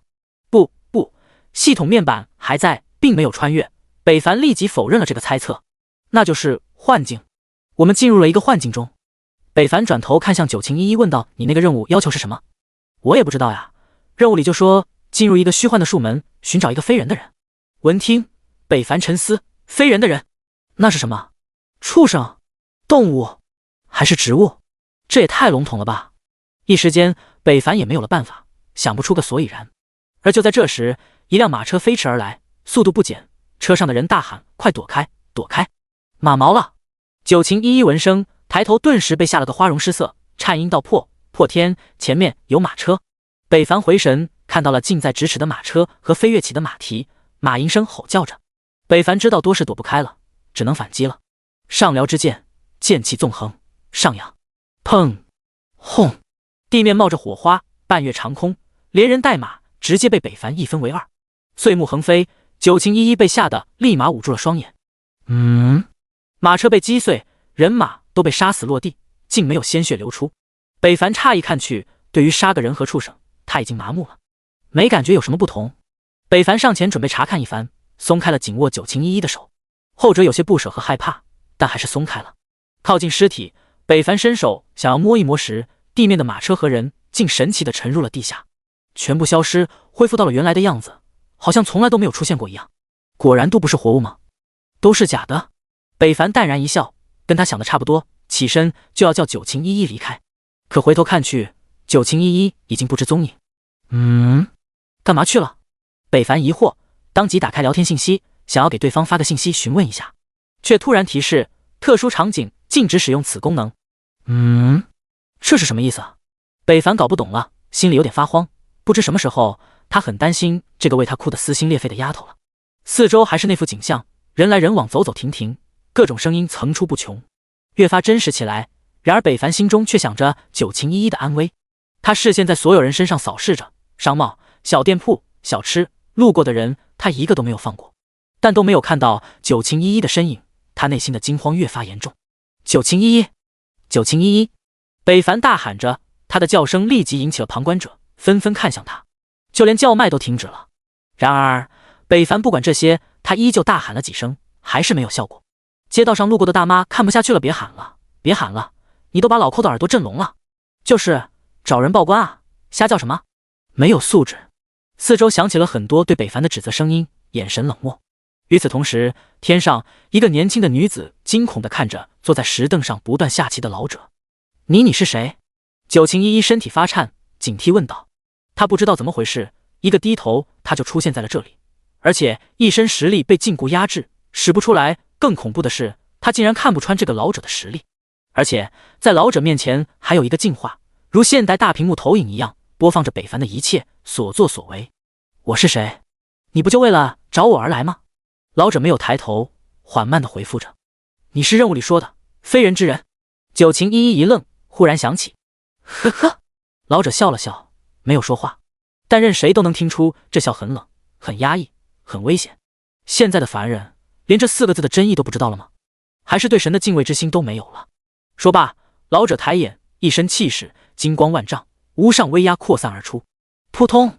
九晴依依不堪承受，直接被这股威压压得跪倒在地，同时身后仿佛还有万军之力袭来，压得他无法抬头，喘不上来气。窒息感袭来，九晴依依面色通红，异常难受。老者冷哼一声，一身气势突然消失，犹如清风一吹就过。霎时间，九晴依依张嘴，大口呼吸，贪婪着吸收着天地空气，那模样像是溺水后被救活的人，对生的渴望，满满求生欲。九晴依依刚刚他还以为自己要死了，那感觉真的好难受，久久无法释怀。再次看向老者，九晴依依满是恐慌，这个人好可怕，破天哥哥救命啊！你找到了我，然后要做什么知道吗？老者忽然停下了手中的棋。九晴依依被吓到了，他不知道该如何回答，生怕一个不对，对方就会痛下杀手。哑巴了？老者眼神一扫，九晴依依身体瞬间一呆，仿佛被洞穿了一样。好可怕的眼神！不知道啊。九晴依依怯懦道，他现在大脑一片浆糊，非常乱。明明只是接个隐藏任务，为什么会出现这种情况，连退出都办不到？呵呵，不知道。老者邪魅一笑，而后拿了一颗棋子射出了面前那个镜画之中。下一刻，北凡这边的人就开始了暴动，他们面色狰狞痛苦，张开血盆大口开始撕咬起来，犹如末日降临，丧尸横生。北凡还没搞清楚状况，唤出屠戮之刃。撕咬持续了5分多钟，整个街道的人都疯了，他们相互残杀，但就是没有一个人靠近北凡。但北凡也不敢大意，预感有不好的事情貌似就要发生了。只见前方最后一个胜利者，一脸的血腥味和血色弥漫的男人，浑身没有了一处好地方，走道都歪歪扭扭的。四周冷清了，一下子安静了，但北凡的心也沉了。刚刚他一直在注视着这些人中有没有九晴依依的存在，但很可惜并没有。整片街道的人都死了，好像是有人在操控着。九晴依依也消失了，唯独剩下了北凡，不还有那个正在啃食的男人。每吃一口，身体就膨胀一分。嘎巴嘎巴的声音传入北凡的耳中，让他一阵恶寒。尽管知道这是假的，但亲眼看见还是很难受。第145章，一场游戏，行走的大肉瘤。血腥味弥漫，腥臭味传来，空气化作了腐朽。一个浑身带伤，嘴角碎肉，趴在尸体堆，吞咽着，双手用力往嘴里填，好像永远也吃不饱一样。北凡亲眼看着对方的肚子一点点变大，直至现在已经有了一人大小，随时要破裂一样。这到底是什么？这世界又是怎么回事？九晴依依又去了哪里？北凡有太多的不解，想要有人给他一个答案。可这世界好像就他一个活人，空气都是死寂的味道，天不知什么时候也暗了下来。看着镜画中的人，老者一笑，凡人就是这样，面对未知的东西充满了恐惧，可又管不住自己的好奇心，然而却不知道好奇的结果是需要付出代价的。九晴依依听着那个老者完美的话语，抬头看去，可竟惊讶地发现自己竟然看不到对方的容貌。明明自己已经正视他了，却犹如万水千山的阻隔，让他视线出现了模糊，只能看到一个大概脸的轮廓。这是怎么回事？老者注意到了那女人的目光，斜视看去，一道神光随之射出。顷刻间，九晴依依的再次被压下，浑身颤抖。那股庞大的压力再次袭来，但这次并没有窒息感，只有重力感。他到底是谁？为什么要这么对他？任务为什么没有完成？他们要怎么才能出去？一剑破天，他怎么样了？凡人还想正视本神，你配吗？老者生气的声音传来。九晴依依被压得痛苦，老者好像见这个人类没有一丝反抗之力，也失去了兴致，脑子思索了片刻，好像想到了什么好玩的，扶手一挥，撤去了对九晴依依的压制。瞬间，后者身体顿时一轻，再也承受不住，趴在了地上，大口喘息。老者漫步走来，浮空踩踏，未沾地面，踏空而来，来到了九晴依依近前。没有声音的脚步，九晴依依都没有发现自己身边已然多了一个人。你好像很担心那里面的人。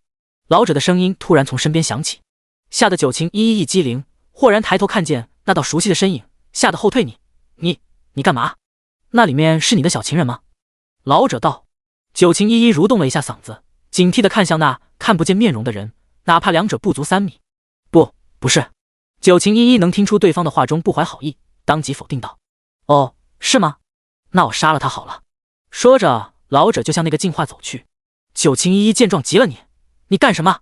这老者实力高深莫测，技能也是诡异莫测，完全无法琢磨，好像有完全能压制他们的力量。他不敢保证一剑破天能否顶住，他不敢冒这个险。不是情人，你紧张什么？老者邪笑道。哦，对了，提醒你一下，如果在这里死亡，就真的死亡了，无法在外面复活了，哪怕你们是异界外来者。说着，老者已经来到净化前，抓起了一个棋子。闻听，九晴依依惊了，他怎么知道自己是外来者？还有他怎么知道他们有复活？他到底是谁？为什么会变成这个样子？眼看着那老者就要扔出手中的棋子，九晴依依慌了，他不能看着一剑破天陷入危险或者死亡，他恐惧地流出了泪，大喊别。闻听，老者停下了手中的动作，意味深长道：那你们是情人吗？是。九晴依依连连说道，泪水止不住的流，看向镜画里的一剑破天。呵呵，老者怪笑一声，放下了手中的棋子。你很喜欢那个人类？九晴依依不回答，见一剑破天没事，他安心了不少，但害怕依然存在。我们来玩个游戏吧。老者突然道。九晴依依现在一听见对方的话，身体都止不住的害怕，不知道下一刻他会搞出什么可怕的行为。他战战兢兢抬头，想说不玩，但又不敢。老者也没有征求对方的意见意思，自顾自接着说道：看看你这个小情人能坚持多久而崩溃。你要干什么？一听到对方打一剑破天的主意，九晴依依鼓起勇气质问道。老者笑容不语，示意对方看净化。九晴依依转头看去，只见画面中北凡已经与那画作形成的肉瘤站在了一起，血影突刺，找出弱点，血气剑爆轰的一下，在那一颤颤的行走的大肉体身体炸开，血红色的肉花分离，碎肉横飞，一大块的血肉自那家伙身体脱落，但对方却只是哀嚎了一声，肥嘟嘟的手臂，狰狞的面孔砸向了看着弱小的北凡。当，北凡持剑格挡，眼神掩盖不住的心惊。为什么没有伤害数字飘出？他打这个家伙一个5分钟了，可却竟拿对方一点办法都没有。对方身体都被肢解了不知多少次，可每次肢解完又能借助身后的尸体完好如初，恢复成仙。这个认不认肉不肉，类似行尸走肉的1000斤胖子，胖的小 JJ 都看不着，脸更是被肉堆的找不到嘴。刚开始北凡还以为屁股跟俩长反了，可等他连肛门都看不到的时候，他就知道了，他猜错了。上撩之剑，剑气横扫，本应该将其击飞的一剑，却深深刺入了对方的身体，卡住了。北凡暗骂了一句，就要抽出，但那怪物双拳落下，腥臭袭来。没办法，北凡只好先放弃手中的剑，向后一跃，躲开了这一击，同时身体翻转迂回，再次握住长剑，用力一拔，带出了一大片的鲜血。镜画外看着的老者仿佛看透了北凡的属性，低喃了一句狂战士的味道，还有那老鬼的剑有趣，这恢复能力也就那血魔能有了，不过里面好像还带有别的味道，是怎么回事？老者想不通，一旁的九晴依依看得心惊肉跳，时刻不再担心着北凡的安危。这样下去可不行，不好玩啊！老子低喃完后，一道白光射出镜画之中，下一刻，只见画中那个大肉瘤突然身体剧烈抖动着，一个个小肉虫子从他身体爬出，向北凡爬去。看着那些恶心的东西，北凡就一顿厌恶，当即血色大崩，横扫大片。但那虫子好像无止境的从那个肉瘤里冒出，向着他爬来。第146章神的力量。满地的大肉虫子，这要是被越南老表看到，必定干他2大碗，让他们知道世间一切皆可食。但北凡不行，他表情严肃，面对如此密集的虫子，白里透红的他就非常难受。但他还有办法瞬间清除，也杀不死制造虫子的大肉瘤。目前这一切透露着怪异，好像冥冥中有人在操控着这一切，而他却看不见对方，对方却能一直看着他。北凡抬头望向已经黑了的天，他的双目变成血红，血色在眼中弥漫，天之眼开启。镜花外的老者诧异，难道发现了吗？好像也不算太笨，不过这双眼睛有点意思啊。呵呵，天之眼并没有发现什么，但隐约感觉上苍有着什么。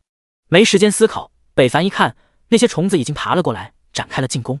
只见他们堪比鞋子大小的身体猛地收缩，达到了攻击距离，直接喷射而出一块绿色的唾液，速度飞快向北凡射来。北凡当即躲开，但还是一个虫子的一口唾液吐到了身上。唾液粘稠，沾上就不掉，同时还散发着一股怪异的味道。而后那唾液竟透过外面的护甲钻进了他的肌肤表层。北凡顿时感觉好像有什么东西进入了自己的身体，下一瞬他就感觉到了身体出现了疲惫感，同时的能力也大幅度下降。叮！提示您受到了感染，恢复能力下降 90%。叮！提示您受到侵蚀，全属性下降 90%。提示您已进入虚弱状态，行动变得缓慢。操！这是什么？北凡惊了，这什么东西竟有如此力量？就算30级 BOSS 也办不到吧？这一刻，北凡感受到了可怕，他一直犹豫的心终于下了决定。既然这是虚幻的，那么我就打碎了这虚幻，让我看看那个藏头露尾的家伙到底是谁。北凡血红隐变，雷电闪现，万里晴空之外，穿透黑暗的地方凝聚成了大片的阴云，雷霆若隐若现，血色在空中翻滚。镜花外的老者露出了惊讶的神情，一丝神力，这家伙的技能里竟然藏有神力，不，那是天道的一丝力量。老者脸色一变，露出了惊容，一个凡人竟能召唤一丝天道之力，这是怎么回事？莫非他是天道的化身？不可能，天道是规则的掌控者，他断然不可能这么做。可他这又是怎么回事？雷劫酝酿成型，北凡化作了指引着，目视那个大肉瘤，后者顿时失去了行动，小虫子也不再涌出。轰咔！轰！雷霆降临，血色红雷毁灭降临，一息不到轰然落下。空间动荡，下方更是被瞬间炸出了血雾和雷电滚动，仿佛下起了雷雨，血雾蒙蒙。小虫子们瞬间被杀死，北凡也被轰飞而出。空间异动，狂风乱作，天空更是阴暗至极，看不清五指，打得晃动，好像世界要崩塌了一样。九晴依依傻了，他第一次见北凡使出这招，一下子被这破坏力给镇住了，伤害堪称毁天灭地。一时间感觉自己好像也不是很了解北凡。老者看到如此可怕的一击，露出了久违的震惊神色。了不起啊，真是了不起，以凡人之躯差点把我的虚幻神界给摧毁了，真是太令我惊讶了。不过还是差了点。老者桀桀笑了笑，单手一弹，5个棋子没入净化世界之中。神奇的一幕出现了，动荡的世界一息间就平复了下来，里面的血雾也开始消散浓缩，集中到了一点，崩坏的地方也开始自动修复，速度奇快。除了北凡，这个时间一切都在变，直到血雾消失，小虫子和大肉瘤都消失，又恢复到了来时候的样子。天色黑暗退散，化作了晴朗的蓝天，大大的太阳辐照大地。北凡躺在街道上，生命垂危，目瞪口呆地看着人来人往的人群，还有耳边不断响起的叫卖声，他都感觉是不是自己出现了错觉？如果不是，那这一切是怎么回事？他进入死循环了？是谁让他进入了死循环了？看着自己的血雷天法已进入了无法释放状态，他知道刚刚一切都是真的，那现在是怎么回事？九晴依依看着眼神恍惚的北凡，又看了看那神秘的老者，满是后怕。他到底有多强？那么厉害的一招，竟然都无法将里面的东西杀死，他们该怎么办？看着有些无助的北凡，九晴依依心中也出现了绝望。你这个小情人真不赖，我都不舍得杀他了。老者道。九晴依依泪水流干的花脸抬头恐惧道：你要对他做什么？老者看着这个女娃一笑，你知道你来这是为了什么吗？九晴依依现在完全猜不透对方要干嘛，她真的要崩溃了。她抖动着发白的嘴唇道：寻找一个人，找到了呢？老者追问道。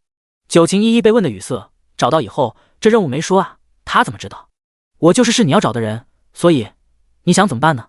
老者怪笑着，听着依旧是那么瘆人。不知道。九晴依依无助道，她好累啊，看着里面无力起身，好似陷入重伤的北凡，她更加疲惫了。不知道。老者沉思，这3个字他已经说了很多遍了，难道他真不知道？神识扫向九晴依依，老者看着他的面容，好像的确不像是作假的样子，那岂不是说自己有机会可以离开这里？霎时间，老者就想到了一个好主意。一个大胆的想法孕育而生，看着那颓废的女人，他邪恶一笑，身体一闪，出现在了九晴依依身旁。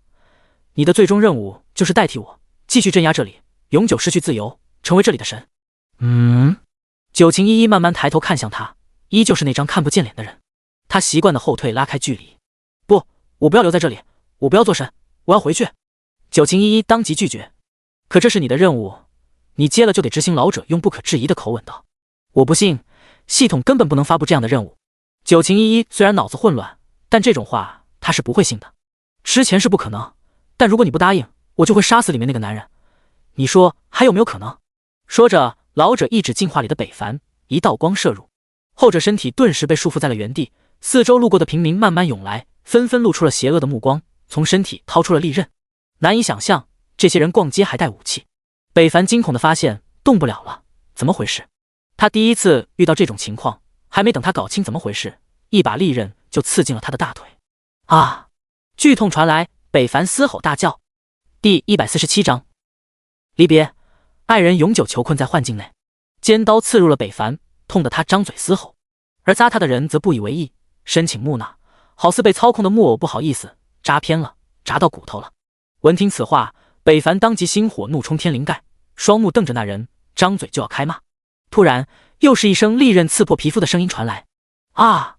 北凡面色一抽，咬紧牙关，痛苦地看向腰部，那个位置蹲下来一个女人，手握一把带血的尖刀，深深刺入了他的左腹。这里是腰子吧？我家小孩想吃腰花了，没买到，拿你的顶一顶，就当是借的，回头还你。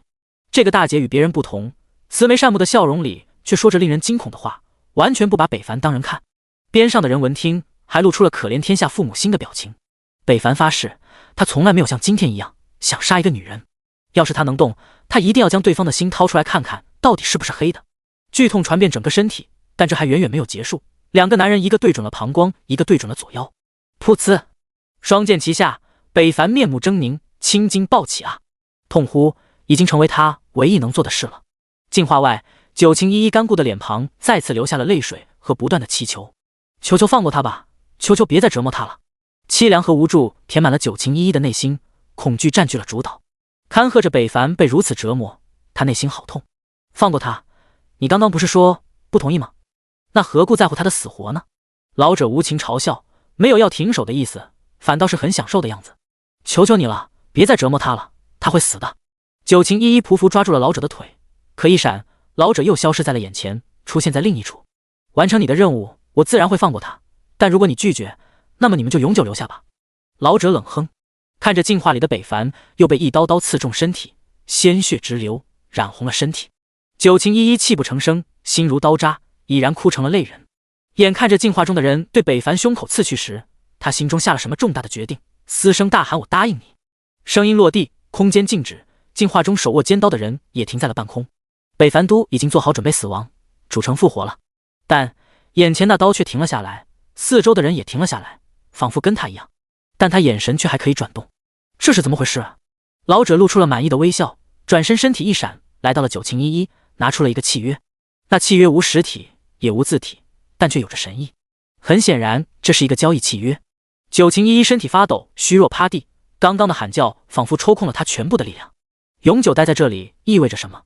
他不知道，但他一知道以后，可能就看不见一剑破天了。签订契约，他便可离去。老者道，哭红的双目，娇柔可怜。九晴依依看着浮空的契约，抬起了颤巍巍的手，他咬着牙，不舍得看着镜画中的人。后者完全不知他将失去什么。我怎么相信你？九晴依依不舍得看了镜画中的北凡一眼。破天哥哥，我们还能相见吗？契约连神都能束缚，你若不信签订也没有必要。不过你可以用手点一下，便可知契约的效果。老者本不想多解释，但为了自己能出去，他还是多说了一些。闻言，九晴依依把手放在了契约之上，立即弹出了一条信息：契约，天地规则，只要签订契约者，若有一方违背，必将受到天道追杀，直到神魂俱灭。确认了真伪，九晴依依写下了自己的名字，契约顿时生效，扩印在了两人的灵魂深处。烟消云散。老者见状，顿时心花怒放地笑了出来。哈哈，我终于自由了，自由了，几万年了呀！九晴依依冷漠地看着他，放了他。哈哈，说到的我自然会做，我还不会为了一个区区凡人失信。说罢，老者抬手一挥，进化中的人通通消失不见了，就连北凡的身上刀子也不见了，一同带走的还有对北凡的束缚和身体的属性压制。瞬间，北凡又恢复了巅峰状态，触发了血神之力被动，3秒北凡就恢复了满状态。身上的血迹虽还在，但身上的伤已经全部消失了。北凡诧异，这是怎么回事？那些东西怎么消失了呢？就在北凡还想不明白时，一道神光落下，他就原地消失了。等他再度睁眼，就出现了九晴依依身旁，看见了一旁趴在地上和前方的老者。北凡想都没想，立即上前抱住了九晴依依的身体。你这是怎么了？不知怎么，这段时间没看见九晴依依，仿佛如隔三秋，甚是想念。九晴依依感受着对方的担心和怀中的温暖，之前的决定他没有看错人。是不是你搞的鬼？你把他怎么了？对着那老者吼道。那老者还很开心，所以并没有生气，而是好心的道：温存时间不多了，抓紧吧。闻声，九晴依依用力抓紧了北凡的衣襟，后者立即低头，担心道：怎么了？哪里不舒服？没事，我就是想看看你。九晴依依弱弱道，不太敢抬头，怕对方看到自己哭的样子。北凡一听，抱了抱他，警惕地看了那老者一眼。可他在抬头，那老者已经消失不见了。同时，一道提示音传来，距离退出幻界还有60秒的时间。怎么突然提示退出了？九晴依依，你完成任务了吗？听到北凡的话，九晴依依身体一抖，他并没有听到系统提示，也就是真如那个老者所说，他真的要被困在这里了。恐惧感顿时袭来，他害怕的发抖。怎么了？北凡见他不对劲，立即将其抱起，也看到了对方的面容。你怎么哭了？这里到底发生了什么？北凡突然莫名心塞了起来。九晴依依再也控制不住哭了出来，紧紧抱住了北凡，委屈、今后的苦和孤独都在这一刻释放了。北凡顿感不妙，紧紧抱住了对方，两人相拥，互相都能感受到对方的心跳，但都没有说话。一个悲伤的哭泣，一个静静的聆听。时间一秒一秒的过去，眼看着就要到60秒时，九晴依依突然睁开了北凡的温暖，一把抱住了北凡的头，吻了下去。九晴依依紧闭双眸，北凡睁大了双眼，长这么大第一次被人强吻，炙热的一吻，情浓意浓。这一吻包含着对北凡的过往，代表着九晴依依的思念和述说，也代表着离别和不舍。60秒太短了，他能留下的只有这么多了。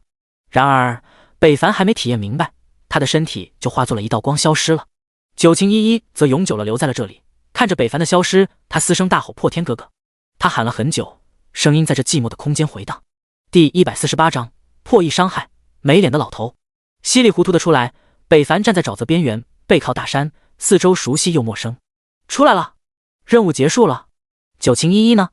忽然北凡发现对方却不在身旁，开始四下寻找，眼神扫视着周围，发现并没有看到对方踪迹时，北凡意识到他可能不在这里时，当即打开聊天界面，准备发信息，可发现信息发送过去却显示对方处于未知秘境，无法接收信息。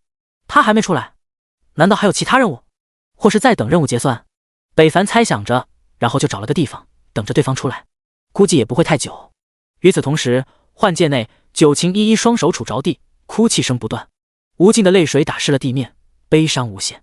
老者的身影再度出现在幻界内，看着那悲凉无助的身影，他并没有感到同情，相反，他皱了皱眉头。他该不会想不开吧？要是他自杀了，那可就糟了。这契约终归是在谎言之上建立的，如果他自杀是可以复活的，到时候契约失效了，自己又要被抓回来了。不行，不能让他做傻事，再悲伤下去了。老者飘到了九晴依依前方，关怀道：别哭了，待在这里又不是死了，以后还是有机会可以出去的。滚！九晴依依大吼，因为嗓子哭哑了，所以他的吼声也是沙哑的。北凡被送了出去，他也没有什么怕的了，何况要不是因为这个老者，他也不会变成这样。这一切都是他害的，一个连神都能困住的地方，他有什么能力可以逃出去？完全不可能，所以他已经有轻生的心了。只是一想再也见不到北凡，他就心碎。老者被他这么一吼，也是一愣，但瞬间就是一怒，单手对其一握。九晴依依身体浮空，直接被老者掐在了手心。凡人，你说什么？凡人敢对神不敬，已经触碰到了他的逆鳞。他最讨厌那些不知天高地厚的凡人。窒息感传来，九晴依依依旧无所畏惧，用他那通红流出血泪的眼睛，散发着死意的眼神盯着老者我说：我叫你滚！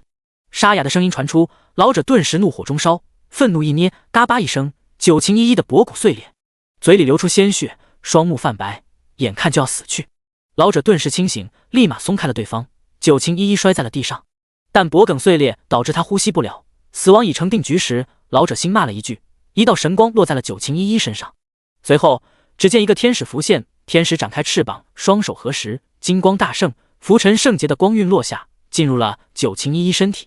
后者被这道光芒包裹，身体突然升起一阵灼烟，而后身体开始以肉眼可见的恢复着，脸色的泪痕消失，眼角的血泪也跟着淡化消失，瞳孔也恢复了正常，嘴角的血挥发化作了能量，进入了九晴依依身体。整个身体冒着淡淡的白气，仿佛升华了一般，身体排出的浊烟好似杂尘。真是便宜你了，帮你免费洗髓了一次。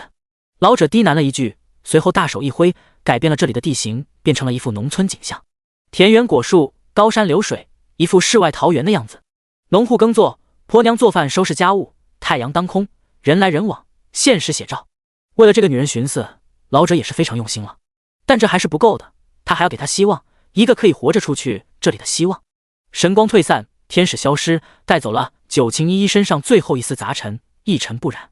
九晴依依也慢慢醒了过来，忽然感觉身体轻了不少，抬眼老者就在眼前，他顿时悲伤涌现，仇视着那老者，后者也是用力压住了心中的愤怒，柔和道：你不用这么看着我，你只是暂时待在这里罢了。暂时？你什么意思？九晴依依激动道，眼神跳动着希冀。老者一见，会心一笑，凡人果然好骗。字面意思，这东西能困住我，不见得困住你们。你们是一劫而来的天选之子，破除这个禁制对于你们来说不难。老者信口胡诌。九晴依依一听也信了几分，虽然他对自己不抱什么希望，但他心中有着寄托，一剑破天。或许破天哥哥会来救自己的，所以你也不用要死要活的，早晚都会出现，只不过在这里对待些时日罢了。你们才来这世界几日，就快30级了，达到120级突破神境，指日可待。老者持续忽悠道。闻听神级也是等级之列，九晴依依顿时燃起了生的希望。破天哥哥已经30级了，他升级那么快，到时候一定可以把自己救出去的。九晴依依擦了擦眼角流出的泪，眼中希望之火熊熊燃烧。老者见状，计谋得逞，最后倒在这个世界先种地，体验民间生活，说不定1个月不到，你的小情人就给你救出去了。九晴依依这时才看到四周变化的场景，不知何时他已身处农村土道上，后面就是老者给他变的家。道上不时有路过的农民跟他打着招呼，热情的乡土村情一点点驱散着九晴依依心中的阴霾。不要以为这都是假的，虽然这是我变的，但在这世界里都是真实的，他们每个人都拥有着人类的真实情感，可以说他们就是真实存在的人。老者道。这话他的确没有说谎，这个世界类似一种强大的魔法，或是容器，又或是很强的神器。他一直没有搞懂，当时被搞进来的时候，他是被一个老仇家偷袭而至，搞到了这里。九晴依依审视着四周，老者看到他再慢慢接受，也退出了这方世界，离开了这个困扰他万年的地方，飞出了天边，没有一点留恋的离开了，飞遁远方。不过在离开时，神识一扫，发现丛林一个熟悉的身影坐在草地上，霎时间他就认出了此人，正是幻界那女娃娃的小情人。哎呦，还没走呢，看来挺钟情的，这小子身上藏有的秘密也不简单，留着也是祸患，还是杀了吧。话语间，一道神火落去，炙热长空，化作了一条火龙，风驰电掣而去，在北凡还没发现之际，直接被命中火烧，10+1伤害。叮！提示您已被神巴顿击杀。叮！提示您已触发涅槃重生，稍后复活。北凡灵魂状态的他抬头看天，看见了远在天边的身影，灵魂状态的他视线突然开阔，如望远镜一样开始聚焦，看见了对方的身影和模样，是秘境中没脸的那老者。第149章杀2个凡人，助兴。怎么会是他？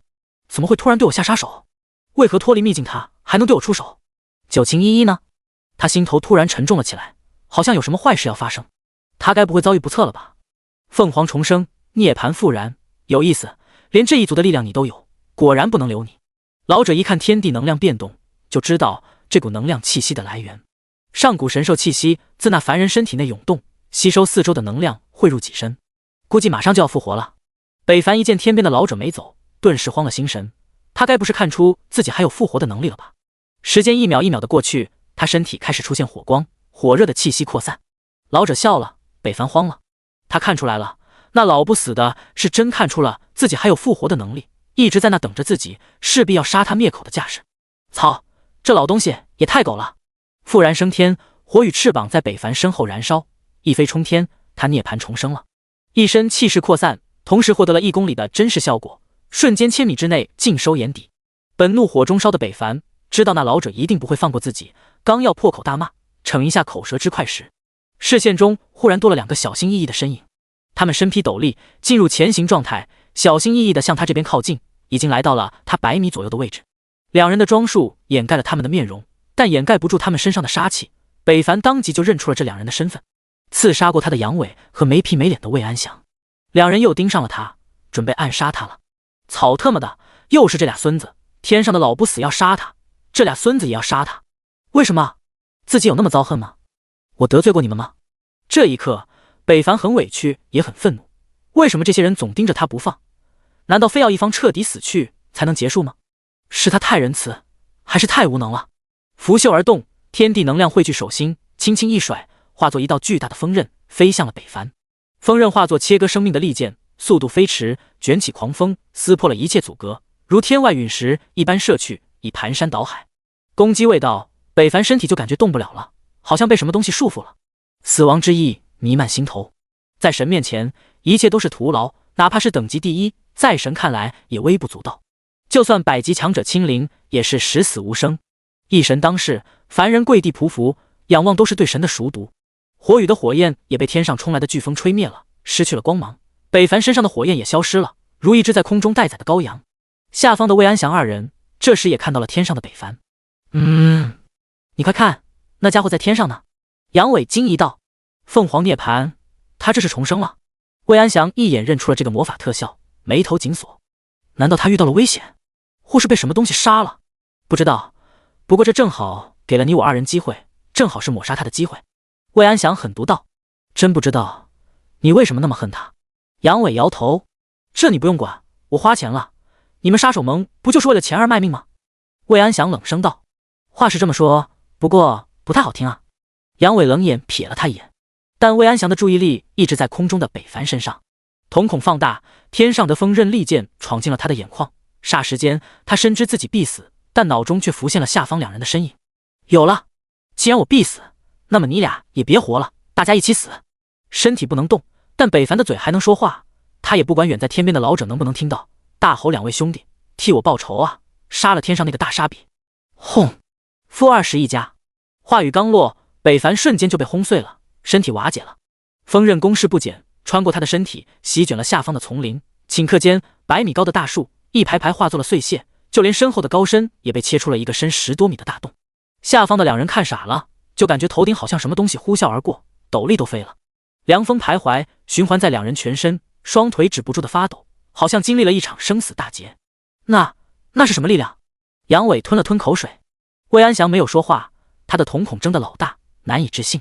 这家伙究竟得罪了什么人？2人都被吓到了，一时间都不说话，静静地站在原地。而天上的老者露出了耐人寻味的眼神，刚刚那人类的话他确实听到了，不过貌似像是借刀杀人啊。那2人他也看到了，不过怎么看也不像是一伙的呀。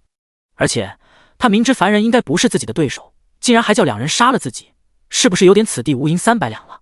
老者一眼就看穿了北凡的小心思，然而他还是大手一挥，化作了锋刃，席卷了2人。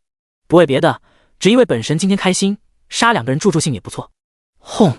负21加，负21加。2具尸体倒地，化作灵魂的2人互相看着对方，均看出了对方的疑惑和不解。喂！主城内，北凡复活，打开了聊天信息，九情依依还是显示那种不可接收状态。他知道了事情不对，对方可能遭遇了不测，立马联系了柔情男子，说有要事，赶快过来。后者也是重视，立马放弃了手头上的活，马不停蹄地赶了过来。2人见面，柔情男子气息不匀，脸色微红，显然来得急了。什么事情啊，大佬，这么着急？九情依依可能被任务困住了，你知道他在哪阶的任务部？我想了解一下。北凡着急道，这也是他找对方来的原因。平时他与九情依依走得比较近，知道倒是知道。柔情男子有些为难道，告诉我他在哪里？北凡一把抓住了对方，一脸的急迫。他有预感，如果不快点解决，恐怕他会见不到依依了。只是那个 NPC 已经死在了怪物袭城了。柔情男子也意识问题的严重，急忙道：什么？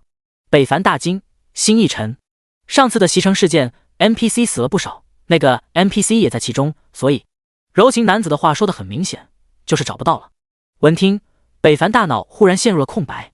第150章100W 银币，剑邦令的归属。复活点，杨伟懵逼的看着四周的人走过路过，自语：我死了，一下20亿是什么鬼？另一边的魏安祥也同样很懵逼，不过除了懵逼以外，他更加愤恨。一剑破天，你给老子等着！显然他已经把这个仇算在了北凡的身上，毕竟最后北凡喊的话他也听到了。当时他没在意，还以为是说给他们听的，原来是说给他们看不见的敌人。神主，工会驻地，乱神对着手下道剑邦令还没掉吗？暂时还没。乱舞道，1万多人天天刷，还刷不到。乱神生气道，剑邦令只在30级及以上的 BOSS 才掉落，而野外 BOSS 一般很难看到，咱们工会也就刷了5只，至于副本 BOSS 需要30级才可以，精英玩家最快也得今天过后才能达到。乱舞道，乱神自然知道，但现在大家都快30级了，一剑破天那孙子更是先一步达到30级，领先他们一步，他岂能不急？估计自己诅咒他的事应该已经被察觉了，从昨天下午开始，诅咒就一直都不好使了，所以他更加迫切了，叫他们抓点紧，然后再打听一下别的大公会口风。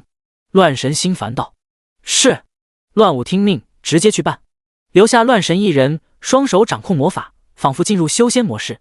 阿拉德大陆主城，傲视一生看着排行榜的排名，第一名一剑破天30级，毫无争议，但第二名已经变成了他。第二名傲视一生30级，第三名 YD 阿三29级，一剑破天真是快啊！会长你也不比他慢多少，差距只在伯仲之间，日后定会超越他。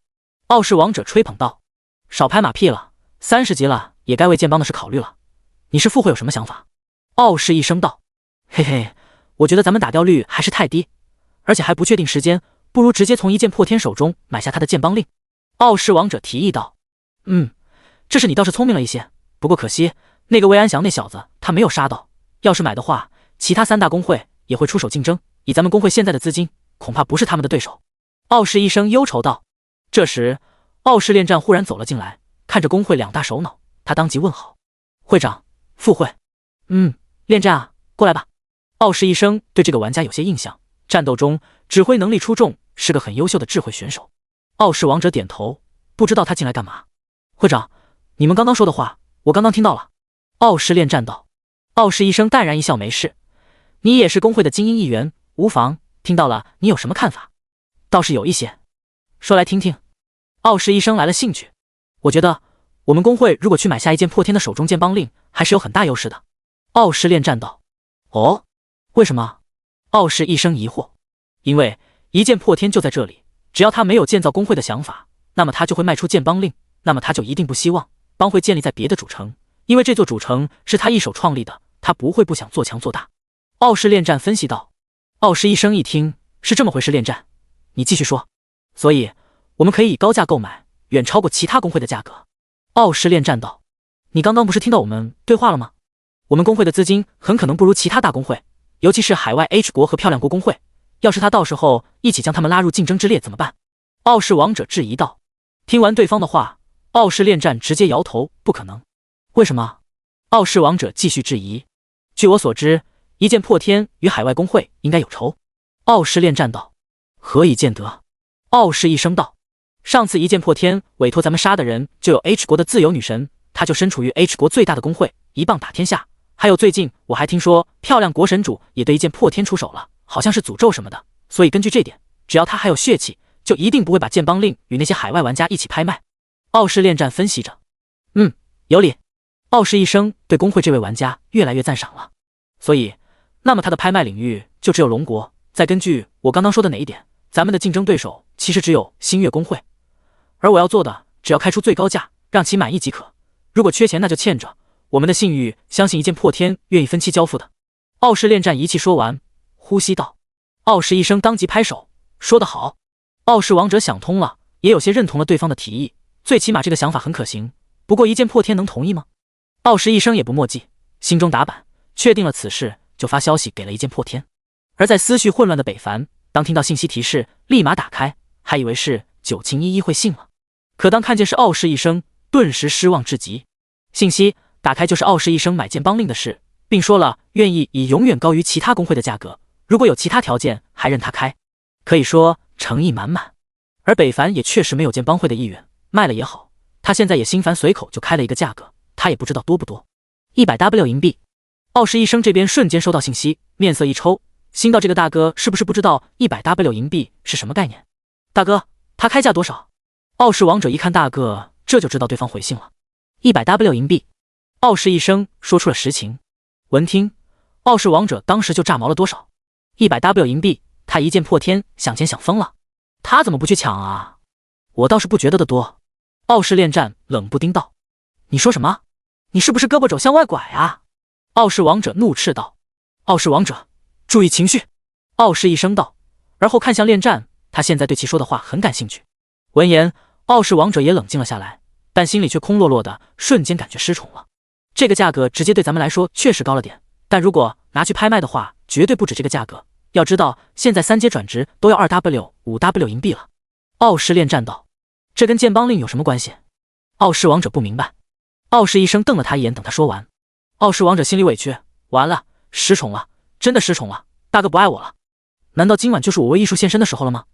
他摸了摸屁股，扣了扣。有一点，说明现在物价高了，剑邦令的价格自然会高，而且剑邦令如果拿去拍卖，价格一定比现在这个数字更高。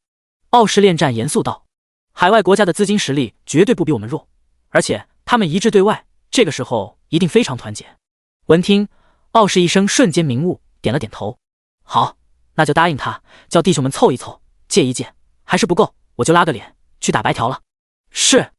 第151章，傲视剑邦，世界震动。小姑娘，这是村上给你的，拿回家吃吧。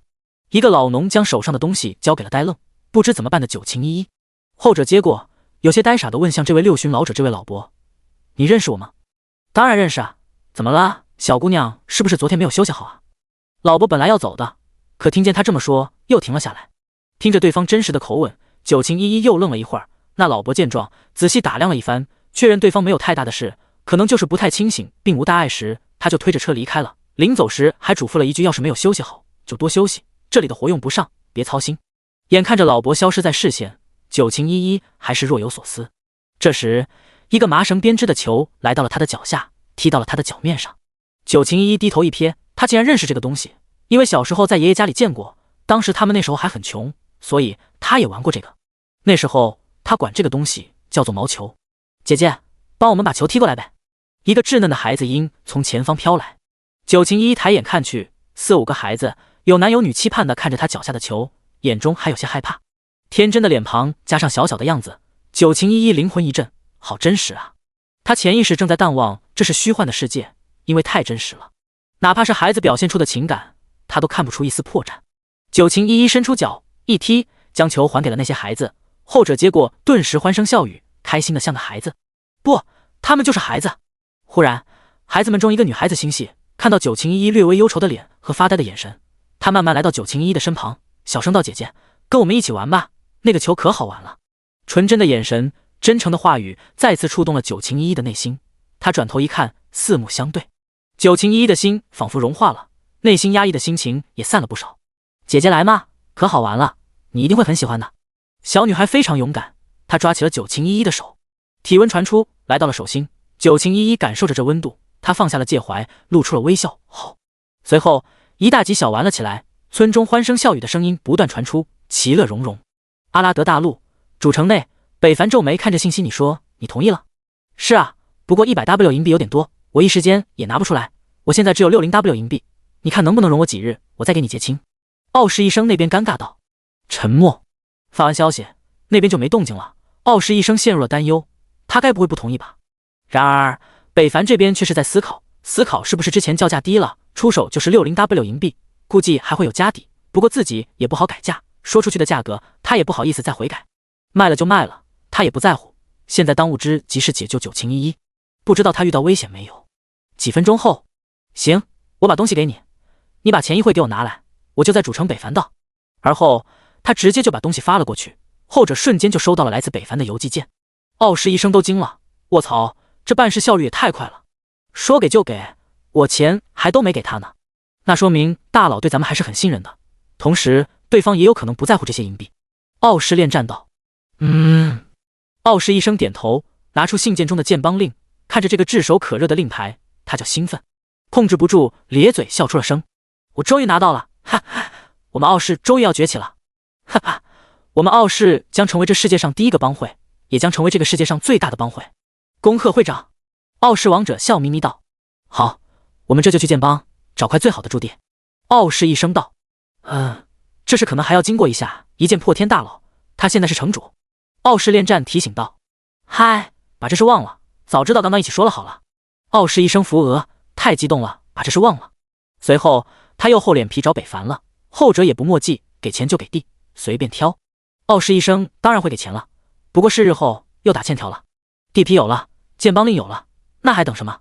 三人一同出发，来到指定的地点，看着庞大的地面，虽然是处于主城外环，地理位置不算太好，但胜在占地面积不小，弥补了缺失。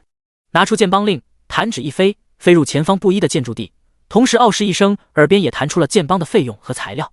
材料没有只有钱，所以直接以银币的方式花了20W 银币。建邦开启，数千平方米的建筑轰然崩塌，化作飞灰，但灰尘并没有扩散溢出，均被一个无限的屏障挡住了。与此同时，一声公告打响，叮！全服公告，恭喜阿拉德大陆玩家傲视一声使用了建邦令，开启了建邦。由于是第一位开启建邦的玩家，奖励声望 5W， 史诗级武器宝箱一个，5星技能书一个。叮！10！公告声音异常宏伟炸裂，好像提醒大家此事非同小可。卧槽，史诗级宝箱！傲视一声惊呆了，大喜。一旁的傲视王者也兴奋地跳了起来。大哥，你要起飞了！世界频道全服玩家，神主乱神谢特，谢特时，天下狂舞傲视一声，你特么的不将就偷偷的建帮会，我日你老母！乱世杀戮傲视一声，我日你老爹！你特么连我也瞒！星月落落傲视一声，你不是人！来自大公会的谴责，傲视一声笑而不语，还越发想笑。卧槽，龙国无敌，起飞！海外佬，这回不装了吧？小日子，这回咋不说话了呢？傲视牛逼逼！膜拜膜拜！我要加入傲视，我要加入第一大帮会！太牛了，不知道啥说了。跪了！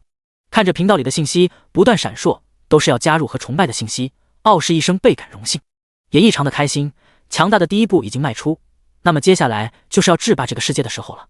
帮会建立，局势就会出现变大，各大公会都会心急和紧张，世界动荡，暗潮汹涌。第152章，失魂落魄的北凡。废物，都是废物，又让龙国那帮老给我抢先了！你们这群废物，我要你们何用？乱神大吼，下方的乱舞等人不敢吱一声，他们很委屈，也很生气。龙国行动怎么总是先他们一步呢？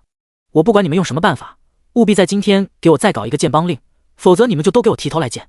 乱神大吼一声，滚！出了会驻地，神主的人都面色难看，会长骂得越来越难听了。哎，还少说话吧！上次的高大几和矮冬瓜死的时候，你没看到吗？多惨！咦？乱舞也是叹息，自己大哥这个样子，他也很无奈。与此同时，另一边一棒打天下，所有工会核心成员都在，为首的正式会长朴不成和副会朴一生，还有后加入的自由女神，在场的还有众多工会精英，展开了对龙国建邦一事的重大会议。阿三那边也同样如此，傲视一生的这一举动，好似打响了世界第一响，备受瞩目。无数目光都盯上了这个沉睡即将要觉醒的敌人。针对龙国建邦一事，你们有什么好的对策？朴不成率先发言。我觉得绝不能让其如此顺利建邦。据我所知，建邦需要24小时才可以完成，而我们要在这段时间彻底摧毁它。副会朴一声道：能摧毁自然是好，可我们远在天边，根本够不着啊。而且那个主城是等级第一的一剑破天镇守，他也是龙国一员，想要动他，好像有点棘手。其他会员道：是啊，杀手盟都十分头疼的存在，多次刺杀都以失败告终，也不见得没有办法。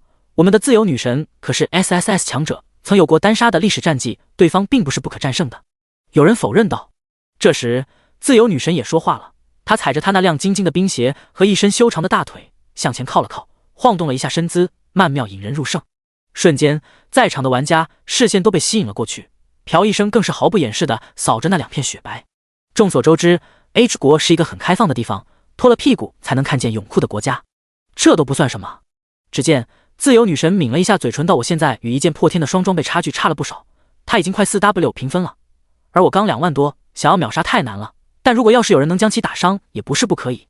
嘿嘿，这个倒也是不无可能，杀手盟就是一个很好的合作对象，只要在他们出手的时候，我们加以配合，方可有一线机会。一个略有大脑的玩家道。朴不成点了点头，而后问出了一个严谨的问题：自由女神，你的斩杀线是多少？大概在 1.5W、6W 之间。自由女神想了下道。一听，在场的玩家无不冷吸一口气，这么高，卧槽，这都超过了我的最大生命值了。阿西吧，这女人这么恐怖。再次看向自由女神时，所有人都警惕退了退，美貌的外表下藏着巨大的危险。自由女神心中冷笑，男人就是这样，看你软弱就上，看你强就畏惧退缩，那跟那身下的东西一样，完事就软，不持久，不顶用。朴不成一听，却面露大喜，好，好，我这就联系杀手盟的人，顺便再看看有没有要合作的盟友。不知不觉，本来是对龙国的发展扼杀的会议，却变成了对一剑破天的斩杀行动。H 国就是这么离谱。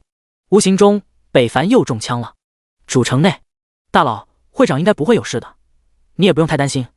你看信息里，头像还亮着呢，而且他还有复活的机会，要是死了，应该可以回到主城的。柔情男子宽慰道。而事实上也确实如此，可北凡还是不放心，他真的没事吗？他不放心，分别时他给自己的感觉好像永久都见不到了一样，而且他当时哭得那么伤心，他就更加不放心了。可他还没有什么办法去找到九晴依依，秘境之门消失，他找不到入口，也找不到那个发布任务之人。我知道，你去忙吧。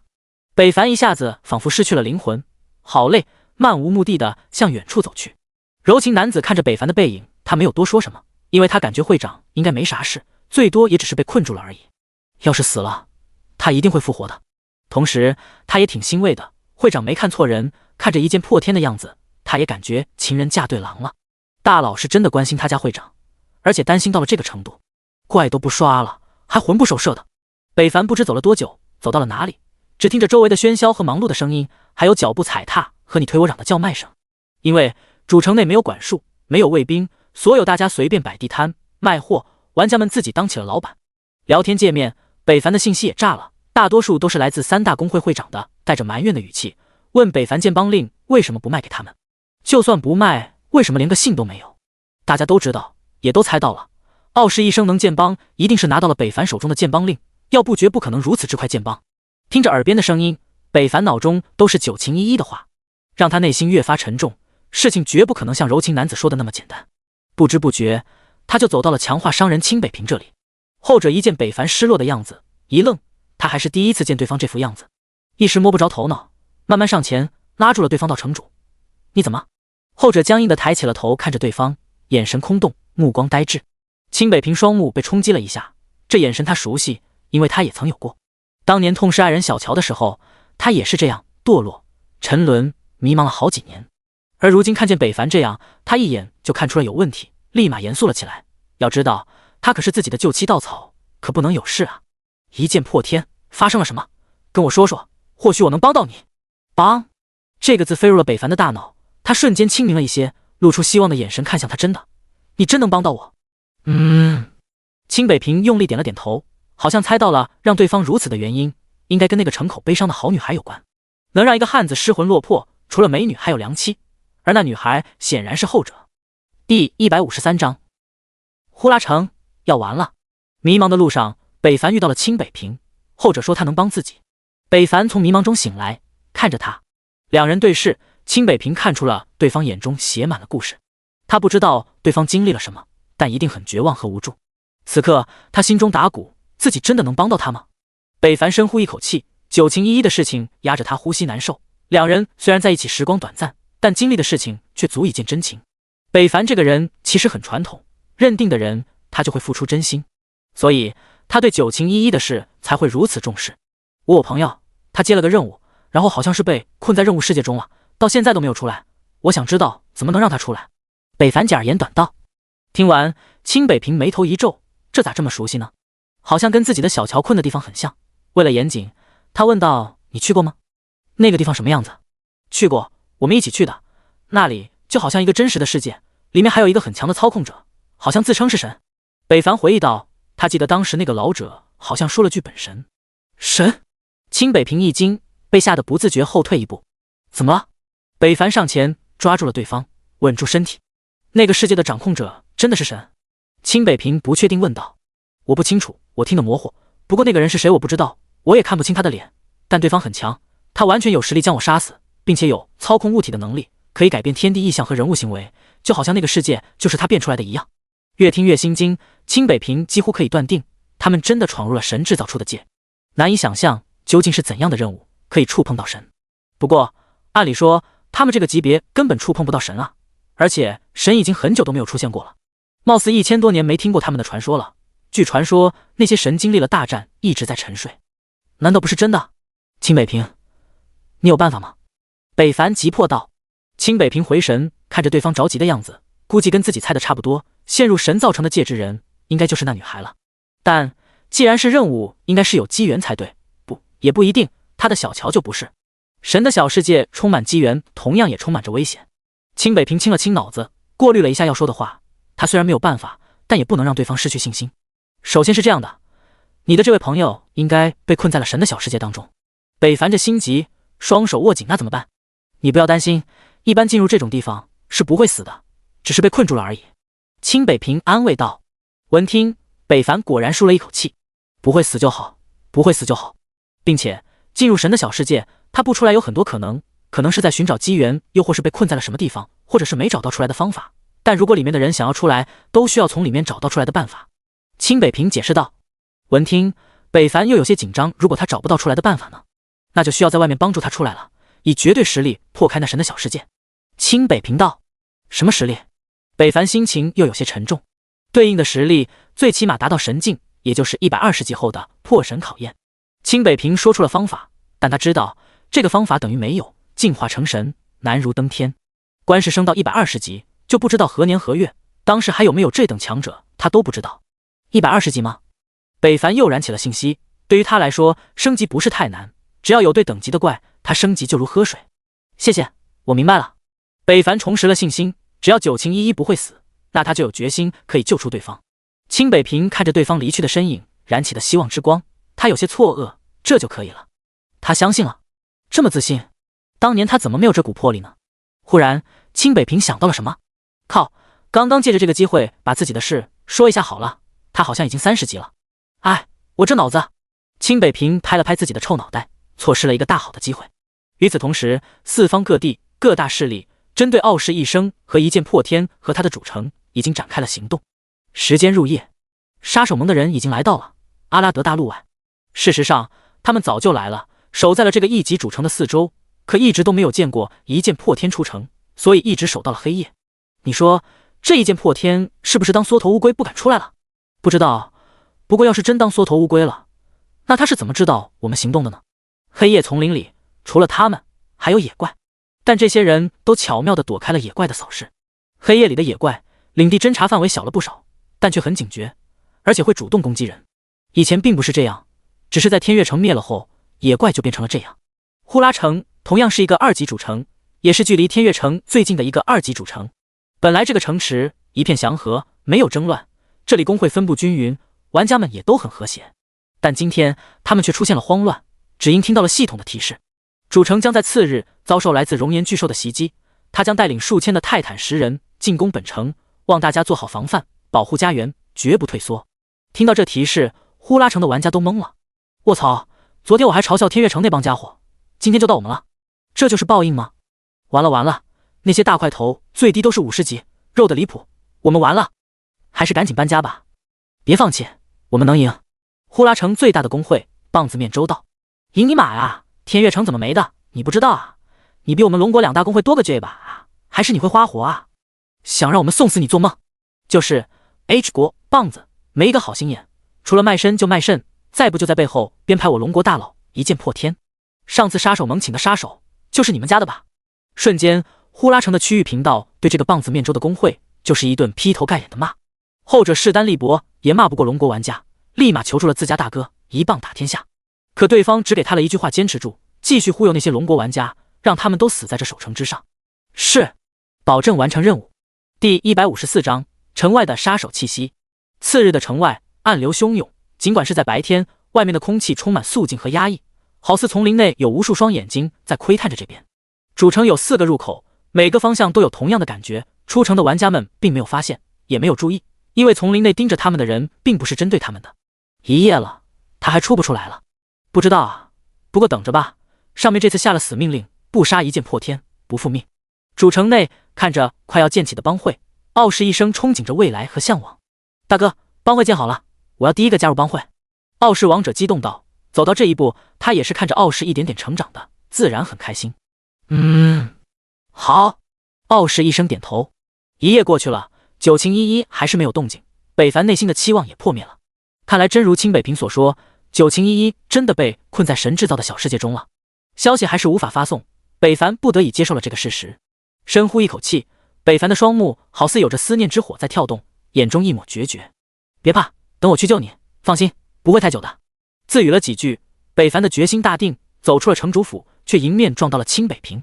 后者只有10级，力量不敌，直接被撞翻在地。哎呦！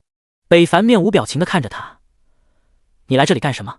也不知道扶我一把，真是不够朋友。清北平埋怨了一句，起身拍了拍身上的灰，还不是为了你而来。什么事？北凡现在心中只有一个想法，那就是加快速度练级，冲上120级，突破神级。呼啦城要被进攻了，来犯的还是上次的泰坦10人。清北平道，这跟我有什么关系？北凡冷漠道。清北平还以为那主城内的人和他都是来自一个地方，应该会惺惺相惜，有出手帮忙的意思，没想到竟会如此。看着对方的表情和语气，好似完全不在乎，这有些出乎了他的意料，立马大脑飞速旋转，来时的说辞直接 pass 掉，换了另一番口吻。当然有了，你看咱们主城，像我们这样的人太少了，天天被你们这些议事的人忙得焦头烂额，人手跟不上，他们升级慢，咱们主城的实力成长就慢了。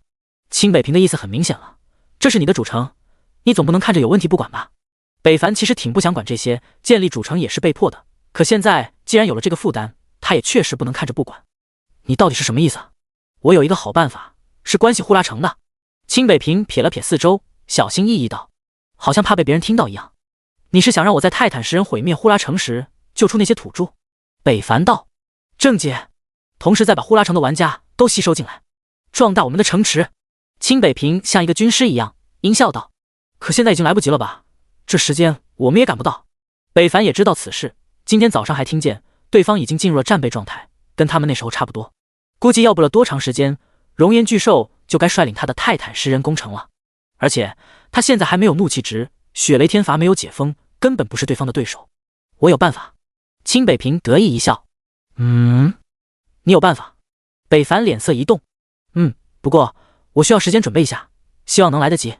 你等我2个多小时后就回来。说完，清北平就快步离去了，走得很唐突。北凡也被他搞得一愣，你没准备好来干什么？浪费我时间。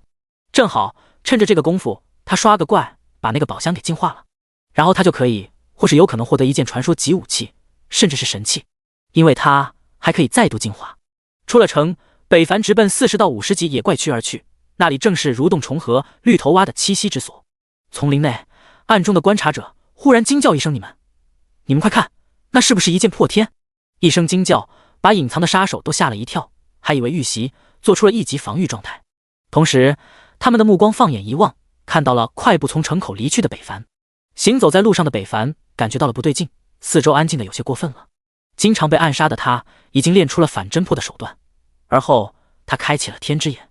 4阶的天之眼不再像之前那样只能侦破野怪和看穿野怪弱点，现在还可以看到隐藏的敌人，无论是潜伏的还是躲藏的，都逃不过他这双眼睛。不过美中不足的就是这里面只是有一定概率，不是100%的，但20%也足够了。他幸运这么高，就不幸触发不了。血红色的双眼扫向了阴暗的丛林内，隐藏在丛林的杀手懵了，他怎么不走了？是不是发现了什么？不可能，我们在这躲藏了一宿，腿都麻了，他能发现什么？可他站着不懂是什么意思，而且他看向这边了。天之眼下的北凡情绪有些怒意，他快速地扫过丛林，看到了丛林内若隐若现的红色虚影，数量很多，但是他看到的就有20多人，他们隐藏在树后，一般人根本发现不了。果然有人，北凡心中的愤怒更加强烈了。这帮该死的东西还想暗算我！北凡这一世终于体验了一把什么叫树大招风。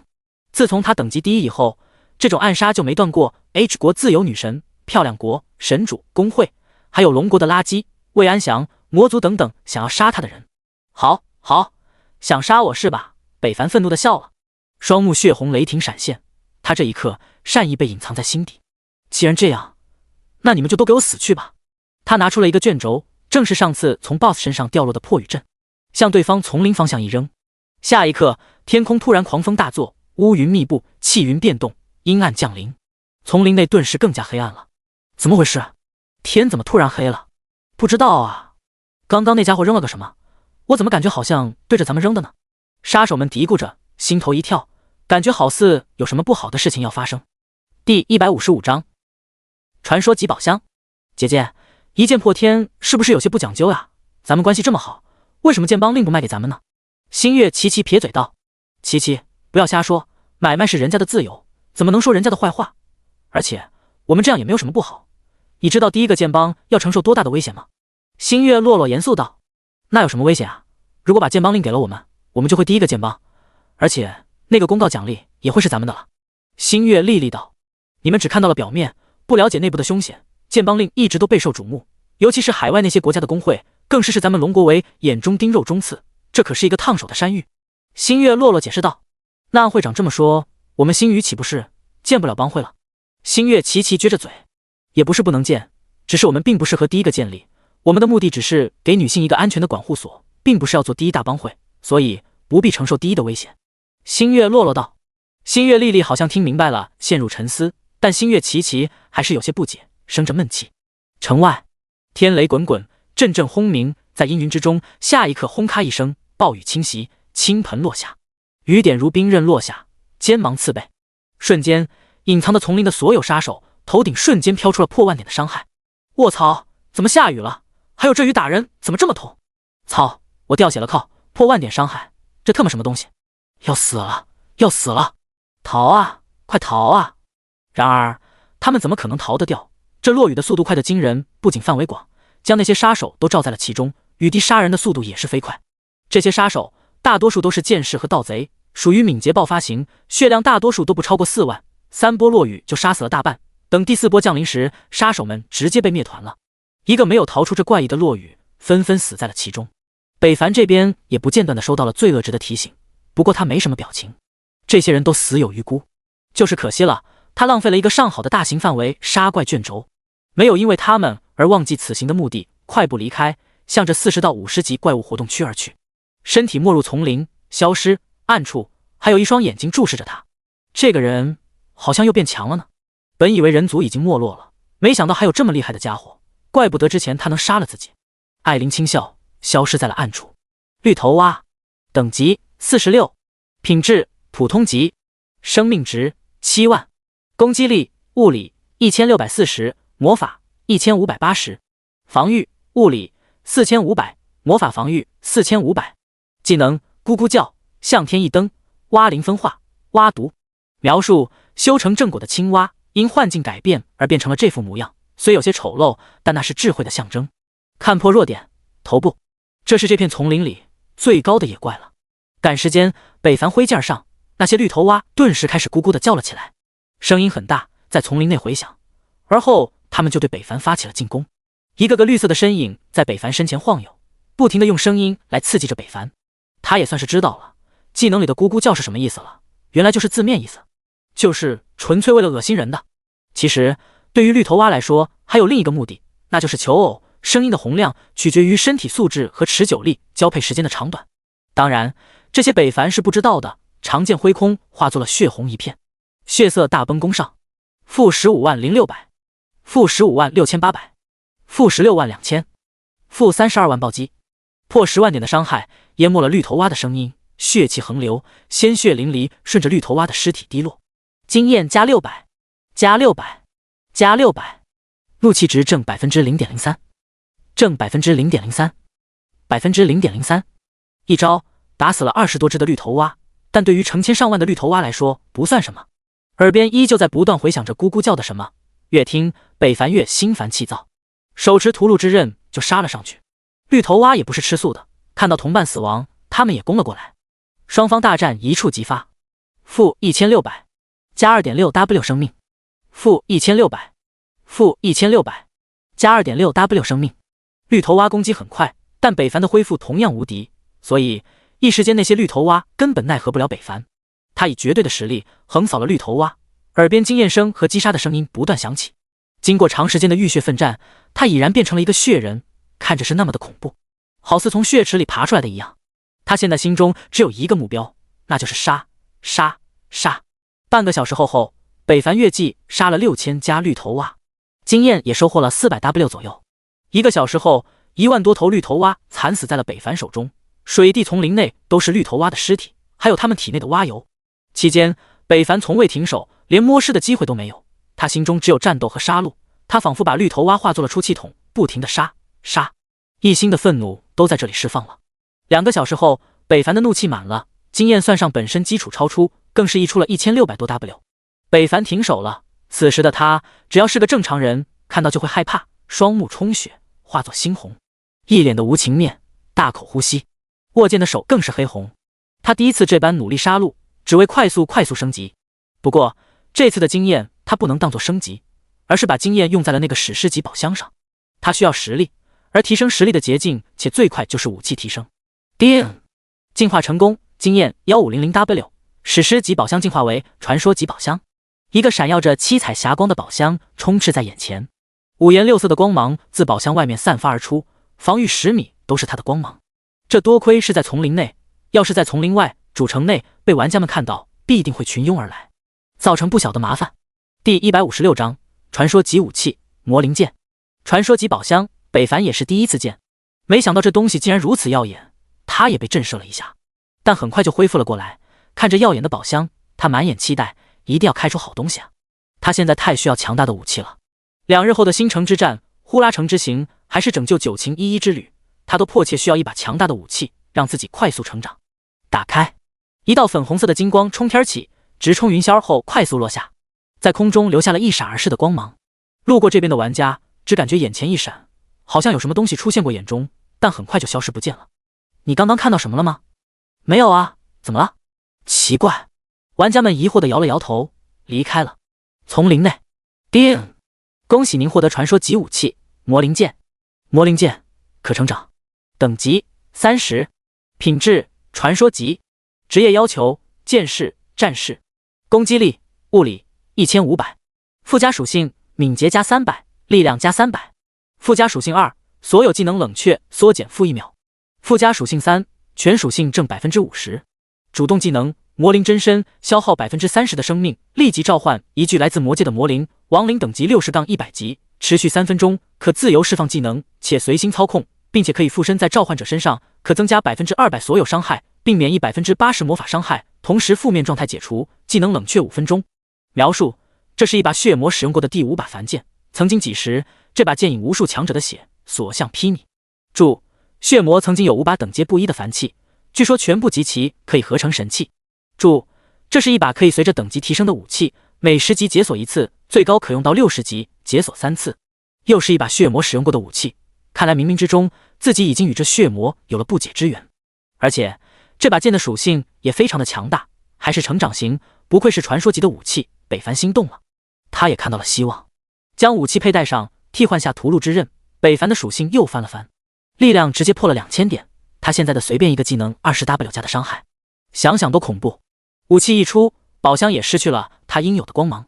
北凡低沉的心情也自信了些许，向主城返去，是该找清北平了。不知道他有什么办法可以跨过2个主城的距离，从本城去往呼啦城。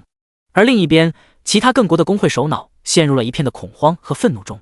阿西吧，这到底是怎么回事？谁能告诉我？朴不成大吼着。装备评分第一下子冲到了6W 加，一下子震慑了不少人。本来4W 加他们就已经受不了了，这才几天的时间又他妈变了一遍，从4W 变成了6W。工会大佬终于意识到了问题，这评分第一，就算对方隐藏了姓名，但已经没有人不知道此人是谁了。一剑破天，这个名号已经在这个世界不知响了多久。龙国的名誉之神，有公告的地方就有他，现在更是霸榜武器榜、装备评分榜，现在连富豪榜也上了，3大榜都有他的痕迹，只是没有显露而已。富豪榜隐藏，大家有可能不知道，但武器榜和评分榜几乎都是打包的。就像之前的傲视一生，打开史诗级宝箱，获得了一件魔法球，装备评分顿时上升了好几千，一瞬间就进入了前5之列，并且武器评分更是上升到了第1，比北凡都高。但这个第1还做热乎呢，就被突然冒出来的传说级的魔灵剑给顶替了。一剑破天，真是太离谱了，传说级武器都被他搞到了。傲视一生羡慕道，一旁的傲视玩家无不羡慕，世界频道对其的歌颂更是不间断。一剑破天大佬，牛逼！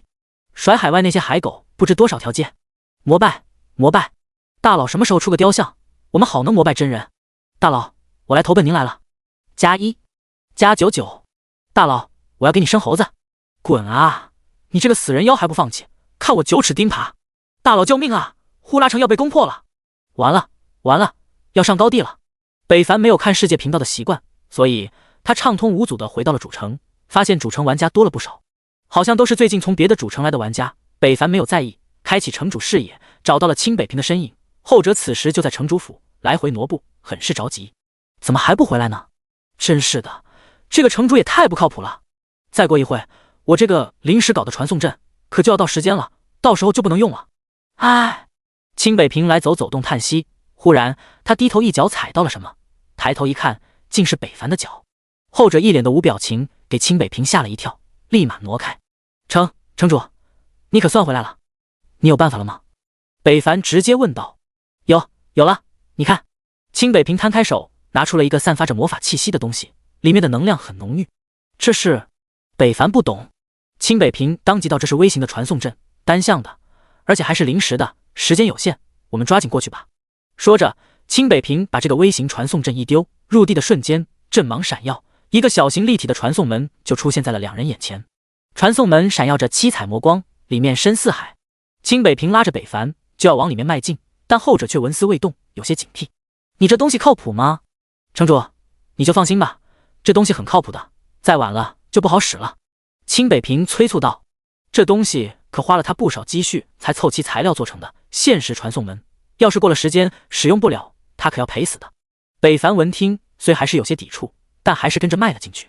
大局观还是要有的，都是为了主城发展。两人没入传送门，彩色光芒消失，传送门也跟着消失了。一阵天旋地转后，等两人再次开眼时，已经来到了未知的地方。哦！清北平晃晃悠悠，扑通一声倒地，就开始了大吐了起来。北凡倒是没什么，清了清脑袋，看向趴地的清北平道：“你晕车？有点呕。”第157章，再见李琉璃，10万回忆。姐姐，你快跑，别管我！不行，别瞎说，我怎么可能丢下你不管呢？可是，两个女人跌跌撞撞跑出丛林，忽然看见了远处100米左右的两人，顿时大喊：“救命啊！救命！”突然，丛林后方又冲出了几个玩家，都是28级左右的高玩，他们杀气腾腾向二人追来。快！他们马上就跑不动了！冲啊！为了10W 银币！两女见状，立马拼命向前奔去，方向正是北凡这边。清北平吐得厉害，好像把肠子都吐出来了。不知道的人还以为他趴在地上在那吃草呢。北凡捂着鼻子道：“好了没？”后者这才缓缓起身，慢慢站起，疏通了一下胃气，呼吸到了上层空气，整个人升华了些许，气色也在慢慢变好。刚刚他真的难受坏了。好多了，见笑了。清北平尴尬道：“你看我笑了吗？”北凡平淡道。清北平看着对方冷漠的脸，撇嘴，是没笑。自从听上次对方说起朋友被困之事，他就这副表情。清北平虽然理解，但还真不好交流。哎，这人要是失去了其他情绪，单独剩下面无表情这种，还真不好沟通。想想以前自己也是如此吧。没有过度纠结，清北平开始看向四周，了解一下地形。他的传送门是导航呼啦城的，这是哪里？四下看去，忽然他看见了远处以一种极快速度接近的两位女人，身后还跟着4、5个男人。他一愣，立马伸手一指：“城主，你看那边有人。”闻听，顺着对方手指的地方看去，果然看见了那几人，但他依旧没什么表情。他一眼就看出了，这貌似是一场追杀，至于什么原因他不知道。如果搁在以前，他或许会热心的出手相助，但现在他没那个心情。他人的死活与自己有什么关系？救命啊！救命！后方的人要杀我们！求求你们，救命啊！清北平一听，看出了事情不对，当即看向北凡，但后者却还是那副作态，他顿时有些着急。这要是从前的他，直接上去就把后面追杀的家伙给解决掉了。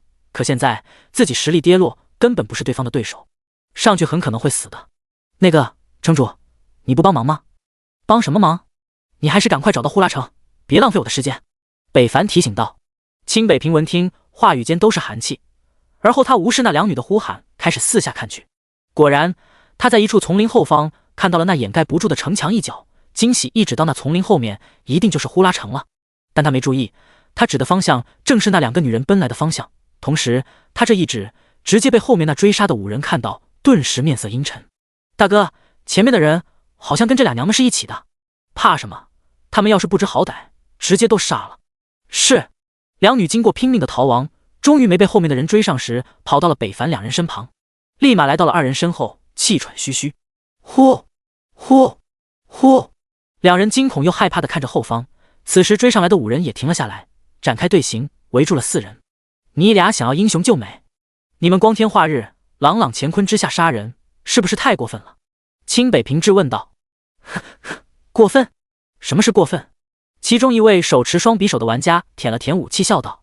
2女见状，直接躲在了清北平后面，感觉这位大哥比较有爱心。李云梦喘息的大白兔看向那个一言不发冷漠的男人，这个人怎么一点善心都没有？李琉璃也看了过去，可视线看到那人脸时，忽然一愣，这个脸好像有点熟悉，好像在哪里见过。这时北凡也看了过来，瞥了2人一眼，快速掠过，看向那5人，道：你们要杀这2人我不管，但别挡我的路。你说什么？你见死不救？你这个人怎么这样？咋一点爱心都没有呢？李云梦斥责道。听着北凡的话，那5个精英玩家也笑了，挡路？你是说我们挡了你的路？呵呵。其他4人也笑了起来。一旁的清北平本来听见北凡的话，还以为这俩漂亮女孩要死了呢，可当听见那5人嘲讽的语气，他知道这2女得救了。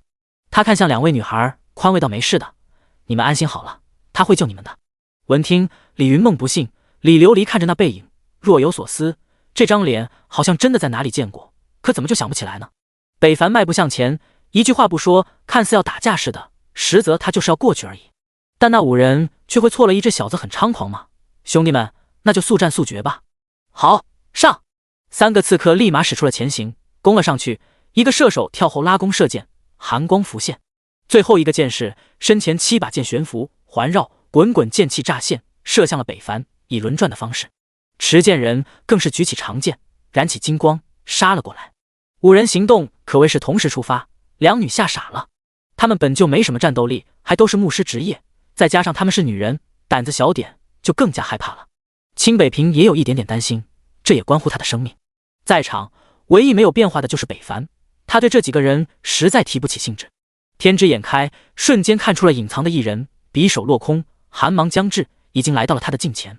北凡猜测，估计那俩家伙也慢不了，当即释放出血气喷张，脚底生血印，符文现，血流涌动，鲜血自地下喷张而出，强大的气流顷刻间就把眼看着就要攻击到北凡的3人击飞了，上演了一波血条消失术。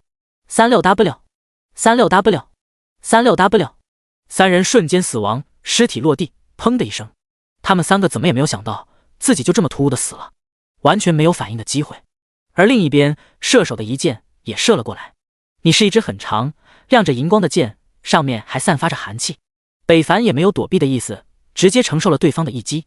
负2000，才2000？那玩家惊了，之前他打别人都是8、9千小1万的，怎么打这个人才2000？他难以置信，更加无法接受。第158章，善变的女人。接住了对方的箭矢，那位剑士的剑气也到了，数把剑气化作的飞剑打在了北凡的身上，深深插入了其中。负1600，痛感传来，让北凡昏沉的头脑更加清醒，他不禁喜欢上了这种感觉。怎么可能？怎么只有这点伤害？那剑士不信，表情狰狞，一剑落下。当！北凡魔灵剑1挡，那人双手阵痛，这一剑好像打在了石头上一样，对方的力量超出了他的想象。他再次看向北凡时，已经面露惊恐，但他没有放弃，长剑一撩，横扫。不得不说，此人反应很快，他成功击中了没有选择格挡的北凡腹部。负2200，后方主攻的射手大喝一声，如川流的一剑呼啸而来，飓风大作，水流奔行。一只破空的箭矢化作了水流的柔合金石刚翼，在空中飞速的旋转，积蓄势力，飞驰而来。这一剑很快，也很迅猛。只听嗡的一声，北凡胸口水花炸开。负4000，什么？射手看着自己打出的伤害，表情大变。这人的防御怎么可能这么高？2女也看懵了，这个人怎么不知道躲避呢？他们明明能感觉这个人好像很厉害的样子，难道有受虐倾向？不过他真的好厉害，竟然1v5。痛楚自胸口传来，北凡笑了，不知怎么，他只有感受痛苦才能让自己现在的心情好受一些。可下一刻，自己的痛苦又消失了，血神之力被动触发。他满血了，拔出胸口的剑，看向那满是畏惧的两人。我只是想过去，你们却非要找死，你们也讨厌活着吗？剑士后退，想要说什么，但北凡已经不打算给对方开口的机会了。魔灵剑闪耀着光辉，血气注入，魔气腾腾，剑身上的魔珠好似人的眼珠，正反两面正好匹配人的两个眼睛，正面紫红映着邪恶，反面银白带黑，好似阴阳。剑士吞了吞口水，剑也不要了，撒腿就要跑，但他怎么可能逃出北凡的手掌心？北凡越空，血色大崩攻上，那人只听哀嚎一声就没了声息，血气分流，四面八方扩散，血腥弥漫。魔灵剑染血更加可怕邪恶。清北平看着对方的背影，要不是熟悉，他都有些认不出来了。原来他在野外竟是这副样子，杀伐果断，出手无情。最后一个射手见状，立马撒腿就逃，但他还是低估了北凡的速度。换上魔灵剑的他，敏捷高达1000加，比绝大多数的射手和剑士都要高得多。他怎么逃？何况北凡又开启了暴走，速度更是快得离谱。跑起来的北凡跟飞一样，一步当10步，几个冲刺北凡就接近了对方。那射手一见北凡追来，都快被吓破了胆，连连求饶：“大哥，我们远日无怨，近日无仇，你放过我吧，我不是有意冒犯您的。大哥，放过我吧，大哥。”北凡充耳不闻，在距离差不多能摸到他的时候，一记血色大崩。啊 27W， 那人没了，世界也安静了。亲眼目睹全过程的李云梦两姐妹互相靠了靠，北凡没有往回走，而是对着发呆的清北平道走：“不要再耽误时间了。”哎，来了！反应过来的清北平看了那两个女人的4只小兔兔一眼，就追了过去。李琉璃一见他们可能是要去主城，当即提醒到主城已经被泰坦10人快给攻陷了，你们不要去那里了。闻听，北凡这才正视了这个女人一眼。赫然间，北凡脑海中一闪，一个女人的身影浮现而出，是她。这世界可真是小啊，竟然能在这里碰上这个女司机。没错，这个女人就是北凡刚来这个世界把他撞了的那个女司机。后者叫来的男人更是以施舍的口吻给了他10万块私了。北凡冷笑一声，转身离去。世界虽小，但他不想与这种人有什么联系，没什么必要。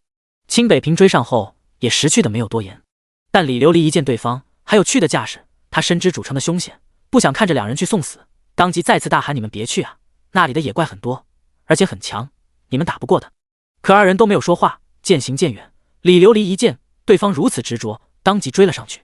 他这一举动可把李云梦吓了一跳：“我滴姐，你干什么去啊？我们好不容易逃出来的呀，你别回去送死啊！”但李琉璃性格执拗，说什么也不能看着那两人去送死。穿过丛林就看到了呼啦城。北凡没想到这个城池与森林挨得这么近，也不怕腐蚀了建筑。此时的呼啦城已不复往日的昌盛繁荣，城内人心惶惶，为了抵御城外的泰坦10人，他们已经精疲力尽。北凡在他这个角度可以看到，数个硕大的大石头怪把另一侧没有丛林的城门围得水泄不通。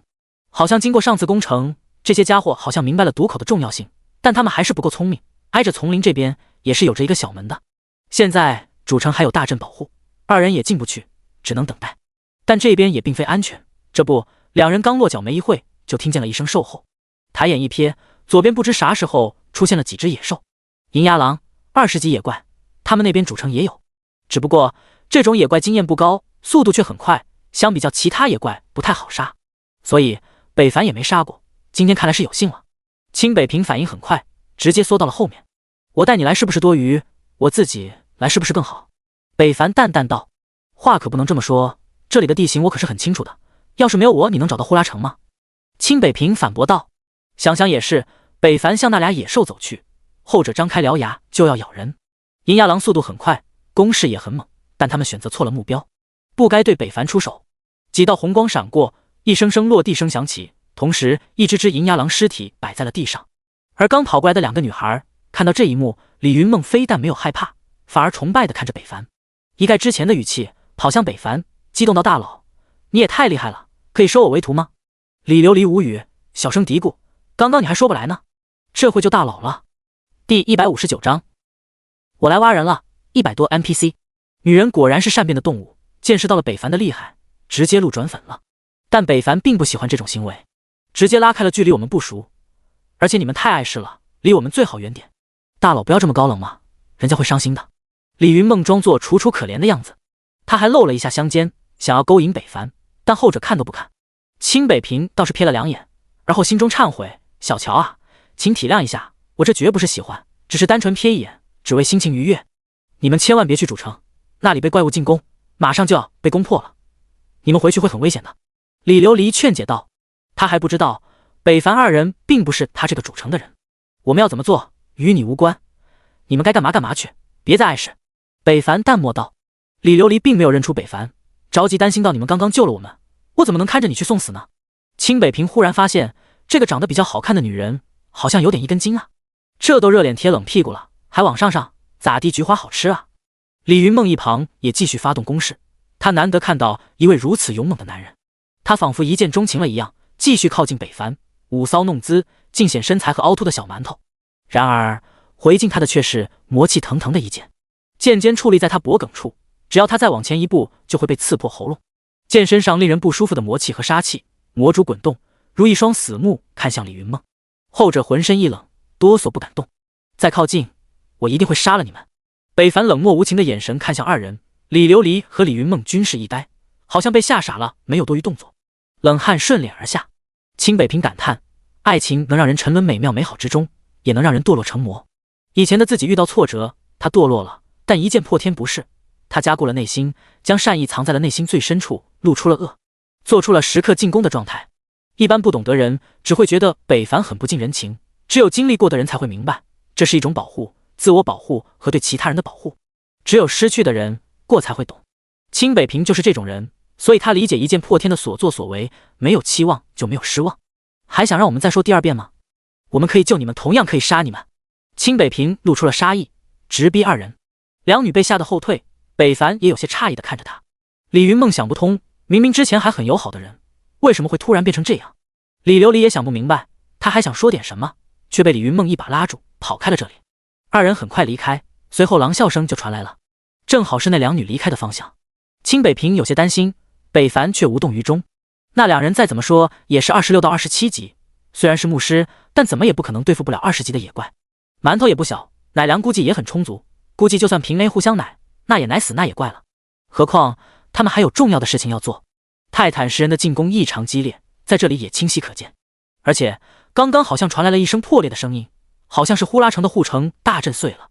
北凡尝试了一下推开那个小门，门没锁，很容易就推开了。北凡一脚迈入，清北平跟上，二人顺利进入其中，来到了呼啦城城内。可没等两人站稳，前方就冲过来了一大片的玩家，嘴里不断喊叫着：完了完了，主城破了，快逃啊！操，那棒子国的沙比骗我们守城，自己倒先跑了，真是日了狗了！逃啊！啊卧槽，谁帮我？这些人前仆后继，拼命地向城外逃去，而两人却想要往里面走去。好在冲来的玩家没把整个大道铺满，要不他俩人连挤都挤不进去。顶着玩家的冲击，两人贴边慢慢向里面移动，身旁路过了许许多多的逃命玩家，跟那时候的天悦城一样。树倒猢狲散，没有理会这些人，两人终于来到了街道一处拐角。二人脱离这条逃命的主道，来到这条人烟稀少的街道，看到了一个矗立原地的女 NPC。清北平比北凡还着急，当即就上前去沟通了一番，也不知道两人说了啥，对方就跟着走了过来。北凡一看信息，好家伙，还是一个强化师，这位勇士就是清北平口中的伟大城主吗？女 NPC 道。北凡看了看清北平，后者给了个眼色，而后他点了点头，是我。年轻有为，气度不凡，果然有大将之姿。女 NPC 赞扬道。这些话还是回去再说吧，还是先把其他人也叫过来，要不一会他们都被泰坦石人杀死了。北凡道。您还要拯救其他人？女 NPC 震惊。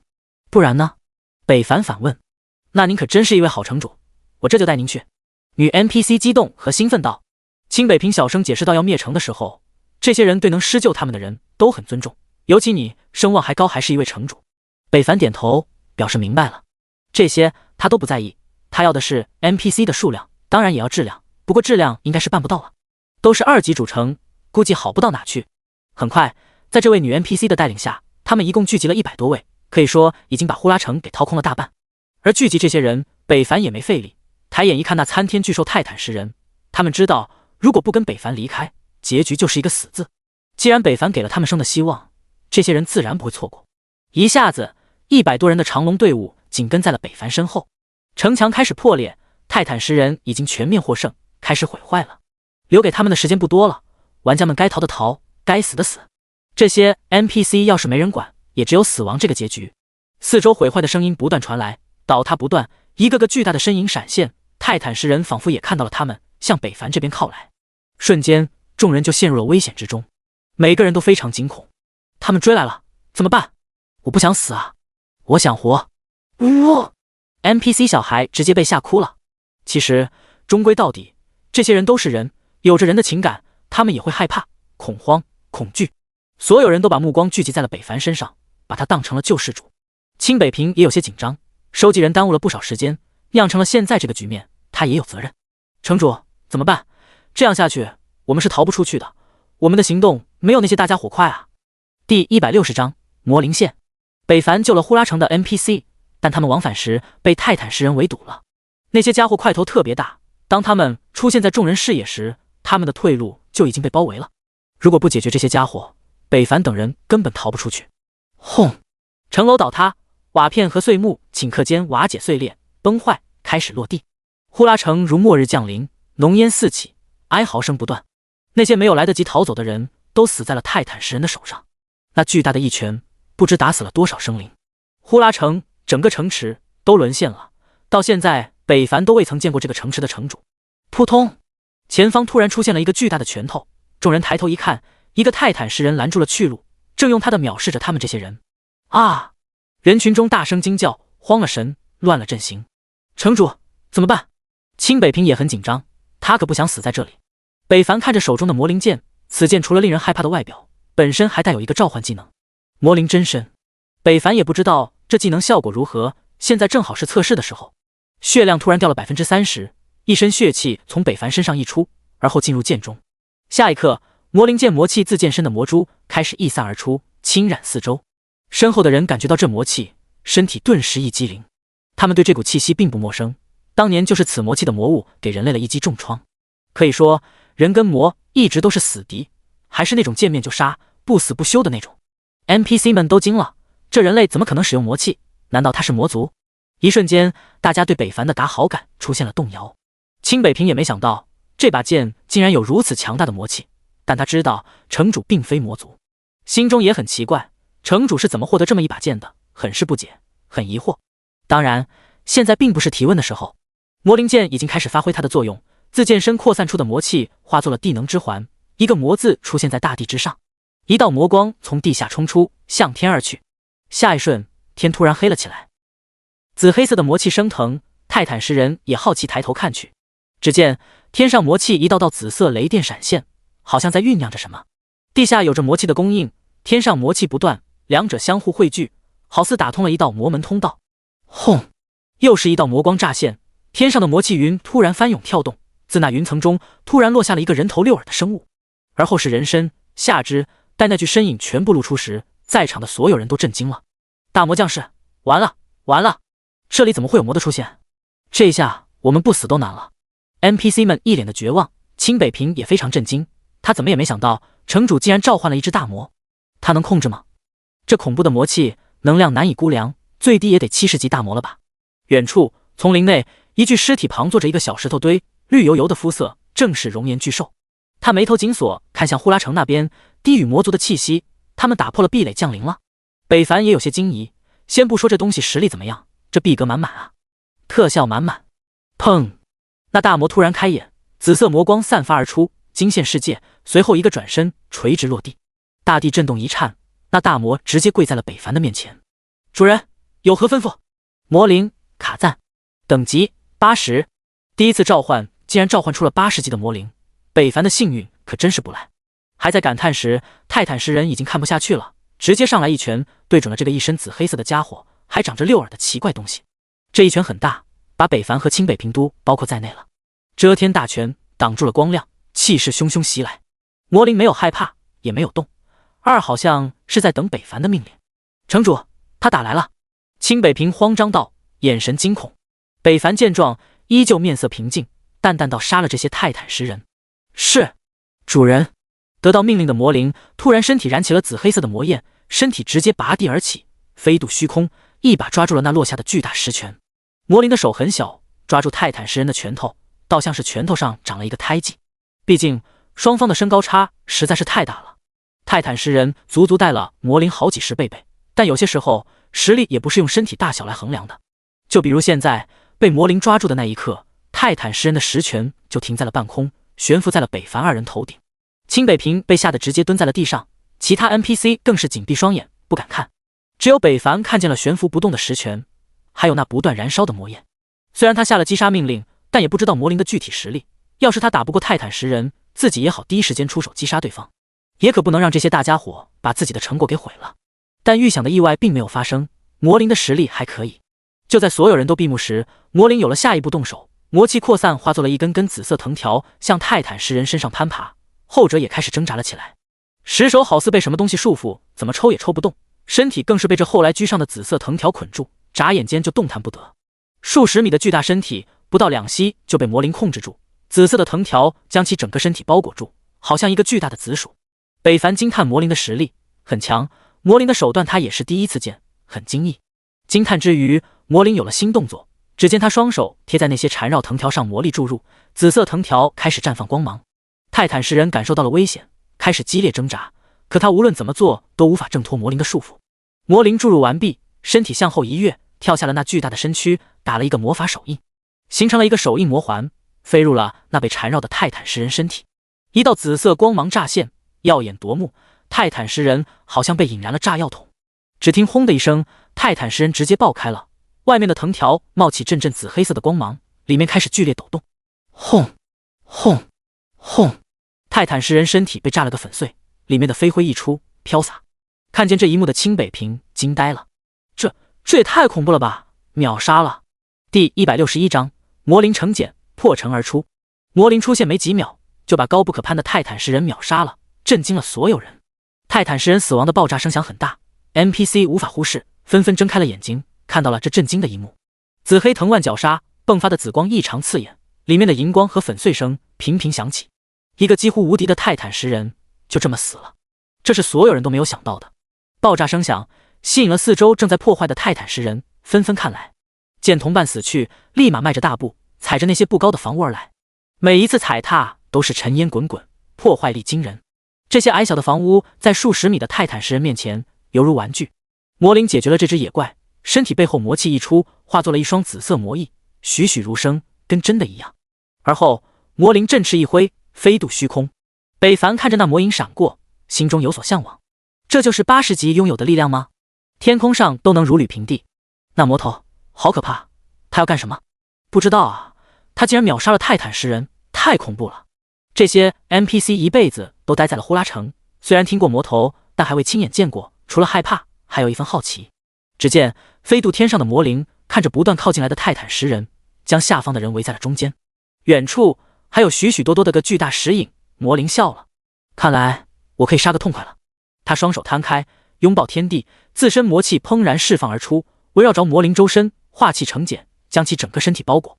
这是什么？没人能看懂这魔头要干什么。北凡也在静静地看着。下一刻，魔茧中飞射出了一根根紫色铁索，向着靠近而来的泰坦食人而去。那锁链接触泰坦食人瞬间，就将其捆住，不给对方一丝反抗的机会。锁链上魔气妖艳邪恶，慢慢侵入了泰坦食人的身体，后者顿时痛苦挣扎，想要挣脱这束缚。可他们越是挣扎，那锁链捆得越紧，同时生命掉得越快。负1万，负1万，负1万。锁链捆住了最近的数十只泰坦食人，锁链拉紧，泰坦食人身体收缩，发出铮铮的声音，好像石块被磨得碎裂，还有错位的声音。虽然这些泰坦食人是石头做的，但他们内部核心也是有种痛感的。每一次锁链的收紧都带给他们了极大的痛苦，而他们还什么都做不了。一招间高低立判，魔灵的实力完全碾压了泰坦食人。 NPC 惊呆了，这魔头好可怕，那些大家伙竟毫无还手之力。他杀了那些泰坦食人，而后该不会来对付我们吧？快，趁着他还没有时间对付我们快走，离开这里。对，我们快走。后方嚷着，前面的北凡眉头一皱，这些人还真是吵。城主，我们还要再观察一下吗？在见识到魔灵的恐怖，清北平也放下了心来，对北凡的崇拜更加五体投地了。城主连这种大魔头都能召唤，那看来自己的任务也应该毫无压力完成了。那自己岂不是可以见到小乔了？一想到自己的爱人，清北平不自觉地流下了眼泪。走吧。北凡道，也没有继续看到意思。魔灵的实力初步了解了，很强，可以当做底牌来用。不过要是跟自己的血雷天罚相比，还是差了些。他并不具备群体秒杀的能力，虽然他碾压了50级的泰坦食人，对方也可能对其造成不了什么伤害，可毕竟两者差了整整30级。北凡相信，如果自己达到了50级，必定可以秒杀这些家伙。现在群体秒杀差了点，单体倒是没啥问题。现在呼啦城破坏的严重，要想走出一条完好的道理已经不可能了，所以他们这些人只能踩着碎片和废墟慢慢前行。好在那些泰坦食人都被魔灵吸引了过去，他们才没有遇到危险，安全的逃出了主城。而魔灵这边一直维持着魔茧的状态，凡是靠近的泰坦食人，他都会从魔茧中飞出一条锁链，将其捆住。从远处看，好像无数个巨石以锁链的方式供养一个魔晶，而事实上，魔灵也确实是把这些泰坦食人当做了养料，要不他直接就将这些家伙秒杀了。30级的家伙岂能与自己对抗这么久？身为80级的强大魔头，他的实力还没完全展露出来呢。这只是冰山一角而已。主人下的命令只是杀死这些家伙，自己也没有曲解意思，反正早死晚死都是死，只要让这些家伙都死了就好，而这样还能加深自己的实力，何乐而不为呢？主城外，北凡带着这些人逃出来后，身后的人都惊喜万分。我们活着出来，谢天谢地。是啊，太不容易了。活着真好。清北平无语，你们有啥不容易的？要不是有着我们城主开路，你们逃出来吗？闻言，那些人看了看二人，脸上有些怪异。很显然，他们对于一个人类召唤出魔头的事很抵制。魔是祸事的开端，有魔的地方必然有战争，所以这才是大家讨厌魔的原因。当然，最大的原因就是他们嗜杀，与人类的善完全不合。北凡没理会那些人的想法，他们想什么他不在意，只要他们能进入自己的主城就可以了。清北平，现在怎么办？如何回去？后者立马笑着走了过来。这个办法我已经想好了，目前有2个办法，一个是走回去，一个是靠微型传动阵。少废话，几百里路怎么走？直接用传送阵。北凡道。嘿嘿。清北平一笑，拿出了一个卷轴。北凡发现这个卷轴竟然是钻石品质清北平，你还有这种级别的好东西？哎，这不都是为了城主的建成大业吗？而且这东西可是费了千辛万苦才得来的，很是珍贵。清北平愁眉苦脸，很是不舍道。北凡一看对方就在这拿把，准备好的说辞，他一把拿过来道，等回去就帮你把你那个任务做了，行了吧？后者闻听顿时眉开眼笑，你看城主这说的是什么话？我清北平怎么是那种没有大局观的人？城主直接拿去用便是。北凡无情瞥了，人精一个。第162章，投怀送抱，灵巧一朵。为了折返而归，清北平忍痛割爱，拿出了珍藏已久的钻石级品质的卷轴。一次性传送阵。经清北平介绍，此阵与之前的微型传送阵还有不同，之前的那个有时间限制，传送人数还少，而这个虽然也有时间限制，但却将传送人数却扩大了，从2人变成了一次性可传送80人，足足扩大了40倍。北凡查了一下， NPC 加上他一共也就不到150人，2次所有人就可以都回到主城。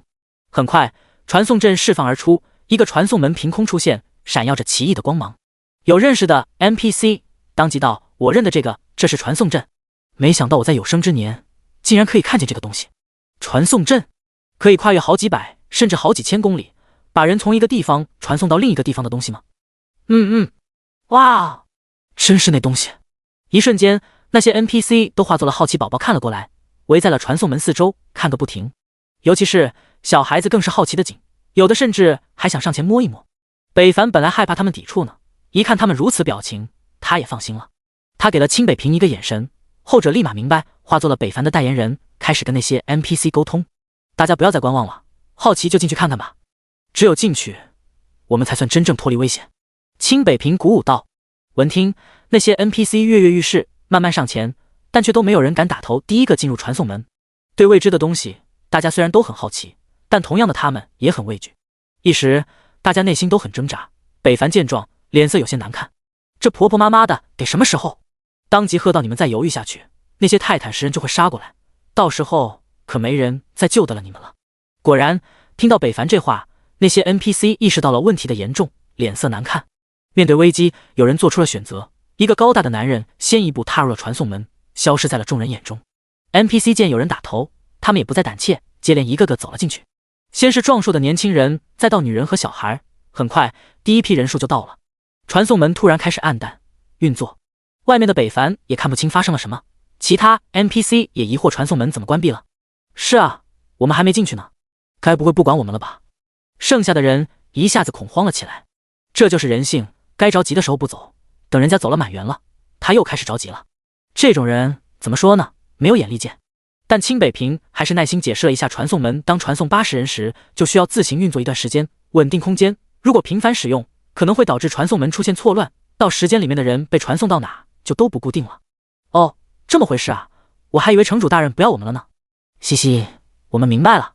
NPC 有求北凡了，连对他的称呼都变了，完全忘记了魔头降临时他们是怎么看北凡的了。有些目光北凡没去看，但能感受到里面藏有厌恶和疏远。哪怕是北凡当时的目的是要拯救他们，他们也会因为你一点不好改变对你的所有看法。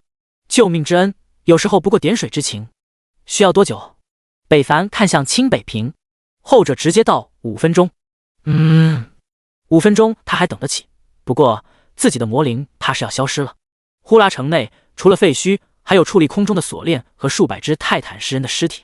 自魔茧中探出的锁链遮住了半边天，里面的魔气更是达到了恐怖的程度，吸收了数百只的泰坦石人，让魔灵的实力提升了不少。但同时他也感觉到了自己的时间不多了。待铁锁牵扯的最后一只泰坦石人死亡时，魔茧也开始出现了消散暗淡。这突来的抹除力量猝不及防，但魔灵知道是自己在人界活动的时间到了。哎，真是可惜，还没玩够呢，不知道下次降临是什么时候了。自语过后，他的身影也就彻底消失，连带着降临的魔气也跟着消散，铁锁也化作了魔力，沉入了地面。与此同时，丛林内熔岩巨兽低南走了吗？莫非是召唤物？那是谁坏了他的好事呢？不过好在呼啦城算是破灭了，该换下一个主城了。熔岩巨兽起身走到了远处一个人类尸体旁，将对方扛起，后者手指抽动了一下，消失在了林中。如果这时候有人能来到，必定会惊掉下巴，因为熔岩巨兽身上背的人正是呼啦城的城主。时间一到，那些 NPC 就一位接一位的向传送门里面走去，一旁的清北平看得心花怒放。这下子主城可热闹了。目送最后一个 NPC 进入，就剩下北凡二人时，清北平道城主，我们也走吧。北凡点头，二人就要迈入，可就在这时，远处突然射来了一把箭矢，从北凡脸前飞过，打断了他的进程。救命啊！救命啊！有人要杀我！北凡心情顿时不好了，他不知道这一箭是不是对他，但真差点伤到了他。转头看去，一个熟悉的身影再度出现在眼眶，正是之前卖弄风骚，而后被北凡吓到的李云梦，而他身后还跟着一个位不紧不慢的杀手。然而尽管他动作不快，但依旧紧跟在李云梦的后面。北凡眉头一皱，察觉了此人的不凡，尤其是那人的脚下竟然以肉眼的方式看不见他在移动，这就离谱了。难道他会飞，或者其他能力可以扰乱错觉？李云梦大叫着，看见北凡跟看见救世主一样，紧张下意识飞扑而来，想寻求安全感。然而下一刻北凡直接躲开了，因为对方有占便宜的嫌疑，所以他闪身一躲，与李云梦正好擦肩而过。眼神错开间，李云梦惯性飞扑落空，奔着地上摔倒而去。此时他的表情极为丰富，先是害怕、激动、错愕，那尼，砰！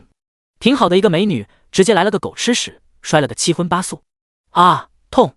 第163章面具人的碎心杀。李云梦的摔倒让清北平始料未及，更让一追尾随的人有些带愕。转睛看向北凡，黑色面具下的眼神露出奇异的光，但一闪而逝，便回了有些死寂的黑暗。你这个人怎么这样？人家可是弱女子，你接都不接一下？李云梦嘟嘟着嘴巴埋怨道。刚刚他摔得急，胳膊都破皮了。我跟你很熟吗？北凡冷漠道。这一句话不只是把李云梦整不会了，更是把追随而来的人给整得一愣，表情再度出现变动。一天竟然有人让他情绪出现2次变动，真是神奇。他现在对这突然冒出的2人感兴趣了。清北平好心上前准备扶一下李云梦，可后者突然大叫一声，不用，我自己能起来，不用你们管。清北平一脸问号，刚刚是谁柔弱的叫人来的？怎么还突然傲娇起来了？忽然要强的李云梦起身瞥了清北平一眼，又看了看北凡和那个追来之人，有些害怕的向后缩了缩。然后他忽然注意到了一旁闪闪发亮的传送门，露出了好奇之色，这是什么？北凡有些无语，这女人是不是脑子被驴踢过？这脑回路咋这么快呢？难道她不知道自己在被追杀吗？清北平被噎了一回，心情不是很开心，所以并没有出声回复。但李云梦直接不乐意了，她向清北平靠了靠，轻声道：“这位哥哥，你是耳朵堵了吗？要不要妹妹给你抠一抠呀？”虽然不是好话，但因为李云梦说的轻柔，清北平也没听出不是，他也不那么生气了，告诉他也无妨，这是传送门，可以将人传送到另一个地方的神奇物品。闻听，李云梦当即一喜，立马兴奋地跑了过去。戴面具的人简直眼神一冷，身体忽然升起一阵黑烟，直接原地消失了。北凡表情一变，这家伙果然有古怪。李云梦一听传送门可以带他离开这里，他想都没想就要进去，这可是他逃开那人追踪的好机会。而那面具人也看出了他的想法，施展技能追去，但他还是慢了。李云梦一脚踏入传送门，身子倾斜而后，一股黑烟升起，一只手从黑烟之中探出，想要抓住他时，却眼瞅着差之毫厘，扑了个空。李云梦进入传送门，消失不见了。而那面具人也从黑烟中钻出，看着那奇幻闪耀之门，一脸的惊怒和愤恨。他竟然让对方从自己的手上跑掉了，竟然有人可以从他手上跑掉。他用力握紧了双手，一身寒冷的气息扩散而出。清北平被这股冷气吓得后退，一直退到了北凡身旁。城主，这家伙有古怪，你要小心啊。北凡点头凝视对方。李云梦的离去虽然不是他主导，也没有想过要给予对方帮助，但确实是从他这里离开的，想必那面具人也不会这么轻易就算了。同样，北凡也对这副面具下的人深感好奇，对方的能力完全不像是技能，倒像是某种奇异的能力。例如他的职业就是以血为基础，释放强大的技能。你们坏了我的好事，你们该死！面具人冰冷道，话语中的杀气毫不掩饰，连清北平都感受得一清二楚。北凡也不例外，不过他并不畏惧，冰冷的触感使他更加清醒。面具人慢慢转身看向北凡，后者瞬间双目泛白，大脑出现空白。清北平还意识到危险，面具人一股浓烟升腾，整个人就消失在了烟中。再次出现，噗呲一声，他的手已经插入了北凡的胸口。3W 加 2.6W 叮！提示您受到来自鬼月的攻击。痛楚传来，北凡立即从那种状态醒来，胸口的疼痛让他意识到了自己已经遭受到了攻击，当即使出血气喷张，脚下血流涌动，血印光芒乍现。面具人冷笑一声，身体再次化作了浓烟，消失在了原地。血流喷涌而出，血溅四周，但却并没有攻击到那人。北凡有些吃惊，对方反应的速度超出了他的想象，而且攻击方式他也闻所未闻。他四下观看，突然噗呲一声，胸口再度被插入一只冰凉冒着黑气的手。-3.5W 加 2.6W 你是在找我吗？冰冷的声音传来，就如插入胸口的手，冰寒彻骨，完全不像是活人能拥有的手。不得不说，你比一般的人要抗揍一些，不知道你还能不能抗住我这一招。面具人冷漠道，而后他插入北凡胸口的手翻转移动。北凡仿佛猜到了他要做什么，大惊，想要阻止，但已经晚了，对方一把抓住了北凡的心脏。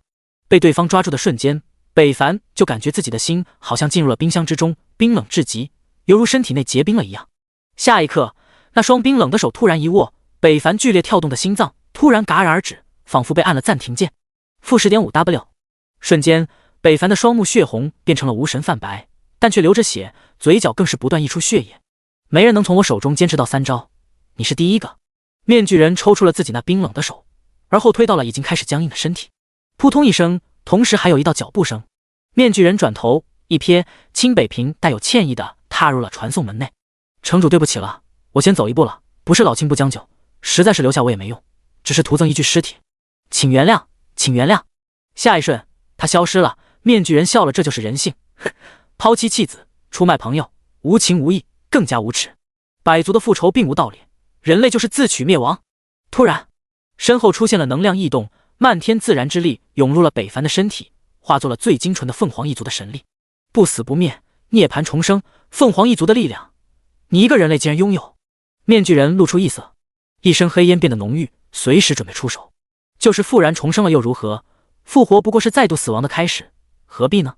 灵魂状态的北凡一直盯着那具身影，有人竟凭借一招第一次把他秒杀了，一记黑手碎心，他就死了。神出鬼没的招数也是第一次让北凡意识到了人外有人，天外有天。他完全捉摸不透此人的出手方式，更加无法预防。30秒很快就过去，凤凰阴灭，涅槃重生，燃烧着火雨的北凡带着希望之火一飞冲天。面具人抬头静静地看去，身体的黑暗更加深邃和凄冷，随时准备，只要对方落地，他就会第一时间出手。第164章鬼心，第4颗心脏。飞渡长空的北凡张开火羽，凝视着下方的面具人。捉摸不透的攻击方式，还带有强大的实力，的确是个劲敌。一身火光的北凡都无法驱散内心的阴霾，不得不承认，此人是他遇到最强的对手。你叫鬼月是吧？俯视着下方，北凡平淡的开口，天之眼陡然开启，双目血红一片，查看起对方身份。鬼月，鬼族，弱点：惧怕雷电，惧怕光，来自两者伤害翻倍。哦，你竟然知道我的名字？面具人有些诧异，但很快就反应过来。哦，对了，我忘记了，你们有这个能力。鬼月的自问自答让北凡听出了话语中的关键信息，那就是对方并非玩家，而是本地土著。得知这个信息，北凡笑了。暴走瞬间开启，力量增幅200%，也就是1加200分号，力量陡然提升到了6000加。身体血光间流，血液跳动。鬼月一愣，这是要干什么？还要做无谓的抵抗吗？殊不知，危险已经悄悄地向他接近了。血雷天法，北凡双目雷霆滚动在血红之间，不断闪现，看向了那面具人。鬼月瞬间就感觉到了不对劲，我的身体怎么了？鬼力呢？怎么感应不到了？不是感应不到，是被什么东西给阻隔了。发生了什么？那人对我做了什么？他只是看了我一眼，我怎么就动不了？鬼月震惊了，一身实力失去了联系，他仿佛化作了平凡人。然而这只是开始，天空乌云成，雷电起，滚滚雷劫不断闪耀，彻云彻月。下一刻，轰咔的一声，红色雷劫电光火石间落下，劈在了鬼月身上。负105000000致命！啊！凄厉的惨叫响彻云霄，响彻整片丛林。大地动荡，轰隆一声，地面裂开，一个深坑浮现，鬼月的身体直接被这雷劫粉碎，化作了虚无。那一声惨叫是最后的遗留。鬼月到死都没有想过自己会是这么死的。鬼月身体化作了无尽的浓烟黑暗，侵蚀着四周，不断溢出，黑暗滚滚。天上燃着火雨的北凡听到耳边的击杀声，内心大定。破亿的伤害飘出，他就知道自己之前有些拖大了，能爆发出这个伤害，这家伙的血量一定有着好几千万，要不断不可能爆发出如此高的伤害。血雷天罚是有百分比加成的，所以对方血量越高，此技能伤害就越高，两者成正比的。然而北凡只猜对了一部分，真正造成这个伤害的是克制的原因。雷劫天克鬼族的鬼神之力，雷电象征着世界的光明，而鬼神则是黑暗，两者水火不容，才造成现在这个局面。下面黑烟弥漫，形成了黑色的雾霾。北凡火雨时间到了，不得已落下，立马遭到了这雾霾的污染。叮！提示：你已中鬼毒，血量开始下降。-200，-200，伤害频率很高，但对北凡造不出伤害，只是视线出现了偏差。而他，北凡再度开启了天之眼，视线一下子清明了许多。自己的这个技能看似只有那3项作用：查看、看破和隐匿，但其实隐藏的小作用还有很多，只是等待着自己的挖掘。就比如现在能看破雾霾的能力就很实用。穿过雾霾，向着鬼月死亡的地点走去。北凡来到深坑边缘，再往前就是数十米的深坑范围了，而坑中心的深度更是深达10米左右，可见这次的血雷天罚有多恐怖。北凡本意是看看就走了，可他忽然发现深坑下有个什么东西在闪闪冒着黑芒，而且里面还散发着令人胆寒的寒气。北凡怕那家伙没死，还有类似自己的复活手段，不放心的向下走去。深坑很不规则，呈螺旋式坑洞。北凡为了节省时间，一屁股就坐下去，来了个顺风车。好在裤子是钻石牌的，很结实，没有出现破洞或是损坏。北凡顺利来到了坑洞之下，看见了那闪闪发亮的东西。北凡惊愕，耀眼的黑光竟然是一颗心脏，而且还是跳动频繁的心脏。那心上黑色脉动浮现，通体漆黑冰寒，不断溢出鬼神之力，好像是在勾引着北凡吃下他。北凡拾取这颗黑色心脏，与此同时，这个新的信息也出现在了他的脑海。鬼心使用后有一定的几率获得鬼神之力，并有极大概率获得鬼神的诅咒。注：想要获得强大的力量吗？吃下它你就会拥有。又是一颗心脏，自己与心脏这么有缘吗？算上这颗，北凡已经有了4颗心脏了。鬼心、诅咒之心、血魔之心、狼心，每一个心脏都有着巨大的诱惑，都藏着危险。这也是北凡一直没有服用的原因。当然还有最大的原因就是他不喜欢吃心，无论是生吃还是炒着吃。老人说这属于有点挑食。将4个心脏摆在了一起，放进背包后，北凡确定没有了其他东西，转身离开了此处，走进了那并未损坏还一直打开的传送门。而就在他进去不久，传送门就关闭了。另一边，阿拉德大陆主城外一处林中，清北平一脸焦急的左右徘徊。难道他真的不敌？他那么无敌，怎么可能呢？不会死了吧？不会真的出事了吧？他不是又复活吗？怎么会死呢？抛弃朋友，清北平进入传送门就后悔了，尤其是在这边等了半天都等不到北凡的身影，他更加后悔。北凡可是他的救世主啊，他要是死了，他的小乔可怎么办啊？清北平心急如焚，不断来回走动，身后的一个个 NPC 坐在地上都看不下去了。我说，这位朋友，你就不能安静坐一会吗？是啊，你晃悠的我眼睛都要花了。清北平瞥了他们一眼，继续干着急，时不时的看着那要消失的传送门，他就越发急迫。还没出来，还没出来，为什么还没出来？眼看着传送门就要消失，突然一个人影从传送门钻出，传送门随之关闭。清北平震惊看去，出来之人正是北凡。呜！清北平一激动，跪地一把抱住了北凡的大腿。城主，您终于出来了。第165章，猜到事实真相，北凡癫狂了。与鬼月对战，北凡胜利归来。而因为抛弃北凡，愧对于心的清北平，当看见北凡完整的出现在眼前，再也绷不住的哭了出来，紧紧抱着北凡，不敢松开。城主，您终于回来了，我还以为你死了。呜呜呜！清北平哭得很伤心，像个孩子找到了妈妈，哭得很悲伤，把北凡整的也不知道说什么好。淡漠的心情也被他触动了一下。虽然之前看着清北平独自离开，他心中闪过一丝失望和落寞，但很快就释然了。当时那个情况，清北平如果继续在那里，很有可能会死，不是一定会死。北凡涅槃重生的那个空档，以鬼月的嗜杀无情，一定会杀了他，也就是说留下反而会害了他，而且他的死亡也没有意义，只有离开才是他最正确的选择，他没有错。但行为上确实属于抛弃兄弟，独自逃离。不过北凡并不在意，尤其是回来看到清北平这样，他心中还多了一些慰藉。起来吧，大男人一直哭成合体统。北凡道。清北平抽噎的起身，双眼冒着泪光看向北凡。对不起啊，城主。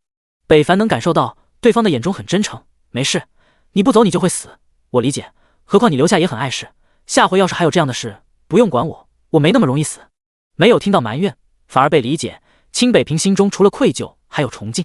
城主果然是有大多为的人，心胸宽广，有容乃大。清北平也不局气，收拾了一下心情，就开始招呼那些一直当作看客的 NPC。 这就结束了。刚刚都把我看哭了，主仆情深啊。是啊，这个城主好明事理啊，竟然没有一丝责备。虽然不知道发生了什么，但感觉很精彩。北凡忽然发现那个一同进来的女人不知道跑到哪去了。那个女人呢？清北平闻听，脑海中过滤了一下后，瞬间明白了北凡所问之人。城主，你说的是那个被追杀的女人？北凡点头。她进入咱们主城了，说是在这不安全，害怕那人再追来。清北平解释道。哦。北凡没有深问，而是看了一眼自己的城主功能，功能里除了城主，还有一个副城主的职位。他瞥了一眼认真疏通关系忙碌的清北平，交给他也好，省得自己以后麻烦，还为主城操心。有了想法，北凡就直接执行了，将副城主职位颁给了清北平。后者正嘱咐着那些 NPC 时，忽然脑海中收到了提示，而后震惊回头，一副不敢置信地看着北凡。后者点了点，清北平感激得五体投地，一时间都不知道说什么了，眼泪止不住的外流。他太激动了，他怎么也想不到自己有一天竟然可以做到副城主的位置。副城主啊，那可是一人之下万人之上的存在，北凡竟然真交给了他，说明对他非常的信任。清北平有愧这种信任，但他没有拒绝，所能做的就是好好表现。下定了决心，他开始更加卖力工作，组织 NPC 人群。很快，在清北平的带领下，众人顺利地进入了一级主城阿拉德大陆。众人进入主城瞬间，就被主城独特的装饰给惊艳住了。北凡没时间看他们的惊讶和解答疑惑，交代了几句，他就离开了。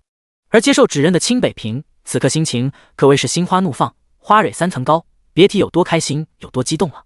他太开心了，从来没像今天这么开心过。他将新来的 NPC 安排后，行走在大街上，掩盖不住笑意。路过法拉利时，他对着老朋友打着招呼。法拉利奇怪地看向对方，清北平，你今天怎么了？打鸡血了，这么开心？嘿嘿，你说我晋升为副城主了，你说我开不开心？什么？一声尖叫立即吸引了无数的玩家目光。一瞬间，那些玩家怪异地看了过来，同时他们也发现了清北平的身份。哎，那个 NPC 身份好像不太寻常啊。别说，还真是副城主，主城2号人物，不会有什么特别任务吧？没准，我们快过去看看，这家伙第一剑一定不寻常。大量的玩家注意到了两人，立马簇拥了过来。清北平二人片刻间就被这些玩家给围住了。副城主，您是不是有什么任务啊？副城主，你好帅啊，有没有任务给我啊？副城主，清北平听着周围玩家的称呼，已经迷失的不能自已，渐渐陶醉。一旁的法拉利则只能羡慕的看着，心中嫉妒的要死。土鸡上天，说飞就飞啊！主城外没有了神迹的北凡又开始了刷怒气值了，但进城并不顺利。正在刷怪时，那种被锁定的冰寒之息再度出现。他知道自由女神的攻击又来了，这个背后放暗箭的女人，并且只会缩在主城不敢露头的家伙。北凡想杀也没有机会，要不这个女人已经不知死了多少次。嗖！破空寒刃，冰霜一剑降临。这次的攻击比之前更加强烈了，那女人的实力又提升了，不过还不足以威胁北凡。他站着不动，硬抗了这一剑。啪！负 3.5W 魔法暴击。有超高免魔法伤的北凡还是受到了 3W 多的伤害，可见最近自由女神的提升也很迅速。所有人都在进步，北凡也是如此。这一剑伤害虽高，但并不致命。冰晶晶的一剑刺入胸膛，瞬间结冰自剑尖开始蔓延，直到整个上半身被冻住。北凡身上散发着寒气，在阳光的照射下开始冒起白气。寒冷并没有让北凡不适，反而很舒服，这证明自己还活着。他右手抬起，捂住了那冰霜一剑，用力一捏，冰剑瓦解碎裂，化作冰块碎裂一地。身上燃起血气，也冲散了附在身上的冰霜。北凡看向远处，眼神中透着杀意。你们最好都好好活着，等我救出九晴依依，就过去一一找你们。想起九晴依依两人分别时最后一刻，北凡就有些心痛。其实他早应该想到的，那时候他应该就遇到了危险。自己也是，自己能活着离开，或许正是因为九晴依依做了什么。要不自己应该被那小世界的东西杀死了才对。这一刻，北凡忽然想通了什么。对啊，九晴依依是不是做了什么，自己才得救的？要不那老者凭什么放过了他？那是不是九晴依依为了自己才陷入险境的？北凡越想越觉得是那么回事，越想越真实，就越悲伤，越愤怒。难道一切都是为了他？九晴依依为了他才被困在那里的吗？啊！北凡抱头大吼，他明白了，一切都明白了。他早该想到的，要不他不会哭得那么伤心。原来都是自己害了他，都是因为自己。啊！血气外放，血气喷张，鲜血淹没了北凡。他怒了，疯了，癫狂了。他心好痛，好痛。第166章，愧疚。枯木树精，那边怎么了？怎么有人在喊叫？别啥事都好奇，赶紧过来干活。你就不好奇？有啥可好奇的？估计就是承受不住这一劫的苦，爆发了而已，发泄一会就好了。切，你咋知道？之前说话之人面色成熟，瞥了一眼那边血腥味弥漫的方向，能造成这等范围，此人等级实力绝对不低，这样的人也会崩溃吗？想通了一切的北凡陷入了暴走的状态，他怒气达到了巅峰。此时的北凡双目通红，血丝中闪着雷电，天之眼开启，一身血气迸发，整个人化作了血人持剑，杀着四周的一切生灵。技能层出不穷，但都无法消除北凡心中的愤怒。他化作了杀神，失去了理智，杀戮着。丛林中武器打击声不断，野兽的哀嚎也一直未停。北凡尽情地释放着心中的怒，路过的玩家和想要这里刷怪的玩家看到北凡这副可怕的模样，都被吓得后退。就连想要刺杀魏安祥，在看见北凡这副样子，也不敢轻易动手。一剑破天疯了，哈哈，太好了，疯了好，疯了好啊，最好疯死才好呢。魏安祥眼中的杀意从未减少，但是他并不敢直接动手，多次的刺杀经历告诉他，凭借他自己的实力根本杀不死对方。可他又出不起钱去雇佣杀手盟的人了，自己为了杀一剑破天，不知花了多少。就算身为气运者的他，也有些吃不消了。他观察着，看着那把散发着魔气和血气的长剑，剑身有着一条灵痕浮现。这就是那把传说武器吗？这家伙真是好运，也真该死，这种级别的东西他都能搞到。魏安祥满眼妒忌，而这正是他不敢出手的原因之一。以前手握钻石级武器就能秒杀他，谁知道换上传说级武器有多恐怖。有时候魏安祥都怀疑，到底是自己是命运之子，还是这该死的家伙。但他很快就否认了对方是气运之子的想法，要知道是自己转动了命运的转轮。哼，等我完成3阶转职，我再来杀你。言罢于此，魏安祥转身前行离去。而北凡爆发了不知多久，他的怒气值满了，经验也达到了120%，已经可以升级了。他疲惫地放慢了手中的动作，情绪也逐渐稳定了一些。慢慢的，他放下了手中的剑，插入大地，看向四周，鲜血横飞，树上、地上、叶子上都沾满了野兽的血液。北凡身上更是充斥了血腥味。北凡双目聚焦，看向丛林外的远方，可因为有树层层阻隔，他根本看不到外面的景象，就像被困的九晴依依也看不到外面的世界一样。你现在很孤独吧？说着，北凡不自觉地流下了染着血的泪水。他第一次感觉对不起一个人是如此的难受。这份感情他是被动的，而正因为这被动，才能让他看清九晴依依付出的真心。两人来到异界，从素未谋面到相识相知，也就几天的时间。而正是这几天的时间，让他看到了喜欢一个人竟可以做到这个地步，舍弃自己的自由，抛弃了生的希望，去换取一个未知的可能。那份孤独，独自承受的可怕，无人能懂。啪啪啪！北凡愤恨地扇着自己，埋怨自己的无能无知，怨恨自己竟然没有一点察觉。明明他都那么悲伤了，自己却还傻傻的看不出来。自己一天都在想些什么啊？哎，又开始了。咆哮也该有个度啊！他是不是失恋了？有可能。那我们还是快点离开吧。远处刷怪的两人立马收拾了一下，离开了，怕一会那人疯起来再杀过来。这次悲伤并没有持续多久，因为北凡知道他并不能再继续颓废了，他还有更重要的事情要做。自己愧疚九晴依依的太多了，他还不配难受，他要将这份悲伤化作前进的动力。他要找到九晴依依，找到那神的小世界，他要打碎那个小世界，救出九晴依依。北凡用力握紧了双手，发出咔咔的声音。他的双目充斥着坚定，缓缓起身，一身锐气和杀意收回体内，压下心中的怒，恢复平静。怒气值满了，他该干正事了。迈着坚定的步伐，他向着人马一族副本走去。此时天色还有几个小时才能入夜，他的时间还很充裕。可有时候这个世界很奇怪，你越想做什么，他就不让你去做。丛林涌动，风吹落叶，前方的树木开始摇摆，一根根树的根茎从地下探出，刺向了北凡。北凡反应很快，一剑斩下，但这树根并不只有一根，又有好几根从前后左右地下钻出，刺了过来。北凡脸色平静，但这份平静这下可是无尽的怒意。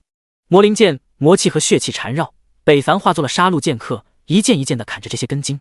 攻速很快，那些根茎也同样不慢，双方交手，一时间谁也奈何不了谁。根茎的主人好像也知道这样的攻击奈何不了北凡，大地突然颤抖，方圆20多米的树木开始抖，而后没入了地下。那大树最低都是10多米，竟然神奇的全部进入了地下消失了。随后大地剧烈颤抖，一个无比庞然大物从地下钻出，先是粗壮堪比一人的根茎，再到那被不知是根茎还是树身缠绕的身体，出现在了北凡眼前。枯木树精领主 BOSS， 等级42，品质钻石级，生命值140，0000，攻击力物理1840，魔法1880，防御物理6200，魔法防御6950。附加技能树神守护，丛林中伤害正 60%。技能树林天赋。描述一直生活在丛林中的生物，他掌握了丛林法则，并衍生到了现在，具有很可怕的能力，操控树林的一切能力。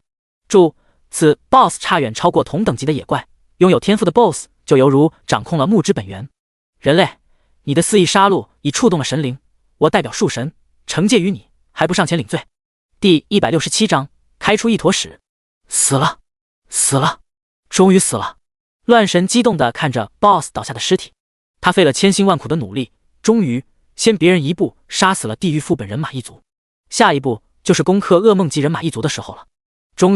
他终于有机会上公告了。他的神主沉睡太久了，他终于抓到了可以压住一剑破天一头的机会。快看看出没出剑帮令！乱神命令一位幸运高达30的玩家道，后者也非常激动地上前开始摸索。30级黄金套装之一，30级黄金装备一个，30级，连续摸了好几个都是30级黄金装备，乱神脸色有些不悦，怎么都是装备？摸尸的玩家也很尴尬和后怕，他是知道这位易怒的神主会长的，要是对方一个不满意，很容易把他杀掉的，所以他摸尸也是心惊胆战的。他满头大汗，仔细地向里面摸索着，终于他在 BOSS 身体里抓到了一个什么东西，拿出一看，竟然是一个宝箱，还是钻石品质的。霎时间，摸尸玩家大喜，激动地将宝箱拿到了乱神面前。会长，钻石宝箱是钻石宝箱，我们发了。乱神看着那璀璨的宝箱也很激动，一脚踢开了那个马摸尸玩家，接过宝箱。后者一脸的难看，这过河拆桥也太明显了吧，也太不拿他当人了吧，这可是他摸出来的呀。一瞬间他心情低落万丈，心中对乱神的行为他心生恨意，怨毒的看着对方，心中诅咒一定不要开出好东西，这种人不配不配。会长，快打开看看吧，据说钻石宝箱是可以开出史诗级装备的。是啊是啊，会长这么好运，一定能开出史诗级装备的。会长威武，盖世。呜呼，没开，神主公会的玩家就开始吹了起来，跟着欢呼高兴，乱神也很受用。只有刚刚那被踢开的玩家一脸不悦，心中还在诅咒，开个狗屎，开个屁，开个沙比。然后下一刻，怀揣着期盼的乱神打开了箱子，霎时间璀璨夺目的光芒喷射而出，照耀了数米的范围，每个靠近的人身上都冒着璀璨霞光，所有人的视线都锁定在了那宝箱之内。可当他们看见宝箱内的东西时，均是一呆，乱神更是表情定格在了那里。所有人都非常默契地屏住了呼吸，没有说话，主要是他们也不敢说话，这开了个什么玩意，黄不拉几，还像冰淇淋上的卷一样，不就是像屎，一坨大大的便便。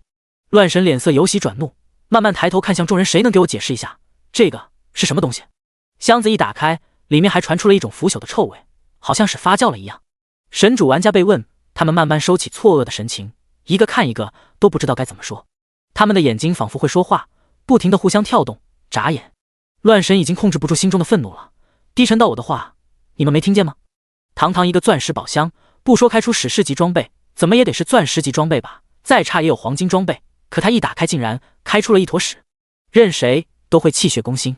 再次被提问，空气瞬间压抑了起来，那被踢开的玩家感觉到了不对，慢慢起身挤进了人群，看见了那璀璨宝箱中还在冒着金光和怪味的东西，独特的形状让他一眼就认出了此物。屎，真开出屎了！哈哈，愿望实现了，被我说准了！哈哈哈！摸尸玩家这一段话把在场的所有人都给震惊了，纷纷看向那人。乱神那杀人的目光毫不掩饰，直射而去。你说什么？乱神一字一句道，仿佛咬着后槽牙，怒气冲冲，随时都要喷发。其他神主玩家见状，立马识趣的后退，将场地围成了一个圆，防止那人逃走。他真是个好人。嘻嘻，嘘，小点声。这些人都有些幸灾乐祸，但强忍着笑意。之前他们就被那坨屎给震得想笑不敢笑，现在见有人替他们解围，更是感激涕零。只不过心中也替这位玩家默哀，一路走好。啊！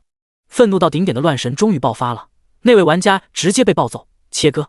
乱神无所不用其极的狠招都用在了这位玩家身上，围住的神主玩家都不忍直视，太惨了。画面一转，北凡这边也与这树精大战了半天，树精的枝条被北凡的血气侵染，但却并没有受多大的伤害。魔族希卡利对战树精，北凡偷袭制胜，魔气涌动，魔魂印自脚下浮现，无视了树藤根茎的阻碍。树精惊疑地看着那突然出现的魔族气息和那具有危险的魔族印记，他认得这个东西，这是魔族降临时才会出现的东西。赫然转动他那树根盘踞的身体，夹杂在两侧树根的眼睛向天上看去。只见魔印冲天散发的魔气在天上凝聚了一片紫黑色的蘑菇云，而云下一个魔族身影漂浮在空中。魔族希卡利，等级70。魔族希卡利是一位魔族女修士，除了紫色的脸庞，她与常人无异，一身修长的体型和苗条的身材，亭亭玉立，但一身魔气让她拒人于千里之外。冷漠的面孔也是她的防御手段，背后的魔羽大弓才是她的杀气。我知道我的敌人是谁了。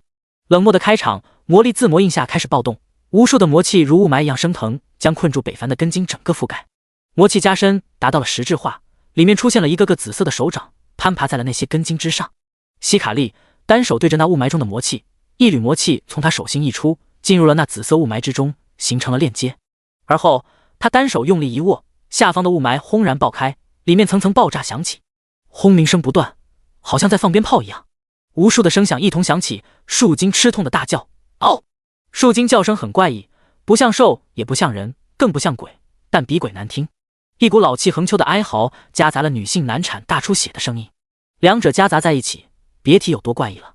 雾霾中的爆炸还在持续，而被那些根茎包裹住的北凡自身出现了一个紫色的光环，这光环替他挡下了那爆炸冲击，让他没有受到一丝伤害，亲眼看着那一节节粗壮的根茎折断碎裂，化作了枯木。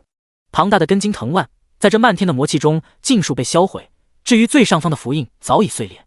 一招之下，树精的招式就被希卡利给破解了。这就是70级强者的实力。敢伤我主，哪怕你是千年树灵，你今日也必死。希卡利冷冽道。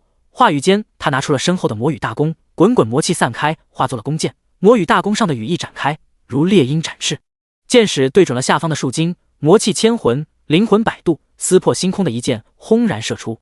没有那些花里胡哨，这一箭化作了紫色烈焰，燃烧着长空，嗖的一声就出现在了树精眼前。后者还没反应过来，那一箭就插入了他庞大的身躯。89W， 哦！魔力震荡，命中目标。魔气依旧无坚不摧，定格在树精的身上，久久不散。树精吃痛的剧烈抖动、挣扎、咆哮，树根盘踞地下，大地都跟着颤抖，四周的参天大树也一个个开始晃动、摇曳。一剑之威，直接打掉了树精1半多的血量，让其知道了希卡利的可怕。但树精也不是吃素的，它是吃树的。只见四周一根根大树承受不住摇曳，开始下沉，没入了地下，而后化作了养料，进入了树精的身体，化作了它的能量。而后树精的生命以肉眼可见的恢复着，加 10W， 加 10W， 很快他就又恢复到了 100W 左右的生命。希卡利冷笑，魔力散体而出，化作了一个个魔羽大弓，而他手上的弓也消失不见，凭空出现了一把虚幻的弓箭。他拉弓，身后幻化出的弓箭也开始拉弓，数十个魔羽大弓对准那树精，射出！嗖嗖嗖，漫天的紫色魔力弓箭化作了一阵雨，飞驰而下，杀机四伏。树精见状，立即做出了反应，一根根根茎拔地而起，向天而去，挡在了树精的身前。一个个树根排成排，形成了一个不透风的墙。那些紫色箭雨落下了这些树根之上，瞬间就穿透到了这些树根，向树精射出。树精大惊，没想到自己这防御竟然挡不住，当即又召唤了一堆树根护在了自己身前。1W， 1W， 1W， 破除这层防御，希卡利的攻击也所剩无几了。树精的防御他还是低估了。该死的魔族，你敢阻挠树神的旨意，我杀了你！一直被进攻的树精怒了，砰砰砰，一根根树根爬出地面，相互缠绕，化作了一个通天锥，对着希卡利刺去。气势如虹，速度不减，燃烧着生命之力，绿色火焰升腾，直逼希卡利而去。希卡利也并未惊慌，一把盾牌出现在手中，双手握住这个盾牌，准备挡下这一击时，树精突然一声嚎叫，惊恐的大眼睛想要查看什么。闻声，希卡利也奇怪的看去，只见那通天锥仿佛失去了力量，化作了死木开始坠落，轰隆一声，丛林震荡，无数的树木被这股冲击所毁坏。而在树精背后，希卡利看见一个满身是血的人，手持4米血剑刺入了那庞大的树精身体，后者也被染上了血色，树精中一滴滴绿色的血液流出。北凡面无表情地抽出了这一剑，看着已经血条清零的树精，他已没了兴趣。你竟然偷袭！树精临死前挣扎的双目满是不可置信，自己的生命流逝让他明白自己要死了，真的要死了，自己竟然也会死。他可是树的神灵啊，可是会修成真神的存在，怎么会死？被野怪这么一问，北凡倒像是反派了，不过他也没有解释的必要，谁会跟一个野怪多说呢？希卡利慢慢落下，来到北凡身旁，主人，属下办事不力。你的确还需要多加努力。一个70级打一个40级，竟然用了这么长时间还没有拿下，还需要自己出手，的确有些差劲。不过也多亏他的牵扯，北凡才有机会偷袭。希卡利低头认错。树精迟迟没有倒下，北凡有些疑惑，你还有遗言吗？咋还不死？树精闻听，顿时气血攻心，死不瞑目，庞大的身躯终于坚持不住，倒下了。轰隆，大地晃动，尘烟滚滚。第169章，传说战场开启。提示：龙国奥氏帮会建立成功。3提示：传说战场已被打通，各大主城传送门通道已开启，限时半个月。半个月之后将公布城池和个人积分排名，城池积分前10者均会获得丰厚的奖励，排名第1的城池和玩家更会获得史诗级武器宝箱1个，6星本职业技能书1本。注：城池有前10名奖励，个人只有前3名。3突兀的提示打破了宁静，玩家们还没从帮会建立中反应过来，又被第2道提示惊醒。发生了什么？传说战场是什么？不知道，不过史诗级宝箱和6星技能书不是真的吧？卧槽！战场在哪？我要为国争光！城外出现了一个巨大闪烁的大门，不会那个就是传说战场的入口吧？什么？我也去看看！乱神癫狂地看着自己的杰作，其他神主玩家也都惊愕地看着自家会长。您把那个东西使用了？会长，你疯了不成？怎么把它用了？我们还没有准备好啊！而且这个东西不是说好要建帮之后再使用吗？乱舞也吃惊大哥的做法。乱神听闻则哈哈地笑着，双目充斥着疯狂。建帮？建个屁！龙国帮会建成，我们还有个屁的机会？那也不能。那些神主的精英玩家还想说什么，乱神直接喝道：都少废话，战场已经开启，都特么给我进去杀敌，杀光龙国那些杀逼，杀了傲视，杀了一剑破天，都给我杀了！一步落后，步步落后，不断的落后让乱神面子终于挂不住了。他们漂亮国才是最强的，而他身为国家主干力量，竟处处被其他国家压一头，已经面子尽失。传说战场的开启也是实属无奈。乱神现在心中的愤怒已经无法控制，无尽的愤怒，他要在这次各城大乱战中拔得头簪，将龙国踩在脚下，将所有人按在地上摩擦。神主玩家看着陷入疯狂、油盐不进的乱神，内心均是摇头。他们神主玩家虽说不少，但要对抗整个龙国和其他国家的工会，简直是痴云说梦。不过他们现在也不敢说什么了，乱神的行为已属于独裁，听不进去他人的劝阻，何况战场已经开启，多说无益。另一边，傲视一生看着突然出现的公告，先是一愣，这个战场来得挺是时候吗？他仿佛嗅到了阴谋的味道，这声公告紧随其后，实在是太凑巧了。正常，这个时候正是他帮会招人、扩张势力的时候。副本门口，北凡面无表情地听着提示。传说战场，貌似是人与人的战场，应该不加经验，那自己也没有进去的必要了。来到副本门口，此时人马一族副本已经来了不少玩家，都是为了打副本套的精英玩家。有人研究过人马一族和骑士之王这俩30级的副本，虽说都是30级的副本，但里面的难度比较，人马一族比较简单一些，所以通关几率也会提高，爆装备的几率自然也就高了。玩家都是刚升到30级的玩家，装备大多数都还穿着20级的青铜白银套，属性并不算太好。刷副本是提升实力的最快捷径之一。法师，来个强力法师，评分过10000的；来个刺客，秒伤过3000的；来个战士，缺个肉；来个小姐姐，能说会点，会绝活的，大佬带飞。北凡路过这些叫喊的玩家，忽然被一个青年战士拦道：兄弟，进队吗？我们正好缺个剑士。北凡看向几人，这是一个10人的团队，也是普通副本的极限承受人数。队伍有男有女，因为牧师一般都是女玩家，所以队伍中有女性是再正常不过的事情了。不过他在队伍中还看到了一个射手，而且那射手他还认识。大佬，这要巧，竟然在这里看到您了。时隔多日不见，雪晴还是一眼认出了北凡，而后他激动地上前一把抓住了北凡的胳膊，后者眉头一皱：我认识他吗？其他队伍玩家也纷纷看了过来，这个女射手的实力不低，能被他称为大佬的人实力也定然不凡。不过看着也不是很突出的样子，除了有点小帅，也就他身上那把剑比较不同寻常，看一眼就感谢里面好像有什么东西在盯着他们一样。你们认识？那太好了，既然都是朋友，那我们一起吧。战士玩家反应很快，开心邀请。北凡这时也认出了这位玩家，正是之前被自己帮过的那个女玩家，俩人互相还加了好友。本以为人生就此别过，竟然还能相遇，缘分这个东西很奇怪。真巧。北凡淡淡道：大佬，我现在变得厉害多了，没有人再欺负我了。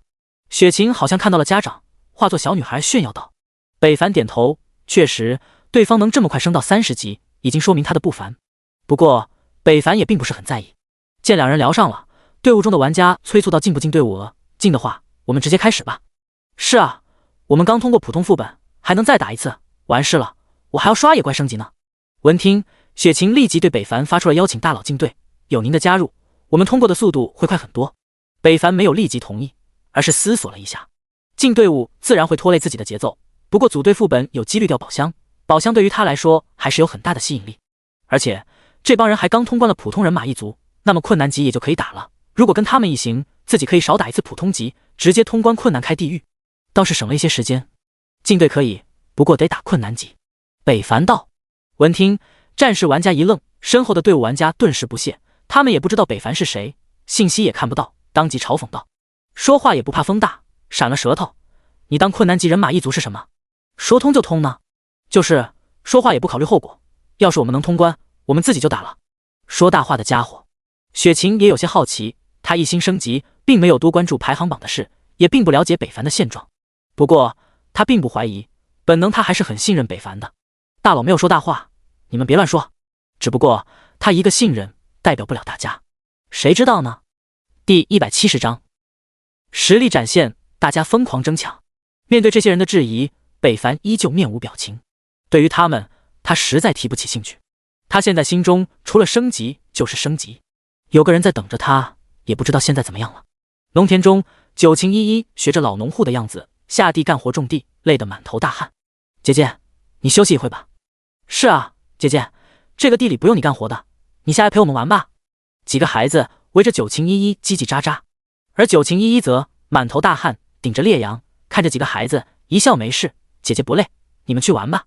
好吧。见劝不动，几个孩子也就跑开了，留下了九晴依依一人。他怀有心事的看向天上，破天哥哥，你什么时候能救依依离开啊？虽然这里一切都很真实，大家对他很好，可是他还是想回到了北凡身边，那里才是家，才是他的归属。副本入口，北凡看着质疑的人，平淡道：我保证能通关，你们信吗？你说保证就能保证了吗？这不是扯淡吗？你打过人马一族困难级吗？我看你连普通副本都没通关吧。队伍玩家质疑道：我的确没打过，但这能说明什么？我说我可以带你们通关。北凡道：哈哈，你们听见他说什么了吗？他说他没打过，然后可以带我们通关，带我们，哈哈。那玩家大笑：你这不是玩呢？故意戏耍我们吗？雪晴，这就是你朋友吗？这大话说的，我姥姥都不信。听哥的，你回头下个反诈 app， 别什么人都信。哈哈。听到所有人都在嘲笑北凡，雪晴当即不悦了：你们干什么？就算不相信大佬，也不能如此说话吧？你们太过分了，我也不打了。说着，雪晴也直接退出了队伍。战士玩家见状，脸上一变。雪晴的厉害，他是见过的，秒伤过3000，高的时候还能破5000。他可能错失了这位强大的射手。哎，你别退啊，大家只是开个玩笑，你别在意。哼，你们说话这么难听，还开玩笑？雪晴瞪着他，满脸的不悦。那战士玩家有些尴尬，立即回头给了那些玩家一个眼神。后者们也明白雪晴的重要性，要是对方离开了，再想找这么高攻击的射手可难了。当即歉意道：雪晴别走，我们刚刚开玩笑的，我们道歉。是啊，你别在意，我们都是说着玩的。是啊，是啊，你快回来吧。雪晴听着，气依旧没消，不过也不那么冲动了，而是看向一直波澜不惊的北凡。刚刚那些人那么说话，他一个外人都生气了，可他竟一直保持面不改色。他也不知道对方心中咋想的，怎么做到的？难道一点都不生气吗？而事实上，北凡确实没心情跟这些人斗气，他的目标只有一个，进副本。你们需要证明，怎么证明？北凡再次出言道。大家脸色难看的看向了他，心中嘀咕：这个人怎么回事？是看不出个眉眼高低吗？给他台阶了，他还上脸了？难道他真以为自己能通过困难级副本不成？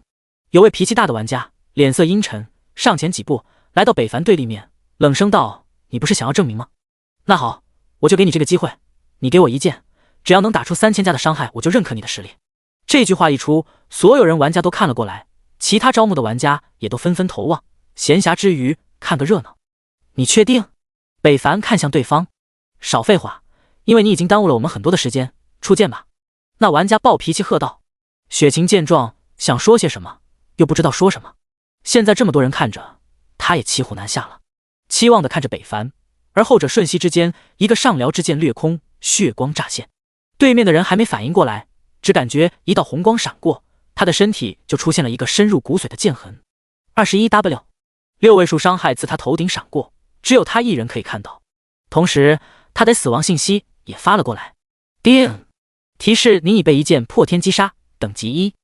一剑破天，那个之前的等级榜第一、武器榜第一的大佬，竟然是他们！扑通，这人倒地，眼神惊恐地看着北凡这边，好像想要说什么。四周的玩家看见这一幕，也都惊呆了。那个玩家虽然不是战士，血量没有那么高，但也不至于被秒杀吧？那一剑伤害该有多高？瞬间，北凡备受瞩目，地位一下子在众多玩家心中不断攀升。卧槽，秒杀了！这位是个隐藏大佬！快，大佬还没组队吧？那些等着看北凡笑话的队伍玩家纷纷惊愕的说不出话，他们被北凡的操作直接给吓傻了。就连雪晴都是满是惊讶，他虽然知道大佬可能很厉害，但也没想过能厉害到如此程度，太夸张了吧！大佬，加入我的队伍，我给您队长。大佬加入我的，我们这里都是小姐姐。大佬！一瞬间，玩家们都纷纷围了过来，但北凡依旧那副样子，扫向了众人。你们有人开噩梦级人马一族了吗？经此一问，在场全部鸦雀无声。北凡当即就知道没人开，那说明家无人通关地狱级。而后转头又问：有人开地狱级副本了吗？闻声，大家再度沉默，无人出声。很显然，这些人也都没有通关困难级副本。北凡有些失望，他们这个主城的实力确实有点弱了。除了2大公会，这些高玩的散人玩家也不是太厉害，跟大公会精英没啥区别。北凡看向那发呆的几人，我证明完了，是不是可以下副本了？闻言，战士玩家回神大喜，立马摆出了一副孙子见到爷爷的表情。可以，大佬请您进队。其他玩家也从震惊反应过来，想要邀请北凡，但后者已经加入了对方的队伍，同时雪晴也进入了队伍中。战士玩家一见情况不对，那些玩家还想争抢大佬，他立马开启了困难级副本人马一族，连犹豫都没犹豫。队伍懵逼的玩家们还没反应过来，就听见战士玩家大吼：还他妈发呆看你爹呢，快 JB 点点啊！第171章爱好运动的人马 BOSS。 后知后觉的几人立马回神，颤抖的身体意识点了确定。下一刻，在众多玩家的嘈杂声音中，北凡等人白光一闪进去了副本。靠，人呢？大佬呢？操，让那小子捡了个便宜。唉，副本内8人队伍出现在了一个部落外，放眼望去，一大片的蒙古包的房屋出现在视野，那就是人马一族的居住所。雪晴等人都来过一遍，所以他们对这里已经熟悉了，当即给北凡讲解了一下这里的情况。雪晴虽还在惊讶对北凡实力的强大中，但他依旧慢条细语的给北凡说着这里的情况。几分钟后，北凡也听懂了，大概意思就是穿过这些蒙古包，击杀了打里面冲出的野怪，然后才能看到后方的隐藏 BOSS。 副本一贯的套路，他了然于心。实际上他也不关心这副本的野怪如何，那些野怪也不可能杀死自己。大佬，我们需要这么做？需要我们给您引怪吗？战士队长恭维道。对于他来说，能结识这等大佬可是十分难得的机会。其他队友也一改之前的态度，露出了职业笑脸。大佬，您说我们怎么做？对，大佬，我们全听您的吩咐。随后大家又兴高采烈地把自己的伤害也都说了出来，雪晴更是毫不留手地说出了自己的技能伤害。但北凡却直接拒绝了他们想要出一份力的想法。你们就待在这里，什么都不要做，等我通关就好了。此话一出，无不震惊。大佬，你不是开玩笑，你要单刷？这可是困难级的副本，小怪都好几万的血量呢，您能行吗？要不我们帮您拉怪，您输出也可以。大佬，我也可以，别看我是法师，我走位很骚的。说着，那位玩家还亲自上演了一波他的大跨走位，看得众人不忍直视。可以了，可以了，快收了神通吧！哈哈哈哈！所有人都被这位玩家逗笑了，雪晴也笑得捂嘴，身子乱颤，但北凡却依旧面无表情，这让大家怀疑这位大佬是不是有心理疾病了。不需要，你们只管待这里就行，别影响我就可以了。说完，北凡独自一人向前走去。身后的玩家还想说什么，雪晴也是欲言又止。北凡步伐加速，接近蒙古包时，立马忽然传出了马叫声，随后一个上半身是人，下半身是马身的男人冲了出来，手持硕长的大斧头，速度飞驰向北凡劈来。人马战士，困难，品质青铜级，等级30，攻击560，防御2200，魔法防御1600，HP 25000。属性一般，对于北凡没有任何威胁，一个技能可杀之。他现在装备魔灵剑，所有技能都减了1秒，上辽之剑更是达到了1秒一个，凶狠且残暴。他无需其他技能就可以横扫整个副本。而后，只见那人马向北凡劈来，身后的雪晴等人看见，都想要上前帮忙时，可下一刻，一道剑光闪过，那人马攻击动作停在了半空，整个身体失去了支撑，再到落地，砰！人马身体分离，死亡倒地。北凡平淡的走过，手握魔灵剑，而身后的玩家瞪大着眼睛看着那死去的尸体和耳边响起的经验提示，他们不敢相信的用力揉了揉眼睛。我去，又秒杀了，那么高的防御都秒杀了，这还是人吗？我不知道我看错没，刚刚那野怪身上飘出的伤害好像不止上万点。雪晴呆呆地看着那渐行渐远的身影，内心除了震撼还有崇拜，无以复加。自己一直拼命的追赶，原来与对方的差距还是如此之大。众人深呼一口气，你看我，我看看你，这不会是那个一剑破天吧？这话一出，所有人的视线都看向了那人。雪晴有些错愕地看着他，你怎么知道的？真是啊，卧槽，卧槽6！话说北凡深入了副本，一件件斩杀着拦路者，人马战士不畏生死的阻拦，但都被无情斩杀当场。北凡也不知道杀了多少，他杀了人马战士，又碰见了人马长老，后者是个术士，跟人类法师很像，也是通过元素技能打伤害的。当时还想要趁机偷袭北凡，不过都被他一秒杀了。这些家伙比人马战士还脆，很好杀。解决了这些家伙，北凡终于来到了一处高山之上，看见了前方高山环绕的坑地，有点像盆地，而那 BOSS 正盘踞在坑洞中，四周有好几个漂亮的妹子。如果不看他那身下的4条腿的话，这些女子还是挺漂亮的，但二者结合一看，那就是不伦不类。那 BOSS 貌似还没有意识到北凡的存在，依旧在那左右拥抱，不断摸索着。离得太远，北凡也看不见那东西摸啥呢，不过身子下的马鞭他看到清楚，翘得老高，又粗又长。北凡漫步靠近过去，这高山很空旷，除了零散的碎石，连杂草都没长，所以北凡走得很轻松。待他接近 BOSS 时，后者已经进入了下一个阶段。人马骑马，马好高，声音传来，低声嘶吼。天之眼开启，七蛙之主，领主 BOSS， 等级30，品质白银级，生命值190，0000，攻击力物理1440，魔法1980，防御物理3060，魔法防御3050，技能繁衍生息，分身之术，猎魂冲击，践踏之吼，破军冲锋，占山为王。描述堕落的人马一族，仅存的人马将领，生性爱美，多妻同房，甚好甚好。看破弱点，鞭策重击。马鞭处闪着红点，北凡看准时机，也不分场合，对着正在鱼水之欢无暇他顾的 BOSS 就是一记血气剑爆。120W 致命，306W 致命，两段伤害弹出， BOSS 直接在运动中当场去世，整个身体被鲜血灌溉，犹如难产大出血。身下的几个女性人马也随着 BOSS 的死亡哀嚎一声，跟着嗝屁了。北凡知道这就是副本机制， BOSS 死了，小怪也会跟着死去。第172章，因爱而生，因爱而死。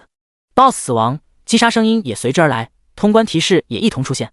这才过去短短10多分钟左右，困难副本就通关了。听着通告，雪晴等在场的所有人都手足无措了。人生有许许多多的惊讶，但都没有像今天这么离谱过。通关了，我不是做梦吧？这也太快了吧！难以置信，但确实我也听到了这系统提示。这就是大佬的实力吗？这就是评分榜第1的真正实力吗？玩家一个个面面相觑，都看到了对方眼中的震惊。我们玩的是一个游戏吗？不，我们玩的已经不是游戏了，这是真实的世界，真实的生死存亡。雪晴也是第一次知道，原来自己一直追赶的大佬，竟然是曾2榜榜首的大能，龙国最强的玩家，一剑破天。自己早该想到的，竟然到现在才知道。他有点懊恼，很是后悔。大佬的威名早已在外，自己竟然还不知道。队伍的玩家更是如此，羞愧难当。亏咱们之前还嘲笑人家，还以为人家装高冷，故意不搭理咱们，原来是不屑，更不屑跟咱们生气。回想起副本外发生的事情，我就脸红发热，没脸见大佬了。我也是。几人正在闲聊时， BOSS 尸体旁，摸完尸的北凡舰队长迟迟不退副本，他脸色一皱，不知道他们在干嘛呢。打开聊天信息，发了个信息，退出副本。消息一响，战士队长立马看到，惶恐不安的当即恢复了尸，而后按下了退出选项，内心懊恼，太大意了，忘记了这事，大佬不会生气吧？该死！副本退出，几人出现在副本外，紧紧挨在一起。北凡当即道进地狱级。是。战士点头，而后点击进入副本。队伍其他玩家还在震惊北凡的操作和实力时，新的征程开始了。看着眼前的选项，几人迟疑了片刻，就跟着点了进去。有人带，他们还不积极，那真是大脑有问题了。一进副本，队伍的玩家就开始表达对北凡的感谢和歉意。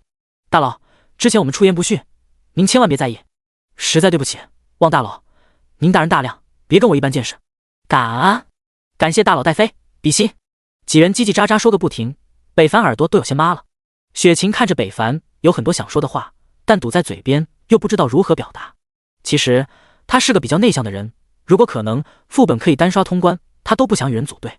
好了，那还是按照之前的规矩，你们待在这就行了，通关退出了，我再叫你们。北凡见他们喋喋不休个眉头，直接打断道：是。众人连连点头，他们很识趣，连问 BOSS 掉落都没说，虽然他们很想要。几人还是有自知之明的，什么都没做，能混个经验都不错。而北凡也懒得分了，都是一些白银黄金，少部分是套装，他也看不上，就更不在意了。大佬，您小心，保重身体。大佬加油！大佬 YYDS。 这些人直接收起武器，变成了啦啦队，目送着北凡的前进。每个人满目春风，别提多高兴了。不曾想有一天刷副本可以这么自在。北凡杀得很快，依旧是秒杀，身后的几人看的也是赏心悦目。什么时候我能做到像大佬一样一键秒杀？不流行呢？你呀，我看还是下辈子吧，好好抽个签。唉，B 级天赋没人权啊，我 B 加都没有，你 B 级还是别想了。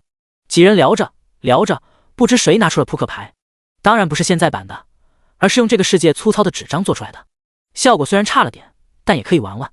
怎么样，赌一把？好啊，队长带头，几人就开了一局。而一旁的雪晴独自坐在一旁，孤独发呆。战斗仍在继续，北凡孤身杀入了 BOSS 这里，再次登上高山，看见了那还在做运动的 BOSS。做人都没有他这么勤劳，这身体素质着实不错，而且一般人也做不到他这么专注。北凡都摸到了他后面了，对方还跟没看见一样，忙着干正事。这么看着，北凡好像不太仁义，人家正忙着，自己给人家强行打断了，是不是不太好？想了想，北凡决定给他一些时间，等他完事了，自己再搞定他。而后，北凡坐在了地上静静等待，听着他们的怪叫，跟现场直播一样。后来声音越来越大，到最后北凡拿了个柔软的东西堵住了耳朵，但效果甚微。时间一分一分的过去，转眼就是半个多小时。队长他们玩牌都玩了好几十圈了，这 BOSS 还没完事，而且还是那一个动作，好像复读机一样，动作、声音、频率都是一样的，就好像他们卡碟了一样。北凡忽然想到，这该不是一个需要玩家触发才能进行下一段的故事吧？又或者说，这又是某种机制？北凡感觉应该是这样的，要不怎么半小时不换动作呢？他不再等待，已经够意思了，拿起魔灵剑准备上前刺杀，给对方一剑。结果他是久久不变的动作却突然改变了方向， BOSS 躺下了，那女人马也跟着躺下了。累死老子了，美人！北凡僵硬在那里。突然 BOSS 躺下，眼皮一瞥，正好看到了北凡，四目相对，大型社死现场出现了。卧槽，哪里来的人类？北凡瞥了一眼那逐渐萎靡的东西，心中略有愧疚，但一闪而逝，被杀意取代。血气如虹注入剑身，血气化石不断延长，血色长剑聚成，鲜血滴落。北凡整个人杀气腾腾，瞬间释放血气剑爆，噗呲，命根被北凡一剑刺爆，血花怦然炸裂，爆破而出。哦，115W 致命，300W 致命 ，BOSS 给木偶我了。因爱而生，因爱而死，我愿称他为爱冲锋的战士。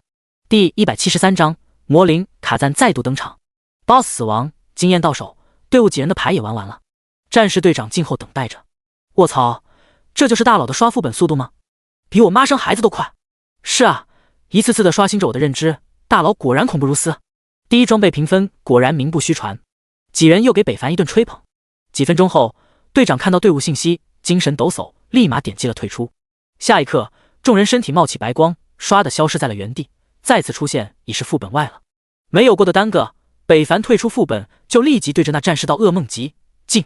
后者也没有犹豫，但紧绷的身体可以看出他现在多么的激动。困难选择，噩梦级，几人消失在原地，睁眼又来到了熟悉的地方。不过这次跟以往不同，空气中都弥漫着紧张的气氛，大家都是经历噩梦级副本，不知道接下来会发生什么。不算北凡的7位玩家都非常的激动和害怕。噩梦级的副本危险，在20级的时候就听玩家们说了，那简直不是人能刷的。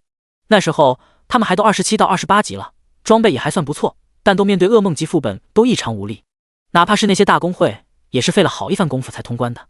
所以当时他们对一剑破天这个名号特别推崇，不只是等级一直榜首，还因为他手通了噩梦级副本。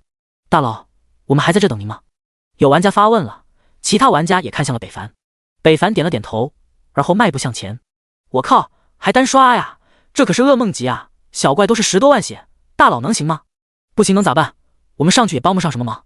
众人想想也是，估计他们连对付一只小怪都很费劲。噩梦级的副本不只是怪物属性提高，连智商都会提高很多，所以这也是高玩散人失败的原因之一。北凡路过一个个蒙古包，发现里面竟不再有人马战士穿出，好像都不在家。北凡也乐得清闲，继续前行。反正他对于刷不刷小怪没什么兴趣，主要是拿到 BOSS 身上的任务物品清温之酒。一路畅通无阻，直接来到了 BOSS 领地，看到了那已经嬉戏玩闹、做着运动的人马。期间，北凡一个小怪都没有看到，这让北凡有点疑惑。副本的小怪虽然可能会因为其他原因神出鬼没的，但绝对不会减少。也就是说，无论怎么样，他们都会出现的。可现在一个小怪都没见到，这就不合理了。北凡警惕了起来，他不怕野怪多，但如果一群野怪给他搞个突然袭击，他也有可能受不了。噩梦级的小怪攻击也破千了，再加上 BOSS 一瞬间爆发的战力，疏忽大意，哪怕强如他也会死的。北凡警惕地开始四下寻找，围着这高山旋转，而下方的 BOSS 依旧自顾自地忙碌着。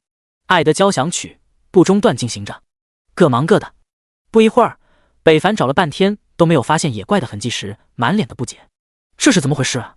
与此同时，另一边副本内入口，雪晴等人突然遭受到了人马战士和术士的袭击。卧槽，这些家伙怎么在这里？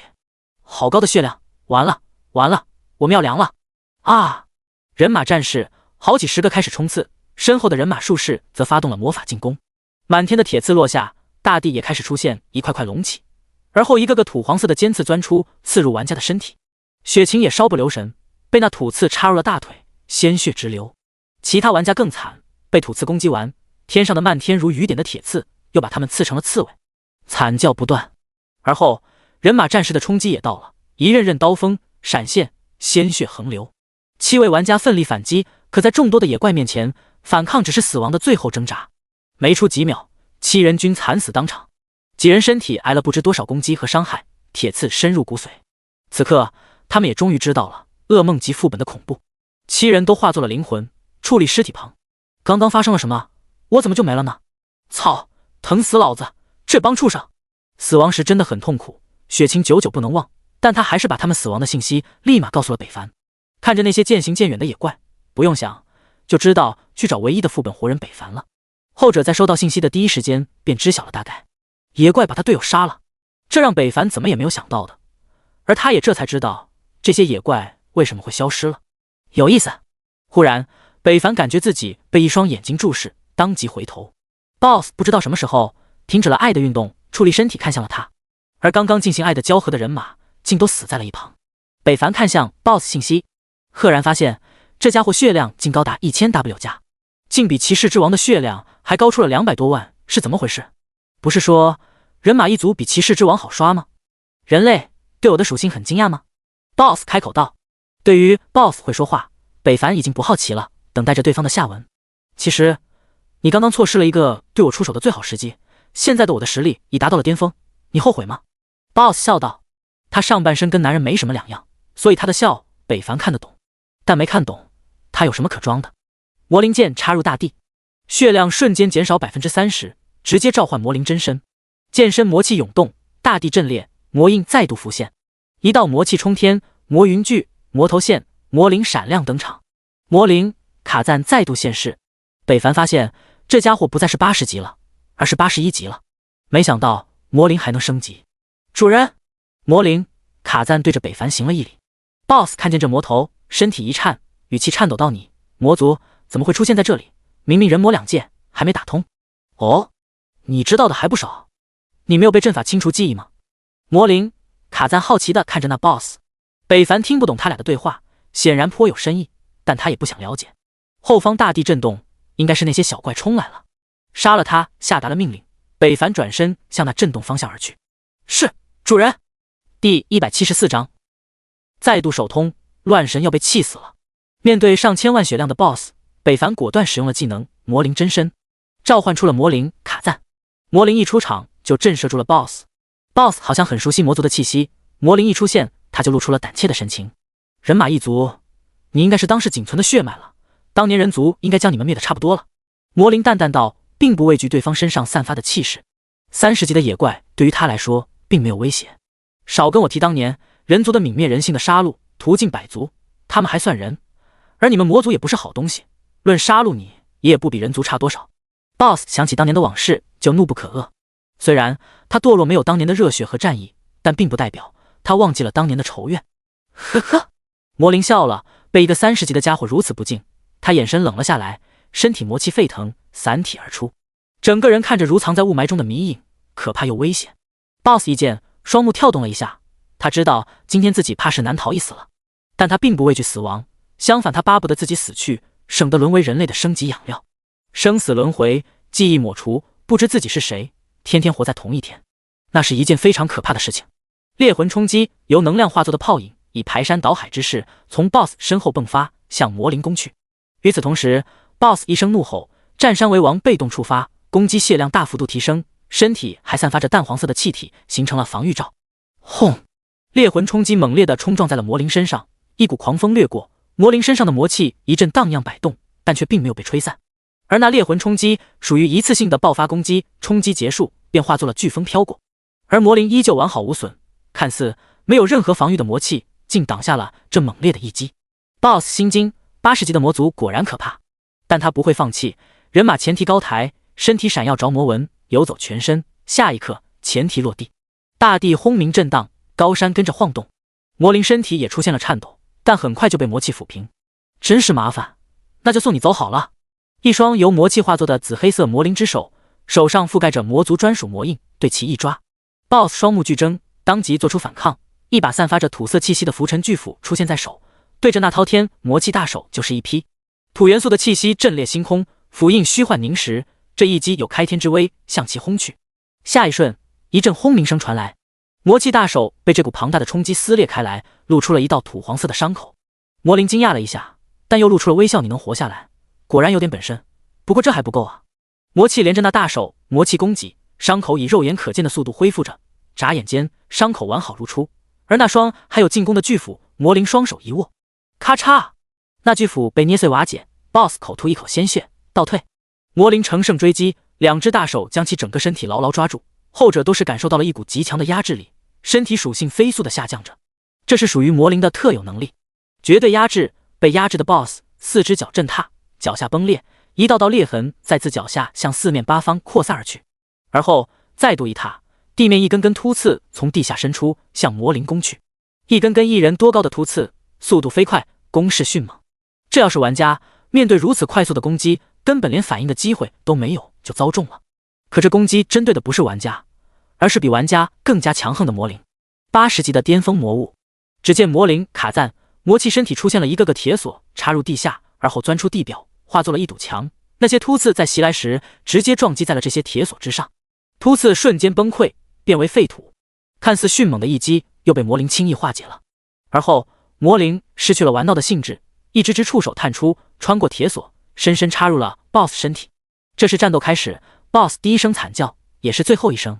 触手如体，直到黄龙向心脏蔓延而去，将人马血红的心脏包裹住。下一瞬，魔灵的身影消失，出现在了 BOSS 身前，而那些触手也变成了魔灵的手。你的心，我要了。在 BOSS 的惊恐眼神中，魔灵一把抽出了对方的心脏，断了一起血脉链接。瞬间，一股绞痛传来 ，BOSS 猛吐一口老血，身体开始萎靡。心脏被抽出 ，BOSS 身上直接飘起了破千万点的伤害。心脏是一个人的根本，野兽也不例外。失去心脏的 BOSS 再也没有了活力，渐渐死去。这看似简单的攻击方式，其实是非常困难的。BOSS 的防御，玩家一般是破不开的，除非像魔灵一样有碾压 BOSS 的实力。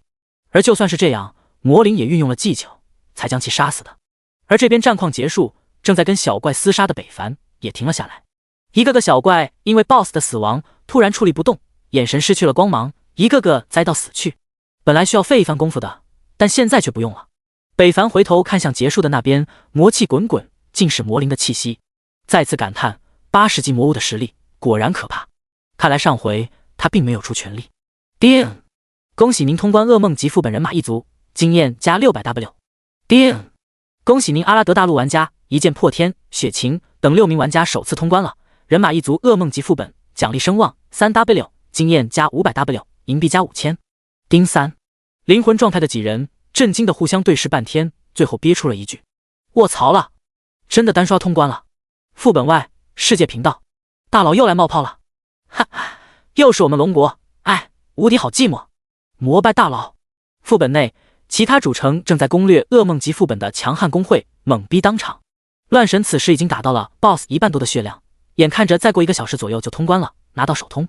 系统却给他来了个惊喜，一剑破天。你为什么处处跟我作对啊？一声震浪狂怒嘶吼啊！第175章战场中的大乱斗，隐藏职业书。一剑破天的再次首通，给其他工会造成了极大的冲击。他们拼死拼活的努力，却总是不及人家。有时候，他们真的好怀疑对方是不是真的开挂了。这也太离谱了！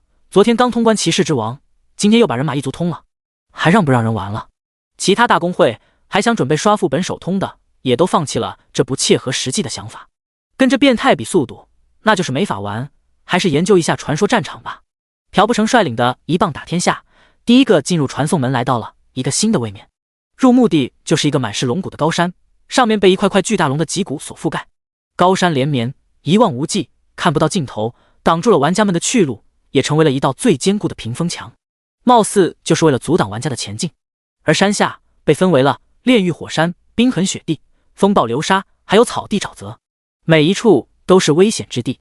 火山不断喷涌溶解，那里赫然立着好几道传送门，应该给其他城池开启的通道。而朴不成等人正好身处火山的范围，脚下火红熔岩炙热，冒着热气。卧槽，这是战场还是折磨人的地方？不知道，不过看着挺危险。挨着火山的就是风暴流沙，那里黄沙漫天，根本看不见人，狂风都吹到了火山这边，倒是给他们降了不少温，但同样的也带来了沙尘。这个世界很大，他们也只是身处一角。朴不成等人还未站稳脚跟，就看见火山那边新的一组队伍出现在了火山一边。火山突然熔浆喷涌，箭射伤害，瞬间就杀死了那队伍中的一个玩家。后者惨叫一声，身体就化作了蒸汽，血肉溶解，被熔浆吞噬得一干二净，连骨头都不剩。可见这温度之高，那些玩家头顶都顶着冰封。朴不成一眼就认出了这个工会隶属的国家——龙国，跟那个总怀他好事的一剑破天一个国家。顿时，朴不成来了火气，看着那些人，他直接下达了进攻的命令，杀了他们！冲啊！只要不靠近火山，这里整片都是熔岩空地，此乃天然的战斗场地。在炙热的高温下，每个人心中的火气都在急速攀升。冰封工会一见对面不知哪路的玩家气势汹汹而来，顿时明白对方不怀好意，当即做出了备战状态。双方很快交锋，大战一触即发。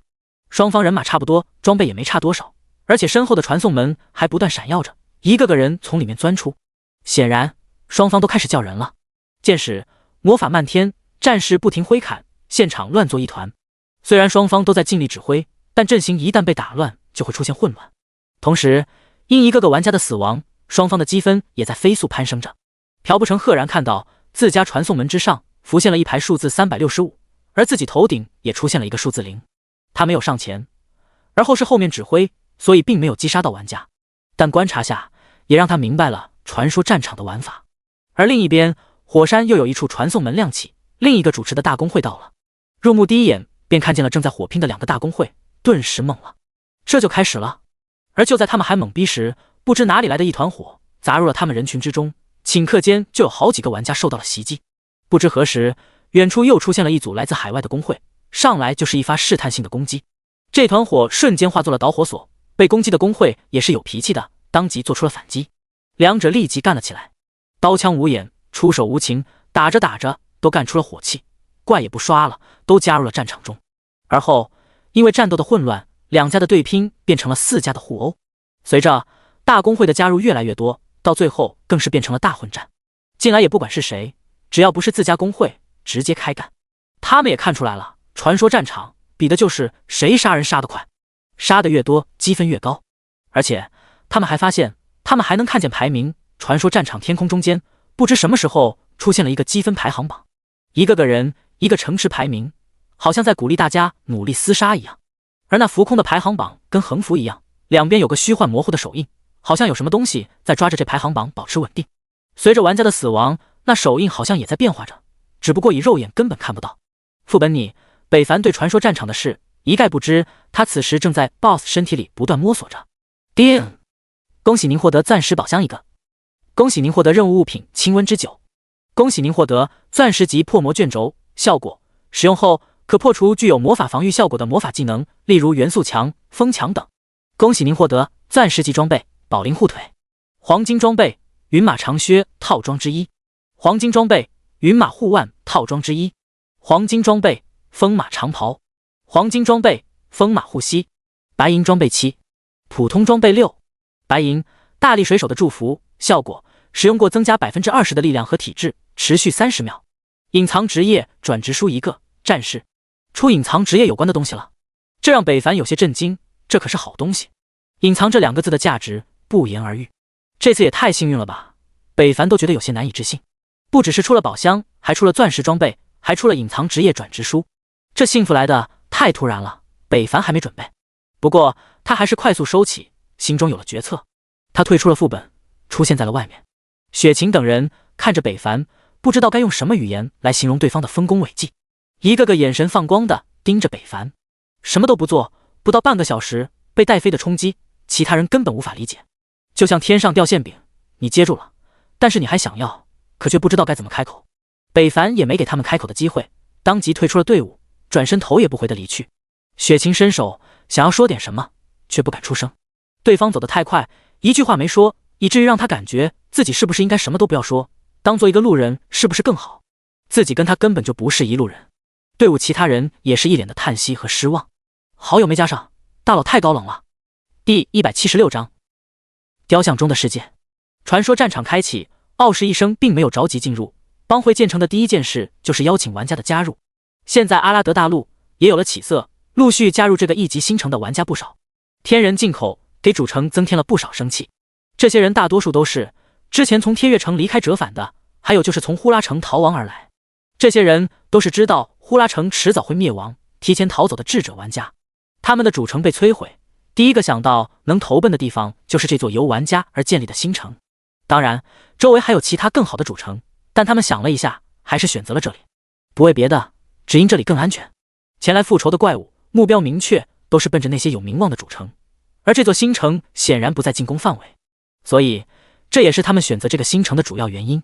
然而2天后他们就不这么想了。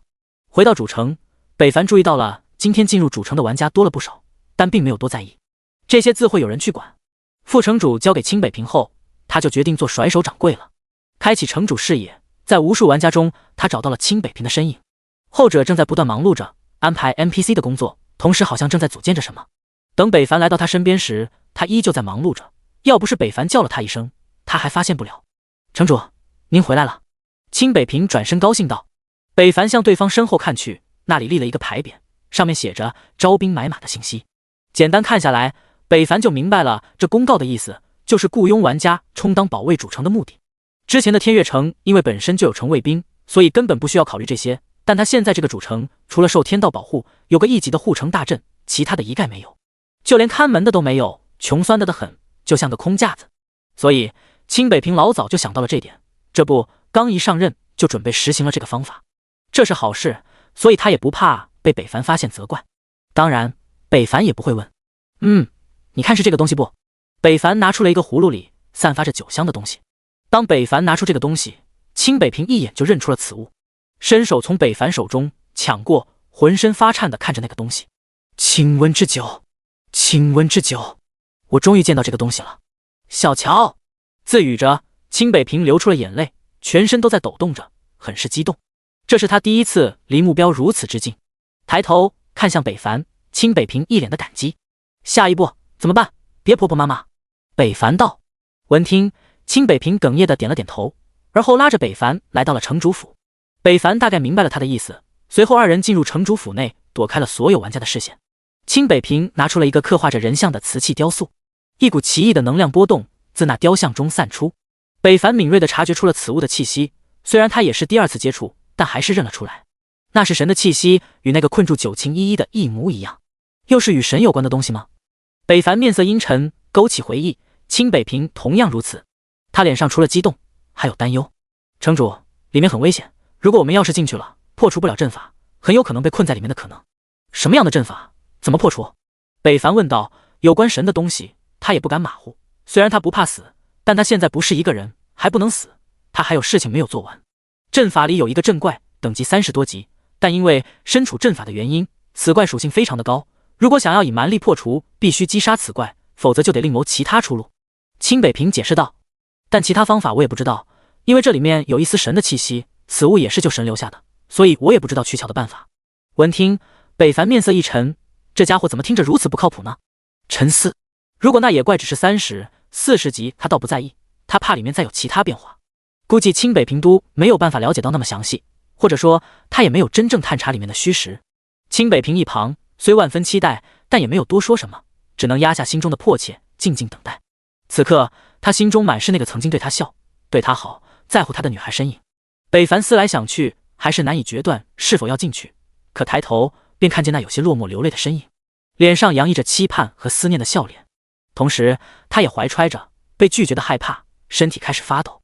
在北凡这个角度看去，清北平此刻很无助，也很孤凉，不禁让北凡想到了此时的九情依依，他可能也无时无刻等待着自己的到来吧。北凡担忧一扫而空，忽然涌现了一抹坚决的情绪，进去啊！清北平闻声抬头，有些不敢相信，带我进去啊啊！清北平激动的用力点了点头，眼泪滴滴落下。谢谢城主。一滴鲜血滴进了雕像，下一刻雕像光芒乍现，一道神光降临，将二人照射在内。下一刻，两人直接原地消失，被吸入了雕像之中。这神光出现的极为迅速，北凡连反应的机会都没有，就被吸入了其中。随着两人的消失，雕像落地，神光内敛，不再闪耀，但上面却出现了两个人形轮廊。雕像内，新世界，白茫茫一片。两人矗立在世界当中，清北平再次来到了这熟悉的地方，情绪更加激动了起来。小乔，我来了。怎么回事？怪呢？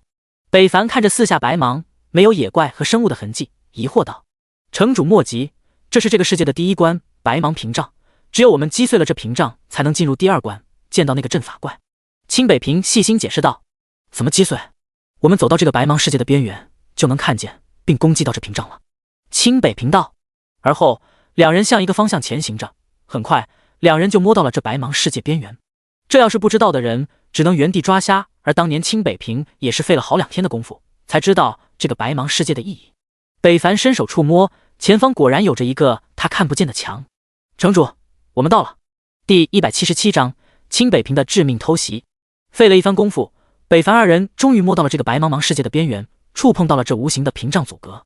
没有废话，北凡血气迸发，暴走，血十字斩，血影，血气剑爆，上辽之剑，血色大崩，血气喷张，几个本命职业技能2秒间全部释放而出，倾尽全力覆盖而出，血色弥漫，空气中弥漫着血腥味。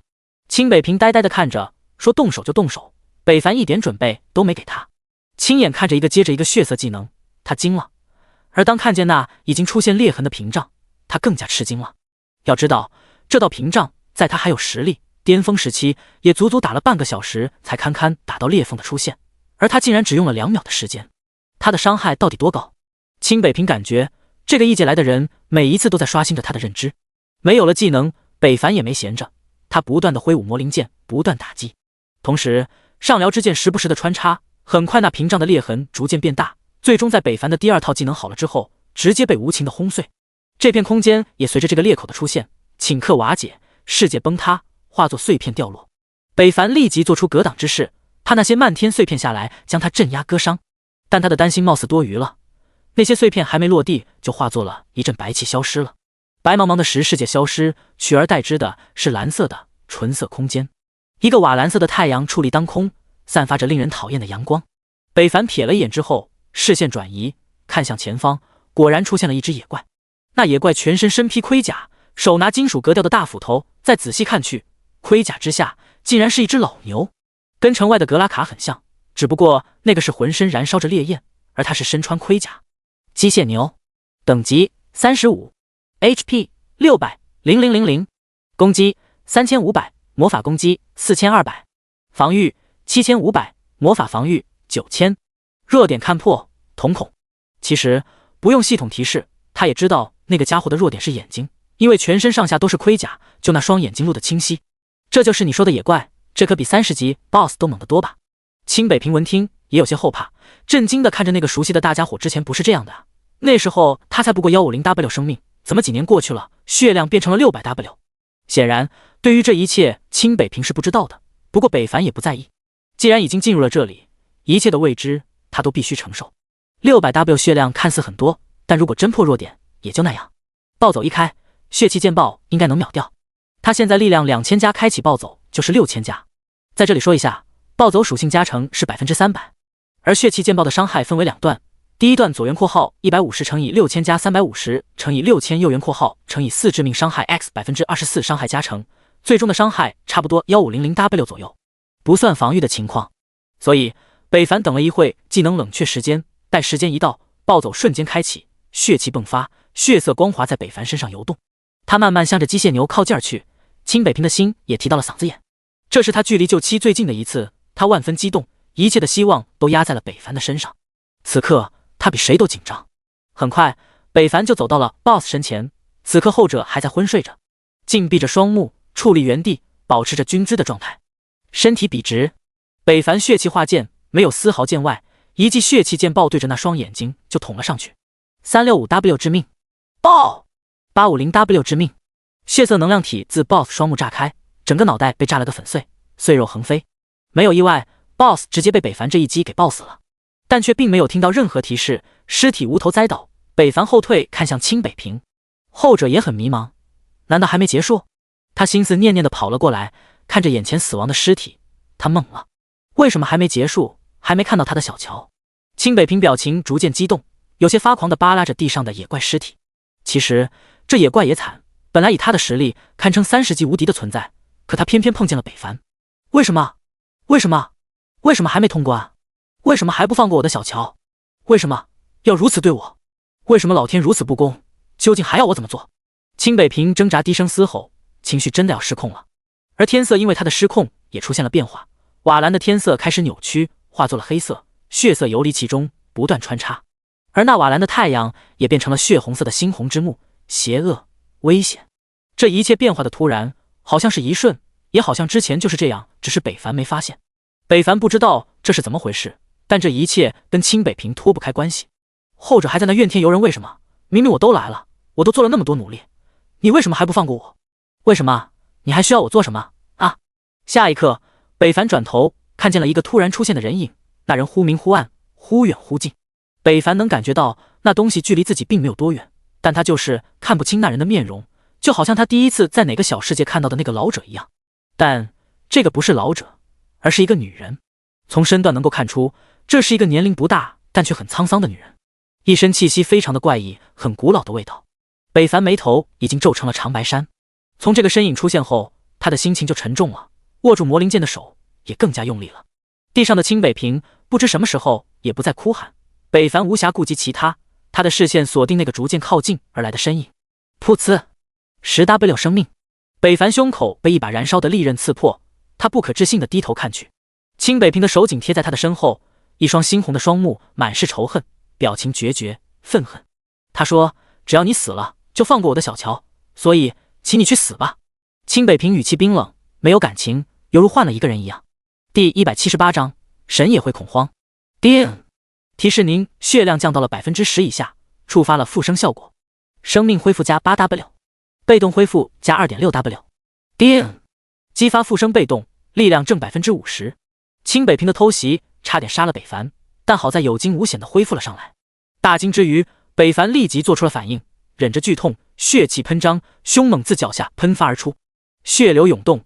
清北平意识到危险，抽剑快速一退，拉开距离。北凡瞬间转身，双目赤红，魔灵剑魔气涌动，脚下魔印升腾，直冲云霄。天上的猩红天空出现了一抹紫色的黑暗，魔灵再度降临。这次北凡很幸运，直接召唤出了一只百级大魔。魔灵冰霜萨亚，等级100。魔灵出现，远处那人顿时身体一顿，抬头看向天上那魔气滚滚的魔灵。后者也感受到了被注视的目光，冰霜萨亚睁开了紫色黑花的眼目，看向对方。刹那间，魔灵灵魂一震，仿佛看到了什么可怕的东西，身影一道魔魂飘荡，魔灵原地消失，出现在了北凡身旁。如临大敌道主人，快走，你不是他的对手，他是神。言语中满是恐惧，虽然他是百级大魔，离成神也不远了，但其中的差距只有成神才知道。神灵之下皆凡人，众生平等。闻听，北凡也预料了这个结果，但亲耳听到还是有些震惊。他也想离开，可他不知道如何离开啊。清北平选择也疯了，不知道怎么回事，双目充斥着仇恨和杀戮，一身的暴虐气息。主人，杀了那个人，你便可以出去。那人已被这小世界的神给控制了，已经迷失了人性。冰霜萨亚提醒道。闻听，北凡道如果在这里杀了他，他会死吗？会。北凡迟疑了，如果清北平是陷害他，想要杀了他，倒也罢；如果是被控制的，那他在这里杀了他，自己良心有点过意不去。主人，别犹豫了，不杀他，你便会死。不，就算杀了他，你们也会死。这时，那模糊看不清的女人忽然说话了，而后她身影如梦似幻，消失在空间内。冰霜萨亚眼神一凝，滔天魔气拔地而起，将两人包裹住，形成了一个天然的魔气屏障。而后他不放心，一把抓住了北凡，两人身前出现了一个类似传送门的通道，冰霜萨亚带着北凡直接迈步而去，紧随其后，一道凭空出现的手瞬息撕破了那魔气屏障，向二人的身后抓来，可却扑了个空。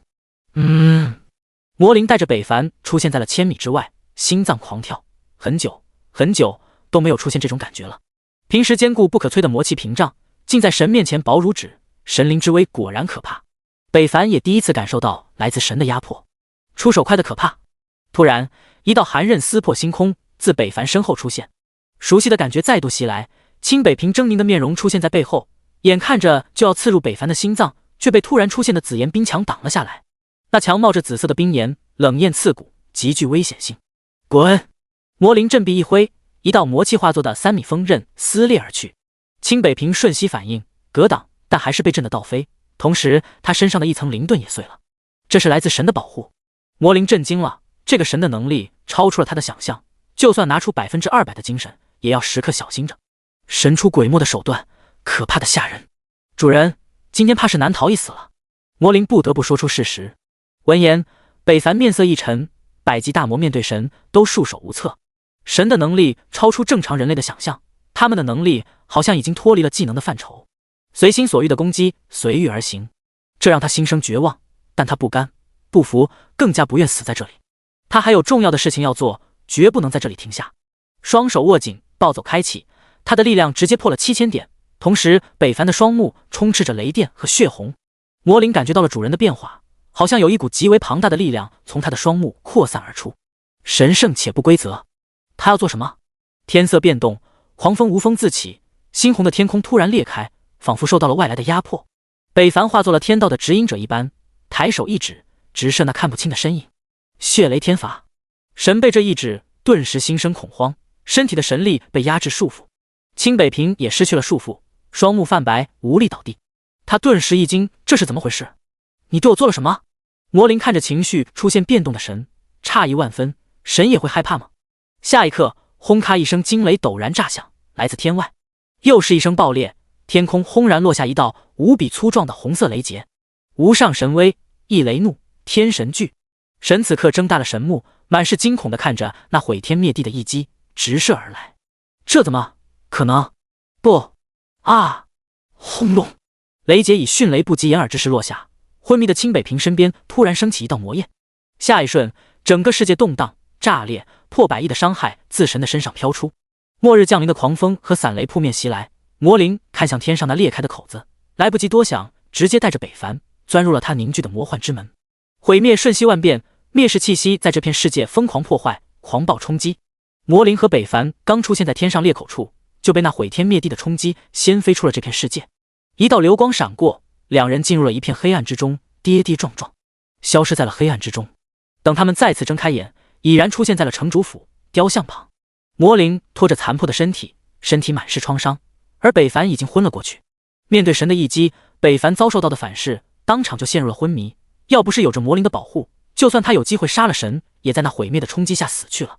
冰霜萨亚看着昏迷的人类，这个30级便可将他召唤出来的家伙，他充满了好奇。虽然他受对方控制，但也有着自己的思想。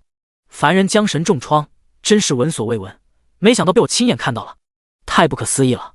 虽然他不知道神上限有多恐怖，但破百亿的伤害，就算是神，怕也难以承受，就算不死，也得脱成皮。他看了看四周，发现地上有一个小雕像，捡起，瞬间就认出了此物，迷幻磁像，神的空心手段。忽然想起了什么，萨亚拿出了一个燃烧的小盒子，打开，清北平的身体飘了出来。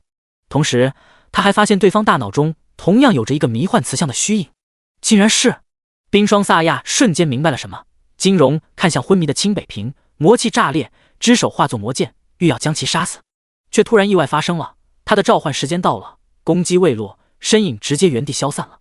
魔气也随着一同消散，无影无踪。而那迷幻瓷像突然碎裂，一道气息从里面钻出，钻入了清北平的身体，没入其中，好似一切仿佛什么都没有发生过。第179章史诗级宝箱的大爆。王，我们的下一个目标是风沙城吗？一个黄色的精英泰坦石人恭敬道。熔岩巨兽高居上位，一身王者之气。此时的他身体不再是墨绿色，随着等级的提升，他已经变成了熔岩色，一身等级也高达了70级。他们都觉醒了吗？熔岩巨兽问道。大部分的石人都觉醒了，我们现在的部队已经有2000多人了。精英泰坦石人道。熔岩巨兽一动未动，看向远方，穿过部落的丛林阻隔，眺望着人类城池的方向，眼神好似有一团复仇的火焰在跳动。其他百族有苏醒的吗？熔岩巨兽又问。暂时还不清楚，不过哥布林一族那个哥布林强者貌似打破了阵法壁垒，好像觉醒了先祖的血脉，冲破了限制，现在正在新手村杀戮呢。精英泰坦石人道。哦，熔岩巨兽露出了笑意，这是个好兆头，说明百族已经开始行动了，人类的好日子也到头了。王，那我们下一步还需要怎么做？还需要进攻吗？精英泰坦石人问道。进攻，不过我们先不进攻那些人类老城，仇恨吸引太多反而对我们不利，人类也不是没有强者，我的力量还没完全复苏。熔岩巨兽解释道。那人类不是又建立了一个新城吗？让大家休息2日，我们便先进攻那里，待踏平新城，等等百族的元气，我们再一举进攻。熔岩巨兽眼中冒着寒光。是。殊不知北凡的主城已经被盯上了，而他还不自知。此时他还处于昏迷中，一动不动，而这一昏迷就是一晚上，等他醒来的时候已然是第2天了。当天睁眼便看到一旁忙碌的清北平已经做好了吃的，大大的城主庭院，他摆了一个桌子，上面坐着许多的好吃的。北凡醒了神，看见清北平，眼神顿时严肃了起来。他没有忘记昨天清北平对自己做的事，虽然那时候他是被控制了，可现在他也不确定对方是不是还在控制之中，而且还有个疑问，他是怎么活下来的？自己能活着，他大概猜到应该是魔灵所为，而清北平能活下来，却让他十分不解。城主您醒了。清北平一脸歉意看来，而后走向了北凡，后者顿时警惕起身，注视着他。清北平当即就发现了北凡的眼神敌视，他一脸歉意的苦笑。城主，对不起啊，我昨天所为都不是我的本意，我也无法操控我的身体，偷袭你的行为都是那个小世界里的家伙所为。你记得？北凡依旧警惕。虽然当然我被控住了，但是我的意识还在，但是却什么也做不了，只能无助的看着。当天偷袭你的时候，我有心提醒，但好像有什么东西封闭了我的60，什么都做不了。清北平真诚解释道，他并没有在尝试靠近北凡，而北凡也一直注视着他，打量着他，从对方的语气中，他好像并没有说谎。城主，真是对不起，因为我的事害您差点陷入危险之中，我真是万分愧疚。清北平沮丧低头。北凡见其没有说谎做作的嫌疑，也收起了警惕意识。对方的一切语气和习惯都跟正常的清北平无二，他感觉那种控制效果应该消失了。此时的清北平应该是最为正常的清北平。北凡走到桌子旁，找了个小凳子坐下，而后他招呼了一下清北平，后者也跟着坐了下来，不过还是一脸的愧疚。北凡也没说什么，也不知道说什么，他没有心情安慰别人，也不知道怎么安慰。清北平自顾自地沉默了一会，忽然道：小乔死了，昨天进入那个小世界见到那个人，而后他控制住了我，我知道小乔回不来了，他杀了小乔，骗我再次进入他的世界。说着，清北平悲痛地开始流泪哭泣。他杀了小乔，杀了他，我再也见不到他了，再也见不到了。清北平说得很无力，也很用力，男人此刻的无助表现了淋漓尽致。有感而发，北凡也被他的发泄抽动了一下，他也想起了那个等待着他急去拯救的女孩，他不会有危险吧？不会吧，希望他不会。可越想，北凡越是担忧，心就越乱。饭也吃不下了，直接推门离开了城主府，独自留下了孤独的清北平，一人抽泣。出了城主府，大街上现在都是玩家。这个一级的小主城，凭借着亮丽的外表和装饰，还有北凡的名望和其他不确定因素，吸引了很多的其他散人玩家。主城也在日益壮大，现在主城已经有了5万多人，足足增长了1倍多，而且照这个趋势下去，10万人指日可待。北凡出了城主府，心烦的他直接来到了法拉利这里，把那个钻石装备鉴定了，而后他又把那个钻石宝箱给进化了。叮，进化成功，经验 250W， 钻石宝箱进化为史诗级宝箱，闪闪发亮的在背包之中。北凡直接点击了使用，下一瞬，璀璨的粉色光芒爆发而出。叮！恭喜您获得史诗级武器乱战之舞棍棒。恭喜您获得史诗级卷轴寂灭，使用后对范围内10×10的敌人造成力量 X100的伤害。恭喜您获得钻石级装备仰望者斧头，获得钻石级装备破空刃刀。恭喜您获得 1W 银币。面对如此大爆，北凡现在也能做到面无表情了。而后他把这个史诗级装备和2个钻石装备都交给了法拉利鉴定。后者看着北凡的大手笔，眼神都直了。虽然不是第一次见，但依旧很激动。看着3个冒着璀璨光华、一个粉色史诗级光芒的装备，就跟见到了他的亲儿子一样。别提多开心了。城主放心，保证让您满意。北凡点头，也没有太过在意。这些东西开完了也是卖钱。说到钱，北凡又把一身的普通、青铜、白银、黄金都上了架，摆拍定了1小时竞价时间，数量50-60，还都是30级的装备。一上拍卖行就被各大公会玩家的捕捉到了。他们现在正在打传说战场，装备的重要性不言而喻，而且还都是30级的，还大多数都是套装，这更让他们疯狂了。疯狂抢拍，因为这可是第一批30级装备，其中的含金量多大多珍贵，玩家们很清楚。第180章繁华闹市。好消息，好消息！一剑破天大佬又卖装备了，清一色的30级的，大家快去买吧。百事通，真的吗？俺老孙去也！好事怎么少的了我胡汉三？走你！主城闹市，一条刚兴起的玩家街道，这里有很多门市开启，都是玩家自营。因为主城设施都不健全，管制也没有，所以他们直接当做自己的家一样随便使用。开摊卖货，开门市做生意，应有尽有。吃的、装备、材料、药丸等等，只要是这个世界有的，这里几乎都会有。而对于这个闹市的出现，北凡也知道一些，但没有在意，他也没心思去管。而刚上任的清北平虽然有心做大做强，但还顾及不到这里，而且仅用1天的时间就形成了贸易，这怎么来看都对主城的发展有好处。这不，此时这里热闹非凡，人来人往，地摊叫卖，小吃香味扑鼻，玩家的好奇浏览，高兴消费，俨然一片祥和。当然，只要是还有天道规则的束缚，打架是会触发雷击的，会死人的。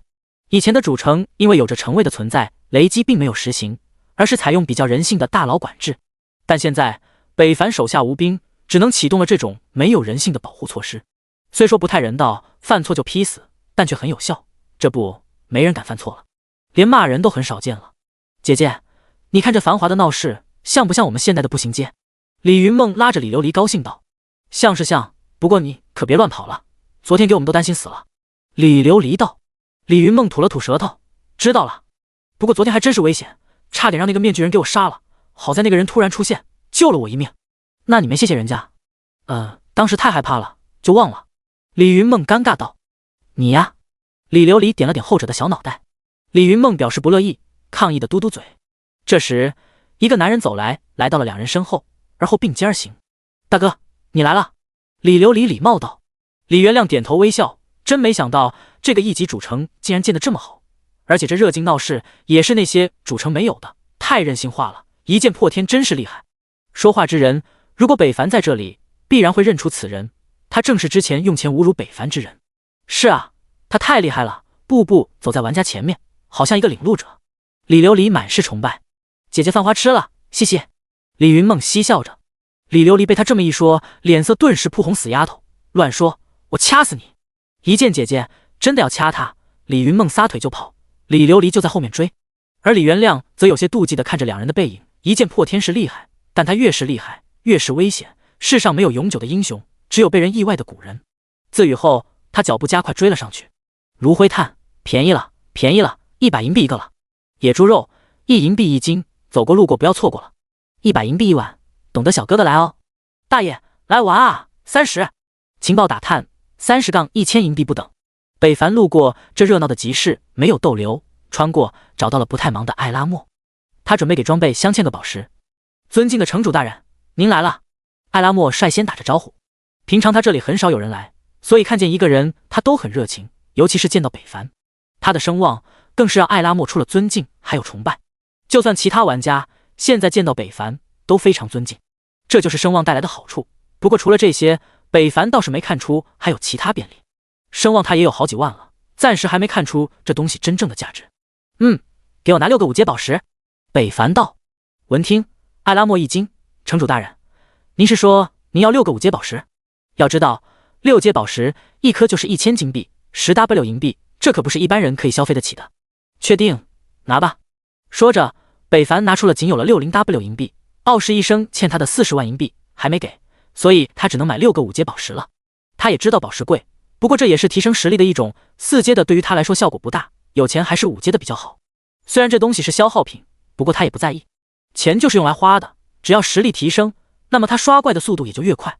看着那一大堆的银币，艾拉莫呼吸急促，很久他都没有见过这么多钱了。没想到有生之年他还有机会看见如此多的银币，银光闪闪，甚是诱人。他立马将其收起，而后看向北凡的眼神除了尊敬还有看大款的眼神。城主大人，不知您要什么属性的宝石？5阶宝石有固定属性加成100点的，还有其他属性加成 8%， 例如伤害、移速、攻速、抗性等。伤害加成？北凡道。除了力量和伤害加成，其他的他都不考虑，意义不大。他要做的就是横推，以绝对实力横推。他没那么多的高端操作，只能用属性碾压，而事实上他一直都是这么做的。好的，您稍等，我给您将宝石激活。艾拉莫恭敬道。这个过程跟鉴定是一样的，都需要等待。北凡没有那个耐心等待，而是转身离去，准备刷2个小时怪，将怒气值刷满，再回来取，这样2不耽误。有了决定，直接出城而去，直奔绿头蛙。可怜的绿头蛙还在洗澡，嬉戏玩耍，没意识到危险已经降临了。同时，官道上一条3级主城通往阿拉德大陆的路上，一辆豪华，阳光照射，反着金光的马车上，一个60级的大剑士充当车夫，稳如泰山，牵着马绳，缓慢向着一个阿拉德大陆前行着。这辆马车如果让外人看到，定会惊掉下巴，一个60级的强者竟会心甘情愿地给人当车夫，那车里的人该是什么身份？何等尊贵！主人，天月城听说头些天被灭了，我们此行还有意义吗？车夫大剑士道。有，也可能没有，不过都不重要。如果我的东西丢了，呵呵。车里的人冷笑，显然情绪不是很开心。第181章，忽然安静下来的世界频道。官道上，马车渐行渐远，诺达的大道上就只有这一辆马车，显得很是清冷。一走一过，除了车轱辘的声音，还有微风的掠过声。车上的人伸出手，张开，感受着风力。野外的风就是好，不像主城那么乌烟瘴气。车上的人道：“主人说的是。”车夫恭维道：“加速吧。”是。2个小时后，北凡怒气值刷完，有了保命技能，折返回了主城内。先是到法拉利那里把4件装备都取回，在法拉利的目送下，前往了艾拉莫的方向。城主果然是干大事的人。路上，北凡直接把那件钻石护腿给进化了。叮！进化成功，经验 250W， 钻石装备进化为史诗级冰寒之息。冰寒之息，等级30，品质史诗级，职业要求战士、剑士，物理防御2400，附加属性1，体质加200，精神加200，附加属性2，冰属性伤害提升 30%， 附加属性3，冰属性抗性加50，来自冰属性的攻击负 30%。 被动技能冰寒，冰属性的伤害有 30% 的几率冰冻敌人，使其无法移动，并减速 60%移速，降低对方魔法防御3000点。描述：冰属性职业的本命装备，强大且无解。看着这件装备，北凡不是很高兴。正如介绍所说，这就是为了冰属性玩家所准备的。他是个剑士，如果穿上这件装备，除了防御提高了一些，倒也没加什么，还不如不换。无奈这件装备只能拍卖了，正好他现在也缺钱。打开拍卖行，之前卖的装备也都进账了，一共30W 多银币，平均下来普通几百银币，青铜上千，白银接近1万，而黄金装备则贵了一些，26W 一件，还算不错，跟北凡想的差不多，毕竟他在拍卖行也算是老用户了，多少也了解一些行情。而后就是他心中手中的钻石装备仰望者、破空刃，史诗级装备乱战之舞了。乱战之舞，棍棒，攻速负 30%， 等级30，品质史诗级，职业要求剑士、战士，攻击力物理500，附加属性敏捷加200，力量加200，附加属性2，自动格挡，伤害减免 50%， 附加属性3，力量正 20%， 敏捷正 20%。 被动技能三棍之影，连着对一个目标攻击3次，当第3次攻击时必定暴击，同时对敌人造成力量 X300% 的击退效果，并触发 0.5 秒眩晕。描述：勇士不畏惧战斗，天生的战士，生性好战，才能在战斗中突破，以战止战，方可成就战神之姿。这把武器属性很好，但北凡已经有了更好的了，所以只能卖掉了。而后他又看向了那2个钻石装备，属性虽然也不错，但也是卖钱的东西。而后北凡就把这4件装备都摆拍上架了，都定好时间2小时，而后 1W 银币起拍。他也不怕定价太高没人买，因为钻石品质的最低价都是 5W 起步。何况这2件钻石和史诗级装备品质又这么好，完全不愁卖。果然跟北凡预想的差不多，刚一上架没1分钟就被有心人发现了。随后那人也不藏私，直接将装备信息都发在了世界频道和区域频道里。刹那间，原本热闹聊天999家的频道突然出现了不合理的平静，频道突然安静了下来，所有人都非常的默契的没有发消息，而那条公布装备属性的信息就定格在了那里。与此同时，傲视一生等人就发来了私信：破天兄，你不讲究，有这么好的东西不先给兄弟看看内部价？一件破天牛逼，史诗级装备你都卖？破天哥哥牛得飞起，妹妹好羡慕呀！星月落了，可以私下交易吗？那件史诗级装备我出 20W 银币。看着几人的信息，北凡直接选择了无视。想靠关系讲价是不可能的，他现在很缺钱，自然不会私下卖，只有竞拍才会让装备的价格卖得更高。等这些装备卖完，北凡也准备把那个战士隐藏职业也卖了，留着也无用。搞定了这些，北凡也走到了艾拉莫这里。此时他已经等候了多时，5阶宝石激活后递给了北凡，后者想要给他付手续费时，艾拉莫却大度的婉拒了。城主大人，这手续费就免了，以后只要您来都不需要手续费。谢了。北凡也不见外，省点是点。而后他把5个宝石都打在了武器、胸甲、幸运项链、戒指和耳环上，直接增加了 40% 的技能伤害。剩下的那颗他还是决定以后再打，这玩意也挺贵的，打在钻石级装备上有点犯不上。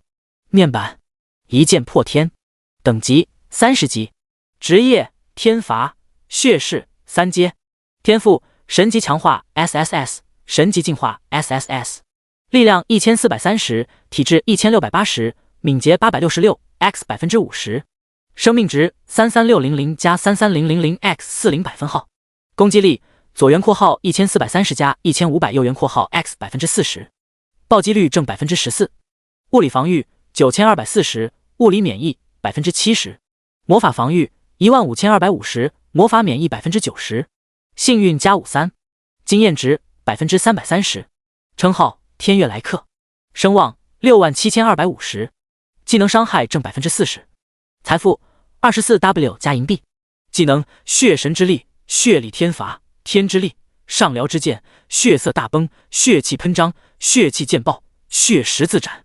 装备护灵头盔钻，子午护手钻，鸾羽长靴钻，枯木逢春使，魔灵剑传，沧海纳戒使，涅槃之心使，幸运项链金，灵骨护腿钻。看着自己的属性，北凡满意的收起。现在他的属性就算是排名第2和第3的加一起都不一定有他高。等级排行榜虽然他落榜了，但只要他想，他可以随时上去。现在最高的也不过31级，还是刚升上来没多。而北凡之所以不着急，主要是等级没啥用，经验放在那里也不会消失。而且要是之前不进化这把魔灵剑，他现在已经快40级了吧。不再多想，北凡心中有了规划，那就是无限制的快速升级。第182章，在狱里云梦，被骗入队，迈步而出，离开了主城，向着30级副本走去。每个副本的每个等级，每天都有2次重复下本的机会，所以北凡的目的很简单，那就是将2个副本的困难、地狱、噩梦都刷一遍，然后就去刷40到50级的怪。这就是他的规划，他任务都不接了，也不想去触发了。普通任务经验低，他看不上；隐藏任务还不好触发，他也接不到，还浪费时间。他没有那么多时间可以浪费，所以下副本刷怪是他所能想到的最快途径。而另一边，世界频道经过短暂的安静过后，霎时间信息突然炸了，1秒间里面顿时999加铺天盖地。卧槽了卧槽，我跪了，不，我就没站起来了过，这特么比小母牛坐飞机还牛逼，牛的不像话。史诗级装备2件，芜湖，这就是大佬吗？这就是我与大佬之间的差距吗？一剑破天，太牛了，膜拜跪拜倒着拜，天天拜。龙国牛逼，一件破天牛笔，不多说，我现在就去大佬的主城给他下跪去。太强了，卖钻石级装备就算了，现在连史诗级装备大佬都看不上了，可怜的我还穿着青铜套炫耀，自卑。加一，加一，加一麻袋，扛几楼？一件破天无敌，得大佬者得天下，得天下，天下。大公会也意识到了这个问题，其实之前他们就意识到了，只是没想那么多，因为帮会起来了，一个人再怎么厉害，也不可能压过一个大公会。可现在显然，他们还是低估了北凡的实力和影响力。随着等级的提升，他们越发看不透北凡了。他们针对对方的次数也不少了，可好像并没有实际效果不说，貌似还起了反作用。这究竟是怎么回事？乱神懵逼，普不成疑惑，杀手蒙也猜不透。自由女神表示，我已经为国家非常努力了。魏安祥，我就草了，这个币还弄不死他了。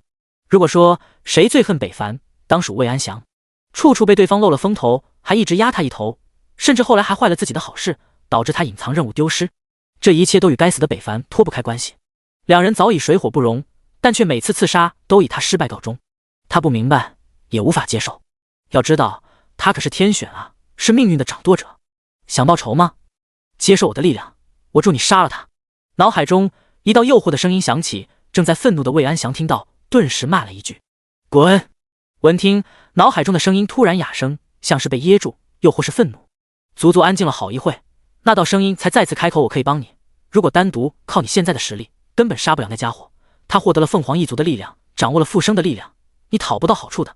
而且那小子身上很古怪，职业也有着血魔的气息，爆发的力量也不是你能挡的。”显然这个说话之声对北凡很了解，同样的，他对魏安祥也非常了解。不，我不需要，我是天选，我怎么可能不是他的对手？魏安祥不服，一股子犟劲，脑海中的声音骂了一句杀笔，但这声音很小，魏安祥并没有听到。人马一族副本门口，北凡再次来到这里，此时的玩家更加多了，一日之差，今天的玩家数量就是昨天的好几倍，可见玩家们的升级速度有多快。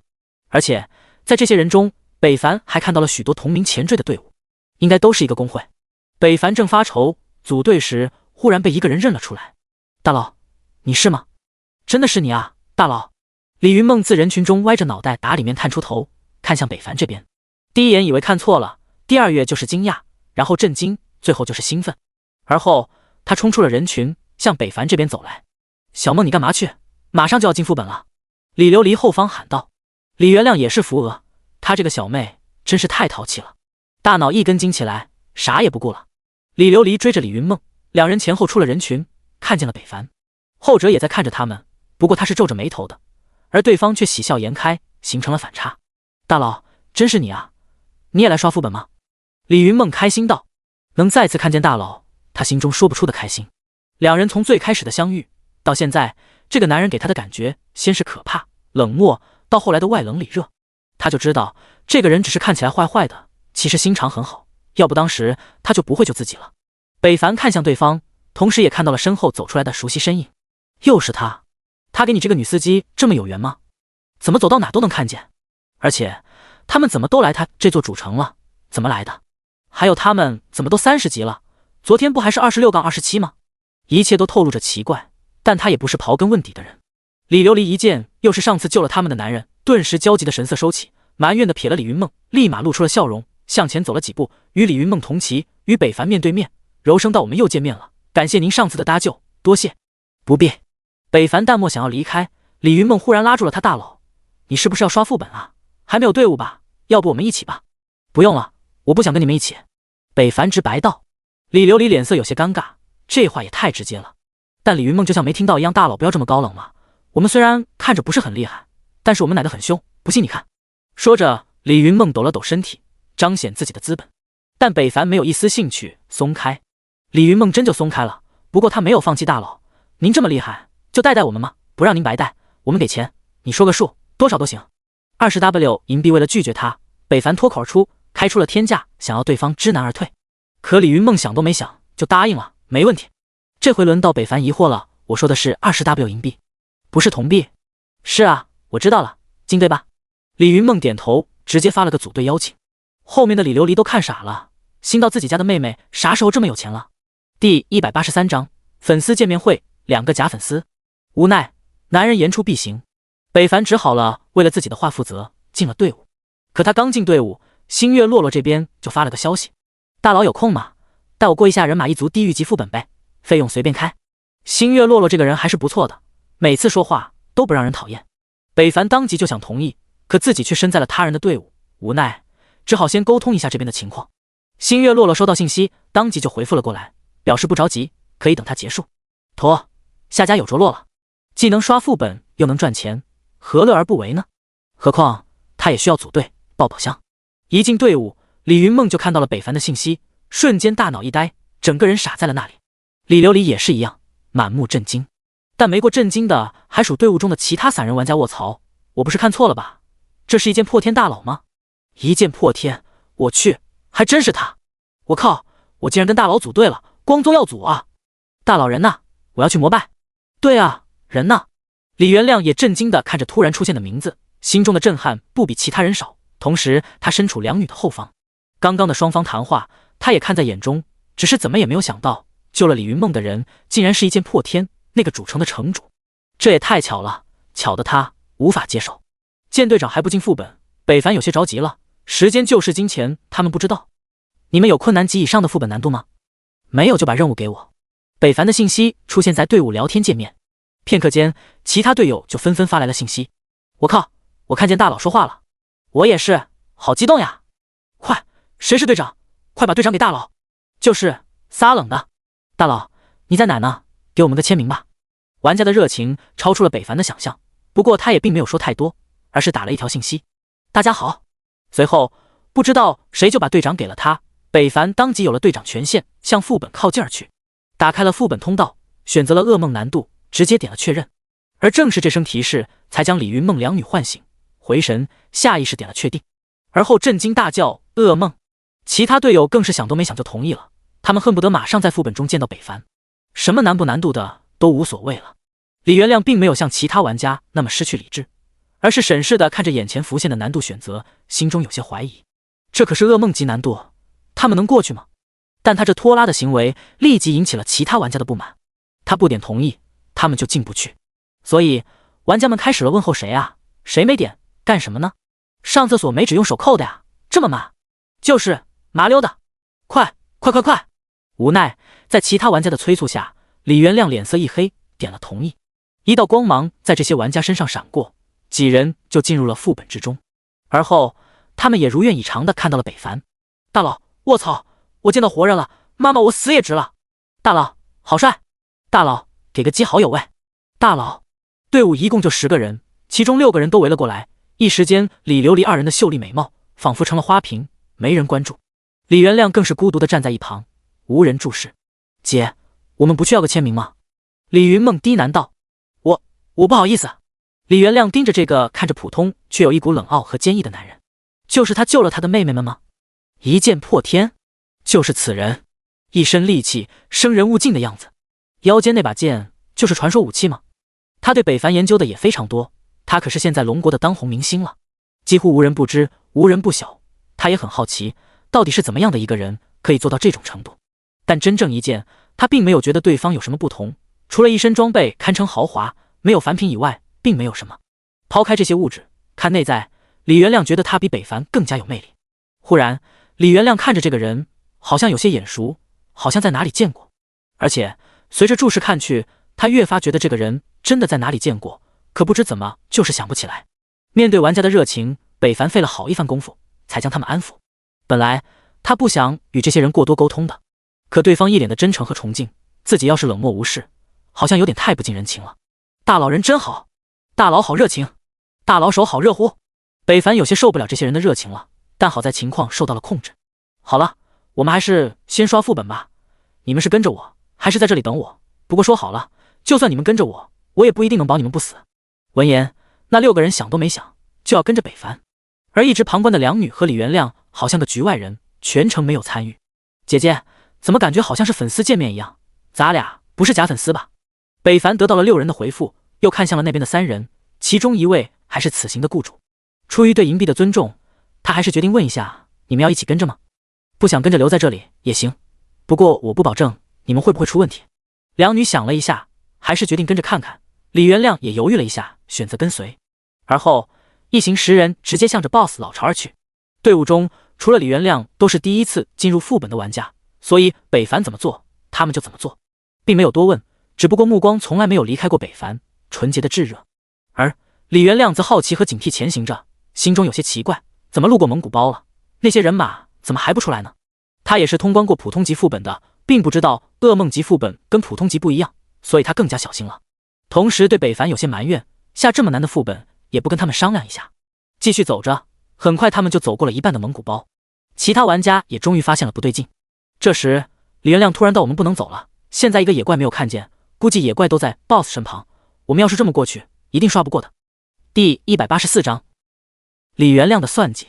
有人发声，其他玩家也看了过去，脚步也慢了下来，因为他们也确实发现了不对劲，副本怎么能一个怪都没有呢？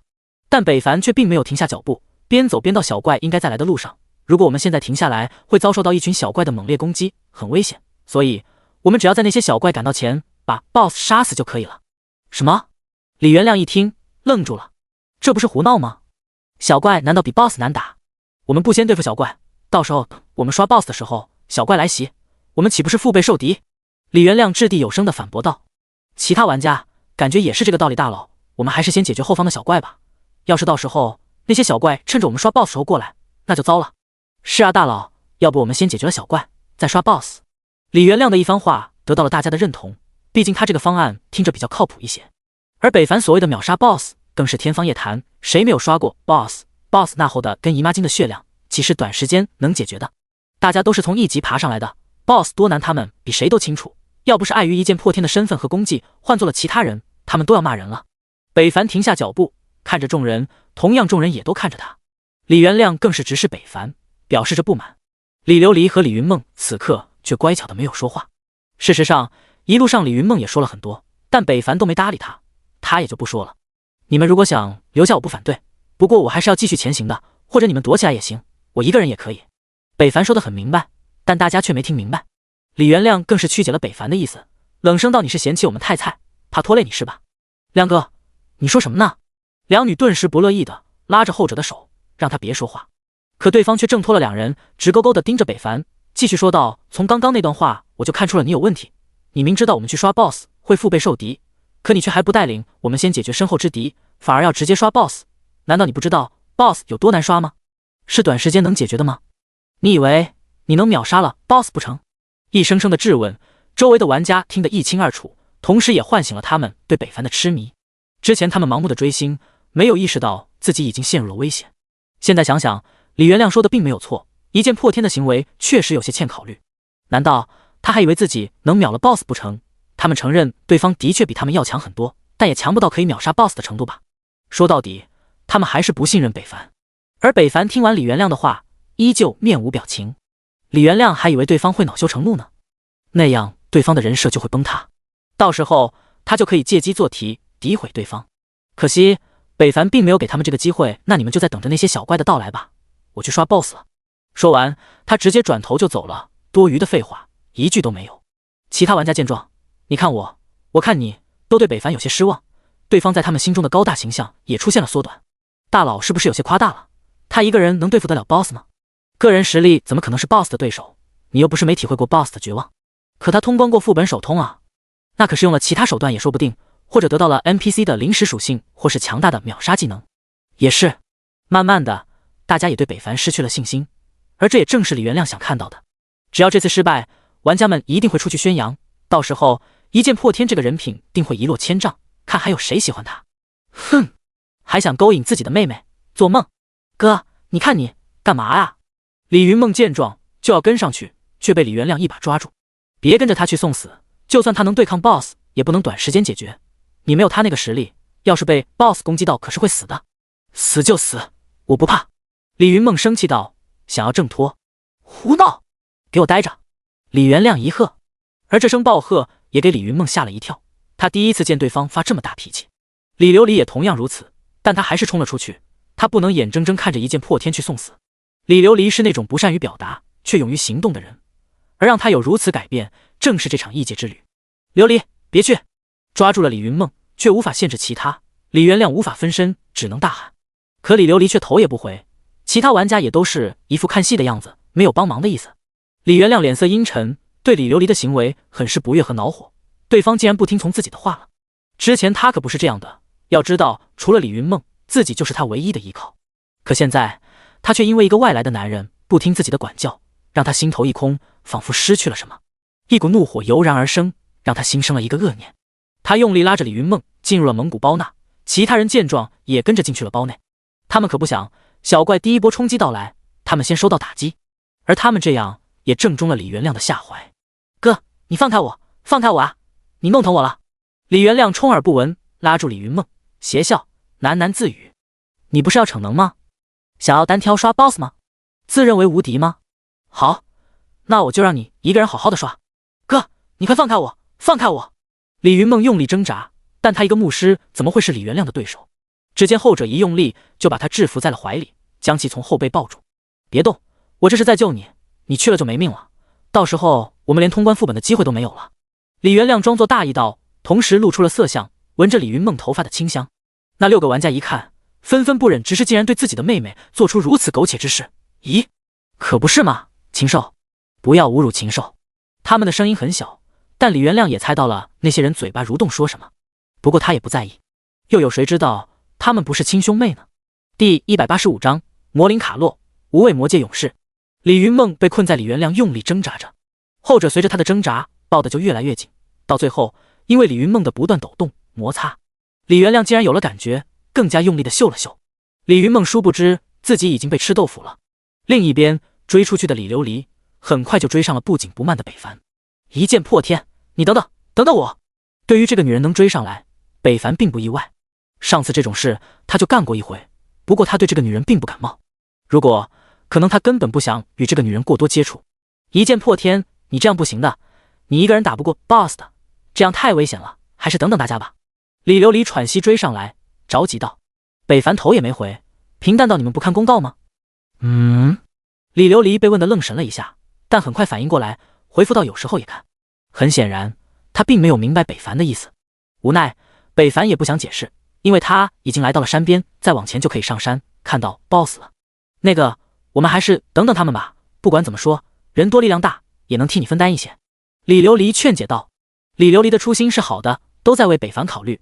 他跟那个叫李元亮不同，一个是极度生恨，一个是无私为他人考虑。不知怎么，北凡感觉这个女人好像发生了一些转变，记得她撞自己的时候好像并没有这种心性，现在看来倒是成长了不少。北凡没有说话，反而加快了脚步。见无法阻挠北凡的脚步，劝解无效，李琉璃叹息一声跟了上来，心中嘀咕：咋这么犟呢？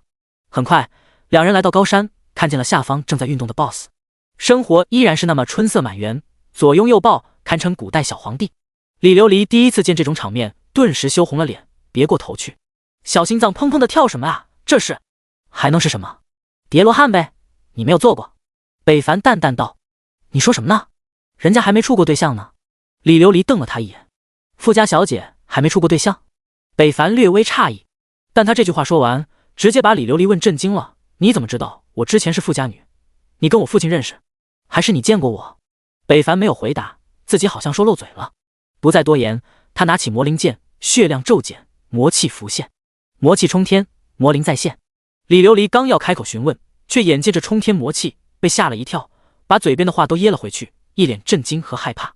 魔气散发的力量，人类嗅到本能就会感觉害怕，就好像身体受到了外来能量排斥。魔灵的每一次出现，壁格都拉满了，搞得好像他是主角一样。不过出场方式倒是没什么变化，天空倒拔垂杨柳。北凡当即看了一下这次召唤的魔灵信息，魔灵卡洛，等级60，这次好像并不是很厉害，只有60级，这让北凡略微有些失望。不过对付30级的 BOSS 应该没啥问题，只不过就慢点。魔灵现身，降临到北凡身边，恭敬说了一句主人，把李琉璃吓得连连后退。卡洛是一个戴着半面遮布的男人，只露了一半的脸，而另一边被类似面具的黑布给遮得严严实实，只露出了一个冒着紫红色的眼睛，让人第一眼看见都会感觉害怕。李琉璃就被吓到了，而且这令他害怕的竟然是这家伙管一剑破天叫主人。要知道他也是能看见魔灵信息的，一个60级的大魔竟会人他人为主，这也太不可思议了，难以置信。然而更加难以置信的还在后面，卡洛得到了命令，直接化身为剑，冲向了那正在运动的 BOSS。没有那么多花里胡哨的，直接暴力出击。魔气刚猛迅速，直接冲散了 BOSS 的好事。那些女人马也被这股冲击吓了一跳，同时他们身上都飘出了10多万点的伤害。北凡见状，这家伙能力貌似不低，比上次的希卡利貌似猛一点。虽然伤害没有他高，但战斗迅猛，好像一个战斗狂人，全身被魔气覆盖，化作了荆棘魔焰铠甲，整个人气势更是不断攀升。没有完全进化的 BOSS 被打断后，属性并没有之前那么高，而且伤害也大幅度缩减。就算 BOSS 使出全身解数，也不是卡洛的对手。他身披铠甲，来自魔界化作了的无畏的战士，不顾伤痛，不躲避只进攻，承受了来自 BOSS 的一切伤害，将疼痛化作力量，勇猛的反击。打的 BOSS 不断哀嚎，一旁逃开的几个女人马还想上去帮忙。北凡一个箭步如飞，冲了上去，血气剑爆，血十字斩，血色大崩，血气喷张，一套行云流水的技能连招，直接秒杀了3人。最后剩下的一个也被他慢慢磨死了。这4个女人马属性并不算太高，血量不过100W， 面对能看破弱点的北凡，几招就可将其秒杀。李琉璃被眼前的一幕惊得无法言语，从来没有见过如此场面。玩家竟可以压着 BOSS 打，而且还把 BOSS 打得毫无还手之力，这让他一度以为是不是自己神经错乱了。他用力拍打了一下脑袋，证明这一切都是真的后，他傻了。北凡带给他的冲击根本不是一个脑袋可以理解的。而与此同时，没有赶来的8人正以为躲在蒙古包内可以相安无事，李元亮也要进行下一步，双手抱紧了李云梦，一柱擎天。李云梦感觉屁股下好像有什么东西硌着他了，像针一样。他想要回头看，可身体却被牢牢锁住，动弹不得。亮哥，你快放开我，我生气了！啊！李云梦大叫着，不知怎么，李元亮听着这声声呼喊，内心反而十分痛快，脸色露出了狂野之色。那6个玩家好像猜到了他接下来要做什么，纷纷别过头，不忍直视。可突然，大地震动，好像有什么东西在用力踩着地面。刚开始，他们以为是临时地震，副本特效。可这股震动久久不散，他们终于意识到了不对，这哪里是地震，这分明有什么东西，数量庞大，在飞速的向这边飞奔来。第186章，团灭后的震惊，黑转白。众人忽然想到了什么，互相对视，脱口而出：人马怪！卧槽，不是那些小怪来了吧？这声音如此之大，这数量得多少？不是奔我们而来的吧？李云梦也露出了惊恐的神色，害怕的挣扎着：亮哥，你快放开我，放开我啊！你要害死我啊！李元亮也有些担忧，这震动越发快速频繁，该不是真奔着他们来的吧？可他们藏在蒙古包内，那些家伙应该看不见，不知道才对。他心中还有着期盼，小心机，认为那些野怪发现不了，所以并没有松开李云梦。当然还有一个原因，就是他不舍得放手，硬着怪难受的，所以他手又不老实，开始游走。可一直把对方当作亲哥哥的李云梦根本没想这么多，还在努力的挣扎。可他的力量远不及李元亮，只能无力吼叫着：这家伙都这个时候了，还有这闲心，可不是再低，眼看着野怪就来了。6人嘀咕着，好像嘴开了光。下一刻，一大堆的人马脚步哒哒声传来，快速接近着，声势浩大。就在玩家内心祈祷，李元亮动手动脚动真时，一个个人马冲进了蒙古包，手中的武器从4面8方撕裂了这巨大的蒙古包，横冲直撞闯了进来。根本没有走正门的想法，人马直接以蛮力破除了这巨大的蒙古包，出现在众人的惊愕眼神中。卧槽，完了！李元亮更是被吓尿了，如针管喷水。人马入包瞬间就发现了李元亮二人处于门脸，很是显眼，尤其是那像小金鱼喷水的李元亮，更是引起人马的注意。同时，李元亮也注意到了人马战士显眼部位，低头看了看自己，果然没有对比就没有伤害。他自卑了，但更多的还是害怕和愤怒，来的真他妈不是时候。他松开了李云梦，后者并没有第一时间逃走，而是被眼前的冲击吓住了。就算他想跑，往哪个方向跑，4面8方都是人马，后方更是不知道有多少小怪，他们已经被包围了。杀！杀！人马一声高喝，一场厮杀不可避免了。啊！惨叫不断，都是大家的无能痛吟。战斗打响，不到半分钟就结束了，8人无一例外均惨死在了人马的攻击之下，一个个化作了灵魂，矗立尸体旁。李云梦更是直接愤怒咆哮：李元亮，你有病啊！你一直抱着我干什么？看你干的还是直接把我给害死了。其他玩家也都看了过来。李元亮，你是不是应该给我们一个解释？你不说没事吗？是啊，你特么给我们也害死了，畜生玩意，坑死我们了！操！你们逼逼什么？那一剑破天嚣张跋扈，不听劝阻，你们跟我吼叫什么？就算我说没事就没事了，难道我不是为了大家考虑？何况你们看看这小怪的属性，就算我们跟着过去，不还是一死？在这死，在 BOSS 那死有什么区别？李元亮大吼，玩家被吼得一愣，可细想下来，好像是那么回事。如此众多的野怪，根本不是他们能对抗的。这噩梦级副本根本不是我们现在能挑战的，一剑破天就是在坑我们，难道还看不出来吗？李元亮大声喝道：“李元亮，你说什么呢？大佬怎么会害大家？”李云梦当即不悦，反驳道。一听自己的小妹替别的男人说话，李元亮刚刚就恨不得把他对了。那你说他是什么目的？这小怪都如此猛， BOSS 的强成什么样？我们连小怪都打不过， BOSS 怎么解决？李元亮质问道。李云梦被问得一愣，他也不知道怎么辩解，但他就是觉得大佬不会害他们。他觉得一剑破天值得信任，但其他人并不这么想。经过李元亮这么一说，那6人也感觉到了不对劲。这小怪都如此变态，他们无法对付，那 BOSS 他们更加对付不了了。想起之前一剑破天的决定，他们更加觉得这是个阴谋了。他们留下殿后，直接被小怪秒杀，估计就是他的想法。哼，没想到一剑破天竟然是这种人，看错人了。哎，竟然让我们去送死，岂有此理！听着大家的话，李元亮一笑，仇恨吸引完毕。然而还没等他高兴几秒，耳边突然响起了通关提示：叮，恭喜您的队伍击杀了 BOSS， 个人经验加600W。李元亮瞪大了双眼，懵逼当场。李云梦也被这提示震得一愣，但很快就反应过来，嘻嘻大笑，哈哈哈！大佬没骗我们，他真的把 BOSS 秒了，我们通关了。哦耶！剩下的6位玩家彻底不会了，听着通关提示，他们的脸还想被重重的抽了一巴掌，火刺撩的疼。通关了，真的通关了，太不思议了吧？他怎么办到的？我们刚刚是不是2币了？太傻逼了，误会大佬了，他真的把我们带飞了。一个人单刷噩梦副本，太可怕了，他牛背了。由黑转白，众人对一剑破天的崇拜无以复加，一时间他们的敬意和歉意刻在了几人的脸上。同时他们忽然意识到，之前给他们带跑偏之人李元亮，刚刚是不是你侮辱我的大佬来的？李元亮灵魂回头，一张令人讨厌的脸出现在了众人的视野，就是这孙子忽悠咱们，让咱们不信任大佬的。没错，就是他一直说大佬坏话。那还等什么？兄弟们，干他！灵魂玩家们冲向了李元亮，后者还没从震惊中反应过来，就被这些家伙按在地上一顿踢。灵魂状态下也是会有疼痛的，那是来自灵魂的阵痛。霎时间哀嚎传出，看着自家哥哥的惨状，李云梦也没有要帮忙的意思，他现在心中都是那个高冷冷漠的伟大身影。忽然觉得他好帅啊！北凡还不知道自己的正常举动又替他圈了一个脑残粉。魔灵击败了 BOSS， 北凡顺势就开始了摸尸。这次也很幸运，他第一手就摸到了一个宝箱，不过只是黄金品质，太一般了。而后就是装备了一件钻石品质，3个黄金，白银6件，其他忽略不计。值得一提的，他还摸出了100多块强化石。第187章5大靓女。 BOSS 死亡带给了北凡的收益也算是可观。一旁傻傻愣愣站在原地的李琉璃，从战斗开始到结束，他都未曾移动过，好像个木头人，没说开始就没有动作。北凡也不管他，摸尸结束，他就点击退出了副本，同时又给李云梦发了个好友申请，同时也退出了队伍，直接离开了人群，完全没有给那些人搭话的机会，省得麻烦。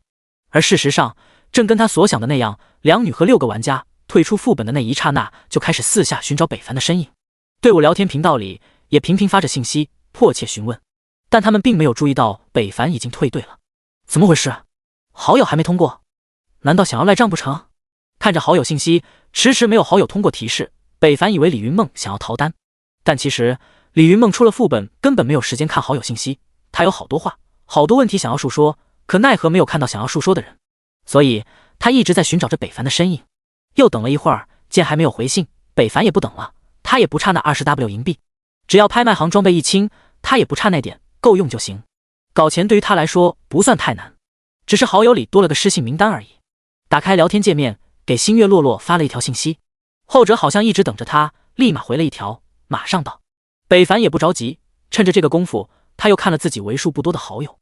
在刚刚刷副本的时候，傲视一生也发了一条信息给他，破天兄，自由女神那个公会要针对你了，小心。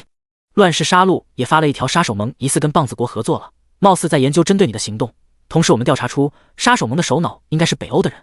2大公会的会长对北凡的事也算是上心。其实北凡并没有让他们调查，这些都是他们自愿的。当然，北凡也明白对方这么做的目的，除了为了帮他，也变相的想让他欠他们一个人情。这不，傲视医生刚说完那句话没多久，又发了一条：破天兄有空，带我刷个副本升个级啊，价格好商量。得，今天的副本组队看来有着落了，正好他也需要刷副本升级，同时还能赚钱，何乐而不为？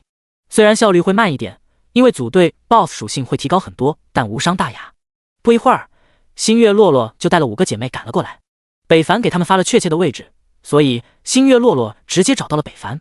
满面红光，甜美笑容，一身粉红的小衣裙，高筒靴，这就是星月洛洛今天的着装，很青春和亮眼。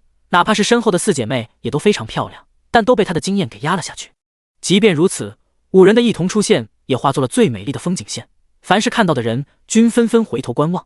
白白的大腿，诱人的脸蛋，完美比例的身材，谁不想要？这不，5人刚到就吸引了许多前往副本玩家的注意。好美的女人，好飒，粉红白里透红的，好想要。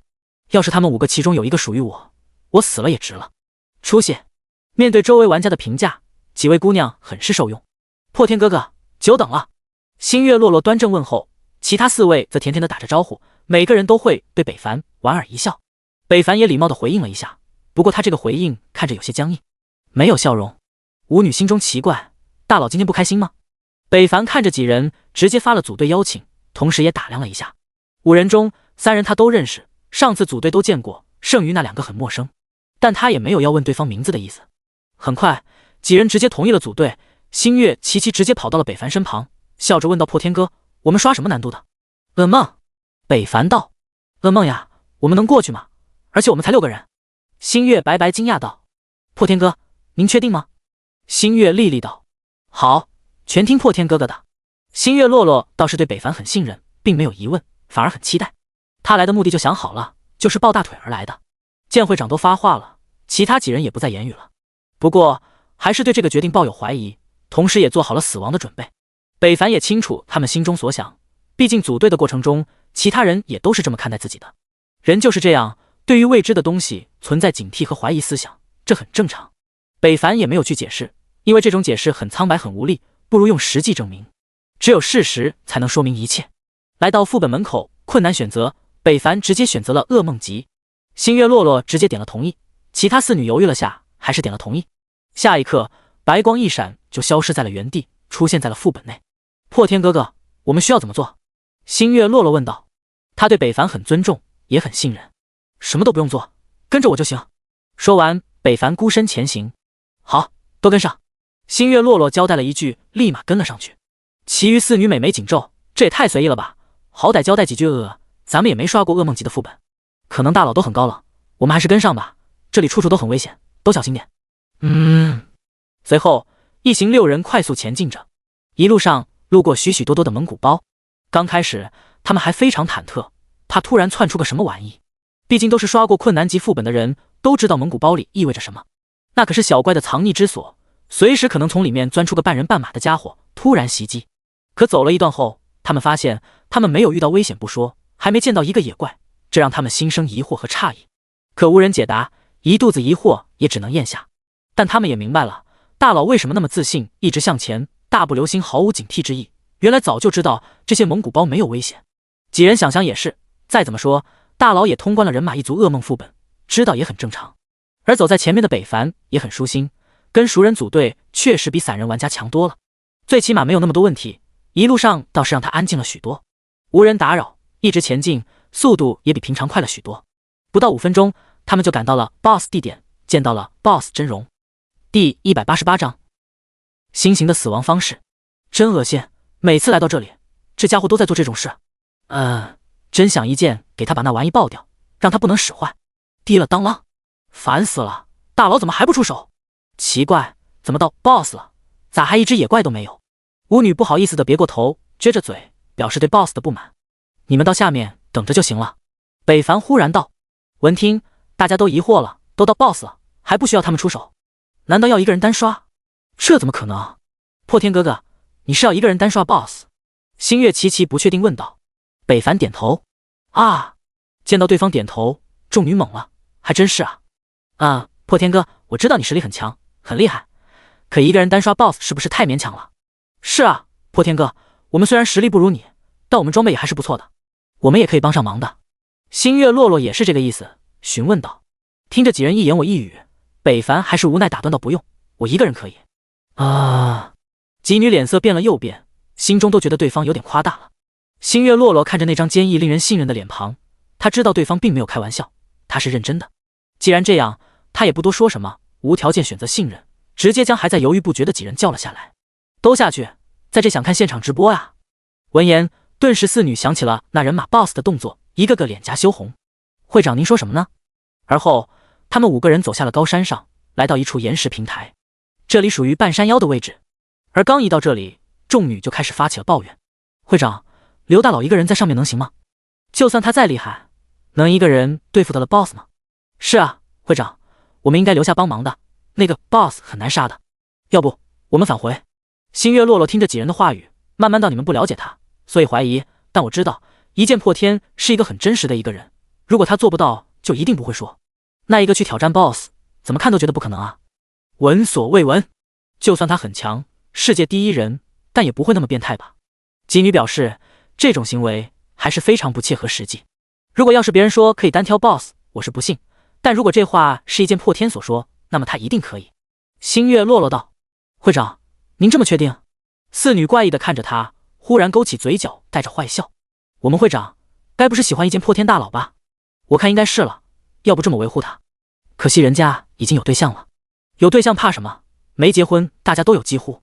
嘻嘻，瞎说什么呢？我看你们找打。”星月洛洛一见他们这么说，脸色顿时红得发烫，张手作势就要打去。四女嬉笑着躲开，星月洛洛在后面追。山坡不陡，但也不平，几人你追我赶，一上一下的跑着。突然，他们感受到了一股庞大的能量自上方袭来，几人瞬间停住了动作，抬头一看，双目大睁，语气颤抖：“那是什么？那朵云怎么是紫色的？还有云下的是什么？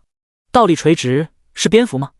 好像10个人。”只见那人缓缓自天上舒展开来，一股魔气风浪刹那间席卷半空，张开手臂拥抱天空，一个华丽的空中翻身落地。砰！山脚震动，滚滚魔气震荡扩散，带着一丝戾气。魔灵普利蒙，等级90，90级大魔登场，霸气侧漏。主人！魔灵恭敬地对北凡施了一礼。北凡看了他一眼，一身气势比60级的卡洛不知强横了多少，任谁一眼就看出了他的不凡和不好惹，典型的一个可怕分子。杀了他！北凡指了指正在运动的 BOSS。魔灵转头一笑：“是。”魔灵之手一挥，一道魔光在天上乍现，而后一道紫绿色的巨大魔环自天空落下，将 BOSS 整个身体罩在了其中。哦 ！BOSS 被打扰，当即做出反击，抬头一吼，转动身体想要进攻，可他忽然发现自己竟然动不了了。紫绿式的魔环直射过他的身体，插入地下，霎时间，地下一阵紫光冲天，绿芒闪耀其中，一只只出手自地下爬出，好似死去化为腐朽的尸体。那些手上被赋予了魔印，手臂枯骨翠绿，攀爬在了 BOSS 身上，还有那些女人马的身体，让他们动弹不得。哪怕是 BOSS 爆发了全部实力，大地震裂，突刺拔起，也无法挣脱这种束缚。破碎的绿色枯骨之手在魔印的加持下再度复生，发起进攻。北凡第一次见这种攻击手段，一眼就看出了这个技能的可怕。而施法者魔灵本人则一脸笑意和杀气，他好像并可以出全力，而是在欣赏着自己的杰作。不一会儿，那大地魔印一道道光芒散射，那翠绿的枯骨之手数量也越发的多，将 BOSS 和那些人马都包裹的看不见身体，但却并没有受到伤害，只是限制了他的行动，并降低了他的属性。天之眼开启，北凡发现 BOSS 的物理和魔法防御竟然都掉到了0点，这可把北凡惊到了，这技能竟如此变态。没有防御的 BOSS 就跟没穿裤衩的孩子，就算北凡也能轻易将其秒杀，而将 BOSS 的防御降低到了0点，也达到了魔灵的目的。他忽然邪笑，双手操控，一记魔印生成，脱手飞射而出，化作了漫天的屠魔之斧，斧头上还染着绿色的火焰，将整个天空都化作了绿色。下方的5个女人早已看呆了，上面发生了什么？这漫天的东西该不是技能吧？去！魔灵一指，魔印化作的燃烧之斧如暴雨般倾盆落下。啊呀！一道道绿芒闪过，招招落在了 BOSS 的身上，破万点的伤害不断飘出。BOSS 的噩梦也开始了。第189章，破天哥哥，魔灵的出现就以横扫之姿碾压了 BOSS， 漫天的攻击落下， BOSS 不死都难，就算他破千万的生命，也抵不过这暴雨般的频繁进攻。北凡亲眼看着 BOSS 的血量飞速掉着，990W、800W、700W、100W， 眼看着 BOSS 的血量逐渐见底，突然魔灵又有了新的动作，只见他身体腾飞，化作了一个绿色魔灵的样子，落在了大地魔环之中，双手摊开，大地能量云集汇聚他的身上，一滴滴能量化作了绿色的盔甲，快速的将他整个人包裹，化作了跟幽灵一般的存在，五角却可立于天地之间。而后他转身破空伸手一抓， BOSS 的身体径直飞了过来，同时天色的燃烧的绿符也化作了星星点点落下，进入了他的身体。啊！魔灵那幽灵的绿手直接在 BOSS 飞来的瞬间插入了对方的身体，抓住 BOSS 的心脏一握。啊！一声惨叫过后， BOSS 的心脏就出现在了魔灵的手中。他看了看这鲜活的心脏，嗅了嗅，好像很满意，一口直接吞了下去。其实北凡这个角度看着是吞，但嘴他还没找到。叮！恭喜您通关了噩梦副本，经验加 600W。 有着魔灵的存在，通关副本已经成为了小菜一碟。不得不感叹，血魔用过的武器是真的猛，猛得吓人。北凡现在有些期待那最后一把武器了，也非常期待集齐5把武器会是什么样子，真的会合成神器吗？ BOSS 死亡，魔灵的魔环阵也慢慢消失了。北凡看着那淡去的魔阵，脚踩上的感觉好像地下有什么东西在注视他一样，很诡异。不再多想，来到 BOSS 旁，他熟练的开始摸尸。叮！魔灵一旁无聊观望着，像个保镖一样，而下方的几个女人则早已惊呆了，控制不住激动的身体，互相抓着对方。他们心中的疑团一个接着一个，压得他们都快喘不上来气。小白兔都大了许多。结束了，我好像听见通关消息了，我耳朵是不是出现幻觉了？你快掐我一下！啪！一个巴掌印浮现，星月丽丽尖叫道：你打我干什么？不是你叫我打的吗？是国国叫的，不是我。啊，打错了。星月洛洛虽然很信任北凡，知道他很强，但这刷图的速度是不是有点太快了？再见到 BOSS 到结束，前前后后没超过3分钟吧？这已经不能用快来形容了，堪称恐怖。他从来没有见过谁能做到将近1000万血量的 BOSS 这么快杀死的。他曾经也被 NPC 赋予过临时属性，技能伤害等都暴增了好几十倍，但也做不到如此迅速。要知道，与 BOSS 交战，其中也是很危险的，玩家可没有 BOSS 那么血厚，稍有不慎会死的。BOSS 尸体旁，北凡舔完包，看着背包里的东西，不是很开心。这次爆的东西并不算太好，钻石装备一个没出，倒是给了8件黄金，5件白银，其他的忽略不计。而且还没有爆特殊物品，这些也都是卖钱的货。他直接收起这些物品，打开聊天界面，忽然发现，不知道什么时候，李云梦那女人居然通过了他的好友请求，还发了一堆信息，直接把信息界面干倒了99家。北凡一脸黑线，这么多信息，他都不知道对方说了啥，他也没有兴趣看。既然通过好友了，那就要钱吧。直接发了一条还钱，后者当即就回了过来：你活了？你没死啊？北凡忽然发现这女人咋这么没礼貌呢？我啥时候死了？把20W 银币发过来。另一边看着张口就要钱的一剑破天，李云梦撇嘴，嘟嘟道：真是个不解风情的男人，人家说了那么多，也不知道看没看，开口就要钱。哼！他不开心跺脚，而一旁的李琉璃则坏笑着：我们的小梦是恋爱了吗？哼，谁会跟他恋爱？值得要死，就知道要钱。李云梦撅着嘴述说着不满：要钱？要什么？李琉璃一愣，没明白他的意思。可忽然他想到了什么，激动到：你加一剑破天好友了？是啊，他正管我要钱呢。可我哪有钱啊？李云梦委屈道。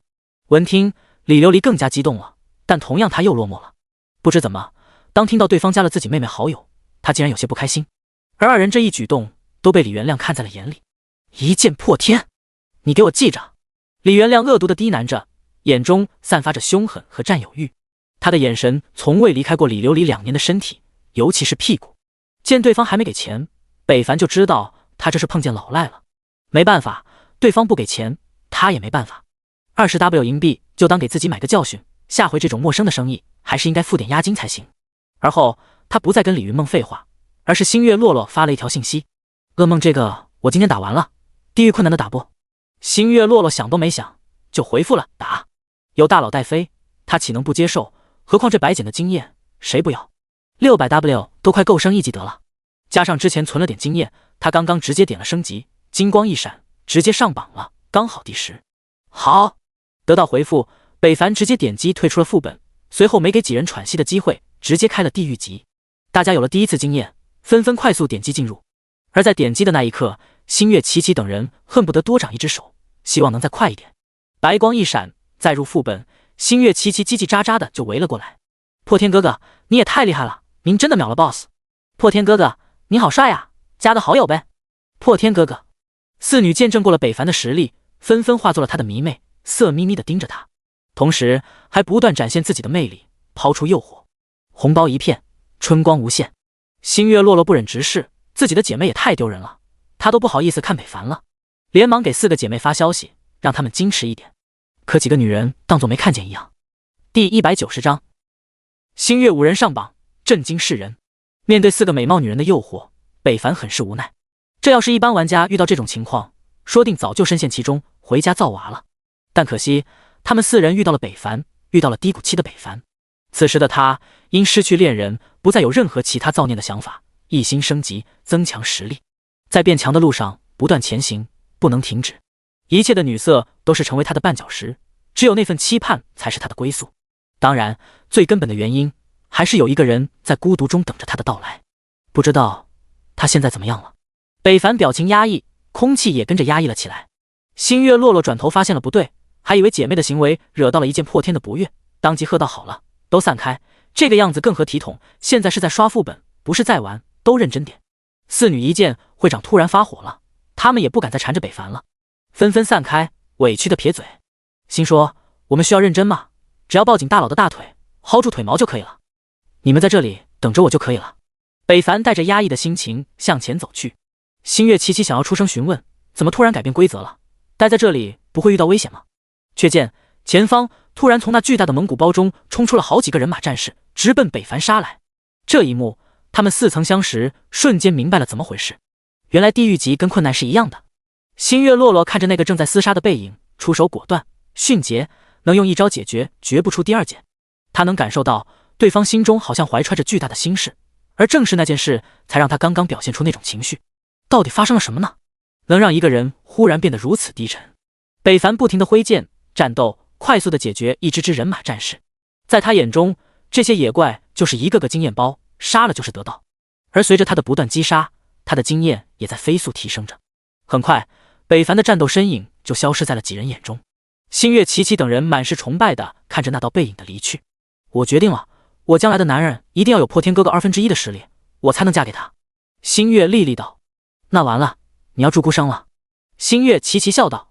哎，还1/2，就算有1/10的实力，都不是我们能瞻仰的。星月果果苦笑道。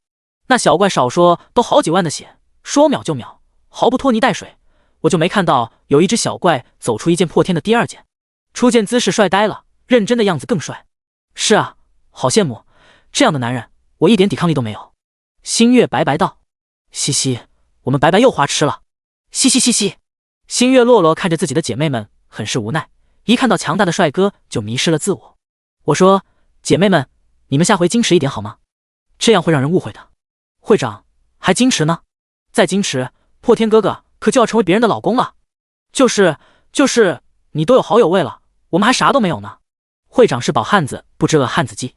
嘻嘻，你们说谁饱汉子呢？老娘还是单身呢，你们辱我，看我不打死你们！说着，星月落落就挥动着他粉嫩的小拳头，追着4女而起。啊！杀人了！会长杀人了！嘻嘻嘻嘻！叮！恭喜您的队伍通关了副本，经验加400W。这么快，聊会天就结束了。5女日常崇拜发呆。不一会儿，北凡摸完尸退出，而后想都没想，直接点了开始。星月落落等人瞬间展现了他们单身20多年的手速，那叫一个快。北凡刚点完不到1秒，其他人紧随其后就同意了。一道白光闪过，熟悉的地方再次浮现眼前。这次不用北凡说，他们也懂了。乖巧的什么也没说，也不做，就老老实实的待在原地，欣赏着来自战斗带来的美妙冲击。真是的，越看越喜欢，要了亲命了。星月白白，要不要姐姐给你跟破天哥哥说一下，让你俩晚上约一炮？星月琪琪邪恶道。好啊。星月白白直接答应了。啊，你这也太不值钱了。星月琪琪被他这回答搞得一愣。哼，我要是真跟一剑破天上床了，你看我值钱不？星月白白不屑。很快，北凡又秒完了 BOSS， 再次刷新了记录。几人对此已经有了免疫，但还是很震惊。地狱级刷完就到困难级得了。北凡没犹豫，直接走你。不到1个小时，2次困难也都刷完了，他与星月洛洛的交易也算是结束了。星月洛洛站在副本门口，看着自己的等级32级，快33了。同时一看排行榜，他和他的姐妹把排行榜前5都给占领了，都是32级，第6名才31级，80%，并且星月洛洛还坐上了等级榜第1的位置。这一切仿佛如梦幻泡影，那么的不真实。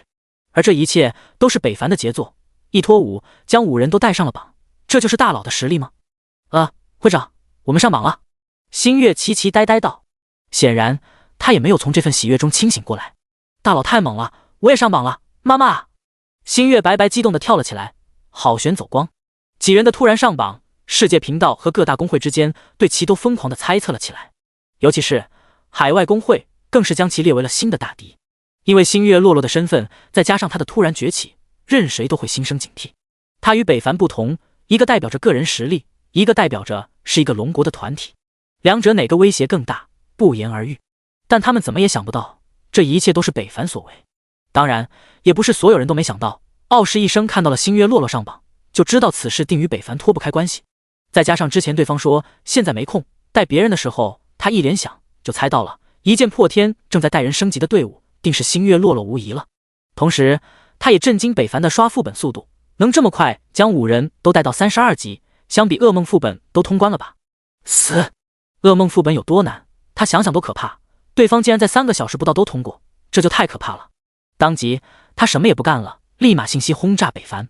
好了吗？带我吧。破天兄，带我。破天兄，可怜我，先带我吧。谁能想到世界第一帮会竟会对一个玩家如此卑躬屈膝。第191章，你要赊账。带完了星月洛洛他们，后者立马就把银币打了过来。人品没得说。北凡一看整整30W 银币，出手算是非常阔绰。两人之前也没说价格，全凭个人意愿。说实话，星月洛洛能给这么多，完全超出了北凡的预料。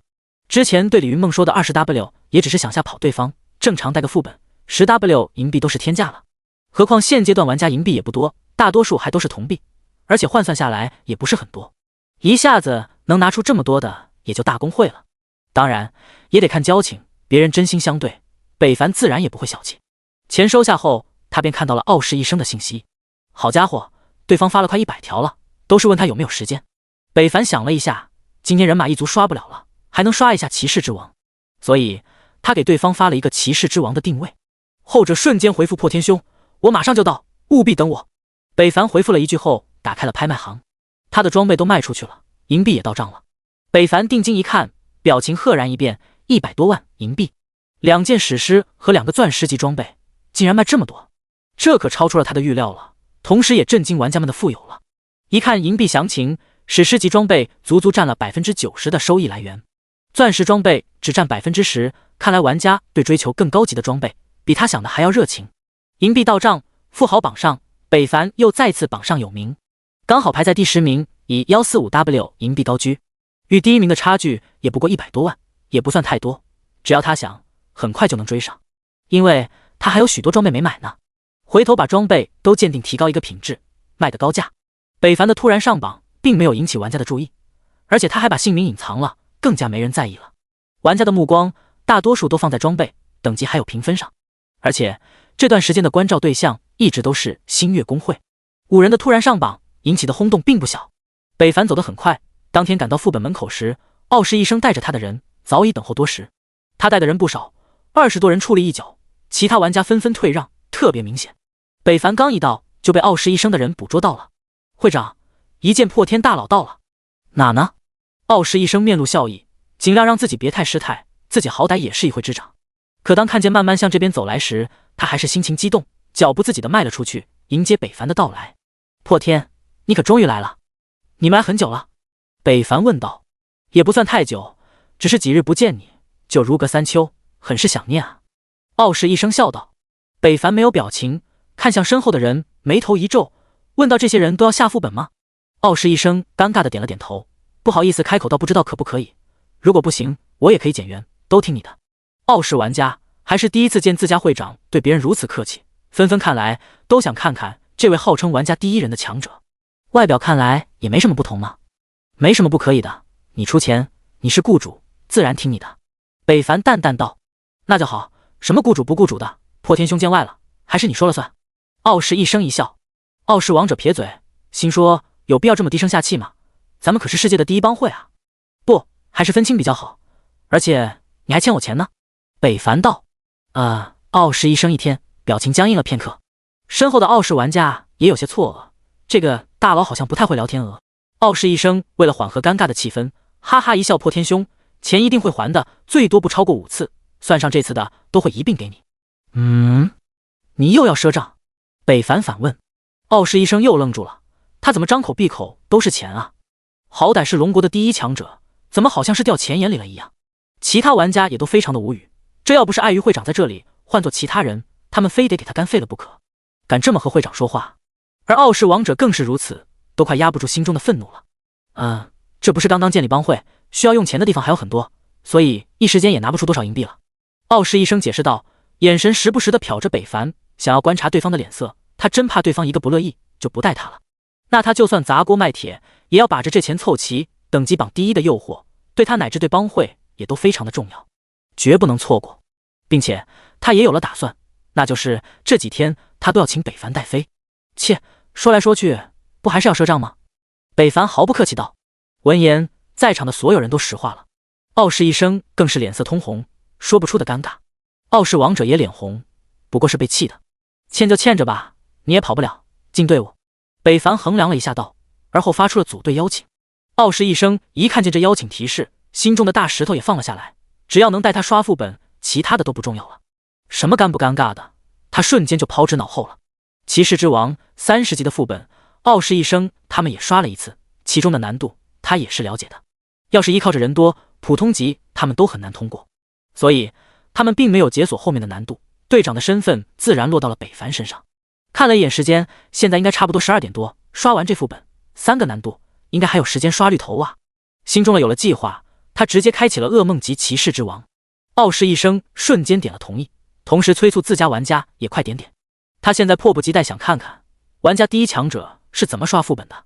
刷的一下，20多人整整齐齐的进入了副本之中。噩梦级，他们也是第一次刷，大家神情绷紧，很是警惕着四周。傲视一声当即问道：破天兄，我们需要怎么做？引怪吗？其他人也看了过来。不用，你们就在这里待着就行，什么都不用做。北凡道。说完他直接向前走去。装逼！傲视王者脱口而出，但好在北凡已经走出去了，没有听见。傲视一声瞪了后者一眼，傲视王者缩了缩脖。第192章第2块剑帮令问世。有些话该说，有些话不该说，还用我教你吗？傲视一声冷声道。被训斥，傲视王者有些不服会长，这可是噩梦级副本，他一个人怎么可能刷得过？他不就是在装给咱们看吗？其他傲视玩家也有些怀疑，这副本难度他们没刷过，但也知道其中的困难程度绝对不是普通能比拟的，哪怕是强如玩家第一人也有些拖大了吧。之前的公告你没看吗？这种话我不想再听第2遍。人可以弱小，但弱小还不承认别人的强大，那么你永远都无法成为一个强者，因为你的眼界也就这样了。傲视一声暴喝一声，转身找个地方坐下了。傲视王者还是第一次见会长打这么大的火，而且还是因为他讨厌的人。一时间他又愤怒又有些委屈，对北凡的厌恶也加深了。入了阁楼范围，消失在众人的视野，王城勇士也冒了出来，每个人拿着重武器向着北凡杀来。每次面对这王城勇士，北凡总有一种面对千军万马的感觉，对方跟正常的野怪完全不同，身体散发出的气势好像久经沙场杀出来的战士，血气方刚，不畏生死。北凡其实挺喜欢他们的，只可惜不能化为己用，要不当个护城兵也挺好的。来不及思考，那些王城勇士已经杀了过来，气势汹汹，但也抵不过北凡霸道的绝对攻击。招招破20W加的伤害，直接将他们送走了。很顺利，他来到了第2关。王城刺客这里依旧是危机四伏的酒楼前，展开了属于他们的猎杀时刻。但很可惜，他们遇到了北凡，猎杀结束了。费了一番功夫，解决了这帮家伙，他没有墨迹，直接召唤出了魔灵。对付 BOSS， 以他现在的实力，如果不用血雷天罚，还是有些勉强。如果走位不好，死亡的几率并不低。所以相比较使用血雷天罚，魔灵反而更加实用，5分钟一次对付 BOSS 刚刚好。魔气涌动，铺天盖地，魔灵再现。魔灵卡赞登场，主人，很高兴再次见到您。魔灵礼貌地打了个招呼。北凡点头，他也感觉跟这个魔灵很有缘，使用这几次就他出现的几率比较频繁。再就是60级的卡洛，其次是70级希卡利，90级和100级的大魔却很少出现，都只出现过一次。主人，这次要杀的对手是？魔灵跃跃欲试，向四周看去。你进入那个3层阁楼就看到了。北凡一指，上面的2个男女还在跳着舞，在下面也看不出他们具体是跳舞啊，还是在干其他，反正好像有一件件衣物脱落的样子。魔灵看去，瞬间露出了明懂的表情。领命！魔灵径直踏入了阁楼，而他的出现瞬间吸引了 BOSS 的注意。哒哒的下楼声不断传来，魔灵只是淡淡一笑，自身的魔气扩散，蔓延很快就将这阁楼覆盖了。但紫色的气息若隐若现，在阁楼的各处，墙皮、桌面、拐角，还有房梁上等，都有他的气息。那奔行而来的2人直接暴露在了他的视野。不一会儿，一个成熟妩媚的女人就出现在了他的眼前，同时身后也出现了一个持剑的战士。哦，这次要对付的是2个人，那应该很有意思吧？你是谁？竟敢来到这里！王之骑士怒视道，一身魔气，他是魔族，将军快杀了他！七娘大喝。一见到这个魔头，七娘就露出了胆怯的神情，连魅惑都不敢释放，身体止不住的颤抖。魔灵怪笑一声，看着2人要杀了我，呵呵。砰砰，脚下魔气突然震荡，大地崩裂，下面本是结实的地面却崩塌，变成了魔气的汪洋大海，深不见底。同时，一根根铁索化作蛇头，带着锁链飞出地面，向2人射出。王之骑士顿时拿出了武器，火之剑和冰之剑，想要进攻，可被这蛇头紫黑色的锁链突然袭击，捆住了身体，一身力量被束缚，无法使出全力。七娘更是被勒得脸色发青。一招间高低立判，30级的 BOSS 在80级大魔面前根本毫无还手之力。魔灵一笑，操控着蛇头锁链，下面那看不见底的魔气不断由锁链钻出，继续捆向2人，直到将他们彻底捆住，看不见人脸，听不见他们的挣扎声音。而后他身体化茧，自茧中破出了2根锁链，钻入2人身体。剧痛传来，魔灵开始源源不断地吸收着2人身体的能量。北凡则在外面慢慢等候，他知道这个魔灵对付2个 BOSS 不会太难，所以也并不担心，他要做的就是等待就好了。果然，没出3分钟 ，BOSS 的死亡提示就传来了。通关提示响彻在所有玩家脑海中，傲视玩家震惊起立，傲视王者更是直接冲了起来。通关了，真的单刷了，这怎么可能啊？傲视一生则苦笑了一声，小声嘀咕：竟然这么快！虽然早猜到你可以通过，但这速度也太夸张了吧？满打满算也就差不多半个多小时，你我的差距真的这么大吗？我操，这不是在演恐怖片吧？这也太快了吧！我是服了，真的服了，玩家第1人果然名不虚传。我道歉，我刚刚居然还怀疑大佬的实力。我也是，我真是有眼不识泰山。傲视王者此时感觉脸好痛好烫，还是无法相信，这也太离谱了，怎么可能这么变态？经验到账，傲视一生瞬间就升了1级，达到了31级。他一脸兴奋，好像看到了排行榜在向他招手。只要他等级进入前10，到时候他就可以为帮会好好打一波广告了。到时候第1帮会的名号会彻底在世界打响了，想想都激动。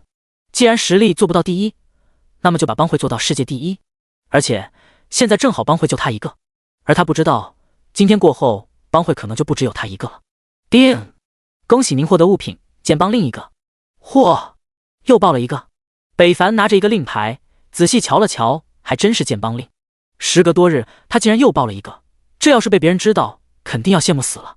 不是羡慕他不死，他这幸运真是没谁了。第193章，傲视王者黑化了。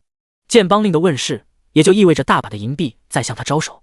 自从傲视帮会的建立，其他大公会早都坐不住了，尤其是海外都急疯了，为了能得到1块剑帮令，都开出了150W 银币的天价。当时看到这条信息的时候，北凡都后悔了，第1块剑帮令卖赔了。BOSS 的摸尸中，除了1块剑帮令，剩下的都是一些黄金白银垃圾，好像摸出1块剑帮令耗掉了北凡的所有幸运。不过也还好，剑帮令还是很值钱的。摸完，他就直接点击了退出副本，开启了下一把。再次进入副本中，傲视玩家看向北凡的眼神也不再怀疑，而是像看神明一样看着，好像看到了可怕的东西。北凡有些奇怪，但也没有在意，他现在好像对什么东西都不是太在意了，迈步向着 BOSS 走去。一旁的傲视一生一句话都没说，心中却乐开了花。虽然他没有得到装备，也不知道掉了啥，但他不嫉妒，也没觉得有什么不好。有人带飞就不错了，自己还什么都不需要做，再贪装备就显得自己不懂事了。傲视王者看着那离去的背影，眼中还是非常厌恶，但不得不承认，对方是真的变态。以后说坏话得注意了。北凡消失30多分钟，这次北凡的通关更加快了1分。这次魔灵是卡洛，战斗分子，所以比较快一些。同时，这次北凡的幸运又爆发了，这次竟然摸出了一个钻石宝箱，这可是喜中之喜了，意味着一件史诗级装备即将问世了。北凡希望这次能给他开出自己用的装备就好了，别的他也不多要求了。摸完尸体，他再次退出，又连着开了地狱2次，困难2次。等刷完，已经快4至5点了，跟预想的差不多。而傲视一生等人也顺利的升到了33级，6次副本的经验堪称海量，一共好几千万，直接让傲视一生荣登等级榜第1。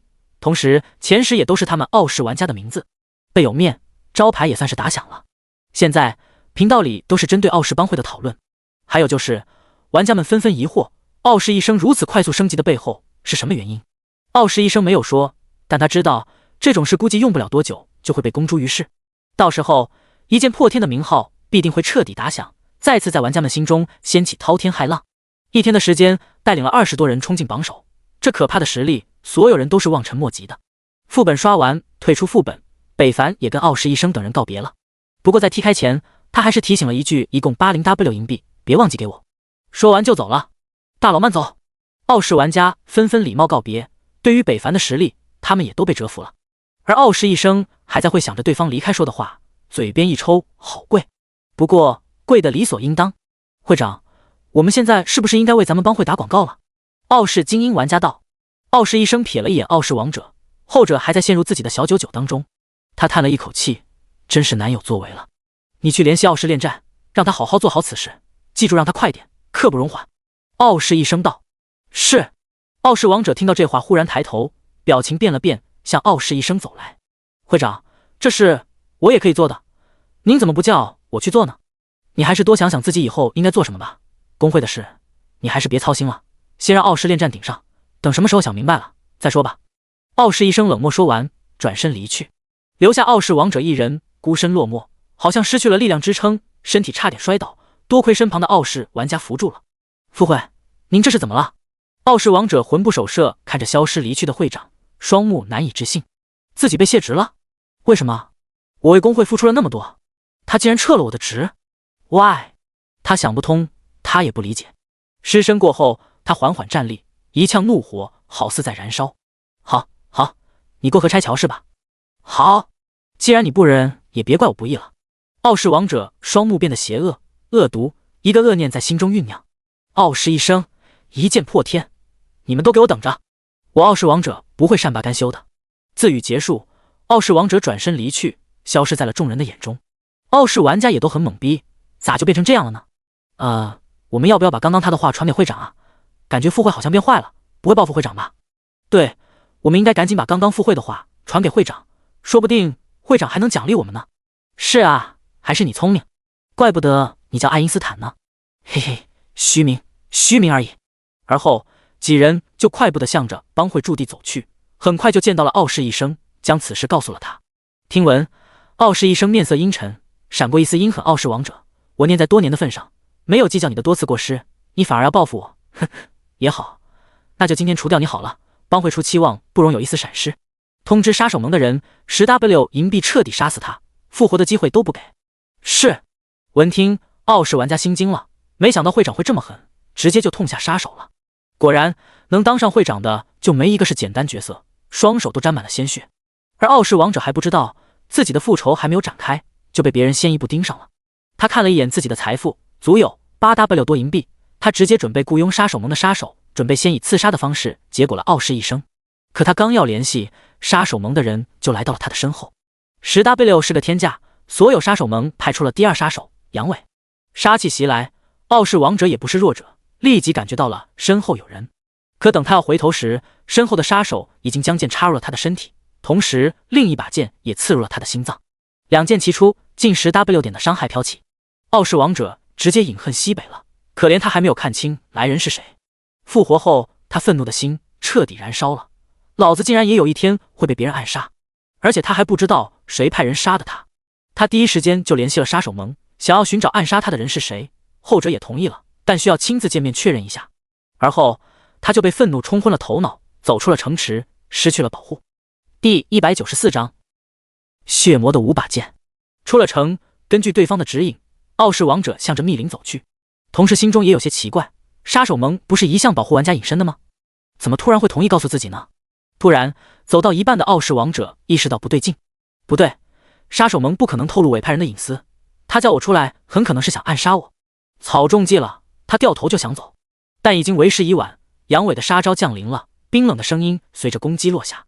噗呲，下辈子学得精明一点，我头一次见你这么二逼的人。冰冷的剑刺入身体，他心仿佛也跟着冻结了。傲视王者到死都不明白，自己的死亡只是因为大嘴叉子当着朝夕相处的傲视玩家面吐露心声，被告密而死。入夜，寒风吹起，今夜的风注定不平凡。傲视公会的突然崛起，传说战场的开启，怪物们的持续苏醒。6666新手村此时已经沦为了人间炼狱，哥布林强者的觉醒带着哥布林一族走出了副本限制，迈入了人间，将整个新手村屠了一干二净，更是将新手村队长同化了。说是同藏，其实魔化更加准确，因为此时的皮尔卡松已经没有了人的意识，眼中只有杀戮和暴虐。被哥布林强者魔化后，他仿佛入了无人之境，不只是等级飞速提升，实力也越发可怕。他走出了新手村范围，杀向了最近的主城阿拉德大陆。而像这种事也在其他新手村上演着。凡是一些想要摆烂、堕落、没有走出新手村的玩家，本以为可以平凡一生，却迎来了他们的噩梦。幸运的人逃出了觉醒者的杀戮，不幸的则跟新手村的人一样，惨死在了村中。复苏的怪物，他们目标明确，就是见人就杀，毫不留情。他们智商普遍都非常高，也会说人话，但并不会与人类沟通，连求饶的机会也没有。外面的腥风血雨，主城内的玩家都感觉不到。虽然偶尔有人说起，但都被铺天盖地的信息给掩埋了事实。当前最热门的还是傲视帮会和传说战场，再就是第2块剑帮令的炒作。海外玩家真的是疯了，尤其是神主的乱神，更是又把价格再度抬高到了200W 银币。北凡碰巧看到这道消息，勾起了嘴角。别人梦寐以求的剑帮令，任谁都想不到北凡手中正好有一个。回到城主府，清北平还在这里，已经做好了晚饭，这让北凡很是诧异，这家伙竟然跑到他的城主府当保姆来了，这是什么意思啊？莫非还有求自己？之前的任务已经完成了，难道他还没放弃？城主大人，您回来了。清北平微笑转身，好像提前就知道北凡会回来一样，并没有好奇和惊讶。而北凡也没有注意到这一点，他的大脑还在思索着对方这么做要干嘛。俗话说无事不登三宝殿。然而清北平做完了饭，直接跟北凡道别了。临走时还说了一句让北凡莫名其妙的话，趁热吃，要不一会凉了。看着对方离去的背影，北凡眉头紧锁，不知道这个家伙在搞什么。靠近桌子，上面好几个菜做出的味道都香气扑鼻，成色也是极好的，这让北凡更加捉摸不透了。清北平还有这手艺？北凡拿着筷子吃了一口，香味直冲天灵盖，好吃。菜里除了正常的食材香和调料，还有一种让他心旷神怡的感觉。这种感觉很奇怪，他也说不上来具体是什么感觉，有点仙里仙气的，整个身体都轻松了许多，太神奇了。北凡直接开启了干饭模式。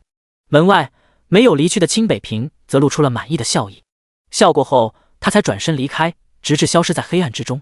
饭后北凡的肚子鼓鼓囊囊，他很久没有吃过这么饱了。吃完饭也该干正事了。整理了一下他现在拥有的物品，剑帮另一个，隐藏职业转职书一个，钻石宝箱一个，黄金宝箱2个，钻石装备2件，黄金装备19件，白银30件，这些都是要卖钱的。同时北凡也看了一眼自己的经验条，30级1300%，大概存了7至8000万经验，进化完全够用，先把宝箱进化了再说。叮，黄金宝箱进化成功，经验3W，进化为钻石宝箱。叮，钻石宝箱进化成功，经验250W，进化为史诗级宝箱。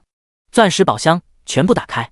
叮，恭喜您获得钻石武器白丸刀，恭喜您获得钻石武器东方棍棍棒，恭喜您获得大双倍经验药1个，使用后增加5小时200%经验，强化10加100。黄金装备1件，白银装备2件，钻石装备很一般，没有北凡想要的，接下来就是史诗级宝箱了。打开，叮！恭喜您获得史诗级武器抉择巨剑，抉择可成长1次，45级，等级35。描述：血魔当年的第4把武器，也是他低谷时期的选择。本心灰意冷，面如死灰的他，遇到了这把改变命运的剑，在这边剑中，他找到了属于他的道。注：血魔曾经有5把等阶不一的凡器，据说全部集齐可以合成神器。叮！提示：你已集齐5把血魔凡器，找到炼狱谷，进入炼狱洞，将5把武器放入炼狱炉中，方可合成。再度提示：合成有风险，冒险需谨慎。北凡瞪大了双眼，看着眼前这把洁白流光的巨剑，上面刻画着人性抉择的样貌。这就是血魔的第4把武器，自己竟然真的集齐了，这也太巧了吧！而且史诗宝箱就开出了这一件物品，再无其他，好像特意给他准备的一样。这一切让北凡觉得如此顺利呢。叮！提示：60级地图炼狱谷开启，同时开启所有主城前往炼狱谷的传送通道。纳尼？炼狱谷什么鬼？调大的出来解释一下。这个问题有点深邃，调大表示不知道。冰魄银针出现解释一下。好像是一个野怪地图吧。冰魄银针退下，说的什么玩意？卧槽，出新地图了，我咋感觉自己就是在玩游戏呢？刚死老公的女玩家表示，你有死没死过老公？大姐，我是男的，没有老公的。第195章竞拍 330W 银币成交。5把剑的集齐，4把在背包中，1把在手，淡淡血气从这些剑中扩散而出，北凡说不出的怪异，好像冥冥中有一种感觉想让他快点把这5把剑融合在一起。背包内那鲜活的血魔心脏也出现了久违的跳动，好像受到了什么吸引。外面的北凡也感觉到了一丝口干舌燥，他并没有发现背包里的变化，他也想不到心脏会自己跳动了起来。与此同时，其他心脏也变得躁动不安了起来。诅咒之心竟然散发出诅咒气息，向周围的格子扩散而去。黑暗的鬼心也释放出了专属他的死意，就连狼心也变得躁动不安。4个心脏好似明争暗斗，在互相较量，大打出手，俨然将北凡的背包变成了血腥的战场。而对于这一切，北凡都不知道，在他的视线中，背包里一切都正常，除了刚开始的不适，他很快就恢复了正常。而后，他把钻石、黄金装备和白银都拿到法拉利那里鉴定了，准备晚一些都进化了。反正钻石以下的进化经验都不需要太多，所以他也不在意。而钻石以上的装备，他选择了不进化，自己也用不上。虽然可以多卖一些钱，但损失的经验来算，并不划算。而且，等把剑邦令和隐藏职业技能书卖了，他也不缺这点。等待中，北凡考虑了一番，还是决定先把隐藏职业书先卖了。剑邦令还是应该先问问龙国的大公会能出什么价格。他也不想剑邦令上架被海外的国家买去，尤其是棒子国和漂亮国的人，这2国的玩家也算是跟他成为了死敌。隐藏职业书上架起拍，并没有引起大家的注意，很少有人会发现这种类型的上架，所以半天都没有人起拍。北凡一看这种情况，直接把设定的时间从2小时调成了1天。这东西如此宝贵，玩家不可能不识货，要是因为时间短卖赔了，那他真的赔大发了。所以调成24小时，就算再没有人发现，也不可能一个人都看不到。只要有1人发现，这东西的价值就会直接原地起飞了。北凡并不担心卖不出高价。1个多小时后，北凡准点来到了法拉利，取走了自己的装备，在法拉利热情的欢送下，回到了城主府，拿出20件黄金和32件白银装备，将其全部进化提升了1个等级后，变成了24件钻石装备、32件黄金装备后，集体上架起拍。刹那间，他再次卖装备的事件立即被人注意到了。世界频道，一剑破天又卖装备了，大家快来啊！什么？卧槽，还真是！大佬是复印高级装备的吗？一次性就出手了这么多。北凡一进世界频道就看到了这条信息，得打广告的费用都省了。这些事搞定了，那么就剩下剑邦令了。他立马联系了星月洛洛和天下狂舞还有乱世杀戮这3个龙国公认的3大公会。本来傲视一生的傲视也是其中之一，并列4大公会，不过直接剑邦了，4大公会就变成了3大公会。当北凡把自己调了剑邦令的消息发给3人时，除了星月洛洛，另外2人都统一回复了一样的话。卧槽，卧槽！星月洛洛则是惊呼：不是在开玩笑吧？你不是刚卖给傲视一生1个剑邦令吗？是啊，破天兄，这玩笑可不能开啊！破天哥哥，剑邦令你准备卖多少钱？妹妹可能没有那么多啊。相比2人的怀疑，星月洛洛直接相信，并问出了价格。闻言，其他2大公会会长均是一震，这是真的？那可真是小牛给老牛拜年，牛逼到家了。钱不够可以先欠着，但我绝不会低卖，而且我并没有上架拍卖，提前告诉了你们，也算够意思了吧？北凡道。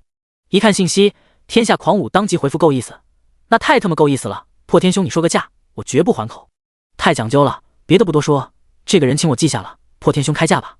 乱世杀戮，你们3个都是龙国的顶尖大公会，都有建帮的意思，那么你们就按拍卖行的规矩起拍吧，价高者得，钱不够可以先欠着，但也不能漫天要价，要是到时候还不上，我保证语气不死不休。北凡严肃道。闻言，3人都明白。天下狂舞沉吟了一会儿，不确定的发了一条信息：破天兄，问个题外话，今天你带傲视一生刷副本了吗？怎么了？北凡承认了。死，我就知道，要不那龟孙升级怎么可能那么快？乱世杀戮道。果然是破天兄。天下狂舞那边深呼了一口气，而后不犹豫，直接叫价了。150W 银币。卧槽，你这就出手了 160W 乱世杀戮。星月洛洛想了一下，也尝试了一波，直接喊出了他所能承受的最高价 180W。190W 天下狂舞不服， 200W 乱世杀戮当仁不让。而后就开始了2人的竞价。星月洛洛退出了战场，他也不是不想建立，但建立的成本实在是太高了，他耗费不起，只能以后再说了。他心中有个期盼和幻想，他感觉估计用不了多久，破天哥哥就能再爆出一个建帮令出来。205W、210W、220W、225W、250W， 竞争很激烈，不一会就超过了海外神主公会的收购价，再次超出了北凡的预料。龙国玩家果然还是有钱啊，不过也怪不得，现在不是现代，而是新的世界，龙国人多，怎么可能会输给漂亮国呢？这也不是汇率1:7的时候，现在人人平等，金钱也平等，他们自然不是个比不过。2人越叫越凶，最终喊到了330W 的时候，乱世杀戮停手了。天下狂舞，算你狠，这个建帮令给你了，我看你拿什么给破天兄。嘿嘿，这就不用你操心了。天下狂舞得意一笑，打败了对手，收获了建帮令，也顿时大喜。破天兄，您看。天下狂舞暗有所指，北凡直接道：先把钱发过来，我又没见过你，万一你跑单了呢？第196章，你姐又改价了。买东西连货都没有看到，就叫人先付钱，这要是换成了别人，他一定会认为对方是骗子，敢这么与龙国顶尖公会会长这么说话，天下狂舞一定叫人去灭了他。但这人要是一剑破天，那他只能无奈了，不是怕干不过，而是对方没有欺骗他的必要。天下狂舞立马叫自家的玩家快速集资，最后集齐了 230W， 直接一口气的发给了北凡。天下的玩家也第一次见会长如此豪横，这是把钱发给谁了？不怕被骗吗？很快，北凡收到了钱，就把建帮令发给了天下狂舞，同时提醒了对方一句：100W 银币，快点还上，别偷懒。天下狂舞真是无语，搞得他好像会跑了一样，有些不悦。可当看见建帮令出现在邮件进入背包那一刻，他笑了，笑得放肆，笑得张狂。兄弟们，我们天下要开始崛起了。与此同时，另一边没有拍到建帮令的乱世杀戮很是失落。他其实也不是出不起钱，只是当他看见天下狂舞的决心后，他就知道自己争不过了。虽然他与天下都是龙国顶尖的公会，但资金上还是差了一些，而且银币运转的速度也不如对方，运营还有待提高，所以他在心中衡量了一下，还是放弃了这次的争夺。会长，您不开心吗？乱世玩家看着会长疑惑道。乱世杀戮瞥了一眼那个没有眼力见的小弟，没有说话。这时一个乱世玩家跑了进来，一脸激动和兴奋道：会长，我发现了一个好东西。那人喘息的跑了过来。乱世杀戮奇怪的看着对方，什么好东西？你姐又嫁人了？其实这不是他故意挖苦对方或是取笑，事实上这个玩家真有一个姐姐，而且很漂亮，可却有一个毛病，那就是爱找人疯狂结婚。你说结婚就结婚吧，在这异界也不算什么，谁也不能耽误你配对是吧？可这位倒好，结婚没几天就离了，而且还都是男方提出来的。原因不是别的，都是男方受不了这女人没日没夜的索取，凡是娶过她的男人，最后因为过度疲劳，连炕都下不来，更别提刷怪了。到后来连等级都落下了，这谁受得了？这可是异界，没有实力可是会死人的，不练级怎么能行？所以最后都分手了。可说来也奇怪，男方虽然不练级，等级不会提升，而那个女人却等级一点都没有落下，哪怕是一天都没有刷怪，等级现在也高达28级，这就恐怖了。不是这事，会长，我真有一件好事要汇报给你。那玩家激动道：还有好事比你姐姐结婚更重要？那还真得听听了。乱世杀戮来了兴趣，而他这一话刚一说，边上的乱世玩家忍不住扑哧一笑，但报信的玩家也没有在意，毕竟自己姐姐的风流往事没有人不知道，而且因为他姐姐的事，他也没少忙活，相亲啊啥的都是他介绍的。直白的说，那些前任几个姐夫也都跟他脱不开关系，可把那些人坑苦了。会长，你快打开拍卖行看看，在材料那里有一个你本命的职业转职书。职业转职书有啥用？我都转职了，要那东西干啥？乱世杀戮无语，还以为什么好消息呢。不是，会长你看一眼，那职业不是普通职业。报信玩家激动道。不是普通？难道还是隐藏职业不成？乱世杀戮道。是啊，您怎么知道的？那玩家一愣，可听完他的话，乱世杀戮也愣了片刻，而后震惊道：你说拍卖行有人卖隐藏职业？是啊，会长你不是知道吗？那玩家缓了口气道：我知道个屁！靠！说着，乱世杀戮立马打开了拍卖行，开始寻找，果然在好几页后面看到了那个隐藏职业转职书，上面还有着介绍，使用后直接可将本职业覆盖，激活新的职业。卧槽，还真是！我靠了！乱世杀戮震惊跳起，边上的那位玩家差点被踢到，连忙躲了躲。他可是知道自家会长脚有多臭，上次有幸闻了一次，直接3天拉稀。工会玩家还对此脚有过评价，说是此脚天上有，臭到没朋友，不踢国足可惜了。乱世杀戮要是上了球场，什么球技、走位，通通都是垃圾，只要会长鞋带一开，鞋面张开，3米之内不能哪有活人。这也就是在异界有着装备裹着，严严实实，大家才有幸跟乱世杀戮近距离谈话。本来失望的心情，当看见这隐藏职业，直接被冲散了一切的不愉快。乱世杀戮瞬间出手，起拍了这个隐藏职业转职书，同时他也开始了一刻不停地注视着。会长，晚饭吃点什么？我叫人去做。一个戴着厨师帽的玩家走来，身后还跟着一个改刀的，手里拿着一个骨头小片刀，不断摆弄着。腰子，来个烤腰子啥的，提提神，今晚我要保持清醒。乱世杀戮道。好的。戴着厨师帽的玩家道，而后转身带着改刀的离去了。可回去的路上，改刀的玩家还是忍不住好奇道：大哥，什么时候腰子提神了？提个屁神，会长让做啥就做啥得了。可是会长不是要提神吗？改刀玩家道。少说话，别惹会长生气，上次他生气把鞋脱了，你忘记了吗？还想1天3次茅房吗？戴帽子玩家道。闻听，改刀玩家身体一顿，不堪回首的记忆浮现在脑海，那味道一出，真是此脚天上有，一闻臭一宿。他老实了。半个小时后，一个闷骚的大腰子就被端了上来。乱世杀戮也好这口，直接开灶，吃的那叫一个津津有味。深夜，官道上，一辆马车依旧在前行着，夜色昏暗，但他们依旧能大概知道主城的范围。车上的人问道：还有多远？应该不足500公里了，明日上午左右就能到了。车夫道：我先休息了，今晚辛苦你了。车上人道：是主人，您只管休息便好。车夫道：深夜林中时不时响起风声和动物的鸣啼音，还有马车的沙沙声，而车内不一会儿就响起了熟睡的声音。呼噜呼噜。第197章捧上神坛。黑夜渐退，白日降临，阳光照射大地，新的一天又开启了。今天的计划，北凡依旧按照昨天的老套路，先把副本刷了，顺便把那昨天掉落的大双倍药剂磕了，冲一下40级看看。如果能达到最好，达不到也好提前准备一下，应对明天的怪物工程了。这一战他无法避免。打开信息，首先映入眼帘的就是大频道，所有玩家都在聊着天。现在时间也才7点左右，这些人起的也够早的。北凡也有些奇怪，这些人不刷怪的吗？就在这时，好友聊天界面震动，傲视医生发来了一条信息：破天兄有空吗？今天还能带我升级吗？北凡看着对方发来的信息，感觉他的脸皮好像比之前厚了不少。钱还没还呢，还想空手套白狼？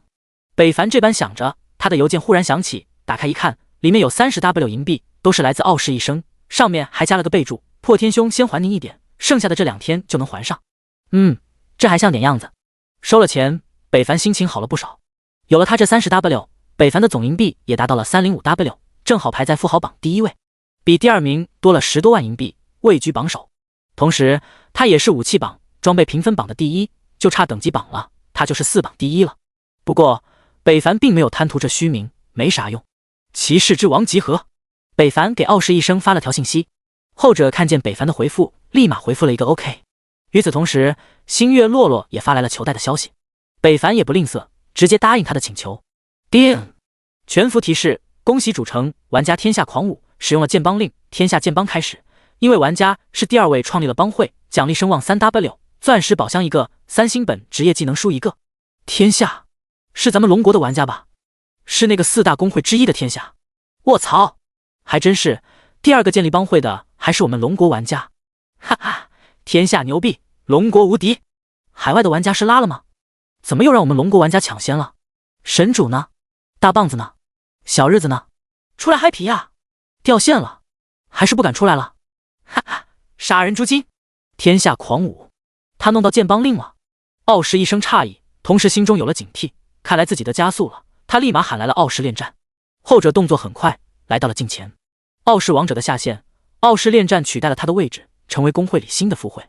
傲视恋战也没想到这一天来得这么快，他也没有准备好，毕竟之前傲视王者做的也好算可以，而且还是元老。他本以为会长再怎么也不会罢免对方的职位，最多就是再立一位新的副会。可剑帮刚开始就给他职位撤销了不说，到现在他还没看见对方的人影，连好友信息都暗淡了。他心中仿佛想到了什么，只是不愿意去想，因为那样太可怕了。会长，您找我。傲视恋战恭敬道。傲视一声点头，直接开门见山道公告提示，你听到了吧？是，天下剑帮了，也不知道在哪里搞到的剑帮令，听说海外都出天价，250W 银币天价收取，竟然也没争夺过他。傲视恋战道，在哪里搞的不重要了，现在当务之急就是快速扩充帮会成员，然后让大家除了练级都进入传说战场，将他们帮会彻底打响，在这个世界打出名号，站稳脚跟。是。傲视恋战点头，明白。另一边，漂亮国神主公会乱神当看到这全服提示，整个人如开锅的水，直接炸锅翻涌。废物，废物，都是一群废物！我要你们有何用？我让你们去收集剑帮令，你们都干什么去了？谢特，竟然又让龙国那帮孙子抢先了！操啊！你说你们有什么用？乱神大吼，下方的乱舞等人耳朵好像都被震出耳鸣了，只感觉脑子嗡嗡的。棒子国这边情况也跟漂亮国差不多，他们也是最不想让龙国好的人。朴不成组织了所有的棒子国大大小小的工会，展开了对龙国的商议。上次真是针对一个帮会一个玩家，这次他们必须得认真了。龙国已经不是他们可以忽视的存在了。异界降临，龙国居然提前觉醒了，这是所有人都没有想到的。至于小日子，已经开始摆烂了。他们也没有出彩的人和事，也知道他们已经渐渐退出了历史的舞台。不过他们也并没有彻底放弃治疗，而是将全国力量凝聚成了一股绳，建立了属于他们的第一公会。月出天界，名字霸气，饱含深意，深得小日子的民心。而后他们大肆进去了传说战场，疯狂进攻他国和其他主城玩家。在他们的猛烈攻势下，一度让他们成为了传说战场积分榜第1名，漂亮国第2，而这也是乱神今天发这么大火的主要原因之一。传说战场是他开启的，但积分第1却让别人抢了去，这不是实实在在的自己给了自己一巴掌吗？大事年年有，今年特别多，玩家们也疯狂的吃瓜，而北凡已经踏上了刷副本之路。这次傲视一生依旧没客气，又带来了昨天那些人，除了傲视王者以外，均已到场。北凡对于多一个人少一个人并没有在意，直接吃了大双倍药剂，直接开始了刷副本。傲视一生等人也再次体会到了非一般的升级速度。很快，一个上午就这么过去了。北凡把大双倍药剂发挥到了极致，为了不浪费节省时间，他连普通副本都刷了，经验也是涨得飞起。傲视一生被带飞，直接升到了35级，眼看36，爽得飞起。其他玩家也是如此，而排榜上，傲视一生带着自己家的玩家再度霸榜，飞一样的升级速度再次震慑了所有人。也终于有人发现了问题，开始寻找升级快速的原因。在众多玩家的刨根问底和坚持不懈的精神下，北凡带人刷本的事情也终于暴露了。当知道是一剑破天带着他们快速升级的时候，世界玩家被惊得呆愣。而呆愣过后，世界频道里清一色的一剑破天牛逼，得一剑破天的天下，得天下，一剑破天，我的神啊，跪拜。第198章，来自玩家的好奇，60级 NPC 要疯了。北凡还不知道自己又被大家抬上了神坛。刷完副本，告别了傲视一生等人，北凡准备回去吃点东西时，柔情男子发来了信息。一看，北凡顿时没了胃口。大佬，会长好几天没消息了，不会真的出事了吧？大佬，您在吗？你知道会长之前去哪了吗？北凡沉默了一会儿，最终还是发了一条信息过去：你不用担心，他不会有事的。他没有解释太多，多一个人担心意义不大，还不如将此事埋藏在心中，免得让他人跟着难受。回城的脚步偏移，北凡调转方向来到了一处野怪点，他一招秒杀了野怪，直接火石点火，直接原地烘烤。同时他也给了星月落落发了消息，半个小时后人马一族副本集合。收到。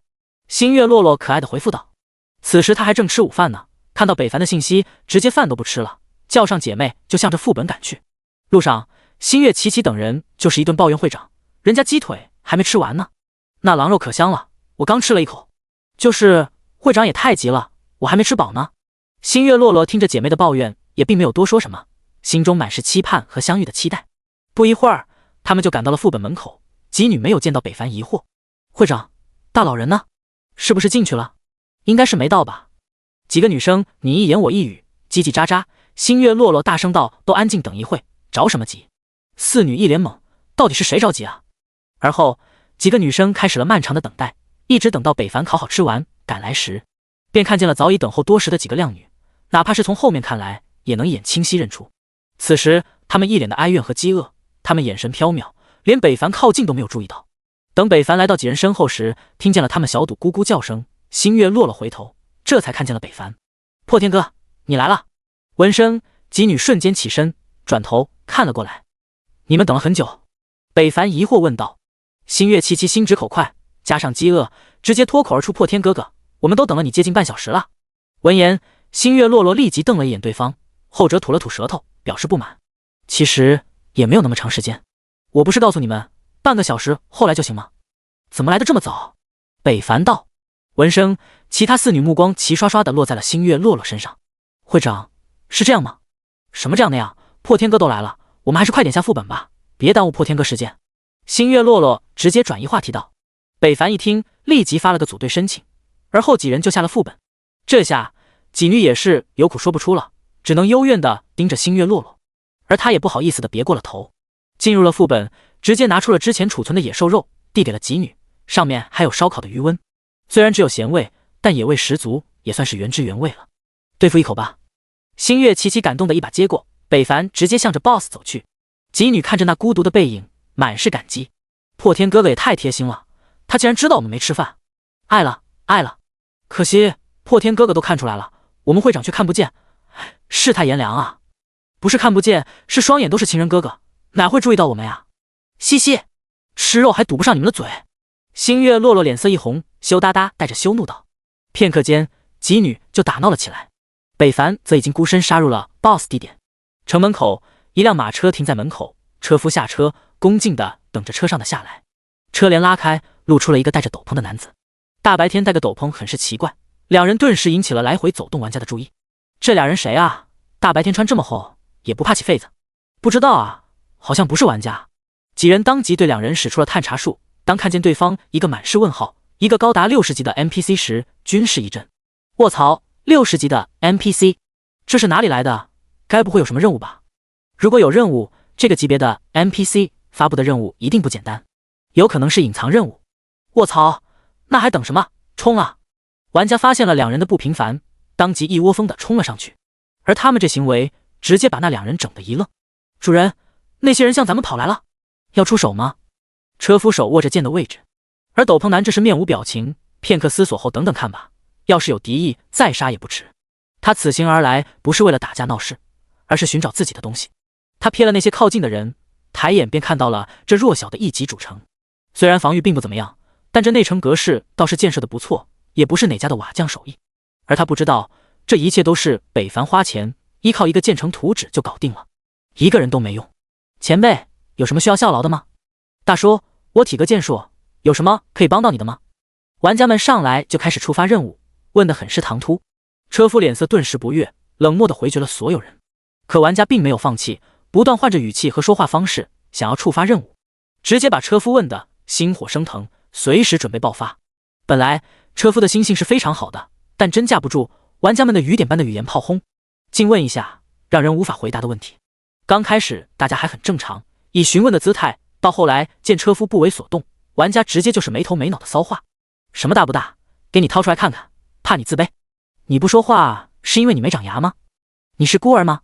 最可气的就是，玩家还问了车夫一晚上几次，是不是男人？是 gay 吗？更有甚者，一个男玩家竟然扬言要给车夫生孩子，还一次生俩，直接把戴斗篷的男人给笑喷了。车夫被问的真的要受不了，他眼神充满杀气，只要主人一下令，他保证可以瞬杀了这些人。而迟迟没有等到主人的命令，反而等到了越来越多的玩家云集了过来。第199章，可怕的注视。60级的 NPC 出现在城口，任谁都会觉得怪异，都想来碰碰运气。所以时间长了，聚集的人也就多了。人多了，啥事就都有可能发生。这不，一层层玩家将那2个 NPC 围得水泄不通，里面的玩家出不去，外面的玩家进不来，玩家就起了冲突，开始互相谩骂和吵闹，甚至到后面都动起了手。毕竟这是城镇外，不受保护，玩家也可以相互厮杀的。而且因为主城的法则不健全，杀人还不会红名，也就意味着可以规避了天道的惩罚，大家就肆无忌惮了。一些脾气不好的玩家直接在喧哗中突然对着一个玩家的腰子给了一刀。啊！卧槽！谁捅我？操！被捅的人吃痛大叫，抽剑就开始反击。他也不知道攻击他给人是谁，只知其名不知其貌，所以他只能胡乱攻击最近且最有可能的玩家。我靠！你捅我干什么？刚刚不是你先捅的我？我捅你妈了草！三言两语，两者就干了起来。因为误伤，周围的玩家也跟着加入了战场。到最后，围着那60级车夫的玩家都加入了这场大混战，有的是被迫的，有主动的，还有不知道因为啥就感觉很刺激的。这场大混战把车夫2人搞得一猛，斗篷男为了避免被这些人误伤，还系起了一个百合色的防御罩，将2人罩在了其中，挡住了那些人的伤害，同时也阻隔了对方的靠近。车夫不解主人，为什么不让我杀了这些自私自利的家伙？这样不是也很好吗？你看他们打得多开心。斗篷男道。顺着目光看去，玩家都杀红了眼，也不知道打谁了，反正见人就是干。这边的战况异常惨烈，也引起了城内的玩家注意。而出城刷怪的玩家纷纷绕道行，嘴边还评判着一帮沙比不升级在这扯犊子。注意这里的情况，不只是玩家，还有清北平。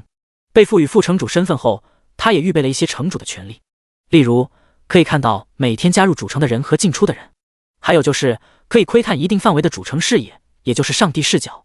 饭后，清北平无聊向南门走来，正好看到了这一幕，看到了玩家的混战和突然出现的2人。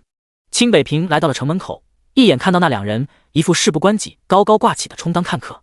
60级剑士和90级的法师，有意思，竟然可以在这里看见。清北平低喃了一句，而他这话听着随意，但要是让其他玩家听到，定会惊掉下巴。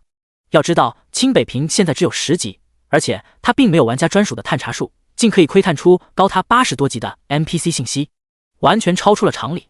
而且清北平连对方的职业都能看得一清二楚，这就更加离谱了。斗篷男和车夫还在观看着大乱斗，嘴角露出笑意。忽然他感觉到自己后方好像有一股被注视的感觉，当即回头看见了城门下的清北平，正以玩味的眼神看着他。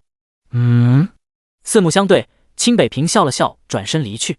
斗篷男呆立原地，并没有去追赶，也没有任何多余的动作，但是他此时却感觉非常的不舒服，好像刚刚被毒蛇盯上了一样的难受，让他心生不安。斗篷男心惊，这是怎么回事？他怎么会被一个10级的垃圾吓到？他怎么会从一个10级的人身上感到害怕？还有那眼神是怎么回事？完全不像是人类该有的眼神，玩味中竟有一丝女性的味道。他活了几10年，对人性看得也算是通透，刚刚他绝对没有看错，那个人的眼神非常不对劲，好似深不见底，深邃又可怕，仿佛多看一会儿都会深陷其中。主人，您怎么了？车夫发现了不对劲，立马回头问道。后者回过神，深呼了一口气，他抬头看了看这1级主城，又想起了那副眼神，他心中不断翻涌，没想到一个小小的主城竟然会有这等存在，真是有意思。他忧虑过后反而释怀了，自己是来拿回自己的东西，又有什么问题呢？他迈步向前，车夫立马跟上。蓝白色的罩子随着2人的移动而摆动，一股庞大的力量直接推开了沿途的玩家，哪怕他们是在交战，也被这股力量直接震飞。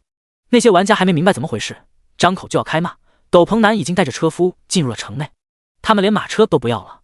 而一旁远处一直盯着马车归属的小偷，见2人之间进入了城内，他当即冲出，来到马车旁，二话不说驾车就向外开去。也不知道他要驾马车有什么用。战斗还在继续，但也很快接近了尾声。而进入城内的车夫2人漫无目的的开始闲逛。主人，城内的景色比那些2级、3级的主城都要好很多啊，而且空气也非常的新鲜。论建设，那些主城的确不如这个小主城，不过安全方面，这个主城拍马也追不上的。斗篷男道：主人说的是，不过能在天月城原住地上建立这么一个新城，手笔着实不小啊。车夫道：这个城主的确有这本事。说着，斗篷男带着车夫根据记忆来到了那家面馆，可这里已经不再是面馆，而是变成了玩家自我改造的小吃铺，里面的食材都是外面的野兽，而且做法却是现代手艺。来到这里的人也都是玩家，很少有 NPC 来这里。虽然上次北凡给主城增添了不少 NPC， 但他们为了服务玩家，根本没有那么时间吃午饭啥的，也就晚上偶尔品尝一下玩家的美食。主人，您要的东西怕是找不到了。车夫不禁道。斗篷男也意识到了这个问题，矗立店门口，他脸色阴沉，那东西可是极为珍贵的，如果找不到，对于他来说也是极为庞大的损失。那可是他费了千辛万苦才收集到了，就这么稀里糊涂没了，他心有不甘，也无法接受。双手用力握紧，一身气势暴乱扩散，四周顿时刮起风吹草动。与此同时，天上也出现了变动，一朵阴云浮现，落在了2人的头顶，好像在盯着他们看一样。第200章，舔狗舔到最后一无所有。斗篷男和车夫2人来到老地方，却发现这里已经物是人非，东西也不见了踪影，顿时怒火中烧，一身气势磅礴，想要废了这个小吃店的时候，天上的阴云让他的动作迟缓。斗篷抬头看见了那朵阴云，天道规则，这个城主竟然直接开启了天道，难道他不怕死人吗？天道无情，雷击必死，难道他不知道？车夫见势也感受到了威胁，抬头便看见了上方的阴云，眼神颤抖了一下，看向了斗篷男，后者已经慢慢收起了气势，一身能量也缩了回去，而天上的阴云也随着他的攻势退去而消失了。天道的规则，没有人比他们更了解，哪怕玩家都不可能清楚其中的厉害。他们出生就在这片大陆，所以天道好似与生俱来的利刃，一把只要你犯错就会将你抹杀的利刃，只是这把利刃不经常露头罢了。天道的出现让斗篷男的愤怒无处释放，内心跟灼烧了一样的难受，他想发泄却无处可供他发泄。而就在这时，店里的玩家注意到了门外的2人，眼神露出职业微笑，走出了小店，迎着2人道：客官想吃点什么？进来看看吧，咱们这什么都有的。什么都有。车夫看向来人，一身等级26，一个2阶的小战士，不具备威胁，弹指间可灭。斗篷男犹豫了片刻，还是走了进去，而26级战士玩家则仔细看了看2人，而不看不知道，一看吓一跳。好家伙，竟然来了个60级的大佬，而且看着一旁的家伙身份更尊贵一些，那岂不是说那人等级还远超过了60级了？妈妈呀，今天是那古风不对，把这2位大神吹了过来，他也没听过他们这座城有如此高等级的 NPC 啊！不行，这么高的等级一定不简单，搞不好有隐藏任务也说不定。一下子，这位26级战士玩家无比热情了起来，给2位安排位子，一直低声下气，然后介绍菜品，一一讲解，而后上菜、服务、嘘寒问暖。战士玩家发誓，他对他爹都没有这么好过。吃饭中，车夫见势早就看出了那个小战士的目的，但并没有说出来。相信主人也已经看出来了，只是不知道主人怎么想的。他发现自从来到这座主城，所有人看待他们的眼神都像是看稀世珍宝一样。别忙活了，我这有个任务，不知道你有没有兴趣？斗篷男对着一旁故作打扫卫生，实则监视头盔的小战士玩家道。闻听，那战士玩家差点乐得飞起，当即放下了手中的活，满目春风地跑到了斗篷男身旁，同时心中暗自给自己点个赞，果然有付出就有回报，不枉费之前自己的努力，像伺候爹一样伺候他俩。帮我打探一个人，这座城的城主所有信息，事成之后给你1W 银币。斗篷男道。闻言，那战士玩家顿时一愣，系统的任务提示也弹了出来，他不敢相信，问道1W 银币，嫌少吗？斗篷男疑惑道，心中也奇怪，这个主城物价这么高吗？打探一个人连1W 银币都不够吗？不是，不少了。那玩家没想到幸福来得这么突然，他还没准备好，对方出手就是1W 银币，超出了他的想象。要知道他现在的一天营业额也就200左右的银币，1W 银币对于他来说已经是一笔巨款了。哦，那就去打探吧。斗篷男闻听点头，不用打探，我现在就可以告诉你。那战士开心道，现在？莫非你想忽悠我，认为我的钱好抓赚，还是我好骗？斗篷男淡淡道。对座的车夫更是展示了敌意，死死地盯着那个战士玩家，只要主人一声令下，他就结果了对方。战士玩家并没有被两人的气势吓到，依旧面不改色。消笑话，敢在主城内对他动手，天道直接劈死你！反正他今天还有一次复活机会，他怕谁？我们城主的信息也不算秘密，只要是本城的人都知道，何来骗你之说？如果等我说完，你要是觉得不对，回头再来找我就是。听完，好像也是这个理。斗篷男看了看他，不像是在说谎后，他放下了戒心，但依旧很警惕。你说吧。随后，小战士就把北凡的丰功伟绩和历史过往，凡是他知道的，都对这两人讲了一遍。二人听的也是似懂非懂。最后，当小战士玩家说完，二人还在回味之中，好像在衡量此人的话语真实性。主要是这光辉历史是不是有点太豪华了？多次得到天道的赏识公告，还登上天道的榜单，现在又建立了新城，这一切的丰功伟绩，让人看来都如梦如幻，不真实。但这一切好像都存在，因为对方说的栩栩如生，就像亲眼看见的一样。斗篷男根据自己的阅历来看，这个小战士说话的几率很低，那么也就是说，极有可能就是真的。如果是真的，他莫非是天选不成？前不久，他也知道有人转动了命运的轮盘，开启了新的宿命任务。乱世将至，复苏再起。其他人都只知道命运的转轮只是新世界的一个开端，而他们不知道，转动转轮的天启者并不是站在人类一方，而那个破碎命运转轮的才是真正的天选气运者。当然，这也不绝对，如果转动命运之轮后不被那死灵蛊惑，还是会站在人类这一边。但现在看来，一切还未定，不过貌似已经向人类偏移了。是他选择了人类这边，还是另有其人？他想不明白，不知不觉他竟然跑题了。回过神，将1W 银币给了这个小战士，后者直接乐得跳起。卧槽，发财了，发财了！终于可以换装备了。